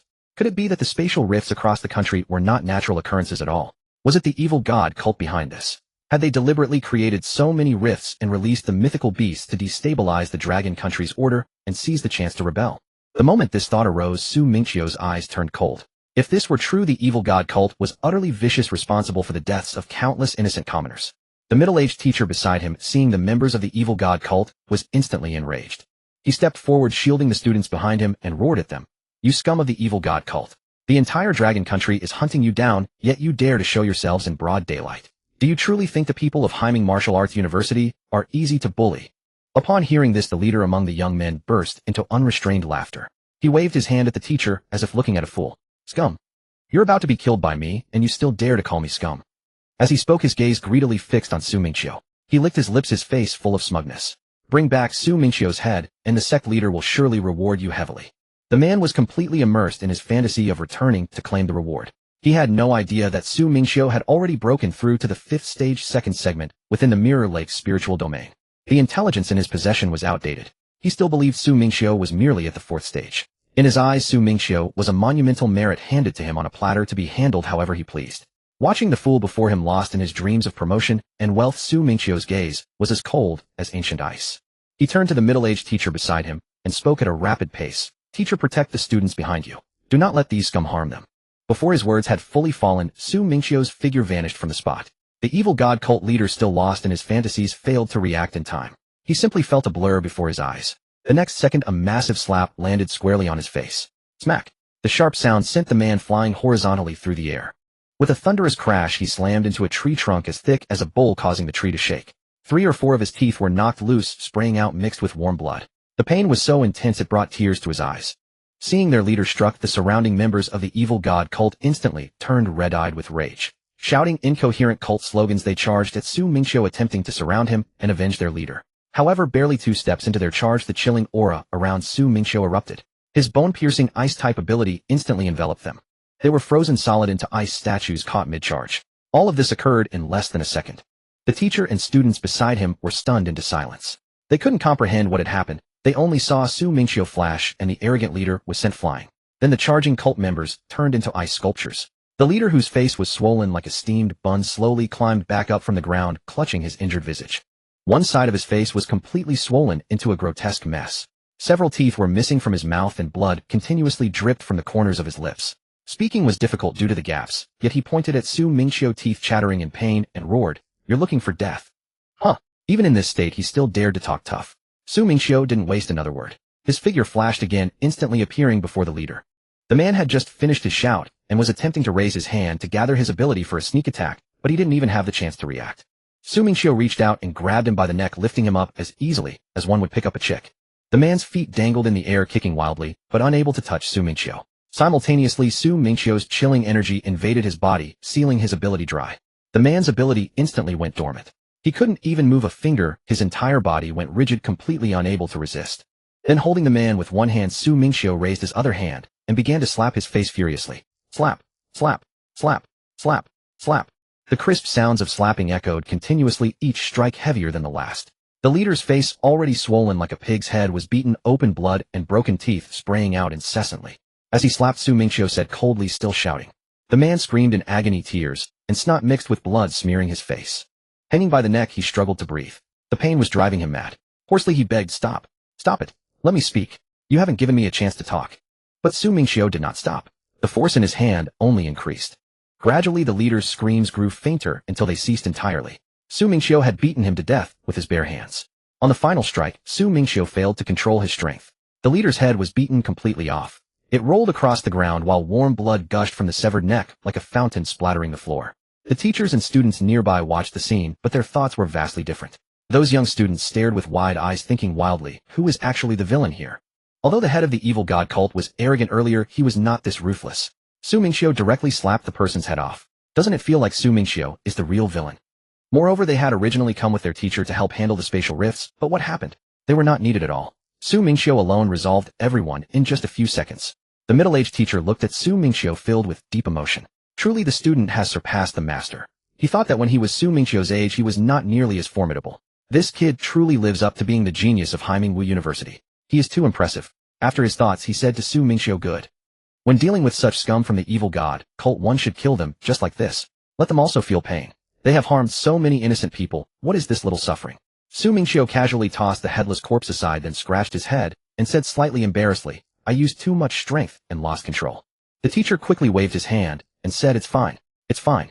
Such scum deserves to die. There is nothing to pity. Mingqiu, hurry to the next spatial rift. There are surely still many matters waiting to be handled there. Do not delay. Su Mingqiu nodded and did not say much. He flew directly into the air, heading rapidly toward the west. In just a few seconds he disappeared from sight. Only after Su Mingqiu left did the teacher turn back to look at the students who were still stunned and said, all right, stop staring. Do not feel it is too cruel. When dealing with such scum from the evil god cult, one must act this way. The people they have killed far outnumber those they have harmed here. Killing them is removing a harm from the people. Also, you do not need to compare yourselves with Su Mingqiu. Comparing oneself to others only brings sorrow. Just focus on yourselves. He is a genius among geniuses. You cannot compare. The students quickly nodded, but in their hearts they secretly complained, teacher, we are not comparing ourselves with Su Mingqiu at all. Although we are all freshmen, we know clearly that we are not on the same level as him. At this moment the girl who had vomited earlier spoke up softly, teacher, why are the people of the evil god cult daring to come out now? Hadn't they been hiding and afraid to show their faces before? Hearing this, the teacher's expression darkened. He looked up at the ashen sky and frowned, saying, the simultaneous outbreak of spatial rifts across the country is absolutely not a coincidence. This is certainly related to those scum. They want to take this opportunity to disrupt the order of Long Country and cause chaos. At the same time, almost simultaneously, people from the evil god cult emerged everywhere across the country. It seemed they had planned this long in advance. While everyone was busy handling spatial rifts and fighting mutant beasts with all attention focused on rescue and defenses at their weakest, they suddenly launched surprise attacks. Many students busy rescuing people and members of the security bureau had their backs turned to the mutant beasts charging out, completely unprepared for those in the shadows, and were caught off guard. In less than half an hour, many students and security bureau members fell to the hands of the evil god cult. Furthermore, these cult members dared not engage in direct combat. They all relied on high-level experts. They ambushed low-level students and members who were only at the third or fourth tier, bullying the weak and striking from above. Their methods were sinister and ruthless. They attacked and fled immediately, never daring to face opponents head-on. This news spread like wings, instantly reaching the ears of the high-level officials in various schools and the security bureau. Those officials were already overwhelmed by the simultaneous outbreak of rifts nationwide. Upon receiving this news, they exploded with rage instantly. Principals, vice principals from various schools and directors of the security bureau were all furious. They immediately ordered the deployment of all high-level experts. Put aside the rift handling work first and go deal with those evil god cult scum. A death order was issued directly. Anyone from the evil god cult encountered is to be killed without mercy. Such scum are a waste of food if left alive. These officials were all seething with boundless fury. Our people were killed by mutant beasts. Oh, we accept that. They were preparing to use this opportunity to train students. But you evil god cult scum taking advantage of the situation to ambush and kill our people, using higher realms against lower ones. You are seeking death. Do you truly think Long Country has no one left? Do you truly think we are too busy to deal with you, scum? On the other side, Mingqiu's speed was extremely fast. In just a few minutes he flew to the small town in the west. As he landed from the sky, he saw the situation here. The spatial rift here was much smaller than the one in the village earlier. It was less than 2 meters wide, and the mutant beasts emerged more slowly. However, there were still plenty of mutant beasts inside. The streets were filled with chaotic mutant beasts, causing widespread devastation. However, students from several other schools had already arrived here first and were handling the mutant beasts. Those students wore their school uniforms. They were sweating profusely from fighting, covered in blood, with some injuries on their arms. Their speed in clearing mutant beasts could not match the rate at which they emerged from the rift, so the fighting was slow. After a long time, less than half had been cleared, and many mutant beasts were still wreaking havoc on the town streets. Seeing Mingqiu land, those students were stunned for a moment, then recognized him. Isn't this Mingqiu, the genius from Mingqiu University, champion of the joint tournament? They had seen him on television and on school bulletin boards before. Mingqiu did not greet them much. Time was extremely tight. There were still many rifts waiting to be handled and many people waiting to be rescued. He directly charged forward with his frost flow blade in hand. He raised his hand and used the demon-suppressing blade's demon-repelling form. A blade aura swept through. The mutant beasts charging at him were instantly split in half. Then his figure flickered, flashing back and forth on the town streets. The mutant beasts hiding in houses and those just emerging from the rift were instantly cleared. In no time at all, he had resolved all the mutant beasts in the area. Because the source of the mutant beasts inside the spatial rift was completely eliminated, the rift slowly contracted and finally disappeared entirely, leaving no trace behind. The entire process took no more than a minute. Those few students stood there dumbfounded. They had been fighting for nearly half an hour and had only cleared half the area. Then Mingqiu came over and resolved everything in just 1 minute. The gap was simply too vast. After Mingqiu finished clearing, he gave a nod to those few students. And then Mingqiu instantly took flight, disappearing in mere seconds, leaving only a faint afterimage behind. Those few students exchanged glances and couldn't help but remark, he truly moves like the wind and thunder, arrives swiftly, departs even faster. They rested for a moment, took out healing potions, and treated the injuries on their bodies. They drank some stamina-restoring potions as well, and only after a long while were they able to catch their breath. Then they also packed up, preparing to help clear the next spatial rift. Now that rifts were everywhere, and every location needed people, they could not afford to idle. On the other side, Mingqiu was flying rapidly through the sky, about to head toward the next rift location. Suddenly his phone in his pocket made a sound, a message notification. He took it out, and saw it was a message from Lin Feng, the content urgent. Mingqiu, stop clearing spatial rifts for now. Go deal with the evil god cult people first. That bunch of scum has been ambushing our people everywhere, already killing over 100 students and security bureau members. When you see them, kill them directly, leave no survivors. That bunch of scum must be taught a lesson. Mingqiu read the message and instantly understood. As expected, those evil god cult people were indeed causing trouble at this very moment. He didn't waste words, replied with an okay, and then changed direction. He began circling back and forth in the sky, using his spiritual sense to search for the evil god cult members over a wide area. His divine sense, nurtured by the ice coffin, had become extremely powerful. As long as he spotted those wearing black cloaks with the evil god emblem embroidered on their chests, he would charge directly at them. He would unleash an explosion of cold energy the moment he arrived, and those evil god cult members couldn't even react before being frozen solid into ice statues. Not a single evil god cult member could survive against him. Occasionally, while searching, he would also come across spatial rifts and take the opportunity to quickly clear the mutant beasts inside. Then he would continue searching for the evil god cult members, attending to both tasks without delay, saving people and eliminating scum. Almost simultaneously, experts all across the Dragon Country were furiously hunting down the evil god cult members. Everyone had been mobilized, searching everywhere, chasing everywhere. Those evil god cult members had originally hoped to take advantage of the Dragon Country's chaos and manpower shortage to cause trouble.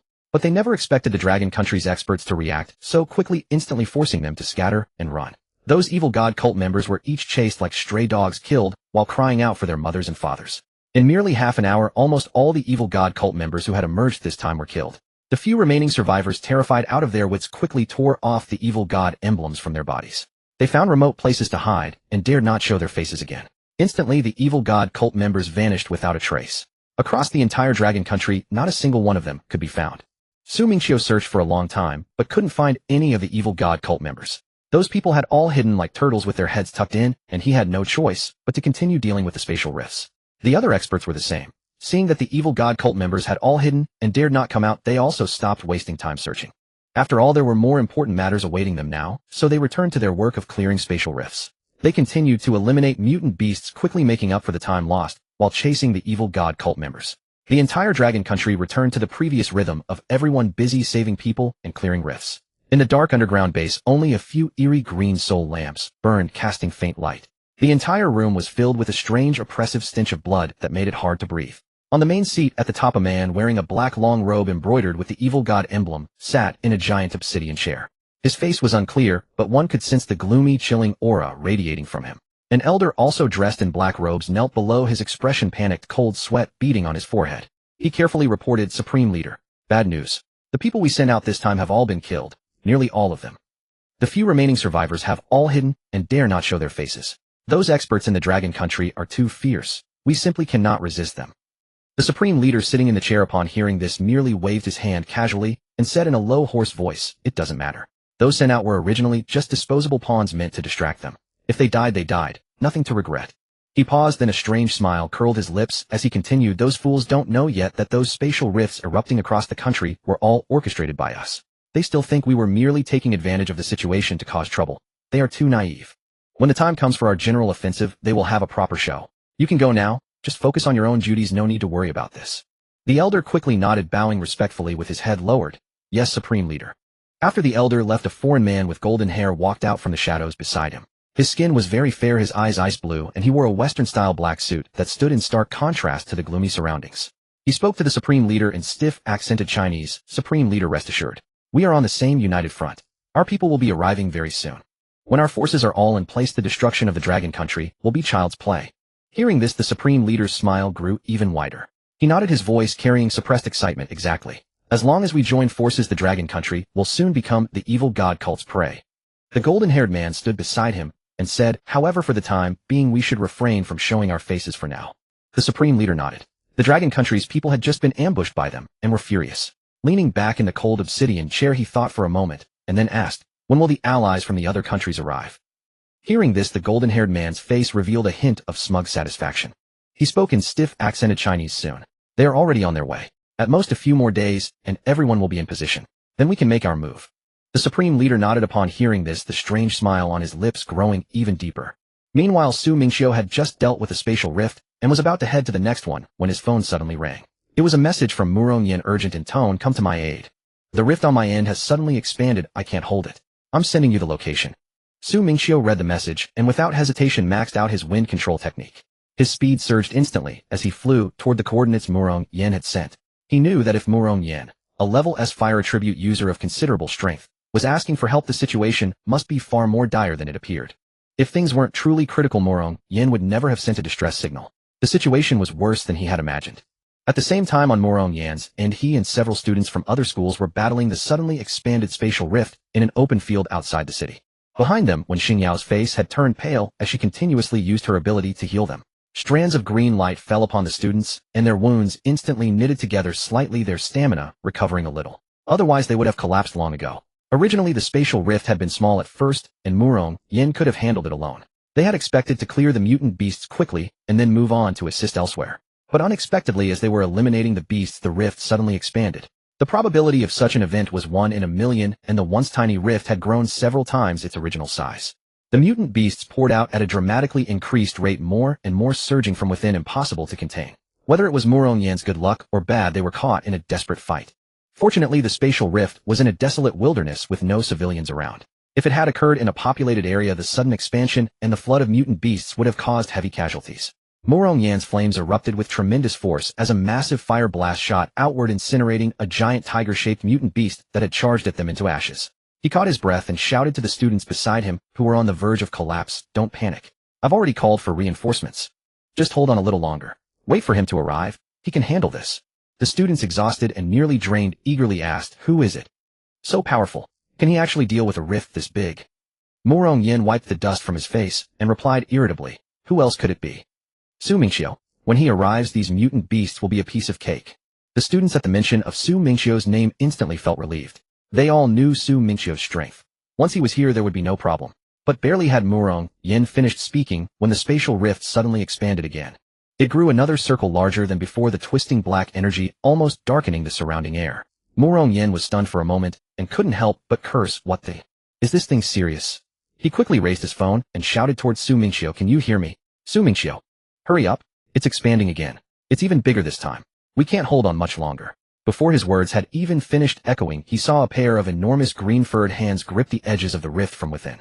Then a gigantic monkey crawled its way out. Its face was bluish-green with protruding fangs, its eyes as red as blood, and its fur a dark teal color.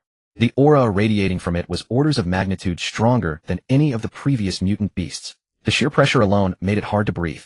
Once the monkey had fully emerged, the spatial rift gradually stopped expanding. It slowly contracted and finally vanished completely, as if the entire chaos had been nothing but an illusion. The moment it appeared, the monkey slammed its fists against its chest and let out a furious roar toward the sky. The sound shook the entire ground. Murong Yen and the others had ringing in their ears. Then the mutant beasts that had been charging toward them slowly came to a halt.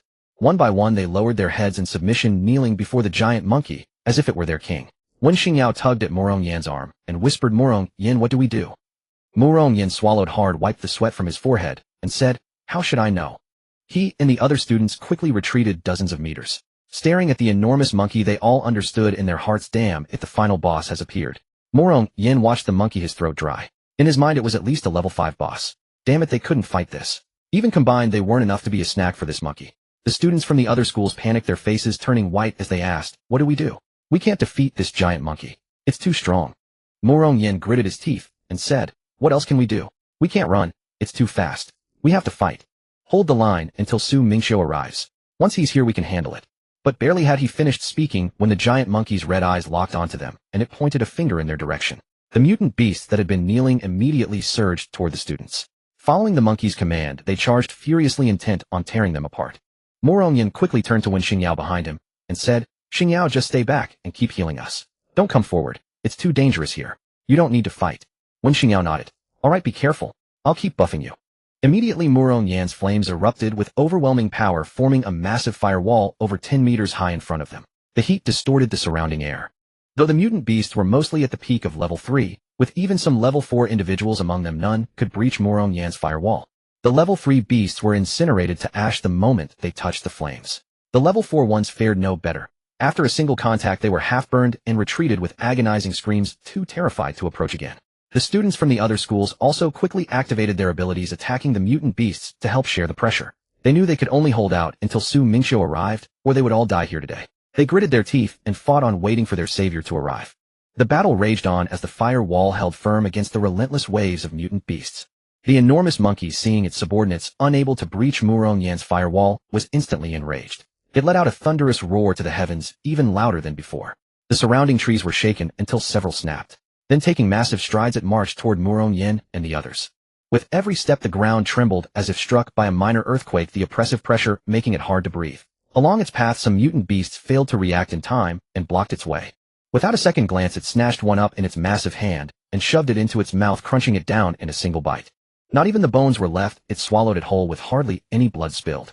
Witnessing this, the students from other schools couldn't help but curse, "What the hell? It even eats its own subordinates." Murong Yen, while unleashing fierce flames at the charging mutant beasts, shouted irritably at them, "Is this the time for this? It's coming straight for us." As he spoke, he fired a massive blast of flame at the giant monkey, attempting to block its advance. However, the flames only singed some of its cyan fur upon impact, proving utterly ineffective. The monkey didn't even bother to dodge, showing no concern, as if it were merely a gentle scratch. Seeing how ruthless the monkey was, even devouring its own kind, the mutant beasts dared not stay in its path. They scattered to the sides, fearing they might block its way and get eaten. Instantly, the path ahead of the monkey cleared. Watching the creature draw nearer, Murong Yen felt its terrifying pressure intensify. He knew deep down that ordinary attacks were useless. The flames engulfing his body surged dramatically, shining several times brighter than before and radiating heat that forced those nearby to retreat. He shouted to his companions, "Everyone fall back. Stay back." Then, taking a deep breath, he yelled, "Emperor of Flame." Extending his right hand, a colossal fireball materialized above his palm. The heat from the fireball was so intense that the surrounding air distorted. With a fierce swing, he hurled the massive sphere directly at the monkey. Upon seeing it, the monkey didn't dodge, nor did its expression change, treating the attack as little more than a pebble. It simply extended its giant right hand and clenched it around the fireball. Then, with a crack, the scorching fireball was crushed in its grip. Murong Yan's most powerful move hadn't even scratched it. Not even its hand was burned, as if the flames were completely ineffective against it. Then, paying it no mind, the monkey walked up to the firewall and raised its massive palm, swatting the 10-meter-high barrier of flames out of existence. The raging flames vanished without a trace instantly. Seeing this, Murong Yen quickly ignited the flames beneath his feet, using the thrust to dash sideways and evade. He narrowly avoided being smashed by the monkey's palm. Where the hand struck the ground, it carved out a pit several meters wide. Cracks spiderwebbed across the earth. Had it hit a person, they would have been turned to paste. Seeing them scrambling desperately, the monkey stood its ground and burst into a hearty cackling laugh. The sound was raspy and arrogant, clearly mocking their incompetence. Seeing the monkey laugh, Murong Yin was instantly furious. Wiping the sweat from his face, he cursed, "Damn it, this stinking monkey actually laughs at us. Wait until Su Mingqiu arrives, you'll regret this. You'll be crying too late." As soon as he finished speaking, a cold voice echoed from above, "Laughing at what, you stinking monkey?" Murong Yin and the others looked up to see Su Mingqiu descending from the sky, landing directly in front of the monkey. One hand grabbed the monkey's head, and with a violent downward press, he slammed it straight into the ground. Splash! A massive thud echoed as the ground cracked open, forming a pit several meters wide. The monkey pinned in the hole struggled frantically, trying to throw Su Mingqiu off. But it couldn't move an inch. Su Mingqiu's grip was like iron vices holding its head firmly against the earth. It couldn't even lift its head, only managing to emit muffled roars. Seeing this, Murong Yin and the others breathed a sigh of relief. Finally help had arrived. They had feared they would lose their lives there. Su Mingqiu clapped his hands and walked over to join them. Seeing him, Murong Yin relaxed, saying irritably, "You're finally here. If you had been any later, we would have been done for." Su Mingqiu smiled and replied, "I'm here now, aren't I? I killed some scum from the evil god cult on the way, which took a bit of time." He then turned to them and said, "Leave this monkey to me. You go handle the other mutant beasts." Murong Yin and the others nodded without hesitation and quickly moved off to deal with the remaining beasts. Wen Xingyao followed along, providing healing support behind them as they cleaned up the leftover mutant beasts. Meanwhile, taking advantage of the moment, while Su Mingqiu was talking, the monkey slowly rose from the pit. Staring at Su Mingqiu, its eyes reddened further with fury. It slammed its fists against its chest and roared at him. Then suddenly it smashed both hands onto the ground. Instantly, countless sharp stone spikes erupted from the earth, shooting towards Su Mingqiu. The spikes came at blinding speed, reaching Su Mingqiu in the blink of an eye, aiming to pierce him like a sieve. Seeing this, Su Mingqiu showed no concern and didn't even dodge. Instead, he lightly tapped the ground with his foot. Instantly, countless thick ice spikes burst from the ground. These ice spikes were larger and sharper than the monkey's stone ones, shattering all of them on impact. Seeing his attack fail to harm Su Mingqiu, the monkey realized instantly that he stood no chance against this human. Fear seized him, and he dared not fight further. He turned around and fled toward the deep mountains in the distance, moving at incredible speed. He even knocked aside several mutant beasts that blocked his path. Witnessing this, Su Mingqiu remained unconcerned and didn't even chase. Standing still, he extended a single finger, an array of bone-chilling cold energy shot forth from it. It struck the monkey's legs directly. Instantly, its limbs were encased in thick ice. The monkey fell hard, face-planting into the dirt. "Run! Where do you think you're going?" Su Mingqiu watched the monkey struggling on the ground, his tone flat, as he took steady steps toward it. With each step, his aura of cold intensified, suppressing the surrounding mutated beasts into stillness. On his path, some beasts lacking sense charged at him in attack. He swept his hand, casually freezing them all into ice statues. Gradually, no mutated beasts remained before him. Those beasts feared him. Upon seeing him approach, they hurriedly dodged aside, daring not come within half a step. It was as if he were the most terrifying monster, even scarier than the giant monkey. Seeing Su Mingqiu approach, the monkey grew frantic, slamming its hands against the ground in desperation. Then a massive fissure cracked open in the earth, bottomless and pitch black, attempting to swallow Su Mingqiu whole. However, Su Mingqiu did not pause his steps. As his foot landed, the ground beneath him instantly froze solid. The fissure was immediately sealed by thick ice. Su Mingqiu walked directly across it without even stopping. Seeing this, the monkey, with no other option, grew utterly desperate. Knowing escape was impossible, it sought mutual destruction, raising both hands and roaring at the sky. Then a colossal meteorite descended from the heavens. Blazing with fierce flames, it screamed towards Su Mingqiu. The remaining mutated beasts, witnessing the meteorite, scattered in terror. Several students from other schools witnessing this scene were stunned. They couldn't help but stop their actions and watch the increasingly close meteorite, asking with concern, "Su Mingqiu, can he withstand this attack? This meteorite is way too big. If it crashes down, we'll all be caught in the crossfire. If it hits, won't the entire hilltop be destroyed?" While burning the remaining mutated beasts, Murong Yin calmly wiped the sweat from his forehead and replied, "Don't worry, he's a monster. To him this is nothing at all, no need to worry. Just do your own duties and don't bother with him. He's far more powerful than we imagine. Just focus on yourselves. Hurry and clear these beasts, there are many other places needing our help." Wen Xingyao also nodded. Yes, Su Mingqiu is very powerful. He handled so many dangers before. No need to worry about him. The monkey, watching the meteorite grow closer, revealed a mad smile. It believed Su Mingqiu was doomed this time. No matter how powerful he was, being hit by such a massive meteorite meant death. Even if he died, he would take this human down with him. Su Mingqiu watched the approaching meteorite, his cold aura surging wildly. The cold instantly enveloped the entire arena, freezing the ground into a smooth ice surface. Cold river snow. Su Mingqiu extended a hand, and cold energy gushed from his palm, flying directly toward the meteorite. In an instant, the blazing meteorite was frozen solid. It halted midair motionless, and the flames upon it extinguished immediately. Worse still, the monkey on the ground was trapped together inside a colossal iceberg.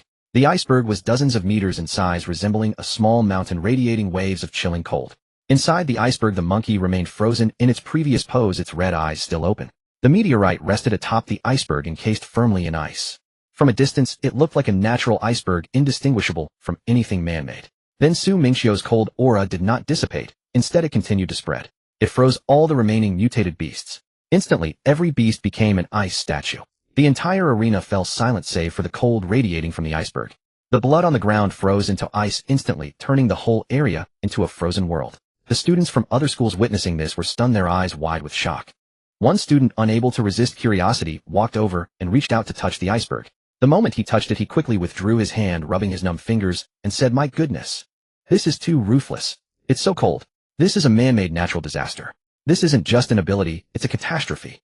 Although I've seen Su Mingqiu's battles online and in videos, nothing compares to seeing this in reality. This is too terrifying. That meteorite was frozen the moment he willed it. Seeing all the mutated beasts around him cleared by Su Mingqiu, Murong Yin slumped onto the ground. Then Su Mingqiu walked over to him. Murong Yin saw him and complained irritably, "Damn it, why is my luck so bad? Otherwise I would have soloed this spatial rift alone." Su Mingqiu smiled and said, "This also proves you have pretty good luck on the side. After all, the probability of a spatial rift expanding is pitifully small, 1 in a million, and you happen to encounter it. With this luck, if you buy a lottery ticket when you return, you might win the grand prize." Murong Yin rolled his eyes and retorted irritably, "Come on, is this called good luck? This is called bad luck. I almost died here. Buy a lottery ticket. I'm not going. Even if I bought one, I wouldn't win. If my luck were truly good, I wouldn't have encountered this monkey. Today I really hit 8 lifetimes of bad luck." Wen Xingyao walked over and used her ability to heal him, helping him recover his stamina. She smiled and said, "Stop complaining. Hurry and recover. Oh, we still need to go help in the next area. We can't afford delays." The students from the other schools also walked over, looking at Su Mingqiu with adoration. Today they had truly witnessed what a real genius was, what a monster was. It was too impressive, no wonder everyone trusted him so much. With him around, no danger was too great. Su Mingqiu smiled and said, "Alright, I won't wait for you all. I'm leaving first." Then Su Mingqiu's entire body instantly floated into the air, the wind whistling in his ears. His clothes flapped violently in the wind, and his hair streamed backward. "Alright, I'm off. See you later." He waved his hand, and his figure shot forward. In the blink of an eye, he disappeared over the horizon, leaving only a faint trace of wind behind. Time flew past, and before he knew it, a week had slipped away. In these few days, Su Mingqiu had barely paused for breath. From the towns and villages on the city's outskirts to the mountainous regions of the neighboring prefecture, and then to even more distant places, he had traversed tirelessly. He resembled a spinning top that could not be stopped. Wherever there was a call for aid, he flew there. In a single day, he would cover half the province, handling the erupting spatial rifts in an unending cycle. He had hardly rested. His clothes had not been changed for days, stained with the blood of aberrant beasts and dust, making him look somewhat disheveled. Yet his eyes remained sharp, devoid of any weariness. In fact, a few days earlier, a distress call had come from Zhongzhou province, where a colossal spatial rift had appeared. It was several times larger than the one Murong Yin had encountered, with aberrant beasts pouring out endlessly. Among them was a peak 5th-rank beast commander. The local superhumans could not withstand the onslaught. Several villages had already been razed by the beasts. When the call for help was sent out, the nearby experts were still occupied elsewhere dealing with other rifts and could not arrive in time. Upon receiving the message, Su Mingqiu did not hesitate for a moment. He flew directly across 2 provinces, covering the distance in less than 3 hours. Once inside, he cleared all the aberrant beasts in less than half an hour, then sealed the enormous rift completely. Over these days, he had dealt with more than 20 spatial rifts, slaying tens of thousands of aberrant beasts and saving tens of thousands of ordinary people. His name had spread across the entire long country. Everyone knew of this young genius who raced across the nation to save lives. But strangely, the evil god sect, which had been stirring up trouble before, had gone completely silent during these days. As if they had vanished into thin air, not a single sect member who had previously dared to kill appeared now. That night, after dealing with the last rift, Su Mingqiu sat on a mountaintop, took out a cigarette from his pocket, and lit it. He frowned, gazing at the distant city. It was too quiet, eerily quiet. This was abnormal. The evil god sect had been so arrogant before. They had dared to kill during the rift outbreaks, even sought to claim his head for a bounty. How could they suddenly vanish without a trace? This was like the calm before a storm. The quieter it was, the more terrifying the coming storm would be. Just then his phone rang. It was a message from Lin Feng. "Mingqiu, you've been working hard these days. Want to come back and rest for a while?" Su Mingqiu took a drag of his cigarette, then stubbed it out. His fingers tapped on the screen as he replied, "Teacher Lin, I feel something is off." The evil god sect wouldn't just let it go. They must be brewing something big. After a moment, Lin Feng replied, "I understand. I've reported it to the higher-ups. They've also sensed something wrong and have sent people to investigate. Be careful yourself. Don't go too far alone. Keep us informed if anything happens. Su Mingqiu nodded, put away his phone, and looked up at the stars. The unease in his heart grew heavier. He could sense a vast shadow slowly creeping over him. The calm of these days was only temporary. It seemed that something major was about to happen, something far greater than the nationwide rift outbreaks of these past days. So immense that it might shake the entire long country. Su Mingqiu had just stubbed out the cigarette on the stone beneath his feet, the lingering warmth still on his fingertips. Suddenly, an extremely faint aura emanated from the woods behind him. Instantly his body tensed up. He whipped around, his right hand moving like lightning to grasp the frost flow blade. The blade slid half an inch out of its sheath, and piercing cold surged along his arms, spreading through the air. The temperature on the entire mountaintop dropped visibly. Who's there? He barked, his eyes turning icy cold. His murderous aura erupted instantly. After days of dealing with rifts and killing aberrant beasts, his killing intent had been honed to its peak. An ordinary superhuman would be weak in the knees just from the impact of his aura. As his voice faded, crisp applause came from behind a tree. Clap, clap, clap, rhythmic as if in admiration. Then a group of people slowly emerged from behind the trees. The leader wore the evil god sect's signature black robe. The 20-odd people behind him were all dressed in identical black robes. They all had their hoods pulled low, hiding most of their faces in shadow. Only their chins and the glaring blood-red evil god emblem on their chests were visible, their features completely obscured. At first, Su Mingqiu assumed they were local evil god sect members within Long Country, so he didn't take them seriously. Until the leader spoke, his voice stiff and carrying a distinct foreign accent. As expected of Long Country's genius, your reputation is well-deserved. To detect such a concealed aura. Impressive, very impressive. The moment this voice reached him, Su Mingqiu was startled. The accent was wrong. It wasn't the voice of a Long Country native, it had a strange twang, unmistakably that of a foreigner speaking Chinese. Then the leader slowly raised his hand and pulled back his hood, revealing dazzling golden hair and blue eyes that gleamed under the moonlight. But the people behind him kept their hoods on their faces, still hidden in shadow, their features unknown. It was impossible to tell if there were other foreigners among them. Only from their silhouettes could he vaguely discern varying heights and builds. Su Mingqiu swept his gaze over them, instantly assessing their cultivation levels. That sweep immediately put him on high alert. The leader John was at the peak of the 6th rank, and his 20-odd subordinates were all at the peak of the 5th rank. To be at the peak of the 5th rank was already considered a formidable expert in Long Country. But Su Mingqiu merely furrowed his brows, tightening his grip on the frost flow blade, which grew colder and colder. The golden-haired foreigner smiled and spread his hands. My name is John. I've heard of you, Su Mingqiu, for a long time. Today I finally get to meet you in person. As he spoke, the men behind him moved, instantly spreading out in a fan shape, and slowly encircling Su Mingqiu. All of his escape routes were completely sealed off, and on each person the radiance of their abilities blazed forth. Yuan looked at Su Mingqiu, the smile on his face deepening. So you've killed quite a few of our people these past few days, but that's alright. I don't blame you. After all, young people always have a bit of a temper. Today I've come to invite you to come with us. If you're willing to join us, I can promise you that you'll attain a far higher status here than in Longhua. What do you say? Su Mingqiu looked at him, unable to suppress a sneer. He tightened his grip on the blade and said coldly, "Is this how you invite people? More than 20 peak 5th order experts surround me, sealing off all my retreat blades practically at my throat. And you call this an invitation?" Yuehan's smile widened further as he spread his hands. "So you're a genius we've had our eyes on for a long time. This is how we show our respect. So how about it? Want to join us? The evil god sect can give you what Longhua cannot. Join you?" Su Mingqiu raised an eyebrow, and in the next instant he abruptly drew the frost flow blade. The moment the blade left its sheath, a bone-chilling cold erupted instantly. The blade gleamed with a faint icy blue light, emitting a clear resonant ring. "A bunch of heretics like you. Are you even worthy?" Before his words had faded, Su Mingqiu twisted his wrist and directly unleashed the third move of the demon-subduing blade, the demon-subduing strike. A massive blade aura burst forth from the weapon, instantly carrying a fierce, killing intent and piercing cold, slashing directly toward the surrounding members of the evil god sect. The oppressive pressure of the blade aura immediately suffocated those nearby, the very air exploding with a sharp crack. Seeing this, the evil god sect members' faces changed dramatically, and they hastily raised their defenses.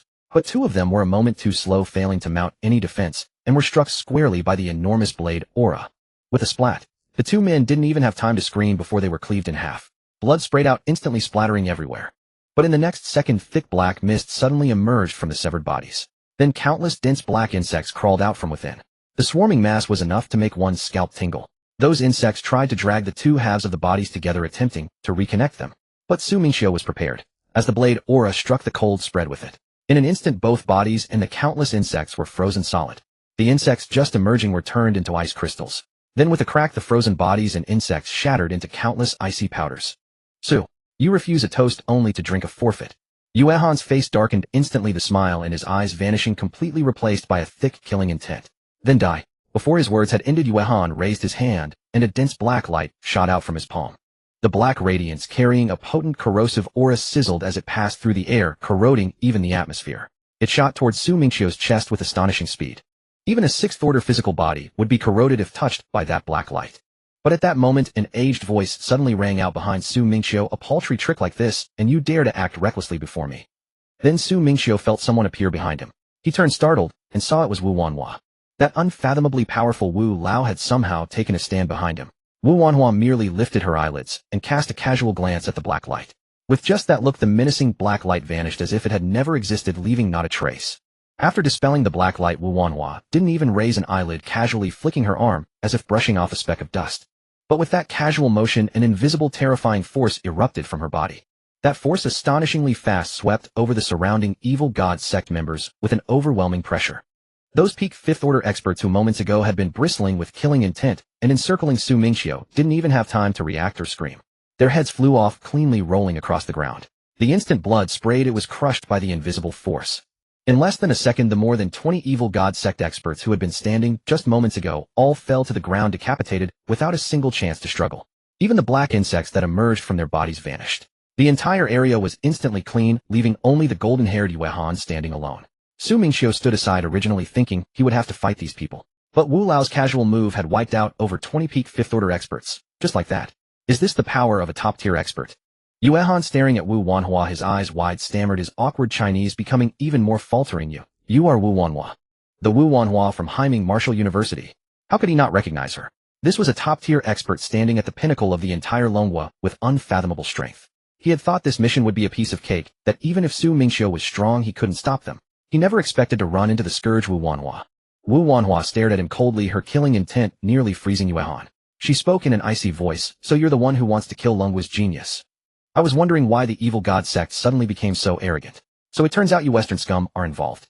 Otherwise, with just the evil god sect in Longhua, they wouldn't have the ability to cause such a commotion." She fixed her gaze on Yuehan, her tone terrifyingly cold. "Tell me which other countries are involved in this incident. How many more of you are hiding in Longhua?" Yuehan stood there, his face alternating between pale and red. He looked at Wu Wanhua, knowing that if he spoke he would die, if he didn't speak he would also die. Begging for mercy from an expert of this level was useless. She would never let him go. However, he did not wish to die so easily. He still had a chance. He stole a glance at the nearby Su Mingqiu, a flash of ruthlessness gleaming in his eyes. If he ambushed Su Mingqiu, even if he could not kill him, he could force Wu Wanhua to come to his rescue. That would be his opportunity to escape. With this thought in mind, John remained silent. Secretly, he condensed black light upon his hands, even denser and more concentrated than before. The black light was darker and thicker than before, radiating a potent aura of corrosion. The next second, he forcefully hurled the black light towards Su Mingqiu's direction. Having done this, he did not even check the result. He turned and fled toward the foot of the mountain with all his speed running frantically.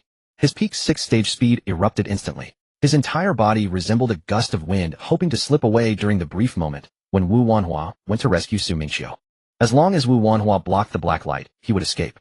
Watching John's desperate cornered beast demeanor, Wu Wanhua merely shook her head faintly, her eyes filled with disdain. She sniffed lightly. Trifling tricks. She did not even move from her spot. With a casual lift of her hand, the fierce corrosive black light vanished instantly, leaving no trace, just as before. Afterward, she raised her hand and gave a gentle, distant tug toward John, who had already fled dozens of meters away. Such a simple gesture summoned an invisible, terrifying force that instantly ensnared the frantically fleeing John. John was running fast, secretly rejoicing in his heart, believing he was about to escape. However, the next second, he felt a colossal force from behind, yanking him back with immense power. He struggled desperately to forge forward, attempting to break free. But the force was too great. He could not resist it in the slightest, not even having the room to struggle. His body was instantly dragged back against his will by that power. Like a chick being lifted by the scruff of its neck, he was flown through the air, then crashed heavily beside Wu Wanhua's feet, with a thud, kicking up a cloud of dust. Immediately after, an invisible force pressed down upon him, pinning him firmly to the ground. He tried to struggle and rise, but the force was like a 1,000-gene mountain pressing him down, so that he could not even move a finger, finding even breathing a struggle. Su Mingqiu, standing nearby and witnessing this scene, couldn't help but raise his eyebrows. Is this the power of a top-tier expert? Wu Wanhua looked down coldly at John beside her feet and spoke in a chilling voice. Speak. Tell me your plan for this operation, which other countries are involved, and how many are hidden within the Dragon Nation. Confess everything honestly. If you speak clearly, I can grant you a quick death, sparing you further suffering. Wu Wanhua looked at him and waited, but John bit his teeth hard, saying not a word, only staring at her viciously, his eyes full of resentment and venom. Wu Wanhua immediately understood he was indeed a tough nut to crack, determined to endure without speaking. She snorted coldly, wasting no words. The force pressing on John shifted slightly, targeting his right leg precisely. Crack! The crisp sound of shattering bones rang out instantly. It was a sound that made one's scalp tingle. John's right leg was instantly crushed into powder by that force. Shards of bone pierced through the skin, exposed to the air. Oh! A heart-rending scream erupted from John's mouth. The pain made his whole body tremble, and cold sweat instantly soaked through his black robe. His face turned as white as paper, and he cried out in agony, tears streaming down. Oh, quite stubborn, aren't we? Wu Wanhua looked at him, her face showing no sympathy. Dealing with these evil path scum who had countless lives on their hands, she would never show mercy. She spoke coldly. Before her words had even finished, the force moved again, pressing toward his left leg. Another crack. His left leg was also instantly crushed into powder, followed by an even more shrill scream. John nearly fainted from the pain, his body convulsing, gasping heavily. You? Don't celebrate too soon. Panting, John stared viciously at Wu Wanhua, and Su Mingqiu, his eyes full of madness. Our people will attack very soon. Your dragon nation will fall soon. Just wait. Wait to be buried with us. As soon as he finished speaking, John's face suddenly twitched. He gritted his teeth fiercely, and then black blood flowed from the corner of his mouth. His eyes instantly lost their luster, and his body went completely still. Su Mingqiu frowned, walked over, and checked his pulse. There was no breath. Tisk, he bit into poison and killed himself. Su Mingqiu shook his head. These followers of the evil god cult indeed always kept a trump card up their sleeves. Wu Wanhua also frowned and snorted coldly. These scum are indeed very stubborn. Looking at John's corpse, Su Mingqiu suddenly remembered and scratched his head. He looked at Wu Wanhua and asked curiously, "By the way, Elder Wu, why are you here?" Hearing this, Wu Wanhua couldn't help but smile, patting his shoulder. Her eyes were filled with a protective, affectionate smile. "You kid, you've caused quite a stir lately. Handling the great rift across provinces and killing evil god cult members. In just these past few days, your name has spread throughout the entire dragon nation. Those evil god cult scum have long regarded you as a thorn in their flesh, wishing nothing more than to eliminate you immediately. If I hadn't followed you, wouldn't you have been ambushed and taken out?" She paused and added, "I originally planned to follow you secretly to see if any scum would dare to approach. I intended to use you as bait to lure out a big fish. Unexpectedly, a fish actually bit the hook." Speaking of which, she pointed to John's corpse on the ground and said with some regret, "It's a pity he bit into poison and killed himself, or we couldn't extract any useful information. However, it's not bad either. Eliminating a peak 6-stage expert is not a wasted trip." Su Mingqiu finally understood that Elder Wu had been following him secretly these past few days. He scratched his head awkwardly and said, "Elder Wu, thank you for your hard work. You had to follow me specifically and run all this way for my sake." "Hard work?" Wu Wanhua waved her hand dismissively. "You heard what John said just now. Those other countries have likely already begun their operations. We must hurry back and report to the authorities. Otherwise, a much larger incident may occur." At the very moment of John's death, within a concealed underground stronghold in Longwu, the headquarters of the evil god sect was bustling with activity. Crimson torches cast flickering shadows across the subterranean hall, illuminating cryptic runes of the evil god engraved upon the walls. A long table was surrounded by representatives from various nations. These delegates, each representing the interests of their respective countries, were huddled together, deliberating their next offensive strategy. The leader of the evil god sect, seated at the head of the table, was outlining the division of labor and the assault plan against Longwu's cities, aiming for total subjugation. Just then, a white slip of paper at the center of the table spontaneously ignited without any warning. Azure flames enveloped the paper, instantly reducing it to ashes in less than a second. Everyone witnessed this phenomenon, and the previously lively hall fell into an abrupt silence. The representative from Yinghua country was the first to react. He leaped to his feet, his face contorting with alarm. "That's John's life paper. It burns automatically when John dies." "He's dead. John is dead. What?" Everyone was stunned, rising abruptly, their expressions a mix of disbelief and shock. "How is this possible? John was at the peak of the 6th rank. How could he just die? Wasn't he sent to capture Su Mingqiu? Even if Su Mingqiu is strong, there's no way he could kill John." At that moment, the hulking Shunhua man snorted derisively, folding his arms and sneering, "Humph, I told you all not to go out causing trouble these days. You insisted on capturing Su Mingqiu, and now look. He got himself killed. Serves him right. Now we're short one man, and our plans are compromised. You're asking for death." The representative from Yinghua erupted in fury. John was one of their Western people. He slammed the table and pointed at the Shunhua man, bellowing, "What did you say?" The two men rose simultaneously, their murderous auras flaring, on the verge of a physical confrontation. The other representatives watched with folded arms, relishing the spectacle. Since it wasn't their people who died, the impending fight had nothing to do with them. Perfect entertainment. These makeshift allies were never truly united. They had long harbored mutual disdain. Seeing the two sides about to clash, the evil god sect leader quickly rose and stepped between them. "Calm down, everyone. We are allies now, united against a common enemy. Internal strife will ruin our plans." After much persuasion, the leader managed to pacify them. Both men snorted coldly and sat down, but they continued glaring at each other with undisguised hostility. The leader breathed a sigh of relief and frowned. To kill John so silently without him even sending a message could only be the work of those old relics from Longwa. It seems our movements have been detected. What's there to fear? The representative from Tian's Hugwo pounded the table arrogantly. This time, every country has dispatched 7th-rank ability users. I don't believe Longwa can withstand that. How many old relics could they possibly have? Don't underestimate Longwa. The representative from Bangwa spoke with a furrowed brow. Longwa's old-timers are not to be trifled with. Their hidden strength is unfathomable. If we underestimate them, we will pay a heavy price. The leader raised his hand to quell the debate, his voice grave. Everyone, we will proceed with the plan as discussed. We had intended to launch the general assault tomorrow, but John's death changes things. Longwa may already be aware of our presence. We cannot afford to wait any longer, or it will be too late. We must strike preemptively. Now return to your positions and prepare. We will attack simultaneously and catch Longwa off guard. The others nodded in agreement, seeing no alternative but to advance the timetable. They rose and filed out. The Xiongwa man and the Ingwa representative exchanged hostile glares and muttered curses, their anger still simmering. The others each harbored their own thoughts. Soon the underground hall was empty, leaving only the evil god sect leader seated alone at the head of the table. Watching them depart, the leader's faint smile vanished, replaced by undisguised contempt and murderous intent. He muttered under his breath, "A bunch of fools. If I didn't need you as cannon fodder to fight Longwa's old monsters, I'd kill you all right now. You think you deserve a share of Longwa's territory." He had no fear of betrayal after the conquest. Because he held a trump card, he had long prepared for the evil god to descend his divine power after they occupied Longwa, at which point his strength would skyrocket. Those so-called 7th-rank experts would be mere ants before him. Soon all of Longwa would be his, and those people would either submit or die. With that thought, the leader turned abruptly to gaze at the eerie statue of the evil god on the wall. Its eyes, stained with blood, gleamed grotesquely in the torchlight. A fanatical expression spread across the leader's face. He pressed his palms together and murmured to the statue, "Great evil god, your faithful servant is about to conquer Longwa for you. Soon all of Longwa will become your domain, and your glory will illuminate the entire world."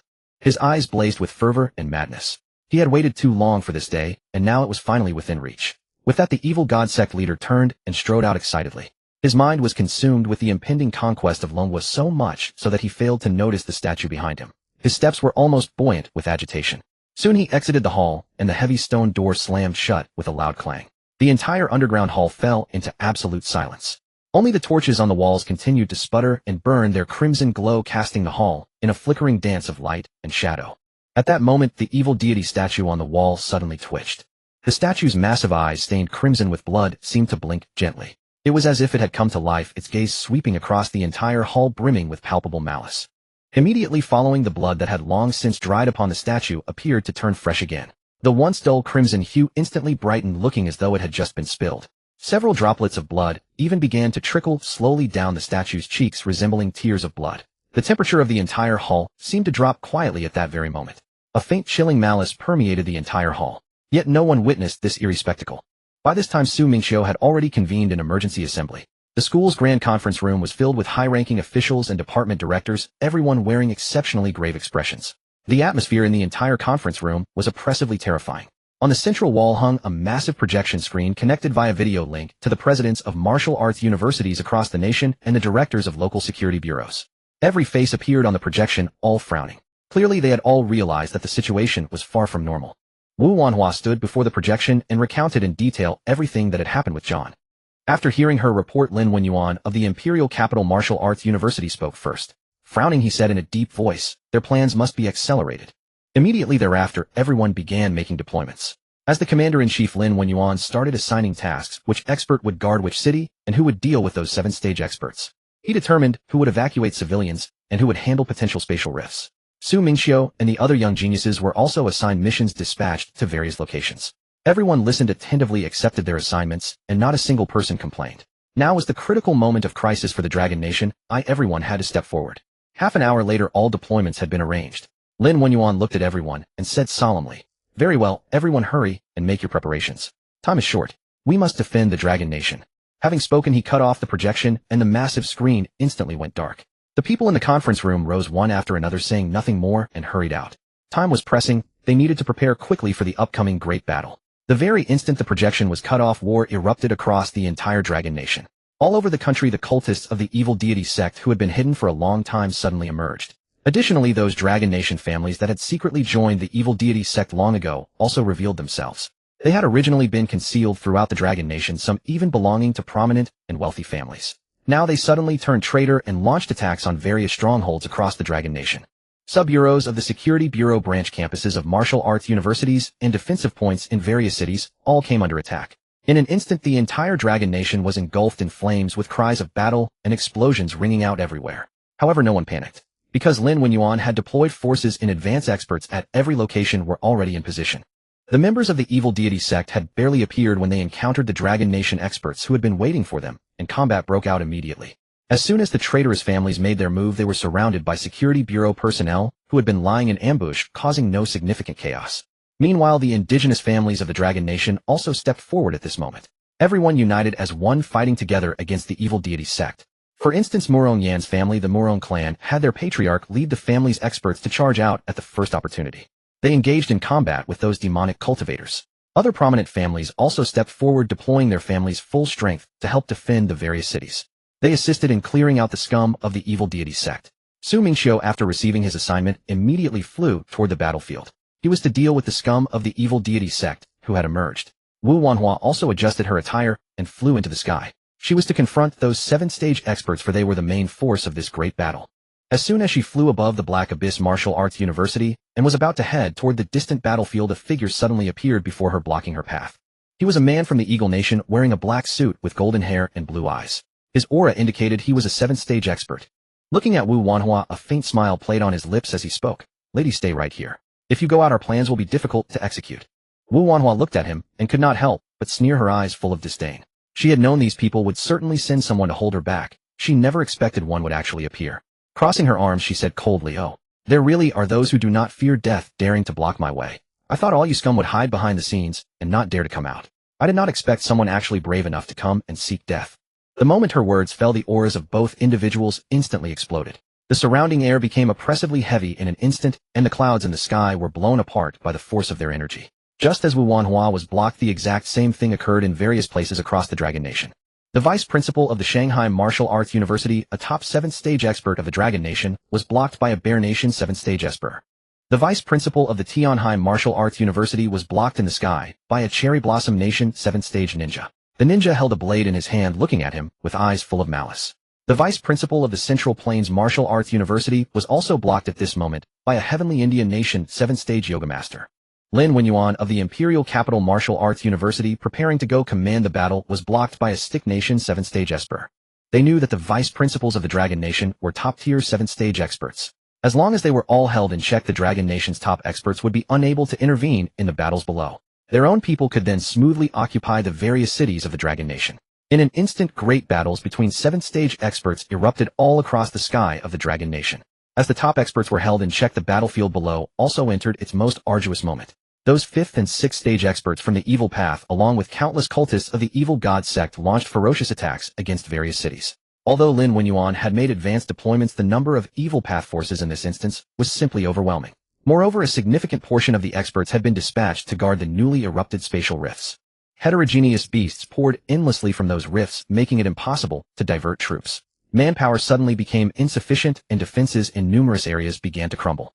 Su Mingqiu had just finished clearing out the scum in the South City when he received a distress signal from Huang City. Being the closest city and the first to falter, he did not hesitate and immediately flew toward Huang City. Upon reaching the skies above Huang City, Su Mingqiu was met with devastation. The streets were scarred by rampant warfare. The walls were riddled with blade marks and bloodstains. The Pan family, who had secretly betrayed their allegiance, led a group of evil god sect cultists in a frenzied assault on the city's security bureau. The bureau's main gate had long been shattered. Countless ordinary citizens huddled in the courtyard, forced into a desperate retreat. Cries of anguish and terror mingled with the clamor of battle. Ordinary espers fought with all their might, but against the high-stage experts of the evil path, they were utterly inadequate.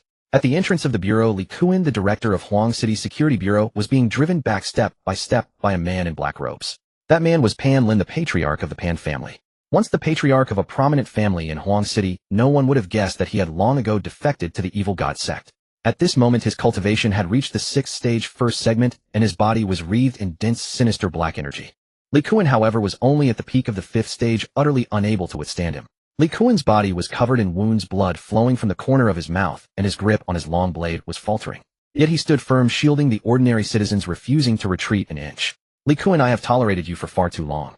Pan Lin watched him with a cold sneer, unleashing relentless blasts of black energy. You always investigated me and opposed me back then. Now you still dare to stand in my way. Today you shall die here. Pan Lin.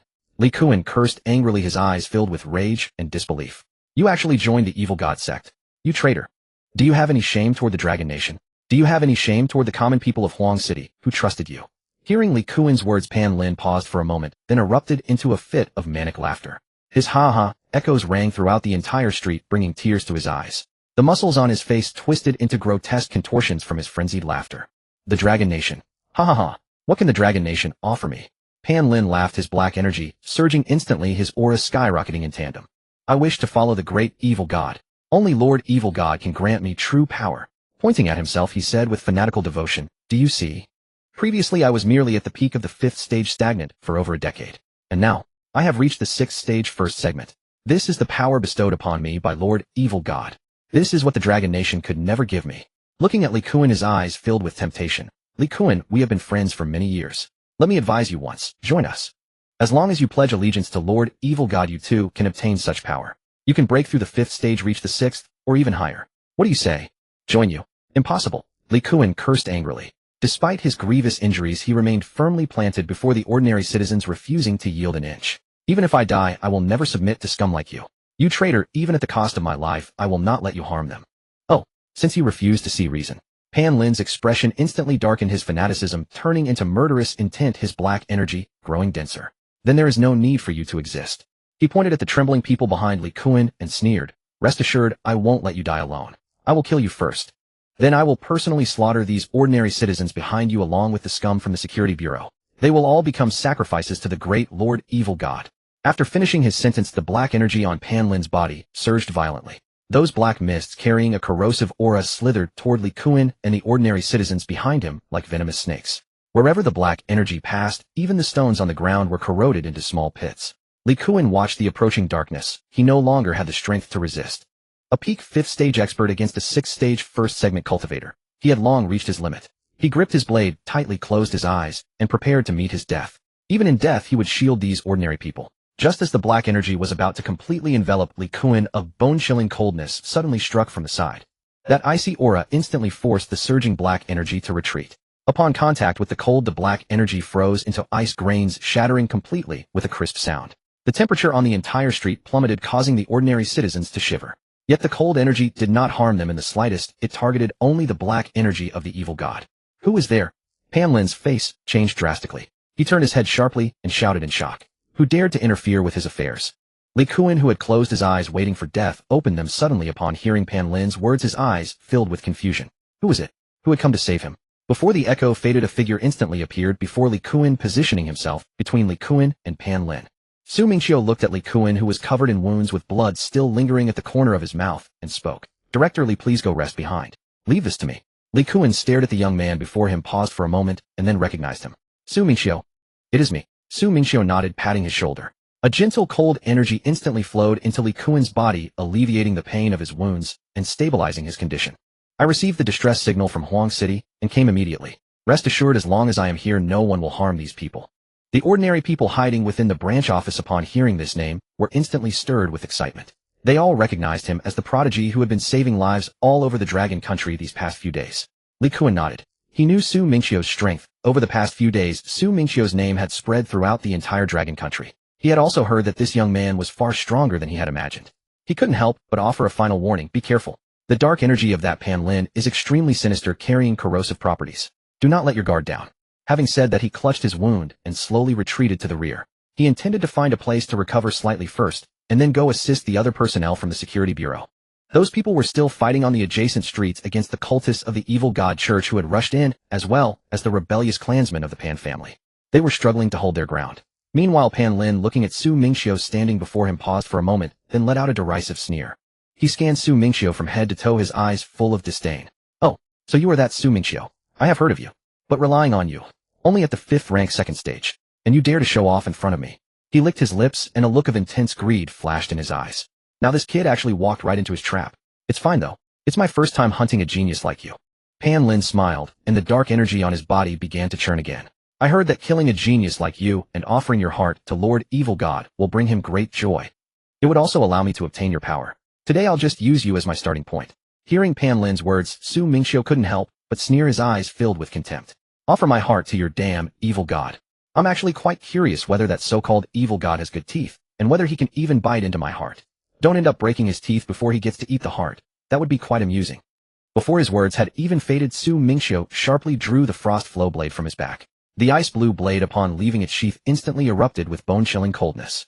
He flipped his wrist, and the second form of the demon-suppressing blade, the severing evil stance, was unleashed directly. A massive blade aura carrying an ice blue cold gleam rushed toward Pan Lin in an instant. A long trail of ice marks was carved into the ground. Pan Lin's expression changed drastically. He hadn't expected the kid to attack so suddenly. Reacting quickly, he surged all the dark energy on his body, attempting to block the blade aura. However, the moment that dark energy touched the blade aura, it was instantly frozen. The blade aura smashed through his dark energy and continued its strike. Pan Lin was startled and hastily dodged to the side, barely avoiding the blade aura by a narrow margin. The blade aura struck the wall behind him. With a thunderous crash, the entire wall was shattered and countless fragments of stones splattered everywhere. Pan Lin looked at Su Mingqiu, his eyes filled with viciousness. He suddenly plunged both hands into the ground, and the dark energy on his body instantly exploded outward. That dark energy spread outward like a tide, instantly covering the entire street. This entire area of Huang City was shrouded in thick black fog. Su Mingqiu frowned. He discovered that his surroundings were completely covered by this dark energy. That dark energy, carrying a strong corrosive scent, was slowly closing in on him, attempting to swallow him whole. "Ha ha ha." Su Mingqiu experienced this move of mine. Pan Lin knelt on the ground with his hands pressed into the earth, his face twisted with madness, laughing loudly. "This is the black domain bestowed upon me by Lord Evil God. Once surrounded by this black domain, you are as good as dead. This dark energy will corrode you bit by bit, until you finally become a sacrifice for Lord Evil God."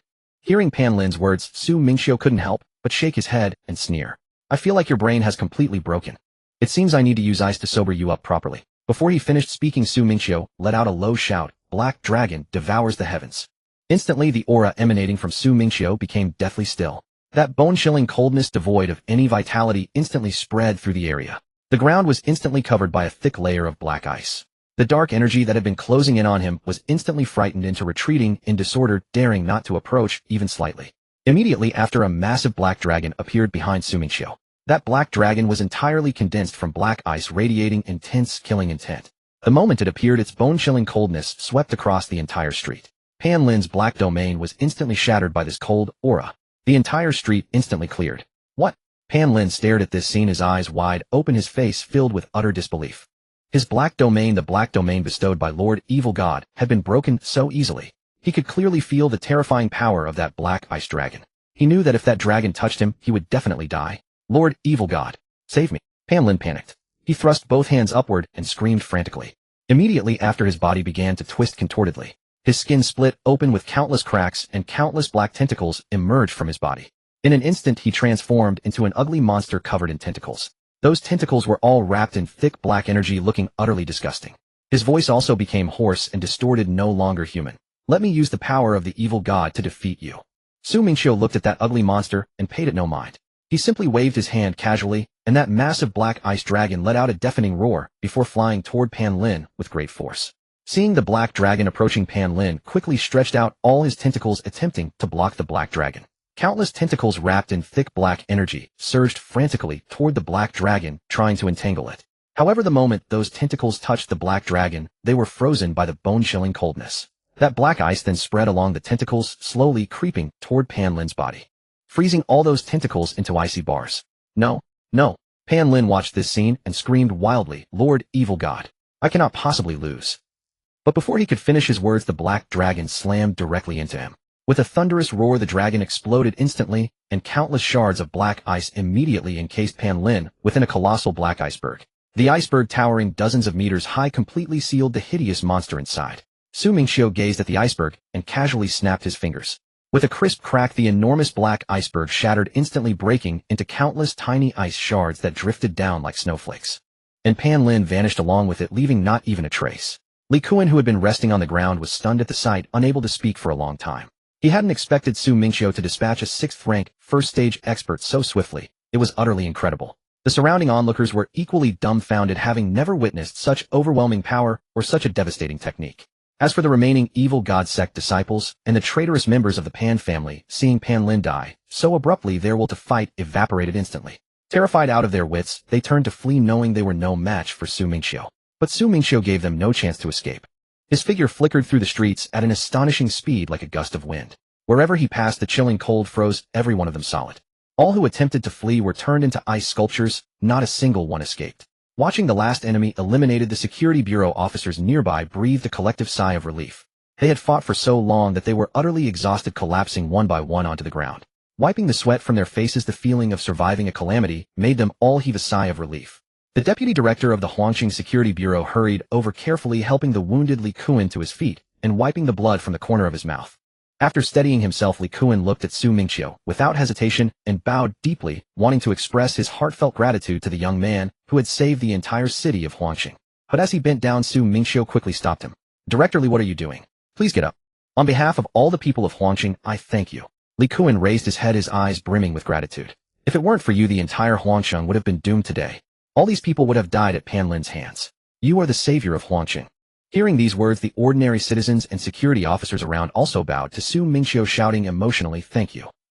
Thank you for saving us." Many wept tears of excitement. Moments ago they had believed death was certain, but Su Mingqiu had saved them. Su Mingqiu looked at them, scratched his head, and smiled somewhat sheepishly. "You're too kind. It's what I should do. We're all citizens of Longhua. Helping each other is only natural." He waved his hand and looked into the distance, speaking in a firm tone. "But I cannot stay long. There are other places that need my help. Many people are still waiting for me to rescue them. I must leave now." With that, he slowly rose into the air, waved to the crowd, and flew off into the distance. In the blink of an eye, he disappeared beyond the horizon.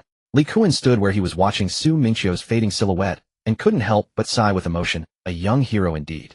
So young, yet so formidable and so modest. Truly a blessing for our Longhua.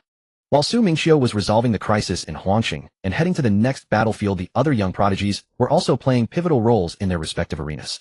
Murong Yin led his family's experts on the battlefield in Zhongzhou, wreaking havoc. His sky-burning flame incinerated the evil god sect disciples, making them wail in agony. Those heretics were instantly reduced to ashes upon contact with his flames.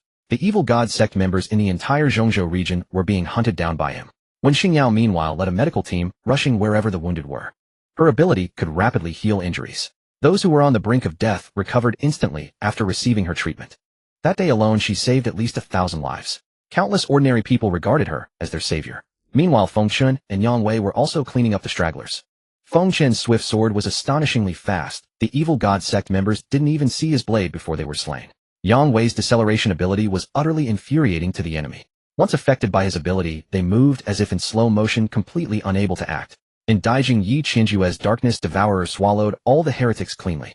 Jiang Ren's lightning ability crackled and struck down countless cultists, leaving the heretics completely unable to withstand the two of them. The evil god sect members were utterly bewildered.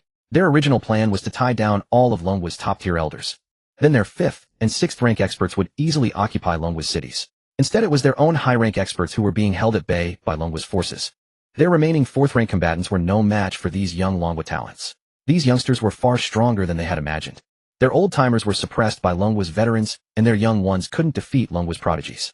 The entire plan had completely fallen apart. And while these young talents were clearing the trash on the ground below, the top-tier experts in the sky had also successively dealt with those who had been holding them back. Wu Wanhua took less than 10 minutes to subdue the 7th-rank British expert who had been blocking her. That British cultivator had thought his 7th-rank strength could contain her. In the end, he was nothing in front of Wu Wanhua. The vice principal of Modu also eliminated the 7th-rank Russian expert, not even giving him a chance to counterattack. Instant kill. Lin Wenyuan from Daijing also killed the Korean martial artist in an instant. The other vice principals also successively dealt with those who had been holding them back. Those 7th-rank experts from various countries were no match for Longwu's old-timers. Upon learning this news, the evil god sect members, still struggling on the ground below, were completely panicked. Their plan had utterly failed. The elders could not defeat the ancient masters of Longhua. The young ones fared no better against Longwu's prodigies. Every scheme and plan they had laid out had come to naught. Now the top experts of Longhua had freed their hands. They were doomed, just as the followers of the evil god cult were on the verge of surrendering in terror. Suddenly a follower of the evil god cult shouted loudly, "Wait a moment. Where has our cult master gone?" His cry instantly awakened everyone. Right? They still had their cult master. They still had the great evil god. They had not yet lost. The cult master would surely come to save them. With this thought in mind, those who had completely lost their will to fight and were preparing to drop their weapons and surrender suddenly found new light in their eyes. Their fighting spirit surged back. They picked up their weapons again and charged toward the people of Longhua. This left the Longhua forces utterly bewildered. How could it be? Only moments ago these people were terrified and ready to surrender, yet in the blink of an eye they charged forward, as if possessed by some manic energy. What was happening? They were all confused, unable to understand why these people had suddenly changed. Meanwhile, the remaining foreigners and those traitorous families also realized the truth.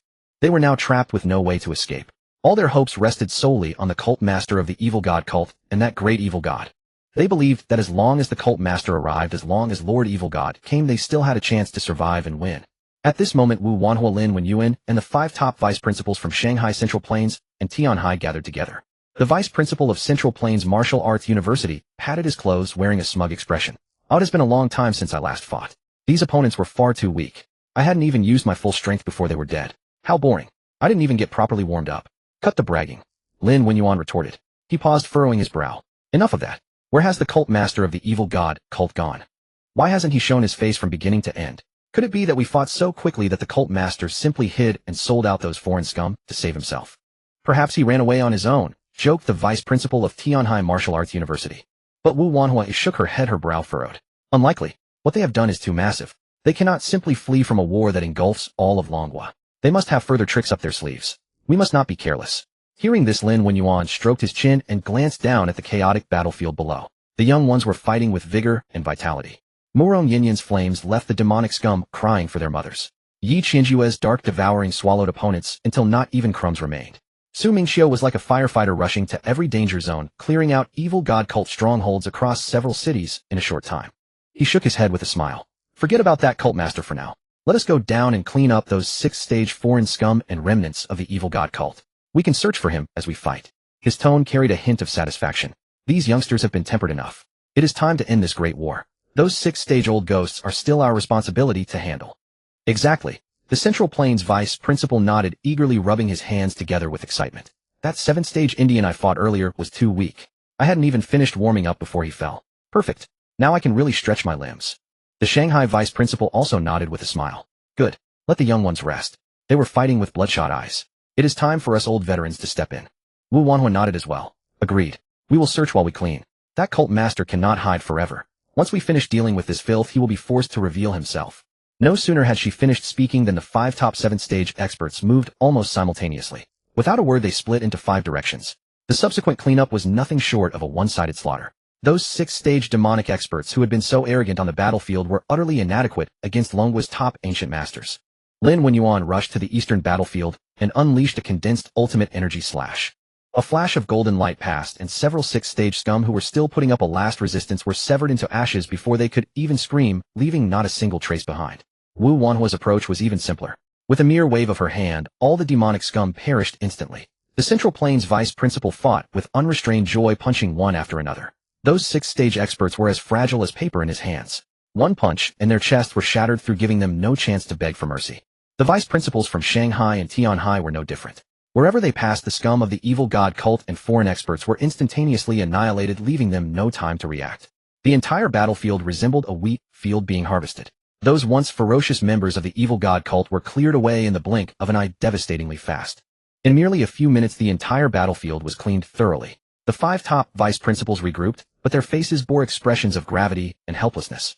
"Can't find him," the Central Plains vice principal cursed, first scratching his head in frustration. "I turned the southern area upside down, not sparing even a single mouse hole, yet I couldn't catch a glimpse of that cult master. Is that guy a coward hiding in his shell?" "Same here," Lin Wenyuan said, frowning as he scanned the surroundings. His perception had long covered the entire battlefield. Even a 7th-stage expert could not hide from his senses. Yet for some reason, they could not find the cult master of the evil god cult. I checked the eastern side as well. Not a trace of his aura remains, as if he vanished into thin air. "Same on my end," the Shanghai vice principal said, shaking his head gravely. "I searched every corner of the northern area. Not only could I find no person, but not even a residual spiritual energy fluctuation was detected." The Tianhai vice principal also sighed. "The central area is the same for me. I found nothing." Wu Wanhua's frown deepened. Her perception was even more acute than theirs. Yet even she found no clues whatsoever. She said gravely, "The cult master of the evil god cult is hiding too deeply. Even 7th-stage concealment techniques should not be able to hide so flawlessly right under our noses, leaving not a single trace." In just a fleeting moment, the high-ranking members of the evil god cult and those foreign experts were utterly eliminated by the 5 vice principals. The remaining low-ranking remnants of the evil god cult were simply not worth mentioning. The entire battlefield instantly transformed from a sea of corpses and blood into a scene of jubilant celebration for surviving the calamity. Everyone believed that this crisis had been resolved. Now all that remained was to deal with the spatial rifts, and everything would return to normal. Mingqiu, watching the cheering crowd, breathed a sigh of relief as well. The nerves that had been taut for so long could finally relax. He rubbed his aching shoulders and was about to go over to greet Wu Wanhua. But inadvertently he glanced at the corpses on the ground. That single glance caused the smile on his face to freeze instantly. He noticed that the corpses' blood and scattered limbs on the battlefield had not congealed or dried up normally. Instead, as if being pulled by some invisible force, they were slowly seeping into the ground at a rate almost imperceptible to the naked eye. And beneath the ground, an extremely foul, icy, and twisted force was surging wildly, following the blood aura that seeped in. Like a dormant savage beast, it was frantically devouring the blood aura of everyone on the battlefield. Mingqiu's heart tightened, and he instinctively released his ice-type ability, sending a chill sweeping across. In an instant, a small patch of blood at his feet was frozen solid. But the next second his pupils sharply contracted. A thick layer of ice had indeed formed on the surface of the blood. Yet through the transparent ice layer, he could clearly see that the blood within the ice had not frozen at all. Instead, strange black-red runes were slowly flowing within the blood, and even though sealed by ice, they were still boring into the ground bit by bit. Seeing this, Mingqiu's heart sank to the depths. Something was wrong. Just as his heart plummeted, a hoarse, icy voice suddenly came from underground. The voice did not come from a specific direction. Instead, it spread through the formation to the entire battlefield and the entire city. No matter where you were, you could hear it clearly with a strange penetrating power. The 5 vice principals are indeed worthy of being the top experts of the Dragon Kingdom. The evil god cult master's voice came with a hint of eerie laughter slowly resounding. If you hadn't acted so decisively and killed those offerings that came to you so quickly, how could this 10,000 blood god descending array have taken shape so soon? These words struck like a thunderbolt, exploding in everyone's ears. The 5 vice principals, who had just been racking their brains over not finding the culprit, changed expressions instantly. The crowd that had been cheering fell silent abruptly. The cheers cut off, and the smiles on everyone's faces froze. Not good. Lin Wenyuan reacted the fastest, instantly realizing the situation, and barked. Quick, suppress the formation underground. The 5 top-tier 7th-rank experts moved almost simultaneously, ready to strike at the ground, trying to shatter the array before it fully formed. But as soon as they raised their hands, the entire city's underground suddenly lit up with dense blood-red array patterns. Those patterns emerged from the soil, spreading along the streets, the houses, and the city walls, instantly covering the entire city. The entire earth turned blood-red. The strange black-red runes swirled wildly within the patterns, emitting a nauseating foul aura. Ladies and gentlemen, feel free to continue. The evil god cult master's cold laugh came again with a hint of frenzied arrogance. But once this array shatters, the entire city will die with me. Lin Wenyuan instantly released his perception, frantically probing underground. The next second his face turned deathly pale. Disaster.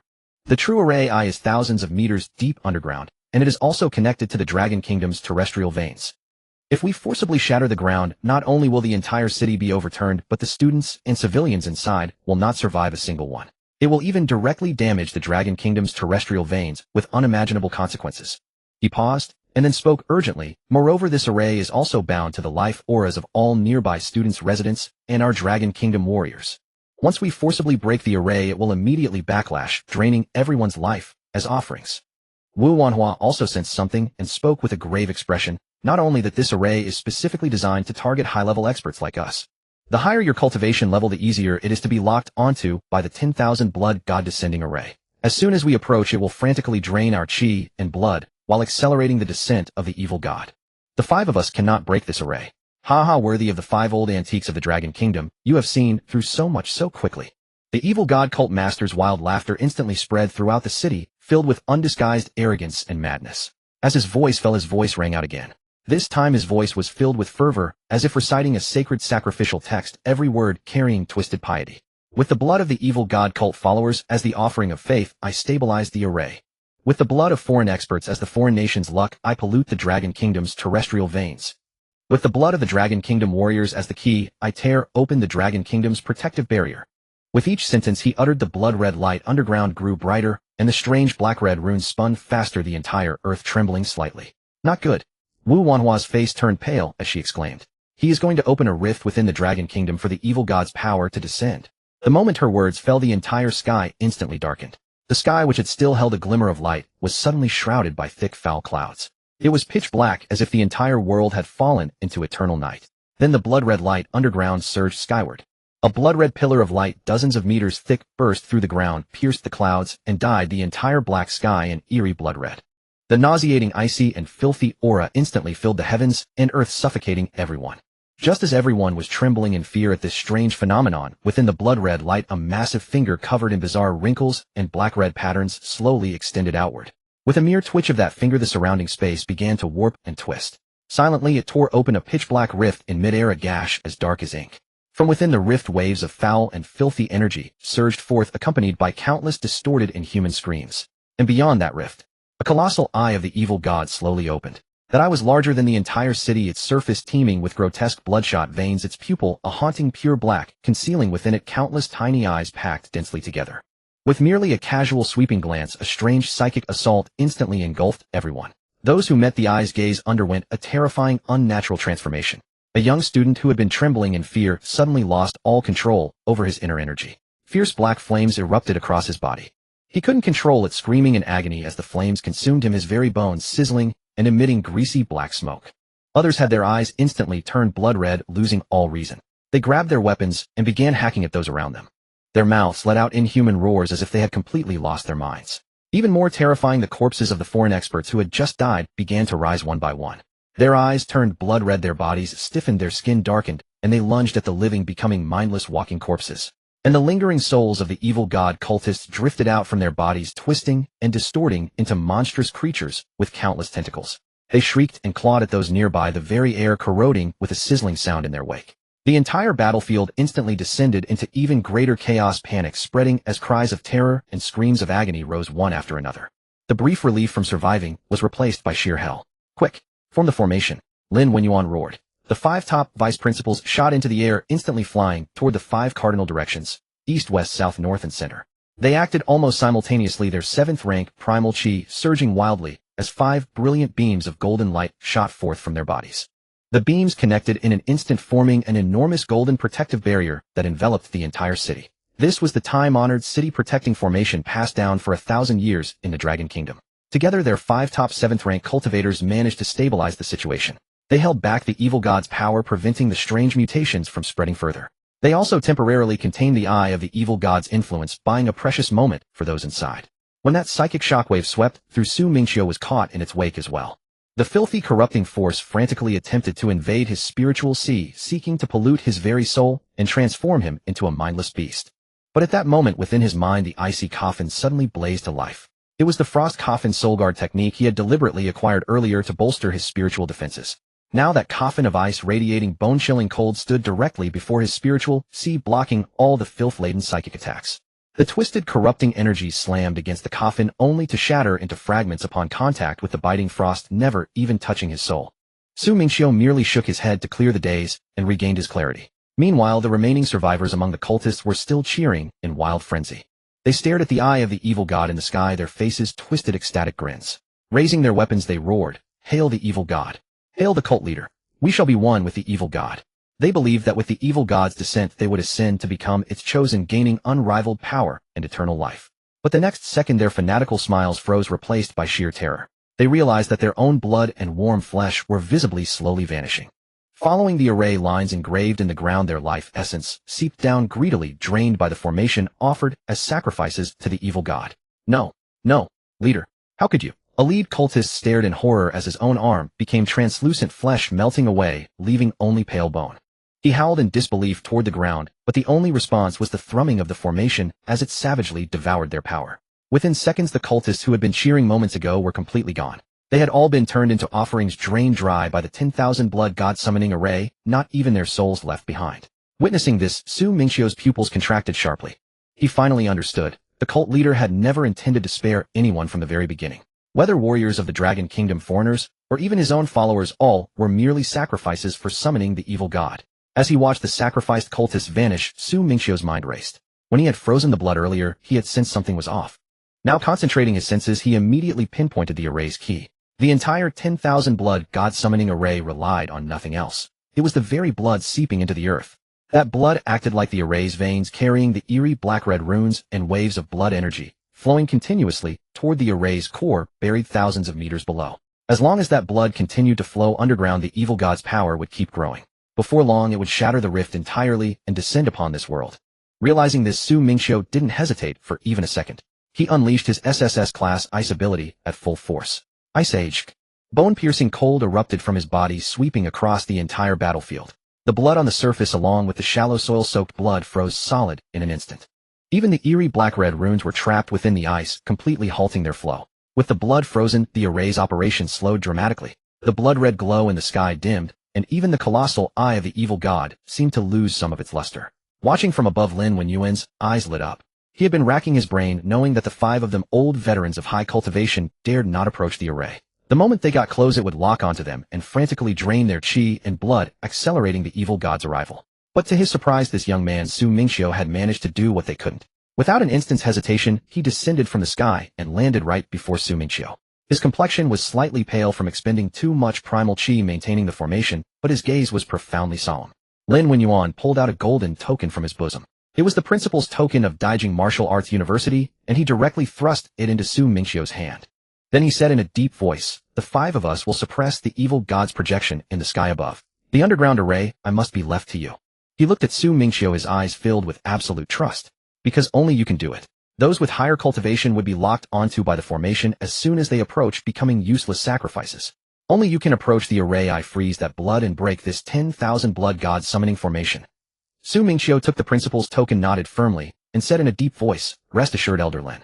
Leave it to me." Lin Wenyuan said nothing more. Time was pressing. Every second of delay increased the danger of the evil god's descent. He just heavily patted Su Mingqiu on the shoulder, then instantly soared back into the sky and returned to his position. He continued to join the other 4 vice principals in stabilizing the city, protecting Grand Formation, resisting the evil god's projection in the sky. Su Mingqiu swept his gaze around. The battlefield was still chaotic. Berserk martial artists roared and slashed wildly. Resurrected zombies lunged at the living, and twisted tentacle monsters rampaged everywhere. But he had no time to deal with them. As long as the formation was broken, these bizarre aberrations would naturally disappear. He took a deep breath and instantly unleashed his ice-type ability. The piercing cold instantly froze the earth in front of him into solid ice, forcibly carving out a passage. Then he moved his body and directly drilled into the ground, following the direction of the blood flow, charging swiftly toward the array, thousands of meters deep. Meanwhile, in a distant area from the main battlefield, Yi Qinjue, Jiang Rin Murong, Yen, along with other young prodigies, and some Dragon Kingdom experts who hadn't made it in time, were all halted outside the formation. They had been cleansing the evil god cult in other cities and rushed over upon hearing the commotion. They tried to approach, but were utterly unable. The formation's power blocked them. As soon as they got close, they would be instantly locked onto by the formation and become useless sacrifices. They could only stand in the distance, watching the enormous, eerie evil god's eye in the sky, utterly helpless. "There's no choice. We can't help." Jiang Rin frowned and said in a deep voice, "If we go, we'll only make things worse and feed the formation more sacrifices." Yi Qinjue nodded, his expression cold. "Then we'll deal with other matters. The unsealed spatial rifts, the remaining remnants of the evil god cult, and the families that have turned against us. We can't let them cause chaos and throw the entire Dragon Kingdom into turmoil." Indeed, all they could do now was stabilize the situation outside, preventing the overall situation of the Dragon Kingdom from collapsing entirely due to what was happening here. Su Mingqiu moved at incredible speed. The piercing cold cleared the path ahead, freezing the hard soil and rocks into brittle fragments. In just a dozen seconds, he penetrated thousands of meters of earth and charged into the core area of the formation. But as soon as he landed, before he could even take in his surroundings, he was utterly shocked by the sight before him. What met his eyes were densely packed blood corpses. The previously slain evil god cult followers and foreign experts had all been manipulated by the formation, turned into mindless blood corpses. They were covered in congealed black-red blood, their skin black and purple. Some were missing arms or legs, others had half their heads gone.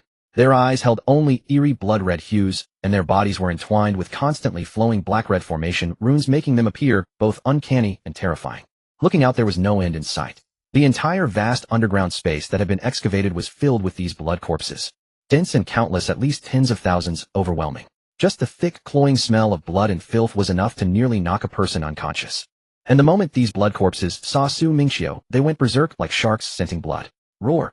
Countless inhuman roars erupted instantly, making the entire underground space tremble slightly. All the blood corpses madly charged towards Su Mingqiu. In an instant, they filled the space around him, an overwhelming pressure that even made Su Mingqiu furrow his brow. These blood corpses were the formation's guards, meant to block him from approaching the array eye. Seeing the surging tide of blood corpses bearing down on him, Su Mingqiu's eyes hardened, knowing there was no way around them. These things were the formation's obstacles. To reach the array eye, he had to force his way through. He took a deep breath and slowly exhaled a plume of white frost. As the frost breath emerged, the surrounding air instantly condensed into a thin layer of ice crystals. The next second, the cold emanating from Su Mingqiu erupted completely. SSS-class Ice-type ability Ice Age unleashed without reservation. The piercing cold surged outward like a tidal wave sweeping across the surroundings. The blood corpses that were about to reach him had no time to react and were instantly frozen into ice sculptures. They remained frozen in place in their ferocious charging poses, and even the black-red formation runes flowing on their bodies were stopped in their tracks by the cold. Then Mingqiu stomped the ground forcefully. Buzz! With his movement, countless jagged ice spikes burst out from beneath the earth in an instant. Those ice spikes were razor-sharp and incredibly fast. The blood corpses at the front had no chance to dodge, they were pierced through from below, skewered directly.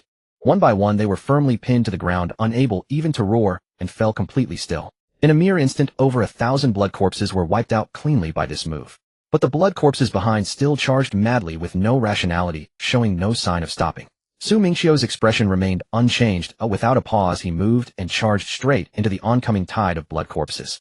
Cold energy continuously erupted from his body, and ice spikes kept rising from the ground. Wherever he passed, the blood corpses could not stop him even a single step. Then Mingqiu's cold energy converged wildly. In the blink of an eye, a giant ice dragon tens of meters long was formed. The ice dragon's body was made of translucent crystals, its scales clearly visible, each one gleaming with a cold luster. Its dragon eyes radiated piercing cold, and it let out a low dragon roar that made the entire underground space tremble. Even the frenzied blood corpses instinctively paused for a moment. Mingqiu moved his body, and in an instant he stood atop the head of the ice dragon. The ice dragon immediately soared into the air, rising to midair, dodging the surging tide of blood corpses below. Those blood corpses leaped up frantically trying to grab him, but they could not reach him at all. Just as they jumped halfway, the bone-piercing cold emanating from the ice dragon instantly froze them into ice sculptures, and they crashed heavily to the ground. Next, the ice dragon suddenly opened its giant maw, and a blast of piercing cold air sprayed out instantly. That cold air, like a tide, swept toward the blood corpse tide below. Wherever it passed, the blood corpses, charging madly, were frozen instantly. Maintaining their ferocious charging postures, they turned into ice sculptures one by one. From near to far within just a few seconds, all the blood corpses in the entire underground space were frozen. Standing on the ice dragon's head, Mingqiu looked around. The whole underground space was covered with densely packed ice sculptures. The previously ferocious blood corpses had all turned into motionless ice sculptures, with white ice crystals covering the entire ground. The thick, bloody smell from before was also completely frozen by the piercing cold. The scene was spectacular and awe-inspiring. After freezing all the blood corpses, Mingqiu did not descend. He remained standing on the ice dragon's head, controlling it to fly rapidly toward the depths of the underground space. The ice dragon was extremely fast, carrying him and rushing swiftly toward the direction of the array's eye. He knew that the people above could not hold out for much longer. He had to be even faster. He could not let those old fellows waste their time buying time for him in vain. Meanwhile, above ground, the 5 vice principals in the sky were going all out to fight against the enormous evil god's eye. Damn it, didn't you say earlier that the opponent was too weak and you hadn't warmed up enough? Why are you wilting now?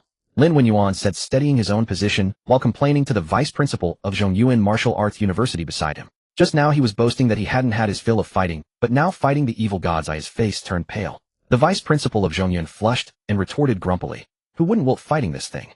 You tell me. The mental pollution of this thing is too disgusting. Every time I block, my vital energy is drained by a huge chunk. You try it yourself. Alright, stop arguing now." Wu Wanhua frowned, interrupting their bickering. At this critical moment, there was no time for quarreling.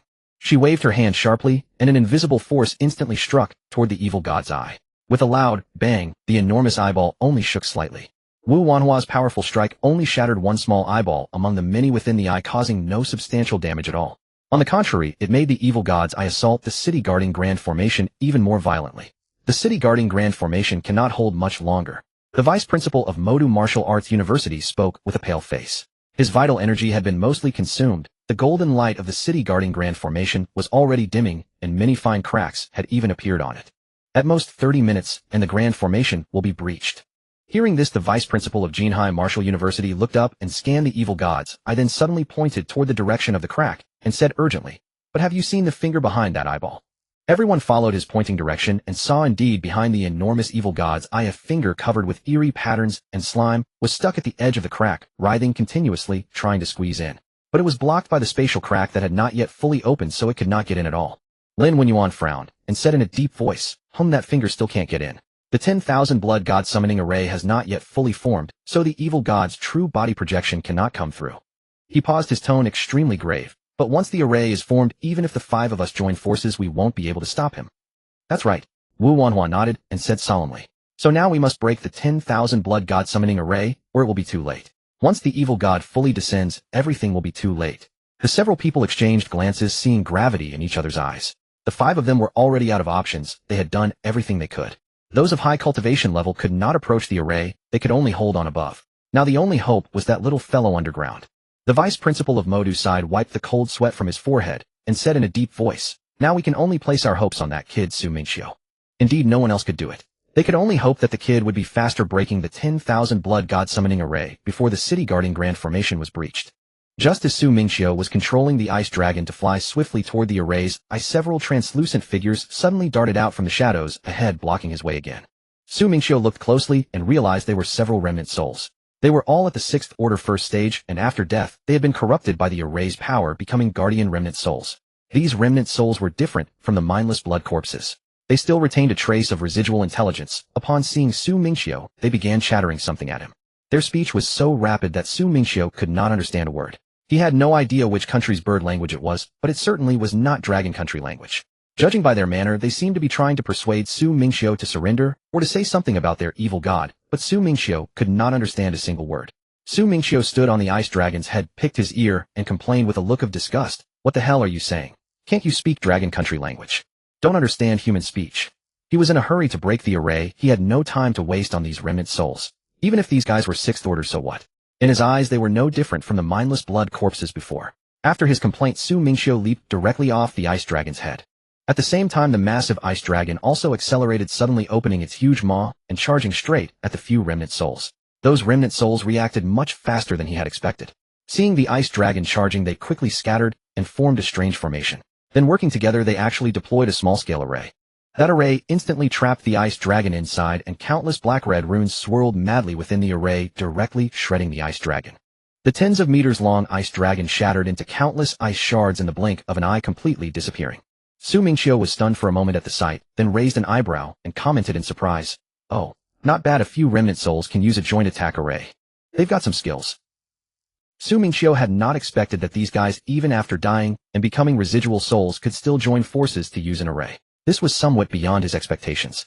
Seeing the ice dragon shredded, those residual souls immediately burst into triumphant laughter. Then they chattered at Su Mingqiu in their bird-like language, presumably mocking his overestimation of his own abilities. They assumed he too would be crushed by their array, just like that ice dragon. After finishing their laughter, the group instantly surged forward, surrounding Su Mingqiu in the center. The next moment, their array activated again. Countless black-red patterns surged towards Su Mingqiu, instantly aiming to trap him inside and crush him, just as they had the ice dragon. Seeing this, Su Mingqiu's expression remained unchanged. The ice elemental power within his body exploded instantly, and piercing cold air gushed forth from him. Those black-red array patterns, just as they approached Su Mingqiu, were blocked by that bone-chilling cold air. They couldn't touch him in the slightest, they couldn't even get close. That defiled power was utterly insignificant before his ice elemental cold aura. Immediately after, Su Mingqiu directly deployed his combat technique, Cold River Snow. With his movements, countless ice crystals in the sky instantly floated up. Those surging black-red patterns were instantly frozen solid, along with the entire array, which stopped operating immediately. The formation arranged by those residual souls was frozen rigid, and the entire array was directly destroyed by Su Mingqiu. The smiles on those residual souls froze instantly on their faces as they stared at Su Mingqiu in disbelief. Their proud joint array had been broken so easily. Su Mingqiu looked at them, raised an eyebrow, and said with a relaxed tone, "You guys still need more practice. But alas, there won't be a chance. Maybe next life." After Su Mingqiu finished speaking, those residual souls scrambled backward, turning to flee with all their might. They were chattering in their language, presumably begging for mercy or calling for their evil god to save them. Unfortunately, Su Mingqiu didn't understand a single word. He just found it noisy. But how could Su Mingqiu possibly give them a chance to run? These guys had helped the evil god cult cause trouble while alive, invading dragon country, and even as residual souls after death, they came to block him from breaking the array. With a thought, he directly used Ice Soul Gaze. Instantly, his eyes turned into translucent ice blue, and 2 beams of cold spiritual power shot out from his pupils. Those foreigners were inherently residual souls, without physical bodies, and their spiritual consciousness was already extremely weak. How could they withstand Su Mingqiu's move? They had only run 2 steps, their legs not even fully lifted, when Su Mingqiu's gaze locked onto them. The next moment, they all froze rigidly in place, unable to move, their consciousness directly frozen. Even their residual souls stopped trembling under that ice-cold spiritual power, with expressions of terror and despair frozen on their faces. Su Mingqiu walked over his footsteps, making crisp sounds on the cold ground.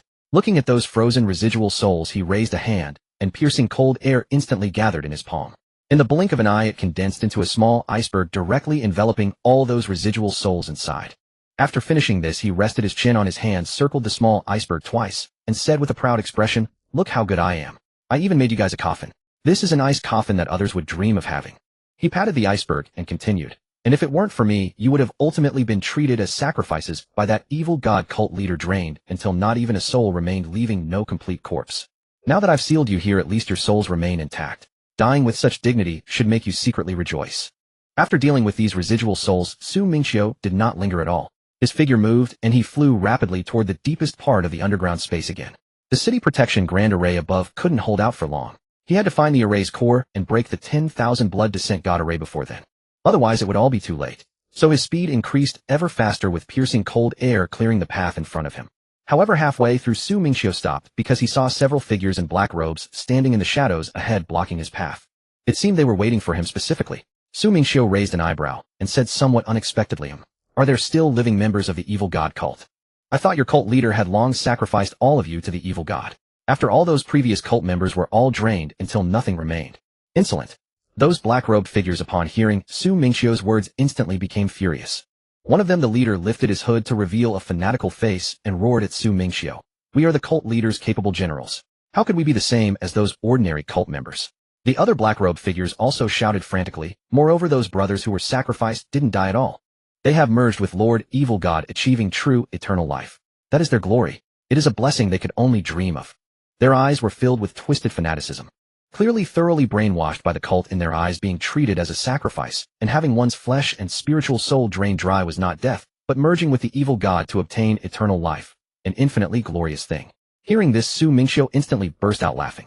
He gave a thumbs up to those guys and said with an expression of admiration, "Wow, your self-consolation is truly awesome. Having been slaughtered as sacrifices by others with not even a soul remaining, yet you think it's eternal life. This level of brainwashing, I'm genuinely impressed. If your cult leader didn't have brain-dead fans like you, he really wouldn't have achieved anything. This skill of self-deception is a pity if not used for writing novels." The lead black-robed figure, upon hearing Mingqiu's mockery, instantly turned his face grotesque. The black-red array runes on his body instantly lit up, and a stage 6 first segment aura instantly exploded forth. The other black-robed figures simultaneously erupted with their auras as well. Only then did Mingqiu realize that all these guys were at the stage 6 first segment cultivation level. It seems this was the last line of defense left by the evil god cult leader here. "Talking is useless." The leader roared at Mingqiu. "There's nothing worth saying to you. Talking more is just a waste of time. Today you will die here." His eyes were filled with twisted greed, looking at Mingqiu as if he were a perfectly flawless sacrifice. He then spoke wildly, "When the time comes, we'll feed this brat to the evil god. I believe the evil god will be overjoyed. You are the finest sacrifice we have ever seen. With your pure ice-based origin, you will surely delight the evil god. When the evil god is pleased, we will receive his reward and achieve true immortality. To become a sacrifice for the evil god is the greatest fortune of your life." The other black-robed men also began screaming wildly. They had been completely brainwashed. In their eyes, Mingqiu was not an enemy. He was merely a gift for the evil god. After shouting, the men charged at Mingqiu with their strange black weapons. The black-red runes on their bodies swirled frantically, intent on capturing Mingqiu and offering him as a sacrifice to their evil god. Hearing their insane ramblings, Mingqiu couldn't help but roll his eyes inwardly, muttering to himself, "Where on earth did this evil god leader find so many lunatics? Every single one of them, even when treated as a sacrifice, still helped the other side. They were hopeless." This brainwashing was even more ruthless than the pyramid schemes of his past life. Moreover, upon sensing carefully, he immediately noticed something off. Although these men were all at the 6th stage first rank, their auras were unstable and hollow, clearly not achieved through steady cultivation. Obviously, the evil god leader had used the power of the 10,000 blood demon god array to forcibly elevate their realms. He had left them here as the final gatekeepers to block Mingqiu. Nevertheless, 4 cultivators at the 6th stage first rank allied with the power of the array were not to be underestimated. Just as Mingqiu thought this, the men had already taken their positions at the 4 cardinal directions, east, southwest, and north. Under their feet, black-red array patterns emerged one after another, channeling the earthly energy of the 10,000 blood demon god array. The entire team's power instantly linked together, forming an unbreakable whole. Without any superfluous words, they converged from all directions, carrying a nauseating stench of filthy, baleful energy, and lunged at Mingqiu in a pincer attack. Each of them was empowered by the array, their strength far exceeding that of an ordinary 6th stage first rank. With 4 such opponents and the array's enhancement, Mingqiu had to take them seriously to finish them quickly. "Give up, boy. No matter how strong you are, you cannot withstand us," the leading black-robed man shouted as he charged. How you're truly the evil god's diehard fanatics. Even at this point you're still dreaming. Hopeless. Upon hearing this, Su Mingqiu couldn't help but roll his eyes again. These men had been so thoroughly brainwashed by the cult that they had even deceived themselves. Even now they still believed they could force him to become a sacrifice willingly. He stopped wasting words. Since they insisted on blocking his path, he would have to eliminate them swiftly. Black dragon devours the heavens. With a low shout, a deathly frigid aura immediately surged from his body. Then a pitch-black dragon covered in translucent ice crystal scales slowly materialized behind Su Mingqiu.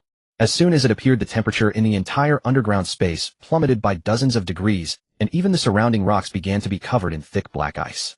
The charging black-robed men were instantly repelled by the terrifying cold, their footsteps halting abruptly as they dared not advance another step. Su Mingqiu raised an eyebrow at the halted men and said mockingly, "What's the matter? Weren't you so arrogant just now? Weren't you going to offer me to the evil god? Why aren't you charging? Lost your nerve? Don't rush." The leading black-robed man gritted his teeth. He knew that alone they could not withstand this attack. They had to use the final resort left by the leader. It was their last trump card.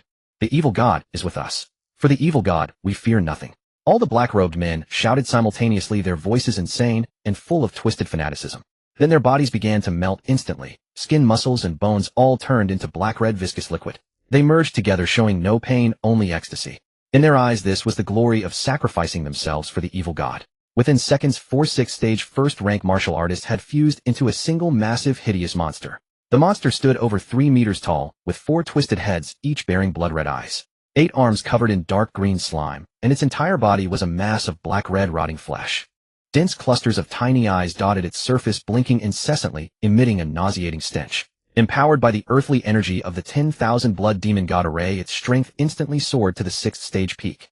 Su Mingqiu looked at the fused monster, raised an eyebrow, and stepped back a few paces in disgust, muttering, "What the hell is this thing? It's so ugly it makes me sick." Hearing his taunt, the monster's 4 twisted heads roared in unison, their voices frantic and furious, filled with the heat of being offended. "Silence. You ignorant mortal. This body is a gift from the evil god. It is the supreme glory. You mere mortals understand nothing." In an instant, all the dense little eyes on its body lit up, each emitting a sinister black-red glow brimming with murderous intent. Su Mingqiu didn't bother wasting words with the brainwashed madman. With a wave of his hand, the ice crystal dragon let out a low, deep roar. Carrying piercing cold, it shot straight toward the ugly monster. But unexpectedly, the monster was prepared. The countless tiny eyes on its body instantly fired a barrage of sinister black-red rays. Those rays, imbued with dense, cloying filth energy and the evil power of the 10,000 blood demon god array, shot toward the black dragon. The dragon was struck midway. The black-red rays directly corroded the dragon's icy body. The piercing cold was instantly neutralized by the filthy energy. In an instant, the dozens of meters-long ice crystal black dragon was annihilated. Su Mingqiu's pupils contracted sharply at the sight, of flicker of surprise crossing his face. He hadn't expected this fused monster to be so powerful, capable of destroying even his maxed-out S-rank combat skill. Black dragon devouring heaven. It seemed the power of the 10,000 blood god descending array was indeed formidable. Drawing upon the array's earthly energy and foul power, this monster could even counter his ice-based abilities. Quite unexpected.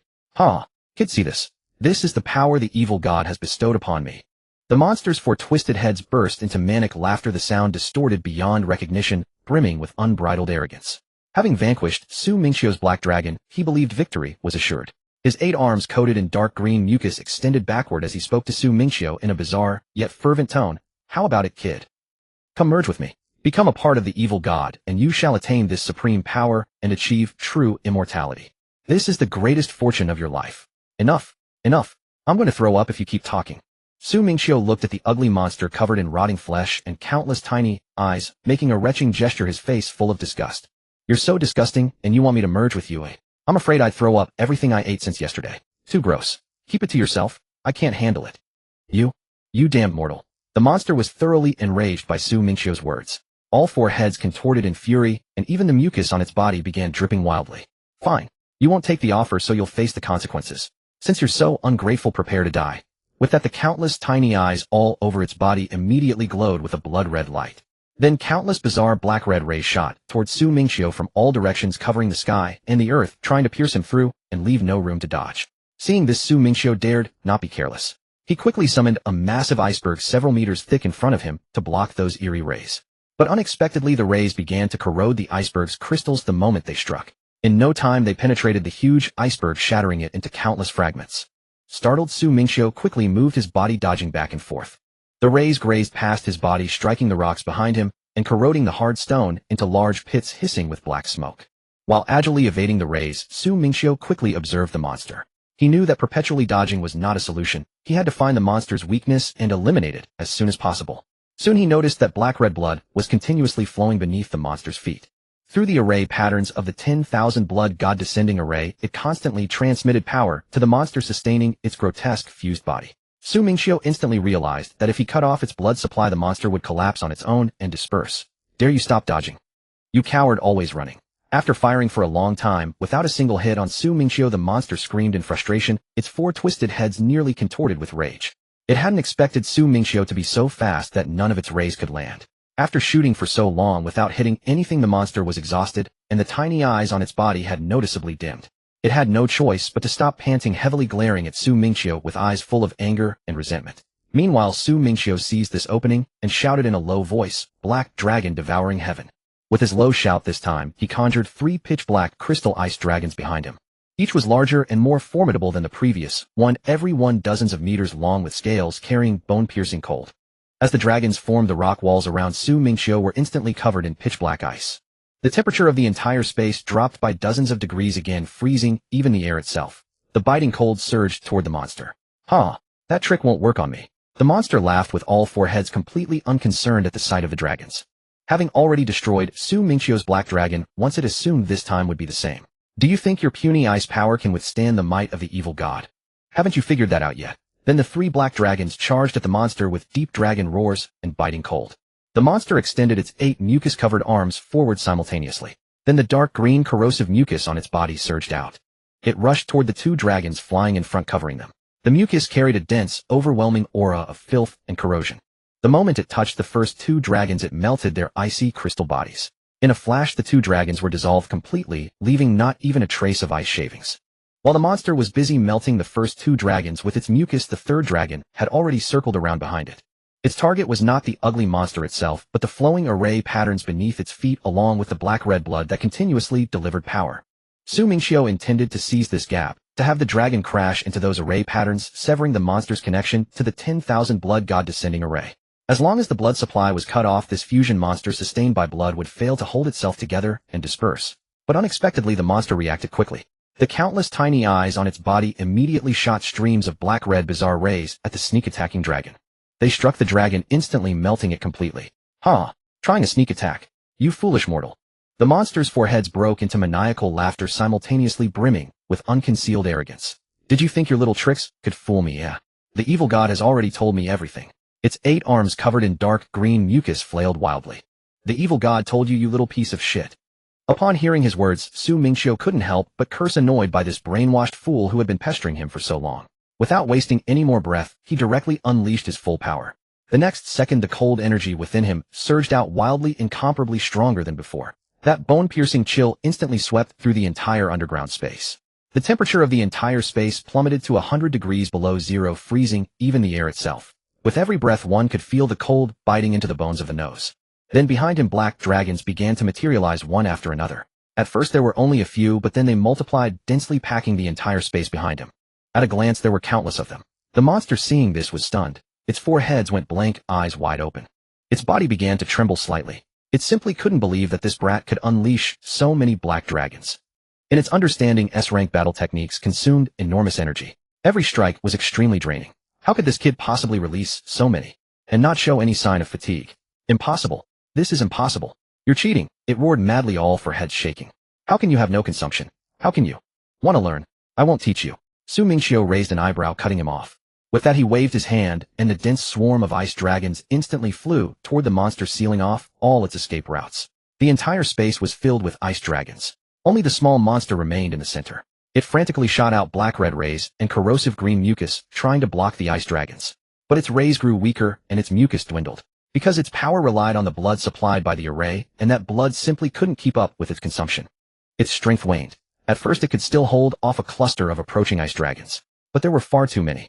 Some ice dragons had already touched its body, and the piercing cold instantly froze its mucus solid. The frost covered its rotten flesh, causing all 4 heads to scream in agony. Meanwhile, Mingqiu had already formed a comfortable ice chair and sat on it, swinging his legs as he watched leisurely. Behind him, new ice dragons kept forming without pause.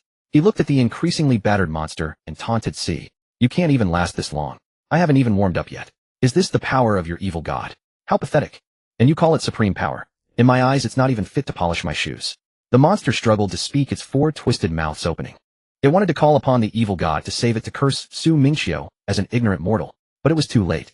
The ice dragons directly smashed the array patterns connecting its feet to the formation. Its connection to the 10,000 blood god descending array was instantly severed. No, evil god, save me. The monster let out a despairing roar.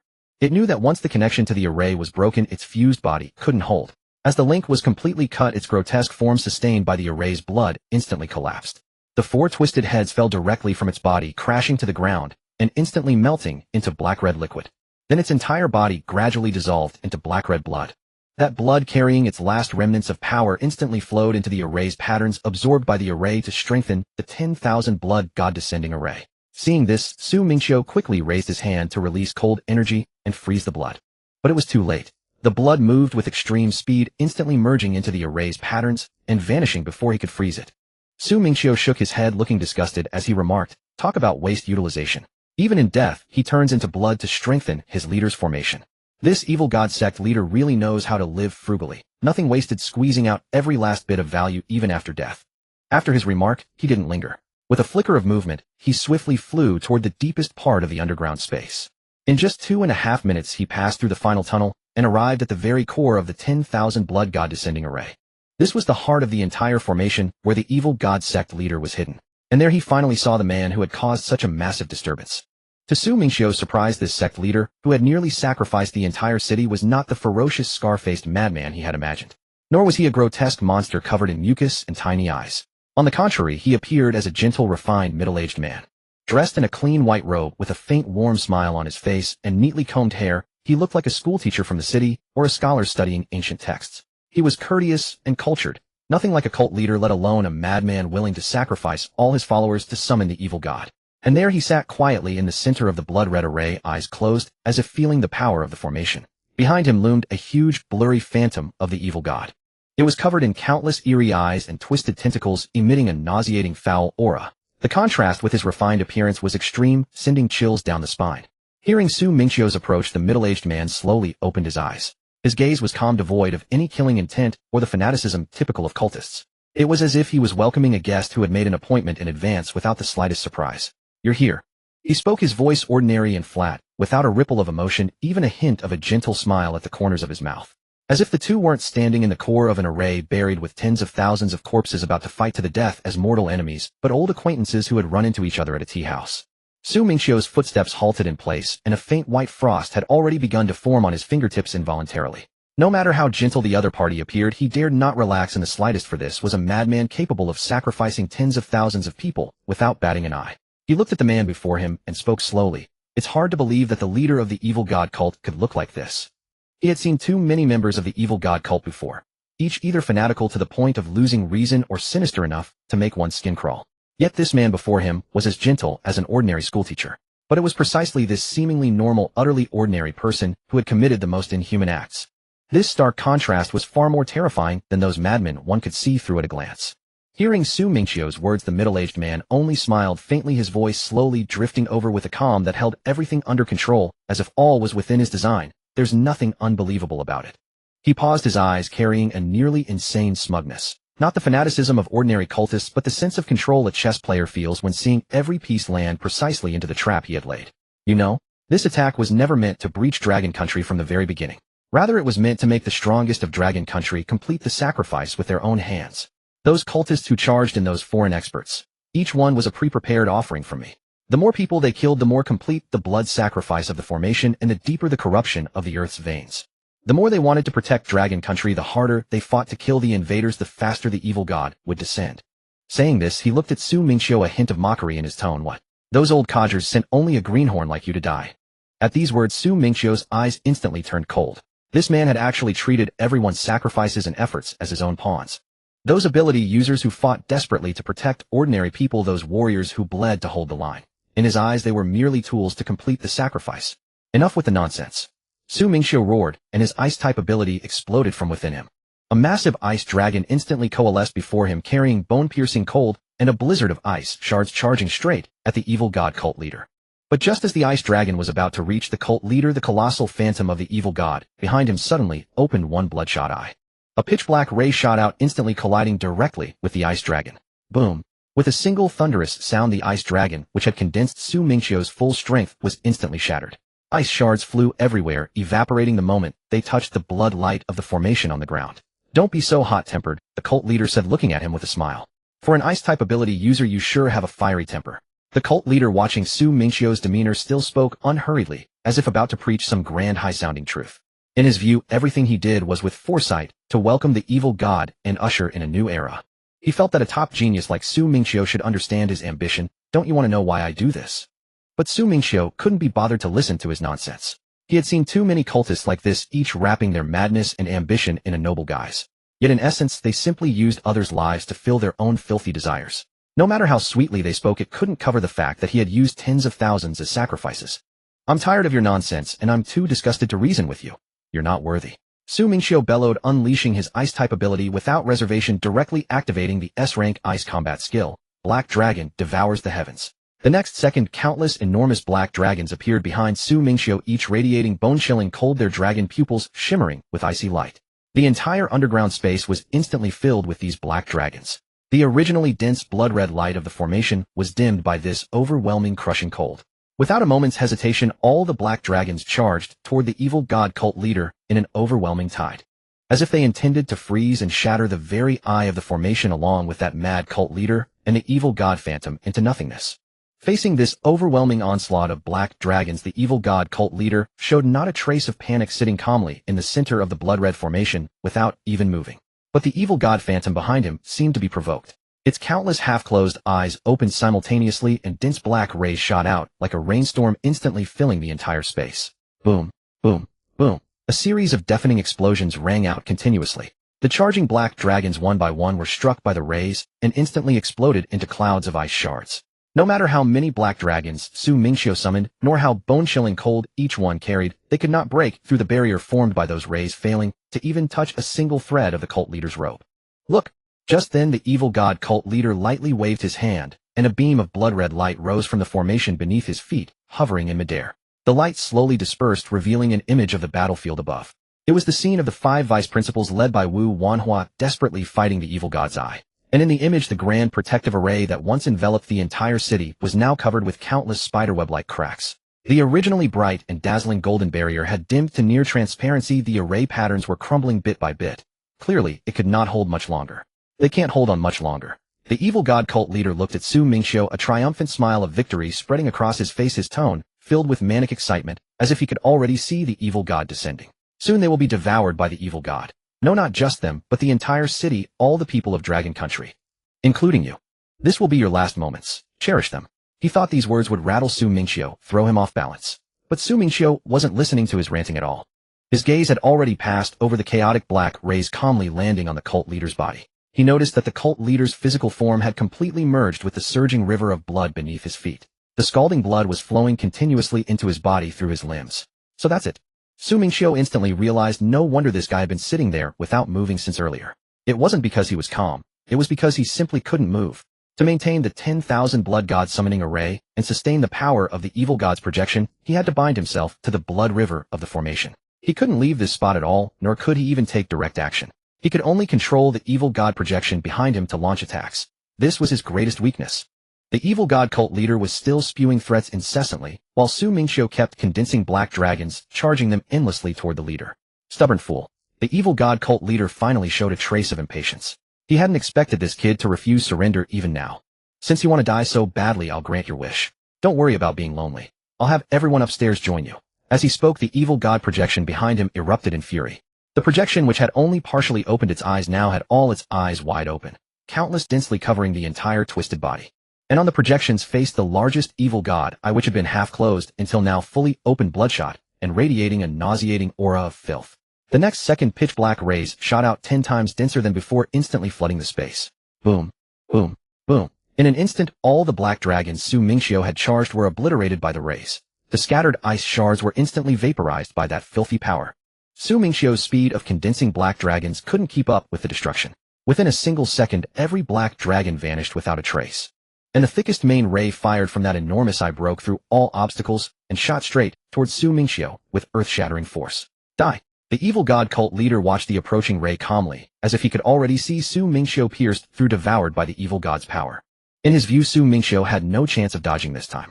But Su Mingqiu had no intention of dodging. Just as the pitch-black ray was about to hit him, he suddenly pulled out the principal's token that Lin Wenyuan had given him. It was the contingency plan Lin Wenyuan had left him, a protective keepsake for emergencies. The next second, the golden token engraved with the emblem of Imperial Capital Martial University burst into dazzling yellow light. A thick golden barrier instantly formed, completely enveloping Su Mingqiu. And at that moment, the earth-shattering pitch-black ray slammed violently into the barrier. A deep resonance echoed through the entire underground space as the ray assaulted the barrier with furious force. The entire underground trembled, but the golden barrier only swayed slightly, standing firm, without even a single crack. Edge. The triumphant smugness on the evil god cult leader's face instantly froze. He stared wide-eyed at Su Mingqiu, unharmed inside the barrier, utterly incredulous. What is that thing? How could a mere token block his full-powered strike infused with the evil god's strength? Even the power of the evil gods I cannot break through. Watching the devastating ray exhaust itself and dissipate before the golden barrier, Su Mingqiu couldn't help but sigh in relief, muttering to himself, "Damn, this thing Senior Lin gave me is really something." He hadn't taken it seriously before, thinking it was just a temporary pass token from Lin Wenyuan. Who would have thought it would be so effective, even blocking the full-powered ray of the evil god's eye? It was practically a built-in mobile shield. The evil god cult leader, though annoyed, didn't seem too worried. He knew that no matter how strong the token's protection was, it wouldn't last long, and he didn't need to break it immediately. Never mind, stay inside then. He looked at Su Mingqiu with a strange, triumphant smile. Enjoy the show. When the evil god descends, hiding behind that broken token won't change a thing. But just as Su Mingqiu was about to speak, the principal's token in his hand suddenly emitted an even more dazzling golden light. Then the token flew out of his hand and hovered in midair. The next second, the token's light slowly dispersed and a figure materialized. A person wearing the uniform of Imperial Capital Martial University with the school emblem on their chest. It was a projection of a calm and imposing middle-aged man. The principal of Imperial Capital Martial University, a sliver of his consciousness left in the token. As soon as the projection appeared, it quickly scanned the surroundings and spoke with a hint of drowsy confusion. "Where is this place?" "Senior." Su Mingqiu quickly pointed at the still-dazed evil god cult leader and explained rapidly. "That's the evil god cult leader. He activated the 10,000 blood god summoning array, trying to sacrifice the entire city and summon the evil god." The projection followed Su Mingqiu's gesture and immediately saw the middle-aged man in white robes and the massive twisted evil god projection behind him. Then it raised a hand to sense the situation above and instantly understood. "I see." The principal's projection sneered, dripping with contempt. "Since when do scum cults like the evil god sect dare to sit at the table on Dragon Nation's soil?" Upon hearing the projection's words, the evil god cult leader shook his head, expressionless. In his eyes, this was nothing but a gift delivered straight to him. His 10,000 blood god summoning array feared high-level cultivators the least. The higher their cultivation, the richer their blood energy, and the easier it was for the array to lock onto and absorb them. That was why those 5 old fools had dared not approach the array's core. They were terrified of having their blood energy drained, accelerating the evil god's descent. Now this projection was walking right into his trap, the perfect offering for his array. With that thought, he secretly activated the array's power, trying to drain the projection's blood energy as sacrificial fuel. But the next second, he froze completely. The array's blood light touched the projection and recoiled as if it had struck a red-hot branding iron. The projection's aura remained utterly steady, completely unaffected by the array. This was the first time such a thing had happened since he had set up the 10,000 blood god summoning array. For the first time, the evil god cult leader's face showed undisguised shock. "What is going on?" "No need to be surprised, you rat. A creature like you lurking in the sewers and performing blood sacrifices could never comprehend my level." The phantom figure looked at him, his tone dripping with profound disdain, utterly unconcerned with his cult leader. "And this broken formation of yours, you think it can absorb my blood essence? How naive." Su Mingqiu, standing nearby, watched in silent awe. The principal of Emperor Capital Martial Arts University was truly formidable. This is impossible." The evil god cult leader shook his head violently, his face a mask of disbelief. "The myriad blood descent god formation cannot fail. Absolutely impossible. This is a formation bestowed by the evil god himself." Refusing to accept it, he madly channeled his power into the formation beneath his feet. The once calm river of blood surged violently, and the crimson formation runes flickered with frantic intensity. The entire underground space trembled in response. He poured every ounce of his strength into trying to draw in the phantom's blood essence, desperate to prove his formation was sound. But just as he frantically activated the formation, the phantom merely raised a finger and pointed it gently at him. A thin golden beam of light shot forth, instantly piercing through the surging river of blood, cutting through all obstacles, and landing with pinpoint precision upon the evil god cult leader. The cult leader vomited a large gush of scalding blood, his body swaying. His face turned ashen in an instant. The surging blood river was instantly suppressed by the golden light, returning to a state of calm. I don't believe it. The cult leader clutched his chest, his face a portrait of madness and confusion. If you were truly this powerful, those old geezers would have released you long ago. They wouldn't have sent this kid down here to break the formation. It doesn't make any sense. Oh, you mean this? The phantom raised an eyebrow. This is a phantom I secretly left within the token, a contingency plan for emergencies. I didn't tell them about it. Upon hearing this, the evil god cult leader completely lost his mind. A tidal wave of rage instantly overwhelmed his senses. He madly channeled all the power of the evil god avatar behind him. The very next second, every single eye on the avatar's body snapped open simultaneously, including the massive evil god eye on its face, all locked onto the phantom, their pupils filled with grotesque bloodshot veins. The entire avatar radiated a nauseating, filthy aura, appearing utterly terrifying. Then in unison, all the eyes fired pitch-black rays. A torrent of rays flooded the entire underground space, their power at least tenfold greater than the previous attack. The very space warped under the force of this world-destroying power. Mingqiu quickly retreated several steps, erecting a wall of ice to shield himself from the terrifying backlash. Die! The evil god cult leader screamed, his eyes bloodshot and his demeanor utterly deranged. He was beyond caring now. Even if it meant mutual destruction, he would take down the phantom that had ruined all his plans. Why are you so angry all of a sudden? The phantom muttered calmly, observing the incoming barrage of rays. Then he simply extended a single finger and lightly tapped it in the direction of the attack. The next second, a colossal golden finger materialized in midair. It was several times larger than the entirety of the evil god avatar and surged forward with overwhelming power. In an instant, the torrent of pitch-black rays was utterly annihilated by the golden finger. Not a trace was left behind. The golden finger, without pausing, continued its descent towards the evil god avatar below. The avatar struggled and writhed, attempting to push the finger away. But it was merely a projection sustained by a blood formation, no match for the formidable avatar of the Emperor Capital University principal.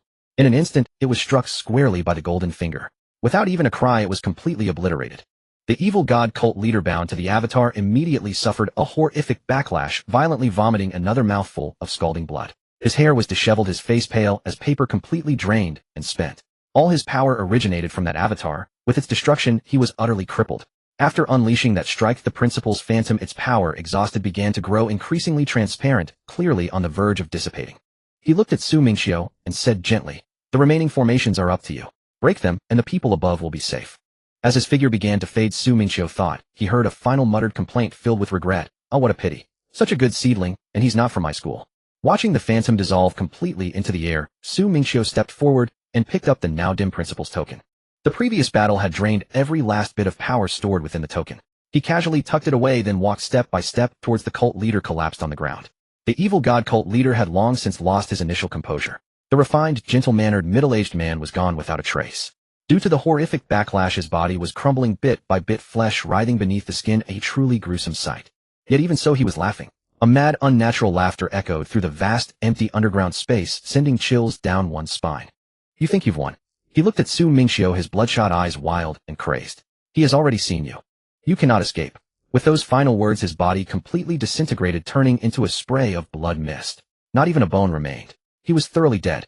Mingqiu looked at the spot where he had vanished into blood mist and couldn't help but curl his lip, completely disregarding the man's final eerie warning. "Whether he sees me or not doesn't matter. What matters is that you can't see anything anymore. And here I thought you'd remain calm and composed to the very end. Turns out that refined, scholarly demeanor was all an act. Playing your little drama here for so long, it's a shame you're not at the Dragon Country Drama Academy. You'd be a shoo-in for a Best Actor award." With that, he shook his head, dismissing the thoroughly dead cult leader, and turned his attention to the myriad blood descent god formation beneath his feet, which was already beginning to destabilize. Now that the leader was dead and the avatar was gone, the next step was to break this formation and save the people above. Mingqiu wasted no more words. His ice-type ability erupted without reserve, the bone-chilling cold surging forth like a tidal wave, spreading madly along the river of blood beneath his feet. Where the piercing cold passed, the originally boiling and surging blood river was instantly frozen into solid ice. The blood-colored array patterns that had been flowing were also gradually sealed in ice. The entire underground space transformed from its previous blood-red hue into a vast expanse of ice-white, with frost flowers forming everywhere. The frozen array patterns emitted crackling sounds as they shattered. Under his chilling power, the entire 10,000 blood god descending array crumbled and collapsed piece by piece. Above ground, the 5 vice principals, including Wu Wanhua, had been straining to hold up the city-protecting grand formation. They had persisted for nearly 10 minutes, each nearing their limits. Lin Wenyuan's face was alarmingly pale. Vice Principal Zhong Yuan was gasping heavily, muttering, "Can't hold on. Can't hold on. This damn eye is too powerful."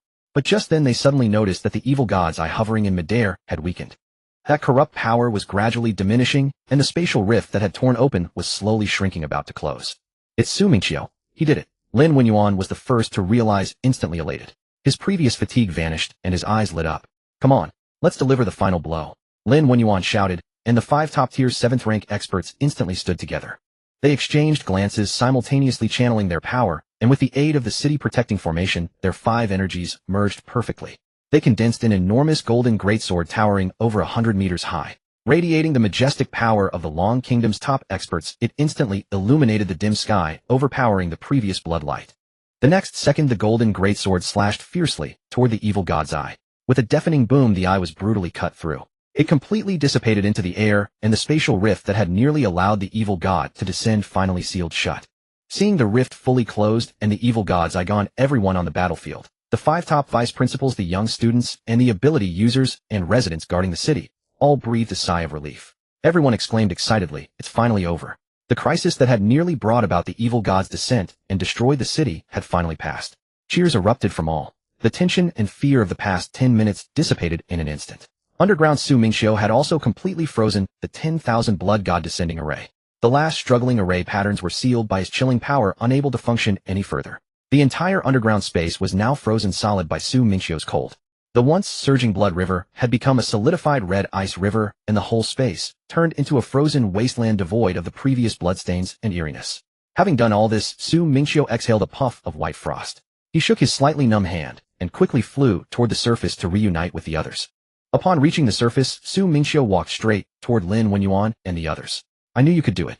Lin Wenyuan looked at him, laughed heartily, and patted his shoulder with full admiration, all previous worries gone. "It was nothing. Su Mingqiu scratched his head, smiling sheepishly. "It was mainly the token you gave me, Elder Lin, that played a huge role." He took out the now dim principal's token and returned it to Lin Wenyuan. Lin Wenyuan took the token stunned and asked puzzledly, "Huh? Didn't I only add a single layer of defense to this token, eh?" No, inside was a phantom avatar of the principal of Daijing Martial Arts University. "He dealt with the evil god cult leader for me, so I could break the formation," Su Mingqiu quickly explained. "What?" Lin Wenyuan was shocked, eyes wide. "The principal left a phantom inside." "I didn't know that. When did the principal secretly do this?" "A senior said he didn't want you to know," Su Mingqiu replied, awkwardly relaying the principal's words. Hearing this, the other vice principals all muttered inwardly, thinking they should hurry back to check if their own school's tokens and relics also had such hidden contingencies. Wu Wanhua spoke up, her voice steady. "All right, stop dwelling on this. Now is not the time to be hung up on it." She glanced at the battlefield still needing cleanup and the distant flickering spatial rifts, then said, "This isn't over yet. There are still many spatial rifts caused by the evil god cult that haven't been closed. We still need to deal with them." Lin Wenyuan immediately composed himself, tucked the principal's token into his pocket, and nodded. Thus a week passed. The spatial rifts across the land had all been resolved. The hidden dangers left by the evil god cult were thoroughly cleansed. Now the Long Kingdom was busy with reconstruction everywhere. The buildings destroyed during the Great Battle and the lands polluted by the evil god's power were gradually being restored. The displaced residents had been properly resettled, and everything was moving toward stability. At the same time, the entire nation remained on the highest level of alert. No one dared to relax for even a moment, always on guard against the next possible crisis. However, the evil god cult was no longer a threat. After this great battle, almost all of their core high-ranking members had been killed. The entire core strength of the evil god cult had been utterly destroyed.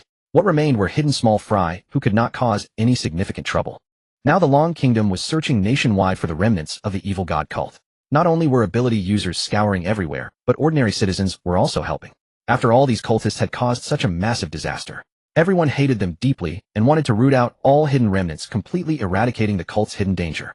And Su Mingqiu, because of his immense contributions in this great war, was specially granted the highest level cultivation reward by Longhua, allowing him to enter the deepest part of the Han Yuan secret realm, the Bing Sui Forbidden Land. This Bing Sui Forbidden Land is the most top-tier ice cultivation sacred ground in all of Longhua. However, because the cold air within is too terrifying, it is normally sealed all year round.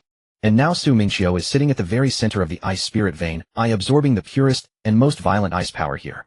At this moment, Su Mingqiu is entirely within a massive piece of 10,000-year ice, and the cold aura around him is becoming increasingly dense. The temperature of the entire Forbidden Land drops with every breath he takes, and the surrounding air condenses into fine ice crystals. Even the hard rocks underground are cracked by this cold air into dense cracks. If this were any other ice ability user, they would have died long ago. Even an S-rank ice ability user cannot withstand the bone-piercing cold here. They would not dare to sit on the ice spirit vein eye to absorb power. The power here is too violent, and ordinary people simply cannot bear it. The cold would freeze their bodies apart. Only Mingqiu, whose ice ability is SSS rank, can naturally withstand cold unimaginable to ordinary people. That is why he can cultivate here steadily. As for the other S-rank young geniuses, they all went to secret realms suitable for themselves.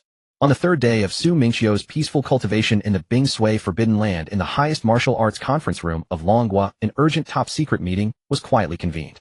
Everyone had received an emergency notice in the early morning and rushed over, setting aside all their affairs. Almost the entire decision-making layer of Longhua was present. Around the huge round conference table sat the top high-ranking officials of Longhua, the big shots of the military, the general director of the Public Security Bureau, the vice principals of the 5 top martial arts universities, and the town guardians from the border towns. Everyone's face was extremely grim.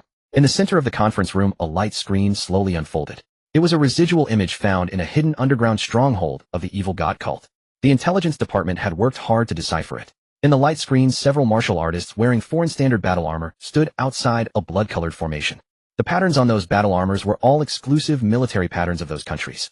They were handing coordinate stones shimmering with spatial fluctuations to the protectors of the evil god cult, and even their blurred voices could be heard. Don't worry, these coordinates are all things we've mapped out. Our people will cooperate with you, holding back their experts. By then, Longhua will be ours. The next moment, the image switched. On the corpses of the foreign experts who died within Longhua's borders during this great war, one by one identity marks representing different factions emerged. They were all exclusive marks of the regular militaries of those countries. In other words, those people were all regular soldiers of those countries.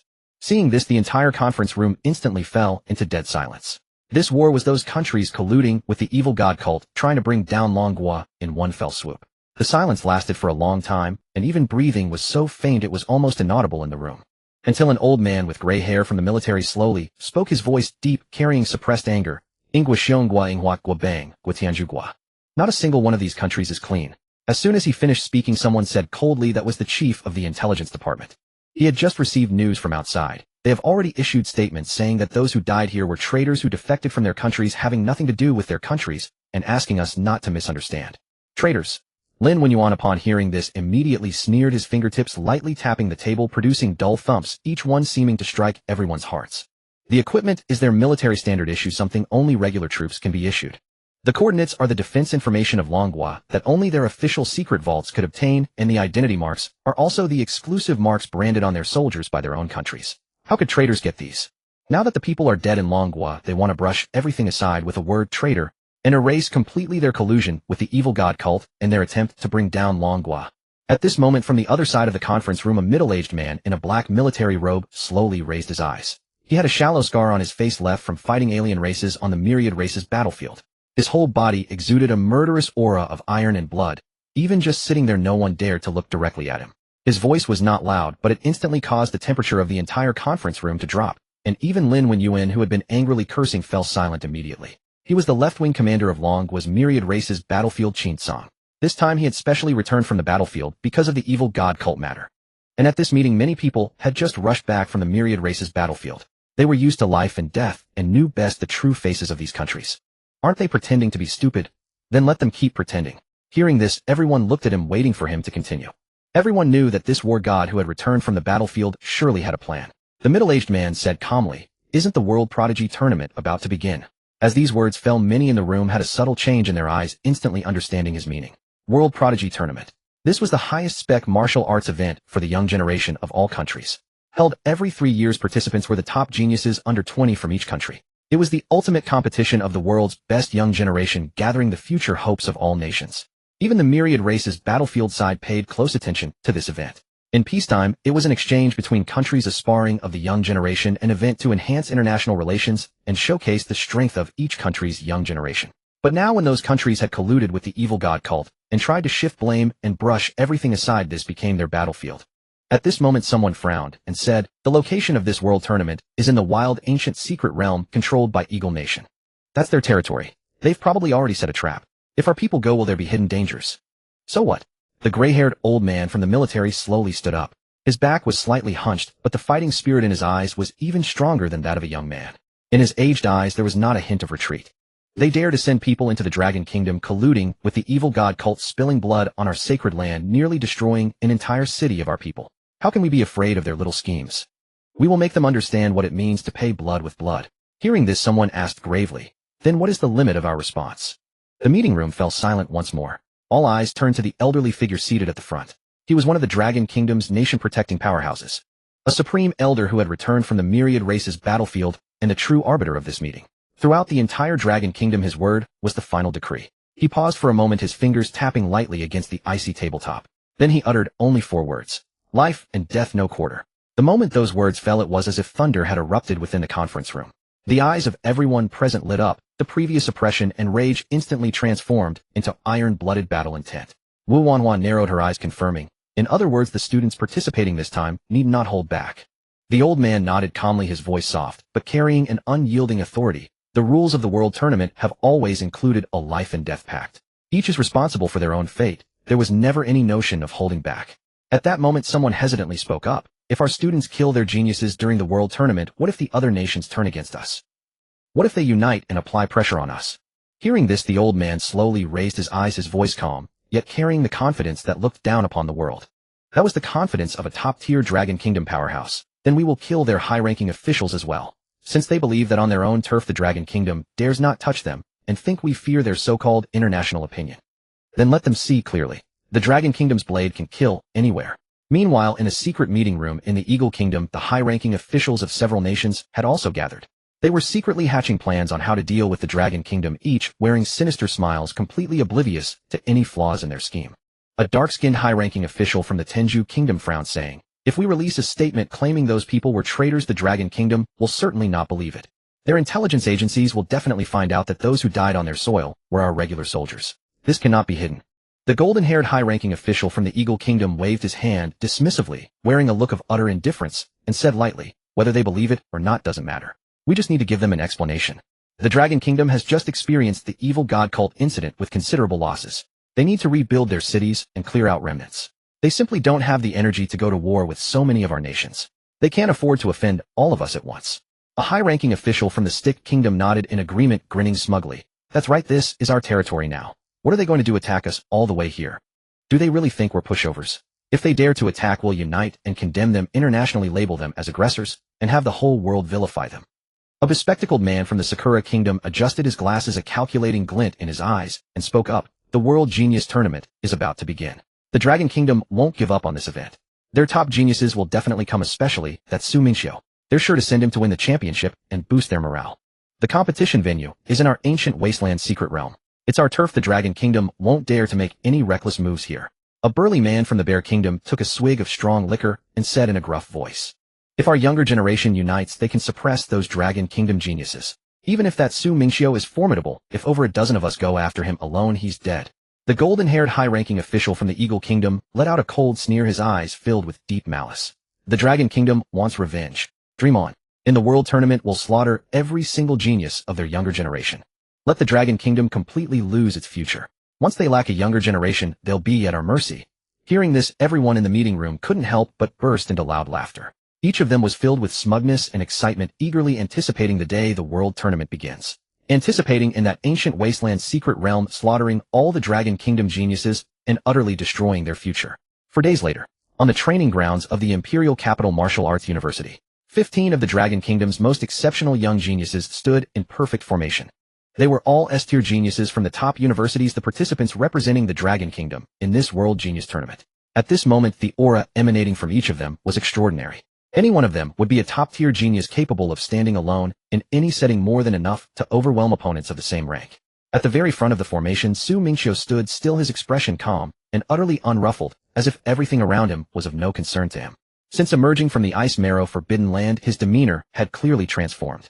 If before he had been a genius with newly honed edges radiating the sharp vigor of youth, dazzling to behold and evoking awe in all who saw him, now he was like an abyss covered in snow and ice, standing there silently without the slightest movement, yet making others dare not approach.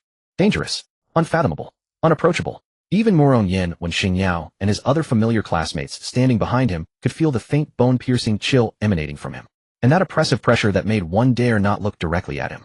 After several days of cultivation, Mingqiu's cultivation realm had also reached the peak of the 5th stage, only a step away from the 6th stage. This was even the result of his deliberate suppression. Otherwise, with the power of the Ice Spirit Meridian, he would have long broken through to the 6th stage. Not only that, but his Frostflow blade had been handed over to the Dragon Kingdom's most exceptional artifact refiner when he entered the Ice Marrow Forbidden Land. This time, because of his great contributions, the school had specially invited this artifact refiner to forge a weapon for him alone. He had taken the dragon bone inscribed with the black dragon devouring heaven battle art that he had obtained earlier along with other rare materials awarded by the nation such as Millennium Ice Marrow and Star Cold Iron and fused them all into the reforging of this blade. Now the newly reforged Frostflow was already a 6th stage peak war weapon, vastly more powerful than before. The cold aura emanating from the blade had also become even more terrifying. Lin Wenyuan stood before the assembled crowd, his gaze sweeping over the 15 top-tier prodigies. His eyes carried a coldness that had been suppressed for a long time. This world tournament is not an ordinary exchange match, nor is it like your usual school competitions. It's far more complicated. You should all already know that foreign forces were involved in the previous incident with the evil god cult. Those people were not rogue cultivators or heretics. They were regular soldiers from those countries. Hearing this, everyone's eyes instantly turned cold. They had all experienced that great battle, witnessed firsthand what those people had done, colluding with the evil god cult, nearly causing the evil god to descend and destroy the entire city. Some clenched their fists so tightly that their knuckles turned white. Others let their killing intent leak out, a murderous aura directed at those countries, almost overflowing. Lin Wenyuan continued, but they denied it. They said that those who died on our soil were traitors, that they had nothing to do with their countries, and that we had misunderstood. They said Longhua has no right to hold them accountable. They even think that because this world tournament is on their turf, we wouldn't dare to do anything, wouldn't dare to touch their people. At this point Lin Wenyuan smiled, but there was no warmth in that smile, only icy murderous intent. So the order from above is very simple. Once inside the secret realm, if you encounter prodigies from those countries, Ingwa Inghuagua Bang, Guatianjugua, show no mercy. Cripple them if you can. Kill them if you can. If anything happens, Longhua will take responsibility for you. Don't be afraid of anything. Even if the sky falls, we will hold it up for you. Even if they turn hostile, we are not afraid. Hearing this, the breathing of everyone in the training ground momentarily stopped. Su Mingqiu, standing at the very front, also had a slight chill in his eyes. The cold aura around him grew heavier. Meanwhile, the others erupted, a long-suppressed killing intent bursting forth with a roar. The temperature of the entire training ground dropped instantly. Everyone's eyes were filled with battle intent and murderous intent. Lin Wenyuan's gaze finally settled on Su Mingqiu. He looked at this young man, his eyes brimming with anticipation. Everyone knew that Su Mingqiu was the absolute core of this team. Whether this mission succeeded or not would largely depend on him. Su Mingqiu slowly raised his head, his previously calm expression finally showing a cold ripple. His voice was calm, but carried a chill that made people dare not look directly at him. Present, you were a first-hand witness to the battle against the evil god cult. You know better than most how those people let the cult in what they nearly caused, and how they almost made the evil god descend and destroy the entire city. Lin Wenyuan looked at him and said slowly, so in this world tournament you don't need to hold back. Don't have any concerns. Fight however you want. No one will blame you. Even if you slaughter all their prodigies, will take the heat for you. Su Mingqiu was silent for a moment, the frost at his fingertips flickering slightly. Then he nodded. Understood. Lin Wenyuan looked at him and asked with a smile, what do you understand? Su Mingqiu slowly lifted his eyes. Deep within his pitch-black pupils a glimmer of icy blue cold light began to shine faintly. In an instant the air around him condensed into fine ice shards, and even the hard ground of the training ground was covered with a thin layer of white frost. They said those who died in Longhua were traitors, didn't they? Then I'll send their prodigies down one by one. Let them go down and ask those dead men themselves whether they were traitors. At these words the entire training ground fell silent instantly. After a moment Lin Wenyuan suddenly burst into loud laughter, his voice filled with excitement and praise. He slapped his thigh and said, excellent. This is the spirit a Longhua prodigy should have. That's right. You've brought honor to Longhua. With you around I can rest easy about this matter. After laughing, Lin Wenyuan quickly restrained his smile, his expression turning serious again. He raised his hand to quiet everyone down and began to speak about the actual business of the World Prodigy Battle. Next I'll tell you the specific rules of this World Prodigy Battle. Remember them well. He paused then spoke slowly. This time the battlefield is set in the Huanggu secret realm on the territory of Ingwa. It's a vast ancient secret realm. Not only does it contain many ancient treasures left behind, but there are also many sleeping ancient beasts, perfect for your training.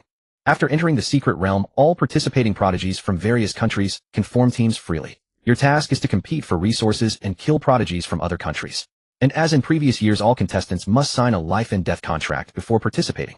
Once an accident occurs inside the secret realm, whether from beast attacks or being killed by other contestants, no country can pursue accountability afterward. Each person is responsible for their own fate. That's a rule long established. One more crucial point: after the secret realm opens, no external high-level figures from any country may interfere with anything inside the secret realm.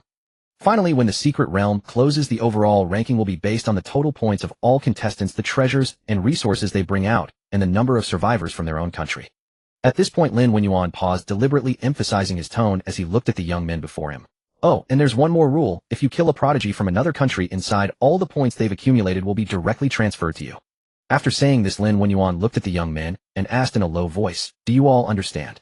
As his voice fell, everyone nodded heavily. After hearing these rules, they were completely ignited, their eyes shining with frightening intensity, and they answered in unison, "Understood."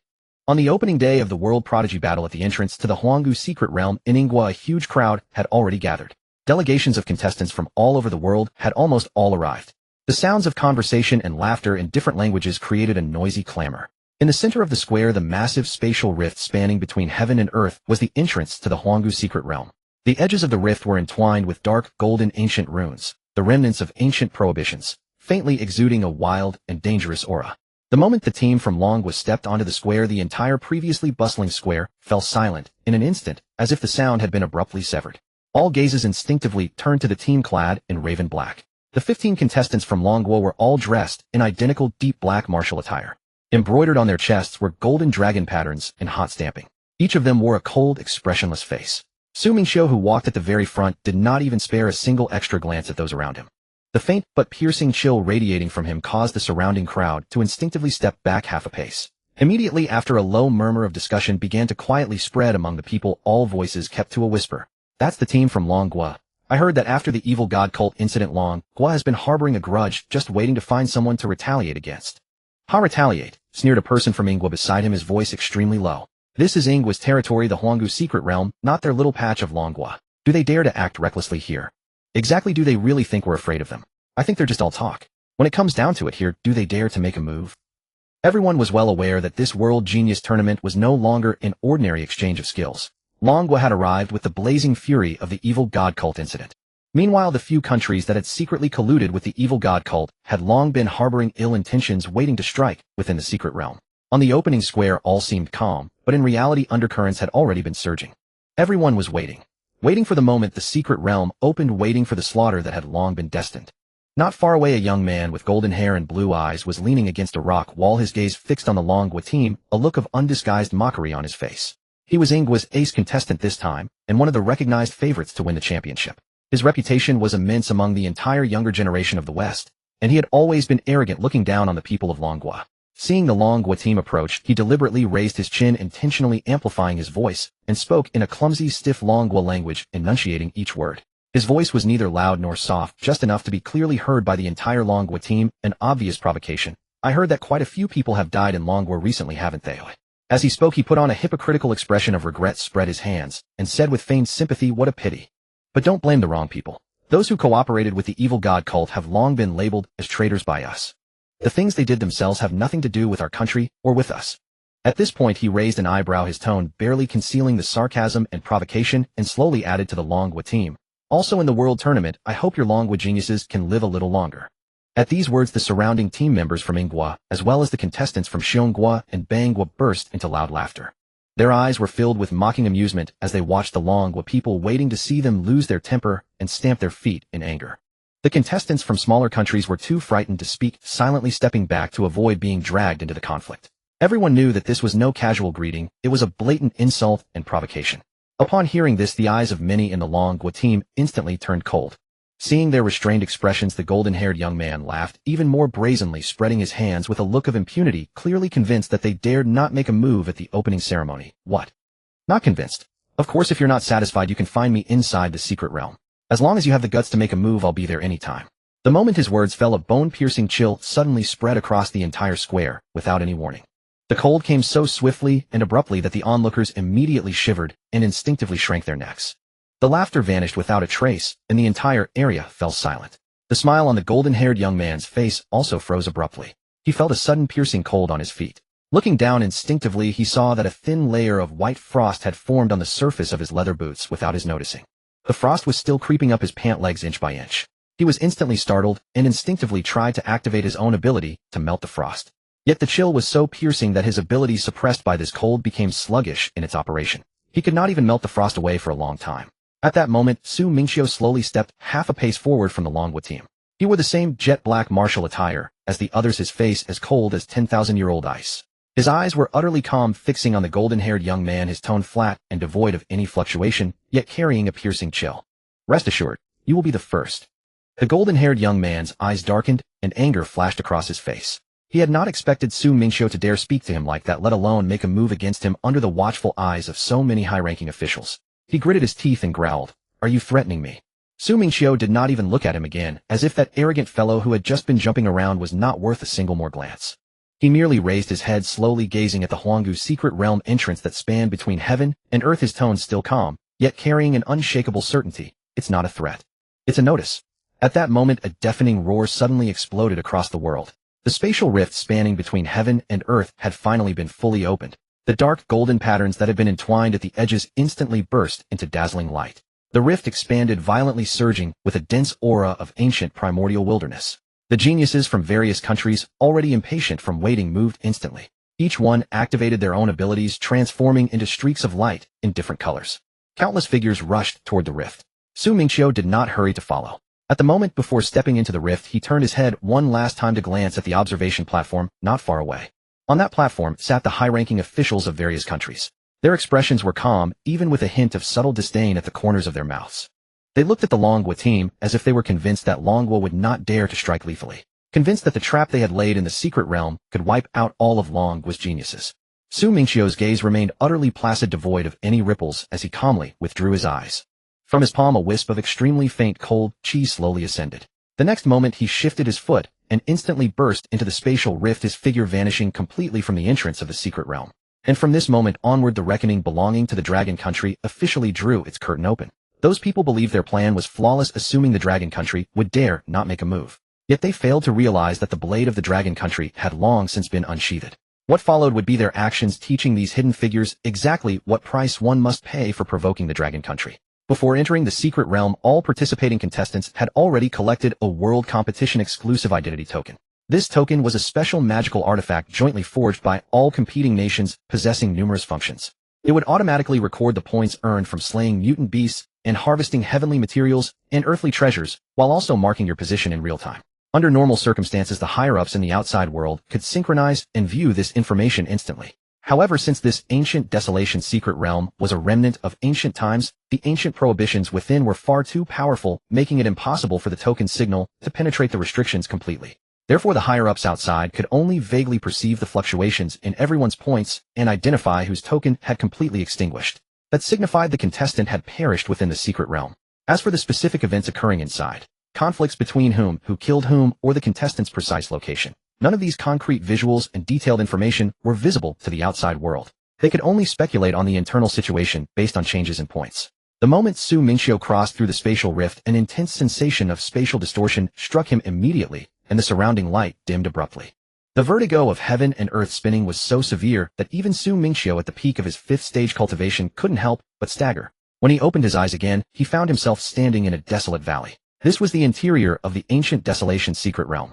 Looking up, the sky was not the normal azure blue, but an oppressive extreme dark red. It resembled blood solidified over tens of millions of years. Even the sunlight filtering through the ancient prohibitions was dyed into an eerie dark red. The entire world was shrouded in a heavy bloody halo pressing down on one's chest until breathing became difficult. The earth beneath his feet was even more shocking, covered densely with massive cracks. Some fissures were bottomless, emitting faint black, killing aura. That was the fierce killing intent left over from an ancient war. Gazing into the distance, one could see continuous black mountain ranges, and between those peaks were inserted enormous, already petrified beast bones. Those bones were thicker and taller than the mountains themselves. Some bore ferocious bite marks and traces of blade and axe strikes, clearly wounds left from that ancient battle. Merely looking at those beast bones allowed one to imagine how unimaginably devastating a battle had erupted here long ago. It was unknown how many powerful ancient mutant beasts had died to reduce this ancient land to its current ruined state. And in the air, a faint yet lingering scent of blood hung heavy. Even after so much time had passed, it had not completely dissipated, instead mixing with that killing aura. Su Mingqiu lowered his head and looked at his own palm. The World Competition exclusive token lay quietly in his palm, emitting a faint white glow. On the token's light screen, in the most prominent position, his initial points were displayed. A clear and explicit 0. Simultaneously, a row of newly synchronized rule prompts appeared clearly on the token, reflecting in his eyes. Within the ancient desolation secret realm, slaying fierce beasts grants corresponding points based on the beast's rank. Seizing resources such as heavenly materials and earthly treasures grants corresponding points based on the resources grade. Defeating other contestants allows you to obtain half of their points. If the opponent dies, all their points are automatically transferred to the killer. After scanning these rules, Su Mingqiu's eyes showed no fluctuation whatsoever. Indeed, the corner of his mouth curled into an extremely faint, chilling smile. Death. Points automatically transferred. Was this not the most suitable rule for reckoning? Just then a thunderous explosion echoed from the distance. Immediately after, a furious voice in the Dragon Country language reached Su Mingqiu's ears. Clearly you dare. Su Mingqiu's gaze instantly turned cold. One of their own. Without the slightest hesitation, he lightly tapped his foot, his figure vanishing from the spot instantly as he shot toward the direction of the sound. Meanwhile, on the other side of the valley, that eccentric Esper from Central Plains Martial Arts University was kneeling half on the ground, his face deathly pale. His left arm was completely dyed red with blood, a grotesque wound stretching from his shoulder to his elbow, revealing glimpses of stark white bone. He had just teleported here, hadn't even had time to steady himself when these four individuals caught him off guard. Standing before him were four young martial artists clad in standard Korean battle armor. One of them, a tall and thin youth, was playing with a short blade gleaming with cold light, a mocking smile on his face as he looked at the Dragon Country youth on the ground, as if viewing prey already in hand. Are not Dragon Country people supposed to be tough? He sneered, his disdain overflowing. Why can't you even stand steadily now? Don't say that, another short and stout youth beside him replied with a smile. He is here for revenge, let's not provoke him too much. Revenge? The short-blade youth seemed to have heard the funniest joke, laughing out loud instantly. He walked up to that Dragon Country youth, lifted his foot, and stamped heavily onto the other's shoulder, forcing a stifled groan from him, unable to rise. This is the ancient Desolation secret realm, not your Dragon Country's backyard, he sneered. Your higher-ups cannot enter here, no one can save you. You wanted to settle accounts with us, right? He leaned in, staring into the Dragon Country youth's eyes, speaking word by word. Now who is settling accounts with whom? The eccentric Esper bit his teeth tightly, his innate ability circulating frantically within his body, attempting to push the other's foot away and rise to resist. But he had been ambushed immediately upon teleportation, already severely injured. He possessed barely any strength, and instead he was kicked viciously in the chest by the other's foot. Boom. His body crashed directly into the rock wall behind him, spewing a mouthful of scalding blood before collapsing softly, lacking even the strength to raise his hand. Watching his wretched state, those foreign geniuses laughed even more unrestrainedly. The short-blade youth slowly raised the weapon in his hand, blood still dripping from the blade. He sneered, rest assured I won't let you die too quickly. I'll track down every single contestant from your Longhua who entered this competition one by one and eliminate them all. Especially that Su Mingqiu fellow. Let's see if he's truly as formidable as they say, and whether he dares to lay a hand on us. Hearing the name, Su Mingqiu, the poor chi ability user's expression shifted abruptly. The young man with the short sword immediately noticed his reaction, his smile deepening with palpable smugness and disdain. So you know him. Perfect. After I kill you, I'll send him down to keep you company. That way you people of Longhua can have some company on your journey. As his words fell, a cruel gleam flashed in his eyes. He swung the short sword viciously toward the Longhua youth's neck. His speed was blinding, the blade's gleam seemed destined to sever the head in an instant. Yet just as the edge was about to meet the youth's neck, crack! A crisp, freezing sound suddenly echoed through the quiet valley. It was soft, yet it struck like a thunderbolt in the ears of those Bangwa youths. The smile on the short sword youth's face froze instantly. An icy, bone-piercing cold seized his arm, rendering it utterly immobile. He looked down subconsciously, only to find his entire right arm, without warning, completely encased in a layer of ice-blue frost. The frost crept along his arm and up the sword's hilt inch by inch, instantly freezing the entire blade in midair. No matter how he channeled his ability, he could not budge it. The piercing cold burrowed into his body through his arm. Who? The short sword youth panicked, jerking his head toward the source of the sound, his face contorted with terror. The other three Bangwa youths also reacted, instantly whipping around to stare at the valley's entrance. Their smirks vanished without a trace, replaced by intense vigilance. At the valley's entrance, a figure stepped forward slowly. Black hair, black eyes, clad in a dark martial suit, yet wreathed in biting ice-blue frigid air. Su Mingqiu first glanced at the pale-faced fallen chi ability user, confirming that although his injuries were severe, he could still be saved. Only then did he slowly raise his head to look at the ashen-faced Bangwa prodigies. His voice was calm, utterly devoid of emotion, yet carried a bone-chilling coldness as he asked word by word, "You said you were looking for someone." Hearing Su Mingqiu's question, the Bangwa prodigy's expressions shifted slightly. Then the short sword youth's pupils contracted as he instantly recognized him. Su Mingqiu. The next moment, as if struck by a sudden realization, his panic evaporated completely. Instead, an ecstatic expression spread across his face, and he even burst into uncontrollable laughter, his voice trembling with excitement. "Ha ha! What luck! It really is him. We've only just entered the secret realm and already encountered Longwa's primary elimination target. This is a monumental achievement." The other three Bangwa youths' eyes also blazed with fervor. They showed no fear, instead they looked at him as if he were the most succulent prey, their eyes gleaming. Before their arrival, their superiors had given them a direct order. Upon entering the secret realm, prioritize eliminating all Longwo participants with Su Mingqiu as the ultimate target. The short sword youth excitedly pulled a black crystal chip from his pocket. He tapped it lightly, and lines of names instantly appeared on the chip. It was the complete roster of all Longwo contestants this time. At the very top of the list, 3 blood-red characters stood out: Su Mingqiu. Behind the name, an even more crimson annotation read: Longwo's primary elimination target. Su Mingqiu's gaze finally turned cold as he stared at the chip, a bitter chill permeating the entire valley. I see. You were prepared all along.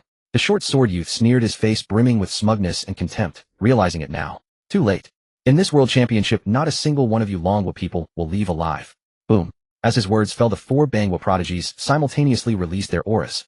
All 4 were at the 4th stage, their presence pressing down instantly. The short sword youth blurred into a shadow, charging at Su Mingqiu from the side, with murderous intent. The other 3 attacked at the same moment. One unleashed his fire ability, hurling a massive fireball blazing with heat towards Su Mingqiu. Another activated his wind ability, sending dozens of sharp wind blades flying in a dense barrage at Su Mingqiu. The last one quickly formed hand seals. The ground beneath Su Mingqiu's feet split open, and countless sharp rock spikes shot up, aiming to pierce him through. 4 attacks from 4 different directions converged almost simultaneously, sealing off all of Su Mingqiu's escape routes. The fallen chi ability user saw this and screamed in alarm, "Watch out!" But Su Mingqiu did not retreat. He simply stood still, slowly raising his hand. The next moment, the entire valley turned icy cold. The biting cold erupted, plunging the temperature to 100 degrees below zero in an instant. The incoming fireball froze solid in midair. The sharp wind blades were instantly coated with a thick layer of frost, then shattered into countless icy shards that scattered on the ground. The rock spikes rising from the earth were also encased in ice, stopping half a foot from Su Mingqiu, unable to advance an inch further. Under this freezing cold, the hard rocks became as brittle as glass. As for the short sword youth who had rushed to Su Mingqiu, his body was completely frozen. His blade was only 3 inches from Su Mingqiu's brow, yet it could not move forward. Frost rose from his feet, spreading rapidly, covering his entire body in an instant. Terror finally flooded the short sword youth's eyes. His earlier excitement and arrogance vanished without a trace. This is impossible. Su Mingqiu looked at him, his tone calm, yet piercingly cold. You were looking for me, weren't you? Now I'm here. The short sword youth opened his mouth, a pleading expression on his face, as if to beg for mercy. But Su Mingqiu gave him no chance. Crack. The ice sealed completely. In an instant, the young man wielding the short dagger turned into an ice blue sculpture. The next moment, the sculpture burst apart, scattering into countless icy shards. The other 3 young men from Bang Country stared at the scene, stunned. The excitement on their faces twisted into sheer terror, and their bodies trembled uncontrollably. They finally realized how absurd their earlier thoughts had been. The world tournament token vibrated faintly. The next moment, Su Mingqiu's score jumped from 0 to 120. In the valley, the remaining 3 prodigies from Bang Country turned deathly pale. They fixed their gaze on Su Mingqiu, their eyes finally revealing an unmistakable fear. Only at this moment did they truly understand. The Long Country prodigy before them was never a prey they could surround and kill. From the very beginning, the roles of hunter and prey had been reversed. He was the one who had come to hunt them. Run. Without a second thought, the 3 of them turned and bolted. However, the moment they took a step, a bone-chilling cold surged from the ground beneath their feet. Crack. Frost spread from under Su Mingqiu's feet, sweeping across the entire valley like a tide of white. Rocks, ancient trees, the ground, and even the moisture in the air were forcibly frozen in that instant. The 3 figures froze mid-stride. Su Mingqiu stood in place, his expression indifferent, and slowly lifted his gaze. Did I say you could leave? The moment his words fell, a terrifying burst of cold erupted. The 3 prodigies from Bang Country didn't even have time to scream before the ice swallowed them from their feet upward. A breath later, 3 lifelike ice sculptures stood in the valley. Su Mingqiu's world tournament token vibrated once more. Su Mingqiu walked forward slowly and picked up the black crystal shard from the ground. The shard was cold to the touch, and rows of names flickered on its surface. It was a list, a hunting list specifically targeting Long Country participants. Behind each Long Country prodigy's name was a different hunting rank. Some were marked as priority kills, others as joint encirclements, and a few names even bore the words "must kill." Su Mingqiu's eyes swept over the list, gradually turning cold. After a moment, he tossed the black crystal shard to the injured Long Country youth. Can you move? The young man with the strange ability stared at him, seemingly still processing what had just happened. Only when he heard Su Mingqiu's voice did he snap back to reality, gritting his teeth and nodding. Yes. Su Mingqiu said calmly. Take this to the other Long Country people. The strange ability user took the crystal shard, his expression shifting slightly. He understood perfectly what this item represented. This was no ordinary intelligence. It was evidence of the joint encirclement and slaughter of Long Country prodigies by those nations. Su Mingqiu turned and looked beyond the valley. The strange ability user hurriedly asked, "Where are you going?" Su Mingqiu did not look back. Looking for someone. Who? A pale white chill slowly rose from Su Mingqiu's palm. His voice was calm, devoid of any ripple. Everyone on that list. As his voice fell, Su Mingqiu took a step forward, and his figure vanished at the valley's edge. In the valley, a cold wind howled. 3 ice sculptures stood silently in place, their frosty auras swirling like 3 silent tombstones. Meanwhile, outside the ancient desolate secret realm, a massive ranking board floated in midair, emitting a faint golden light. The names of participants from various nations were densely arranged on it, with each name followed by a current score. At this moment, the world tournament had just begun. Most participants' scores still lingered in the single digits. Only a few quick-witted prodigies had started hunting the fierce beasts within the secret realm, their scores climbing slowly. On the observation deck, high-ranking officials from various nations wore different expressions. Some smiled, seemingly confident in their prodigies. Others remained calm, silently observing the changes on the ranking board. After all, the competition had only just begun. The true slaughter was still far away. But no one expected that the 4 names belonging to Bang Country on the World Tournament ranking board would dim almost simultaneously. Gray, a sign of elimination and death. On the observation deck outside, the high-ranking official from Bang Country, who had been relaxed, had his smile freeze instantly. He stared at the 4 grayed-out names on the ranking board, the corner of his eye twitching violently. How could this be? At the Long Country seat. The middle-aged man in a black military robe, Qin Song, merely glanced at the ranking board. His expression remained unchanged, as if he had anticipated this scene. Then he picked up the teacup before him, took a light sip, and said the first one. His voice was low, yet it clearly reached the ears of all surrounding foreign high-ranking officials. In an instant, the previously noisy observation deck fell into an eerie silence. Many foreign officials' expressions shifted. They naturally understood what those 3 words meant. The first one, not the first prodigy, but the first country. A powerful figure from Bang Country abruptly raised his head, glaring at the Long Country seat. His eyes were barely concealing their murderous intent. At the Long Country seat, Qin Song calmly set down his teacup, the bottom gently tapping the table with a crisp sound. He lifted his gaze to the Bang Country powerhouse and said indifferently, "What are you looking at me for? The World Tournament spares no one. These are the rules you yourselves set, aren't they, eh?" The Bang Country powerhouse's face darkened instantly. This is only the beginning. Qin Song's eye showed no fluctuation as he simply looked at him. So what? Can't people die at the beginning? With those words, the Bang Country powerhouse was choked into silence. He certainly couldn't say that no one should die, because the rules of this world tournament were exactly what they and several other nations had secretly negotiated and pushed through. No sparing of life, no outside interference. Within the secret realm, everything was decided by strength. Their original plan was for the prodigies of various nations to join forces in the ancient desolate secret realm to encircle and kill the young generation of Long Country, causing a complete generational gap in this world tournament. But no one expected that just as the competition began, it was their own Bang Country prodigies who were the first to be wiped out, and all 4 of them at once. 4 names turned gray simultaneously, like 4 slaps landing hard on the Bang Country powerhouse's face. Meanwhile, high-ranking officials from Eagle Country, Bear Country, Inghua Country, and Tianju Country all furrowed their brows at this moment. They stared at the 4 grayed-out names on the ranking board, their expressions gradually turning serious. Something was wrong. Something was very wrong. The competition had just begun, yet 4 Bang Country prodigies had fallen simultaneously. This could not be a coincidence. However, the ancient desolate secret realm had just opened, and the external observation rules were limited by the secret realm, allowing only the viewing of participants' score changes and whether their names turned gray. As for what was actually happening inside the secret realm, the outside world could not spy on it at all. At the Longwood delegation seats, several vice presidents from the 5 top-tier universities exchanged glances, a meaningful glint flickering in their eyes. Lin Wenyuan leaned back in his seat, his gaze fixed on the leaderboard, the corners of his mouth curling upward. It seems that kid has already begun. As his voice faded, a faint smile appeared on the faces of the vice presidents. Outsiders might not know what was happening within the secret realm, but they understood perfectly. From the moment Su Mingqiu stepped into the Huanggu secret realm, this world championship was no longer a multinational siege against Longhua. It was Longhua settling scores with every nation. Within the Huanggu secret realm at the Haiyan ruined city, the prearranged rendezvous point for the Longhua team. The entire ruined city was already dilapidated, with ancient buildings collapsed everywhere. Broken stone pillars lay strewn across the ground, and the pitch-black walls were covered with sword marks and claw scars, as if fierce battles had erupted here time and again in the distant past. At this moment, in the center of the ruined city, over a dozen Longhua prodigies had gathered. The one leading them was Yi Qianjue. Behind him stood Murong, Yan Zhongrun, Wen Xingyao, and others.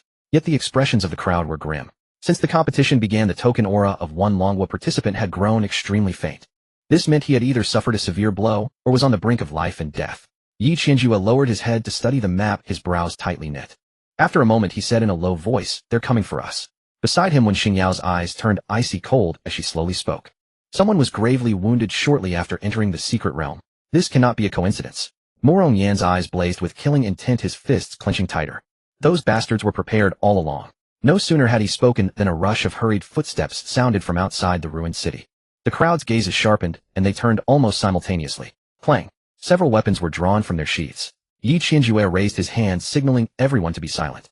The next moment a blood-soaked figure staggered into the ruined city. "One of us." The man barely shouted 3 words before his body swayed violently, and he collapsed to the ground. Several Longwa prodigies' expressions changed. "Zhou Ming. It's Zhou Ming." They rushed forward and helped the figure up. This was the impoverished ability user whom Su Mingqiu had saved earlier. Zhou Ming's face was deathly pale, his body covered in blood, his chest heaving violently, his aura dangerously weak. Yi Qianjue strode forward and asked in a deep voice, "How did you get so injured?" Zhou Ming raised his head with difficulty, looking at the gathered crowd, his lips trembling. He did not answer immediately, but used his last strength to pull a black crystal chip from his chest. "The list. They have a kill list for us." When Xingyao hurried forward, a soft green light glowing in her palm. A dense life force slowly poured into Zhou Ming's body, beginning to mend his wounds. Only then did Zhou Ming's pallid face regain a trace of color. Yi Qianjue's gaze had already fallen on the black crystal chip. His eyes narrowed as he took the chip and infused it with his own vital energy. With a hum, the chip trembled violently. The next instant, a dark black light screen unfurled before everyone. On the screen, name after name appeared in dense rows. It was a list of all Longwa participants. Behind each name was marked a different danger level. Level 3, elimination target. Level 2, elimination target. Level 1, elimination target. Every line was cold and devoid of warmth. As if in their eyes the Longwa prodigies were not competitors, but prey already graded and categorized. The crowd's faces darkened. Morong Yan's eyes blazed with murderous intent, his fists cracking. Jiang Ren's gaze turned unprecedentedly cold. Yet when they saw the name at the very top of the screen, everyone's breath caught for a moment. At the top stood Su Mingqiu.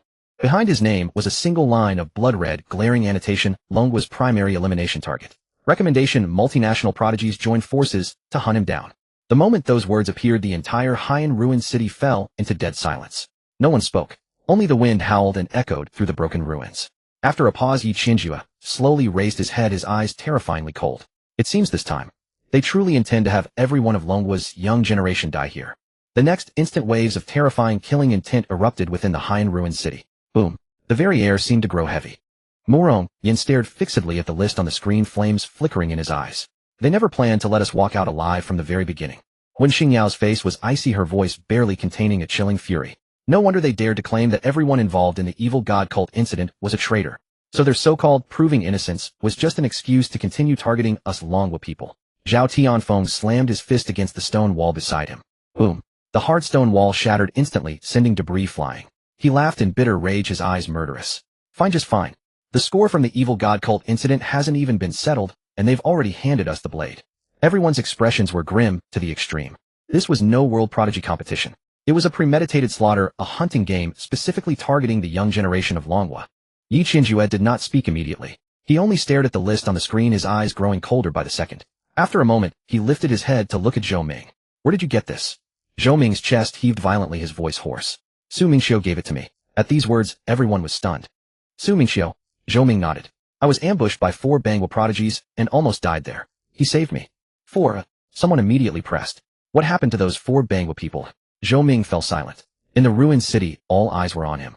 After a long pause, Zhou Ming said slowly, "Dead." Those 2 simple words caused the entire ruined city to fall silent once more.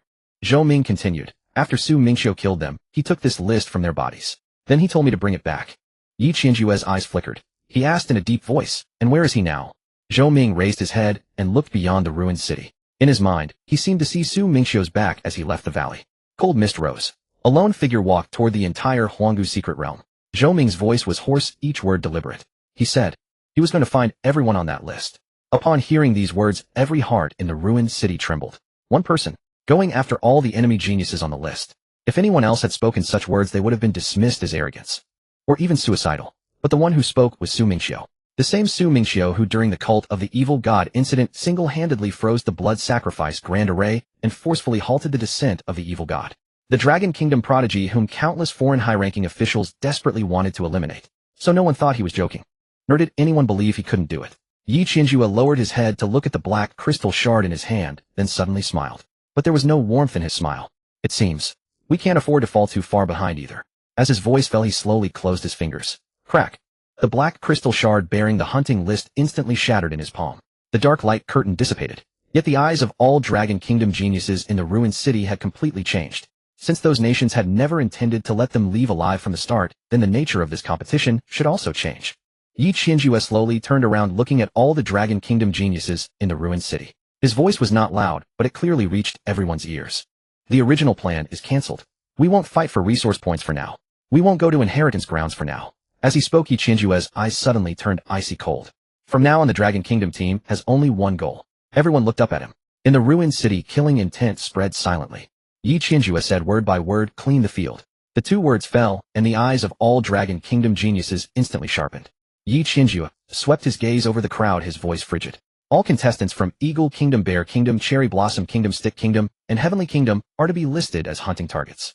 Leave none alive. As soon as these words were spoken, the atmosphere in the ruined city turned murderous. Yi Qianjue continued, didn't they claim that the cult of the evil god incident had nothing to do with them? Didn't they say that those who participated in the blood sacrifice were traitors from their own countries? Then let them explain with their lives in this primordial secret realm. Someone swallowed nervously and couldn't help but whisper, what if they beg for mercy? Yi Qianjue slowly turned his head and looked at him. That gaze was very calm, yet it made the man's heart tremble violently. Yi Qianjue said indifferently, when the cult of the evil gods sacrificed Dragon Kingdom land, did anyone listen to the Dragon Kingdom people's pleas for mercy? The man instantly fell silent. The ruined city also quieted down. Yes, when the cult of the evil god triggered the blood sacrifice grand array, attempting to use the flesh and blood of Dragon Kingdom people to summon the evil god. Had those people shown even a shred of mercy? Now it was their turn to beg. Why should the Dragon Kingdom be soft-hearted? Yi Qianjue slowly raised his hand and drew the silver long spear from his back. Clang! The spear tip unsheathed, cold light dazzling. He took a step forward, the silver spear slanting towards the ground, his voice cold as steel. Remember, from the moment they took out that hunting list, this place was no longer a competition arena. This is a battlefield. The killing intent in Yi Qianjue's eyes exploded completely. They wanted to hunt the Dragon Kingdom. Then let us show them. Who is the true hunter? Boom. As his voice fell, the auras of over a dozen Dragon Kingdom geniuses erupted simultaneously. Violent energies surged into the sky, terrifying killing intent swept through the entire Black Rock ruined city. Thick dust fell from above the ruined city. At this moment, the Dragon Kingdom team officially began their counter-hunt. Just then, a crimson pillar of light suddenly shot up from the distant sky. Boom. The pillar pierced through the clouds, its glaring red light dyeing nearly half the sky. In the ruined city, everyone looked up simultaneously. That was the signal of a world competition resource point opening. According to normal competition rules, once a resource point appeared, all nearby contestants would rush there immediately to compete for resources and snatch points. It would soon become a chaotic battlefield. Yi Qianjue glanced at the distant crimson pillar, but did not immediately give orders. He turned to Zhou Ming and asked gravely, how are your injuries? Under Wen Xingyao's treatment, Zhou Ming's complexion had recovered somewhat. Though the bloodstains on his body were not yet dry, his aura was significantly more stable than before. He gritted his teeth and straightened up, nodding. Much better. I can still fight. Yi Qianjue looked at him and nodded slightly. Good. Then he raised his head again, looking at the distant crimson pillar. A cold arc slowly curled at the corner of his mouth. Perfect. Since the resource point has opened, everyone nearby will go there. With that, he slowly turned the silver spear tilted in his hand. We'll go too. Wen Xingyao glanced at him and asked to grab resources. Yi Qianjue shook his head. His gaze passed over the ruined city, fixed on the direction of the crimson light pillar. There was no warmth in his eyes. To kill. The two words fell. In the ruined city, over a dozen Dragon Kingdom geniuses moved at once. Figures shot into the sky, speeding towards the crimson light pillar. From this moment on, the resource points in the primordial secret realm were no longer just places of opportunity. They were also burial grounds for enemy geniuses. Crimson Sun Valley, the first major resource point on the outskirts of the primordial secret realm. The temperature in the entire valley was extremely high and the air was thick with scorching heat. At the center of the valley, lava fissures crisscrossed with crimson magma, slowly flowing within, radiating intense heat. Beside the lava fissures, a completely red spirit tree was rooted in the earth. Its branches and leaves were like flames, and on its tips hung a dozen fiery red fruits. Each fruit's surface shimmered with faint spiritual light. Crimson Sun Spirit Fruit. It could refine blood and chi, strengthening the physical body. Even within the primordial secret realm, this was an extremely precious resource. At this moment, near Crimson Sun Valley, many geniuses from various nations had already gathered. Contestants from Eagle Kingdom, Bear Kingdom, Cherry Blossom Kingdom, Stick Kingdom, and Heavenly Kingdom were all present. Though they came from different countries, they now stood vaguely on the same side. Several foreign geniuses looked at the empty valley entrance, sneering. Where are the Dragon Kingdom people? With such a big resource point opening, they wouldn't dare to come, would they? A young man from Cherry Blossom Kingdom snorted. It seems the younger generation of Dragon Kingdom isn't as tough as the rumors say. Ha ha ha. The surrounding foreign geniuses burst into laughter. The laughter was full of contempt and mockery. But just then a calm voice suddenly came from outside the valley. Who said we wouldn't dare come? The voice was not loud, but it instantly silenced the laughter in the valley. Everyone turned to look at the same time. At the entrance of Crimson Sun Valley, over a dozen figures slowly appeared. The leader at the forefront held a silver spear, his gaze cold and emotionless.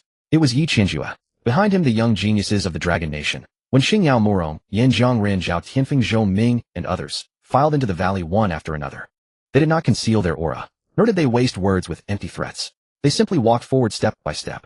Yet with their arrival, an icy, grim aura of slaughter instantly enveloped the entire Qiang Valley. The few foreign geniuses who had been mocking them moments ago suddenly froze, their smiles stiffening on their faces. The young man from the Sakura Nation's complexion shifted ever so slightly.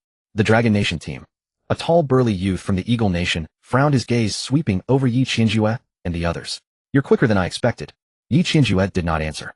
He merely raised his silver spear slowly, the tip slanting toward the ground. His chilling eyes swept across every foreign genius in the valley.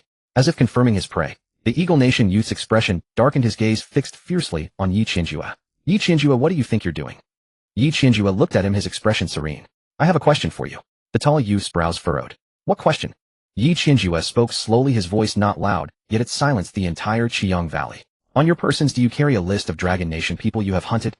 These words sent subtle shifts across the faces of several foreign geniuses in the valley. It lasted only a fraction of a moment, but every Dragon Nation genius present saw it. Yi Qianjue smiled, yet there was not a trace of warmth in that smile. "I see that you do." The Eagle Nation youth's eyes turned razor-sharp, his voice cold as ice. "I have no idea what you are talking about." Yi Qianjue slowly raised his silver spear once more, and the dark ability coiled silently around its tip. "It doesn't matter. The dead need no explanation." The moment those words fell, Yi Qianjue took a single step forward. Boom. The ground shattered instantly beneath his foot. His figure dissolved into an afterimage, his silver spear streaking through the void like thunder in the dead of night. The Eagle Nation youth's face contorted in shock. He roared, his arms flashing with a metallic sheen as his muscles swelled, transforming him into a steel giant in an attempt to brute force block the strike. But the next instant, a piercing shriek. The spear's radiance tore through the void, the silver lance punching straight through his shoulder and sending his body hurtling backward like a ragdoll. Boom. The Eagle Nation youth was pinned against the cliff face by the spear. Shattered rock exploded outward, blood spraying in every direction. His hands clamped desperately around the shaft, trying to wrench it free. Yet the moment his fingers touched the spear, threads of ink-black yuan energy drilled viciously into his wound, burrowing deep into his body. It was Yi Qianjue's dark ability. Biting cold. Corrosion. Devouring. The Eagle Nation youth's face drained to deathly pallor as his own yuan energy was gradually eroded by that dark power. Yi Qianjue stood motionless, his cold gaze fixed upon him. "Now, let me ask again. Where is the list?" Every foreign genius in the valley saw their expressions shift violently. They had not expected Yi Qianjue to actually dare strike directly at a resource point, and his first move had been a killing blow. A young man from the Sakura Nation's face darkened with fury as he roared, "Yi Qianjue, do you wish to start a war?" Yi Qianjue did not even spare him a glance. "War?" A cold, dreadful sneer touched his lips. "The war began the moment you colluded with the evil god cult and set fire to the lands of my Dragon Nation." The moment those words fell, Yi Qianjue's 5 fingers clenched violently. Boom. The pitch-black yuan energy surging around the spear pinned in the Eagle Nation youth's shoulder erupted wildly. Dark power flooded into his body through the wound, devouring his vitality in an instant. "Ea!" The Eagle Nation youth let out a piercing scream, his entire body convulsing violently. The next instant, Yi Qianjue wrenched the spear free. The sound of flesh tearing echoed. Blood sprayed everywhere as the Eagle Nation youth's body crashed heavily to the ground, utterly lifeless. At the same time, the world competition token at his waist flashed. Yi Qianjue's score surged dramatically. Within Qiang Valley, the atmosphere froze completely. Every foreign genius gazed at the fallen Eagle Nation youth, an involuntary chill rising in their hearts. Only now did they truly realize. The Dragon Nation had not come for competition this time. They had come to settle scores. The Sakura Nation youth's face twisted into an ugliest expression, his teeth grinding as he roared, "All of you attack together. They number only a dozen or so, while we are far more.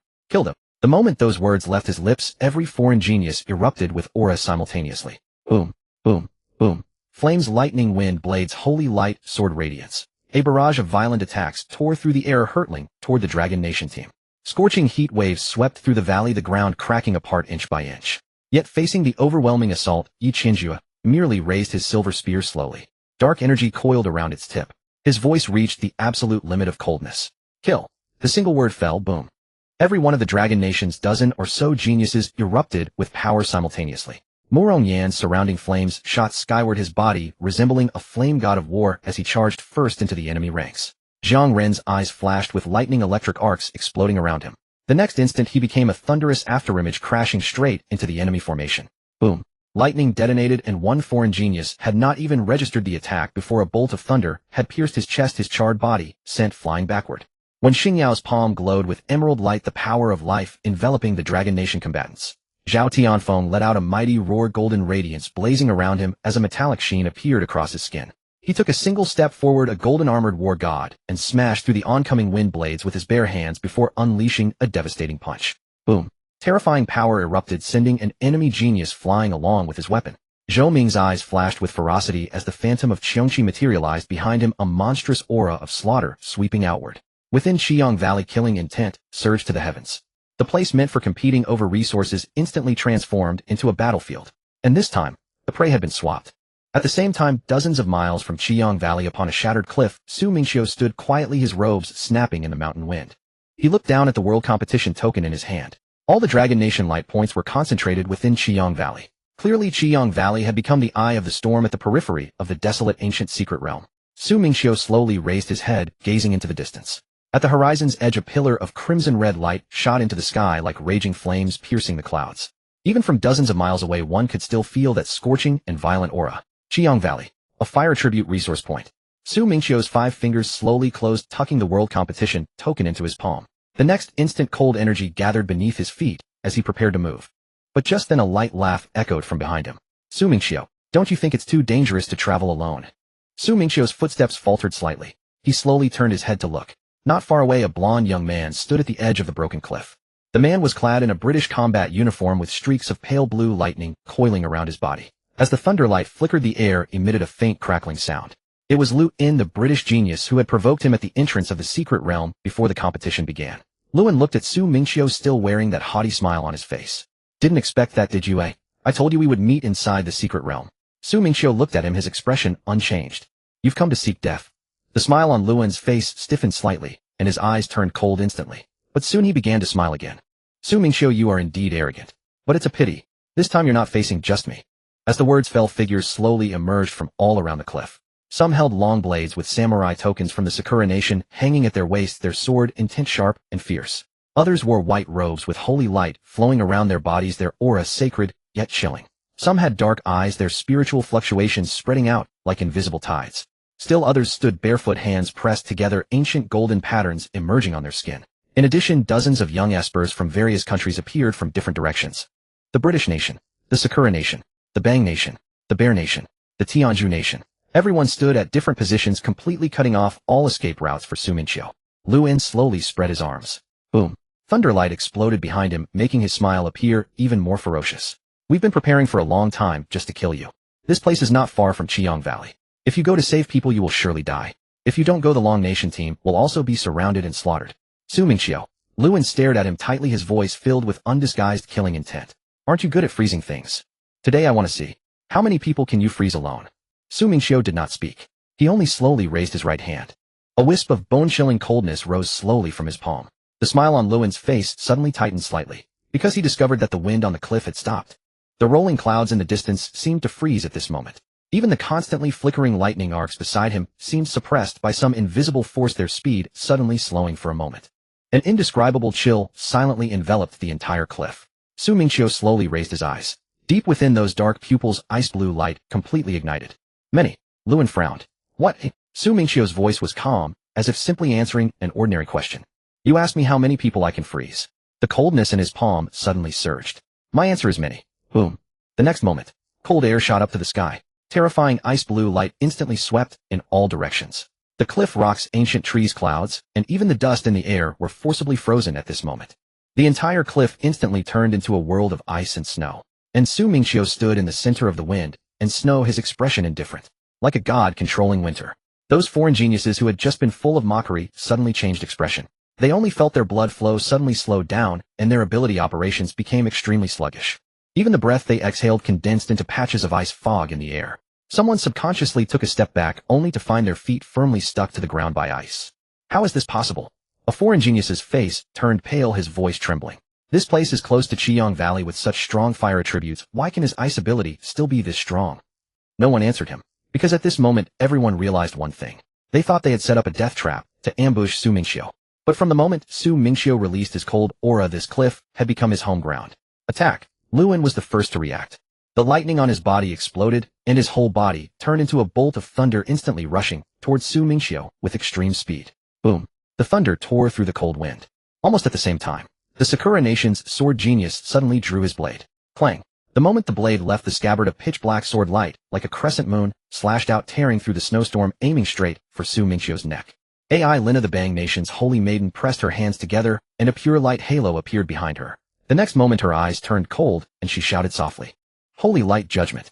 Boom! A thick white pillar of light fell from the sky, carrying the terrifying aura of purifying everything, and slammed fiercely at Su Mingqiu's location. The Bear Nation's spiritual genius Victor's eyes glowed with dark blue light. Invisible spiritual power like sharp needles instantly pierced through the snow and wind, stabbing straight into Su Mingqiu's mind. And that Tianju Nation genius also stepped forward at this moment. He pressed his hands together, and the golden patterns on his body suddenly lit up, with a vague ancient statue shadow appearing behind him. Brahma's prison suppression. Boom! A huge golden palm fell from the sky, carrying the terrifying might of suppressing mountains and rivers, and slammed down fiercely at Su Mingqiu. The five geniuses attacked simultaneously. Thunder, sword, light, holy light, spiritual impact, and a giant golden palm. Five completely different powers exploded at this moment. Each power was enough to severely injure an ordinary genius. Let alone this time 5 people teamed up to ambush. The foreign geniuses around the cliff saw this scene, and cold smiles appeared on their faces again. Su Mingqiu is doomed. No matter how strong he is, he can't block the attacks of 5 geniuses at the same time. This is not the Long Nation. No one can save him. The violent power crashed down. The entire cliff trembled violently. But facing the combined attack of 5 geniuses, Su Mingqiu just stood quietly in place. His eyes were still terrifyingly calm. Facing the combined attack of 5 geniuses, he only slowly raised his right hand, spreading his 5 fingers. Bone-chilling coldness condensed in his palm. Then he calmly spoke 3 words. Cold river snow. Boom. Terrifying cold air swept out in all directions from Su Mingqiu as the center. In an instant, the wind and snow surged.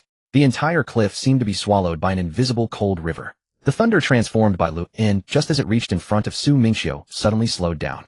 In that moment, his pupils contracted sharply, because he clearly felt that his speed had been forcibly slowed down. It wasn't that his body was frozen, but the trajectory of the thunder flow seemed to be forcibly dragged into a quagmire by some extreme cold power. The thunder was slowing down. Even his reactions were slowing down. What? Luin's face changed abruptly, but before he could react, Su Mingqiu had already looked up at him. The next instant, crack, crack, an immense ice wall rose abruptly from the ground, shielding Su Mingqiu. Boom. Lei Yin slammed violently into the wall of ice. Lightning crackled wildly, the furious bolts continuously striking the frozen surface. Yet the ice wall merely trembled slightly. Not a single fissure appeared. Lei Yin's expression darkened completely. This ice. Before he could finish, the black blade light of the sword genius from Yinghua Kingdom had already slashed towards Su Mingqiu's side. The blade light was sharp like a black crescent moon, tearing through the wind and snow, aiming straight for Su Mingqiu's shoulder and neck. Su Mingqiu's expression remained unchanged as he merely sidestepped. Swish! The black blade light grazed his shoulder, striking the ice behind him with a heavy thud. Boom! The hard ice layer was gouged with a deep scar. Yet Su Mingqiu did not even turn his head. He struck out with a single backhanded palm. Crack! The cold spread wildly along the blade, covering the sword genius's arm in an instant. The genius from Yinghua Kingdom's face changed drastically. Without any hesitation, he abandoned his blade and leaped back. But his speed was still a moment too slow. The icy white cold brushed past his chest, instantly forming a thick layer of frost on his combat suit. A bone-piercing chill seared toward his heart. His pupils contracted sharply, and cold sweat broke out on his back. If he had not retreated decisively enough, what would have been frozen would not have been his clothes, but his heart. At the same time, the holy light judgment descended with a thunderous roar. A dazzling pillar of white light fell from the sky, instantly engulfing Su Mingqiu. The terrifying power of the holy light erupted wildly, shattering the ice layer inch by inch. The blinding glare forced many of the surrounding foreign geniuses to narrow their eyes instinctively. Ai Lina watched Su Mingqiu being swallowed by the holy light, a hint of coldness finally appearing in her eyes. It's over. The holy light judgment was one of her most powerful attacks. Under this beam of holy light, ordinary geniuses could not even utter a scream before being completely purified into ashes. The genius from Tianju Kingdom did not stop either. Boom! A gigantic golden palm descended from the sky. The holy light and the golden palm suppressed simultaneously. The entire cliff trembled violently. To everyone, Su Mingqiu had no room to dodge. But the next moment, the coldness on Ai Lina's face suddenly froze. The pupils of the Tianju Kingdom genius also contracted sharply, because within the descending holy light a spot of icy blue appeared.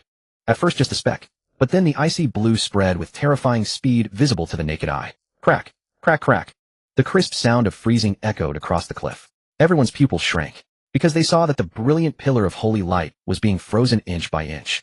Not only that, but even the descending golden giant palm was rapidly covered in a layer of ice in midair. The holy light was solidifying. The divine power was freezing. The light was sealed by ice. What was originally the power of purification and judgment had now transformed into a giant crystal pillar of ice standing silently between heaven and earth. And the golden giant palm was frozen into a massive ice sculpture. The next instant, boom, the crystal pillar exploded. The frozen golden palm shattered simultaneously. Countless crystalline shards scattered through the air. Amid the wind and snow, Mingqiu walked out slowly. His clothes were not even ruffled. His expression was calm, as if the attack that could have grievously wounded any genius was merely a gentle breeze brushing his face. AI Lina's pupils contracted violently, and her voice turned shrill. You can freeze holy light. The Tianzhu kingdom genius was also incredulous. Even Fantan divine power can be frozen. Mingqiu gave the two a faint glance. His voice was calm, yet it sent a chill down the spine of everyone present. All things in this world can be turned to winter. At these words the expressions of Lei In and the others changed completely. Arrogant. Too arrogant. Yet at this moment no one dared to refute him. Because Mingqiu had indeed frozen the holy light before their very eyes. He had frozen divine power. Waked's eyes darkened and he clenched his teeth. The next moment the blue light in his eyes flared again. Invisible psychic energy like countless sharp needles madly stabbed into Mingqiu's mind. Your body can defend. Your energy can freeze. But what about your spirit? Waked stared fixedly at Mingqiu, a twisted smirk spreading across his face. Psychic attacks are formless and intangible. Let's see how you freeze this. As the words fell, countless mental needles instantly plunged into Mingqiu's mind. Mingqiu's steps finally paused slightly. Seeing this, Waked's eyes lit up with wild joy. It works. At that very moment Lei In seized the opportunity. Lightning exploded from his body, and he turned into a bolt of thunder hurtling towards Mingqiu. Now, the sword genius from Yinghua Kingdom also gripped his blade again, enduring the stinging pain in his arm, and slashed from the other side. The black blade light tore through the wind and snow, aiming straight for Mingqiu's vital points. Behind AI Lina, holy light gathered once more. Swords of light materialized, dozens of them floating in the air. The next moment the light swords shot through the air like a rain of judgment bombarding Mingqiu. And the Tianzhu Kingdom genius took a decisive step forward. He pressed his palms together, golden patterns blazing on his skin, and the ancient divine phantom reappeared behind him. Fantan prison suppression. Boom. A colossal golden palm descended from the sky, carrying the terrifying might to suppress mountains and rivers, crashing down on Mingqiu. They had finally realized. Mingqiu must die. If he left the ancient wasteland secret realm alive today, the entire younger generation of the world would be eclipsed by him alone. Boom. 5 powers erupted simultaneously, converging from different directions to annihilate Mingqiu. Yet, just as the attacks were about to land, Mingqiu slowly raised his eyes. Deep within his pupils a massive ice coffin seemed to materialize. That ice coffin hung in the depths of his spirit, exuding an arctic chill that could freeze even the soul. The smile on Waked's face instantly froze, because he realized that the psychic energy he had thrust into Mingqiu's mind was severed. Not shattered, not devoured, but frozen. Each strand of formless psychic energy now seemed like a thread falling into a frozen lake, traced back along its source by that terrifying cold. Impossible. Waked's face turned pale as he stumbled backward. How could formless psychic attacks be frozen? But reality offered him no time to react. Crack. A layer of frost suddenly appeared on his brow. Then the frost spread rapidly to his eyes. Waked let out a blood-curdling scream, clutching his head with both hands, his body shaking violently. His sea of consciousness was being eroded by the cold. It was not the cold of the flesh. It was a freeze from the depths of the soul. Mingqiu stood in the wind and snow, gazing at him with an indifferent expression. Who told you that the spirit cannot be frozen? An instant later, Mingqiu took a single step forward. His figure vanished from where he stood. Thunderblade light, holy sword, and a colossal golden palm descended almost simultaneously. Boom. The very spot where Mingqiu had stood erupted, ice shattering as wild forces swept outward in every direction. Yet at that moment, everyone's expression shifted dramatically, for they realized that Mingqiu had vanished. When he reappeared, he was already standing before Victor. Victor's face contorted in shock, his pupils contracting violently. He tried to retreat, but in the next instant he discovered in terror that his legs had already been sealed to the ground by ice. No.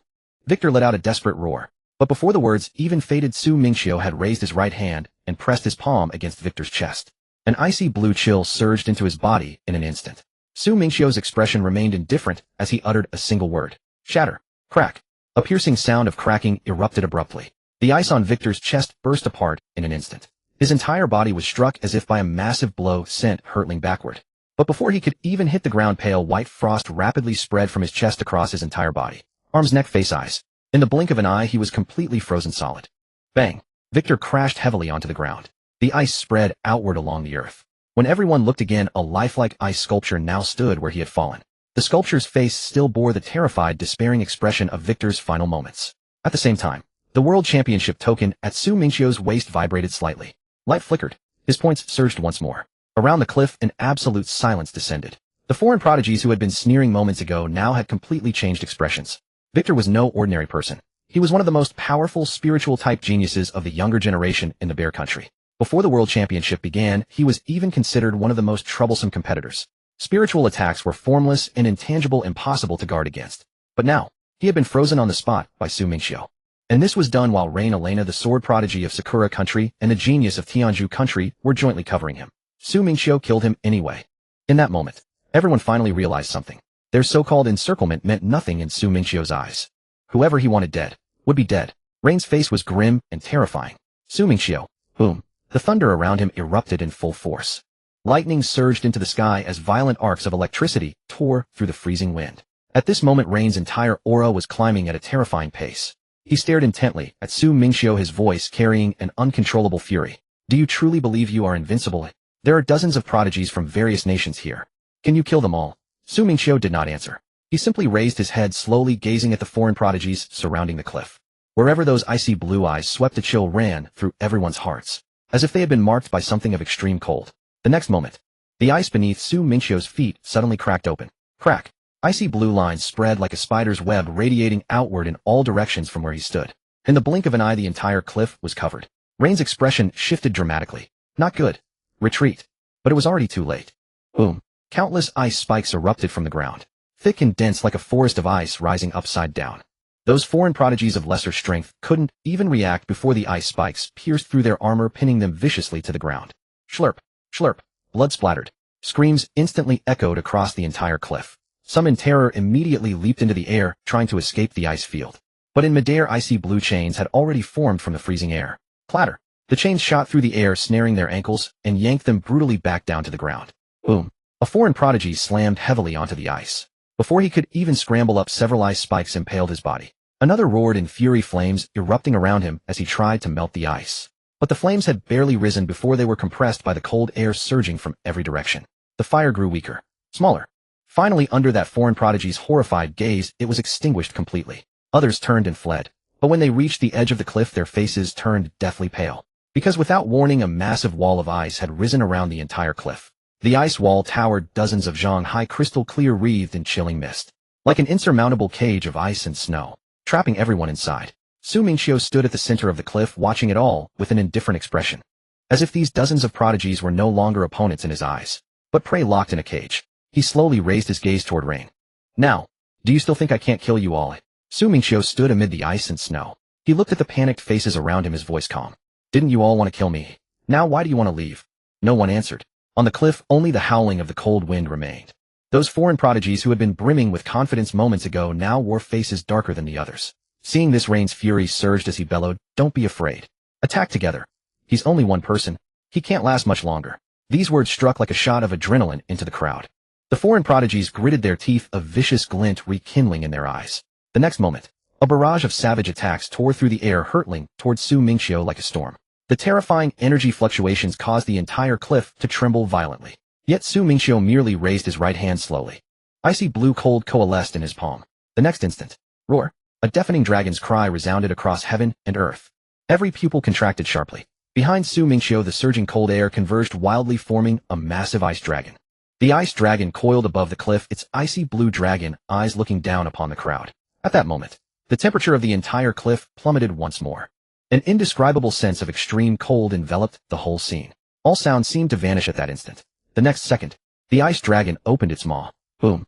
A wave of frigid air swept out. The attacks hurtling towards Su Mingqiu were forcibly frozen midair. Flames crystallized.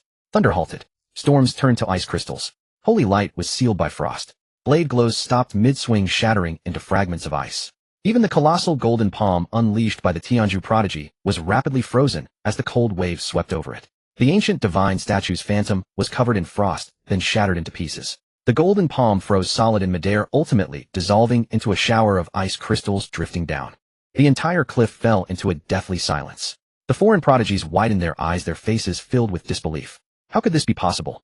Dozens of prodigies struck together, yet he froze them all with a single ice dragon. Mingqiu stood at the center of the frost, slowly closing his fingers. Crack! The frozen attacks in midair shattered instantly. Ice shards scattered down. He slowly raised his eyes, his voice terrifyingly calm. My turn now. As the words fell, explosions erupted one after another. Behind Mingqiu, the chill surged once more. 1, 2, 3. Ice dragons emerged from the blizzard one by one, circling above the cliff. Their ice-blue dragon eyes opened simultaneously, locking onto the foreign prodigies around. The next moment the dragons charged. Roaring, several ice dragons swooped down viciously, attacking the foreign prodigies. Wherever the ice dragons passed, cold air swept through, freezing everything. A foreign prodigy turned to flee, but the ice dragon pierced through him instantly, turning him into an ice statue. Another foreign prodigy roared and swung his blade in defense, but the moment the edge touched the ice dragon, his entire arm was covered in frost. Crack! The ice dragon swept past, and he shattered on the spot. Some tried to join forces, but the ice dragon shattered their defense barrier in less than a breath. Screams, roars, and pleas for mercy echoed across the cliff. Within a few breaths, over a dozen foreign prodigies were frozen and killed. The world tournament token at Mingqiu's waist vibrated continuously. His points began to surge. Meanwhile, outside the ancient secret realm, on the massive world tournament leaderboard, one name after another of foreign prodigies dimmed rapidly. Gray, gray, still gray. The expressions of the higher-ups from Eagle Bear, Cherry Blossom Stick, and Tianzhu nations shifted continuously from initial gloom to shock, then to alarm. They stared at the names turning gray, their eyes finally revealing an undeniable panic. Because they realized this time it wasn't one or two names turning gray, but a whole batch. How is this possible? They're dead again. Who this time? Why did so many die at once? What's happening inside the secret realm? On the viewing platform, the faces of the foreign higher-ups changed completely. Particularly a Stick Nation official who abruptly rose from his seat, staring at the leaderboard in the sky. His expression was extremely grim. By now 7 of their prodigies had already turned gray. Among them was a young powerhouse they had specially cultivated. They had planned to use this tournament to ambush the Dragon Nation's prodigies and weaken their younger generation. But now, the tournament had barely begun. The Dragon Nation's prodigies were still alive. Instead, their own people had been killed first. A Cherry Blossom Nation official spoke coldly, his voice icy. Something's wrong. This is definitely not the work of beasts. The Eagle Nation official's expression was also extremely grim. The names turning gray almost all came from their nations. What did this mean? It meant someone in the secret realm was deliberately hunting their people. At the Dragon Nation seats, Qin Song watched the leaderboard, his expression still calm. As if those names turning gray couldn't stir any emotion in him. But a vice principal beside him couldn't help but chuckle softly at the grim faces of the foreign higher-ups. Weren't they the ones who thought the Dragon Nation wouldn't dare kill since they set the rules? Now it seems they guessed wrong. As his words fell, the faces of the foreign higher-ups grew even darker. But they couldn't say a single word of rebuttal. Because the rule of no life or death restrictions was something they had pushed for themselves. Now the blade had simply turned back on them. On the cliff, blood splattered across the ice, instantly forming dark red frozen flowers. The cold wind howled. Ice statues stood silently around the cliff. Some still maintained escape postures. Others had faces frozen in terror and despair. Ryan watched the figures falling around him, his expression completely changed. He had thought that with so many people, even if they couldn't kill Mingqiu, they could at least drag him down. But now he realized. Numbers meant nothing to Mingqiu. Dozens of prodigies from various nations joined forces, yet they couldn't even touch the hem of his clothes. Instead, their people were being frozen and killed one after another. This wasn't a siege. This was a massacre, and they were the prey trapped in the ice cage. If you lack strength, you'll be frozen no matter how many come. Ryan stared at Mingqiu, grinding his teeth. For the first time, fear appeared in his eyes. Elena's face was pale, the holy light behind her dimmed. The Cherry Blossom Nation's sword prodigy's hand holding the blade trembled slightly. It wasn't fear. It was the cold. The chill had invaded his meridians, slowing the flow of his inner sword energy.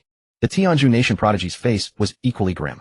The golden patterns on his body were half covered in frost, and the ancient deity phantom behind him had become much more ethereal. Mingqiu's gaze finally fell back on them. His voice was calm. Now, it's your turn.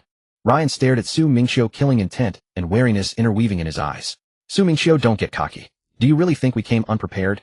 As his words fell, he suddenly produced a crimson crystal core, crushing it forcefully with his fingers. Boom. Terrifying flame power erupted instantly.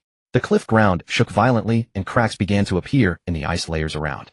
In the distance toward the Qiyang Valley, the crimson pillar of light rising into the sky seemed pulled by some force, splitting off a thick beam of fire that surged toward the cliff. Rumble. Scorching fire attribute energy flooded into the cliff. The once frozen world began to tremble violently. Ice melted. Cold mist rose. Ryan's aura surged again as lightning and fire intertwined around him. He looked at Mingqiu with a ferocious grin. We're near the Qiyang Valley. The power of the Qiyang spirit vein can counter your ice. Su Mingqiu, this is the grave we chose specifically for you. Elena also produced a white crystal. The moment it shattered, pure light rekindled. The halo behind her once dim shone brilliantly again. The Cherry Blossom Nation's sword prodigy slowly closed his eyes, gripping his blade with both hands. The next moment, a pitch-black sword shadow appeared behind him, cold and sharp, as if it could sever anything. The Tianju Nation prodigy also produced a golden Buddhist bead. As it shattered, dense golden divine light surged into his body. The ancient deity phantom behind him solidified once more. The auras of the four surged simultaneously. Clearly, they had been prepared all along. From the very beginning, their choice to ambush Su Mingqiu on the cliff not far from Qiyang Valley was no coincidence. It was deliberately made to harness the power of the fire vein within Qiyang Valley, suppressing Su Mingqiu's ice-based ability. Thunder and flames surged. Holy light burst forth. A blade's shadow hung in the air. A divine statue pressed down. For terrifying auras erupted simultaneously, tearing apart the frozen domain on the cliff. Lei Yin stared at Su Mingqiu, his eyes brimming with madness. Su Mingqiu, now can your ice still freeze us? On the cliff, the ice that had covered the surroundings began to show signs of melting. Fine cracks appeared on the surface of the ice wall, which stood tens of zhang high. The crimson power of the fire vein continuously poured in from afar, its scorching heat fiercely assaulting this frozen world. Lei Yin took a step forward. Boom. Thunder and fire intertwined behind him, forming a pair of enormous thunderfire wings. Su Mingqiu, your greatest mistake was being too arrogant. Did you truly believe we would come to kill you unprepared? Su Mingqiu gazed at the surging power of the Qiyang fire vein, his expression still calm. He slowly raised his hand. A drop of water melted from the ice wall, fell precisely into his palm. In the next instant, before the droplet could even splash, it had refrozen into a crystalline ice bead. Su Mingqiu looked down at the ice bead in his palm, his voice soft. Fire can melt ice. That is your understanding of ice. Lei Yin frowned. What do you mean? Su Mingqiu slowly lifted his head. An icy blue light blazed completely in his eyes. But my ice has never been the ice you know. As his words fell, boom. The ice beneath Su Mingqiu's feet expanded violently. A ring of icy blue ripples swept across the entire cliff, centered on him. The power of the fire vein drawn from Qiyang Valley abruptly halted in midair. The crimson flames froze in the void. Like a frozen river of fire. The thunder fire wings behind Lei Yin stiffened as if gripped by an invisible giant hand. Flames ceased to dance. Thunder stopped its crackling. Even the scorching temperature seemed to be forcibly frozen at that moment. Lei Yin's pupils contracted sharply. Impossible. Su Mingqiu took a step forward. Frost spread beneath his feet. Flames. He took a second step. The cliff trembled, and the crimson flames solidified inch by inch. And thunder. He took a third step. The holy light behind Ai Lina, the blade shadow of the Yinghua blade prodigy, and the divine statue projection behind the Tianju prodigy, all were covered in a layer of frost at this moment. Holy light, blade, or a divine power, none of it matters. Su Mingqiu slowly raised his right hand, his fingers closing in. Crack. The frozen fire vein power in midair emitted a sound like shattering ice crystals. He looked at Lei Yin and the others, his voice calm to the point of indifference. If I wish, all things can be stilled. Boom. With his final word, the flames, thunder, holy light, blade shadow, and divine statue on the entire cliff froze simultaneously. Between heaven and earth, only that extreme icy blue remained. The expressions of Lei Yin and the others finally changed completely. Su Mingqiu raised his hand and swept it down. The chilling air gathered instantly, forming 4 icy blue chains that pierced through the void. Clatter. The chains broke the air, exuding biting cold. The first chain pierced Ai Lina's shoulder in an instant. Blood splattered. Ai Lina's face turned deathly pale, her body pinned firmly to the ice wall behind her by the chain. Her pure white robe was stained with blood. She tried to struggle, but the cold surged into her body through the wound, freezing most of her primal energy in an instant. The second chain coiled around the long blade of the Yinghua blade prodigy. The prodigy's face changed, both hands gripping the hilt tightly, trying to pull it back forcefully. But the next moment the chain yanked hard. Crack. The blade snapped on the spot. As the broken blade flew out, the cold traveled up the hilt, freezing his arms instantly. The Yinghua blade prodigy let out a muffled groan, stumbling back, his eyes finally revealing unconcealable fear. The third chain held forth straight for the Tianju prodigy. The Tianju prodigy roared, trying to block the chain. The chain struck his chest with brutal force, sending him flying backward. The fourth chain hurtled directly toward Lei Yin. Lei Yin's pupils shrank, and he roared, forcing the thunder power within his body to explode. Boom. Lightning erupted wildly. He managed to break free from part of the ice seal, transforming into a streak of incomplete lightning, barely dodging the chain. But before he could breathe a sigh of relief, a figure had silently appeared before him. Su Mingqiu. Lei Yin's face changed drastically. You. Before he could finish, Su Mingqiu had already thrown a punch. Boom. Terrifying cold burst forth. Lei Yin felt as if his chest had been slammed by a mountain of ice, and he was sent flying. Bang. He crashed heavily through the ice wall behind him, smashing a huge crater into the edge of the cliff. Ice shards flew. Lei Yan spat out a mouthful of blood, the lightning around him flickering violently, his aura instantly weakened. Su Mingqiu walked toward him slowly. With each step the ice beneath his feet expanded further. The chill like the shadow of death gradually enveloped Lei Yan. Lei Yan finally panicked. He struggled to his feet, his face no longer bearing the arrogance and madness of before. He gritted his teeth, looking at Su Mingqiu, his voice trembling. Su Mingqiu, you can't kill me. Su Mingqiu did not stop. Lei Yan's face twisted and he roared. I am the heir of the Leitang family of Ingwa. If you kill me, Ingwa will not let you go. Su Mingqiu stopped before him, looking down at him. There was no fluctuation in his eyes. As if Lei Yan's identity, family, and threats meant nothing to him. Su Mingqiu slowly raised his hand. Pale white cold gathered in his palm, gradually forming a translucent ice blade. A cold gleam flowed on the ice blade. Lei Yan's pupils contracted violently, truly feeling the breath of death for the first time. Su Mingqiu looked at him, his voice calm. You said earlier that I would become your prey. He took a step forward slowly. The ice blade lowered its edge, reflecting Lei Yan's pale face. It seems now that you were wrong. Lei Yan's face twisted, and he roared suddenly, Su Mingqiu. Boom. He forcibly squeezed the last of his thunder power, attempting a final counterattack. But the lightning that rose from his body was crushed by the overwhelming cold that surged around him. The thunder died. The flames dissipated. Lei Yan's face finally turned to utter despair. The next moment, Su Mingqiu's ice blade fell. The ice blade pierced Lei Yan's chest. Lei Yan's body stiffened. He looked down at the ice blade in his chest, his eyes filled with disbelief. No. He seemed about to speak further, but the ice had already spread from his chest to every part of his body. Heart, blood, meridians. All of it froze solid in that instant. Within a single breath, Lei Yan's entire form was encased in ice, becoming a statue. His eyes remained wide open, his face still etched with the terror and defiance of his final moments. Even at the very end, he could not believe it. He, the heir of the Thunderclap family of Eagle Country, was truly going to die here, in the ancient wasteland's secret realm. At the hands of Su Mingqiu. Su Mingqiu's expression was indifferent as he calmly withdrew his hand. Crack. A fissure appeared on the surface of Lei Yan's frozen form. Then the cracks spread rapidly. With a deafening boom, the entire ice sculpture shattered into countless frost shards that scattered across the cliffside. At the same time, the World Tournament token at Su Mingqiu's waist blazed with intense light. His points surged once more. The pinnacle genius of Eagle Country's younger generation. The heir of the Thunderclap family, Lei Yan, was dead. On the cliff, the remaining foreign geniuses completely broke down.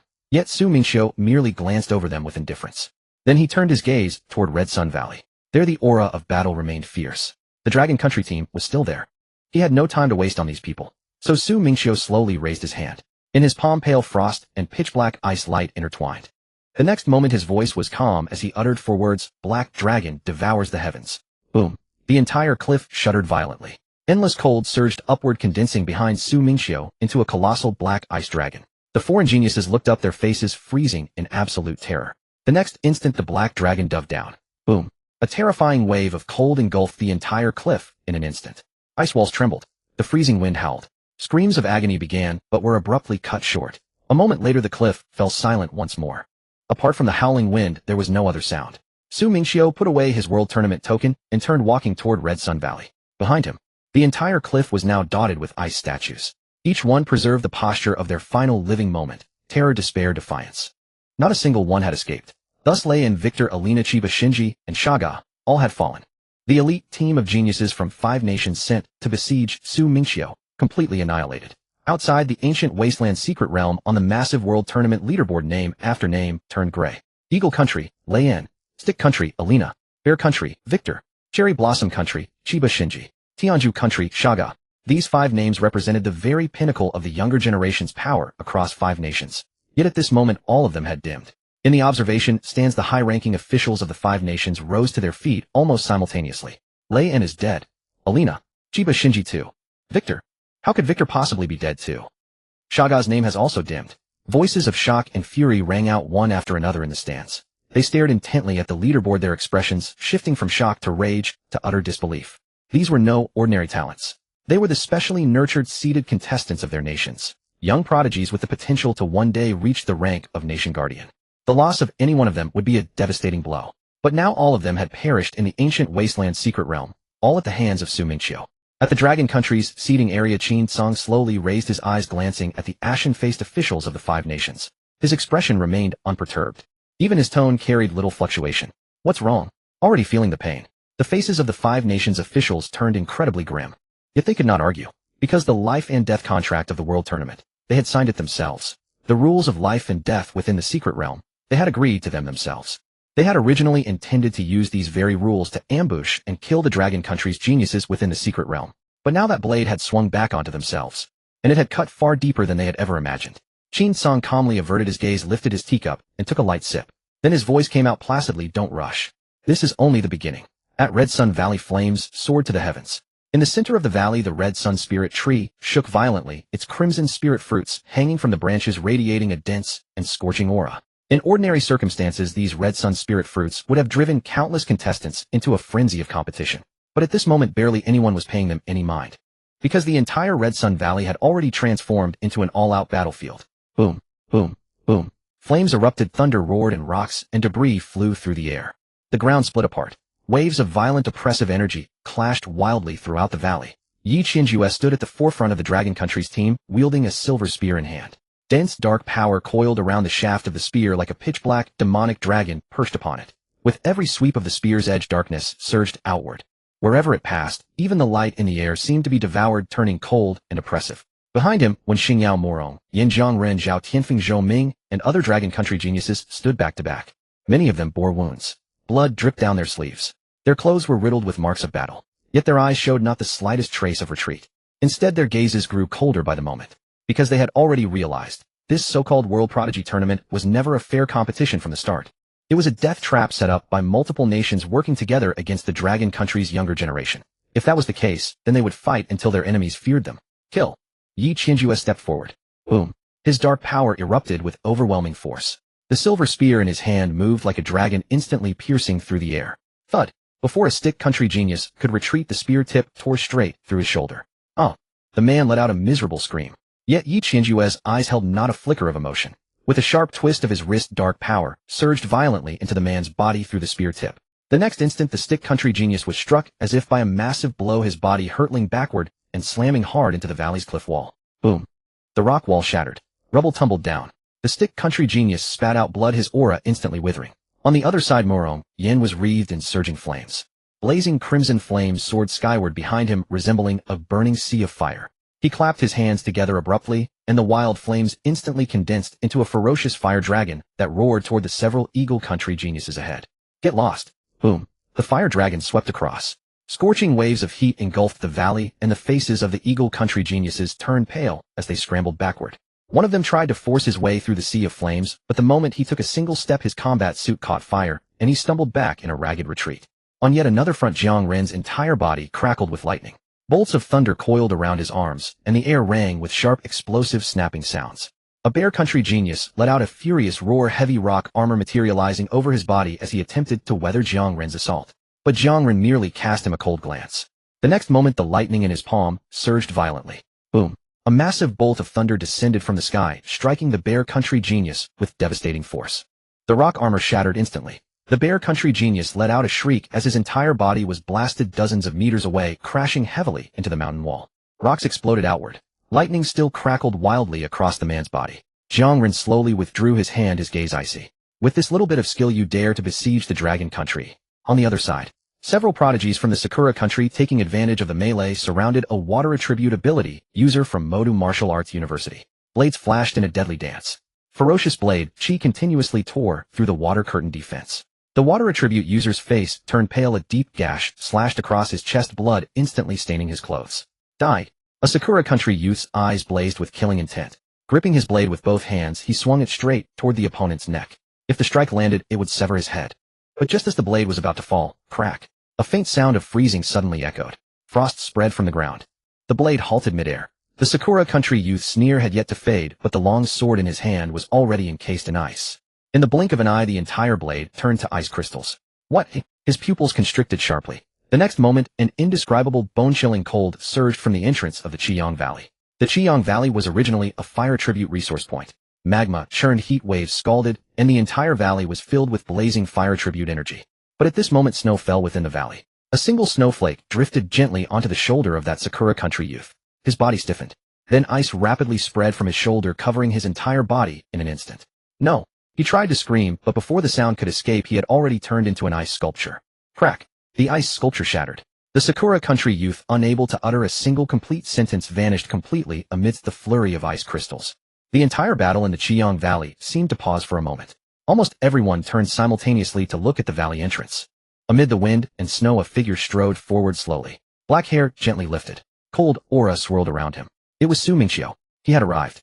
The foreign prodigy's expressions all changed the moment they saw Su Mingqiu. Some instinctively stepped back. Others gripped their weapons tightly. Still others, their voices trembling, spoke in disbelief. Impossible. Where's Rain? Where's the Saintess? Where is Victor? Where is Chiba Shinji? Where is Shaka? Su Mingqiu did not answer. He merely lifted his gaze, slowly sweeping it across all the foreign prodigies in the valley. That gaze was very calm. But the calmer it was, the more it sent chills down one's spine. Yi Qianjue looked at him, a smile slowly curling at the corner of his mouth. Dealt with. Su Mingqiu nodded. A bunch of low-level trash. All dealt with. The moment he said this, Yi Qianjue's eyes lit up. Meanwhile, the faces of the foreign prodigies in the Qiyang Valley turned pale instantly. Rain, Elena, Victor, Chiba Shinji, Shaka. These individuals represented the peak combat strength of the younger generation from 5 nations. They had joined forces to ambush Su Mingqiu, and yet they were all dead. A chill surged from the soles of their feet straight to their crowns. Only at this moment did they finally understand. The true monster had arrived. A prodigy from the Eagle Country completely broke down, shouting with reddened eyes, "Impossible! Rain cannot die. He is the heir of the Thunder Clan. How could he possibly die at your hands?" Su Mingqiu glanced at him indifferently. Missing him that much? The Eagle Country prodigy was taken aback. Before he could react, Su Mingqiu had slowly raised his hand. "Don't rush. I'll send you to see him now." As the words fell, Su Mingqiu pointed a finger. Whoosh! A beam of pale cold light pierced through the void. The Eagle Country prodigy's face twisted in terror. The flames on his body had just flickered to life when they were forcibly extinguished by the terrifying cold. The fire sputtered out as if meeting its master.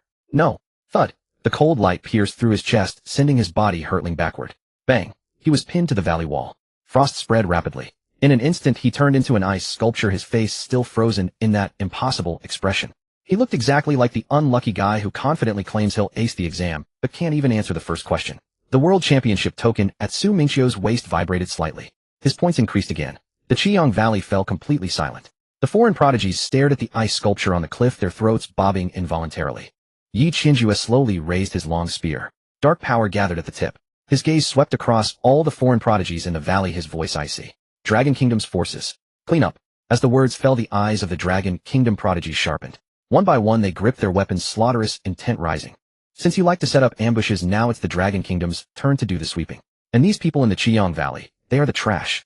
Yi Qianjue charged ahead. Boom. The domain of darkness expanded instantly. Wherever it passed, even the flames seemed to be swallowed, becoming dim and oppressive. Yi Qianjue, a silver spear in hand, plunged straight into the enemy formation. The spear swept horizontally, its light tearing through the air. A foreign prodigy tried to retreat, but was sent flying by the dark spear light, spitting a mouthful of blood midair. On the other side, Morom Yin roared, his hands clapping together. Boom! A sea of fire erupted, sweeping forward. Several foreign prodigies' faces changed drastically, and they turned to flee. But as they took a step back, ice sealed their feet. Su Mingqiu stood at the valley entrance, glancing at them indifferently. Running. The hot pot base is already prepared. Don't you want a quick dip? The next moment the sea of fire engulfed them. Screams instantly echoed through the valley. Jiang Rin transformed into a bolt of lightning and charged into the battlefield. Boom, boom, boom. Thunder exploded. Every time he struck, it was accompanied by deafening roars. A prodigy from the Eagle Country charged at him with a roar, but the moment he reached Jiang Rin, a bolt of lightning struck him, charring his body and making his hair stand on end. Another bolt of lightning crashed down. That Bear Country prodigy was sent flying backwards, smashing into the cliff wall. Meanwhile, Su Mingqiu remained at the valley entrance. His task was simple: block the path. Anyone trying to escape would be stopped by ice. Anyone attempting to ambush injured Dragon Kingdom members would be impaled by ice spikes. Anyone trying to play dead in the chaos would be finished off properly. At this moment, the Qiyang Valley had become a cage for the foreign prodigies. A foreign prodigy watching the Dragon Kingdom team closing and finally broke down, completely screaming in terror, "I surrender." Yi Qianjue blasted the enemy in front of him with his spear, the dark spear light piercing through the opponent's chest. Then he slowly turned to look at the foreign prodigy who had shouted surrender. Surrender? The man's face was pale as he nodded frantically. Yes, I surrender. I'm done fighting. Yi Qianjue sneered coldly. Surrender my ass. The man's pupils shrank and he turned to run. But the next moment the spear light pierced through the void. Thud. The man's body stiffened. He looked down at the blood hole in his chest, his eyes filled with despair. Then he fell heavily to the ground. Su Mingqiu stood in the wind and snow, his expression unchanged, begging for mercy, admitting defeat, offering explanations. These words he had heard far too many times. Now you know fear. Too late. Moments later, the screams within Qiyang Valley gradually faded. The flames still burned. Yet the entire valley was already covered in a thick layer of frost. On one side, blazing flames, on the other, biting cold ice. Beneath, the Qiyang spirit tree blood was frozen by the chill into dark red ice crystals. The bodies of foreign geniuses lay scattered on the icy ground. At the same time, outside the Huanggu secret realm on the World Championship leaderboard, the names of geniuses from the 5 nations began to turn gray one by one. 1, 2, 5, 10. The gray continued to spread.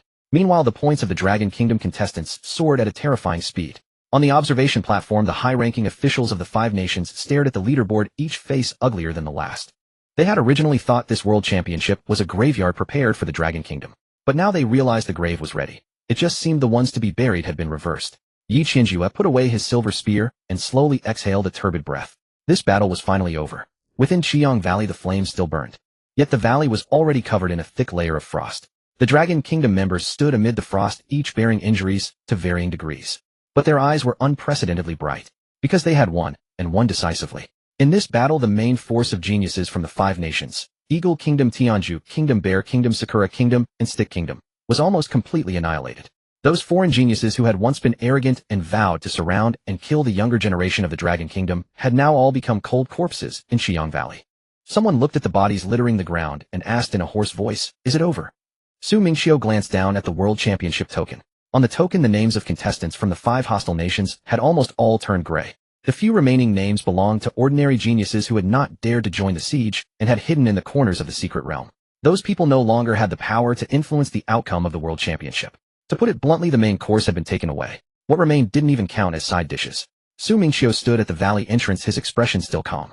He did not speak immediately, but looked up at the sky of the Huanggu secret realm. In the direction of the secret realm's entrance, space was trembling violently. Even separated by the Huanggu secret realm, he could faintly sense the terrifying aura emanating from the outside. That was not a battle of the younger generation. Instead, the high-ranking officials of the various nations could no longer sit still. Yi Qianjue also sensed the anomaly. He looked up at the sky and let out a cold laugh. "Looks like those old geezers are panicking," he said. "If the young ones can't win, they're ready to send the old ones." A Dragon Kingdom genius couldn't help but ask, "So should we go out now?"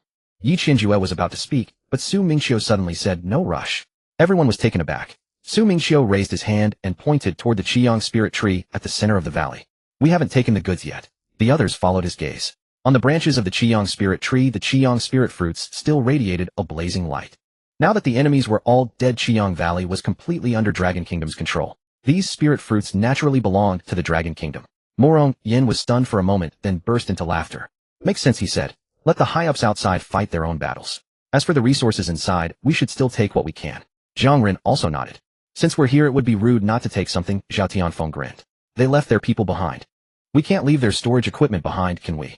At these words, the eyes of the Dragon Kingdom members instantly lit up. Qiyang spirit fruits were resources.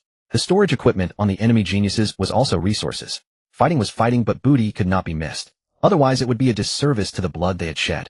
And it would be even more disrespectful to these foreign geniuses who had traveled thousands of miles to deliver packages. Qiyang spirit fruits were excellent for tempering qi and blood. Outside, a single fruit would be enough to make many young ability users fight over it. Now the entire Qiyang spirit tree lay before them. Not picking it. Wouldn't that be foolish? After the great battle, though everyone was injured, their hearts were immensely relieved. Not just because they had won, but because they knew that in this battle the Dragon Kingdom had shown its backbone. From now on, any nation that wanted to besiege the Dragon Kingdom's younger generation in the World Championship would have to think twice. Before long, all the Qiyang spirit fruits were picked. Not a single one was left. Even the leaves were almost plucked off by Murong Yin for research. The storage equipment on the enemy geniuses was also thoroughly looted. After searching one storage ring, someone couldn't help but curse. "Beggars," he said, shouting so fiercely, yet this is all they have in their pockets. A nearby Dragon Kingdom genius patted him on the shoulder. "Cut them some slack," he said. "Maybe they didn't realize when they came that they were here to deliver equipment." Everyone burst into laughter. Rumble. At that moment, the very heavens and earth seemed to tremble. On the distant sky of the secret realm, waves of terrifying fluctuations spread continuously, as if powerful beings were clashing outside. A Dragon Kingdom genius looked up at the distance, his expression slightly solemn. "The fight outside seems pretty intense." Yi Qianjue glanced at the sky, his eyes turning cold. "They can't take losing," Su Mingqiu said calmly. "Then let the people outside teach them to admit defeat." Everyone's heart trembled at these words. The words were spoken calmly, but they were gratifying to hear. The younger generation lost, and the older generation wanted to cheat. Then let the Dragon Kingdom's high-ups beat them until they couldn't cheat. Beat them until they swallow back the words, "Life and death are not to be considered." Yi Qianjue tightened his grip on his silver spear and looked at the others. "Let's go," he said. "Qiyang Valley has been cleared." Su Mingqiu glanced at the icy sculptures and corpses scattered on the ground and added calmly. He said. The cleaning is almost done. Everyone. This is called cleaning. The hygiene standards here were indeed quite high. A cold wind blew through Qiang Valley. The Dragon Kingdom members packed up their spoils and headed deeper into the secret realm. Behind them, the first major resource point on the outskirts of the Huanggu secret realm had fallen completely silent. Only the frost covering the valley remained along with the foreign geniuses forever left behind. Outside the Huanggu secret realm, the battle among the high-ups erupted fully. Boom. Terrifying fluctuations swept across the heavens and earth. The World Championship leaderboard, which had been suspended in midair, trembled violently under this pressure. The Eagle Kingdom high-ranking official was the first to lose his composure. His eyes bloodshot, he took a fierce step forward, intending to forcibly tear open the entrance to the Huanggu secret realm and rescue the remaining Eagle Kingdom geniuses inside. Get out of the way, he roared, reaching out to grab the secret realm entrance. But the next moment a figure instantly appeared before him. It was Qin Song. Qin Song's eyes were glacial, devoid of any superfluous words. He threw a punch. Boom. A terrifying fist radiance streaked across the sky, sending that Inghua high-ranking official hurtling backward. The man retreated hundreds of meters in midair, his face twisted with extreme displeasure. Qin Song slowly withdrew his fist and stood before the entrance of the primordial secret realm. His voice was ice cold. What's this? Are the young ones all dead, and now the old ones want to queue up to die too? At these words, the faces of the Inghua high-ranking officials turned ashen. Meanwhile, the high-ranking officials of Inghua, Guaxiongua Banghua, and Tianjugua also rose to their feet in unison. Boom, boom, boom. The auras of the five nations' high-ranking officials erupted simultaneously. A terrifying pressure soared into the sky, shaking the entire heavens and earth violently. The other nations' representatives on the viewing platform recoiled in shock, retreating hastily for fear of being caught in the storm. They had originally come merely to watch the world tournament.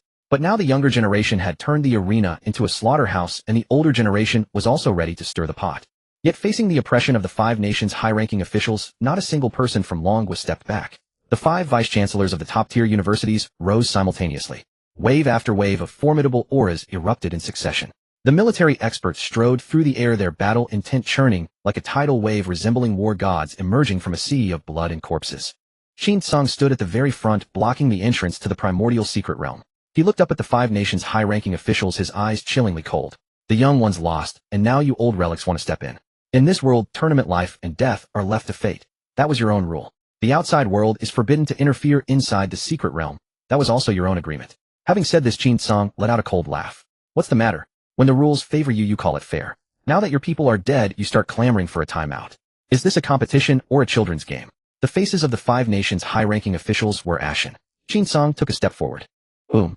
A terrifying aura erupted from within him, forcibly blocking the pressure of the five nations' high-ranking officials. His voice resounded through the entire venue at that moment. I'll stand right here today. Anyone who dares to take a step into the secret realm, I'll break their legs. Qin Song swept his gaze over the five nations' high-ranking officials, his tone frigid. Do you think Longwa has no one? As his words fell, all the experts of Longwa stepped forward in unison. Boom. One after another, terrifying auras shot into the sky, colliding violently with the pressure of the five nations' high-ranking officials. The heavens and earth trembled. The wind and clouds changed color. At this moment, the atmosphere outside the primordial secret realm plunged to a freezing point. The Inghua high-ranking official, his face livid, roared angrily, Qin Song. Your Longwa has slaughtered the geniuses of five nations. You must give us an explanation. At these words, Qin Song suddenly smiled. But there was no warmth in that smile. Explanation. He looked up at the Inghua high-ranking official, his eyes terribly cold. You colluded with the evil god cult and attacked our Longwa territory. Now that your people are dead, you come asking me for an explanation. Qin Song slowly advanced one step.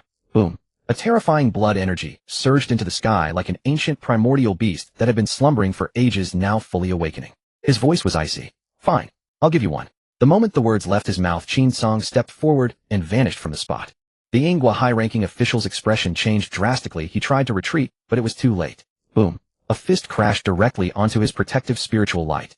Crack. The protective spiritual light shattered on the spot. The Inghua high-ranking official's pupils contracted sharply as he was sent flying backward by that punch. The great battle had erupted in full. The high-ranking officials of Inghua, Guaxiongua Banghua, and Tianjugua struck almost simultaneously. Terrifying auras tore through the sky, and the entire viewing platform trembled violently. But they soon realized they had miscalculated. This time Longwa had no intention of negotiating. At least not until they had won. The option of peace was simply off the table. The five vice-chancellors of the top-tier universities attacked together. The military experts strode through the air, their killing intent soaring to the heavens. For a moment, the momentum of Longwa actually overwhelmed the combined forces of the five nations. Boom. Qin Song pressed forward again, slamming his fist into the Inghua high-ranking official's chest. Crack. The opponent's battle armor shattered instantly. A mouthful of fresh blood sprayed from the Ingwa high-ranking official's lips, his face turning deathly pale. But Qin Song gave him no chance to catch his breath. He stepped through the air and pursued. Didn't you say that those who colluded with the evil god cult were all traitors? Boom. Another punch. The Ingwa high-ranking official's body flew backward again. Qin Song's voice was icy, but his fists were even harder than his words. Didn't you say it had nothing to do with Ingwa? Boom. The third punch landed. Half of the Ingwa high-ranking official's body was drenched in blood, his entire being utterly disheveled. Qin Song looked down at him from above. Then why are you so anxious now? Eager to avenge the traitors? The Ingwa high-ranking official, his face ashen and lips trembling, could not utter a single word. What could he say? If he said those people were not traitors, that would be admitting Ingwa colluded with the evil god cult. If he said they were traitors, then stepping in for traitors now would only make them look foolish. Either way, he was beaten. Caught in a dilemma, his face was slapped from both sides. On the other side, the Ingwa high-ranking official wielded a long blade, its light tearing through the sky, trying to force back a Longwa vice-chancellor. But the vice-chancellor merely snorted coldly and struck out with a palm. Boom. A giant palm pressed down from above. The long blade in the Ingwa high-ranking official's hand was shattered cleanly. At the moment the blade broke, his expression changed drastically, and he stumbled back several steps. A Bangwa expert summoned a colossal holy light projection behind him, attempting to suppress the Longwa military expert. But the old military man's eyes sharpened and his hand shot out. Stop playing the divine charlatan. Break for me. Boom. The holy light projection was torn apart with brute force. The Bangwa expert turned pale, coughed up blood, and staggered backward. A Xiongwa mental type expert tried to launch a mental assault, but as soon as he struck, Wu Wanhua rebounded the attack. Blood streamed from all 7 of his orifices, his entire body trembling violently. He looked as if he had tried to invade someone else's mind, but ended up scrambling his own. A Tianjugwa high-ranking official manifested a divine statue projection behind him, golden light shrouding his entire body. But the next moment Lin Wenyuan descended from the sky, smashing his fist into the divine statue projection. Crack. The statue shattered. The Tianjugwa high-ranking official screamed in agony as one of his arms was broken, retreating in utter disgrace. Around the viewing platform, representatives of other nations watched this scene, their hearts shaken. They had originally believed that Longwa would, at most, issue a stern warning. But now they finally understood Longwa this time was not issuing a warning nor a show of force. It was truly a reckoning. The younger generation had slaughtered the 5 nations' geniuses inside the primordial secret realm. The older generation was suppressing the 5 nations' high-ranking officials outside the secret realm. At this moment, the same thought arose in everyone's mind: the 5 nations had kicked an iron plate this time. And not just any ordinary iron plate. It was one that Longwa had personally thickened, quenched, enchanted, and equipped with damage reflection. Within the ancient, desolate secret realm, Mingqiu stood outside the Crimson Sun Valley, lifting his head slightly. In the distant sky, the violently trembling spatial ripples were gradually calming. The terrifying aura that had emanated from the outside world also gradually dissipated. After a moment, he slowly opened his eyes. It's almost over out there. Yi Qinjue, hearing this, also withdrew the smile from his face. Time to head out. Mingqiu nodded. Yi Qinjue turned to look at the others. Everything packed up. Everyone nodded immediately. All packed. Even the scattered spirit crystal fragments on the ground were picked up. A genius from the Dragon Kingdom beside him twitched the corner of his mouth. Brother, that's a bit much. The man replied with full confidence. What do you know? Thrift and frugality are the traditional virtues of the Dragon Kingdom. Yi Qinjue. Mingqiu. Good heavens. Yi Qinjue couldn't help but cough lightly, then continued asking, what about the evidence crystals? When Xingyao patted her storage equipment. They're all here. The kill list, enemy nation communication crystals, and several plan records we found on them. All safely stored. Yi Qinjue nodded. Good. With these items, even if the 5 nations tried to deny it, they couldn't. Of course. Even if they tried to deny it, the Dragon Kingdom wouldn't mind using their fists to help them remember. Yi Qinjue looked toward the entrance of the ancient, desolate secret realm, his gaze gradually turning cold. Then let's go out. Let's see if those old fogies have been beaten into submission. Morong Yin grinned. They should be convinced by now, right? Everyone burst into laughter. The oppressive atmosphere after the great battle eased slightly at this moment. Mingqiu didn't say much, simply stepping forward. The others followed closely behind. The next moment, a beam of teleportation light descended from the heavens, enveloping the entire Dragon Kingdom team. The light flickered. Their figures vanished instantly from the ancient, desolate secret realm. Outside the ancient, desolate secret realm, the high-level battle had already concluded. The once grand and solemn viewing platform was now a scene of utter devastation. The ground was cracked. Stone pillars had collapsed. The air still carried the residual aftershocks of violent power collisions. The high-ranking official of the Eagle Nation was weakened, his right arm broken, his battle armor shattered. He stood there, his expression as unpleasant as if he had just eaten an entire plate of unripe bitter melon. The high-ranking official of the Sakura Nation knelt on one knee, his long blade snapped, leaving only a broken hilt still clutched tightly in his hand. The holy light giant shadow behind the strongman of the Stick Nation was completely shattered, his face pale, with traces of blood still at the corners of his mouth.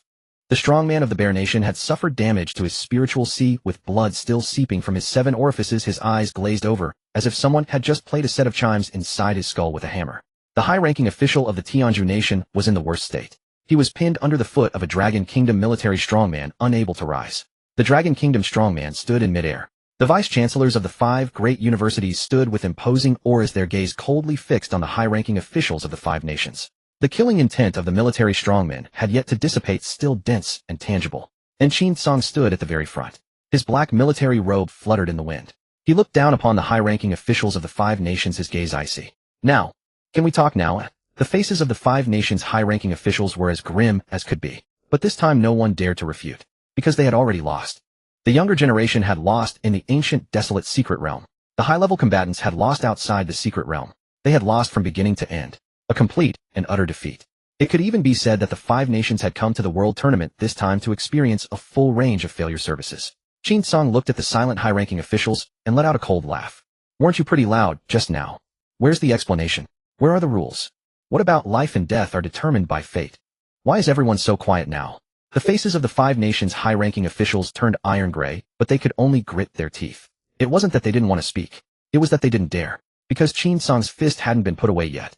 Whoever spoke first might have to experience another round of Dragon Kingdom-style physical communication. Just then, at the entrance of the ancient, desolate secret realm, a teleportation light suddenly flashed.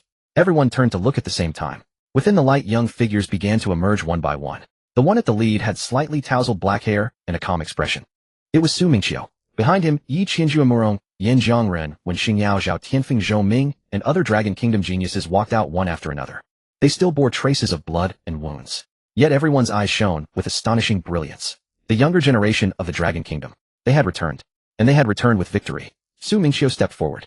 Without wasting words, he simply raised his hand and waved. Several black crystal chips floated directly in midair.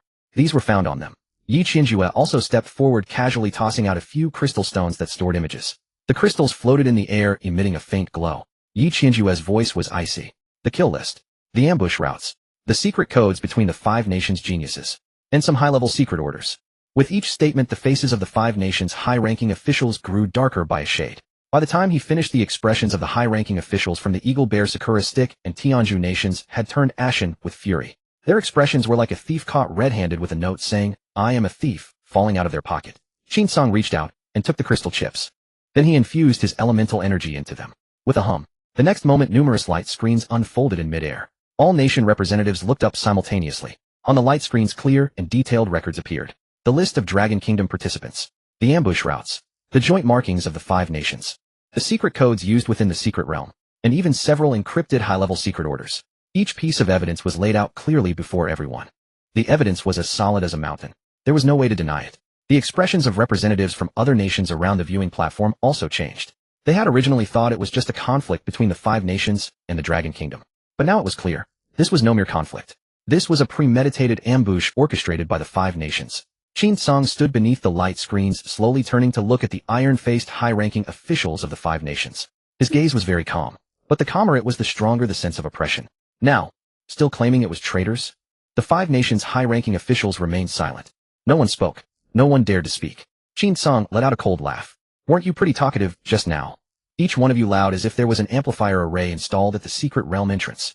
Now that the evidence is out, why have you all gone mute? The faces of the 5 nations' high-ranking officials were as grim as could be. But they couldn't utter a single word.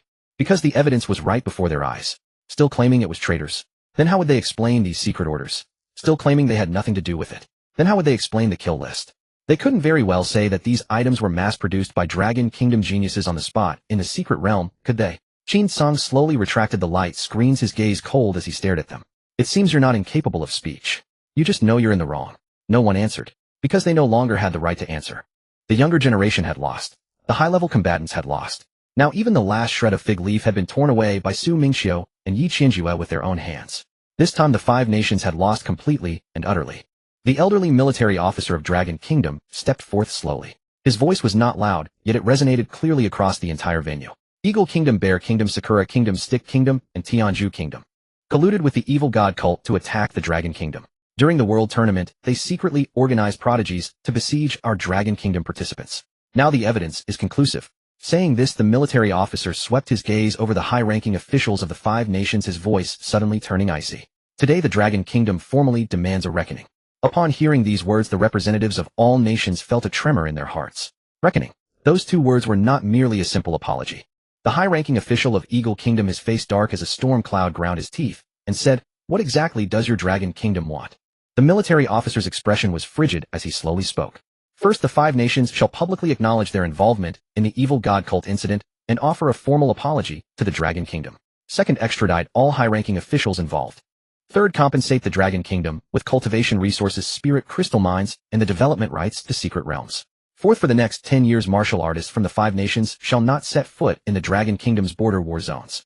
Fifth, the results of this world tournament shall be accepted without question by any nation." With each condition stated, the faces of the five nations' leaders grew more ashen. Especially upon hearing about the spirit crystal mines and the secret realm development rights, their faces twitched violently. Was this compensation? This was clearly carving flesh from their bodies. And after carving the flesh, they would casually sprinkle salt on the wound. The high-ranking official of Sakura Kingdom gritted his teeth. "What if we refuse to sign?" Song slowly raised his eyes to look at him. "Then we continue fighting." These four simple words fell. The Sakura Kingdom official's face instantly stiffened. Continue fighting. With what? They were all either gravely wounded or half-crippled. If they truly continued, forget about negotiating terms. They would likely be beaten to death on the spot by the Dragon Kingdom. Beside him, Yi Qianjue lowered his voice. "They shouldn't be able to fight anymore, right?" Mingqiu cast a nonchalant glance at the five nations' leaders. It seems so. Their voices were not loud, but everyone present was a powerhouse and heard them clearly. The faces of the five nations' leaders turned even more unpleasant. "What do you mean it seems so? You two youngsters are over here making commentary. Do we have no face left?" Unfortunately, right now they didn't have much face left to spare. The five nations' leaders fell into a long silence. Finally, an elderly official of Eagle Kingdom spoke in a hoarse voice. "We sign." As these words fell, the entire venue fell into dead silence. All representatives of every nation watched this scene in silence. The five nations had bowed their heads before the eyes of the world. On the very world tournament they had orchestrated, they had bowed. The Dragon Kingdom's people wore cold expressions. There were no cheers, no laughter, because everyone knew this was not a gift. It was the result the Dragon Kingdom had fought for with every fist, every spear, every blade, and every drop of blood. Song looked at Mingqiu, his expression finally softening slightly. "You did well this time." Mingqiu nodded. "We also took the resources." Song. He paused for a moment, then slowly nodded. "Good, we took them." The five nations' leaders heard this and felt as if another knife had been plunged into their hearts. The treaty had to be signed. The compensation had to be given. Their prodigies were all dead. The secret realm resources had been stripped clean. This time they had lost utterly. They had lost so thoroughly that even their underwear was almost stripped off by the Dragon Kingdom. No, strictly speaking, their storage equipment had been completely looted. The fact that they still had their underwear was already a display of martial virtue by the Dragon Kingdom's prodigies. Mingqiu raised his head, looking toward the five nations. In the eyes of those people there was venom, fear, and deep-seated dread. But his expression remained calm. The world tournament was over. Yet from this day on, the name Mingqiu would truly spread across the world. Not because of talent, not because of potential, but because with his own hands he had frozen the pride of the five nations' younger generation. Whoever dared to extend a blade toward the Dragon Kingdom, he would freeze them into ice. If they still refused to behave, he would add another layer of frost, ensuring they were frozen thoroughly and without a doubt. 3 days after the world tournament ended, Dragon Kingdom, Supreme Ability Square. The enormous Dragon Kingdom flag fluttered noisily in the wind. The square was packed with a sea of people. Young ability users from various academies and the military had almost all gathered here. Countless gazes converged on the very front of the square.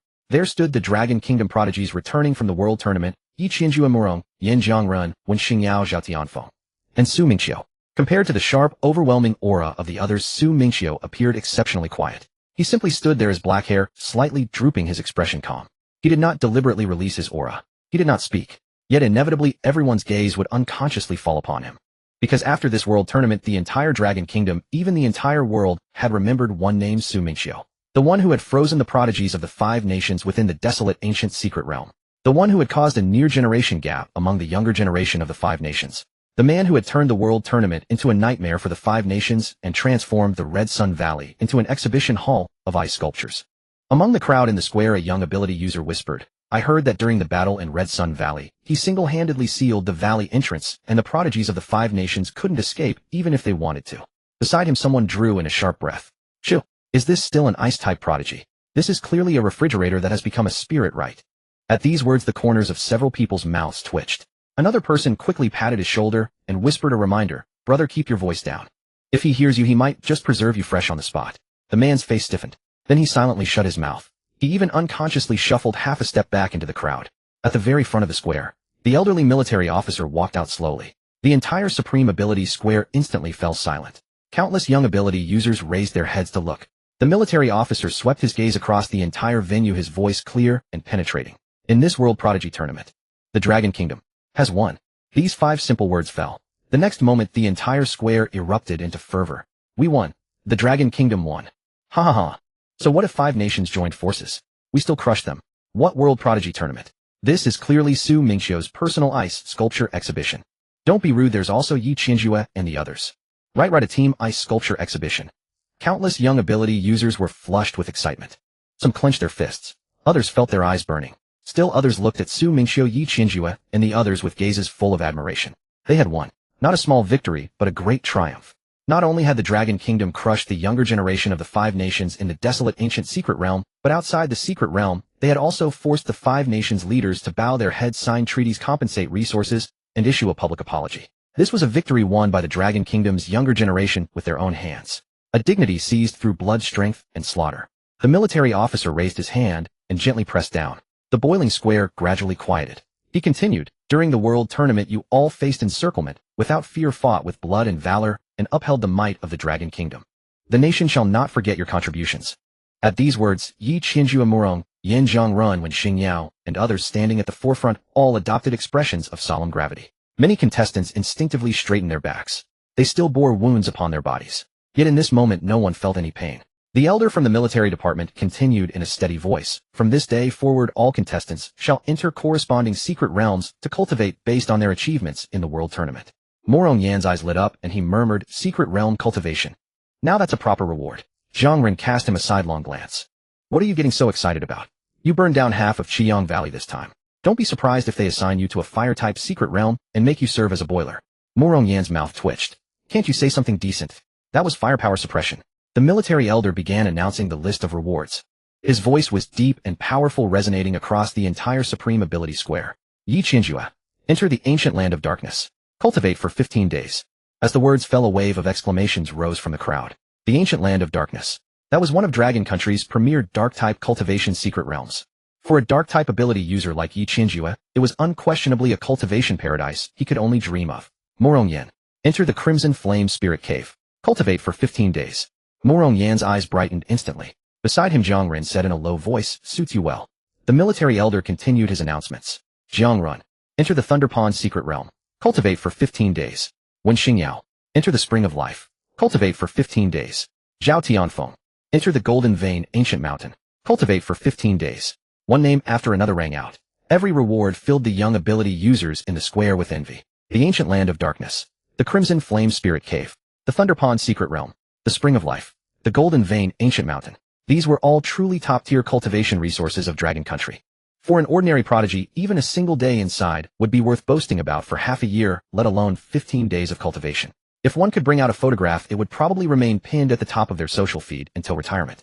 However, everyone understood clearly. The true highlight had yet to arrive. The military elder's gaze finally settled upon Su Mingqiu. The entire square fell silent in response. Countless pairs of eyes turned in unison toward the young man standing quietly at the front of the crowd. Su Mingqiu slowly raised his head. "Here." The military elder looked at him, a hint of unconcealed admiration gleaming in his eyes. "In the World Tournament you slew the core prodigies of 5 nations, thwarted the 5-nation encirclement plan, and rendered the foremost service to Dragon Country. After joint deliberation by the military department, the security bureau, and the 5 top-tier universities." At this point the military elder paused briefly. Across the entire square, everyone instinctively held their breath. The next moment the elder slowly spoke. "Your reward is entry into the Millennium Cold Abyss Secret Realm." 6 words fell. The entire Supreme Ability Square was plunged into instant dead silence. Then hiss. The sound of sharply indrawn breaths spread through the crowd. "The Millennium Cold Abyss. Did I hear that right? Isn't that one of Dragon Country's highest-grade ice-type secret realms? I heard that place is sealed off all year round. Even top university mentors have to queue up and go through approval just to apply for entry. And the nation actually gave that slot to Su Mingqiu." A young ability user beside him shot him a glance and couldn't help saying, "No kidding. Who else would they give it to? Why don't you try freezing 5 nations at Qiyang Valley?" The man opened his mouth. then silently closed it. Brutal, but irrefutable. After all, an ordinary ice-type ability user would need to gasp for breath twice just to freeze a bottle of mineral water. But Mingqiu, he simply went ahead and froze the prodigies of 5 nations on the spot, giving him the Millennium Cold Abyss. Truly no one could utter a single word of objection. The military elder looked at Mingqiu and spoke slowly. The Millennium Cold Abyss is incomparably frigid. Within it lie not only myriad-year mystic ice and cold abyss marrow, but also the residual will of ancient ice-type powerhouses. For an ordinary ice-type ability user who enters, even the slightest carelessness can result in backlash from the cold, at best damaged meridians, at worst being frozen solid into an ice sculpture. At this the military elder paused once more. His gaze rested upon Mingqiu carrying a touch of solemnity. For others that place is a danger zone. But for you, it may well be the most suitable place to cultivate. Mingqiu remained calm and nodded. Understood. Many young ability users around him felt their hearts tremble at the words. Myriad-year mystic ice, cold abyss marrow, the residual will of ancient ice-type powerhouses. Just hearing those names was enough to know that place was not meant for ordinary people. The military elder continued. Cultivation duration. 30 days. The moment those words left his mouth, the entire square shook once more. 30 days. Everyone else received 15. But for Mingqiu, it was simply doubled. Yet despite the shock, not a single person showed the slightest hint of discontent. Because everyone knew Mingqiu deserved it. Yi Qinjue and the others had also rendered immense contributions in the World Tournament, but Mingqiu's achievements could no longer be described with mere words like outstanding. Almost single-handedly, he had frozen the top fighting forces of the younger generation from 5 nations. Others participated in the World Tournament. He turned it into a nightmare memoir for 5 nations. 30 days in the Millennium Cold Abyss. It sounded exaggerated, but placed upon Mingqiu it somehow seemed entirely reasonable. The military elder looked at the young people gathered in the square, a trace of gratification flickering in his eyes. This generation of Dragon Country's prodigies had endured the bloody battles of the World Tournament and faced true life-and-death sieges. Yet they did not retreat. Instead, they unleashed the sharpness that the younger generation of Dragon Country ought to possess. After a moment, the military elder slowly raised his hand. The square fell quiet once more. In a steady voice he announced, "Make your preparations. In 3 days you will enter your respective secret realms for cultivation. After the secret realm cultivation concludes, there will be further arrangements." Mingqiu keenly caught those final words. Further arrangements. He raised his head slightly, looking at the military elder. The military elder did not elaborate further. He simply cast a deep glance at him. In that glance, there was both gratification and gravity. Mingqiu felt a stir in his heart. The World Tournament was over. The younger generation of 5 nations had been shattered. The high-ranking officials of 5 nations were forced to bow their heads. The treaty had been signed. Logically speaking, this matter should have come to a temporary close here. But those final words from the military elder, further arrangements, made Mingqiu faintly realize things were perhaps not so simple. He raised his head to look at the Dragon Country flag fluttering in the distance. The wind howled fiercely. The flag blazed like fire. Mingqiu's gaze was calm, yet it seemed to pierce through the square, reaching a battlefield far beyond. The military elder withdrew his gaze, turned, and departed. Mingqiu stood in place, saying nothing, watching the direction in which the elder had left. The World Tournament was indeed over. But he knew very well in his heart, the true battlefield perhaps had only just begun. 3 days later, the northern border of the Dragon Kingdom, the entrance to the myriad-year cold abyss. Here wind and snow rage ceaselessly. The world between heaven and earth is a monochrome expanse. As far as the eye can see, the mountains are blanketed in ice and snow, the cold wind howling. A colossal glacial rift valley lies across the mountain range. From afar it resembles a gaping wound in the earth left by the blade of an ancient deity. Biting cold continuously surges from the abyss's depths. Layers of icy fog roll and rise. Even an ordinary high-tier ability user standing here would feel their meridians pierce with pain and their blood and chi stagnate. Those with slightly weaker strength would likely begin drafting their last words. Mingqiu stood at the entrance of the cold abyss. His black hair was whipped by the frigid wind, yet his expression remained perfectly calm. Before him, an elderly guardian stationed at the secret realm spoke slowly. The myriad-year cold abyss is not an ordinary cultivation secret realm. The cold within it is not merely chilling. It erodes the meridians, freezes the blood and chi, and can even affect the spirit. Mingqiu nodded. "I am aware." The old man looked at him, his voice deep. "You have 30 days. After 30 days, regardless of your cultivation progress, you must exit. Because beyond this, there are more important matters awaiting you." Mingqiu raised his gaze. "What matters?" The old man fell silent for a moment. Then he said slowly, "You will know naturally when you emerge." Mingqiu did not ask again. If the man would not speak now, it meant the time was not yet ripe. He stepped forward. One foot crossed into the cold abyss. Boom. Terrible cold air instantly swept out from the depths of the rift valley, completely swallowing his figure. The external wind and snow churned violently. The guardian stood rooted, watching Mingqiu's vanishing back, his eyes filled with complexity. For others, entering the myriad-year cold abyss was a venture into a perilous land. But Su Mingqiu entering it looked in every sense like returning home. Inside the myriad-year-cold abyss. The moment Su Mingqiu stepped inside, he felt the world around him change utterly. There was no sun here, no forests or woods, not a trace of vitality. There was only an endless expanse of ice plains. Upon the ice the cold wind cut, like blades. Every gust seemed capable of slicing through flesh and piercing into the marrow. In the distance peaks of 10,000-year dark ice rose from the ground, piercing the firmament. Within these ice peaks vague shadows could be faintly discerned. Corpse remains of ancient beasts, shattered weapons, and also human-shaped silhouettes sitting in meditation within the dark ice. They did not know for how many ages they had been frozen. Yet they still exuded an aura that made the heart tremble. This place did not resemble a secret realm. It resembled more a frozen graveyard forgotten by time. Su Mingqiu stood quietly upon the ice plain, slowly closing his eyes. His SSS rank ice ability began to circulate within his body. The next moment, boom, the raging cold energy around him was drawn as if by some force surging wildly into his body. The cold wind reversed its course. The ice fog churned. Streams of extreme cold power flooded his meridians. For an ordinary ability user, they would surely have their meridians shattered in an instant, turning into a human-shaped popsicle on the spot. But after this cold energy entered Su Mingqiu's body, it caused not a single bit of rejection. Instead, it was as if it had returned to its source. The ice elemental power circulated slowly within his meridians. Blood, bones, soul. It seemed as though everything was undergoing tempering by this myriad-year cold energy. The aura emanating from Su Mingqiu began to rise bit by bit. An indeterminate amount of time passed. He slowly opened his eyes. A flash of ice-blue cold light flickered and vanished in his gaze. Still not enough. His voice was soft. Yet in this dead silent ice plain it sounded remarkably clear. Su Mingqiu looked up, gazing toward the deeper parts of the myriad-year cold abyss. There an ancient ice-blue light pillar rose into the sky. Deep within the light pillar something seemed to be sleeping. Or perhaps some existence was calling out to him. Su Mingqiu did not hesitate. He stepped forward. The deeper he went, the more terrifying the cold became. The wind and snow upon the ice plain grew increasingly violent. Yet Su Mingqiu's steps did not falter in the slightest. On the 10th day, Su Mingqiu found a cold abyss ice marrow pool deep within the myriad-year cold abyss. The pool water was entirely ice blue. Though it emitted extreme cold capable of freezing the meridians of high-tier ability users, it never solidified. Strands of ice fog rose from the pool's surface. Su Mingqiu did not hesitate, stepping directly into the pool. The next moment, terrifying cold surged into his body through his pores. His meridians, bones, and flesh, even his soul, seemed to be tempered inch by the cold abyss ice marrow. For an ordinary ice attribute ability user, they would likely ascend to heaven just by sitting in it. But Su Mingqiu merely sat cross-legged within his expression calm. He even slightly closed his eyes. That appearance was not one of enduring the cold abyss ice marrow's tempering. It looked more like soaking in a hot spring. Of course, a hot spring that could make others disappear. On the 15th day, Su Mingqiu climbed a dark ice peak. Upon the peak's summit the wind and snow cut like blades. An ancient and powerful will still lingered in the depths of the summit. It was the residual thought of an ancient ice attribute powerhouse. The instant Su Mingqiu stepped onto the summit, the entire dark ice peak shook violently. Endless cold energy converged, transforming into an ice phantom.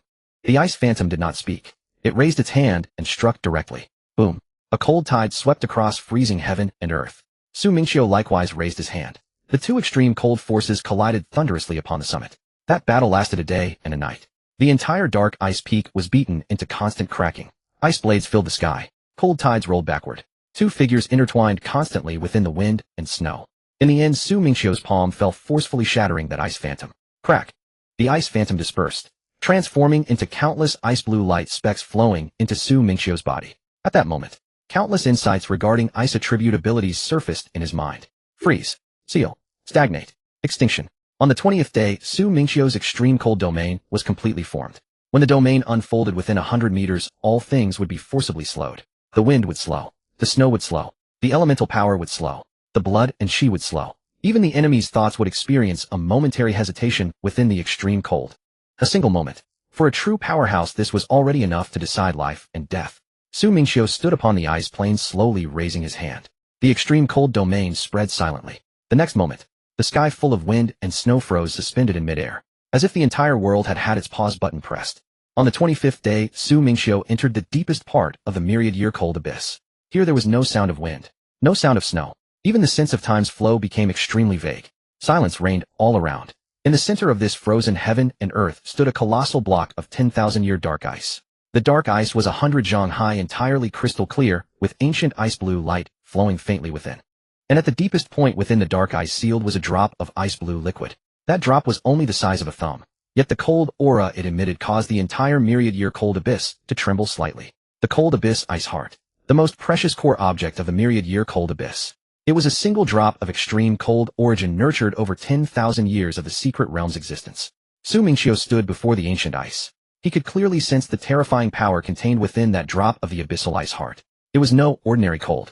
It was the primal source of extreme cold capable of freezing rivers and mountains, sealing heaven and earth, and suppressing the very soul. The moment Mingqiu drew near, rumble. The entire 10,000-year cold abyss suddenly shook violently. The frozen plains cracked open. The profound ice peak quaked. Endless frigid air surged madly from all directions. An ancient weathered voice suddenly echoed beside Mingqiu. One who comes after. Can you bear the cold of the 10,000-year abyss? Mingqiu looked up, gazing at the abyssal ice heart within the ancient ice. His answer was simple. Let's try. The ancient voice seemed to fall silent for a moment, as if it hadn't expected that the successor it had awaited for so many years would answer so casually. In the next instant, boom. The colossal ancient ice shattered. The abyssal ice heart transformed into a streak of ice blue light, instantly vanishing into Mingqiu's brow. Boom. Endless frigid air erupted completely from within his body. The entire frozen plain plunged into deathly silence. The wind and snow stopped. The ice peaks stood mute. Even the ancient auras sleeping deep within the abyss for 10,000 years seemed to awaken at that moment. Mingqiu sat cross-legged in the center of the frozen plain. A faint ice blue mark began to emerge on his brow. The power of the abyssal ice heart was merging with his SSS-grade ice ability. A wave of extreme cold, even more terrifying than before, slowly awakened from within him. At this moment, the 10,000-year cold abyss no longer felt like a secret realm. It felt more like it was welcoming its true master. On the 30th day at the entrance of the 10,000-year cold abyss, the warden elder stood amidst the wind and snow. Time was up. According to the rules, today was the day Mingqiu was to leave the 10,000-year cold abyss. Yet the entrance to the secret realm remained still with no sign of movement. The wind howled and frigid air churned. The elder frowned slightly. He hasn't run into trouble, has he? The 10,000-year cold abyss was no ordinary secret realm. The cold within could erode meridians, freeze blood and chi, and even affect one's mind. Even if Mingqiu was an S-grade ice ability user, it didn't guarantee he was safe from danger. Especially deep within the 10,000-year cold abyss, a place even he as the warden dared not tread lightly. Just as the elder was about to activate the entrance to investigate, boom, the entrance to the 10,000-year cold abyss suddenly trembled violently. In the next moment, an extreme chill surged out from deep within the secret realm. Wherever the cold passed, the wind and snow and heaven and earth instantly froze solid. Even the ice under the elder's feet began to crackle. The warden elder's expression changed slightly as he quickly retreated a few steps. Such intense cold. Through the wind and snow, a figure slowly emerged. Black hair, slightly tousled. A calm expression. It was Mingqiu. His appearance hadn't changed much, but his entire demeanor was completely different. If Mingqiu had been like a razor-sharp ice blade before entering the abyss, sharp and bitingly cold, then now he was like a bottomless cold abyss. Calm, deep and chilling. Yet one could not see its end at all. Just standing there, an invisible pressure radiated from him. The warden elder's gaze fell on Mingqiu, and his pupils contracted slightly. 6th rank, 6th stage. His voice carried barely concealed shock. It was well known that the higher one progressed in ability cultivation, the harder it became to improve. After reaching the 6th rank, each stage required vast resources, insight, and time. Many geniuses were stuck at the 1st or 2nd stage of the 6th rank, struggling to make progress for months or even a year. But Mingqiu had been in the 10,000-year cold abyss for only 30 days, and he had directly stepped into the 6th stage of the 6th rank. This speed was beyond terrifying. It was as if he had just gone to the abyss for a training session and casually dragged his progress bar forward a huge chunk. The warden elder took a deep breath, his gaze fixed on the faint ice blue mark on Mingqiu's brow. After a long moment, he finally couldn't help but ask, "You refined the abyssal ice heart?" Mingqiu nodded. His tone was calm. "Just lucky." The warden elder. The corner of his mouth twitched. "Lucky? That was the abyssal ice heart. A treasure formed by the 10,000-year cold abyss after eons of nurturing. Over the years, countless ice attribute masters had tried to approach it, only to be repelled by the backlash of the cold or forced back by its extreme will. Some had even been frozen into questioning their own existence without ever catching a glimpse of the abyssal ice heart. And yet, in Mingqiu's words, it was just 2 words. Just lucky. The elder fell silent for a moment, suddenly feeling that this young man was perfect in every way. Except, his way of speaking was a bit demoralizing. The warden elder looked at Mingqiu and finally let out a deep breath. "It seems you've gained much in these 30 days. Mingqiu thought for a moment, then nodded. "Not bad." The warden elder's eyelid twitched again. Just then a communication screen suddenly lit up in front of him. The screen expanded. The figure of the military elder appeared within it. His gaze immediately fell upon Mingqiu. With just one look, the military elder's eyes narrowed slightly. Clearly he too had noticed the change in Mingqiu. That aura was deeper and colder than before he had entered the 10,000-year cold abyss. Like a true abyss sunk deep into the earth, silent and still when motionless. But once it erupted it was enough to freeze mountains and rivers. The military elder slowly spoke, "You're out." Mingqiu nodded. The military elder looked at him for a moment, then said in a deep voice, "Rest for a day. Report to the military headquarters the day after. There's a mission for you." Mingqiu looked up and asked, "What mission?" The military elder was silent for a moment. Then word by word he said, "You are to go to the myriad races battlefield." As those 4 words fell, the warden elder's expression instantly turned serious. Mingqiu's eyes also shifted slightly. The myriad races battlefield. These 4 words held an exceptionally heavy weight in the hearts of all ability users in the Dragon Kingdom. It was no secret realm, not a competition, nor a trial. It was a true battlefield. A place where humanity fought against the myriad races. A frontier guarded by countless powerful warriors of the Dragon Kingdom. It was also the place where countless geniuses truly transformed into masters. The military elder looked at Mingqiu and said slowly, "At the World Tournament you proved your ability to slay top-tier geniuses. In the 10,000-year cold abyss you completed a further transformation. Now it's time for you to see a real battlefield." Mingqiu fell silent for a moment. Then he nodded. "All right." A glint of satisfaction flashed in the military elder's eyes. No hesitation. No flinching. No asking if it was dangerous. This was the kind of young powerhouse the Dragon Kingdom truly needed. The military elder continued, "Remember, on the myriad races battlefield there are no rules. No referees. No surrendering. There is no so-called to the point. There is only living or dying." One day later, the northern frontier of the Dragon Nation.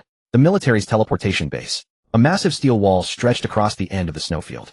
Upon the ramparts rows of meta-energy cannons were arrayed, their muzzles pointed toward the distance. The sky was overcast. Cold winds howled. Squads of military espers clad in black battle armor patrolled back and forth, each radiating an extremely intense aura of slaughter. This was not a university, nor an entrance to a secret realm, and certainly not a viewing platform for the World Tournament. This was the Dragon Nation's true border stronghold. There were no cheers, no applause, nor any enthusiastic upperclassmen welcoming newcomers. Those who came here would either go to the battlefield or return from it. Of course some would never come back. Mingqiu stood in the center of the teleportation plaza, his expression calm. After 30 days of cultivation in the 10,000-year abyss, the aura around him had become even more restrained than before. Without careful perception one might even think he was an ordinary student. But upon approaching one would faintly sense a chill that penetrated to the bone. That was not outwardly projected cold. It was as if an unfathomable 10,000-year ice abyss lay hidden within his entire being. The military elder standing beside him said solemnly, "Ahead lies the spatial passage to the myriad races battlefield." Mingqiu raised his head to look.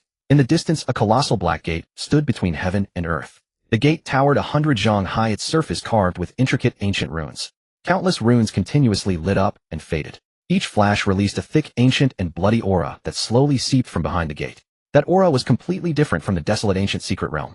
As dangerous as the desolate ancient secret realm was, it was ultimately merely a secret realm. But behind this gate lay a battlefield. A place where people truly died. The military elder looked at Mingqiu and said slowly, "The myriad races battlefield is where the human race fights against the myriad races. There no one will show mercy simply because you are a genius." Mingqiu nodded. "I understand." The military elder glanced at him. "No, you do not." Mingqiu slightly raised his eyes. The military elder's voice deepened. "In the World Tournament you killed geniuses from various nations. No matter how ruthless, they are still young. But on the myriad races battlefield you face alien warriors. Some alien races have been slaughtering on the battlefield since birth. Some alien races devour human flesh. And still others mount the skull bones of human espers on their bodies as war merits." Hearing this, the military elder's eyes grew slightly cold. "Their mercy will kill you. Hesitation will kill you. Underestimating your enemy will also kill you. No one will call a pause. No one will let you go simply because you say you yield." Mingqiu fell silent for a moment. Then he said, "I will not underestimate my enemy." The military elder nodded. He raised his hand and handed Mingqiu a black military token. The token was cold to the touch. 2 characters were engraved on the front. Dragon Nation. On the reverse was a string of numbers. "This is your temporary military token. After entering the myriad races battlefield you will be assigned to the 7th defense line. It is the nearest, but not very stable." Mingqiu took the token.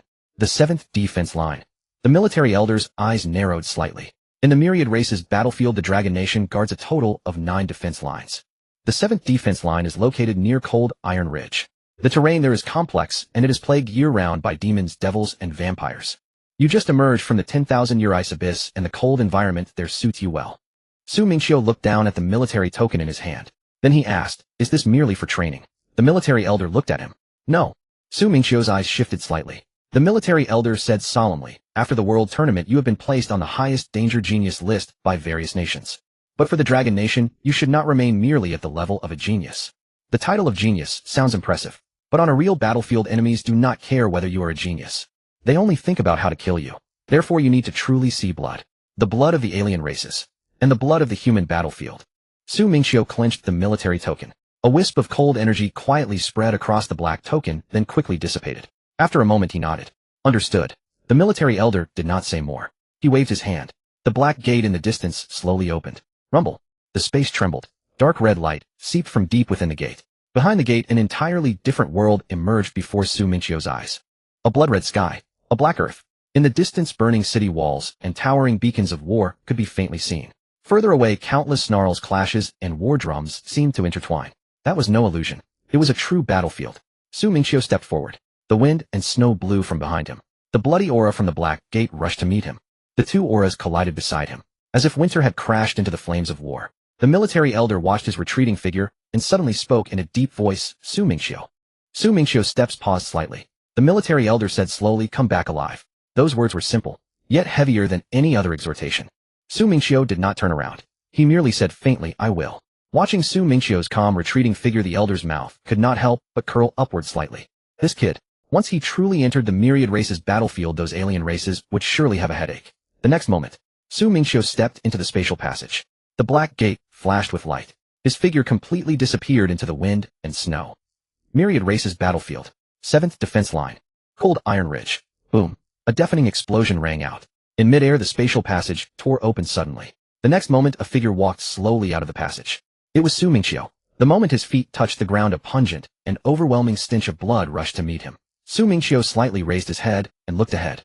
Before him stood a massive black border city. The city walls soared into the clouds entirely black. The walls were covered with dense, intricate marks, sword scars, claw marks, and large patches of charred blackness left by burning flames. Every mark silently told of the brutal slaughter this border city had once endured. Beyond the city walls lay a vast, boundless black wasteland. At the edge of the wasteland, broken mountain ranges could be faintly seen. The sky was dark red. The sun hung at the horizon as if soaked in blood, emitting a depressing and icy glow. Ash floated in the air. When the wind blew, fine dust swept past one's eyes. In the distance, ear-splitting beast roars came from time to time, followed by the muffled explosions after meta-energy cannons boomed. Boom, boom, boom. Each blast caused the earth to tremble slightly. Mingqiu raised his head and looked at the black border city. This was the myriad races battlefield. The 7th defense line. Cold Iron Ridge. His very first step onto the battlefield. Newcomer. Mingqiu turned to look.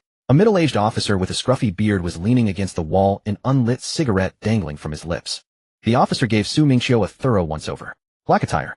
Young. Aura restrained. He didn't seem like a battle-hardened ability user, but rather a gifted student fresh out of university. The officer raised an eyebrow. Name. Mingqiu. Where from? Himing Martial Arts University. The cigarette almost fell from the officer's mouth. He looked at Mingqiu again, his expression turning peculiar. A university student.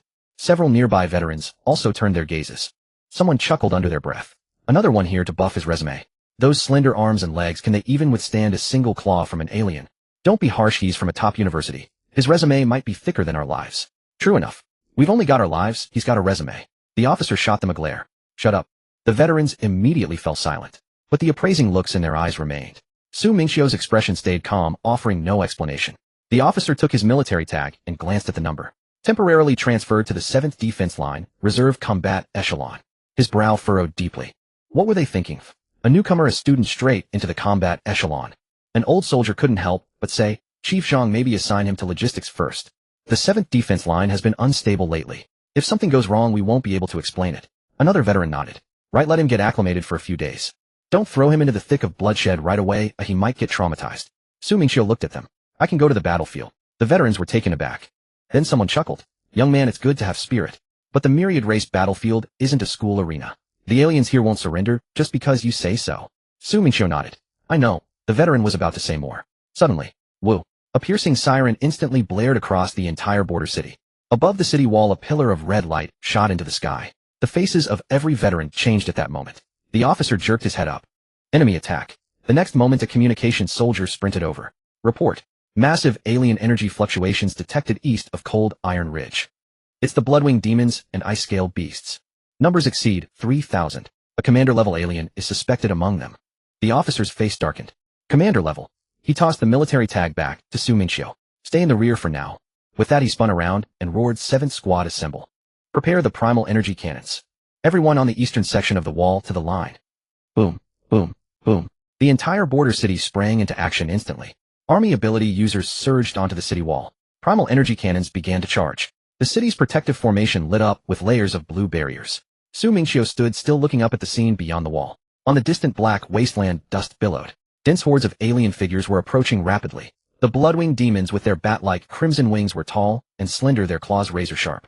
The ice-scale beasts clad in frozen scales charged on all fours with incredible speed. The two species mingled together, surging like a dark red tide toward the 7th defense line. On the city wall, the officer drew his warblade, bellowing fire. Boom. The first volley of primal energy cannons roared. Blue-white beams tore through the sky, slamming heavily into the alien tide. Large swaths of aliens were instantly obliterated, but even more kept charging madly. The blood-winged demons took to the air, dodging the cannon fire. The ice-scale beasts endured the blast with their bodies relentlessly closing in on the wall. A veteran's face twisted in dismay. Are these beasts insane? Attacking the city in broad daylight. Another veteran gritted his teeth. No. They have a commander behind them. As the words left his mouth, from the distant black mist a towering figure slowly emerged. It was a blood-winged demon commander. It stood nearly 3 meters tall, its wings spread wide, spanning over 10 meters. In its hand it held a blood-red bone spear, and curved demonic horns grew from its forehead. It looked up at the city wall, a cruel smile curling its lips. Humans, today we breached the 7th defense line. Its voice was not loud, yet it pierced through the battlefield, clear in everyone's ears. The officer's face was grim. Late-stage commander level. A veteran beside him tightened his grip on his weapon. Chief Jean, can we hold? The officer spat. We hold whether we can or not. The supply city is right behind us. If the 7th line falls, 300,000 civilians die. The veteran fell silent. Then he gripped his blade tighter. Then we fight. Just then, a pack of ice-scale beasts broke through the first artillery barrage, already scaling the outer wall. Their claws latched onto the gaps in the stone, moving with incredible speed. Prepare for close combat. The officer roared. Soldiers on the wall drew their blades. The first ice-scale beast lunged over the parapet, its jaws snapping toward a young soldier. The soldier's face went pale as he hastily swung his blade. But his speed was a fraction too slow. The beast's claws were already upon him. In that critical moment, crack, a crisp sound of freezing suddenly echoed. The ice-scale beast's body froze rigidly in midair.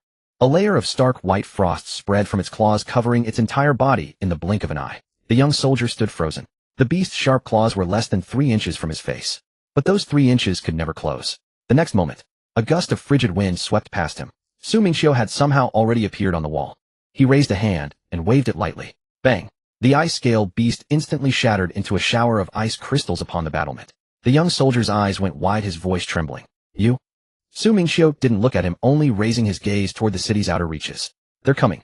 As the words fell, boom, boom, boom, a dozen ice-scale beasts leaped onto the wall simultaneously. The officer turned and saw Mingqiu, his expression shifting sharply. Who told you to come up here? Mingqiu didn't answer. He simply took a step forward. Crack! The chill radiated from his feet, spreading in all directions. The temperature of the entire wall section plummeted. The ice-scale beasts that had just landed instantly froze in their tracks. Their icy scales, normally their strongest defense against low temperatures, failed them. But now, facing Mingqiu's cold, those scales became conduits for the spreading frost. Instead of blocking the chill, they channeled the deep freeze. An intense, bone-chilling cold seeped through their scales and into their bodies. Blood congealed. Limbs stiffened. One ice-scale beast let out a roar, forcing itself to charge at Mingqiu. Mingqiu slowly raised his eyes. His voice was calm. Kneel. Boom.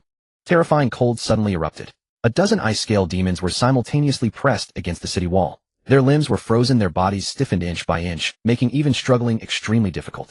The next moment, ice spikes erupted from the ground of the city wall. Uft, uft, uft. A dozen ice-scale demons were pierced through by the ice spikes simultaneously. Their bodies quickly froze, then shattered with a loud crash, turning into a pile of ice fragments. The veteran soldiers on the city wall were all stunned.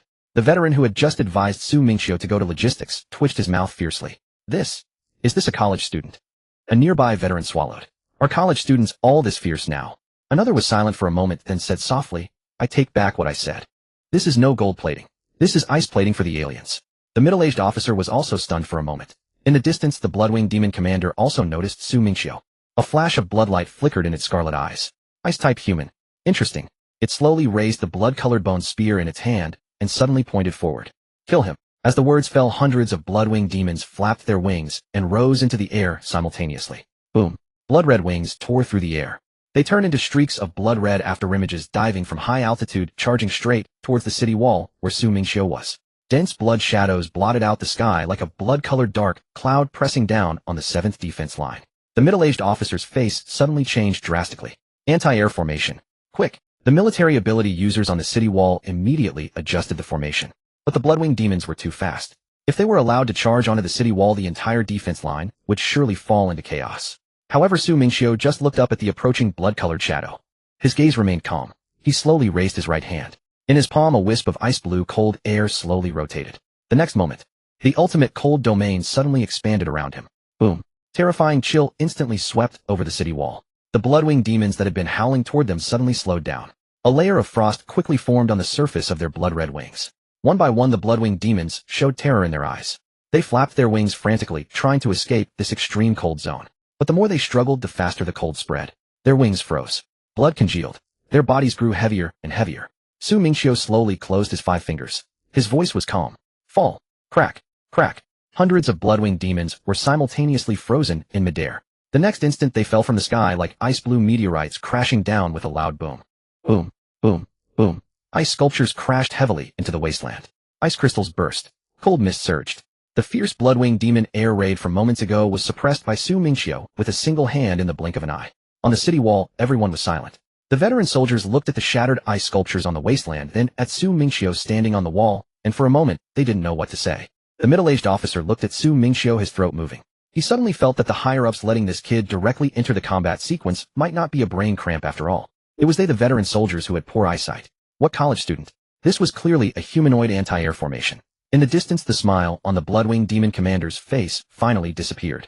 It stared at Su Mingqiu, bloodlight surging in its eyes. After a moment, it tightened its grip on the blood-colored bone spear, and the wings on its back slowly unfurled. A terrifying commander-level aura began to emanate from its body. Human genius. You are worthy of dying by this commander's hand. Boom. The Bloodwing demon commander took a step forward. Its figure instantly disappeared from the spot. The next moment, it appeared above the city wall. The blood-colored bone spear tore through the air with terrifying power, stabbing straight at Su Mingqiu's forehead. The middle-aged officer's face changed drastically. Watch out. Su Mingqiu slowly looked up. The bone spear rapidly enlarged in his pupils. But he did not retreat. He didn't even change his expression. He simply raised his hand. In his palm, cold air rapidly condensed into an ice-blue spear. Boom. The ice spear and the bone spear collided violently. A terrifying shockwave instantly swept across the city wall. The surrounding soldiers' faces changed as they were knocked back repeatedly. The ground of the city wall also cracked with fine fissures under this blow. But Su Mingqiu himself remained standing where he was. He did not retreat, even half a step. A flash of shock appeared in the Bloodwing demon commander's eyes. A young human like you can actually block one of my spear strikes. Su Mingqiu looked at it. Commander level. The Bloodwing demon commander sneered. Scared? Su Mingqiu shook his head. No. It's just that compared to those geniuses in the world tournament, you are a bit more durable. The Bloodwing demon commander's eyes instantly darkened. Those words didn't sound like a compliment. You're asking for death. The Bloodwing demon commander roared. Boom. Blood-colored primal power exploded fully. On the bone spear in its hand, a ferocious demon face appeared. The demon face opened its mouth and roared. Terrifying blood energy instantly spread out. Blood demon piercing heaven. As the words fell, the blood-colored spear tore through the air with a piercing howl, stabbing fiercely at Su Mingqiu. This strike was faster than before. Stronger. And more ruthless. In Su Mingqiu's eyes, an ice-blue glow slowly lit up. The power of the abyssal cold, refined over 10,000 years in the frozen abyss, began to circulate at this moment. The next instant, behind him, a phantom of a bottomless ice abyss seemed to emerge. The ice abyss was silent, dark and cold. Su Mingqiu raised his eyes, his voice calm. Abyssal cold. Seal. Whoosh. The blood-colored bone spear stopped. It stopped just 3 inches in front of Su Mingqiu's forehead. The tip of the spear was inches away, yet it could not advance another inch. The Bloodwing demon commander's pupils suddenly contracted. It clearly felt as if its power was being dragged into a bottomless ice abyss by some invisible force. Blood-colored primal power ceased to flow.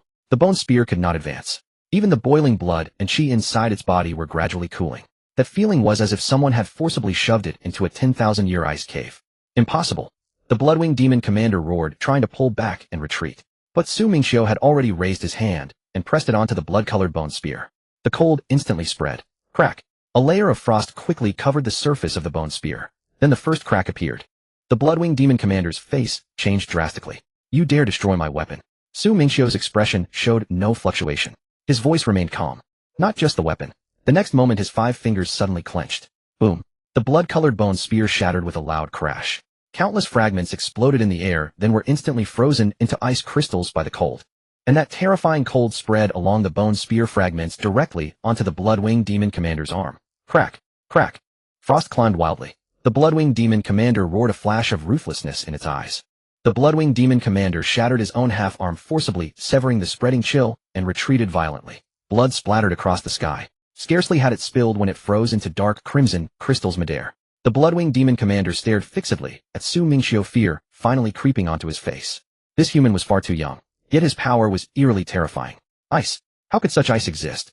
It was about to flap its wings and flee. Su Mingqiu slowly raised his head. Leaving now. His voice was calm, but to the Bloodwing Demon Commander it sounded like death speaking behind him. An instant later Su Mingqiu took a step forward. His figure vanished from the wall. When he reappeared he stood in midair. Blazing cold surged. He raised his hand and swept it down. Black dragon devours heaven. Boom. Endless cold converged violently in the sky. A colossal black ice dragon materialized beneath the blood-red heavens. The black dragon coiled across the sky, exuding a terrifying aura of devouring everything. The Bloodwing Demon Commander's face contorted, and he let out a panicked roar. No! It flapped its wings desperately, its blood-colored primal energy erupting wildly in an attempt to break free from the cold blockade. But no sooner had the blood energy risen than the black ice dragon swallowed it in one gulp. The next moment the black ice dragon dove down. Boom. Terrifying cold instantly engulfed the Bloodwing Demon Commander. His body was completely encased in black ice. Wings frozen. Blood frozen. Primal energy frozen. Even the fear in his eyes was frozen in its final instant. Crack. The Bloodwing Demon Commander turned into a massive ice sculpture plummeting from the sky. Boom. It crashed heavily onto the wasteland beyond the wall. The ground trembled violently. In the next breath the ice sculpture shattered. Countless black ice crystals mixed with dark red blood mist burst in all directions. The commander-level alien. Dead. The entire 7th defense line fell silent instantly. Veterans on the wall stared wide-eyed, their weapons frozen in midair. The Bloodwing Demon Commander who had been so arrogant moments ago had been frozen to pieces by Su Mingqiu in a single move. This was a college student. In the distance the surging alien tide also came to a halt for a moment. Then some alien let out a terrified shriek first. Immediately after the alien army began to retreat. The commander was dead. The air assault force was gone. The ice scale vanguard had been frozen into a ground of fragments. This assault, which had started with such momentum, had been shattered by a newly arrived young man before it could even truly break the 7th defense line. On the wall the veterans stared at the black-clad figure in midair, long silent. The veteran who had said, "A college student can't even withstand one claw of an alien," silently reached out and pulled his helmet down lower. "Cover as much as possible." Someone beside him patted his shoulder and said leisurely, "Old Lu, why aren't you talking now? Weren't you quite the critic just now?" The veteran's mouth twitched violently. "Shut up." That was a pre-battle reasonable doubt. Who knew he'd actually do it for real? The middle-aged officer also remained silent for a long time. Only when Su Mingqiu slowly descended back onto the wall did he take another look at the newcomer. Black clothes. Young. Calm expression. He looked exactly like a student who had just stepped out of a university. But the question was, which student upon arriving at the myriad races battlefield could immediately turn a commander-level alien into an ice sculpture with a single raise of the hand? Was that reasonable? It was not reasonable. Yet it had happened. The middle-aged officer's mouth twitched slightly, and he couldn't help asking, "You're really a student here for training?" Su Mingqiu thought for a moment. Something like that. The middle-aged officer. Something like that. If this was a student, then what was that commander-level alien just now? A mock exam question. The veterans around wore complicated expressions. Moments later someone murmured, "This is no student. This is a moving natural disaster, isn't it?" The middle-aged officer stood at the edge of the wall gazing at the alien tide gradually vanishing in the distance, his expression still grim.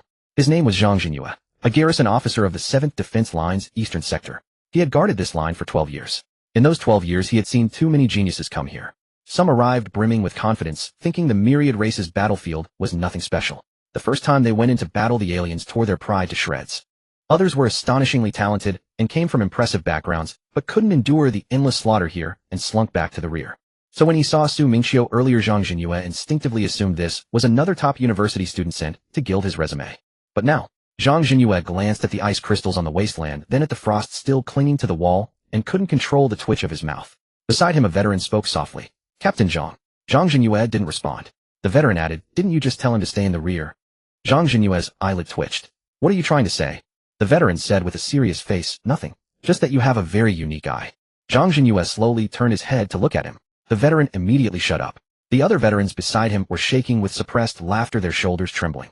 Zhang Jinyue gave a cold snort.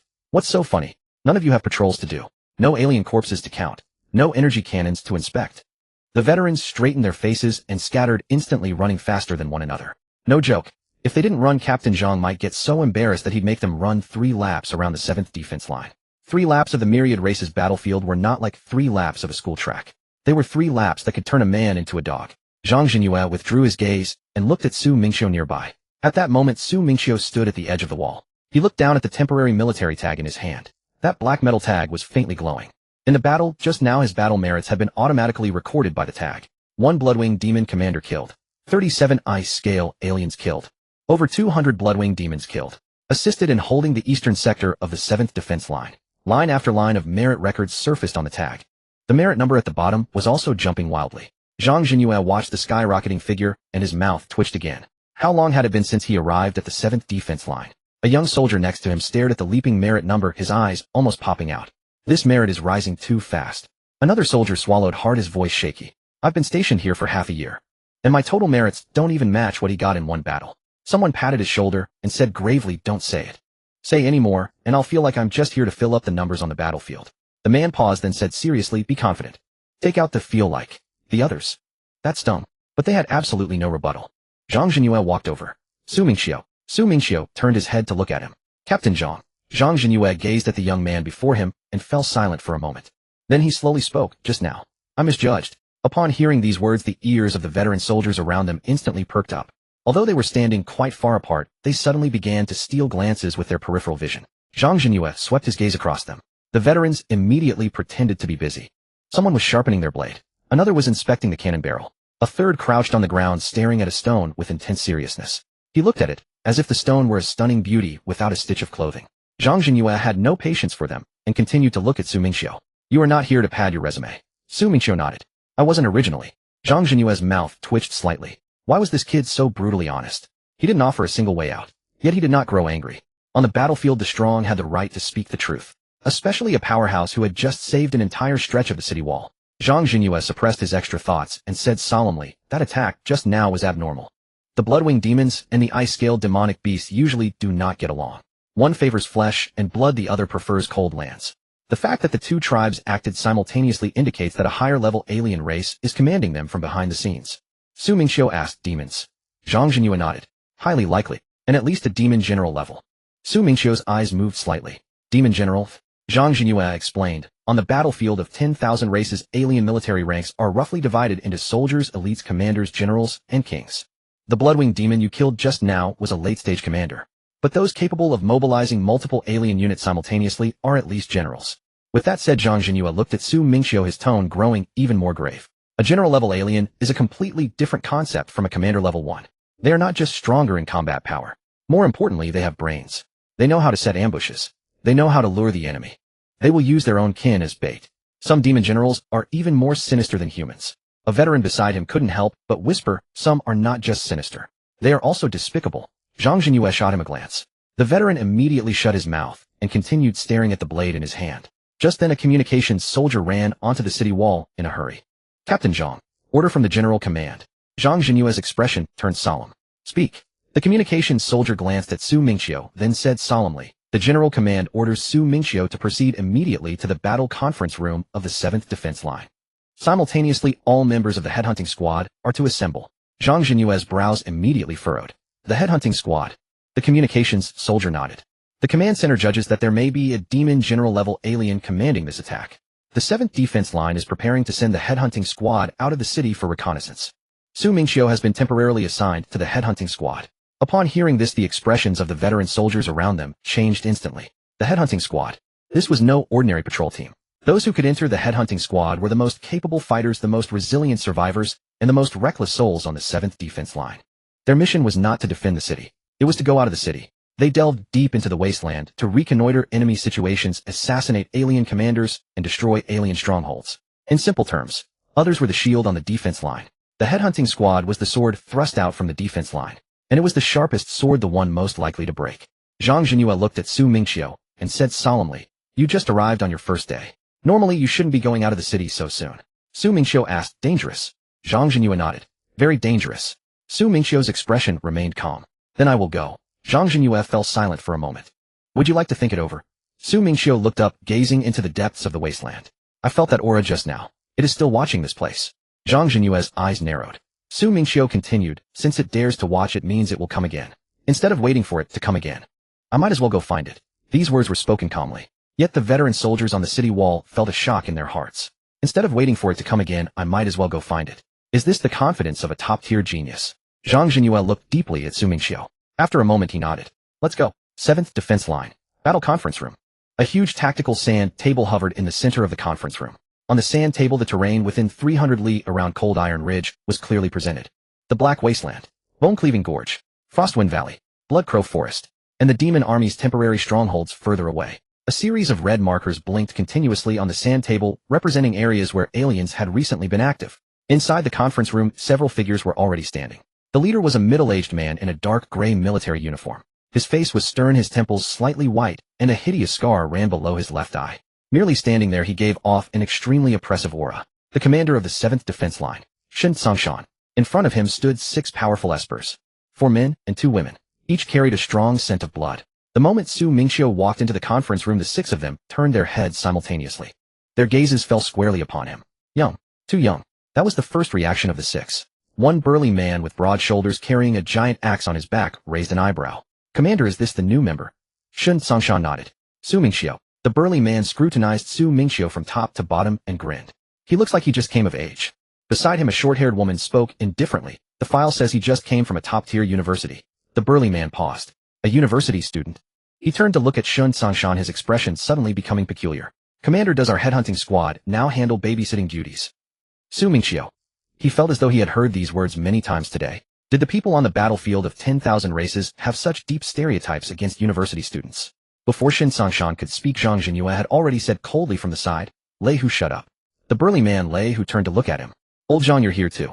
Zhang Jinyue said indifferently. Just now on the eastern city wall, he was the one who held it. The smile on Lei Hu's face stiffened slightly. The short-haired woman's eyes also moved slightly. Shen Tsongshan raised his hand and waved. Next to the tactical sand table, the combat records of the eastern city wall just now immediately appeared. In the footage, Su Mingqiu stood upon the city wall. With a mere gesture, he froze hundreds of blood-winged demons in ice. Then he stepped into the air using his cold energy to seal the blood-winged demon commander, killing it in a single strike. Silence instantly fell over the conference room. The smile on Lei Hu's face froze completely. He stared at the footage for a moment, then looked at Su Mingqiu standing before him.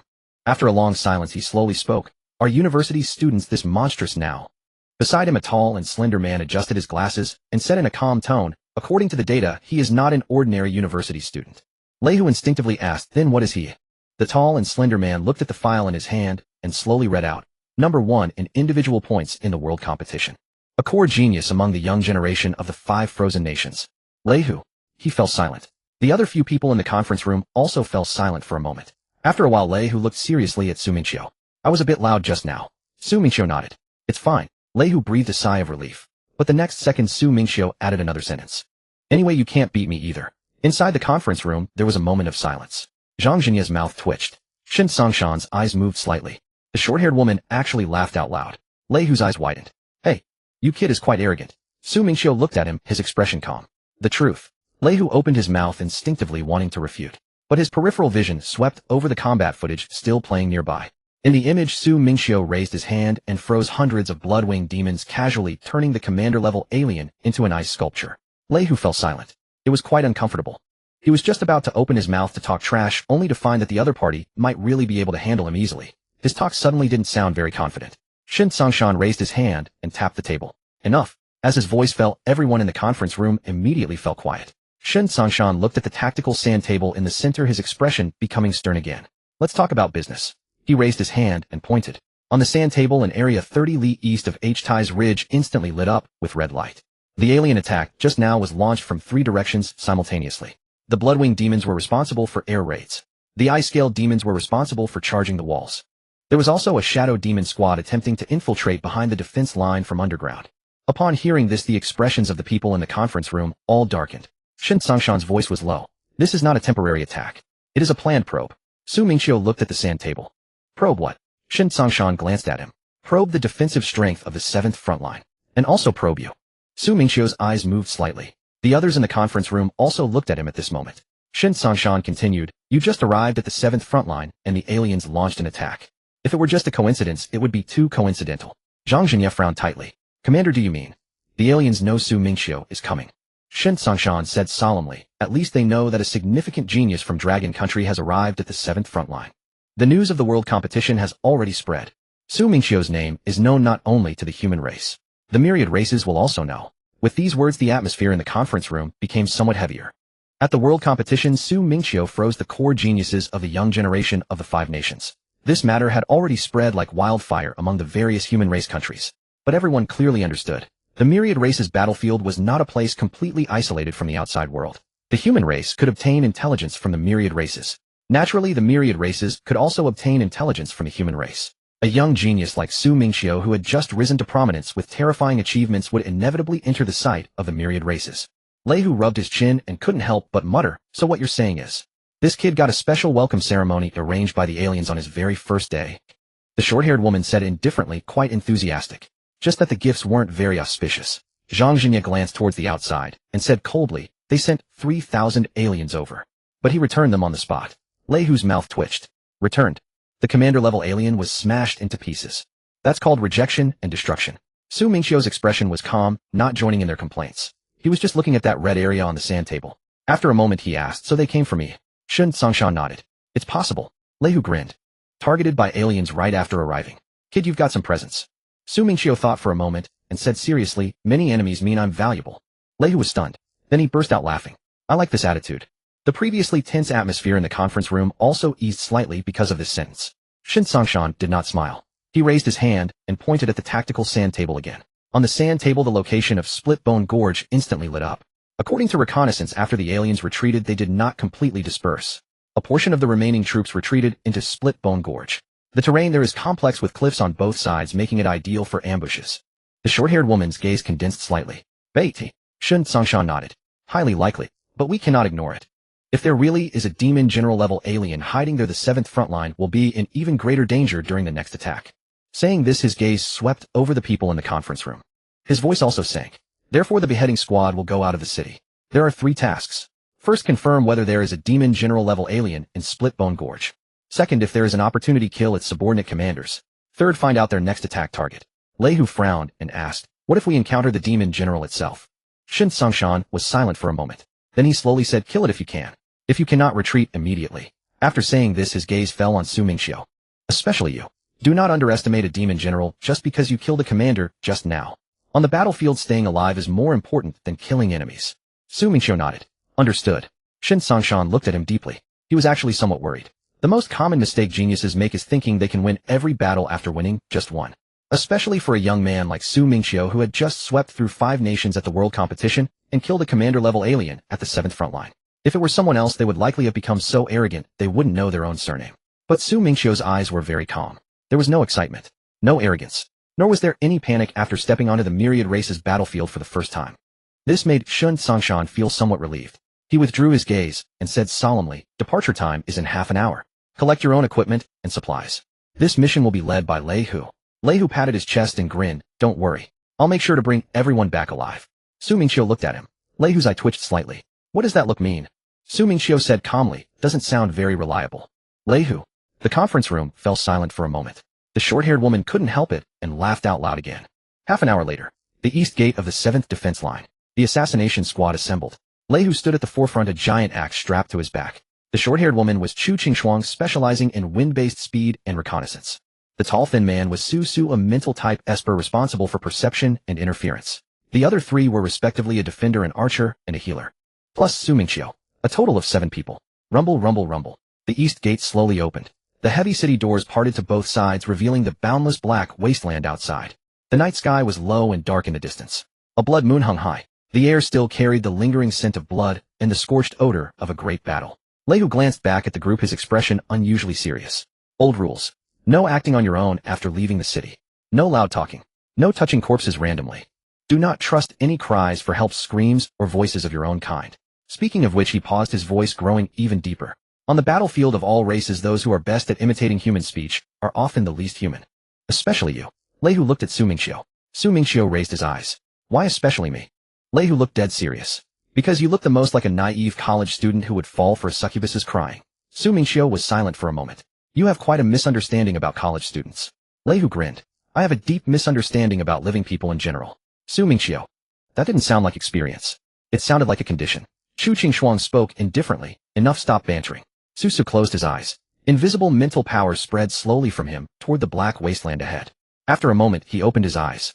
Safe for now. Lei Hu nodded. Move out. With those words, the 7 of them simultaneously dashed out of the east gate. Behind them, the massive city gates slowly closed.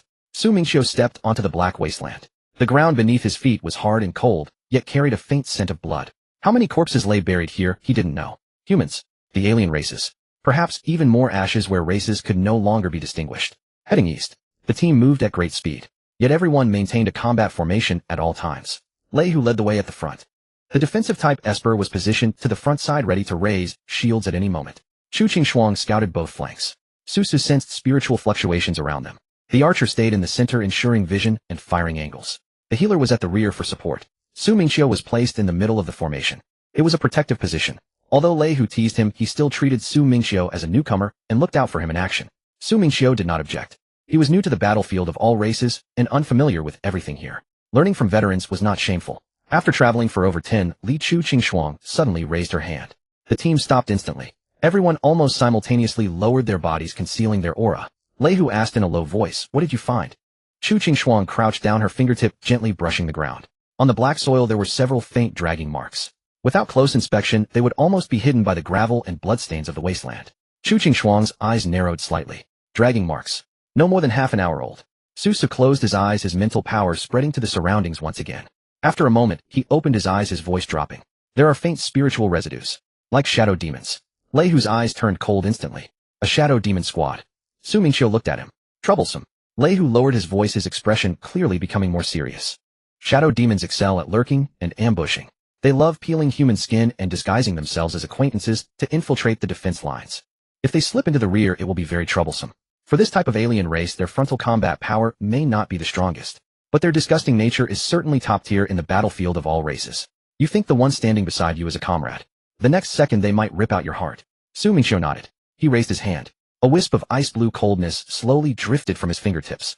The coldness fell upon the ground like a tiny ice snake spreading forward along the dragging marks. Everyone held their breath. After a moment, the wisp of coldness suddenly paused slightly, as if sensing some residual aura. Su Mingqiu looked up, gazing toward the front left. Over there. Chu Qingshuang glanced at him. You can track them? Su Mingqiu replied calmly. The temperature differs where they have walked. Lei Hu blinked. Can your ability be used like a hound? Before the words had barely left his mouth, Su Mingqiu slowly turned his head to look at him. Lei Hu's back suddenly felt cold, and he immediately corrected himself with a serious face. What I mean is, very practical, extremely practical. Chu Qingshuang's lips curved slightly upward. Su pushed up his glasses and said indifferently, Captain Lei, I suggest you say less. Lei Hu snorted coldly. I'm just livening up the pre-battle atmosphere. Su Mingqiu withdrew his gaze and said nothing more. The wisp of coldness continued to extend along the ground. Chu Qingshuang whispered, move. The group immediately adjusted their formation and continued to dash forward along the direction Su Mingqiu indicated. Soon everyone arrived behind a low hill. As they drew near, the scent of blood suddenly intensified. It was not the ordinary residual blood odor of a battlefield. It was fresh, pungent, icy. Below the hill, several human soldiers' corpses lay scattered. Their battle armor had been torn open, their chests covered in claw marks. Even more bizarrely, the skin on their faces had almost been completely peeled off. Only bloody, mangled faces remained exposed to the cold wind of the black wasteland. The female medic's face turned slightly pale. Lei Hu's eyes turned cold instantly. Shadow demons. The two words seemed to be squeezed out through gritted teeth. Su pushed up his glasses, his mental powers silently spreading, his voice pressed extremely low. Be careful. They may not have gone far yet. Before he finished speaking, a corpse on the ground suddenly opened its eyes. On that faceless, bloody visage, a bizarre smile slowly split open. Found you. Boom. In the next instant, black shadows erupted from all around. More than a dozen shadow demons surged out from the shadows cast by those corpses. Their figures were tall and thin, limbs blade-like, skin pitch black, their movements so fast they left only after images. Even more hair-raising was the fact that each of them wore freshly peeled human skin. One shadow demon even wore the face of a Longwa soldier. That face still retained the expression of terror before death, but now it was forced into a twisted grin by the demon. It mimicked a human voice speaking in a hoarse tone, save me. Save me.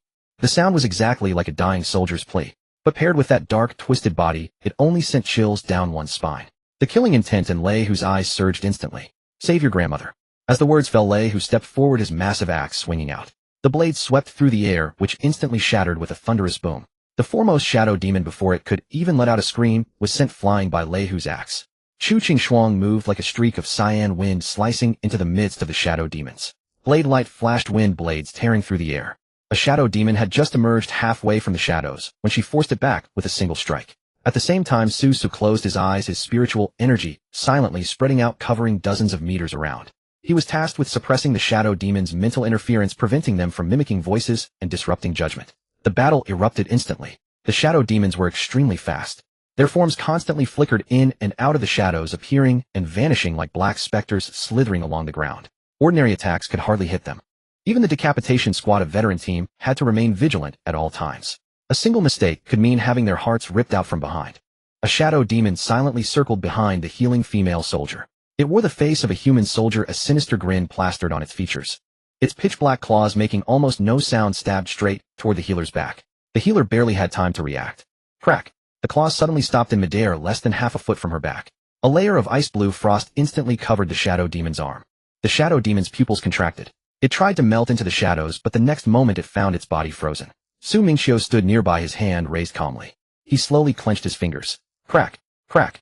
Ice instantly spread from the shadow demon's arm to its entire body. In the span of a single breath, the shadow demon was frozen into an ice sculpture. Then with a bang, the ice sculpture shattered. Even the human face it wore turned into icy shards scattering on the ground. The healer was stunned for a moment. Then she looked at Su Mingqiu and whispered, "Thanks." Su Mingqiu nodded. "You're welcome." Lei Hu, swinging his giant axe, shouted, "Kid, don't just protect the back line. Give us some support up front too." Su Mingqiu glanced at him. "All right." As the words fell, he took a step forward. Boom. Ice blue cold air spread from beneath his feet. In an instant, the surrounding temperature plummeted. Even the distorted shadows on the ground became covered in a thin layer of frost.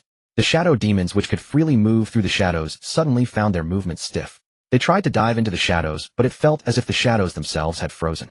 They could no longer slip in. Lei Hu was first stunned, then burst into laughter. "Good kid. Now let's see where they can hide." The shadow demons fell into chaos. Their greatest advantage was using shadows to ambush, but now the shadows were sealed by the cold.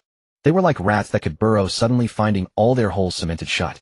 Chu Qingxuang seized the opportunity, turning into a gust of wind and charging into the shadow demon pack. Wind blades slashed horizontally. With a series of wet thuds, 3 shadow demons were torn apart before they could retreat, sent flying backward. On the other side, Lei Hu let out a thunderous roar, his axe crashing down with earth-shattering force. Boom! The ground trembled.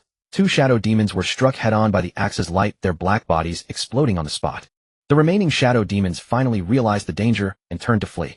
Su Mingqiu simply raised his hand. From beneath the ground, chains of ice blue light burst forth. Crack! Crack! Crack! Those chains, like icy pythons, instantly coiled around the limbs and necks of the remaining shadow demons, dragging them back to their original positions. Su Mingqiu's voice was calm. "Stay." The next moment, cold erupted. All the shadow demons' bodies froze simultaneously. Frost spread rapidly over their pitch-black skin. In the span of a single breath, the remaining shadow demons all turned into ice sculptures. Bang! The sculptures shattered one after another, scattering ice shards across the ground. After a moment, the battle was over. Su Su crouched down and retrieved a black bone fragment from the remains of a shadow demon. The fragment was palm-sized, cold, and rough. On it was carved a crescent-shaped mark. The mark was a dark red, as if soaked in blood, exuding an eerie chill under the night sky. The smile on Lei Hu's face vanished instantly. Dark moon mark. Chu Qingxuang's eyes also turned cold. Dark moon demon general. Su Mingqiu looked at them. Who was that? Lei Hu tightened his grip on his axe, his voice dropping. An old adversary from the 7th defense line. A demon general level powerhouse. Skilled in lurking, luring, and splitting battlefields. Over the past 3 years, 7 patrol teams from the 7th defense line have died at its hands. Even the decapitation squad lost 2 batches of men. Lei Hu's face darkened as he spoke. Clearly that name was no stranger to the 7th defense line. In fact, it was a thorn lodged in everyone's hearts. Su Mingqiu looked down at the black bone fragment. So the aura watching over the 7th defense line, was it that creature? Susa nodded. Very likely. The words had barely fallen when a low horn sound came from the direction of Liguxia Gorge in the distance. Woo, woo. The sound seemed to come from deep underground. Muffled, eerie, carrying an indescribable sense of pressure. Everyone's expressions changed simultaneously. Lei Hu looked up sharply at the dark silhouette of the gorge in the distance. Liguxia Gorge. Chu Qingxuang's voice turned cold. It's luring us over. Lei Hu tightened his grip on his axe, killing intent surging in his eyes. Even if we know it's a trap, we have to go. Otherwise, next time it'll set the trap right at the doorstep of the 7th defense line. He turned to Su Mingqiu. Kid, are you afraid? Su Mingqiu didn't answer immediately. He just looked into the distance. In the darkness above the direction of Liguxia Gorge, a dark red crescent moon seemed to slowly emerge. That powerful aura flickered and vanished again. Cold, gloomy, carrying undisguised provocation, as if telling them, it was there, dare to come then come. In Su Mingqiu's palm a wisp of ice blue cold air slowly rose. Not afraid. Lei Hu looked at him, then suddenly grinned. Good, you've got guts. He hefted his axe, turned, and looked toward Liguxia Gorge. Let's move. The 7 of them reformed their ranks, and then dashed toward Liguxia Gorge. Liguxia Gorge was located 70 li southeast of the 7th defense line. Seen from above, the gorge looked like a wound torn open by some ancient beast's claws. Narrow, deep, ominous. The cliffs on both sides were as steep as knives, the rock pitch black, covered in dense white bone patterns. Under the night sky, the entire gorge exuded an indescribable chill. Wind blew from the depths of the gorge. Woo, woo. The sound was low and eerie. Lei Hu walked at the very front, his giant axe already gripped tight. Though he was usually talkative, the moment he entered the mission area, his entire demeanor shifted instantly. No idle words. No banter. Only the vigilance and composure of a veteran soldier. Chu Qingshuang moved with a light figure, landing soundlessly, always drifting along the left flank of the formation. Su Su closed one eye, his invisible spiritual power spreading outward like a spiderweb. The shield warrior carried a heavy war shield guarding the healing female soldier in front. The archer Zhao Lai stood at the rear of the formation, his fingers always resting on the bowstring, ready to strike at any moment. Su Mingqiu walked in the middle of the team. In the center of his palm, a wisp of ice blue cold energy flickered faintly. He could sense that the temperature here was strange. It was not merely cold. Rather, it was a chilling cold. Suddenly, Lei Hu raised his hand. Everyone instantly stopped. He lowered his voice. Listen. The group held their breath. From deep within the canyon, a faint voice drifted over. Help. Is anyone there? Save me. The voice was very weak. Intermittent. It sounded like a gravely wounded human soldier, hiding in the darkness, struggling to survive. The healing female soldier's expression changed slightly, and she instinctively wanted to step forward. Lei Hu grabbed her shoulder. Don't move. The healing female soldier gritted her teeth. But that voice. Lei Hu's eyes turned icy. What did I just say? The healing female soldier's body stiffened. Do not believe any cries. Do not believe any pleas for help. Do not believe any sound that resembles a human. On the battlefield of 10,000 races, the ones best at mimicking human speech are often the least human. Lei Hu looked at Su Su. Can you sense it? Su Su closed his eyes. His spiritual energy probed forward along the canyon. After a moment, his expression darkened slightly. There are life fluctuations ahead, but they are chaotic. They seem human, yet not human. Lei Hu let out a cold laugh.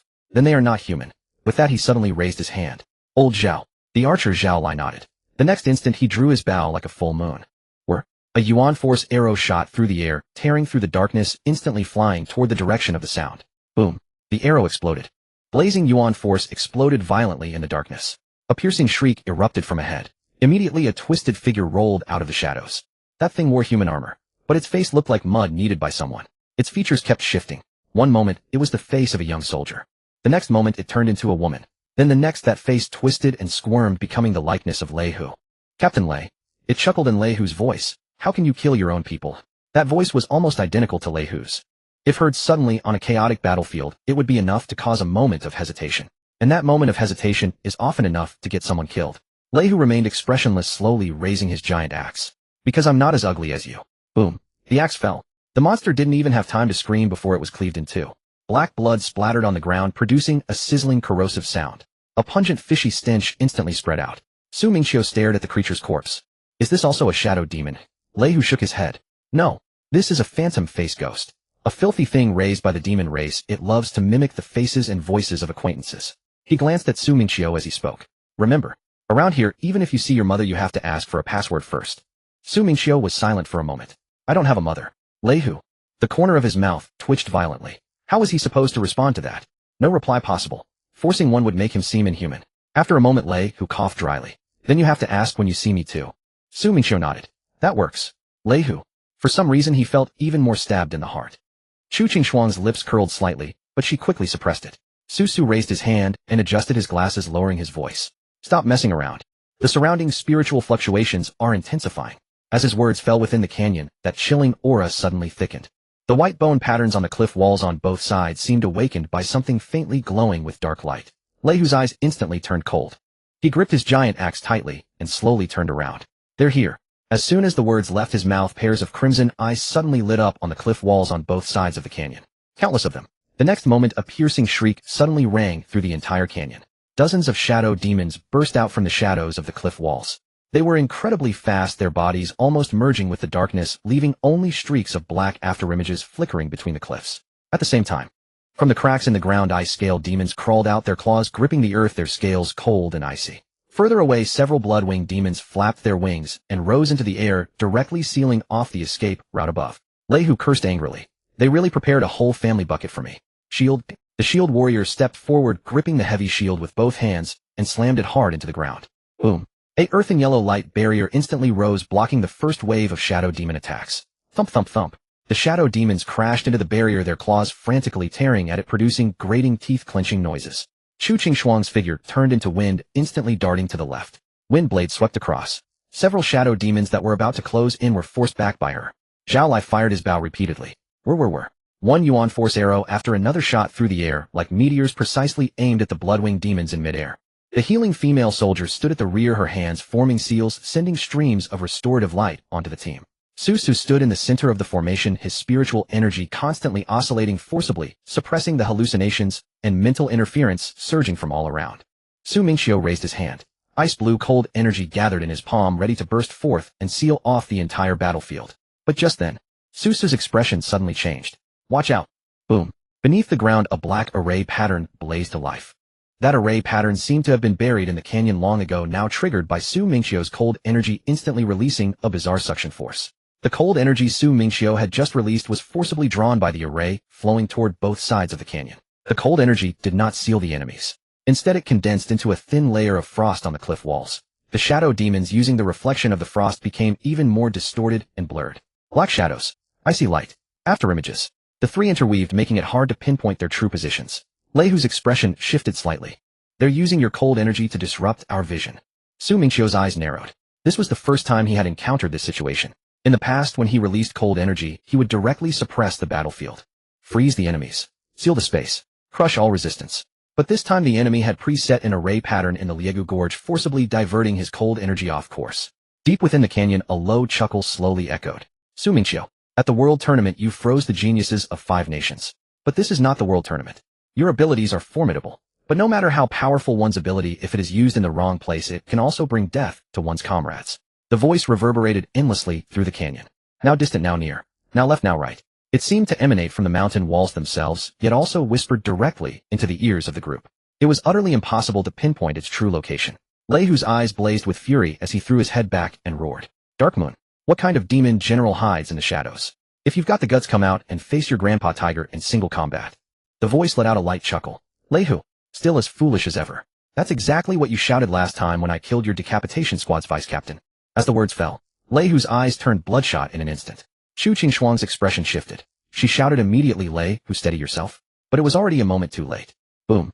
Lehu's inner chi erupted violently. A furious gale of energy blasted outward from his body as his massive battle axe swung in a wide arc, sending the surrounding frost scale fiends flying. The next moment he had already charged forward. Dark Moon, I'll kill you. Mingqiu frowned. Just as he moved to follow, the black runic array beneath his feet lit up again.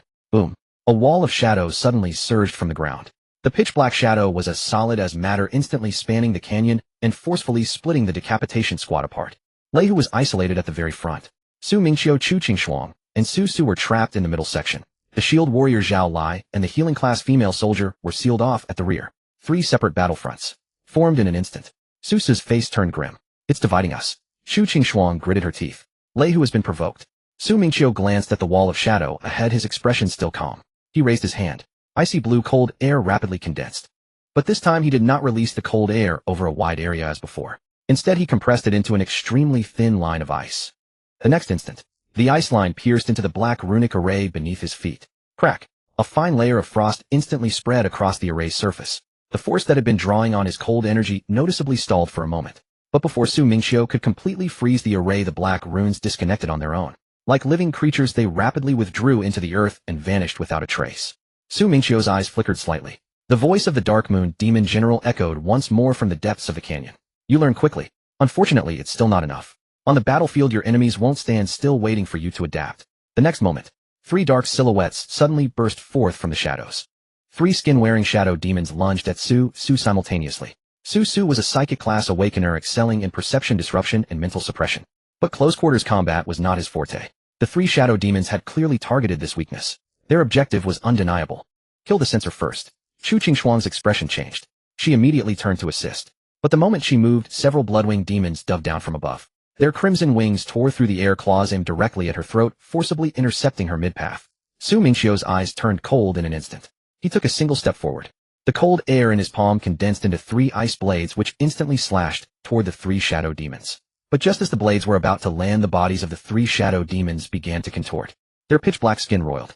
The human skin draped over their faces rapidly shifted. In the next moment, they simultaneously transformed into the likeness of 3 Dragon Kingdom soldiers. Each face bore an expression of agony and terror. "Don't kill me. I'm from the Dragon Kingdom. Save me." Their voices were shrill. Their expressions were desperate. Had it been an ordinary awakener, there might have been a moment of hesitation. But Su Mingqiu's gaze didn't waver in the slightest. "I'm your grandpa." As the words fell, hand raised, blade fell, crack. 3 ice blades swept through in an instant. Before the 3 shadow demons could even scream, their bodies were covered in frost. In the next instant, bang, bang, bang, the 3 shadow demons exploded into a cloud of ice crystals. From the rear battlefield, a startled cry came from the healing class female soldier. Su Mingqiu whipped around. From behind the shadow wall, the shield warrior was being slammed backward by several frost scale fiends, his heavy tower shield carving 2 deep trenches into the ground. Zhao Lai was also suppressed by the bloodwing demons from above, arrows firing continuously, but unable to turn back and assist. And behind the healing class female soldier, a corpse slowly stood up. The corpse wore a Dragon Kingdom military uniform with a gaping hole in its chest, hollow inside, no heart. But its face was completely intact. The moment the healing class female soldier saw that face, her entire body froze. Her pupils trembled, her voice shaking. "Brother." The corpse grinned, revealing a stiff and eerie smile. "Little sister, don't you recognize me?" Lei Hu roared from the front. "Don't believe it. That's not your brother." But the female soldier's eyes had already turned red. That was her biological brother. 3 years ago he died on the myriad races battlefield. No remains were ever found. Deep down she knew this couldn't be real. She knew the thing before her was merely imitating him.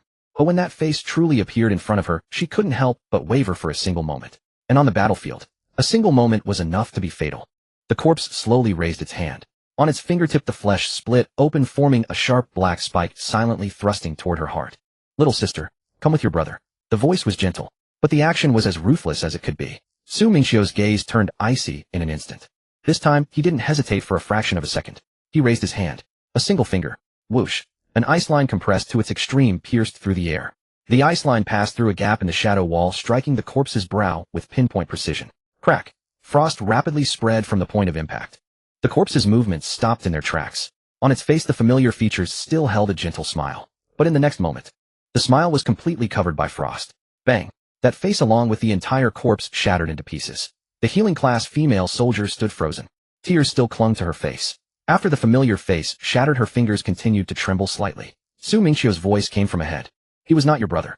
The healing class female soldier clenched her jaw. "I know." She took a deep breath and wiped away her tears. When she raised her head again, her gaze had regained its resolve. "Thank you." Su Mingqiu said nothing more. He slowly closed his eyes. In the next moment, the cold energy within his body began to circulate. But this time it was not an eruption, not a sweeping wave, nor was it like before directly freezing the entire battlefield. Instead it sank into the earth, silent and imperceptible. The ice-blue cold energy seeped through the rock crevices, following the residual traces of the runic array, spreading bit by bit throughout the entirety of Bonecrack Canyon. No violent display, no earth-shattering force, yet far more dangerous. The Dark Moon Demon General seemed to sense something. Deep within the canyon, that voice rippled for the first time. Su Mingqiu opened his eyes. An icy blue light slowly flickered to life in his eyes. "You do enjoy hiding in the shadows," he said, raising a hand as a thread of frigid air coalesced in his palm. His voice was calm, yet it sent the temperature of the entire canyon plummeting. "Then I shall freeze the shadows themselves." Booming crack. The frigid air erupted instantly. But this time it did not surge outward. Instead it rose in reverse from the depths of the earth. Every shadow within the bone-split canyon was now blanketed in a layer of frost. The shadow demons clinging to the cliff faces were forcibly exposed. Hidden array patterns beneath the ground surfaced, writhing like black vipers pinned into the rock straight up by the biting cold. The shadow wall dividing the battlefield began to tremble violently. Crack. The first fissure appeared. Seeing this, Thunder Tiger let out a furious roar. "Good lad. I knew you had it in you," he bellowed. His massive axe swept in a wide arc, cleaving through 2 ice-scale demons before him, then slammed into the shadow wall. Boom. The shadow wall shattered. The 3 sections of the battlefield, front, middle, and rear, were reconnected. The decapitation squads swiftly regrouped. Thunder Tiger returned to the front bearing fresh wounds, yet radiating an even more ferocious aura. He glanced at Su Mingqiu. "Had a rough time back there." Su Mingqiu nodded. Thunder Tiger grinned. "Good. That's how it should be. That's the first lesson of the myriad races battlefield." Su Mingqiu looked toward the canyon's depths. "Understood." The Dark Moon Demon General's voice echoed once more. This time, however, it held less mockery. Impressive. To break my shadow array on your first foray. Truly worthy of the human prodigy who left the geniuses of 5 nations in the dust. Thunder Tiger sneered, Dark Moon, the array is broken. Why not come out and face us? The shadows deep within the canyon churned. A tall, slender figure slowly emerged from the darkness. It wore black demonic armor, curved horns sprouting from its head, and a long cloak sewn from shadow demon hide draped over its shoulders. Its eyes, a dark crimson, resembled twin crescent moons. The Dark Moon Demon General. It had finally shown itself. Its aura was not wild. It was in fact quite placid. Yet the moment it appeared, every shadow in the canyon seemed to come alive. Thunder Tiger tightened his grip on his axe, his voice low. Finally decided to show your face. The Dark Moon Demon General surveyed the group, its gaze finally settling on Mingqiu. I initially intended merely to test you. Now I have changed my mind. Mingqiu asked, want to kill me? The Dark Moon Demon General smiled. No, I want to take you alive and bring you back to the demon race. Thunder Tiger scoffed, quite the ambition. The Dark Moon Demon General stated calmly, hence I came well prepared. As its words faded, blood-red runes blazed to life above the bone-split canyon. Hovering in the air, they intertwined instantly, weaving a net that enveloped the entire gorge. Boom. The whole of Bone-Split Canyon shuddered. In that moment, the very air around them felt heavy and oppressive. Susa's face changed dramatically. The space is sealed. Chu Qingshuang gripped her short blade, her gaze turning icy. Our retreat route is gone. Thunder Tiger exhaled, hefting his axe onto his shoulder. He surveyed the rising blood-red runes, and instead of despair, a grin spread across his face.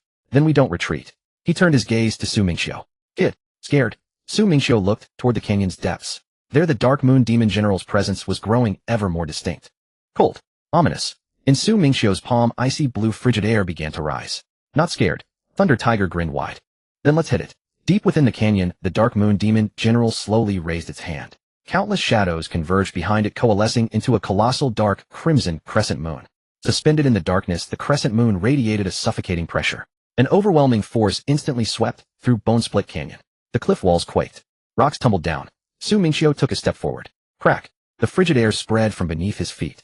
A layer of frost rapidly covered the black rock, clashing starkly with the surrounding blood-red runes. Behind him, a phantom image of a bottomless abyss of frost slowly materialized. Icy. Lifeless. The amusement in the Dark Moon Demon General's eyes deepened. Come then. Let me see if your abyss of frost can freeze my Dark Moon. Boom. The Dark Moon descended. The abyss of frost rose. In an instant, the entire Bone-Split Canyon was torn between 2 diametrically opposed forces. On one side, pitch-black shadow. On the other, extreme glacial cold. Standing deep within the canyon, the Dark Moon Demon General let the dark crimson crescent moon behind it rotate slowly. With each inch it turned, the shadows in the canyon twisted further. The cliff walls, the ground, the corpses, the scattered rocks. Every place where a shadow could be cast seemed to awaken in that moment. Thunder Tiger gripped his axe, his expression more grave than ever. Stay sharp, everyone. Dark Moon is a bastard who excels at killing through shadows. The words had barely left his mouth when the shadows on the ground suddenly erupted. Whoosh, whoosh, whoosh. Over a dozen black spikes shot up from beneath their feet. A shield warrior roared, slamming his shield into the ground with both hands. Boom. An earthen yellow barrier shot up, blocking most of the black spikes. Yet a few spikes curved around the shield, lunging from the side toward the healing female soldier. Chu Qingshuang's eyes turned cold. Her form moved like the wind, instantly appearing beside the healer. Her short blade flashed in a series of rapid cuts. Slash, slash, slash. The shadow spikes were shattered, but the fragments didn't dissipate. Instead, they writhed in the air, reconverging into dozens of sinister black claws. Susa's face darkened. These things can reform. Thunder Tiger spat a curse.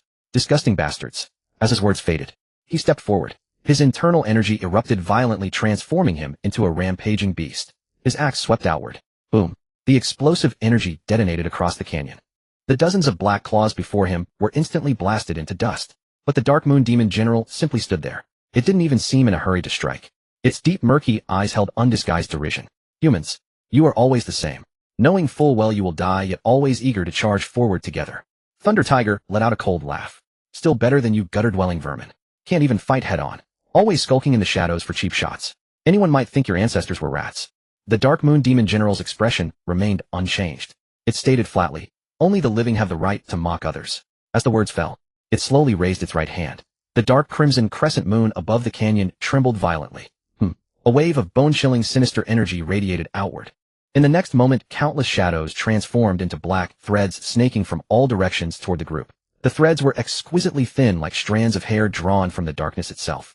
They moved with incredible speed.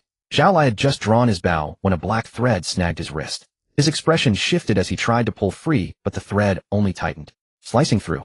A bloody gash opened on his wrist instantly. The healing female soldier immediately raised her hand, a green spiritual light descending to stop the bleeding. But more black threads were already surging in. Leihu roared, "Don't let yourself be entangled." The group scattered immediately. However, Su Mingqiu remained standing where he was unmoving. His gaze was fixed on the dark red crescent moon behind the Dark Moon Demon General. The Dark Moon Demon General had not yet attacked with its true body. It had been draining the group's strength through shadows. Not because it was weak, but because it was sufficiently cautious. Every shadow within the bone-cleaving gorge was its weapon. The shadows of the mountain walls. The shadows of the scattered rocks. The shadows of the corpses. Even the shadows beneath the group's own feet. As long as that dark moon remained unbroken, this gorge would forever be its home turf. Su Mingqiu slowly raised his hand. Cold energy condensed into ice blades slicing toward the black lines in all directions. Crack. The black lines were encased in ice. Then they shattered. But soon even more black lines emerged from the shadows, densely packed, seemingly endless. The Dark Moon Demon General watched him and chuckled softly. "Su Mingqiu, your ice is indeed formidable. But how much can you freeze? Every inch of darkness here is my power. Unless you can freeze the entire bone-cleaving gorge." Su Mingqiu's expression remained calm. "It can be done." The Dark Moon Demon General's eyes paused slightly. The next moment, Su Mingqiu stepped forward. Boom. Ice blue cold energy spread frantically from his center along the ground. The mountain walls on both sides of the gorge. The ground fissures. The shadows of fragmented stones. The broken corpses. All places covered in darkness quickly grew a thick layer of frost in that instant. Those black threads constantly emerging from the shadows were forcibly frozen in midair. Each black line hung rigidly still. Seeing this, Leihu burst into laughter. "Excellent. Brothers, clear the path." As soon as the words fell, he gripped his giant axe tightly, his entire body's chi and blood surging violently. The ground beneath his feet collapsed instantly. Boom. In the next instant, Leihu charged forward. Mountain-crushing strike. The giant axe rose high. Fierce chi and blood wrapped around the axe blade, striking down at the Dark Moon Demon General with immense force. The Dark Moon Demon General looked up. Before him, a shadow barrier instantly rose. Boom. The giant axe struck the barrier. A terrifying shockwave exploded, causing the entire bone-cleaving gorge to hum with vibrations. The shadow barrier trembled violently, yet it did not shatter immediately. Leihu roared, his arm muscles swelling, sinews bulging like coiled dragons. "Shatter for me." Crack. The shadow barrier split open. At the same moment, Chu Qingshuang attacked from the side. Her figure transformed into several afterimages. Her short blade slashed through the darkness, aiming directly for the Dark Moon Demon General's throat. The Demon General retreated backward. Its shadows churned beneath its feet. In the next instant, it seemed to merge directly into the ground, vanishing completely. Chu Qingshuang's strike missed. Her eyes changed sharply. "Something's wrong." Su immediately spoke. "It has relocated." Almost at the exact same moment, from the shadows behind the healing-type female soldier, a pitch-black figure slowly emerged. The Dark Moon Demon General appeared silently behind her. Its 5 fingers formed a claw, striking directly for her heart. "Kill the healer first." Its voice was icy cold. Murderous intent ran deep. The healing-type female soldier's face changed sharply.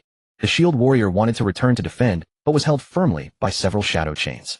The ground beneath his feet cracked from the pressure, yet he was still a step too slow.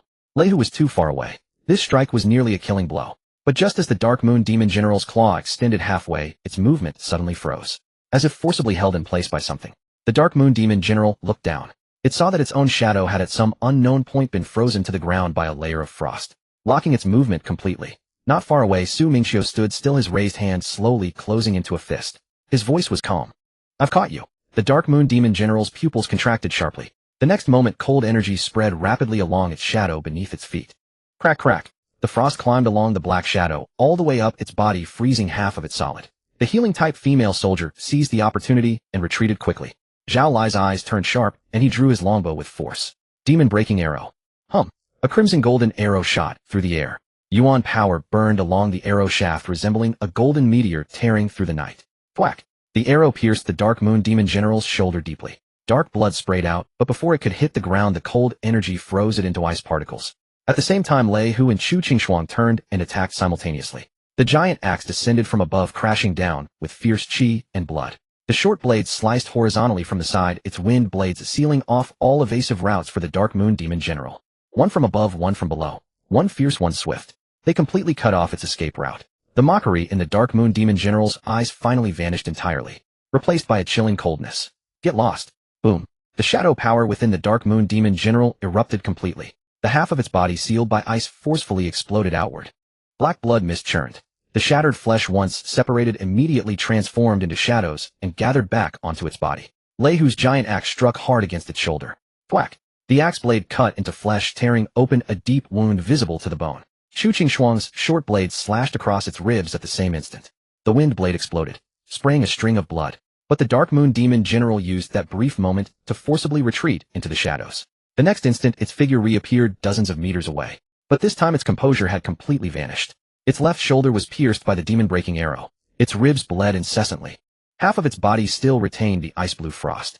That frost, like a persistent parasite, did not dissipate immediately even as it used shadow power to constantly wash over it. The Dark Moon Demon General's eyes darkened. It stared fixedly at Su Mingqiu. In that previous instant, it had actually been locked by this human youth. Not sealing its body, not freezing its power, but directly pinning its most proficient shadow. That was the most terrifying aspect. If Su Mingqiu were not killed today, this human youth would become 10 or even 100 times more dangerous in the future. The Dark Moon Demon General slowly raised its head. Its voice turned completely cold. You cannot be left alive. It raised both hands. Above the gorge, that dark red crescent moon began to slowly descend. Rumble. The entire bone-cleaving gorge trembled violently. Countless shadows surged from the mountain walls, the underground, and the corpses converging into that dark moon. The dark moon grew larger and larger, heavier and heavier. The terrifying pressure caused everyone's expressions to shift simultaneously. Su grunted in pain. His mental power struck a trickle of blood escaping the corner of his mouth. It's going all out. Lei Hu hoisted his giant axe, gritting his teeth. Then we attack together and shatter it. Su Mingqiu raised his hand to stop him. Lei Hu frowned. Kid. Su Mingqiu looked at the falling dark moon, his eyes calm. You all step back. Chu Qingxuang looked at him. You alone, eh? Su Mingqiu nodded. Yes. Lei Hu's expression darkened. Don't show off. This thing is not like that, Commander. Su Mingqiu glanced at him. I know. Therefore, it's time to end this.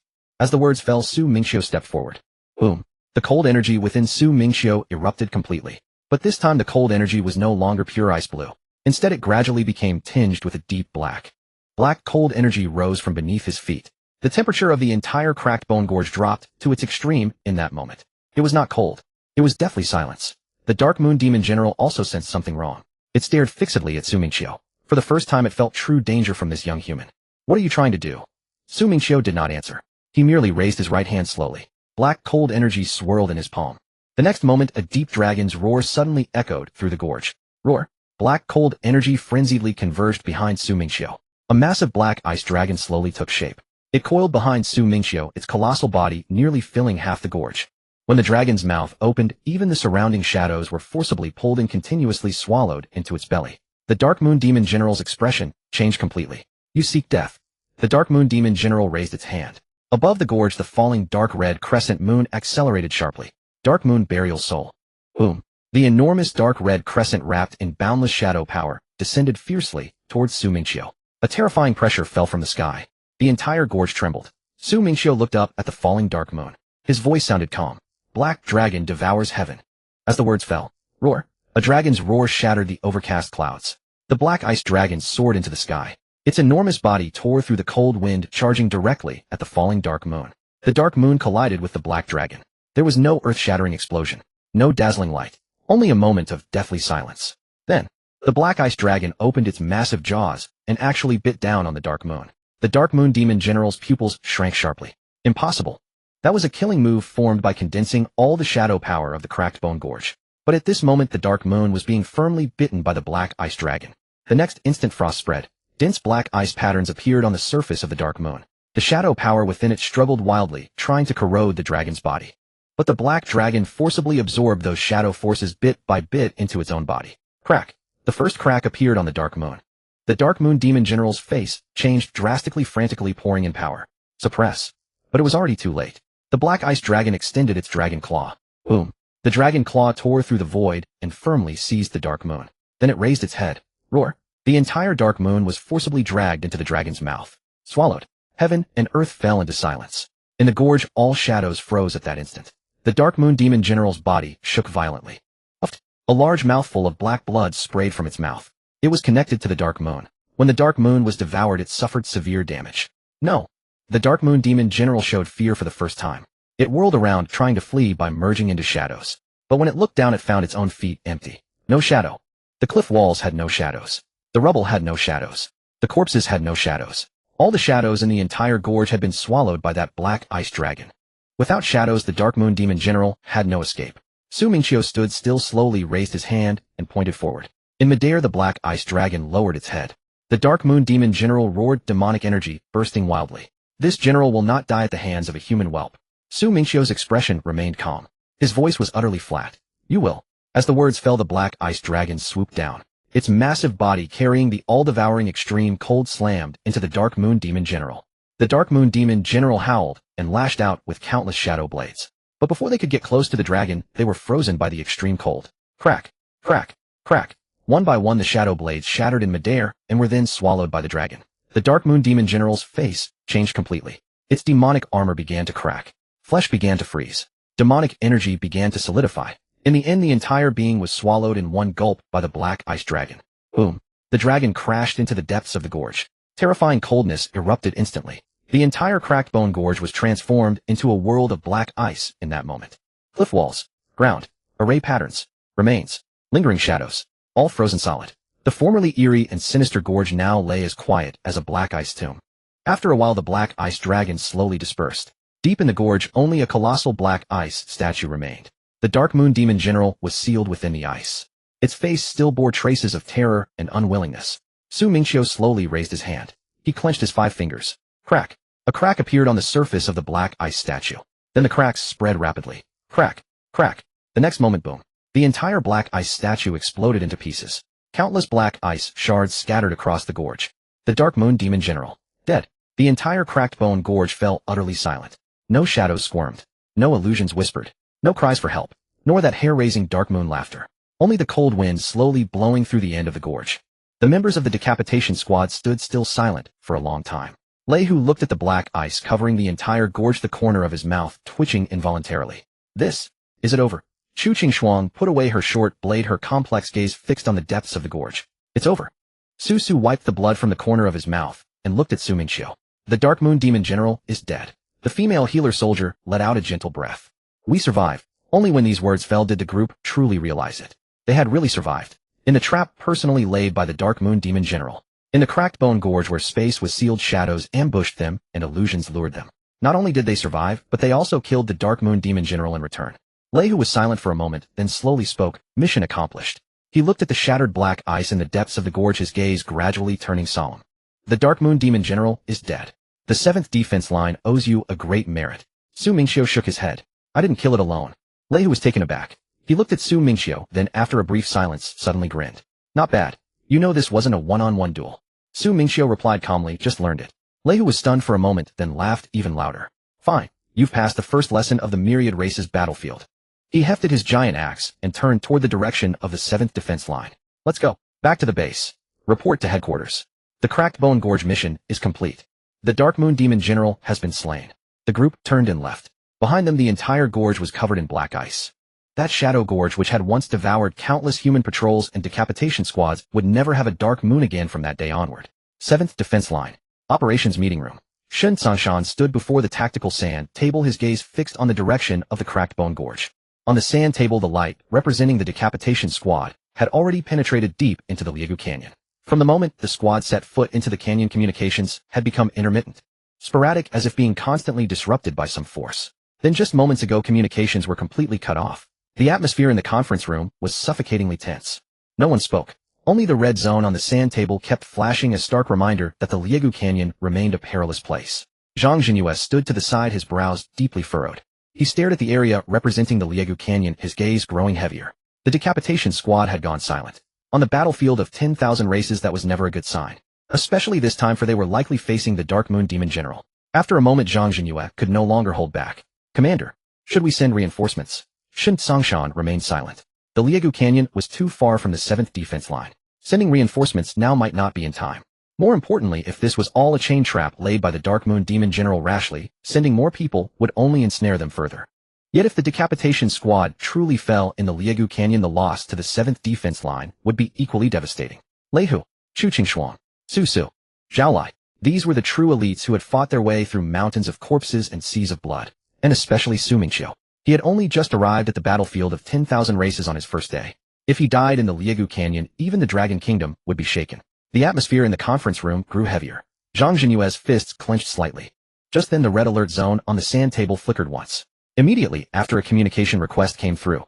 Shen Sangshan jerked his head up. Connect. A hum sounded. The light screen lit up. Lei Hu's blood-streaked face appeared in the frame.